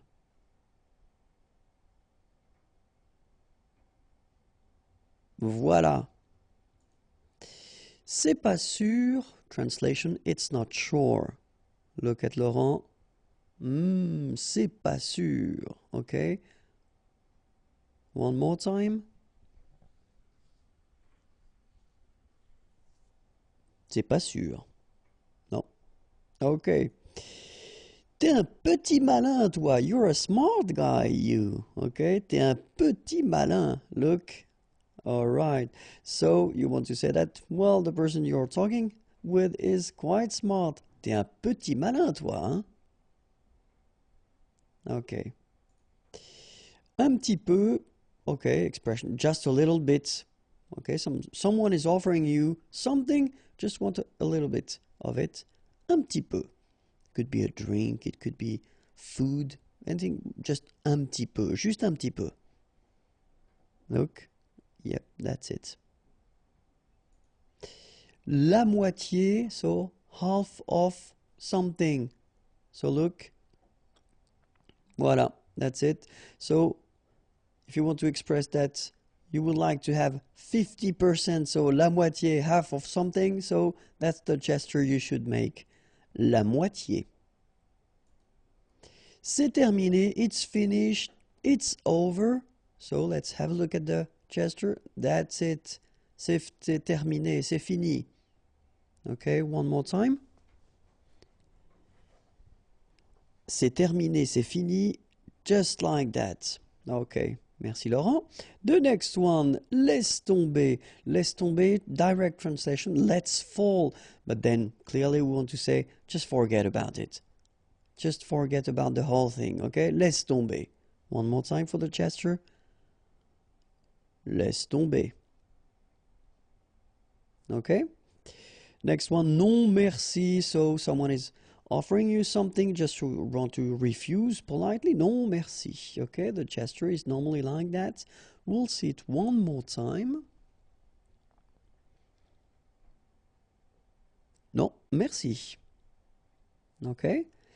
C'est pas mes oignons. It's a strange expression, but then if you want to translate, it's not my business. It doesn't concern me.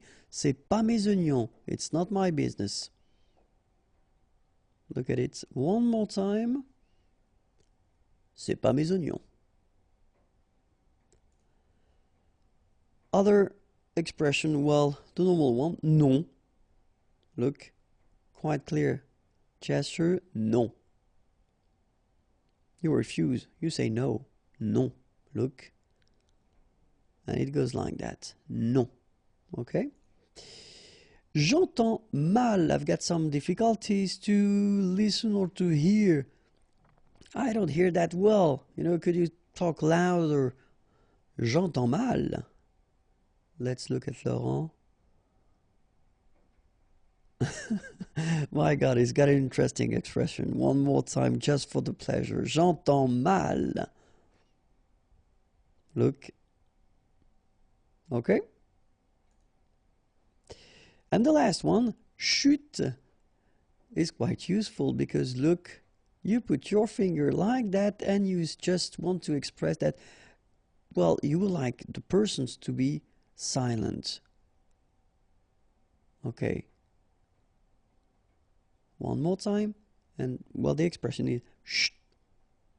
Look, shh, and that's it. Okay, all right. So more videos, youtube.com/imagier, and the website is waiting for you, www.imagier.net. More material can be found there, or you can send me a little message. Okay, have a great day. Bye bye. Bonjour à tous and welcome to Learn French with Vincent, and this is Unité 10, leçon A. And in this lesson we'll discover together le subjonctif. Okay, so it's quite important, and then as usual when we introduce a mode or a tense, then we'll divide the video in two parts. The first part will be l'emploi, so when do we use le subjonctif, and then the second part will concern la formation, so how do we construct this subjonctif. But let's first see l'emploi, so when do we use le subjonctif. And so we'll use le subjonctif when we want to express une obligation, une volonté, une possibilité, un doute, un sentiment, une appréciation, un jugement. Okay, so that's the idea. So if you want to express une obligation, something you have to do, une volonté, something you want to do, une possibilité, possibility, un doute, a doubt, un sentiment, a feeling, une appréciation, appreciation, and then un jugement, judgment. So in these cases, we'll use after this verb le subjonctif. Okay, so let's see first une obligation. So for example, we'll have this verb falloir and then the construction falloir que. So you will see that when we talk about le subjonctif, each time we will have after the verb, we will have que, and then the following verb will be at the subjunctive form. Okay, so that's the concept. All right, so for instance, if we have a look at these sentences, sorry. So falloir, it's to need, to have to, okay? Il faut que tu écoutes, all right? Il faut que tu écoutes, all right? And then in that case here, so we'll see a bit later, of course, how to make it, but still, you've got this verb, écouter, and this form is the subjunctive, okay? Il faut que tu écoutes. Il faut que les étudiants travaillent. All right. Il faut que les étudiants, and then here you've got the verb travailler, to work, and this form is the subjunctive. Okay, so far it doesn't look that difficult, because if you look carefully, it looks like something that we encountered a long time ago when we started to learn French, maybe Unit 1 or Unit 2, okay? But then we'll see that a bit later. So, une volonté, something you want to do, and then, well, the verb that normally we tend to use is the verb vouloir, vouloir, to want, okay? Vouloir que will be followed by le subjonctif. For instance, je veux que mon frère vienne me voir. All right. Je veux que mon frère, my brother. Here you've got the form, la subjunctive form of venir, venir to come, me voir, see me. Okay. And then le directeur veut que les employés arrivent à l'heure. So le directeur, the director, veut que les employés, the employees, arrivent, to arrive, à l'heure, on time, okay? And in that case, arriver, to arrive, here, it's the subjunctive form, okay? So, une possibility, so let's see what we've got. The structure could be être possible que, okay? To be possible, hein? Donc, être possible, and then que, as usual, remember. So, for instance, il est possible que mes amis viennent ce soir. Okay? Il est possible que, so it could be translated like it is possible that, okay? Mes amis, my friends, and then venir here, to come, so this form here is the subjunctive form, ce soir, tonight. So in that case, you should put your verb here at the subjunctive. Un doute, a doubt. So let's see what we've got. And the structure, so être sûr, to be sure, okay? But then, of course, you should put the negative form of this to be sure. So, ne pas être sûr que, okay? Because you want to express a doubt. So, je ne suis pas sûr qu'il parle anglais. Okay? So, I'm not sure that, and then, il, he, parler, to talk, to speak, anglais, English, okay? And here you've got your verb parle, and this form is the subjunctive, okay? Let's see the next one. Un sentiment, a feeling, okay? So for this sentiment, let's see what we've got. So we could have avoir peur que, okay, to be afraid that. Avoir envie que, well, it could be translated as to want, okay, to fancy. Être désolé que, to be sorry, that. Être content, to be happy, satisfied, que. Okay? Alright, for these structures, then you should make a subjunctive after. So they should be followed by une forme subjunctive. Okay? And then let's see une appréciation. Une appréciation, for instance, we could have this préférer, to prefer, préférer que. Okay? Aimer mieux, mieux is better. Aimer, to like or to love, better that, okay? Aimer mieux que, and then these structures should be followed by une forme subjonctive, okay? And then un jugement, judgment, so it could be c'est important que, it's important that, il est dommage que, il est regrettable que, and they should be followed by a subjunctive form. All right? Be careful. The following verbs: croire, to believe; penser, to think; trouver, to find, especially when you express your opinion, okay, to find, I find that; être sûr, Okay, so these verbs are normally followed by the indicative form. So all the tenses we saw so far, okay? But then when you put these verbs at the negative form, then they should be followed by the subjunctif. Okay? So keep that in mind. So croire, penser, trouver, être sûr. If you want to use these verbs and put them at the negative form, they should be followed by the subjunctive. Okay? Let's see now how we'll make this subjunctive form. And so the tricky thing normally when we talk about the subjunctive is that you will have two different parts. Okay, so the important thing is that you must know by heart, of course, the present form, so of the verb that we saw a long time ago. Okay, so because the idea is that you will have to use this il at the plural form here. Okay, and this form of the present will help you to build the forms of the subjunctive for je, for tu, for il, for elle, for il, and for elle. Okay, so the form of your verb at the present, at the third person of the plural, will help you to construct the subjunctive form for all these persons here. And that's the difficulty because, of course, for nous and vous, well, you will have to use the nous form of the present to construct nous and vous. And that's the tricky thing of the subjunctive. So that's the reason why in many cases students tend to say that, oh my god, it's too difficult. It's just because we've got two different ways of making, well, the form for je, tu, il, and elle, and then nous and vous.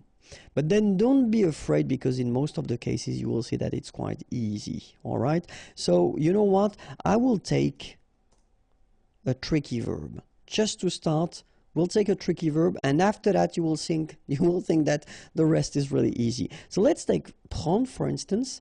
And so as I told you, the idea is to take the present form of the verb, okay? And the first one, so that we should take is the plural, so third person of the plural, and it goes like ils prennent, okay? Prendre is to take.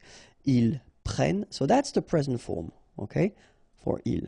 And then we've got nous prenons, okay? Because remember, we're using this nous prenons form. We'll use it for nous and for vous of the subjunctive, okay? So we can spot first the ending because we know that ENT is the ending for il, and then ONS is the ending for nous. And of course, what we'll do is we'll take them away. So we'll put the endings away and we'll keep only this first part here and the first part here. And so what we'll do is we'll take this first part, okay, so the part that we took away from this il form, all right, and then we'll put je. Je, so we take it back, have a look, it goes here, and we put the ending. The ending for will be for je, sorry. The ending for je will be okay? The ending for tu will be es. The ending for il, elle will be and the ending for il, elle at the plural form will be ent, okay? If you look carefully, it's not that strange. I mean, these endings are quite common, and we've been encountering these endings, you know, previously. If you think about the present form, then it looks a bit familiar, okay? So, je prenne, tu prennes, ils prennent, elles prennent, ils prennent, et elles prennent. Then phonetically, as usual, remember, we've got only one form here. It is exactly the same form, so we pronounce it the same way, but of course, as usual, we write it differently. Okay, so keep in mind that ending for je is e, ending for tu is es, ending for il, elle is e, and ending for il, elle at the plural form is ent. Okay, so it's the first part. Okay, because if you remember, we had as well this part from nous. Okay, and as I told you, the difficulty of the subjunctive is just because we will have a difference of construction for nous and vous. And so, in that case, we'll take this first part here, we put it here, and we put the ending I-O-N-S, ion. And the ending for vous is iez. So we get nous prenions, vous preniez. Alright? So if we think carefully, ending I-O-N-S for nous, I-E-Z for vous. Okay, if you remember, it looks quite familiar because it's the ending as well for the imparfait form that we saw a while ago. Okay, so let's have a look now, the full thing. So, que je prenne, que tu prennes, qu'il prenne, qu'elle prenne, que nous prenions, que vous preniez, qu'ils prennent, qu'elles prennent. And this is the reason why students are a bit worried usually at the beginning, just because, as we saw, we've got two constructions, two different constructions. So for the first part here, and the second part for nous and vous. Okay, but I took this special verb prendre, to take, on purpose because I thought that it was quite difficult. So, you know, now you can see the way to make it, and after that, well, first we'll see back again one more time the ending. So es, ions, iez, ent. All right, but then now we'll see the verbs from the first group, so regular groups ending with er. After that, we'll see the second group, regular group ending, verbs ending with er. Remember, not all the er verbs, but still. After that, we'll see verbs from the third group. After that, we'll see irregular verbs. And then finally, we'll finish with être and avoir. Okay, so let's see now the first group, and you will see that it's quite easy because we get que je parle, que tu parles, qu'il parle, qu'elle parle, que nous parlions, que vous parliez, qu'il parle, qu'elle parle. All right, this is the subjunctive, and it's quite interesting because if you take the time to look at it, que je parle, it's exactly the same form as the present form. Que tu parles, same thing.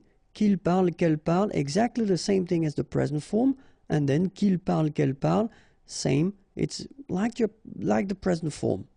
Que nous parlions and que vous parliez, it's exactly the same thing as the imparfait. All right? So normally, and that's the thing, if you watched all the videos, especially the video concerning the present tense and the imparfait, well, you know this subjunctive form already. Let's take a second verb. Que j'écoute, que tu écoutes, qu'il écoute, qu'elle écoute, que nous écoutions, que vous écoutiez, qu'ils écoutent, qu'elles écoutent. And it is exactly the same thing. This is like the present, like the present, like the present, and like the present. This is like the imparfait, and this is like the imparfait. Okay? Parler is to speak or to talk. Écouter, to listen. Alright? So now let's see how it goes for the second group. Alright, so second group, I took the classic example, finir, to finish or to end. Que je finisse, que tu finisses, qu'il finisse, qu'elle finisse, que nous finissions, que vous finissiez, qu'il finisse, qu'elle finisse. Okay, so you can see that, well, you've got the endings es, ions, sorry, iez, ent. Alright. And then, que je choisisse, que tu choisisses, qu'il choisisse, qu'elle choisisse, que nous choisissions, que vous choisissiez, qu'il choisisse, qu'elle choisisse. All right. So the good thing is that for the second group of verbs, well, basically you don't have any difference, any major difference between the je, tu, il, elle, nous, vous, and il, elle. You've got the same first part, okay? You just need to put the endings after. All right. So third group now, and I took the verb partir, que je parte, que tu partes, qu'il parte, qu'elle parte, que nous partions, que vous partiez, qu'il parte, qu'elle parte. Same thing here, not really difficult because anyway, it is exactly the same form. You just need to add at the end the endings. Parte, parte, parte, partions, partiez, parte. Let's take another example. The verb mettre, to put, que je mette, que tu mettes, qu'il mette, qu'elle mette, que nous mettions, que vous mettiez, qu'ils mettent, qu'elle mette. So you can see that for these verbs it's exactly the same thing. So actually the first part will stay the same. You just need to put the endings according to what we saw previously. So es, ions, iez, ent. Okay, but then of course we've got some irregular verbs because we're talking about French language. So let's start now. And so the verb faire, to do, will become que je fasse.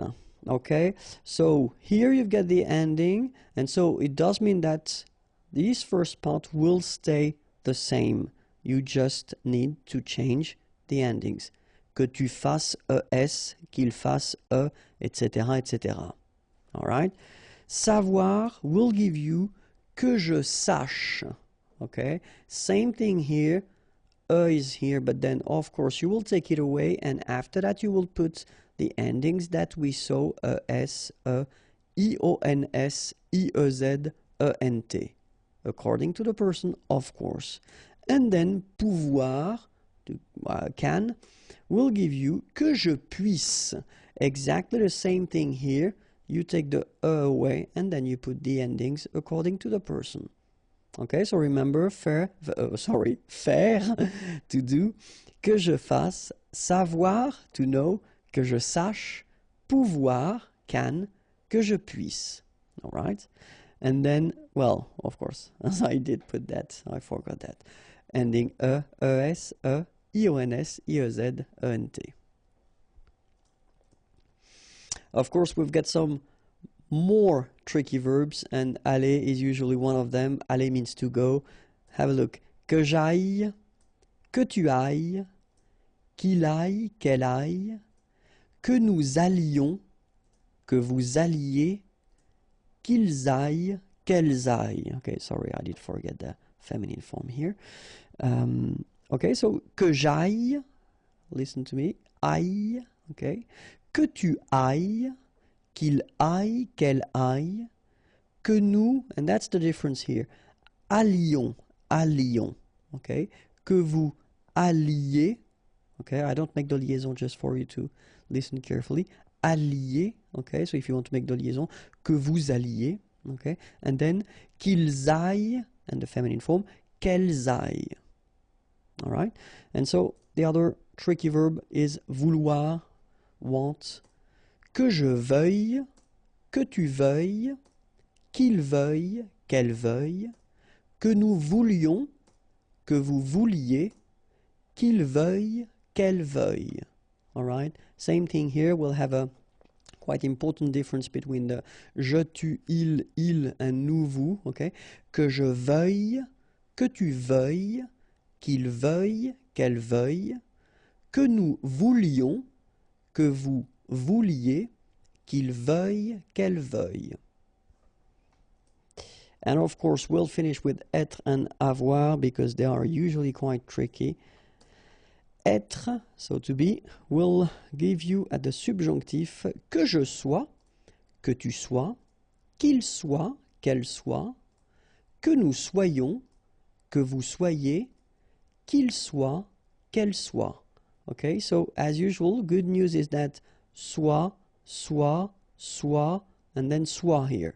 You write them differently, but then you pronounce them the same way. Okay, and then soyons here for nous, soyez, for vous. So I repeat, que je sois, que tu sois, qu'il soit, qu'elle soit, que nous soyons, que vous soyez, qu'il soit, qu'elle soit. And last but not least, avoir, to have, que j'ai, que tu es, qu'il est, qu'elle est, que nous ayons, que vous ayez, qu'ils aient, qu'elles aient. Alright, so same thing here, est, and est. Phonetically the same, but try to remember how to write them, okay? And then ayons, ayez. So let's read them one more time. Que j'ai, que tu es, qu'il est, qu'elle est, que nous ayons, que vous ayez, qu'ils aient, qu'elles aient. Okay?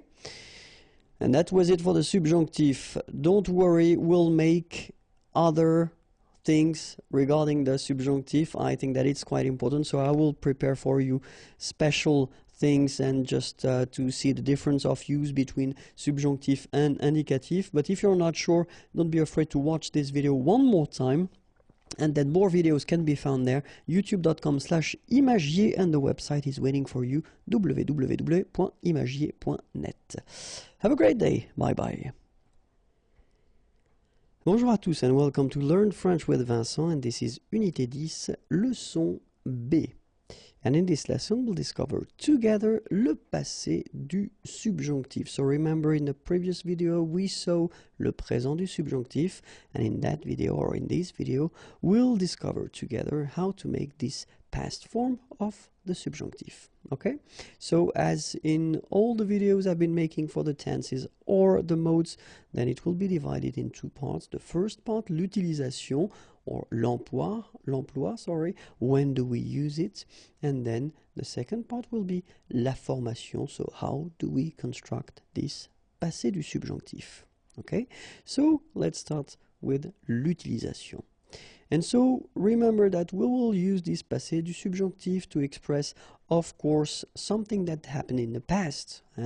But then the expression of le regret, la satisfaction, la désapprobation, and la surprise. Okay, so if you want to express this regret, satisfaction, désapprobation could be translated as disapproval, and then surprise. Okay, so the first one, regret. Okay, let's have a look at it. And we've got these structures. C'est dommage que, okay, it is a pity that, okay, and then if you continue with a past structure, it should be at the passé du subjonctif. Dommage que, well, exactly the same thing, but then it's more spoken because you've been dropping the subject and the verb, okay, so you can use that orally. In maybe not in formal situations, it would be better to use this c'est dommage que, okay? And then regretter, to regret, que, okay? And after that, you should put this passé du subjonctif, of course, if what comes after should be at the past form, all right? Then we'll see la satisfaction, okay? So here are the structures that we could use. C'est bien que, it is good that. Je suis content que, I am happy that, or then just as we had previously, content que, okay, so you just drop the subject and the verb, and then in that case it's more spoken, less formal.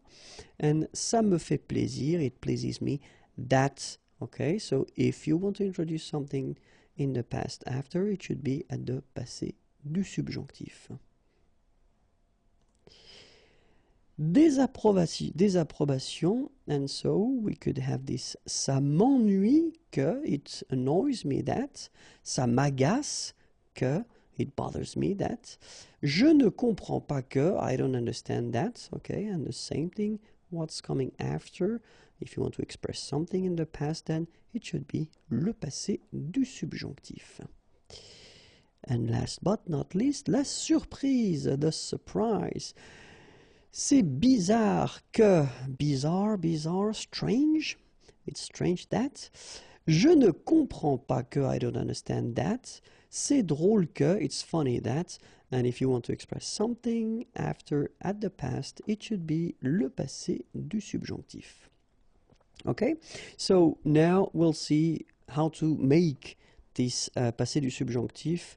And first, well, the best way will be to have a look at, well, this first sentence, que je mange, and it is the subjonctif présent form, okay? And the second one, que j'ai mangé. This is le passé du subjonctif. Second example, que tu regardes. Same thing here, you've got the subjonctif présent, and que tu aies regardé, here you've got the subjonctif passé. And the third example, qu'il aille, so it's the verb aller, to go, and it's the subjonctif présent. Qu'il soit allé, and here we've got as well le subjonctif passé. So if you have a look at it, first, what can you spot? You can spot that first here and here, you've got avoir, okay, the subjonctif présent form. And then after that, you've got this participe passé here and here. And here, we've got être. And after that, we've got the participe passé form. So from what you see, and so especially now this is unit 10, so I assume that you've been watching the previous videos that we've been making or I've been making concerning the composed tenses. And maybe here you can see that actually this passé du subjonctif will be constructed like all the composed tenses that we saw so far. So first, avoir, and then it should be at the subjonctif présent form. Then you will put your participe passé, and you will get your subjonctif passé. Or, in some cases, you will use être at the subjonctif présent form, then the participe passé, and you will get your subjonctif passé. So it's quite interesting because this passé du subjonctif is not really tricky when you think about the way it is made, okay? Because it will follow exactly the same rules as we've been seeing so far. So first, if you're not sure, you put avoir, okay? But then definitely you should know the conjugation of avoir at the subjonctif présent form. Then you will put your participe passé and you'll get your subjonctif passé. Remember, for être, as usual, we're talking about exceptions, and here they come. Aller, to go. Arriver, to arrive. Descendre, to go down.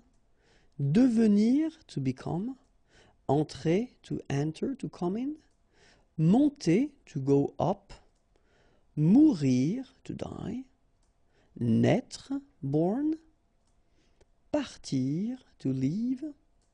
Rester, to stay. Retourner, to return. Sortir, to go out. Tomber, to fall. Venir, to come.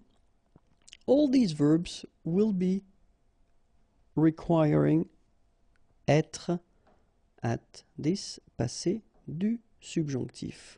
Okay, and then of course, as we saw previously, all the reflexive verbs, so se regarder, s'appeler, for instance, se présenter, they will require être. So as long as you've got these verbs, you know, se something, then you should keep in mind that you will have to construct them with être, and of course they will behave a bit differently because you will have to add little things, but we'll see that in this lesson, don't worry.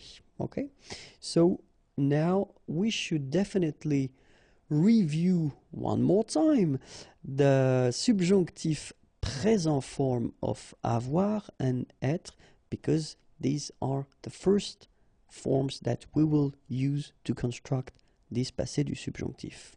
Okay, and so avoir goes like que j'ai, que tu es, qu'il est, qu'elle est, que nous ayons, que vous ayez, qu'ils aient, qu'elles aient. Alright, so remember, one more time. Que j'ai, que tu es, qu'il est, qu'elle est, que nous ayons, que vous ayez, qu'ils aient, qu'elles aient. Alright, and then être will go like que je sois, que tu sois, qu'il soit, qu'elle soit, que nous soyons, que vous soyez, qu'il soit, qu'elle soit. Okay, and then one more time, just for the fun. Que je sois, que tu sois, qu'il soit, qu'elle soit, que nous soyons, que vous soyez, qu'il soit, qu'elle soit. Alright, so try to remember them by heart because especially if you want to construct this passé du subjonctif, these forms are the first one that you will have to put, okay? Normally the second part, well, at this point you should start to remember them. This participe passé form should be quite okay, but then don't worry, we'll work on that, okay? Because, well, the thing you get to remember when it comes to the participe passé form is that for the first group of verbs or regular verbs ending with er, it will be quite easy because if we take the verb parler, to talk, to speak, so it's ending with this er, and then this participe passé will be parler with the accent. Okay? Regarder, to watch, same rule, it will end with this accent aigu. And then even aller, this tricky verb from the third group, aller means to go, even this one is quite easy when it comes to the participe passé because it will be aller. Second group of verbs, not all the er, remember, but then regular, and they're quite easy to make because the verb like choisir, to choose, so ending with er, will become choisi. Okay? Finir, to finish, to end, will become fini. Alright? And then unir, to unite, will become uni. Alright? So er will become i. Of course, the third group of verb is quite tricky. I've been making a video regarding this participe passé thing, so if it's not clear for you, I would advise you to watch this video. But then, well, some subgroups, but of course they don't include everything. But so far, let's do that. So, connaître, to know, will become connu. Okay? Voir, so OIR, will become vu, U. Alright? So, partir, will become parti. Rire, so IRE, will become ri. Okay? And then the IT, phonetically you pronounce I because final T is not pronounced, but still. Écrire, to write. Écrit. By the way, partir is to leave, rire is to laugh. Okay? So, écrire, to write, will become écrit. Dire, to say, will become dit. Alright? And then ES now, final S not pronounced, but still you need to write it. Mettre, for instance, EWTRE, will become mi, ES. Prendre, ENDRE, will become pris. Alright? But then, if you're not sure, as I said, watch the video because it will be useful. And then, let's take the verb parler, as we had, and let's put the passé du subjonctif form, so it goes like that. Que j'ai parlé, que tu aies parlé, qu'il ait parlé, qu'elle ait parlé, que nous ayons parlé, que vous ayez parlé, qu'ils aient parlé, qu'elles aient parlé. Alright, so as we saw, first you put avoir at the subjunctive present form, then you put your participe passé, and you will get here a beautiful passé du subjonctif. Okay, and if you noticed, I've been putting this accent aigu in orange just to show you that in normal structures like this one, when you've got first the subject and after that the verb, you shouldn't put anything after your or at the end of your participe passé. So even if like here the subject is feminine, nothing comes after. Okay, so que j'ai parlé, que tu aies parlé, qu'il ait parlé, qu'elle ait parlé, que nous ayons parlé, que vous ayez parlé, qu'ils aient parlé, qu'elles aient parlé. Alright, so that's the passé du subjonctif for the verb parler, to speak or to talk. Okay, but then, of course, we've got some tricky things, and if you remember from the past tenses that we saw, it's exactly the same rule. If we take, well, these verbs that will require être, like you see here, qu'il soit allé. Okay, remember we saw that aller needs to be conjugated with être, like here, qu'il soit allé. So here, aller will end with accent aigu like that. But then if we put the feminine form, so qu'elle soit allée, it will be exactly as we saw for all the other composed tenses. You will have to put at the end of your participe passé the mark of the feminine. And at the end is the mark of the feminine. If you've got the plural, like here, il at the plural form, so soit, and then aller, well, you should put the mark of the plural at the end of your participe passé, and s is the mark of the plural. And last but not least, if you've got, like here, the feminine plural, so qu'elle soit allée, remember to put at the end of your participe passé first the mark of the feminine, so then the mark of the plural, s. The good thing, as usual in French, is you will pronounce it aller, aller, aller, and aller. So technically you don't pronounce the final you don't pronounce the final s, and you don't pronounce the final es. But still, you should write them. Okay? So let's see now the full thing for aller, and it goes like that.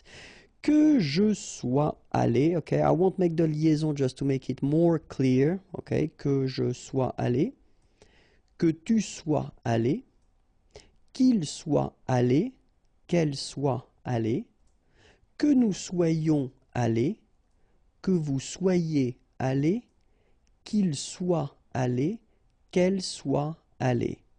Alright, and now with the liaison, because I know that you want them, que je sois allé, que tu sois allé, remember, no liaison when we've got these two, qu'il soit allé, qu'elle soit allée, que nous soyons allés, que vous soyez allés, qu'il soit allé, qu'elle soit allée. Alright? And then, now we can see these famous verbs, reflexive verbs, okay, so the one that we saw with the se something, okay, que je me sois présenté, okay, so it will go like that, que je, and then remember for these reflexive verbs you've got to put this me, so for je me sois présenté, okay, que je me sois présenté, que tu te sois présenté, okay, so we'll have to add this te, qu'il se soit présenté, qu'elle se soit présentée, que nous nous soyons présentés, que vous vous soyez présentés, qu'il se soit présenté, qu'elle se soit présentée. Alright, so remember here, so you've got the option of the feminine, same thing here, so here the masculine because it's il, he, here you've got the feminine because it's elle, she. Alright, here you get the plural form, and then masculine plural, so accent aigu s, and then accent aigu es for the feminine plural here, qu'elle se soit présentée. Okay? Alright, so if there is one thing to remember, it is the following. If you want to construct this passé du subjonctif, first you will have to put avoir at the subjonctif présent, then your participe passé, and you will get your subjonctif passé. In all these exceptions that we saw, être, subjonctif présent, and the participe passé, and you will get your subjonctif passé form. And that's it for le passé du subjonctif. If you want more videos, youtube.com/imagier, and then more material can be found here, www.imagier.net. Have a great day. Bye bye. Bonjour à tous and welcome to Learn French with Vincent, and this is Unité 10, leçon C. And in this lesson, we'll see together le subjonctif avec les conjonctions. So it will be one of few videos that I wanted to make regarding le subjonctif. So we've been introducing le subjonctif in the two previous videos. And then we'll see in this lesson and in the coming lessons when do we use this subjunctive form, because that's normally one of the big questions that students ask me. Okay, and so this first video will concentrate on le subjonctif avec les conjonctions. So let's discover together when do we use le subjonctif. So we will use le subjonctif after bien que. Okay, bien que. À supposer que. Ok, à supposer que. En admettant que. En admettant que. Avant que. Avant que. Ok, so let's repeat them. Bien que, à supposer que, en admettant que, avant que. Okay, so keep in mind, after these expressions, you will have to use le subjonctif. Okay, let's continue now. Encore que. Encore que. Quoique. Quoique. De crainte que. De crainte que. De peur que. De peur que. Okay, so one more time. Encore que, quoique, de crainte que, de peur que. And then remember, after these expressions, we will use le subjonctif. Okay, let's continue. À condition que,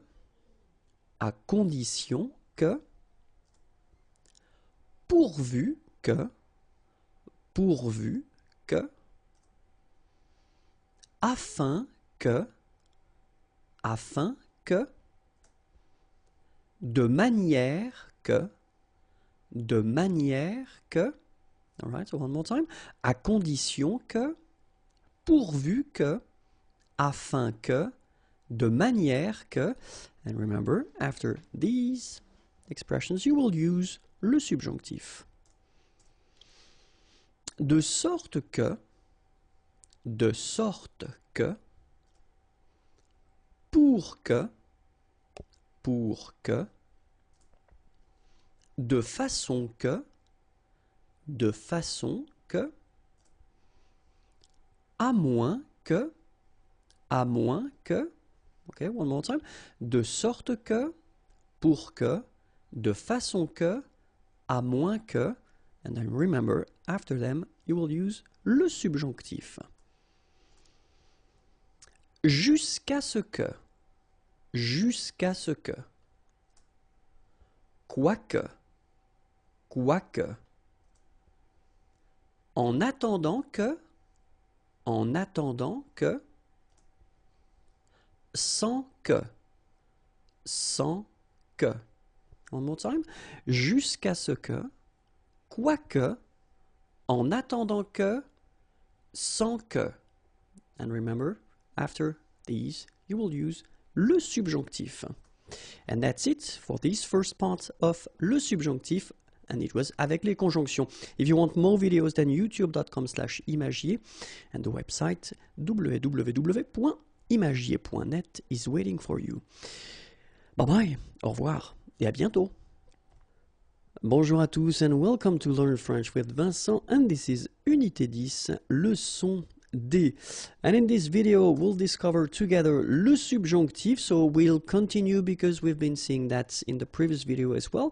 But then if you want to express l'opinion, le doute or la possibilité, then with these things you will have to use le subjonctif. Okay, opinion, doute would be doubt, and then possibilité, possibility. Okay, so let's see together when are we going to use le subjonctif? And we are going to use le subjonctif after these expressions. So, il est douteux que.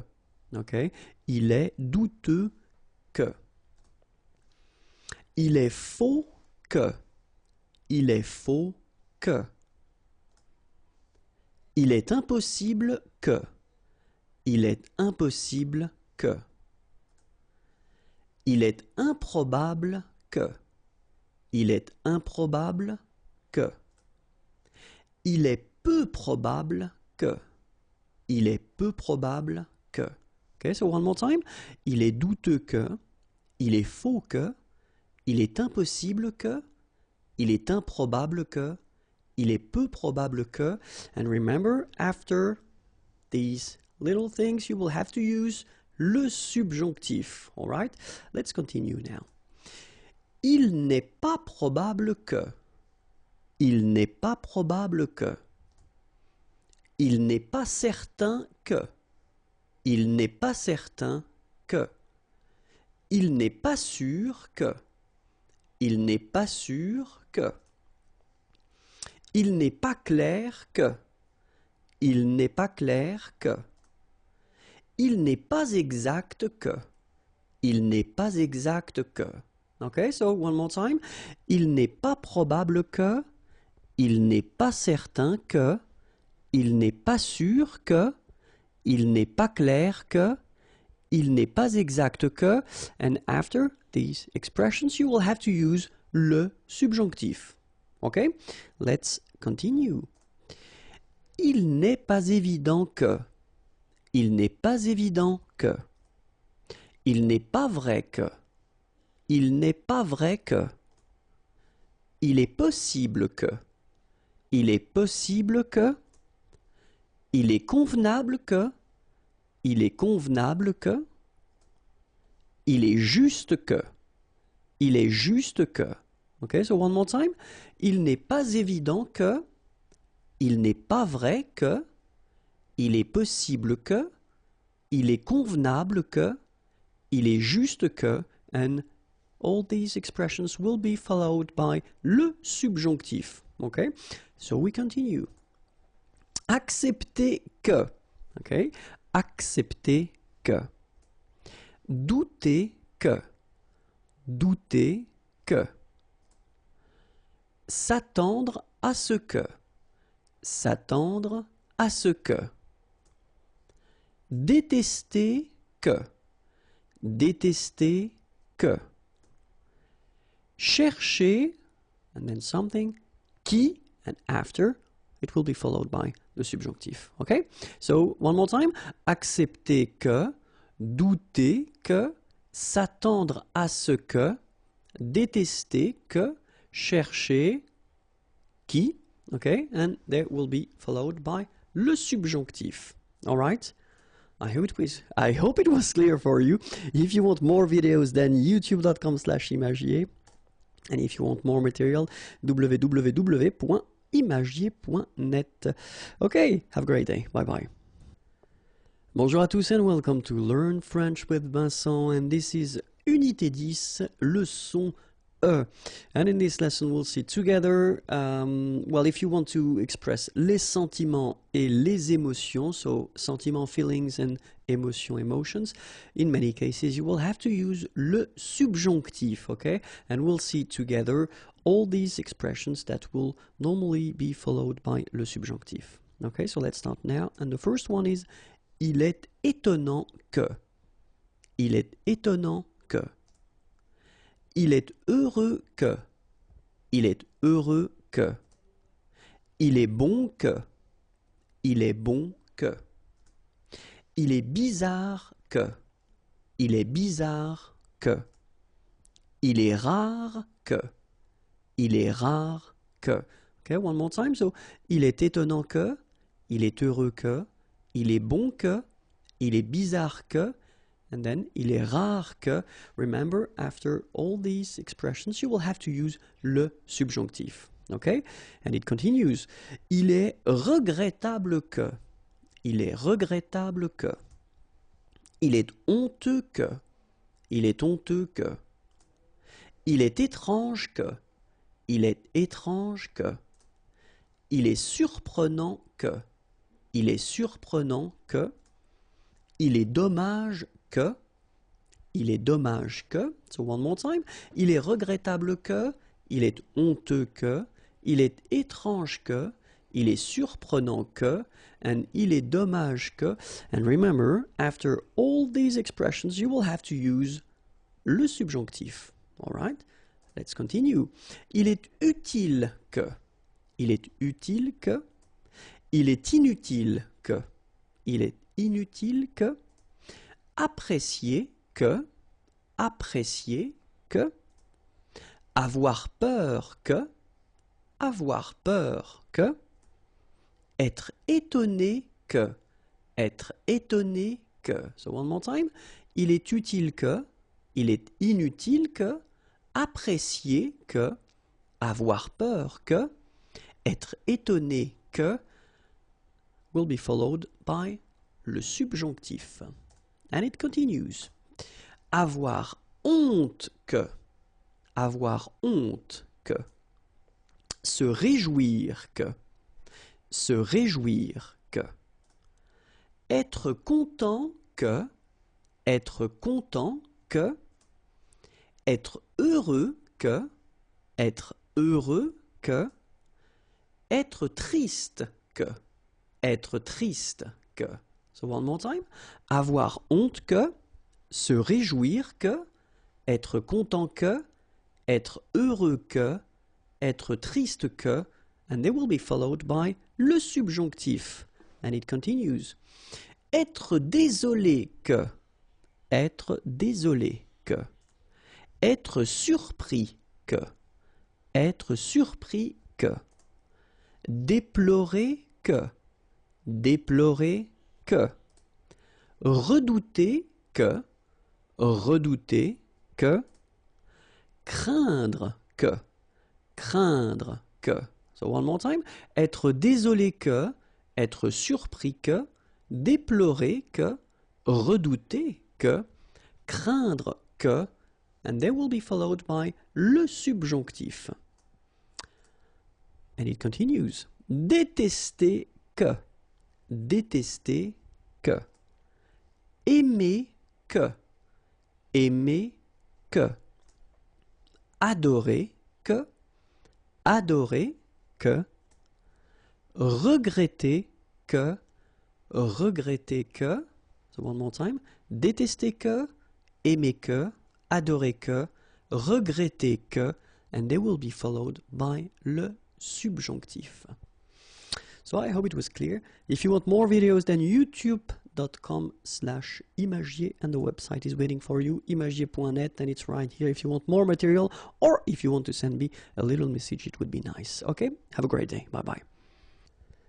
Bonjour à tous and welcome to Learn French with Vincent, and this is Unité 10, leçon F.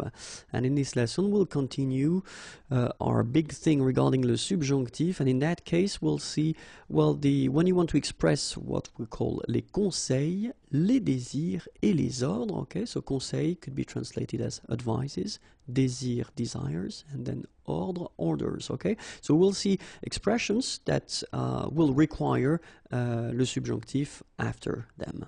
Okay, so let's start now, and the first one is il vaut mieux que, il vaut mieux que, il est essentiel que, il est essentiel que, il est important que, il est important que, il est naturel que, il est naturel que, il est nécessaire que, il est nécessaire que. So remember one more time, il vaut mieux que, il est essentiel que, il est important que, il est naturel que, il est nécessaire que, and they will be followed by le subjonctif. Okay, so let's continue. Il faut que, il faut que, il est normal que, il est normal que, il est temps que, il est temps que, il est à souhaiter que, il est à souhaiter que, il est urgent que, il est urgent que, ok, one more time, il faut que, il est normal que, il est temps que, il est à souhaiter que, il est urgent que, and they should be followed by le subjonctif, ok, and it continues. Demander que, demander que, éviter que, éviter que, exiger que, exiger que, désirer que, désirer que, interdire que, interdire que. Okay, so let's see them one more time. Demander que, éviter que, exiger que, désirer que, interdire que, and all these expressions should be followed by le subjonctif. Okay? Tenir à ce que, tenir à ce que, aimer mieux que, aimer mieux que, s'opposer que, s'opposer que, commander que, commander que, donner l'ordre que, donner l'ordre que. One more time. Tenir à ce que, aimer mieux que, s'opposer que, commander que, donner l'ordre que, and they should be followed by le subjonctif. Ordonner que, ordonner que, permettre que, permettre que, préférer que, préférer que, empêcher que, empêcher que, proposer que, proposer que, one more time, ordonner que, permettre que, préférer que, empêcher que, proposer que, and they should be followed by le subjonctif. Recommander que, recommander que, suggérer que, suggérer que, vouloir que, vouloir que, souhaiter que, souhaiter que, one more time, recommander que, suggérer que, vouloir que, souhaiter que, and remember, they should be followed by le subjonctif. And that's it for this video. If you want more videos, then youtube.com/imagier is waiting for you, and the website imagier.net is also waiting for you. Have a great day. Bye bye. Bonjour à tous and welcome to Learn French with Vincent, and this is Unité 10, leçon G. And in this lesson, it will be the last lesson regarding the subjunctive and especially when do we use the subjunctive. So if you didn't watch the previous video, sorry, I definitely advise you to do so. But then this one will concentrate on les structures à la forme négative. So remember, structures in which the verbs will be at the negative forms, and we'll discover, well, these structures. Okay, so the first one is il ne paraît pas que. Il ne paraît pas que. Il ne me semble pas que. Il ne me semble pas que. So we've got this me like that just because it would be possible to put someone else. Il ne te semble pas, il ne lui semble pas, etc. Okay? Il n'est pas certain que. Il n'est pas certain que. Il n'est pas sûr que. Il n'est pas sûr que. Il n'est pas clair que. Il n'est pas clair que. Okay, so one more time. Il ne paraît pas que. Il ne me semble pas que. Il n'est pas certain que.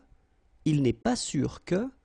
Il n'est pas clair que. And they should be followed by le subjonctif. Okay? Ça continue. Il n'est pas exact que. Il n'est pas exact que. Il n'est pas évident que. Il n'est pas évident que. Il n'est pas probable que. Il n'est pas probable que. Il n'est pas vrai que. Il n'est pas vrai que. Ce n'est pas que. Ce n'est pas que. Okay, so one more time. Il n'est pas exact que, il n'est pas évident que, il n'est pas probable que, il n'est pas vrai que, ce n'est pas que, and they should be followed by le subjonctif. Okay? And it continues. Ne pas être certain que, ne pas être certain que, ne pas être sûr que, ne pas être sûr que, ne pas croire que, ne pas croire que, ne pas trouver que, ne pas trouver que, ne pas espérer que, ne pas espérer que, and now I will make the liaison, ne pas être certain que, ne pas être sûr que, ne pas croire que, ne pas trouver que, ne pas espérer que, and they should be followed by le subjonctif. Okay? Ne pas connaître quelqu'un qui. Okay? Ne pas connaître quelqu'un qui. Ne pas vouloir dire que. Ne pas vouloir dire que. Ne pas dire que. Ne pas dire que. Ne pas penser que. Ne pas penser que. Ne pas savoir que. Ne pas savoir que. Okay, so one more time. Ne pas connaître quelqu'un qui. Ne pas vouloir dire que. Ne pas dire que. Ne pas penser que. Ne pas savoir que. And all these expressions should be followed by le subjonctif. Okay? Hope it was clear. More videos on youtube.com/imagier and the website imagier.net is waiting for you. Have a great day. Bye-bye. Bonjour à tous and welcome to Learn French with Vincent, and this is Unité 10, leçon H.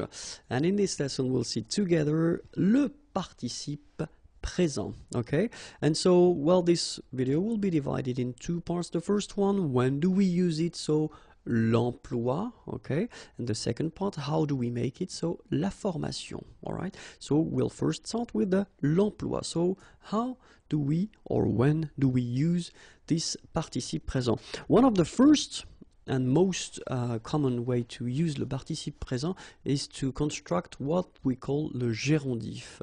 And then le gérondif, normally you will write it or you will construct it with la préposition en, like that, and you will put your participe présent form, so the form that we'll discover in this video. Okay, and the idea of this gérondif is just to express two actions, so des actions simultanées, so two things are taking place at the same time. Okay, so you've got this gérondif form that you can use to express this thing. For instance, il marche en écoutant de la musique.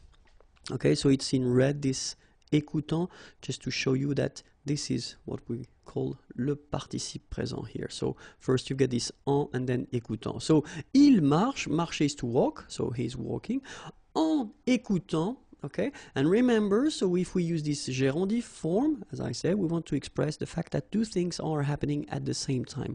Écouter is to listen, okay, so il marche, he's walking, and he's listening to some music, so il écoute de la musique. And in that case, well, you use en écoutant, and then you want to express the fact that it's happening at the same time. Il marche en écoutant de la musique. Alright, so that's the first use of this gérondif form. The second use is, of course, to use or to express two actions, donc des actions simultanées, but then in that case it's possible to write or to construct that without this preposition en, but keep in mind that it's in most of the cases you will use these structures when you write, principalement à l'écrit. Okay, normally if you want to use it orally, you will use this gérondif form, so the form that we saw previously. Okay, but then it's possible to use it like that. So think about that, and it's mostly if you want to write it. So regardant le frigo, okay, regarder is to watch or to look, frigo, the fridge. Elle se dit qu'elle doit aller acheter à manger. Okay, so she tells herself, if you want, that she must go and buy some food. Donc, regardant le frigo, elle se dit qu'elle doit aller acheter à manger. Okay, so in that case, when you put this participe présent here, well, clearly it's because you want to say that this first thing here and the second thing here, well, they are happening at the same time. Okay, but keep in mind that this structure is when you write. If you want to use it orally, then in that case you should use this preposition en first and then use this form that we call gérondif that we saw a few minutes before. Okay, and then the last use of this participe présent is if you want pour remplacer une subordonnée relative. Okay, so we saw previously les pronoms relatifs. Okay, so if you don't know what une subordonnée relative is, I definitely advise you to try to find les pronoms relatifs and it will be more clear. And so we can, you know, take this example like with qui. Les personnes qui parlent. Alright, so in that case, les personnes qui parlent, so the persons who are talking, speaking, okay? So in the first one, well, you get this pronom relatif, qui, and then you get the verb, okay? But it's possible to replace this qui parle with le participe présent. So you will get les personnes parlant. Alright, so it's the last use that we've got of this participe présent, and it's quite common. It's not really rare. I mean, we tend to use it quite normally as well when you write or when you talk. Okay, so it's quite useful to know how to, well, make it and then when to use it. Okay, and so that's what we'll discover in the second part. So how do we make this participe présent form? It is quite easy, especially at this level now, because you will have to, well, first know the new form of the verb at the present time, so at the present tense, sorry. Nous parlons, okay? And then if you remember this ONS ending is usually the ending for nous, so first you need to spot it, then you will take it away, so we keep this P-A-R-L part, and at the end we will add A-N-T. Alright, so we get here this participe présent form. Okay, so remember, nous form at the present tense, and then you spot the ending ONS, you take it away, you get parle like that, and then you just add this ANT at the end, and you will get this participe présent. Okay, so I took, just to start, this parler. Parler is to speak or to talk, and it's the first group, so it's actually quite easy to make. Let's see now. Second group, finir, to finish or to end, and so we get nous finissons, remember, the new form of the present tense, nous finissons. And it's exactly the same rule, so you spot or you try to find the ending here, it's ONS, okay? We'll do exactly the same thing, so we'll take it away, and we get finisse, like that, F-E-N-E-S-S, alright? And we just follow the same rule, so we just add at the end A-N-T, like that, here, and we get finissant, okay? And this form is the participe présent. Okay, let's see now a verb from the third group. So normally third group, you know, just we've got the irregular verbs. So of course it's quite interesting to have a look at them. And then I just took the verb prendre. Prendre is to take. And then we get the form nous prenons. Okay, nous prenons. Exactly the same thing. So we spot this ONS. So the ending, we take it away and we get P-R-E-N, and after that we just add this A-N-T ending and we get prenant. Alright, so it's actually quite easy to make, especially if you master quite well the present tense. Normally at this level you should. Okay, so let's see. Nous parlons, so you get parle, and participe présent, parlant. Nous finissons, finissent, and then you will get finissant. Then nous prenons, prennent, prenant. Alright, but then of course, you know now French language, and we've got exceptions. But the good thing is that we've got only three exceptions. The first one is être, and it will give you étant. So étant will be the participe présent form of être. Être is to be. And then avoir, of course, to have, and you will get ayant. Okay, ayant will be the participe présent form of avoir. And the last one will be savoir. Savoir is to know, and we will get sachant. Okay, sachant. So étant for être, ayant for avoir, and then sachant for savoir. Okay, and well, this is it for le participe présent. If you want more videos, then youtube.com/imagier, and the website is here, imagier.net. Have a great day. Bye bye. Bonjour à tous and welcome to Learn French with Vincent, and this is Unité 10, leçon I.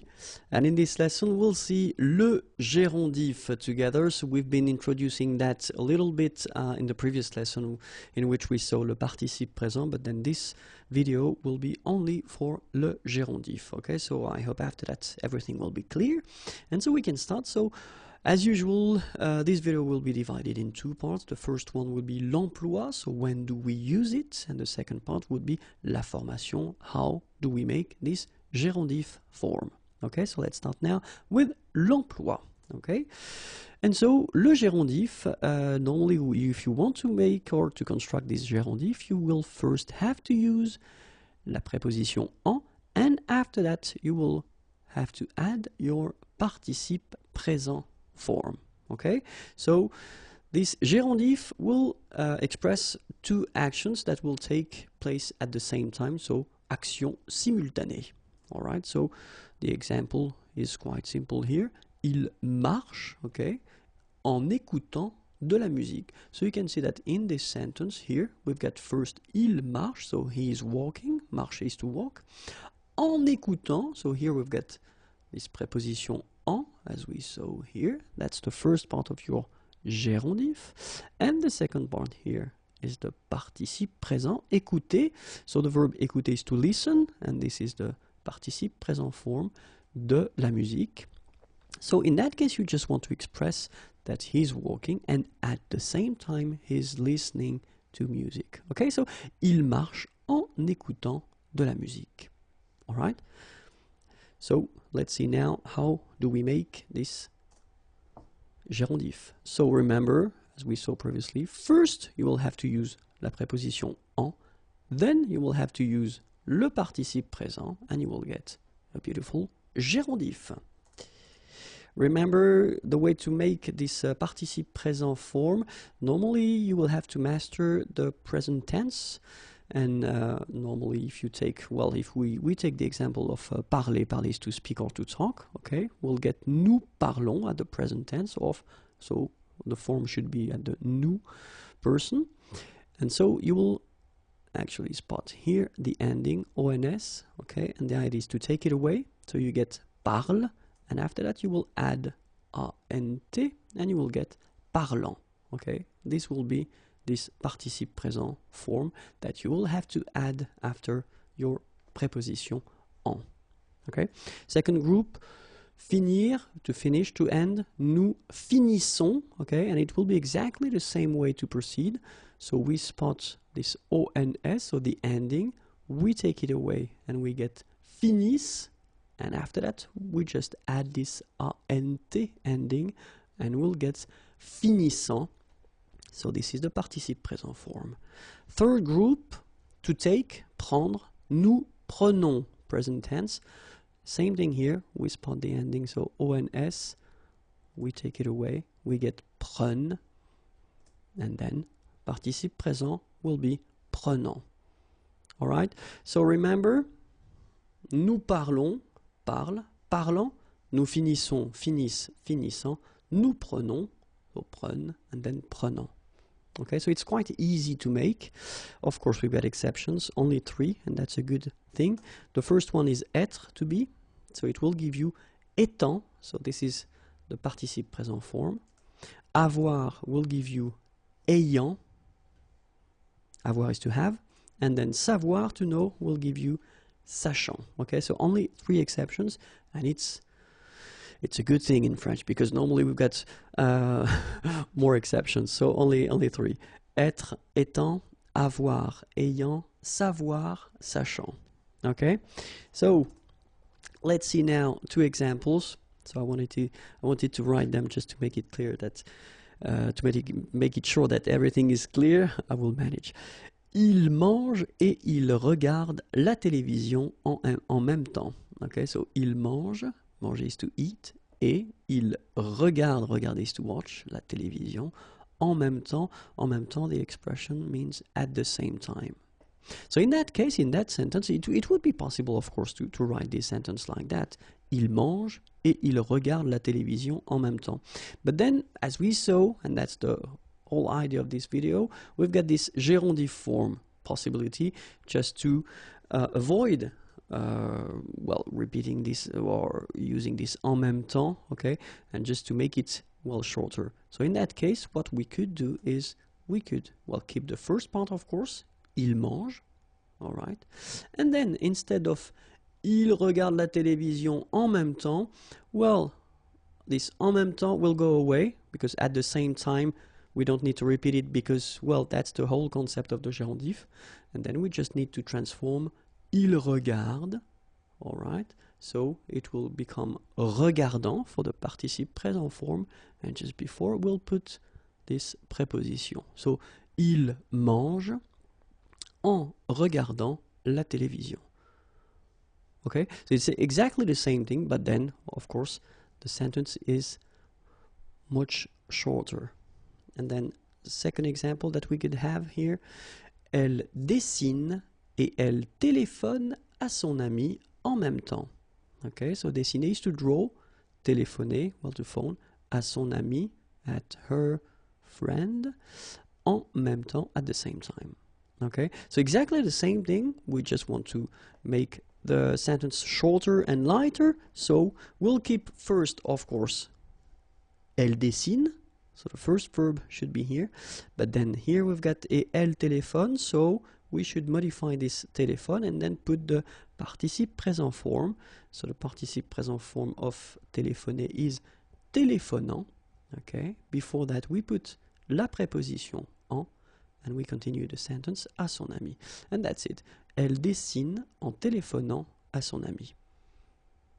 Alright, so I hope it was clear. More videos, youtube.com/imagier, and then the website www.imagier.net. Bye bye. Bonjour à tous and welcome to Learn French with Vincent, and this is Unité 10, leçon J. And in this lesson we'll discover together something quite important because that's what we call the superlative. So the superlative in English, it would be the most or the least. Okay, so we'll see how to make it in French.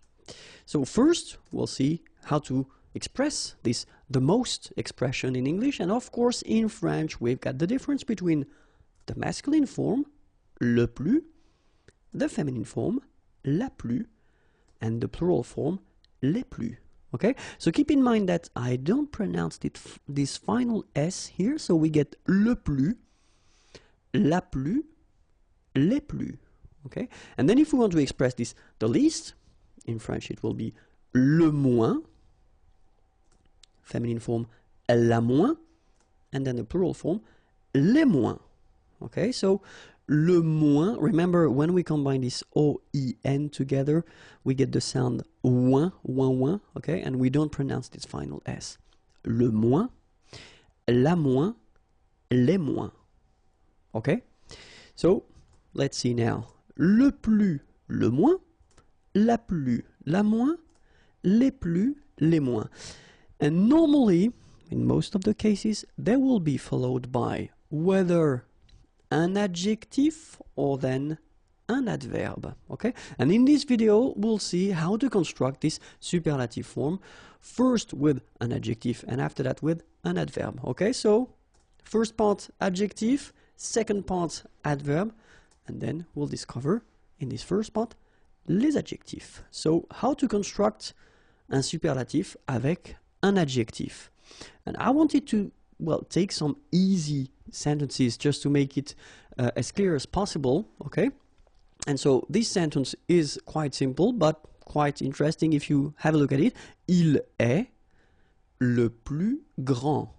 Okay, so this is le superlatif. We take the adjective grand and it's tall. Okay, il est le plus grand. So have a look here. We've got le just because we've got the subject here, il. Okay, and it's masculine, singular, le, and then plus, and we put the adjective grand just right after. Okay, if you have a look at the feminine form, it's quite interesting because you've got elle, so she. Elle est la plus grande. So the first thing that we've got to see is that we will use this la, okay, because it's the feminine form, so we should put la. It's the singular feminine, so la. Plus doesn't change. And have a look at your adjective, so grand. You will have to add this at the end of your adjective just to get the feminine form of your adjective. Okay, keep in mind that we've got some adjectives that change a little bit more than this one. If we want to put the feminine form, we saw that in a previous video. So if you want to have a look, you should use the search engine of the channel and use this adjective keyword. Okay, and then if you have a look now at the plural form, ils sont les plus grands.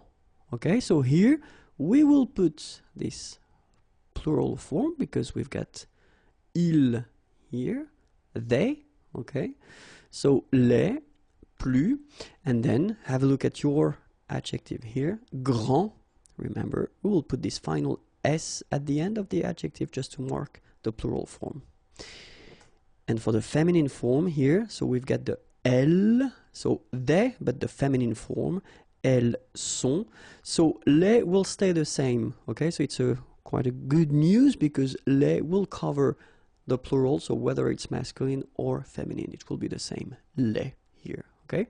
But then your adjective grand, of course, should first have this mark of the feminine and s mark of the plural form.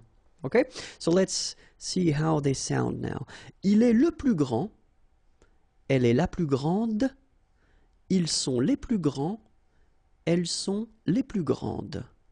Okay, so phonetically what you can hear is that this first form here for the masculine, grand, so you don't pronounce the final D, will be exactly the same as the plural form for the masculine, grand. You don't pronounce the final D, you don't the D here, and you don't pronounce the final S. Okay, so grand, and then same thing here, grand. And regarding the feminine form, you will pronounce it grande. Okay, don't insist on the final but then pronounce this D, grande, and then exactly the same pronunciation, grande. All right, so you don't pronounce this final S. Okay, so one more time. Il est le plus grand, elle est la plus grande, ils sont les plus grands, elles sont les plus grandes. All right. So what if we put this least concept? So it would be il est le moins grand. So it will follow exactly the same rule. So first you will put this le just because it's masculine, and then you put your adjective after. Elle est la moins grande. Okay, keep in mind that you will have to put the feminine form of the adjective here, and then you will put this largest because the subject is feminine. Okay, ils sont les moins grands. Okay, for the plural, les, and then s at the end of your adjective. Elles sont les moins grandes, so les for the plural, and then s at the end of your adjective for the feminine plural form. Okay, let's see now if you want to construct this superlative form with an adverb.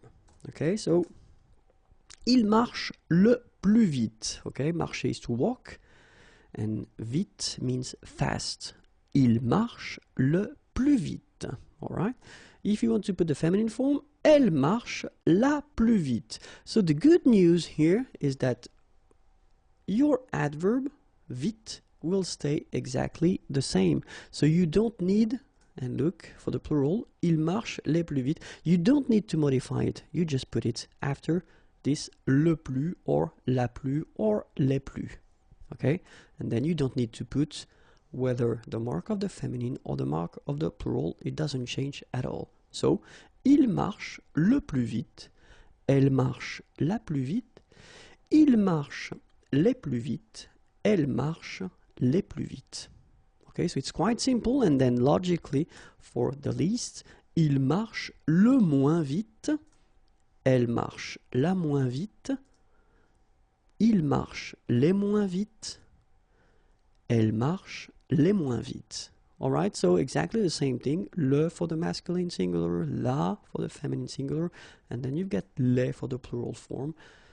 Moins, moins, moins, moins, and your adverb, and it doesn't change whether it's masculine, feminine, or plural.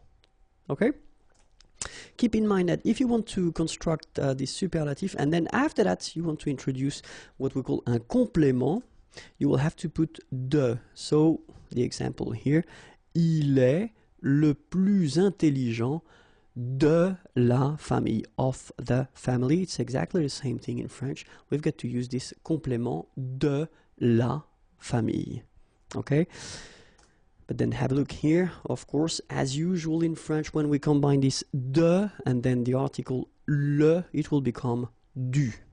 Okay, so il est le plus intelligent de la famille. So it's the feminine form here, de la famille. Elle est la plus grande du quartier. Quartier, neighborhood. Du quartier. So it's masculine. Okay? This is it for le superlatif. If you want more videos, youtube.com/imagier. And then the website is waiting for you, www.imagier.net. Have a great day. Bye bye. Bonjour à tous and welcome to Learn French with Vincent, and this is Unité 10, leçon K. And in this lesson, we'll see le superlatif avec un nom. Okay, so le superlatif, remember it's the most or the least in English. Okay, we saw in the previous video how to construct it with an adjective or an adverb, and in that case here it will be a really short one, but still if we want to construct this superlative form with a noun, avec un nom, let's see how we'll make that. So it's quite simple because you don't really need to care about whether it's masculine, feminine or plural. You just put le plus de or le moins de, so the most, the least, okay? And after that you will put your noun. Okay, le plus de, le moins de, and then your noun. Okay, so let's have a look now how to construct it. C'est la ville, this is the town, où, where, il y a, there is, le plus de fontaines. Fontaines, fountains. C'est la ville où il y a le plus de fontaines. And then, c'est la ville où il y a le moins de voitures. Voiture, car. So let's have a look at these these two sentences, sorry. The first thing that we've got to spot is, well, here it's le plus, and here it's le moins, so you don't really care whether it's masculine or if feminine or plural. You just put le plus, the most, le moins, the least. And then remember that you will have to put your preposition de right after, and have a look, because your noun, fontaine and voiture here, should be without any articles before. Okay, so c'est la ville où il y a le plus de fontaines, sorry. C'est la ville où il y a le moins de voitures. Okay, and that's the way that you can use if you want to construct this superlatif avec un nom. Okay, so it's quite easy. I hope it was clear. More videos can be found here, youtube.com/imagier, and more material at the following address, www.imagier.net. Have a great day. Bye bye. Bonjour à tous and welcome to Learn French with Vincent, and this is Unité 10, leçon L. And in this lesson we'll see together how to construct these structures or sentences when you want to start with if. If in French it's si. Okay, so les structures avec si. So let's start now. The first option we'll have is if we want to express la possibilité. The second one, le désir. And the last one, le regret. Okay, so possibilité, possibility, désir, desire, and then regret, regret. And so we'll start with la possibilité. So if we want to express this possibilité thing, the first option we'll have is si, and it will be constructed with the présent, and it will be followed by le futur. Okay, so let's have an example here. Si tu viens à la maison, okay, venir is to come, à la maison, at home, nous ferons, so that's the future form of faire, so we will do, un gâteau, a cake. Okay, si tu viens à la maison, nous ferons un gâteau. All right, so that's the, well, first, construction that we could have, and in that case, it's si tu viens à la maison, so it's a possibility, nous ferons un gâteau. Second example, si elle achète une voiture, acheter is to buy, une voiture, a car, nous partirons en vacances avec elle. Partir, here, okay, to leave, and then you've got the future form. We will leave en vacances, in vacation, on the holidays, avec elle, with her. Okay, so you can see that in that case, you've got first here the present form, and it's followed by the future form. Okay, so this is quite easy to make. Okay, remember, si plus présent, then the future. We've got a second possibility if we want to express this idea, and it's si plus le présent followed by l'impératif. Let's have a look now. The first one. Si vous avez des questions, n'hésitez pas. Okay, and it's quite common to use this structure. So, si vous avez des questions, so avoir is to have. If you have des questions, some questions, n'hésitez pas, don't hesitate, okay? And you can see that in that structure, well, we've got si, and then we've got the present form, and it's followed by l'impératif, okay? Second example, si vous êtes pressé, okay, être, to be, and then pressé, in a hurry. Si vous êtes pressé, prenez un taxi. And here you get prenez, prendre, to take. Un taxi, a cab. Si vous êtes pressé, prenez un taxi. All right? So remember, it would be possible to use this si and then the present form, and it's followed by l'impératif. Okay? So keep in mind, if we want to express this possibility thing, the first one, si, and then the present form followed by the future, or si, and then the present form followed by l'impératif. Second category, if you want to express the desire, le désir. And then normally we will use si avec l'imparfait, and it should be followed by le conditionnel présent. Ok? Donc si plus imparfait, and then conditionnel présent. Let's take one example here. Si je gagnais au loto, je ferais le tour du monde. Si je gagnais, gagner is to win, au loto, je ferais, it's the conditional form of to do, faire, okay, so I would do, okay, le tour du monde.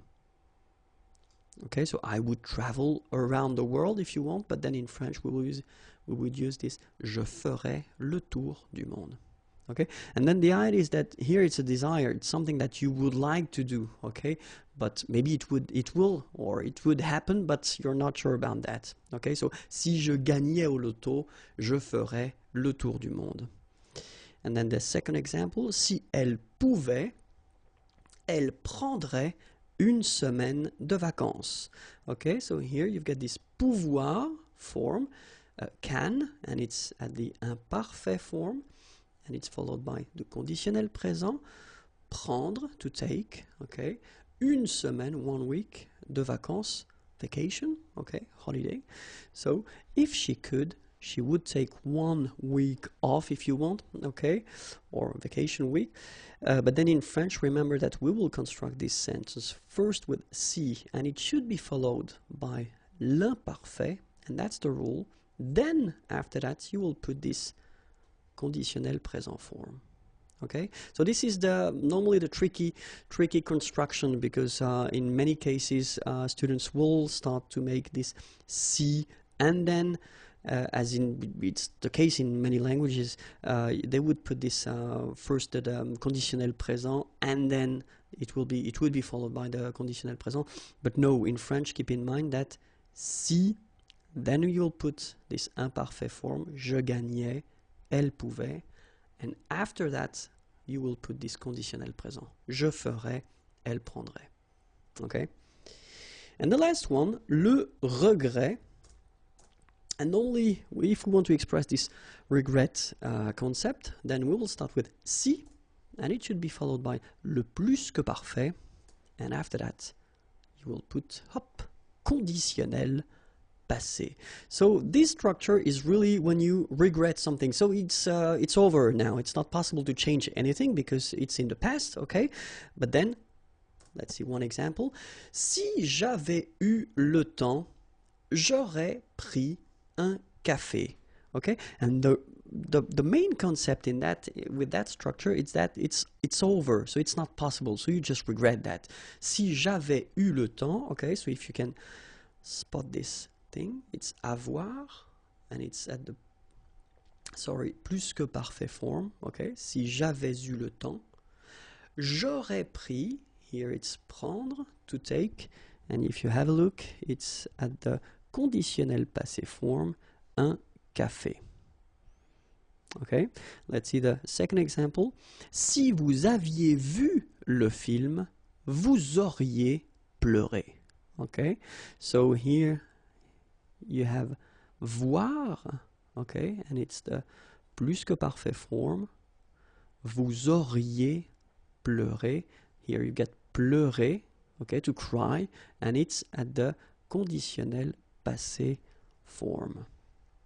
Okay, so that's the, well, classic structure that you can use if you want to express regrets, okay, with this if structure. Okay, well, that's it. If you want more videos, then youtube.com/imagier and the website imagier.net is waiting for you. Bye bye. Bonjour à tous and welcome to Learn French with Vincent, and this is Unité 10, leçon M. And in this lesson we'll work together on what we call le discours indirect. So first we'll see a few examples just to make it clear and to, well, discover what this discours indirect is. After that we'll see how to make it, so la formation, and the last part will be, well, we'll discover together the verbs that you could use to introduce this discours indirect, okay? But then let's start with les exemples, few examples, okay? And, well, it's quite interesting because I wanted to put simple, well, sentences here. Elle pense, penser is to think. Le vendeur est compétent, okay? Le vendeur, the seller, is compétent, competent. So it's all, of course, it's possible to use a sentence like that, you know, elle pense, and then you put deux points and ouvrez les guillemets, le vendeur est compétent. What if I would like to transform this sentence and use this elle pense que, okay? So same thing in English, it could be she thinks or she thinks that. And that's the whole concept of this discours indirect. And the sentence could be transformed like that. Elle pense que, so she thinks that. And have a look, le vendeur est compétent. So it's quite easy in that case, and of course I took on purpose a simple sentence to start, but then it's just to show you that, well, the sentence doesn't change that much. Of course you will have to take this guillemets away and then deux points, so everything should go away, but then in that case the sentence doesn't change that much. Elle pense que le vendeur est compétent. Alright? But then, of course, if you have a look at a sentence like that, il dit, dire is to say, so he says, je veux prendre un café. So, je veux, I want, it's vouloir, to want. Je veux prendre, prendre is to take, un café, a coffee. I want to take a coffee.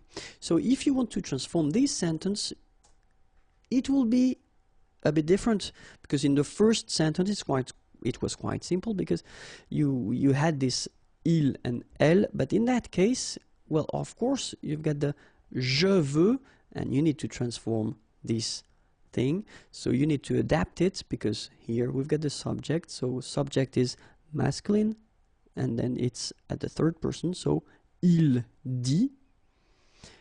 So you will put this que, as we had previously, and you will need to change je. You will need to change it into il, okay, because that's the subject, il. The verb should be at the third person, so have a look here. First person it's with X at the end, third person is with T at the end. Prendre un café, well, it doesn't change. So normally it's the subject and the verb that will be affected if they are, okay? So in that case, il dit qu'il veut prendre un café. And of course, as usual in French, this que, if there is a vowel after, so remember this will have to go away. So you will get this qu'il. Il dit qu'il veut prendre un café. Okay, so this is this discours indirect, so the indirect form of il dit je veux prendre un café. It will be transformed like il dit qu'il veut prendre un café. Okay, so a third example, elle promet je viendrai ce soir. Okay, promettre is to promise, and then je viendrai, so I will come ce soir. Okay, and here elle promet, okay, que, so we should first have this que. Of course, as we had in the previous example, you must modify this je, okay? So we've got here the subject and it's feminine, so it should be the third person of the feminine, qu'elle, okay? Here we've got the future form, je viendrai, so you should put the verb at the future form as well, but then for elle, it will be elle viendra, and then ce soir doesn't change. Okay? Elle promet qu'elle viendra ce soir. So, if we want to discover, or not really discover because we saw that, la formation, so keep in mind that you will put first, well, the first sentence or the first part of the sentence, then que, okay, could be translated with that in English, and the rest of the sentence or the second sentence, okay, that you should, in some cases, modify. Okay, we're talking about the subject and the verb.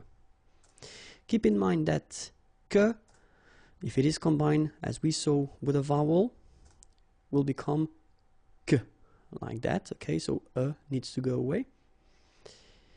So, the example, the classical example that we had was que and il, and it's becoming qu'il. It could be que and elle, and it will become qu'elle, okay? Or if we're talking about first names, you know, first names that will start with a vowel, it will be exactly the same thing, okay? And so now let's see the verbs that you could have, or that you could use to introduce this discours indirect, okay? And the list will start now. Affirmer, ajouter, annoncer, déclarer, dire, okay, so affirmer, ajouter, annoncer, déclarer, dire, expliquer, promettre, répondre, admettre, assurer, all right, so expliquer, promettre, répondre, admettre, assurer, avouer, confirmer, constater, crier, démentir, so avouer, confirmer, constater, crier, démentir, s'écrier, s'exclamer, jurer, objecter, préciser, s'écrier, s'exclamer, jurer, objecter, préciser, prétendre, proposer, reconnaître, remarquer, répliquer, prétendre, proposer, reconnaître, remarquer, répliquer. And the list could continue, but then still I wanted to introduce the, well, main verbs that will, well, require or that you could use to construct un discours indirect. Keep in mind that you will have to put this que after these verbs. Okay, so I hope it was clear. If you want more videos, then youtube.com/imagier, and the website is right here, imagier.net. Have a great day. Bye bye. Bonjour à tous and welcome to Learn French with Vincent, and this is Unité 10, leçon N. And we'll see in this video, le discours indirect, so it's the second part of this discours indirect, and in that case we'll see les expressions de temps. Just because, as we saw, normally in most of the cases, the thing or the things that will change when you want to construct this discours indirect are the subject and the verbs. But of course, if you're using this expression de temps, well, they will change, of course, and we'll see how they will change. So normally if you say aujourd'hui, so at the direct form, aujourd'hui, today, if you want to transpose that at this discours indirect form, it will become ce jour-là, this day, ce jour-là. Okay, so aujourd'hui is not possible to be used in this discours indirect form, but then you should use instead ce jour-là. Okay, same thing, ce matin, this morning, you will use ce matin-là. Okay, ce soir, ce soir-là. And then en ce moment, at this time, en ce moment, should be à ce moment-là. Okay, so remember, aujourd'hui will become ce jour-là if you change a sentence and if you put it at le discours indirect. Ce matin will become ce matin-là. Ce soir will become ce soir-là. And then en ce moment will become à ce moment-là. Okay, let's see. Hier, yesterday. And so it will become la veille. Avant-hier, so the day before yesterday, l'avant-veille. Il y a 5 jours, so remember we've got this il y a structure to say this ago, so 5 jours, 5 days. 5 days ago, in French it's il y a 5 jours. And then if you transpose this, il y a 5 jours, into this discours indirect, it will become 5 jours plus tôt. Okay, plus tôt, earlier. Okay, so hier will become la veille, avant-hier will become l'avant-veille, and then il y a 5 jours will become 5 jours plus tôt. Okay, and we can continue if you want with demain. Demain is tomorrow, and tomorrow will become le lendemain, the following day, le lendemain. Après-demain, after tomorrow, and it will become le surlendemain. Okay? And dans 5 jours, in 5 days, will become 5 jours plus tard, later. Okay, so keep in mind that demain will become le surlendemain if you change your structure into this discours indirect. Après-demain will become le surlendemain. And then dans 5 jours, in 5 days, will become 5 jours plus tard, 5 days later. Okay, that was it. It was simple and short, and I hope it was clear. If you want more videos, then youtube.com/imagier, and the website imagier.net is waiting for you. Have a great day. Bye bye. Bonjour à tous and welcome to Learn French with Vincent, and this is Unité 10, leçon O. And in this lesson, we'll see together le discours indirect, les modifications dans la phrase. So, we saw together in the 2 previous videos this discours indirect, so the way to construct it, and then few modifications that can happen when you make this discours indirect. So if you didn't watch the previous videos, I definitely advise you to do so because it will be more clear. But then still, what we can do is we can do a really fast overview and review of the discours indirect, because, well, the discours indirect is basically if you've got, well, one sentence like that, elle pense, le vendeur est compétent. Okay, penser is to think. She thinks. Le vendeur, the seller, est compétent, is competent. Okay, so in that case, it's possible to have this kind of structure. Okay, but then if you want to combine these two sentences into one, you can just modify it, and that's what we call the discours indirect in that case, because you will get elle pense, so she thinks, que, that, and then you continue your sentence. Le vendeur est compétent. Okay, so in that sentence it's quite simple because, well, if you have a look at the first structure we've got here and then the second structure we've got here, it doesn't change that much. You only need to add this que, and then you will remove few things, but then no main changes into your second part or this part of the sentence.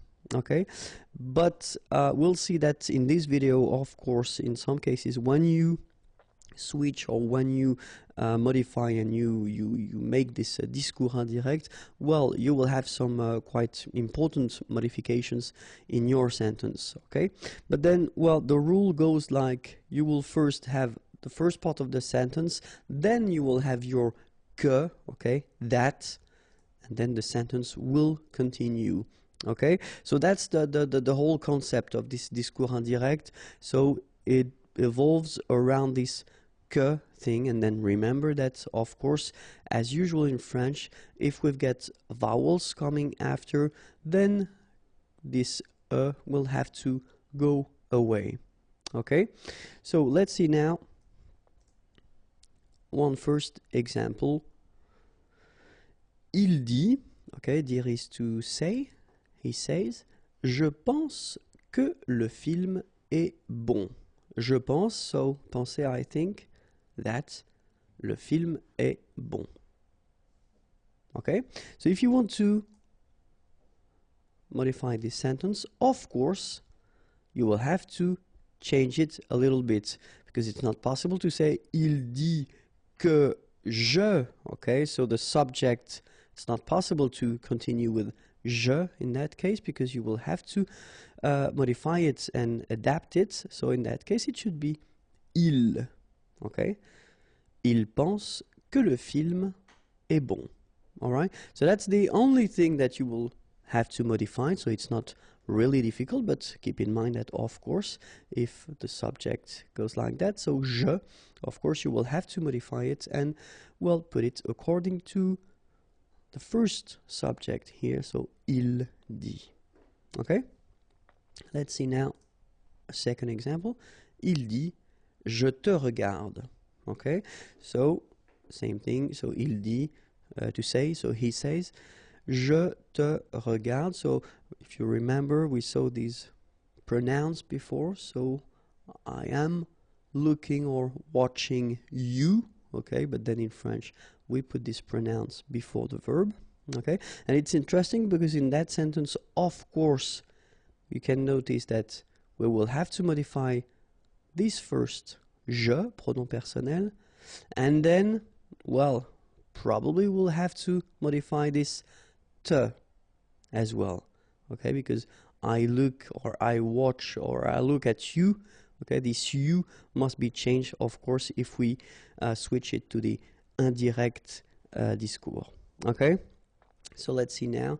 And it's quite interesting because in that case, if you've got the sentence just like that, without any previous informations, whether this te is for a boy or a girl, then it can be quite tricky because we don't really know, and we'll have two options. The first one, il dit qu'il.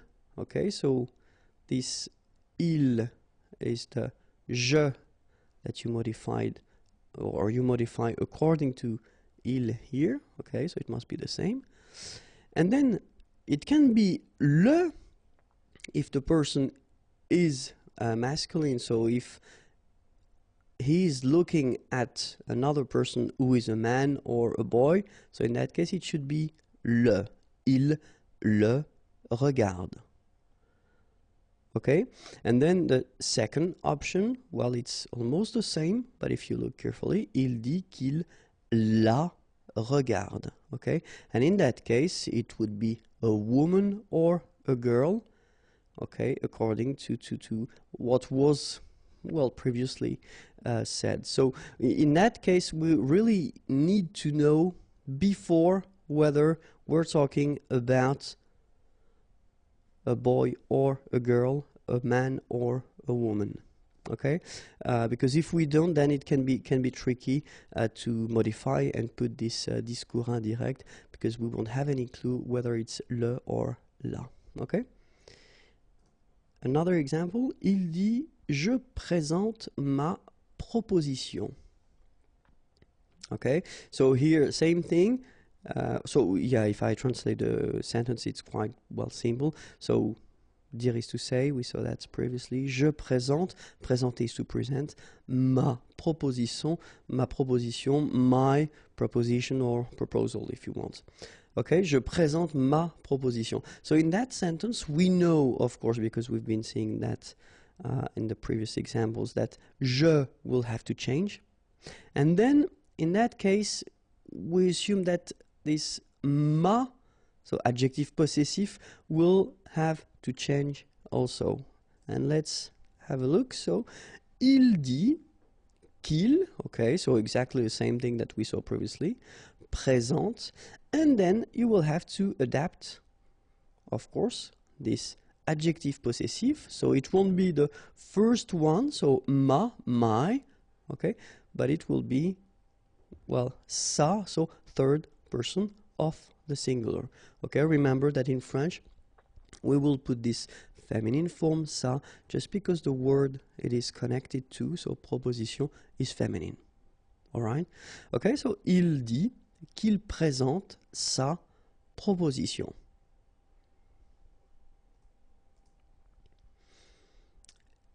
Il dit je vous présente ma proposition. So it's almost the same sentence as we had previously, but then I wanted to introduce this vous. Okay, so another pronoun. Je vous présente ma proposition. Okay, so as we saw previously, je will change, so ma will change as well, and then probably this pronoun will change as well. So let's have a look. Il dit qu'il, okay, we saw that. Présente sa proposition, we saw that as well. And then vous, okay, which is this pronoun, okay, pronom complément d'objet indirect, je présente à vous, okay. In that case, you will have to modify and to put that at the third person of the plural. Il leur présente sa proposition. Okay? Il dit qu'il leur présente sa proposition. Il dit je vais parler à mes parents et je vais les inviter. All right, so here it's quite interesting as well, because, well, if you have a look, je, of course it will change. Vais parler à, mais, this thing normally should change as well. Je will be the same, it will change as well. And then it will be interesting to see whether this les will change. So what's your opinion? And let's have a look. So il will change. So je is becoming il. Mais is becoming c'est. Je is becoming il. But then here it doesn't really change because you are just referring to mes parents, and in that case it was already the plural form les invités, so it doesn't need to change at all. Okay, so il dit qu'il va parler à ses parents et qu'il va les inviter. All right. I know it can be, or it can look a bit difficult at the beginning, so don't worry, because it's not really easy, and that's just a fact. Okay, but you will see that if you practice, then it should be quite okay. But then, well, you know, it's step by step, so no stress, no pressure. We'll continue. So if you want more videos, of course, you can go to youtube.com/imagier, and then more material can be found there, www.imagier.net. Have a great day. Bye bye. Bonjour à tous and welcome to Learn French with Vincent, and this is Unité 10, leçon P, and it will be the last lesson regarding this discours indirect, but it's a quite important one because we'll discover in this video les modifications de temps. Okay, so let's start now. So I wanted to first show you this simple example, because if we've got this sentence, elle te répond, je suis d'accord. Okay, so répondre is to answer, te, it's for you, so she answers to you. Je suis d'accord. Okay, so in French, this je suis d'accord is I do agree. Of course, in that situation, if we want to transpose this first structure at this discours indirect, it's quite simple, because you just need to put back all your elements. So elle te répond, it doesn't change. Okay, que, that, remember, that's the key thing of this discours indirect, que, that, but then in that case needs to go away because we've got a vowel after. So qu'elle, so je will have to be transposed to elle, of course, because the subject here is elle. Est d'accord. Of course, the verb is changing as well, okay? But it's actually quite simple in that case, because we've got, if you look carefully, in the first structure here, it's the present form, and here it's the present form. So, I mean, no big changes, and that's the main thing. So, in that case, you don't really need to worry. You put back all your elements, you just modify them if necessary, and that's it. You've got your discours indirect structure. Okay? If you've got the same thing, you know, with here, the future. Elle te répondra, je suis d'accord. So, here it's the future, it's répondre to answer, but at the futur simple form. And in the second part here, it's the present form. And let's have a look. And you'll see that it's not really difficult because it doesn't change that much. Elle te répondra, so we put back these elements here. Qu'elle, okay, as we had previously, because it doesn't change here. It will be that, okay, que, but then you take the E away. Of course, you will have to modify this je and put it in here with elle, est d'accord. The verb, if you look carefully, will stay at the present form. Doesn't need to change here.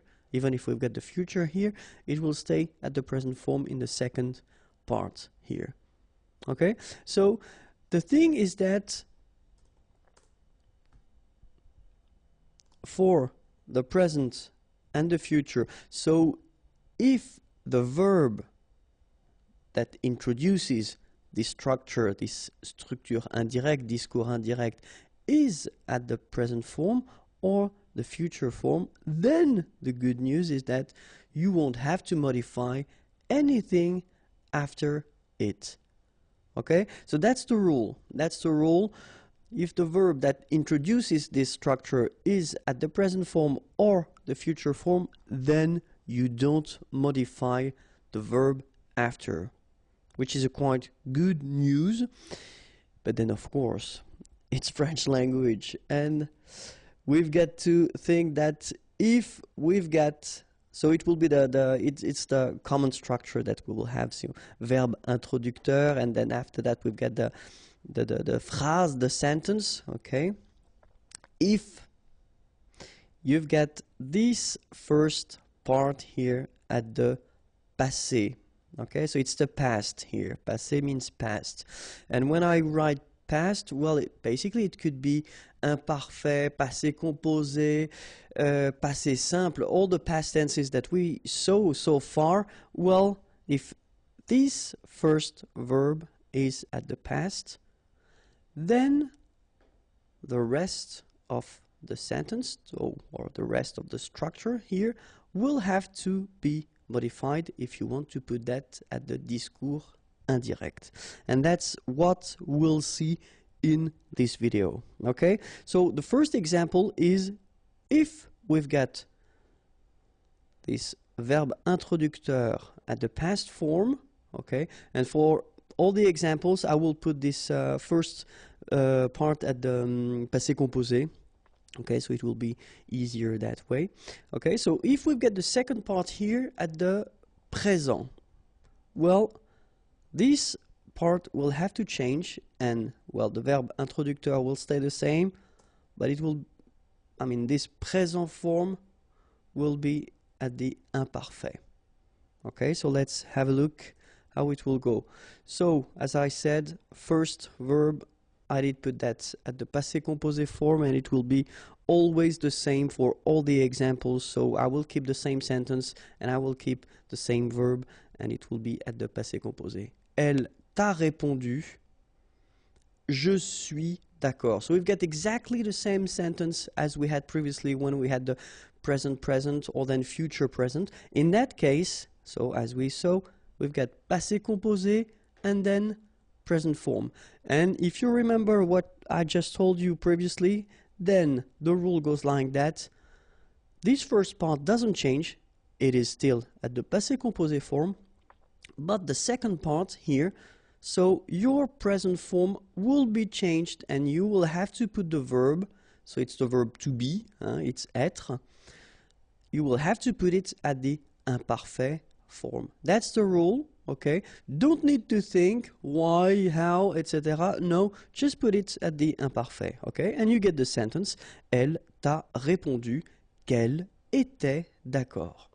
All right. So this is the way that you should follow if you want to make this discours indirect. And in the first part you've got, well, the past, and in the second part you've got the present form. Okay. So let's see now. How do we do if we've got, well, still the same thing, so the passé, and we've got in the second part le passé composé? Well, of course, the first part will stay the same as we saw, but then this passé composé form will become plus que parfait. And let's have a look. Elle t'a répondu, j'ai été d'accord, okay? And so, j'ai été, this is the passé composé. J'ai été d'accord. So that's the thing that we'll have to change, and we'll have to modify it and put it at the, like here, elle avait été. We'll put that at the plus que parfait. So we get, elle t'a répondu qu'elle avait été d'accord. Alright, so remember, the first part doesn't change. Elle t'a répondu. Sorry, you don't need to modify it, you don't need to change it.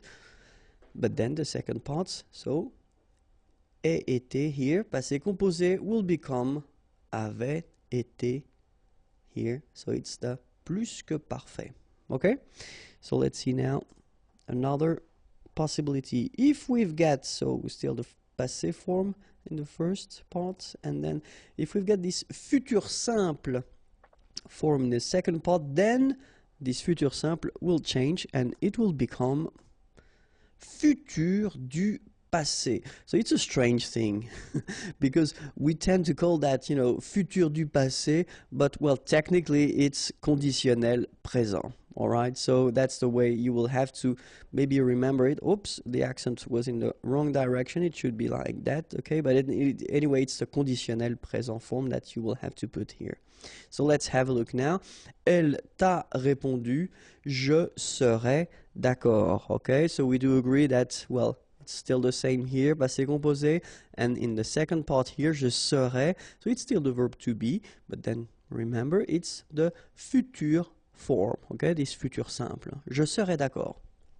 And so it will become, elle t'a répondu qu'elle serait d'accord, okay? They look quite similar, but keep in mind that this form here is the conditionnel présent form, okay? Elle t'a répondu qu'elle serait d'accord. And so let's see now if we've got, so still in the first part, the past, because that will be the whole thing of this video, and we've got this futur antérieur in the second part. And this futur antérieur will become what we call, that it's still the same thing, quite interesting, futur antérieur du passé, but then technically it's the conditionnel passé. Okay? Elle t'a répondu, j'aurais été d'accord. Okay, so here, what do we have? First, as usual, we've got this passé composé. J'aurais été d'accord. Here we've got this futur antérieur form. And it will become, elle t'a répondu qu'elle aurait été d'accord. So still the same thing. Keep in mind that it looks a little bit like this form, but still it is quite different because it's what we call conditionnel passé. Okay? So now if we've got the futur proche in the second part, this futur proche will become aller, and it should be at the imparfait form plus l'infinitif. And so, elle t'a répondu, je vais être d'accord. So keep in mind that when we talk about this futur proche, well, it's aller anyway, but in that case it's at the present form. Je vais, I am going to be, okay, je vais être, we want to make the liaison, je vais être, so I am going to be, and in that case, well, as I said, you know, it's the present form. If you want to transpose that at the discours indirect, so as we saw, this first part doesn't change, but this second part here, so elle allait être d'accord, that's the only thing that will change. So you will have to put your verb aller here, and it will be at the imparfait. Elle allait être d'accord. Elle t'a répondu qu'elle allait être d'accord.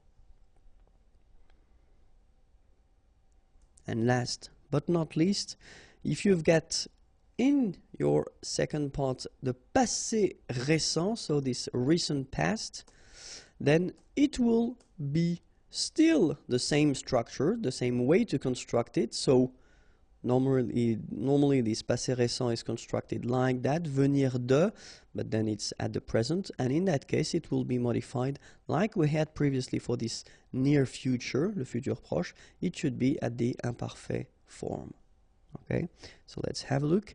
Elle t'a répondu, je viens d'être d'accord. Okay, so this is what we call le passé récent.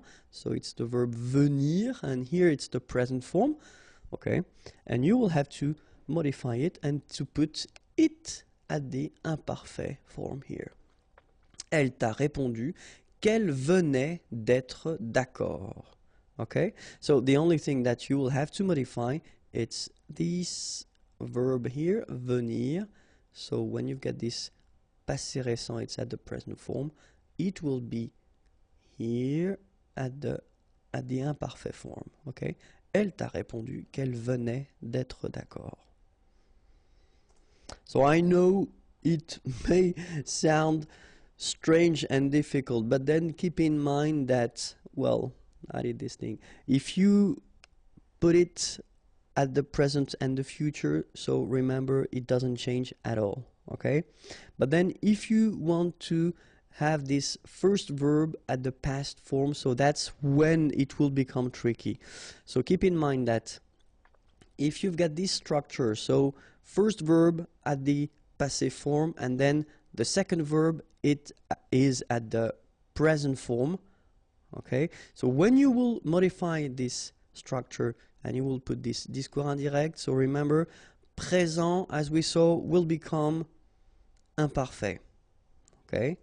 Then if you've got passé composé, so in the still in the second part of the structure, it will become plus que parfait, okay?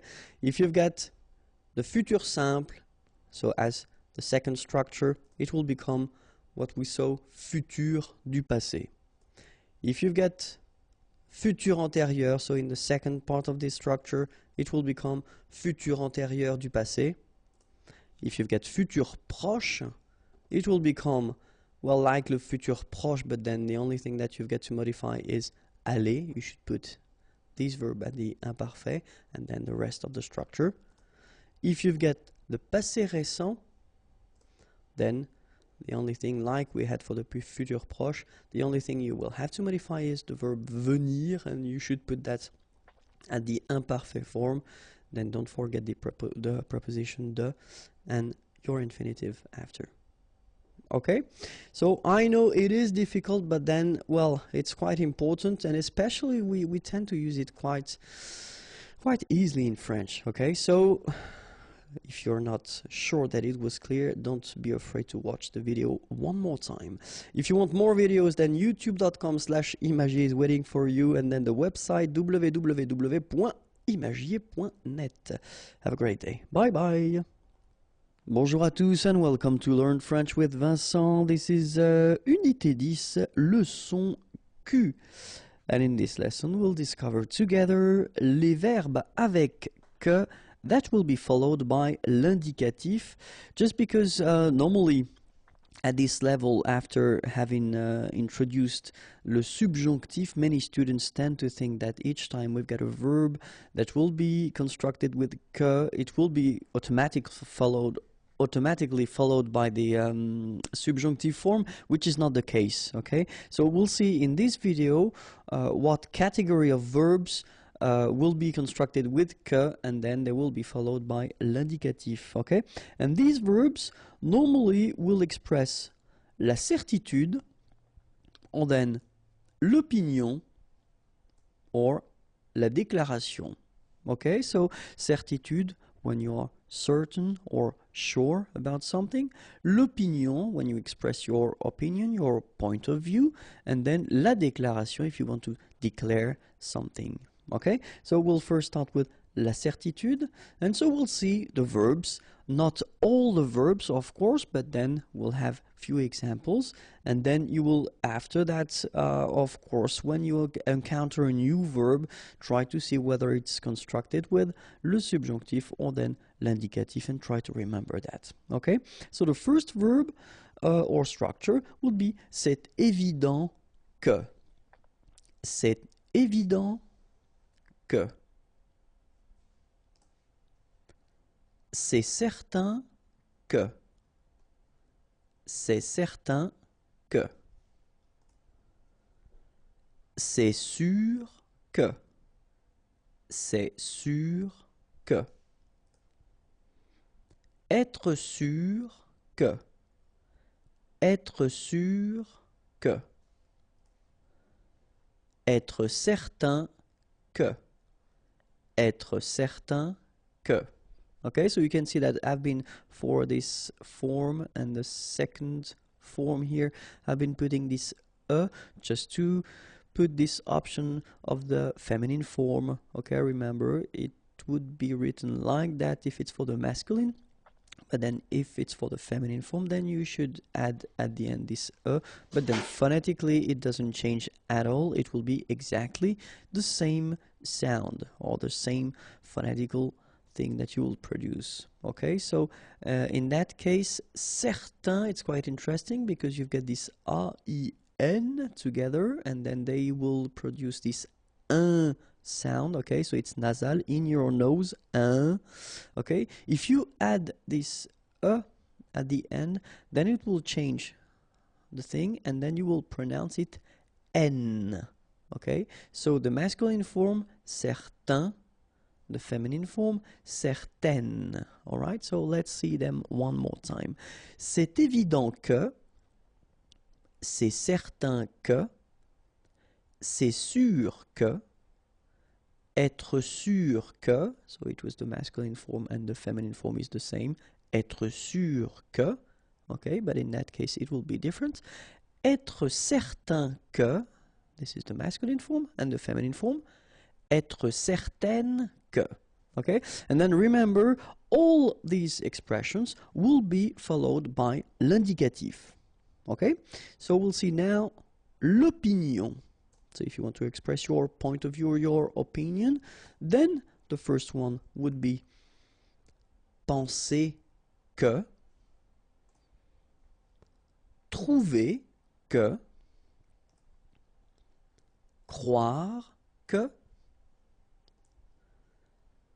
espérer que, avoir l'impression que. Alright, so let's see them one more time.